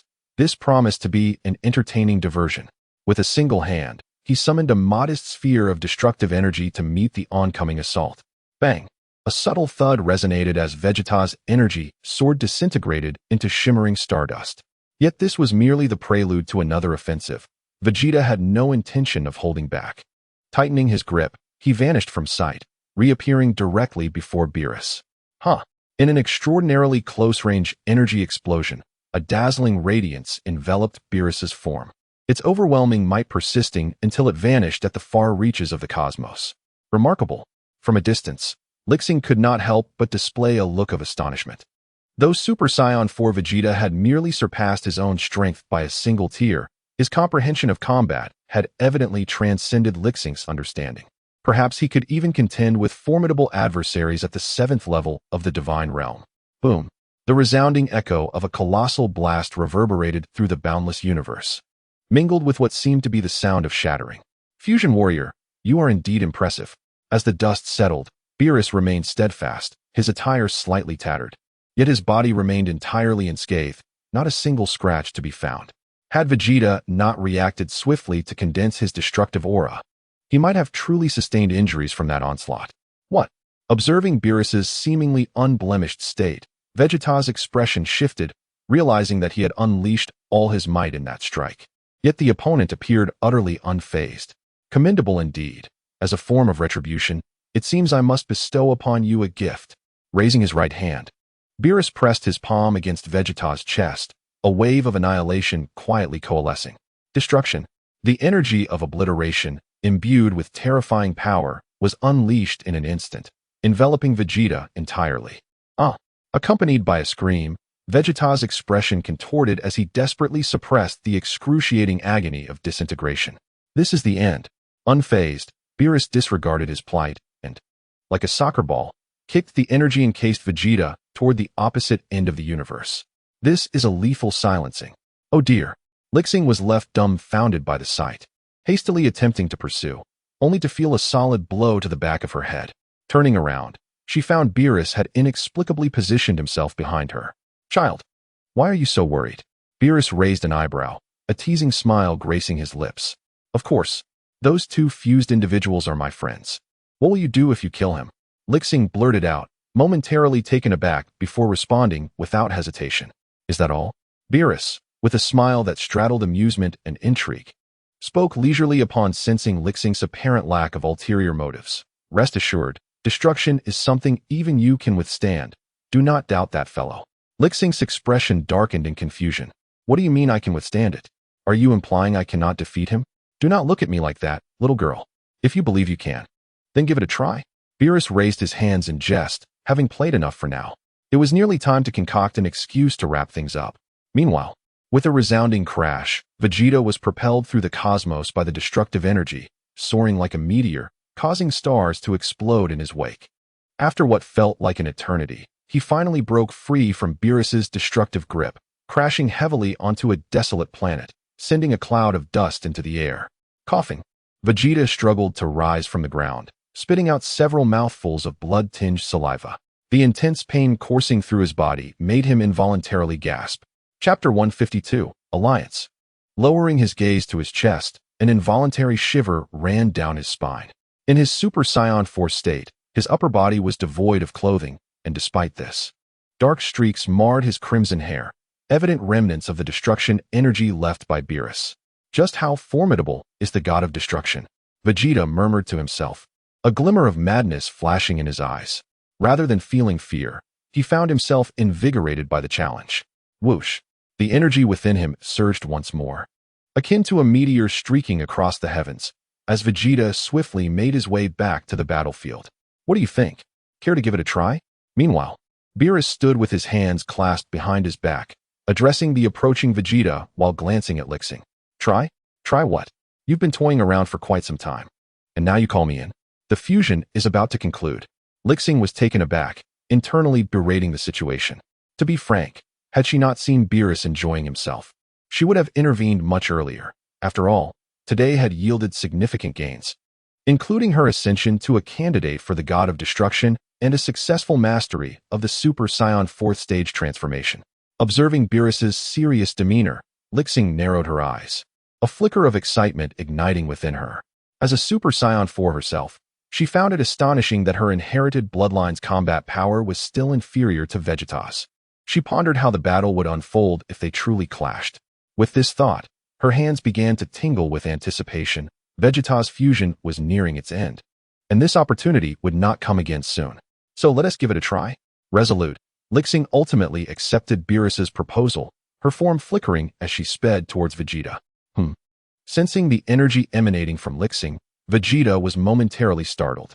He expected her to intervene at this juncture, targeting him nonetheless. Very well, let me see how far you've come. A spark of battle intent ignited in Vegeta's eyes as his energy surged, a tempestuous aura erupting around him. Boom! The two powerful energies clashed amidst the starry expanse, instantly causing tremors throughout the surrounding space. The violent shockwaves radiated outward from the duo, silent ripples distorting the very fabric of the cosmos. As their fists collided, Li Xing felt an overwhelming force surge towards her, compelling her to retreat several steps involuntarily. This power? Li Xing's pupils constricted. In just a brief encounter, she sensed the overwhelming strength emanating from Vegeta. Beerus was right. It seemed she truly held no advantage. Li Xing, Beerus's disciple? A smirk curled at the corners of Vegeta's mouth. After a lengthy absence, he had sensed Li Xing's presence since his own emergence. But the memories of Goku and Vegeta reminded him that Beerus was the main contender in this conflict, which led him to neglect Li Xing for the most part. What is this? Is the god of destruction afraid? Without waiting for Li Xing's response, Vegeta raised an eyebrow and cast a scornful glance at Beerus, who was observing the battle.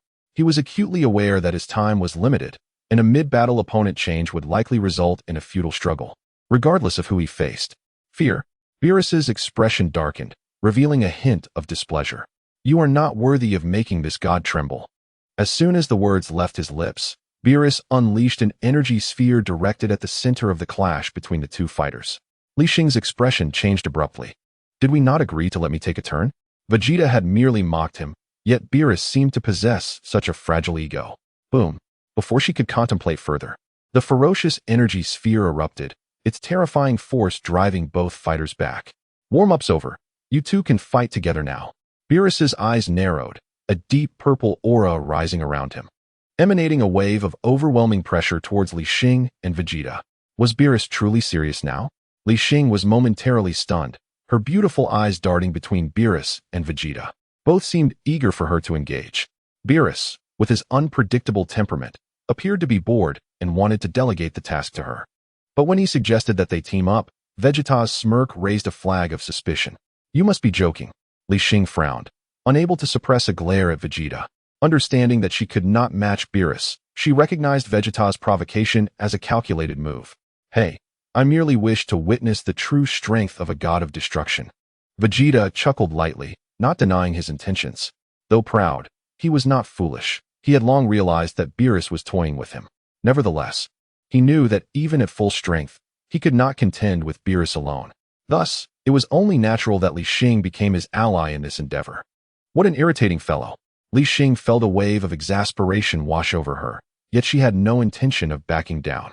Initially, she only wished to see Vegeta endure some punishment, but unexpectedly, Beerus's wrath was now directed at her as well. Destruction. Without granting the two of them any further time to contemplate, Beerus waved his hand, and an array of destructive energy spheres instantly transformed the surrounding cosmos into a hue of purple. Whoosh, whoosh, whoosh. The violent energy spheres sped towards Li Xing and Vegeta with alarming rapidity. Are you jesting with me? Li Xing's eyes widened in shock as she beheld the incoming onslaught of destructive energy. Was Beerus genuinely enraged? A mere taunt could not warrant this level of fury. Was it not customary to engage in some banter before battle? Petty tricks. In the midst of her daze, she heard Vegeta's arrogant proclamation beside her.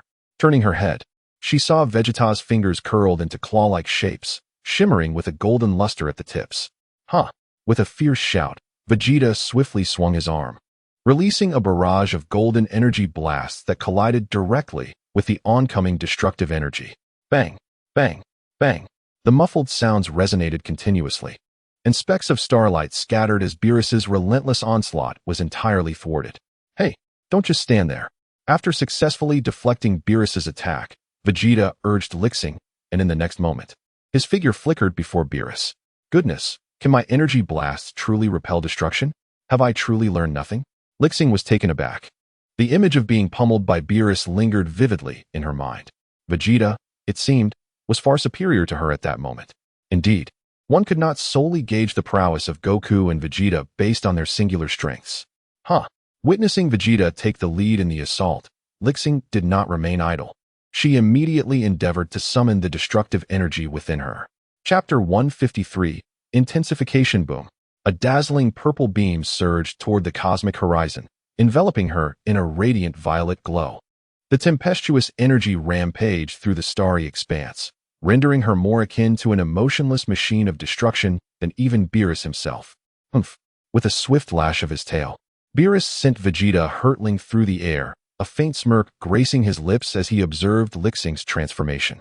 Even when Li Xing ascended to Super Saiyan 4, he recognized that this young girl, favored by the Grand Minister, possessed remarkable talent. Alas, her laziness was her greatest folly. She abstained from engaging in the thrilling art of combat, squandering the tempestuous and vibrant lineage coursing through her veins. That freak! The repelled Vegeta traced an arc through the air, landing steadily upon a distant star. Li Xing's transformation sparked a glimmer of surprise in his eyes, yet it was overshadowed by a surge of battle fervor. The formidable presence of the god of destruction had ignited his desire for combat to its zenith, and now, with Li Xing joining the fray, his excitement for the outcome of this battle soared even higher. Lord Kampa, something seems amiss in Universe 7. At the edge of Universe 7, Kampa and Vados came to a halt, their rapid movements arrested. The energy fluctuations generated by the three combatants rippled throughout the cosmos. Moreover, Vados sensed a familiar gaze observing the unfolding events within Universe 7. Damn it, Beerus! Is it really necessary to stir up such a commotion just because he acquired a new disciple? Kampa's eyes narrowed, revealing an unmistakable displeasure. Beerus's actions had far exceeded his expectations. Not only had he slept for decades, but upon awakening, he had also caused such a ruckus, leaving Kampa in a state of perpetual unease, unable to fulfill his mission thus far. No, it's not just a new disciple. There is another individual engaged in battle with Lord Beerus. Another individual? Vados's words deepened the furrow in Kampa's brow. He understood Beerus's character all too well, gluttonous, slothful, and with a modicum of talent. The god of destruction would not easily take on disciples, indicating that this situation was far from simple. Forget it, Vados. We only need one more. Let us swiftly acquire the Super Dragon Ball and return. Kampa pondered briefly. Their purpose was to seek the Super Dragon Balls, and they could not allow Beerus's antics to hinder their progress. Understood, Vados nodded in agreement. In the next moment, the two transformed into beams of light and resumed their journey amidst the stars. Father, are you in Universe 7? It is over. The universe is doomed. In the North Galaxy, the Elder Kai sat despondently upon the ground, his face etched with terror and despair. The scale of this battle had far exceeded his wildest imaginings. He had anticipated that Beerus's arrival would merely cause a minor disturbance, perhaps resulting in the destruction of Earth before he departed. However, not only had Li Xing become Beerus's disciple, but the fused forms of Goku and Vegeta also emanated an aura that sent tremors throughout the cosmos. Elder Kai, fate dictates our lives. Lord Beerus must have an inkling of this, mused the North Kai, as he retrieved a cloth from his robes to wipe the sweat from his brow while helping the Elder Kai to his feet. My lord, this planet is too small for us to observe the battle comfortably. Might you consider? Before he could finish, he was silenced by the Elder Kai's piercing glare. A look that could kill. After all, he was responsible for overseeing the North Galaxy. It was impossible for him to overlook the fact that Goku and Vegeta had achieved their fusion through the Patera earrings. He was acutely aware of the terror that the god of destruction embodied. The Elder Kai's presence here was akin to a ticking time bomb. Damn it! If Lord Beerus truly becomes enraged, the entire universe will perish. I am here out of respect for you. In the heart of the battlefield, the air resonated with the thunderous roars of conflict. With Li Xing's entry, the battle intensified. Although the disparity in their realms could not be bridged, the combined assault of the two warriors began to apply pressure on Beerus. This kind of combat was a delight for him. It had been millennia since Beerus had relished such exhilarating combat. With a whoosh, the sound of a fist slicing through the air echoed as Vegeta launched an assault aimed directly at Beerus's chest. Humph! Beerus scoffed, countering with a punch of his own, unleashing a terrifying shockwave that distorted the very fabric of space. Boom! The violent explosion resonated, sending Vegeta hurtling backward.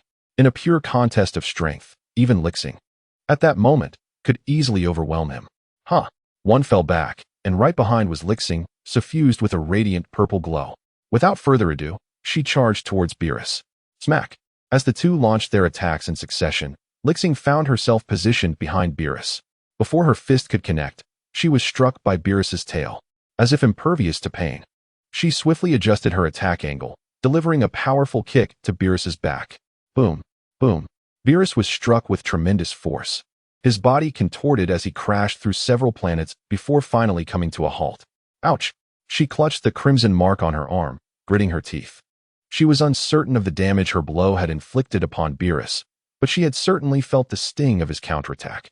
Moreover, after that brief exchange, both she and Vegeta bore various wounds. While this was the first time Li Xing had managed to strike Beerus.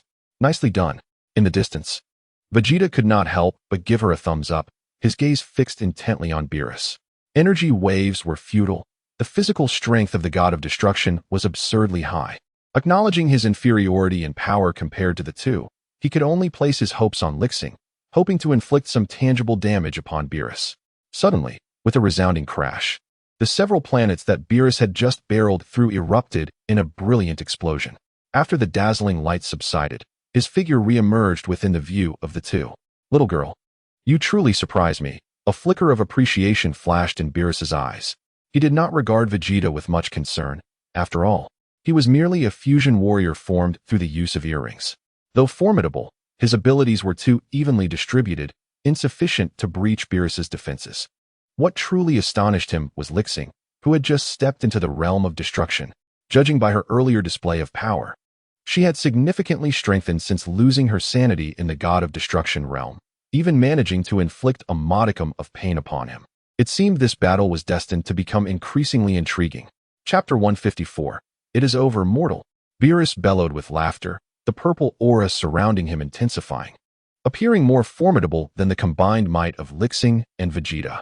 Observing him, Li Xing pursed her lips, fully aware that even united, they were no match for Beerus. Thus, the most prudent strategy was to prolong the battle until Vegeta's fusion came to an end. By that time, Beerus would likely grow bored and conclude this exhausting day. But until then, she needed to devise a way to endure fewer blows. Lord Beerus, let us agree that you shall not strike me. Before she could finish her sentence, Li Xing was kicked in the face by Beerus, sending her flying. Annoying. Beerus grimaced in impatience. He was not one to relish in bullying the weak. He had merely kept Vegeta occupied to allow Li Xing to join the fray, having learned of the Grand Priest's intention to nurture her. However, this young girl was rather unruly. While her strength was passable, she was far too lazy, even dragging her feet in a fight. Spitting defiantly after being hurled away, Li Xing steadied herself in the void, glaring at Beerus as he turned back to charge toward Vegeta. You hairless cat, wait for me, she shouted, one hand pressed against her reddened face, teeth clenched in determination. Before encountering Beerus, she had never experienced the agony of being completely overpowered in the Dragon Ball world. Today, however, she had been subjected to 2 beatings in a single day, and at this rate, it would soon rival her meal frequency. With a flash, Li Xing disappeared and reappeared behind Beerus, her hands clawing toward his ears. Beerus sensed her presence, perplexed that her target was his ears. At such a level, was she really resorting to childish antics? Boom, boom. 2 thunderous explosions resounded as streams of purple and yellow collided against a planet, causing it to shatter completely. With a sudden gasp, Vegeta spat out a mouthful of blood, his aura fluctuating erratically, yet he did not disintegrate immediately, appearing rather exhausted. Hey, are you still standing? If not, you might as well return to Earth. Li Xing glanced at his condition, noting that Beerus was indeed quite merciless. After this prolonged battle, there was scarcely an inch of unscathed skin left on Vegeta. In contrast, she herself had only sustained minimal damage, having joined the fray later. Who knows when we'll meet again next time? Let's defeat this guy first. Vegeta replied with a grin, acutely aware of his own existence after all these years. Once this battle concluded, he had no idea where his consciousness might drift to next.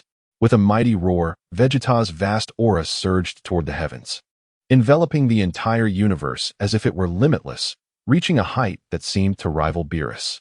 Li Xing, sensing Vegeta's transformation, found herself momentarily entranced. In her god of destruction form, her power barely matched Vegeta's entry into the 6th tier of divinity, yet he was somehow still able to ascend further. The overwhelming energy, making her feel somewhat inadequate. Interesting. Observing Vegeta's rising aura, Beerus's gaze sharpened. In that fleeting moment, he sensed a familiar essence. Meanwhile, on Earth, a luxurious cruise ship drifted aimlessly, with all eyes fixated on the battle projected by Whis. Father, are you watching the match?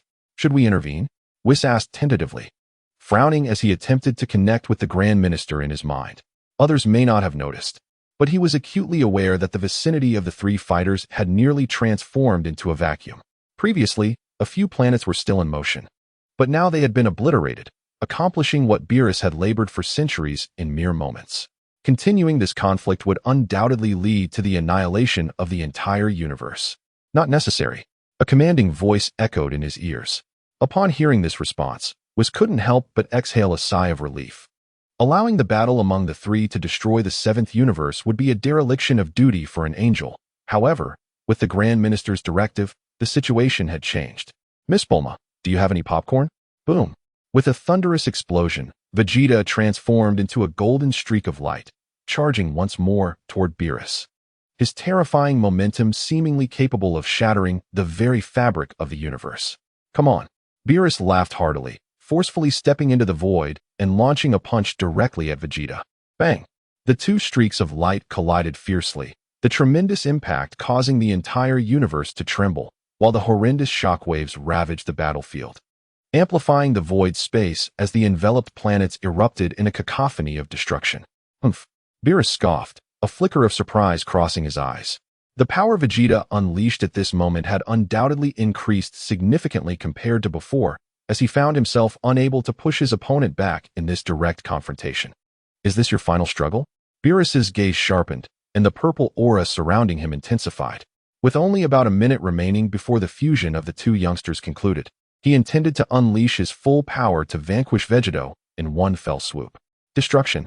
The cold voice resonated, and in an instant, a destructive energy the size of a planet erupted forth, leaving the approaching Li Xing utterly astonished. Are you jesting with me? This magnitude is nearly comparable to that of Earth. Feeling the overwhelming force, Li Xing's expression changed drastically. Such colossal destructive energy could easily obliterate Vegeta, and even if the two were to combine their might, being struck would likely lead to death or severe injury. As time ticked down to the end of the fusion, could it be that Beerus, bored with the spectacle, intended to eliminate Vegeta outright? Boom! Without allowing her a moment's thought, or even the chance to intervene, a thunderous sound erupted, shattering the surrounding space. And Li Xing was sent hurtling away by the energy storm that spread outward. It is over, mortal. The entire space was suffused with a purple glow as Beerus turned his back, arms crossed. He could still play with 21 for a while, but there was no longer any need to continue with Li Xing. Insanity, pure insanity. Watching the dissipating light, Li Xing couldn't help but curse inwardly, her heart racing. Tens of thousands of miles away, she could not discern whether Vegeta was alive or dead after the onslaught. Chapter 155, A Breakthrough Before Disbandment, The Return of the System? Goku, Vegeta. It wasn't just Li Xing. The hearts of all who had been observing the battle were in their throats. Vegeta was not merely an independent entity, but a fusion born from Son Goku and Vegeta. If he were to perish like this, it would be an unbearable reality for them. The fusion warrior had already achieved an impressive feat which sipped delicately from the tea before him. Nearly everyone, including himself and Beerus, did not believe Vegeta could survive such an assault. Is he dead? No, that cannot be. Just as Li Xing rushed toward the battlefield, the scattered starlight faded, and in the weightless void of the universe, a lifeless figure floated. The Super Saiyan transformation reverted to its normal state. No disbandment. How could he maintain his physical form under such immense destructive energy? Li Xing furrowed her brow, and a sudden flash of inspiration struck her mind, conjuring an almost implausible thought. How strange, this boy appears completely unscathed. Meanwhile, Beerus also sensed a trace of confusion. Vegeta was the product of a fusion, and although he, as a god of destruction, had few friends, he would still show some regard for Li Xing's companions. The seemingly colossal destructive energy was merely an outer shell of destruction. Yet, despite this, it was composed entirely of his full might, sufficient to leave Vegeta severely injured and end this battle. In the present circumstances, while it may appear that Vegeta has indeed been defeated, he bears not a single trace of injury. The once resounding aura that surrounded him has vanished without a trace. And even Beerus cannot perceive his presence at this moment. The more Beerus observes, the more alarmed he becomes. Vegeta's current demeanor evokes a strikingly familiar sensation within him, akin to that of a wild beast poised to unleash its wrath. Li Xing, positioned closest to Beerus, is acutely aware of the situation. For while others may struggle to discern through mere aura, the truth is evident. As anticipated by the two, in the next instant, a dazzling silver light erupted, transforming the entire space into a vast silver vortex. This is the Ultra Instinct. The sudden turn of events caused Li Xing to come to an abrupt halt, stopping some distance away from the two. The divine technique, a celestial mastery, was expected to be first exhibited by Sun Wukong. It was utterly unexpected that Vegeta could execute such a move. Name: Vegeta, Realm, 9th level of Divine Realm. Has he broken through again? Does this fellow have no limits? Li Xing's eyes widened in disbelief. Even with her own prestigious bloodline and diligent training in recent years, she still found herself utterly outmatched by Vegeta. In his destroyer form, which only reaches the 6th level of the Divine Realm, Vegeta has instantly ascended to the heights of Beerus by showcasing the Ultra Instinct. What on earth is happening? Is the Supreme Kai truly not returning? Crack. Deep within the cosmos, Li Xing's intense emotional turmoil caused the restrained golden light to stir violently, shattering several of the chains that bound it. A fleeting, ethereal beam of light swiftly detached and surged towards Li Xing. The Grand Priest was momentarily taken aback, unable to react in time. According to the directives of the Omni-King, this light was an entity from beyond the 12 universes. While the intentions of this presence remain unclear, Li Xing, as a chosen one, was experiencing rapid growth in power. Even if she wished to harness this force to resolve certain issues, it would require the Omni-King's command. Now, with even a trace of energy escaping, the implications are uncertain. This truly borders on dereliction of duty. Behave yourself. The Grand Priest's countenance darkened instantly. As divine power surged forth, a multitude of chains manifested, enveloping the entire light. To the outside observer, only a series of chains were visible, obscuring the entity that was bound. As for the escaping beam of light, the Grand Priest abandoned the thought of pursuit. Its energy was insufficient to provoke uncontrollable upheaval. Remarkable. I did not expect you to master even this technique, Beerus exclaimed in astonishment. Although he too had acquired the Ultra Instinct, it was through countless trials and refinement that he gradually grasped a portion of it. Were he to fully master it, his strength would undoubtedly ascend to unprecedented heights. Could it be that this fellow is somehow related to the Grand Priest or the angels? Beerus pondered, his gaze deep and his expression inscrutable. Aside from the angels, he had never encountered anyone else who had comprehended the Ultra Instinct. Of course, excluding himself, who is already the pinnacle of destroyers. Whoosh. As the crowd was lost in their own thoughts, a silver meteor streaked through the cosmos, striking directly against Beerus's chest, momentarily freezing the space around them. Regrettably, Beerus squinted his eyes, neither flinching nor dodging, for the figure before him was not Vegeta. Instead, it was the disassembled Goku and Vegeta. Had I prepared my popcorn for this? Li Xing bit down on her small white teeth, her earlier excitement extinguished as if doused with cold water. It had been an extensive period since the duo had fused, and while their separation was anticipated, its abruptness was disheartening, especially as it coincided with Vegeta's critical moment of another breakthrough. What a disappointment. Bang, bang. Goku and Vegeta, now in a state of unconsciousness, seemed to share the sentiment of dismay. Beerus, with a kick for each, sent them hurtling toward Earth's location. Little girl, go back and summon Whis to pack up some food. We are leaving. With the purple aura extinguished, Beerus returned his hands behind his back, offering Li Xing a brief instruction before retreating into his thoughts, reflecting on the events of the day. Oh, Li Xing pouted in response, swiftly following the trajectory of the tumbling Goku and Vegeta. In the realm of divine beings, Vegeta's recent emergence was nothing short of terrifying. The last time they met, she could still exchange a few blows with him, yet this time, she found herself lagging far behind. Vegeta's power was now nearly rivaling that of Beerus, the strongest destroyer. Despite years of learning from Whis, her attempts to master Ultra Instinct had ended in failure. The disconnection of consciousness and body, allowing the body to surpass instinct and respond to surrounding dangers autonomously, was beyond her capabilities. The raging bloodline within her forbade such a path. Be careful. Just as Li Xing was lost in thought, Beerus's urgent voice rang out behind her. Instinctively turning, a brilliant golden beam struck her forehead. Chapter 156, Ascend to Angelic Realm. Boom. Caught off guard, Li Xing felt a thunderous explosion in her mind, her consciousness becoming increasingly blurred. Countless images flashed through her mind. akin to a fleeting glance at her experiences since arriving in the Dragon Ball world. Among these were not only her own memories, but also a vague silhouette. Host. I can only assist you to this point. Wait for my return. The familiar voice echoed, causing Li Xing's body to tremble violently. Before she had fully processed the additional memories, a warm current began to circulate freely within her.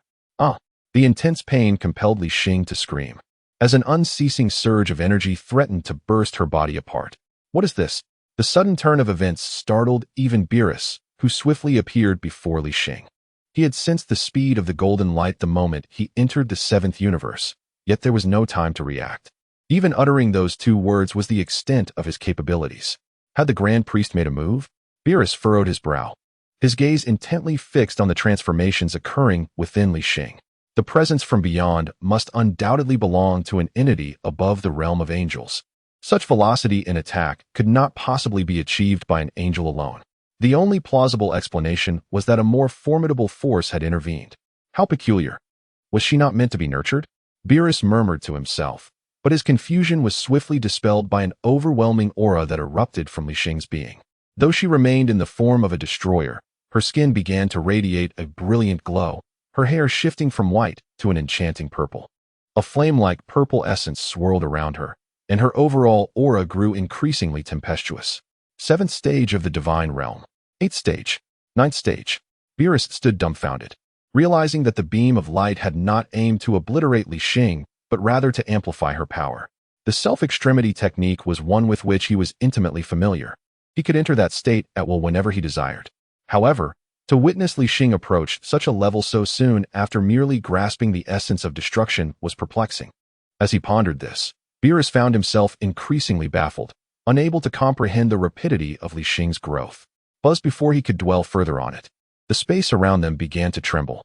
When he looked again, all that remained in his sight was a void of chaos. The Void Realm. Could it be that this girl is on the verge of ascending to become an angel? Beerus's eyes widened, filled with incredulity. Li Xing's aura continued to rise, and he sensed a foreboding. In mere moments, whether employing self-extremity or free extremity, he would be outstripped by Li Xing, who had only begun her journey less than a day prior.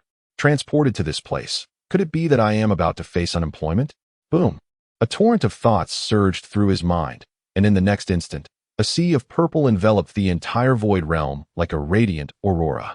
Beerus stood in stunned silence, taking in the spectacle. As the light spread, Li Xing's presence suddenly vanished from his perception. Self-extremity? No. Now, he felt not a trace of her aura. Her hair had returned to its normal white, as if she had merely experienced a fleeting breakthrough. An angel? Beerus gasped, unable to fathom that the 2 individuals he had effortlessly defeated mere moments ago had undergone such transformations, one comprehending free extremity on the brink of disintegration, while the other inexplicably surged into angelic territory. With a resounding slap to his forehead, Beerus pondered whether he had been deprived of sleep, leading to this hallucination. It seems we have somewhat underestimated your power. Meanwhile, the Grand Priest's expression was similarly troubled. Merely releasing a fragment of energy had bestowed such a tremendous enhancement upon Li Xing. One could only wonder how vast the energy contained within her true form must be. Could it rival that of the King of all, capable of erasing the existence of all things with a mere wave of his hand? King of all, forgive the intrusion. Can you hear me? It appears that the situation has spiraled beyond control, prompting the High Priest to reach out in his mind to the highest authority figures accessible to him. The emergence of the angel realm necessitates his intervention. Before proceeding, however, it is imperative to report this matter first. After a brief pause, the entire realm of nothingness gradually fell into silence. Li Xing, with her eyes firmly shut, felt the energy surging within her dissipate completely, yet the surplus memories remained frustratingly vague. The system's purpose for this journey was likely merely to expedite her growth. System? System?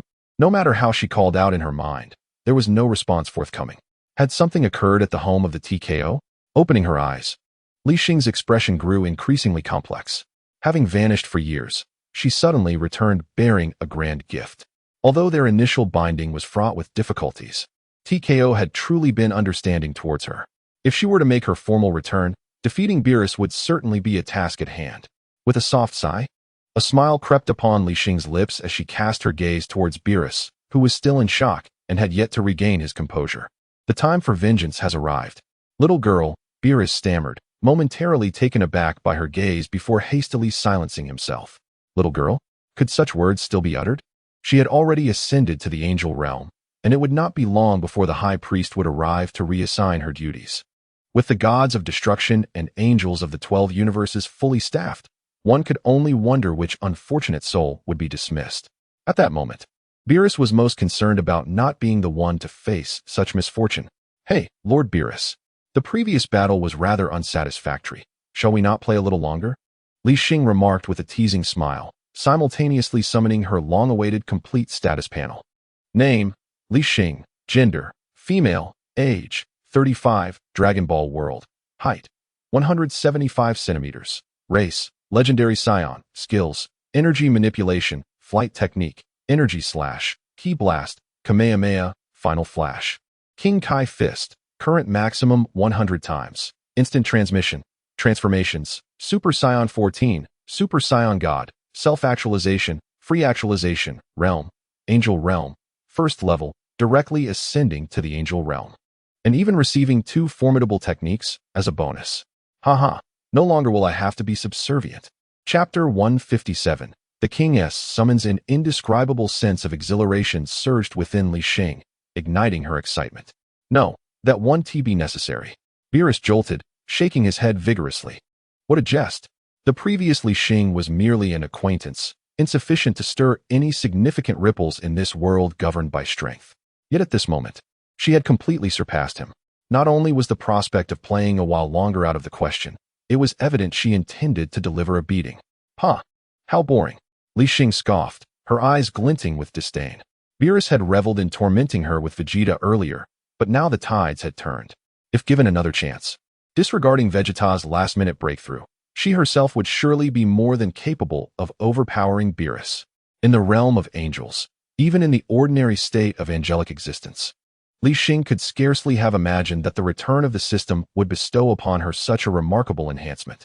While others relied on cultivation and travelers depended on external aids, reflecting on her years of effort and training, Li Xing felt as though she had been utterly surpassed. Reduced to nothingness. Just as she was preparing to inquire of Beerus how to return to Earth, a radiant beam of multicolored light suddenly descended from the void, landing directly before her and Beerus. Grand Minister. Beerus reacted with remarkable swiftness, executing a precise 90-degree bow, appearing as if he had anticipated this moment with utmost seriousness. Grand Minister? Li Xing was momentarily taken aback, but quickly regained her composure, bowing as well, though at a loss for words. You are Li Xing? The Grand Minister nodded slightly to both of them, his gaze firmly fixed on Li Xing, as if searching for traces of something. Yes, Li Xing affirmed, somewhat puzzled but still responding. Cursed be the joy of her breakthrough that had clouded her mind. She nearly forgot that she had merely just entered the angelic realm. Far beneath the lofty figures that resided above the 12 universes, she understood well the Grand Minister's purpose in visiting, likely due to her sudden ascension to the angelic state. Although it was their first encounter, she felt a strangely familiar aura emanating from him. Lord Zeno is quite interested in you. Please follow me. The Grand Minister nodded slightly, a perpetual smile gracing his features, as though conveying an utterly mundane message. Lord Zeno? At the mention of this name, Li Xing was struck dumb, her thoughts lingering on the impending tournament of power, completely unaware of the procedure required for an angel's birth. Beside her, Beerus was even more astounded. Upon hearing the name Zeno, he collapsed onto the void, his large ears perked up, daring not to lift his head. Come with me. Moments later, Li Xing vanished into the void alongside the Grand Minister. Watching them depart, Beerus remained ensnared in a state of shock. What sort of background does this girl possess? The chosen successor of Lord Zeno? He murmured, his mind swirling with tumultuous thoughts. The Grand Minister appeared to be meeting Li Xing for the first time. Yet the birth of angels typically occurred through natural means, hidden from the public eye. As the direct ruler of angels, the Grand Minister attended the birth of every angel, earning him the title of the Father of all angels. Li Xing, who had ascended to the angelic realm through her own breakthrough, was a rarity for Beerus. Thus, he, like everyone else, was oblivious to the necessary procedures. Will Lord Zeno personally arrange her duties moving forward? As this thought crossed his mind, Beerus clenched his fists, having immersed himself in his current state for countless eons. The sight of Li Xing, now summoned by the Grand Minister, sparked within him a resurgence of the desire to pursue his cultivation once more. Why can't I see Lord Beerus and Li Xing anymore? Upon their return, gravely injured, Sun Wukong and Vegeta consumed the mystical beings, eager to witness the events unfolding in the cosmos. However, the projection within Whis' staff revealed only chaos, obscuring their view of what transpired. Indeed, where had they gone? That beam of light, did it launch a surprise attack on Li Xing? Bulma, Lazuli, and others shared a similar sense of urgency, crowding around Whis and incessantly inquiring. With Vegeta's fusion undone, it was evident that Beerus and Li Xing had no intention of continuing their battle and were hastening back. Shortly after the beam struck Li Xing, communication was severed, leaving them in the dark about the situation. I am uncertain, Whis replied, shaking his head, a contemplative expression gracing his features. As an angel, he had undergone extensive assessments by the Grand Minister since his inception. The nature of that beam did not appear to originate from the Grand Minister, but rather resembled the golden orb that had once escaped from Universe 1. Nonetheless, these were mere speculations. Without being present, he could not ascertain what had truly occurred.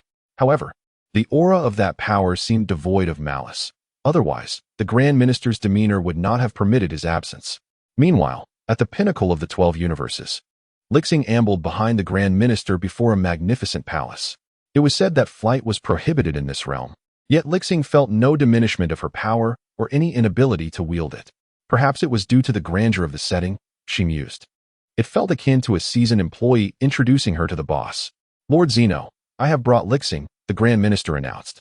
Coming to a halt, he bowed slightly before the empty space ahead, his tone imbued with profound respect. Li Xing was momentarily taken aback.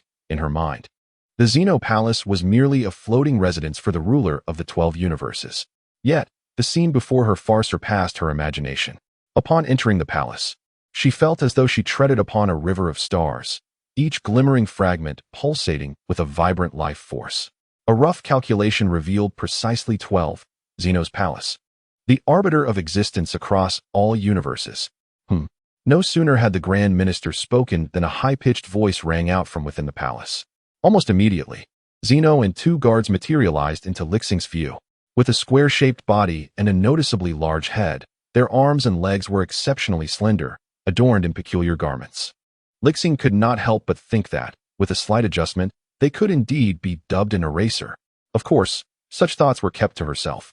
Accompanying Zeno were two expressionless guards, their mouths and noses obscured by their collars. The sight of them left Li Xing even more astonished, devoid of names. She could discern that both guards were at the 9th level of the angelic realm. Such formidable strength classified them as invincible beneath the ranks of the Grand Minister. Chapter 158, Traversing Time and Space, an unknown mission. As soon as he appeared, Zeno circled around Li Xing a few times, blinking his eyes before breaking into a radiant smile. Are you Li Xing? His voice was endearing, reminiscent of a charming child. Upon encountering the Omni-King, Li Xing felt a twitch at the corner of her mouth and promptly bowed her head. This voice was far more delightful than that of Gohan during his childhood. Yet she dared not reveal any emotion. The Omni-King, though resembling a child in both appearance and voice, was the creator of the 12 universes, or rather, 18. As 6 had been destroyed due to his wrath, even the Grand Minister bowed in deference to his existence. Indeed, to have achieved the angelic realm through one's own power is quite remarkable. You are the first in this world to accomplish such a feat. The Omni-King regarded Li Xing with curiosity, his button-like eyes fixated on her form as if conversing with another through her. A chill ran down Li Xing's spine. To have caught the attention of the Omni-King at this early stage in the angelic realm left her uncertain whether it was a blessing or a curse. Your Excellency, you flatter me, Li Xing replied, her body taut with humility, all the while yearning to escape this place. Being newly initiated into the angelic realm, she found her own body to be exceedingly unfamiliar. With the sudden emergence of the system, the path ahead loomed long. Rapid development was essential. Grand Minister, what do you think of her?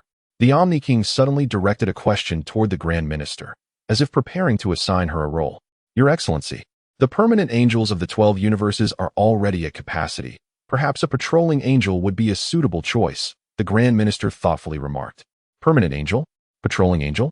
Li Xing was momentarily taken aback, her mind racing to comprehend the implications. The term permanent angel was not difficult to grasp. It suggested a role akin to Whis, who accompanied and supervised the god of destruction. However, she had only heard of patrolling angels in relation to the time-space police, specifically the intern angel Mels, and had never encountered the term patrolling before. Did they intend for her to undergo similar field training? As for the patrolling angel, perhaps she could investigate matters related to time.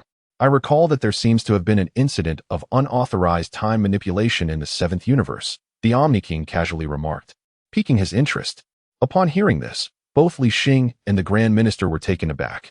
Unauthorized time manipulation in the 7th universe. Li Xing's thoughts raced. The objective was glaringly clear. Apart from Future Trunks and Future Cell from 11 years prior, she struggled to conceive of anyone else who had utilized Bulma's time machine. Your Excellency, this matter is of great significance. I shall personally oversee the investigation, the Grand Minister promptly responded with a bow. Unauthorized time manipulation was no trivial issue. If mishandled, it could easily result in a butterfly effect, impacting the development and balance of the entire universe. Though Li Xing was born in the 7th universe, the mysterious light orb behind her provided support, potentially granting her the strength to break through to the angelic realm on the spot. Who could truly predict whether this would pose a threat to the universe? No, let Li Xing go. I am curious to see her capabilities. The Omni-King gently shook his head, a playful smile gracing his face. Merely a universe, one could easily forsake it. Yet the primary intent remains to discern the current prowess of Li Xing. What transformations might ensue upon traversing time and encountering another individual? As the words fell, the High Priest hesitated, and Li Xing found herself engulfed in confusion. An investigation? With Future Cell already deceased, were they suggesting she directly apprehend Future Trunks for interrogation? That seemed rather absurd. Li Xing, are you willing to undertake this task? The Omni-King cast his gaze upon her, his smile abruptly vanishing, replaced by a grave expression. I shall not disappoint. Li Xing furrowed her brow. Despite lacking a title, she resolutely accepted the assignment. The demeanor of the Omni-King and the High Priest indicated that this matter was of significant consequence to them. Under such circumstances, one must acquiesce. It was her inaugural task. An outright refusal was not an option. Then be swift in your departure. The Omni-King's smile returned. But he did not forget to impart a crucial button. Should you encounter any insurmountable issues, do not hesitate to contact me. With that, he turned away, slowly departing. Farewell, Lord Omni-King. The High Priest promptly bowed respectfully, and Li Xing mirrored his actions, her heart racing. The Omni-King's summoning device. Though it lacked the tangible reliability of the Super Dragon Balls, to call it a life-saving artifact would be no exaggeration. What merit did she possess to receive such a treasure upon her first encounter with the Omni-King? It was a tremendous honor. Li Xing, this matter holds great significance. I trust you will not disappoint the Omni-King. Once the Omni-King's figure had completely vanished, the High Priest turned to face Li Xing, the smile on his face having vanished. Rest assured, High Priest, I shall exert every effort. Li Xing replied, not daring to be negligent. To be frank, she still felt somewhat bewildered. But one thing was certain. Both the Omni-King and the High Priest appeared to regard this mission with utmost seriousness. Future Trunks surely could not warrant such a grandiose response from these two, could he? Even if Zamasu were to make an early appearance, it should not elicit such treatment. Very well, the timeline has been altered within one of the parallel universes of the 7th universe. Your task is to bring the transgressor to the Omni-King's palace. If there are no further inquiries, you may set forth immediately, and I shall escort you. The High Priest succinctly elucidated the mission's details, then gestured with his right hand. A brilliant divine light cascaded from above, enveloping Li Xing entirely. In the blink of an eye, she sensed her body growing uncontrollable, and everything in her field of vision began to rapidly recede. If there are no further inquiries, I shall depart immediately. At least allow me a moment to speak, she exclaimed, feeling her body traverse the layers of space and time. The power of the High Priest was astonishing. With a mere gesture, he wielded dominion over the world, effortlessly commanding the forces of time and space. Regrettably, in her nervousness during her first encounter with the Omni-King, she had forgotten to observe the panels of the two. Otherwise, she would have had a glimpse of the caliber of the sovereigns of the Dragon Ball universe. Your Excellency, the Supreme King, I have already arranged for her to meet with Experimenter No. 1. After sending Li Xing away, the High Priest turned to gaze into the hall, his voice tinged with a barely perceptible gravity. It was my subordinate's negligence that allowed the situation to spiral out of control. Please, Supreme King, punish us accordingly. It matters not, for I too am curious to see who among them possesses greater strength. Chapter 159, The Fractious System, Another Self in a Parallel Universe, Year 761 of the AG era. It is uncertain how much time has elapsed, but Li Xing's figure has materialized at this temporal juncture. Is this truly a parallel universe? She rapped her knuckles against her forehead, taking in the boundless plains around her and the farmer loading hay onto a cart, all of which brought to mind the myriad experiences she had encountered on that fateful day. The descent of the system, having been scolded away only to be replaced, led her into the company of the protagonists on their path of cultivation. Memories of over a decade flickered in her mind, and Li Xing suddenly felt a twinge of headache, as if something were agitating her nerves. Bang! The sound of a gunshot jolted Li Xing back to reality. Unsurprisingly, upon his arrival, Raditz chose to kill the farmer, while Li Xing remained hidden high above, silently observing the unfolding events. Although she could not fathom why she found herself in this moment, she was well versed in the rules and, as an angel, would never dare alter the past of her own accord. At the moment Raditz first descended upon Earth, swollen with power, Li Xing discovered an unforgettable scene behind a small hill. A long-haired girl burst into laughter after Raditz departed, appearing quite exhilarated. Is that truly me? Li Xing rubbed her eyes, confirming again that she was not mistaken. It was undoubtedly her, exuberantly reveling in the discovery of the world she had traversed, yet untouched by the subsequent events that would unfold. However, such matters seemed trivial now. The next moment, the system should descend. To manipulate time, does that imply I am to retrieve my parallel self? Li Xing furrowed her brow. At this moment, she was acutely aware that this task bore no relation whatsoever to the future Trunks, rendering the course of events utterly incomprehensible. After a while, an unexpected series of images continued to unfold. Li Xing, in the parallel universe, gasped for breath, the anticipated arrival of the system failing to manifest. Merely returning to the city had consumed a vast amount of her time and energy. Where's the system? Li Xing pondered, though she soon rationalized it. The existence of a parallel universe was already absurd enough. If there were two systems, what would that make her relationship with her counterpart in this world? Had she been torn asunder during the crossing?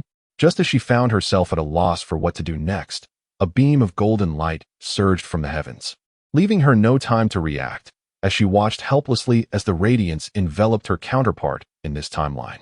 Beep. Host has traversed 10,086 days. The ultimate scion system is now fully activated. Beep. Binding the ultimate scion system. The system binding was successful, and the novice gift package was being distributed. How could this be? Li Xing was taken aback. Not only could she hear the sound of the system binding, but the narrative was also entirely different from her prior experience. The first system had explicitly required a battle power of 5 for binding, yet here it was, albeit slightly late, binding her successfully without such prerequisites. What on earth was happening? The more she pondered, the more she felt something was amiss, even developing an impulse to investigate immediately. However, when she attempted to move again, she found her body ethereal and insubstantial, as if the moment the system arrived, it had extricated her from this space-time continuum. System, are you there? Li Xing tried to inquire in her mind, but all she received in return was an abyss of silence. From that moment onward, having been brought to this time and space by the great divine officer, she could no longer partake in anything here, relegated to the role of a mere observer of her parallel self. Meanwhile, below, Li Xing, in the parallel time, reached the edge of the city, feeling disheartened and weary, yet her heart leapt at the sound she heard.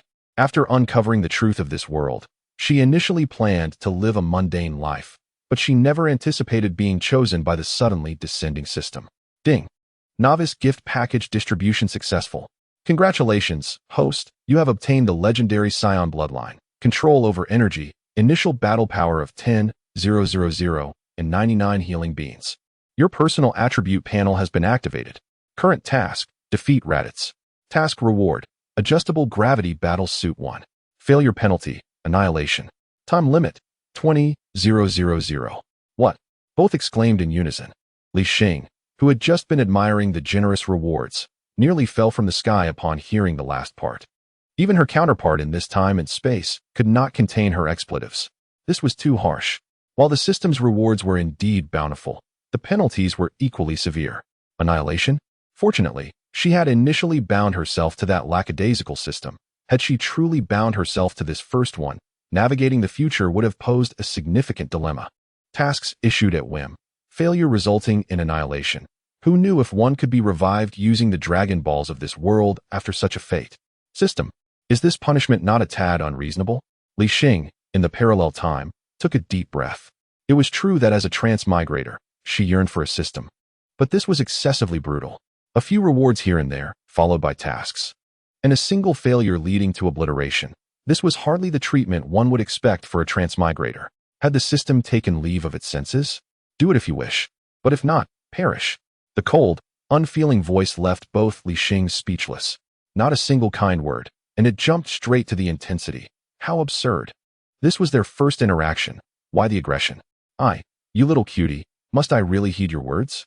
Li Xing, in the parallel time, flushed with indignation. Yet her tone betrayed a hint of submission. It turned out she was one who responded better to firmness than softness. Upon witnessing her parallel self's reaction, Li Xing could not help but scoff. It is indeed a curious predicament. After awakening, Beerus first endured a considerable beating, only to be forcibly transported to Earth. In this unfamiliar realm of Dragon Ball, strength is the essence of existence. Let us regard this as a second chance at life. With a soft sigh, Li Xing resumed her observations. There was little recourse. Upon her arrival, she could move freely, but after the system manifested, she felt as though she had been frozen in time. Not only could others not hear her speak, but her presence also went undetected. She had become a completely unapproachable entity. With a battle power of 10,000 and merely 2 hours to act, time was of the essence. Li Xing, from a parallel dimension, moved with great speed, quickly consuming the rewards bestowed by the system within just a few minutes. Harnessing the advantages of her control over energy, she swiftly darted towards Raditz's location. Chapter 160. Pressed to move forward came house. Time trickled by, and as Li Xing, from a parallel dimension, followed the energy signature to seek out Raditz. He had only just arrived at this location, scarcely having the opportunity to confront Son Goku or abduct Gohan. Beep, beep.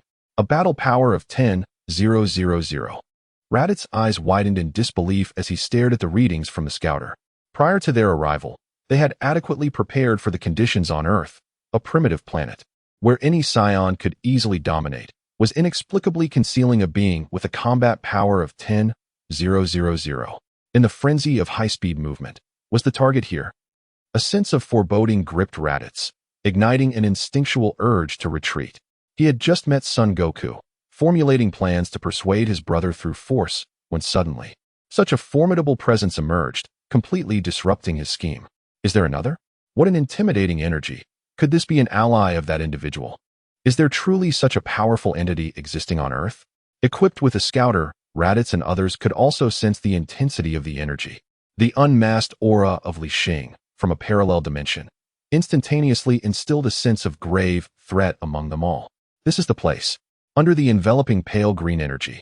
It took mere minutes for Li Xing, from a parallel dimension, to arrive at Kame House. Bang! Under the scrutiny of all present, without the slightest hesitation, she delivered a powerful kick to Raditz. Despite the countdown of her mission having barely passed half an hour, the severity of the task left no room for hesitation or delay. Boom! The island-like Kame House erupted into a deep crater, sending seawater splashing and soaking the garments of those present. The sound of swallowed breath echoed in succession. Even Piccolo, who had been lurking in the shadows, widened his eyes in astonishment. Beep. Congratulations to the host for completing the mission. Defeat Raditz. Mission reward. Adjustable gravity combat suit X1 whoosh. As the notification sounded, a flash of white light enveloped Li Xing from a parallel dimension, instantly refreshing her drenched attire, rendering her appearance rather enigmatic. Was that it? She cast a glance at her attire and was momentarily taken aback. A combat power of 10,000, facing off against 1,500, with a single kick resolving the conflict. Truly a scenario of utter domination. Ding. The system has detected a confrontation between the host and a narrative character. And the following tasks are hereby issued. Task 1. Defeat Sun Wukong. Task 2. Defeat Piccolo. Task 3. Defeat Krillin. Task 4. Defeat Gohan. Task 5. Defeat Master Roshi. Task reward. Basic combat power 5. Failure penalty. Erasure. Time limit. 20,000. A series of tasks. Li Xing, from a parallel universe, visibly darkened her expression. Aside from Bulma, everyone else was marked as targets. Even the mere child Gohan could not escape the clutches of the system's mission. Hey, where did you come from? Why are you attacking my brother? At that moment, a few words from Sun Wukong disrupted her thoughts. Upon closer inspection, she realized that since Raditz had merely introduced himself and had yet to commit any malevolence, she, the one who had first shattered the tranquility, was immediately regarded as an adversary by the main characters. With a swift motion, Li Xing, from a parallel universe, wasted no time. She quickly scooped Bulma into her arms and leaped into the air, unleashing an energy blast directed downward. Boom! A colossal mushroom cloud erupted. The Kame house was submerged. Ding! Congratulations, host, for completing Task 1, defeating Sun Wukong. Ding! Congratulations, host, for completing Task 2, defeating Piccolo. The incessant chime of system notifications reverberated, leaving Li Xing, who had been a mere observer, utterly astonished. Faced with the specter of death, she had actually acted in such a manner? No, I saved Bulma. There is no way I would harm them all. Li Xing grit her teeth, swiftly dismissing this absurd notion from her mind. For in the next moment, she witnessed her parallel self's aura surge dramatically, creating a vacuum in the ocean as, within a minute, she rescued everyone to the nearest small island. Few fortunately, the task only required defeating them. She clapped her hands, and amidst Bulma's panicked gaze, Li Xing, from a parallel universe, produced several sins of beans from her possession for everyone to consume, rendering the earlier incident a mere close call. I told you. How could I possibly? Just as Li Xing was about to express her opinion, she heard several more system notifications chime in, leaving her parallel self no time to react. Ding! Vegeta and Nappa will arrive on Earth in 386 days. Current task issued. Master the Super Saiyan 3rd stage transformation before Vegeta's arrival. Task reward. Unscathed King Kai Fist. Self-realization prototype. Failure penalty. Erasure. Time limit. 385 days, 23 hours, 59 minutes. This is pushing me to train. Li Xing could scarcely believe that such a feat was possible for a system. Tasks kept coming one after another. Thankfully, this time there was a hint of conscience, as it did not compel her to seek out Vegeta immediately. Though this system appeared rather unfriendly on the surface, when she attempted to examine her attribute panel at that moment, she found herself rendered speechless. Name: Li Xing. Age: 17. Parallel dimension. Height: 175 centimeters. Race: legendary scion. Skill: mastery of ki. Items: 99 sins of beans, 1 gravity-adjustable battle suit. Combat power: 31, 250. 000. How could the system I scolded be so formidable? Li Xing was utterly astonished. Even with her extensive experience, she could scarcely believe her eyes. This combat power. And Raditz had only just made his entrance. Wasn't this a bit too extraordinary? Surely, even the most audacious web novel wouldn't dare depict such a scenario. Amidst her shock, complex emotions flickered in Li Xing's eyes. Half envy, half relief. She envied the version of herself in this timeline for achieving such heights in a single day, while simultaneously grateful that she had not endured the torment of this tempestuous system. The memories of her past life surged forth, almost forgotten scenes replaying in her mind. And she could almost see that version of herself who had perished from overwork. What did the parallel dimension after her age signify? Li Xing, parallel dimension, spoke little, rescuing everyone before departing the area. Do not inquire further. Soon you will understand. Chapter 161. The rescued Raditz. The system's response was as cold as ever. And Li Xing, parallel dimension, soon vanished from the sight of the crowd. Bulma opened her mouth, seemingly on the verge of speaking, yet ultimately said nothing. The restored Goku, Piccolo, and Krillin exchanged bewildered glances, completely uncertain of the identity of this unexpected visitor. Brother, she didn't save my brother. Goku's eyes were filled with urgency. The situation had unfolded too suddenly. Just as Raditz finished his self-introduction, such an event occurred, and out of emotional and rational obligation, he prioritized saving his kin. Damn it, there are such powerful beings on Earth. Piccolo gritted his teeth, feeling frustrated. If only he possessed the same strength as Li Xing, parallel dimension. Conquering Earth would be a mere trifle. Meanwhile, Li Xing, parallel dimension, had no intention of returning to school after leaving. Instead, she sought an uninhabited area to begin assessing her current strength. A rumble echoed. A terrifying aura erupted around her, as if materializing, wreaking havoc in a frenzy centered on her, shattering the surrounding trees and rocks. The ground trembled incessantly, as if heralding the apocalypse. Unable to transform? Suddenly, Li Xing, parallel dimension, furrowed her brow tightly. She attempted to activate her scion bloodline, more accurately described as the super scion lineage. Yet even the initial stage of transformation eluded her grasp. She, undeterred by the ominous presence, resolutely attempted once more. Her hands clenched into fists, and her muscles rippled with intensity as a thunderous roar pierced the heavens. The terrifying sound waves reverberated through the air, causing a tremor that shook the very atmosphere around her. The pale green aura deepened, and the pupils in her eyes flickered in and out of visibility. Do not change. For heaven's sake, do not change. The onlooker, Li Xing, felt her heart lodged in her throat, vividly recalling how her own 200 million battle power transformation had led her to lose all reason. Should her counterpart in this alternate reality complete the transformation, it would spell doom for the earth. Crack! The air thickened with dark clouds, and faint flashes of lightning began to emerge.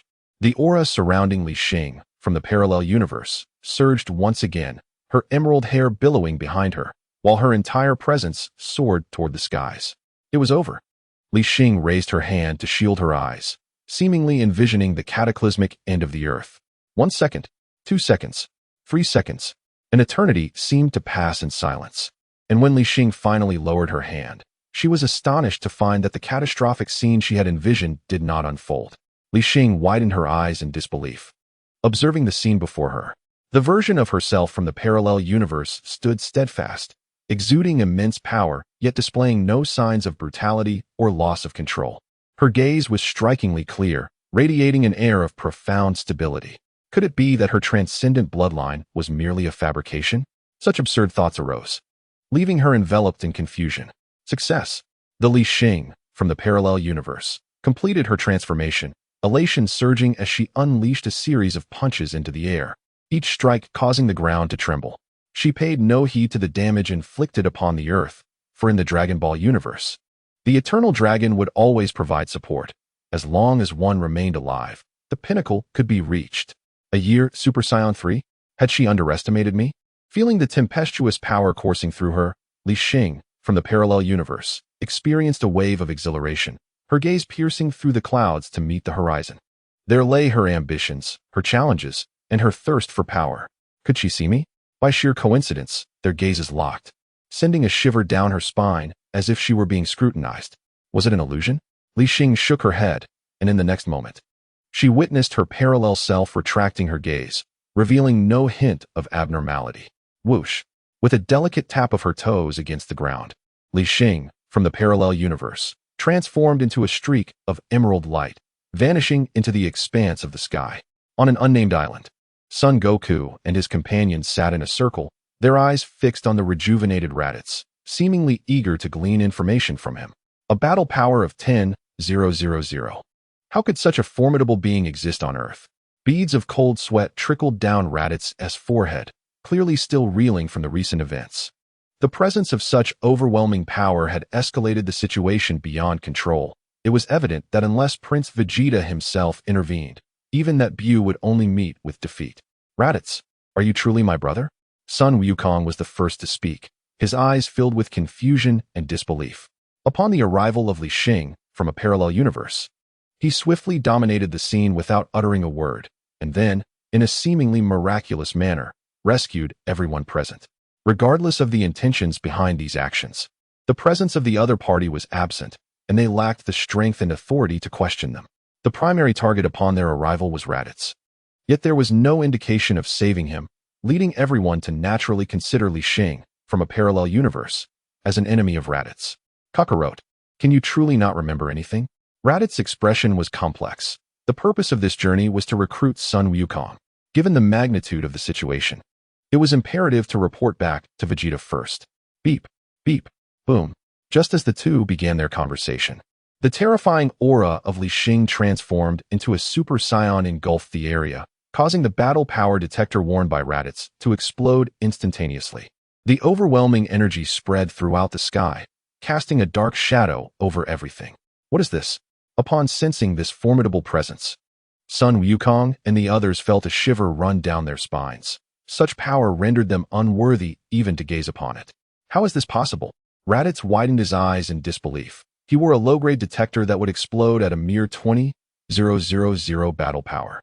Nevertheless, the fact that a being stronger than Vegeta could emerge from the barren realm of Earth was beyond his expectations. Without the detector, Raditz lacked the ability to sense energy like Sun Wukong and the others. But the tremors reverberating from the Earth were reminiscent of only one individual he had encountered before. Damn it, without the detector, I cannot inform Prince Vegeta. Raditz's face was filled with anxiety. He was truly in a predicament, and the only option was to flee. Fortunately, the battle did not erupt near the spaceship. He needed to return quickly to alert Vegeta to come personally. Whoosh. Raditz had no time to explain anything to Sun Wukong and shot into the sky. However, to his astonishment, just as he launched himself outward, a figure appeared before him. Chapter 162, An Unprovoked Annihilation? You are still alive? Li Xing, from a parallel universe, stood suspended in midair, her tone devoid of any emotion.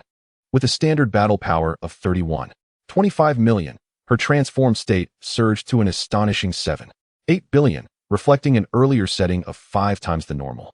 At this moment, she could traverse any location on Earth with ease. Is it you? Gazing at the sudden apparition before him, Raditz's pupils constricted sharply. It was difficult to fathom that such a terrifying presence emanated from a female. He had narrowly escaped her lethal grasp moments ago. Who are you? What do you intend to do? Raditz took several steps back, unable to mask the panic on his face. The Saiyan race was not known for their benevolence. And after the explosion of planet Vegeta, they had committed numerous atrocities alongside Frieza, making their lives a constant struggle against those who pursued them. Before her stood Li Xing from a parallel universe, yet Raditz possessed no recollection of her. The aura she exuded instilled a fear in him that even facing Frieza had not evoked. You need not know.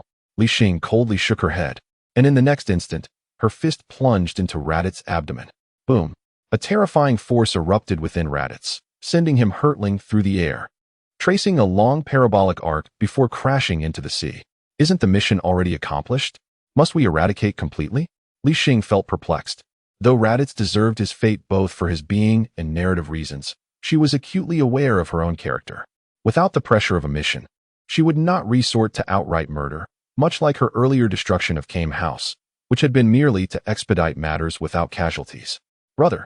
In a flash, Son Goku, Krillin, and even Piccolo entered her line of sight. Splash! Son Goku, appearing the most anxious, dove headfirst into the water to retrieve Raditz. Krillin and Piccolo flanked Li Xing, forming a semblance of encirclement, yet their bodies trembled involuntarily. Who are you? Why did you attempt to kill Goku's brother? Krillin stammered, his body visibly rigid. Were it not for Son Goku leading the charge, he would have had no courage to approach Li Xing's tail, if I am not mistaken. You and Son Goku must belong to the same race. Piccolo spoke gravely, though beads of cold sweat dotted his forehead. Huh. Li Xing's expression remained indifferent. And after gently brushing her hair, a fierce glint ignited in her eyes. It seems there is no need for me to explain myself to you, is there? Swish. Before either could react, she appeared on the island where she had previously rescued a few individuals. The unengaged Master Roshi, Bulma, and young Gohan were present. Master Roshi. Quickly stop her. Upon seeing Li Xing, the three felt an immediate sense of danger, with Bulma and Gohan instinctively hiding behind Master Roshi. Humph. Master Roshi snorted, raising a hand as his staff clattered to the ground, and with his fearless expression, he momentarily exuded a chivalrous aura. Thank you for saving my life, beautiful. Bulma was momentarily dumbfounded, while Gohan remained oblivious to the meaning of such words. He simply saw Master Roshi discard his staff and kneel, utterly bewildered by the unfolding events. No. Is this truly the Dragon Ball world? Li Xing was equally speechless, completely unprepared for Master Roshi's reaction. In this timeline, I have practically dismantled your home. And you still express gratitude for my saving you? Grateful for not having killed you all? Oh, indeed, that seems to make sense. The individuals required for the task were present. Directly obliterating the Kame House was indeed the swiftest means to accomplish the mission. Furthermore, I am not one to revel in bloodshed, and ultimately, I was the one to retrieve everyone before departing. Li Xing, from a parallel universe, visibly paused, the sharpness in her gaze gradually softening, replaced by a hint of inexplicable amusement. Give me the dragon radar. She swiftly crossed over the prostrate figure of Master Roshi and approached Bulma. A pristine white hand extended towards her. It was merely a matter of expediency. Bulma clearly did not anticipate such directness. After a moment of stunned silence, she began to wave her hands in front of her, exclaiming, "What dragon radar? I don't have one." Aunt Bulma, you are lying. Your pocket is bulging. Without uttering a word, Li Xing, from a parallel universe, observed as the innocent Gohan pointed at the pocket on her trousers. Li Xing erupted into laughter, her mirth ringing out loudly. Having spent considerable time with Bulma in her own world, she had always perceived her as a sisterly figure. This was indeed the first time she witnessed her flustered in front of a child. In any case, no one in this world could discern her presence, so she might as well enjoy watching an endless drama unfold. Having reached the realm of angels, quite some time had passed, yet Li Xing felt no pangs of hunger. It seemed that Whis was indulging for the sake of indulging, in stark contrast to the Saiyans, who ate merely to satiate their appetites. Less than a minute later, a verdant light streaked through the air. Li Xing, from a parallel universe, had only taken 2 items from the group. The dragon radar was one, and the other was Gohan's hat, more precisely, the 4-star ball resting atop it. Beep. A deviation in the plot has been detected. Current mission issued. Eliminate Goku and Raditz. Mission reward. Basic combat power 5. Failure penalty. Annihilation. Time limit. 000300 what? Li Xing, from a parallel universe, abruptly came to a halt mid-flight, her expression contorted with displeasure. Even the transformation into a Super Saiyan ceased at that moment. A mission had been issued again. The initial directive to defeat a few individuals had escalated to the outright assassination of Goku and Raditz. She harbored serious doubts about the system playing tricks on her. What deviation in the plot? Should a traveler adhere to this? What purpose did my arrival in this world serve? The main characters could simply evolve on their own. Why impose a mission that compelled my involvement in the narrative? Li Xing was incensed. What sort of rogue system was this parallel universe? To impose annihilation as a penalty over a mere disagreement was utterly absurd. She wondered what her counterpart in this world thought, yet she had always adhered to the philosophy of making the best of her situation. Reflecting on her journey, she had not strictly followed the Dragon Ball storyline, but had gradually assimilated into this familial environment. Conversely, the system in this timeline acted like a domineering boss issuing commands, while she felt akin to a soulless worker bee. Chapter 163. Forcibly correcting the plot system. Are you not going to come out and offer an explanation? Li Xing, parallel universe, found herself suspended in midair, unable to advance or retreat. With her current prowess, she could effortlessly eliminate both Sun Wukong and Raditz within 3 minutes. Yet, why should she resort to such measures? Raditz was merely a target, but Sun Wukong, as a member of the protagonist group, bore her no ill will. Was it merely to amend the narrative? System. After several calls, the system remained unresponsive. Li Xing's expression grew increasingly frigid. If her previous task had merely stirred her dissatisfaction, this one undoubtedly ignited the flames of her fury. Whoosh! In less than a minute, when her figure reappeared, she returned to the sight of Sun Wukong and the others. Raditz was saved once more, while the group engaged in speculation regarding Li Xing's identity. Here she was again. Upon her reappearance, Sun Wukong glared with intensity, stepping forward to shield his companions. In contrast, Raditz's eyes reflected a mix of fear and a hint of exhilaration. "Scion, you too."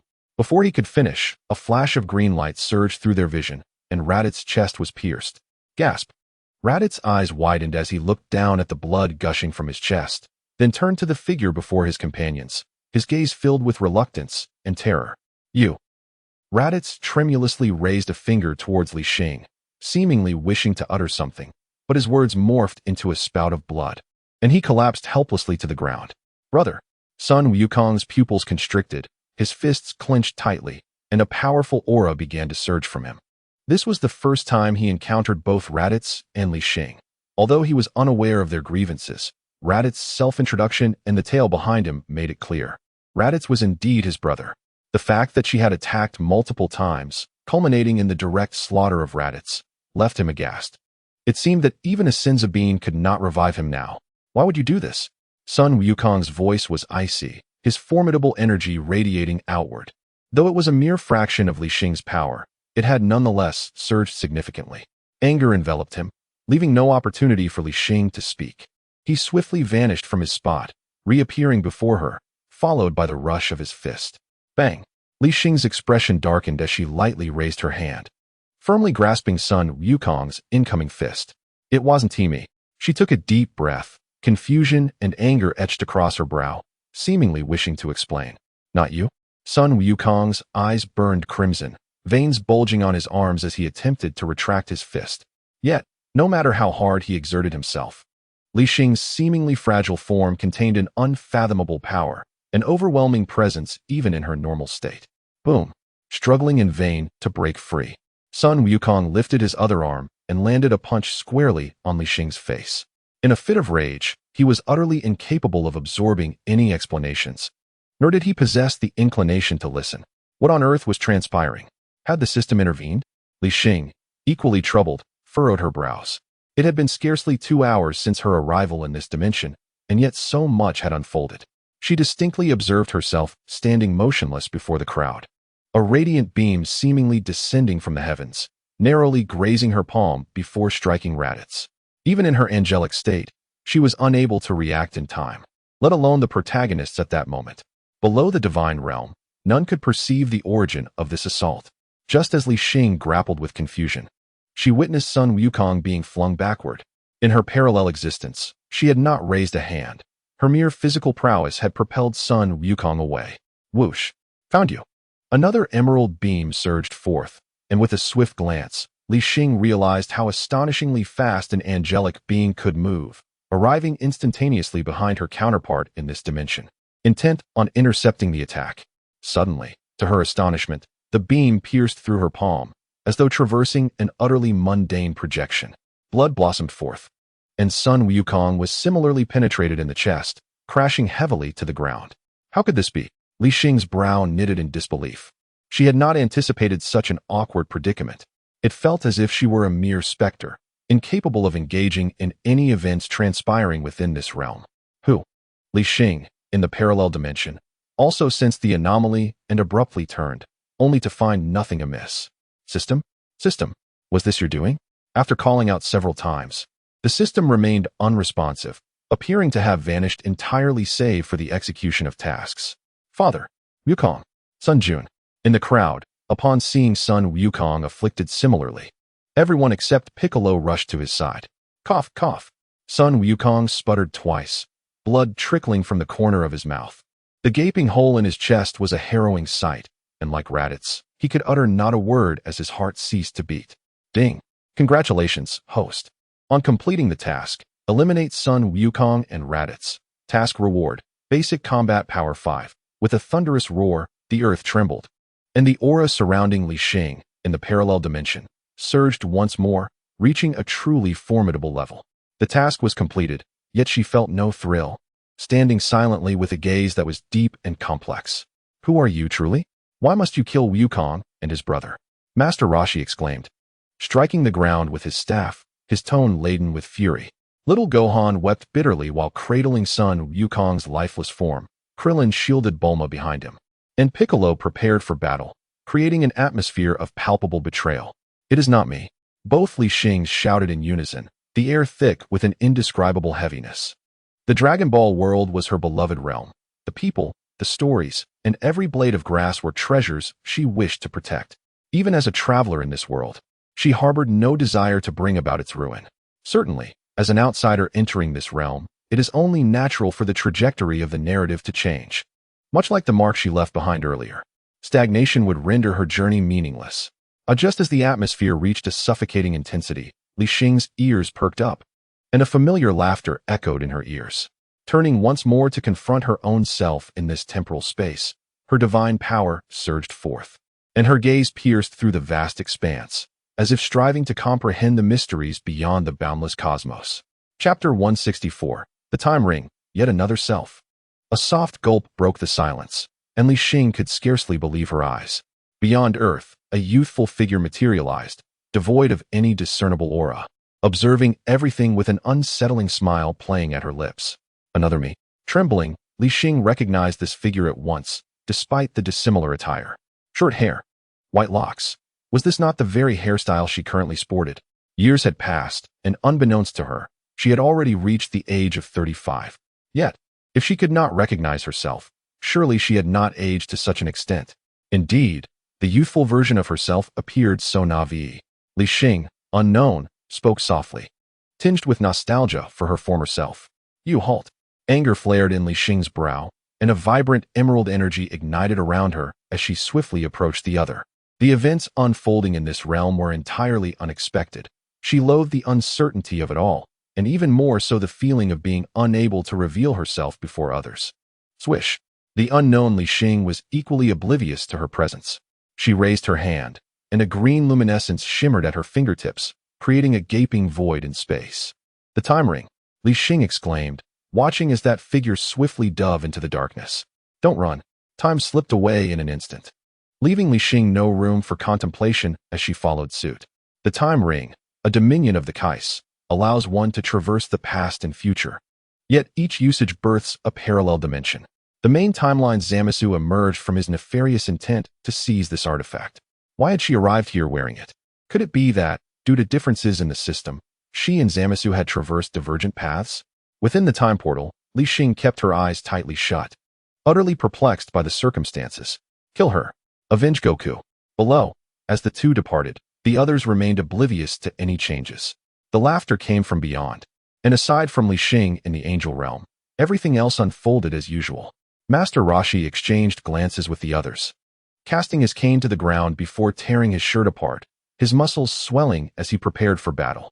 Not just him, Piccolo and Krillin, after a brief moment of sorrow, encircled the dazed Li Xing from the parallel timeline.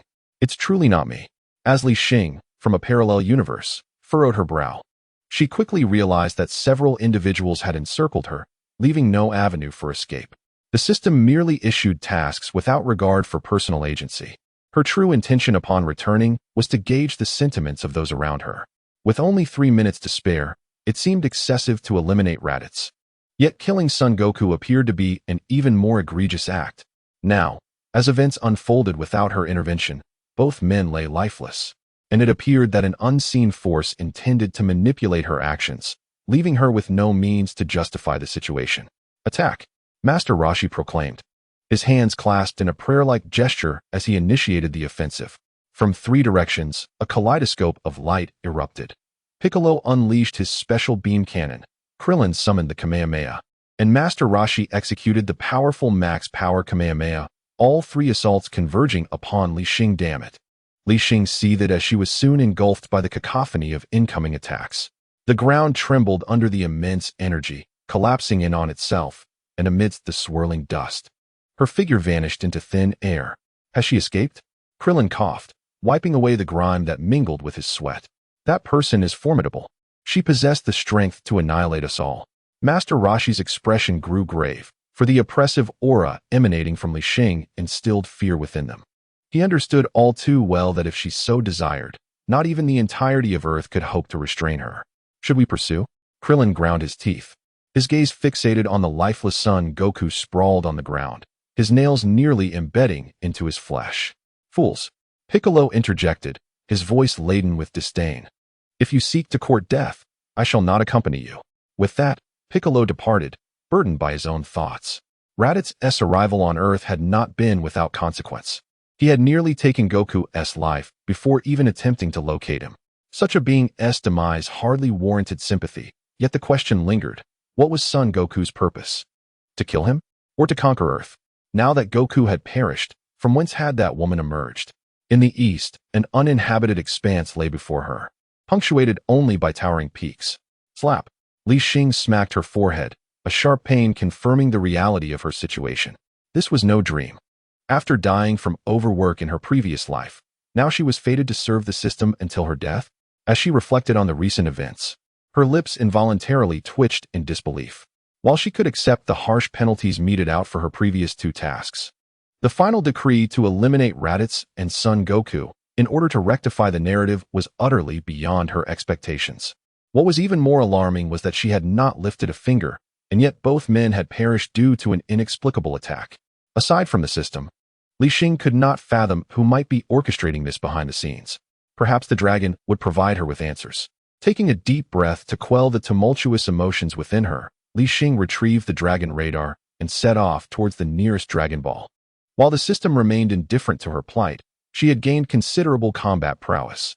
Nonetheless, it was imperative to first ascertain her situation.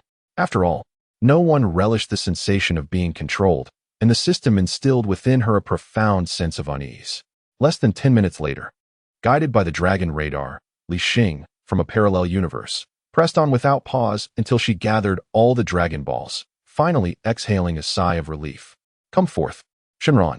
As her words echoed, the 7 Dragon Balls began to radiate a brilliant light. The heavens and earth underwent a sudden transformation. The once bright day was enveloped in night, illuminated solely by a dazzling golden glow erupting from the Dragon Balls. State your wish, whatever it may be. I can grant it.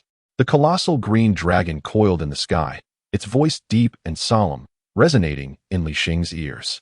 She bit her lip, realizing that the initial Shenron could only fulfill one wish, prompting her to contemplate how best to articulate her request. Should she inquire about the true culprit from earlier? Or perhaps something related to her system? Chapter 165, Energy Entity Shenron. Can you discern my origins? After much hesitation, Li Xing, from a parallel universe, finally posed the question. She had initially hoped to leverage Shenron's power to expedite her training. However, that was of little consequence. Thanks to the accumulation of rewards from previous missions, her current battle power had already soared to nearly 1.6 billion, achieving the transformation into a Super Saiyan third stage within a year, which was hardly a source of excessive concern. The inquiry about her origins stemmed from a lingering sense of disquiet in her current world, particularly after becoming a target, leading her to contemplate escaping this system altogether. That is simple. Shenron's response was clear and straightforward, catching Li Xing, from a parallel universe, off guard. She had assumed that a traveler's identity would be shrouded in mystery. She was astonished that even the dragon on Earth could discern it. You are an energy entity. What? Li Xing, from a parallel universe, was momentarily taken aback, her brow furrowing in confusion. What did it mean to be an energy entity? She possessed consciousness and life. Even bound to a system, what could energy entity possibly signify? You may understand it as being a being composed of condensed energy. Shenron's words deepened Li Xing's frown. What did it mean to be formed of condensed energy? Did this imply that a traveler was not even qualified to be human? What do you mean? Can you elaborate? Li Xing's countenance darkened, an overwhelming sense of unease surging within her. If an explanation is necessary, the energy that composes you does not belong to this world. As for its origin, I am truly sorry. My abilities do not extend to such inquiries. Shenron's response plunged Li Xing, from a parallel universe, into despair, her mood heavy enough to feel as though it might shatter. Why had she been so reckless with her words? Why had she inquired about her origins from Shenron? She had presumed that a traveler's existence would be distinct. Yet the reality was indeed different. Born of condensed energy, what was she even? A synthetic being?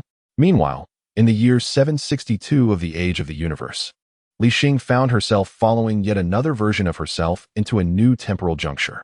This time, it was the arrival of Vegeta and Nappa. Bang! Bang! 2 dull sounds erupted, and under Li Xing's astonished gaze, a streak of green light flashed by. Immediately, 2 spacecraft, barely touching the ground, were sent flying away by their own selves in this space-time continuum. It has only been a year. Why have I become so impulsive? Watching the 2 spacecraft soaring through the sky, Li Xing was momentarily at a loss for words. Furthermore, observing her combat prowess in this time and space left her utterly astounded, nearly causing her jaw to drop to the ground.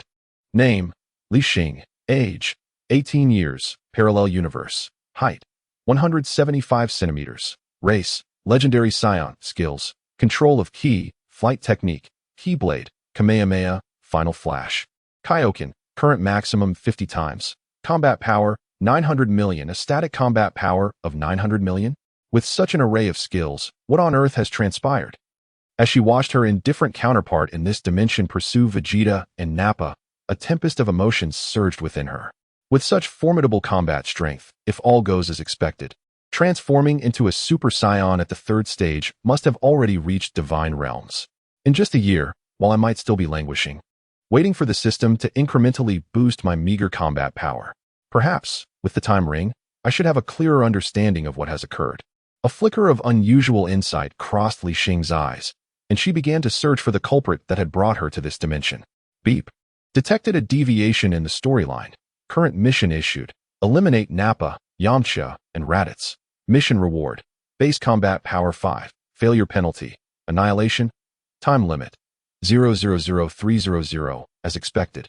Following the version of myself wearing the time ring made things considerably more convenient, as I received the task prompt to rectify the plot upon my arrival. Naturally, this mission was issued by the system of this dimension, given that the penalty of annihilation was all too recognizable. Whoosh, whoosh, whoosh.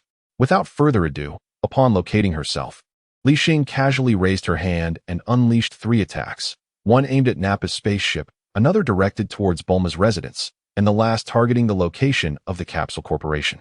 3 individuals, 3 distinct locations. It seemed she was determined not to waste any time, even eschewing the need for disguise.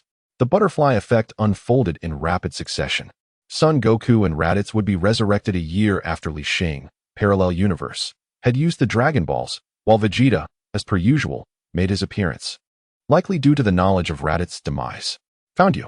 Li Xing, parallel universe, bellowed from below, halting her movement to unleash her full aura. A terrifying presence emanated, plunging the entire planet into chaos. This energy, it belongs to that woman. A year has passed, and she remains on Earth? Damn it. Didn't she use the Dragon Balls a year ago? Several piercing auras cleaved through the sky, gathering at an astonishing speed. In their line of sight, Li Xing, from the parallel universe, disappeared after slaying Sun Wukong and Raditz, while the dragon was summoned that very day. Naturally, everyone anticipated her departure. During this interval, having witnessed the formidable power of Li Xing, all began to train relentlessly. Now that she reappeared, the aura she exuded rendered them unworthy even to gaze upon her. Did Sun Wukong and Raditz truly remain oblivious to her identity?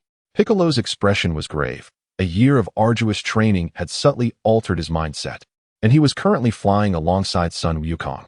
I don't know. I've asked him numerous times, but my brother merely said that she is also a scion. Just moments ago, she had killed my brother again.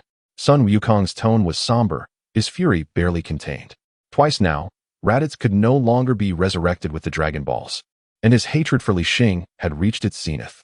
Yamcha's spirit had waned, and Krillin, with a similarly complex expression, flew beside Sun Wukong. If there had been any lingering doubts before, they were now utterly convinced that Li Xing stood as their adversary. Suddenly, as everyone gathered, a tremendous explosion rent the sky, scattering the clouds across the horizon. They looked up to see a figure enveloped in emerald flames soaring towards the heavens. Chapter 166. Is it you?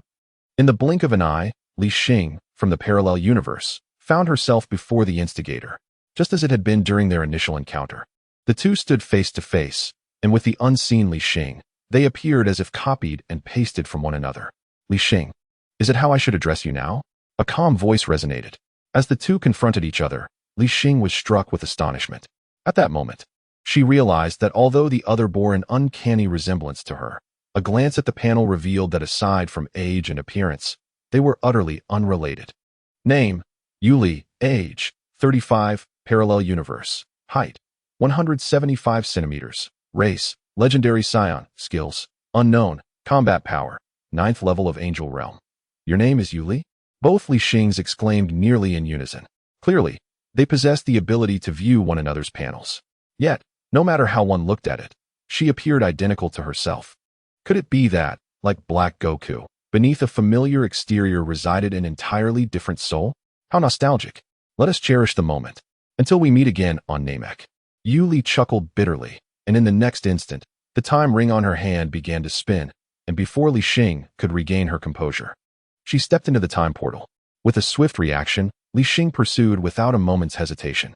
She finally understood that the manipulation of time orchestrated by the King of All and the Grand Priest was not the future Trunks. It was this doppelganger, who bore her likeness, yet went by the name Yuli, that was behind it all.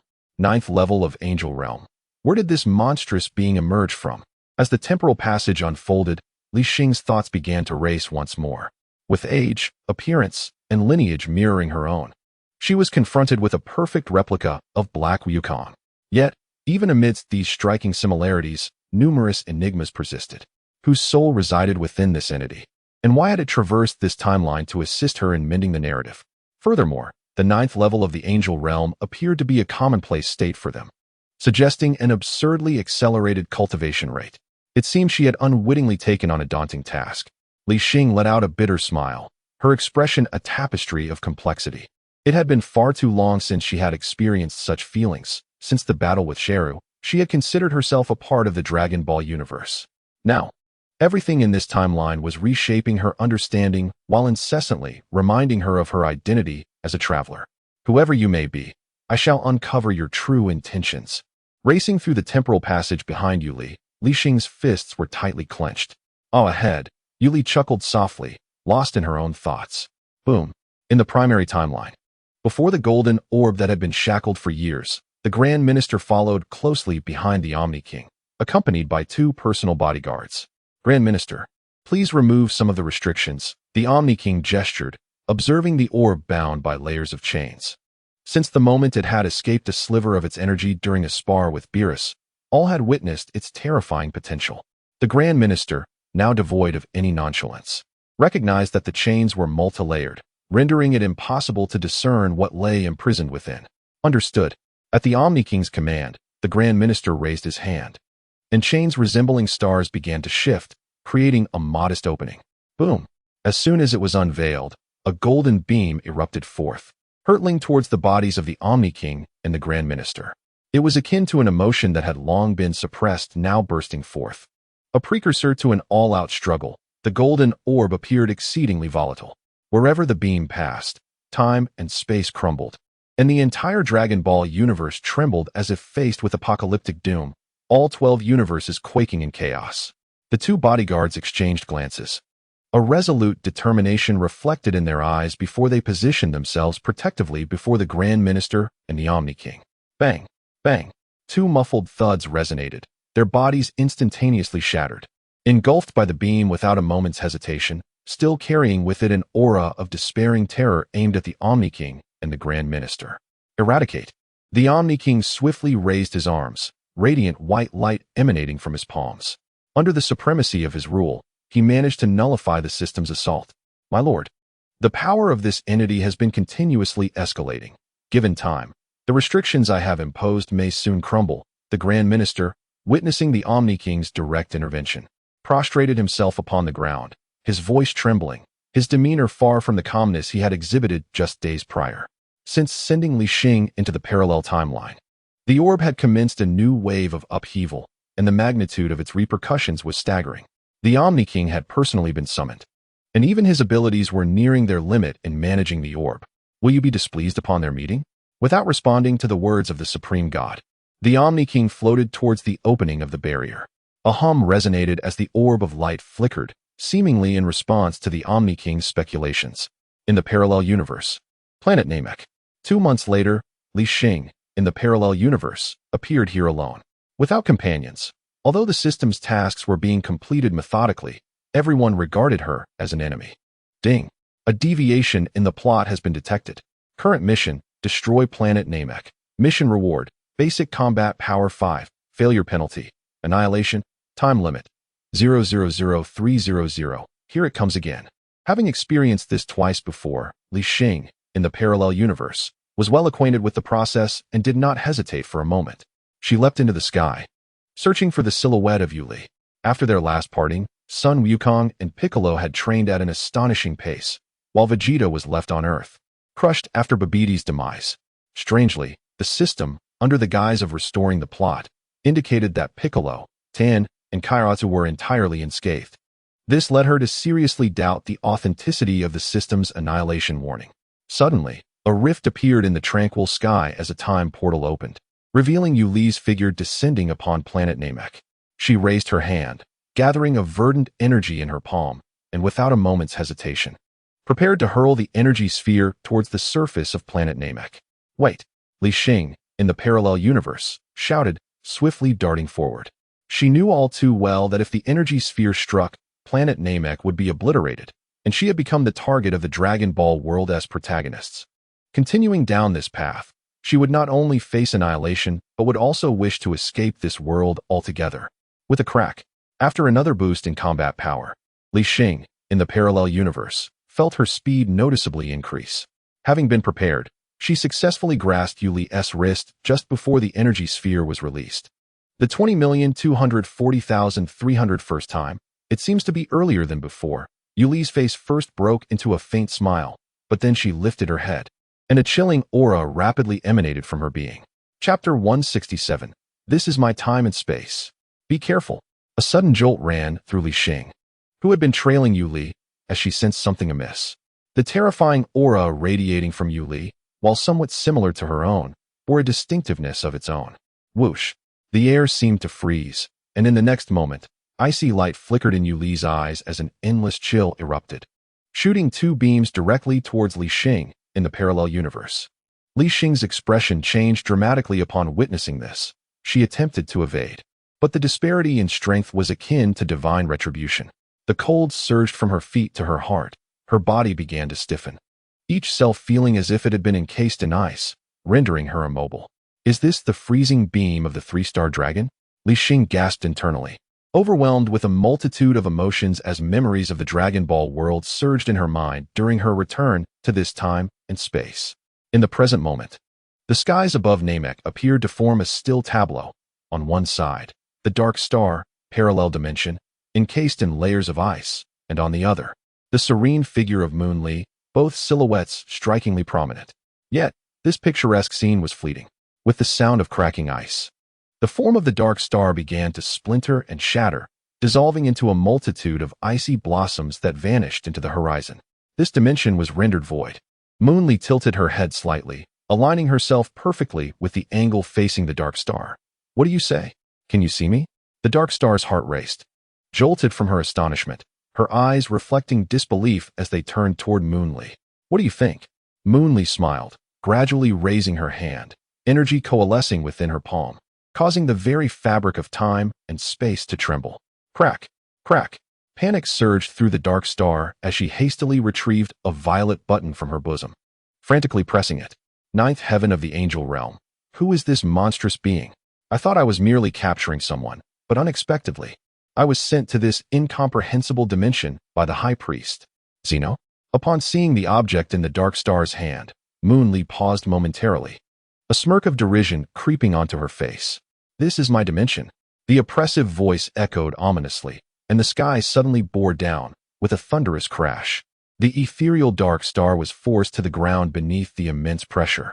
Gasping, the dark star coughed up blood, feeling as though her bones were about to disintegrate. What terrified her further was the realization that despite activating the Xeno Summoner, it elicited no response whatsoever. This dimension was created by me? Who exactly are you? The dark star struggled to rise, but found herself utterly immobilized, forced to lie there and watch as Moon Li approached with deliberate steps. Me? Moon Li did not respond directly. Instead, she placed her hands behind her head, adopting a languid posture. I even went out of my way to showcase myself to you. Yet it seems the one chosen by that individual is utterly lacking. Each leisurely step of Moon Li felt as though it pressed heavily upon the dark star's heart, suffocating her. Of course, I am the very system you have been yearning for. Moon Li reached the dark star, bending down to gaze coldly at her. System? What nonsense are you spouting? The dark star's pupils constricted as a wave of inexplicable panic washed over her. Moon Li was aware of the system's existence, even claiming to be the system? Nonsense. Huh. Moon Li scoffed, uninterested in further explanations, and with a mere flick of her wrist, she unleashed a pulse of energy. Buzz instantly, the dark star felt as though something within her mind had detonated, an overwhelming torrent of information flooding her consciousness. The dark star cried out in anguish, her mind inundated with a barrage of unfamiliar yet eerily recognizable images, chaotic fragments flashing before her. October 12th, 761 AC. The arrival of Raditz. In this year, Li Xing, having presumed herself to be bound to the system, emerged remarkably in a parallel universe. The system's tasks were no longer as stringent as before, with penalties so minor they could be disregarded. Much like her counterpart in the primary universe, this version of Li Xing was endowed with greater intellect. After Raditz's demise, Sun Wukong trained in the afterlife, and during this year, the Dragon Balls fell into her possession. Dragon, can you discern my origins? You are an energy entity. Energy entity? What does that mean? Could you elucidate? If an explanation is necessary. The composition of your energy does not belong to this world. As for its origin, I regret to say my capabilities are insufficient to uncover that. Are you implying that I am an android? No, you possess no programming. Your body and memories are formed of energy. For reasons unknown. She chose not to rely on the dragon to hasten her ascent in power, but instead was inspired to pose a question that even surprised her. On November 3rd, 762 of the Age of the Universe, Vegeta and Nappa arrived. Sun Wukong and his companions engaged in a fierce battle. While Li Xing had already ventured to Namek a year prior, utilizing Raditz's spaceship, she sought to develop her potential and collect the Dragon Balls. For here the dragon could grant 3 wishes. My first wish is, from where does the energy that composes me originate? Beyond the 7th universe, deep within the 12 universes. My second wish, who is that person? Why was I created? Regrettably, this matter is beyond my knowledge. Please choose another wish. Very well. Reveal the exact coordinates of that person. Are these truly coordinates? They resemble a phone number. My final wish, is this a dream? No. With 3 wishes granted, yet no enhancement in power, Li Xing resolved to uncover her origins, even foregoing her tasks. On November 2nd, 763 of the Age of the Universe. Having timed her approach to the dragon's refresh point on Earth, she attempted to request assistance in gathering the Super Dragon Balls. This endeavor yielded no results, but she acquired a Super Dragon Ball radar instead. On May 26th, 767 of the Age of the Universe, on the day of the Cell Games, Li Xing, having neglected the system's tasks, spent 3.5 years to barely attain divine status and collect the Super Dragon Balls.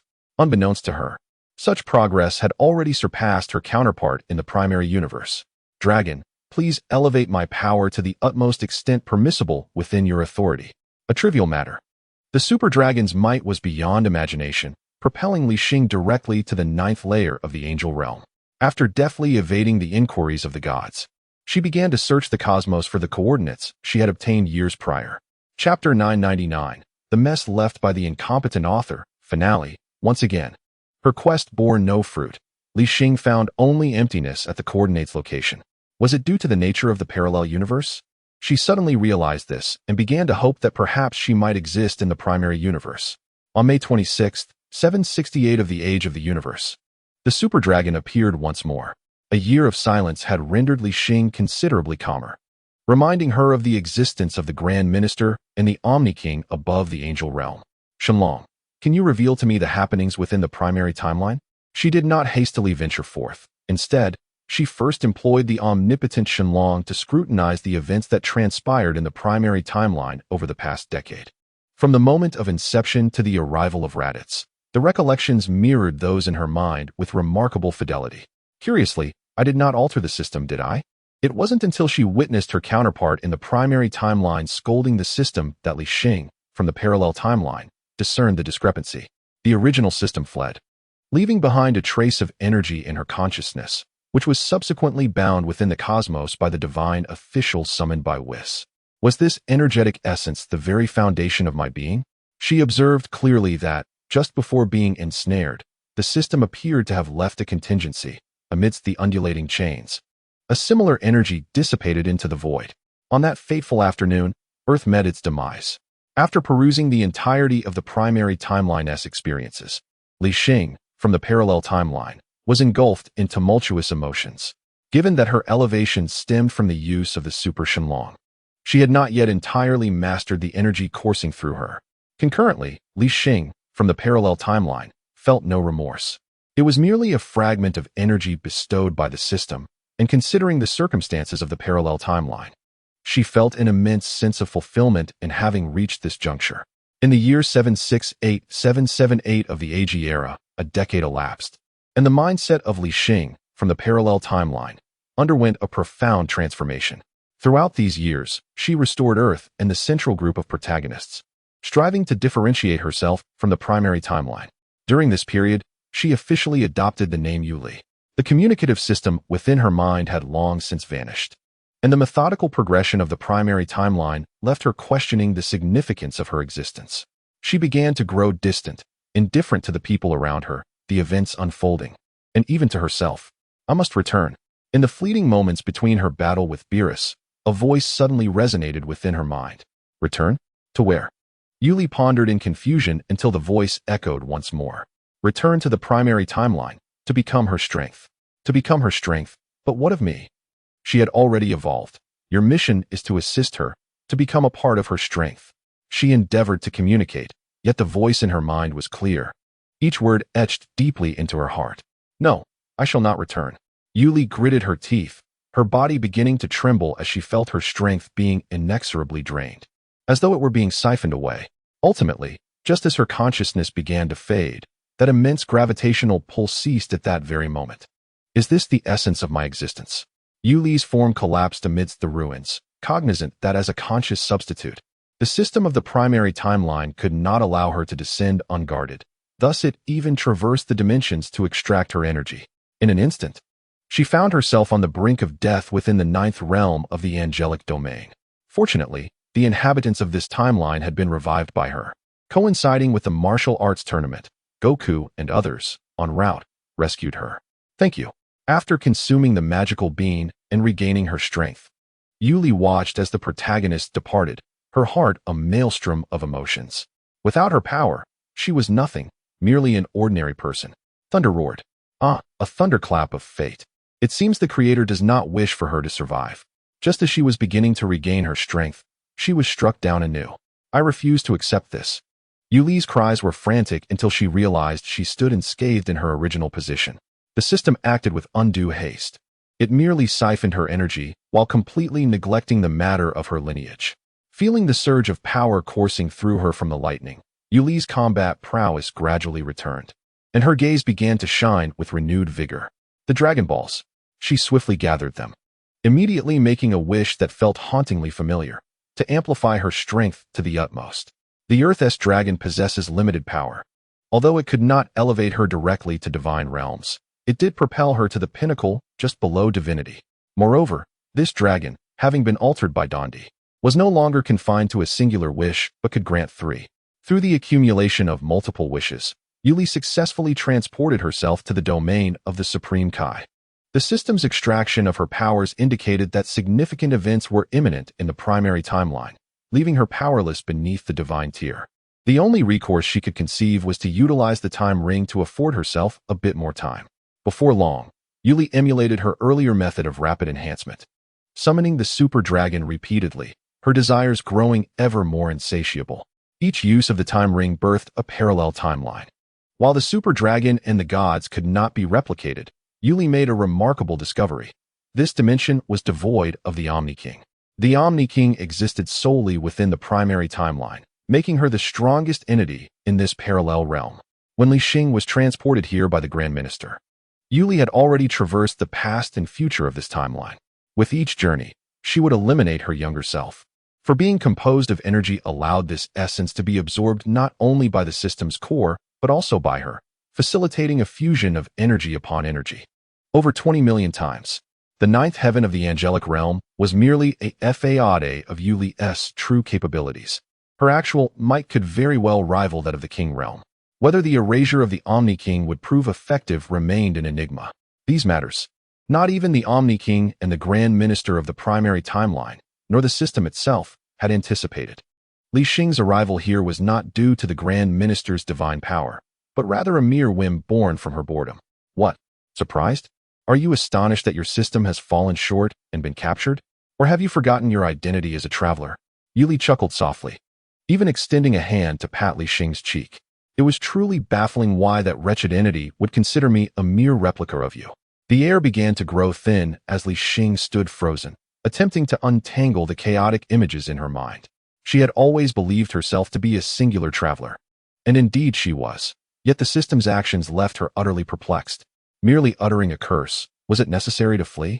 The energy recovery was far from complete. Who would clean up this mess now? Perhaps await the incompetent author to sort it out. Yuli casually tore open a rift in time and space, giving Li Xing a swift kick that sent her tumbling through. The completion of the book, Reflections on Failure. First and foremost, as the author, I sincerely express my apologies and present the following 500-word introspection. Initially, when I embarked on the creation of this novel, I was filled with fervor and affection for the world of Dragon Ball, eager to conjure a beloved female protagonist and a captivating realm. However, as the creative process unfolded, I gradually recognized my utter inadequacy in character development, with the portrayals appearing insipid and lifeless. My attempts at revision only exacerbated the situation, leading to a point of no return, as alterations to the characters inadvertently altered the plot, veering it further off course. It was no surprise that my ambitious plan of crafting 1,000,000 words faltered. I couldn't even persist through 50,000. I dug deep into thematic pits of systems, future timelines, parallel universes, and temporal complexities. As the content deteriorated, the imbalance between input and output became my new norm. Day after day, I found myself seated before the computer from dawn until dusk, disheartened by the incessant figure of 510 glaring back at me. I longed to invest my energy in optimizing the book's content, yet the prevailing circumstances suggested that a complete rewrite might be the only viable option. Of course, I feel compelled to address a rather unpleasant matter. To those who offered disparaging reviews, I humbly seek your counsel. I simply wish to convey that I have toiled late into the night, my hair falling out in clumps, fueled by passion, only to be met with scorn. The online environment is genuinely disheartening. One must wonder from which realm of swine, dogs, or cattle these critics have emerged. Never mind, I shall cease my writing. The more I pen, the more agitated I become. I no longer wish to spend even the cost of a bottle of milk tea on this endeavor. The tides may shift, as I embark on a new journey at a company tomorrow, tightening screws instead of writing. The reality is that pursuing novel writing may lead to starvation. Henceforth, I shall engage in it merely as a pastime. Special thanks to Kanata-chan, Goku and Piccolo, Nanami Won't Despair, Xiao Bin, Certain Mountain Range, Young Master Yisan's Sword, and others. Let me pen a few more lines. Glancing at the gift leaderboard, many names appear familiar. It is your support that has sustained the author through this journey. Although the outcome remains unsatisfactory, it at least provides a formal farewell. Darn it. I shall write no more. With gratitude expressed, farewell, brothers and sisters.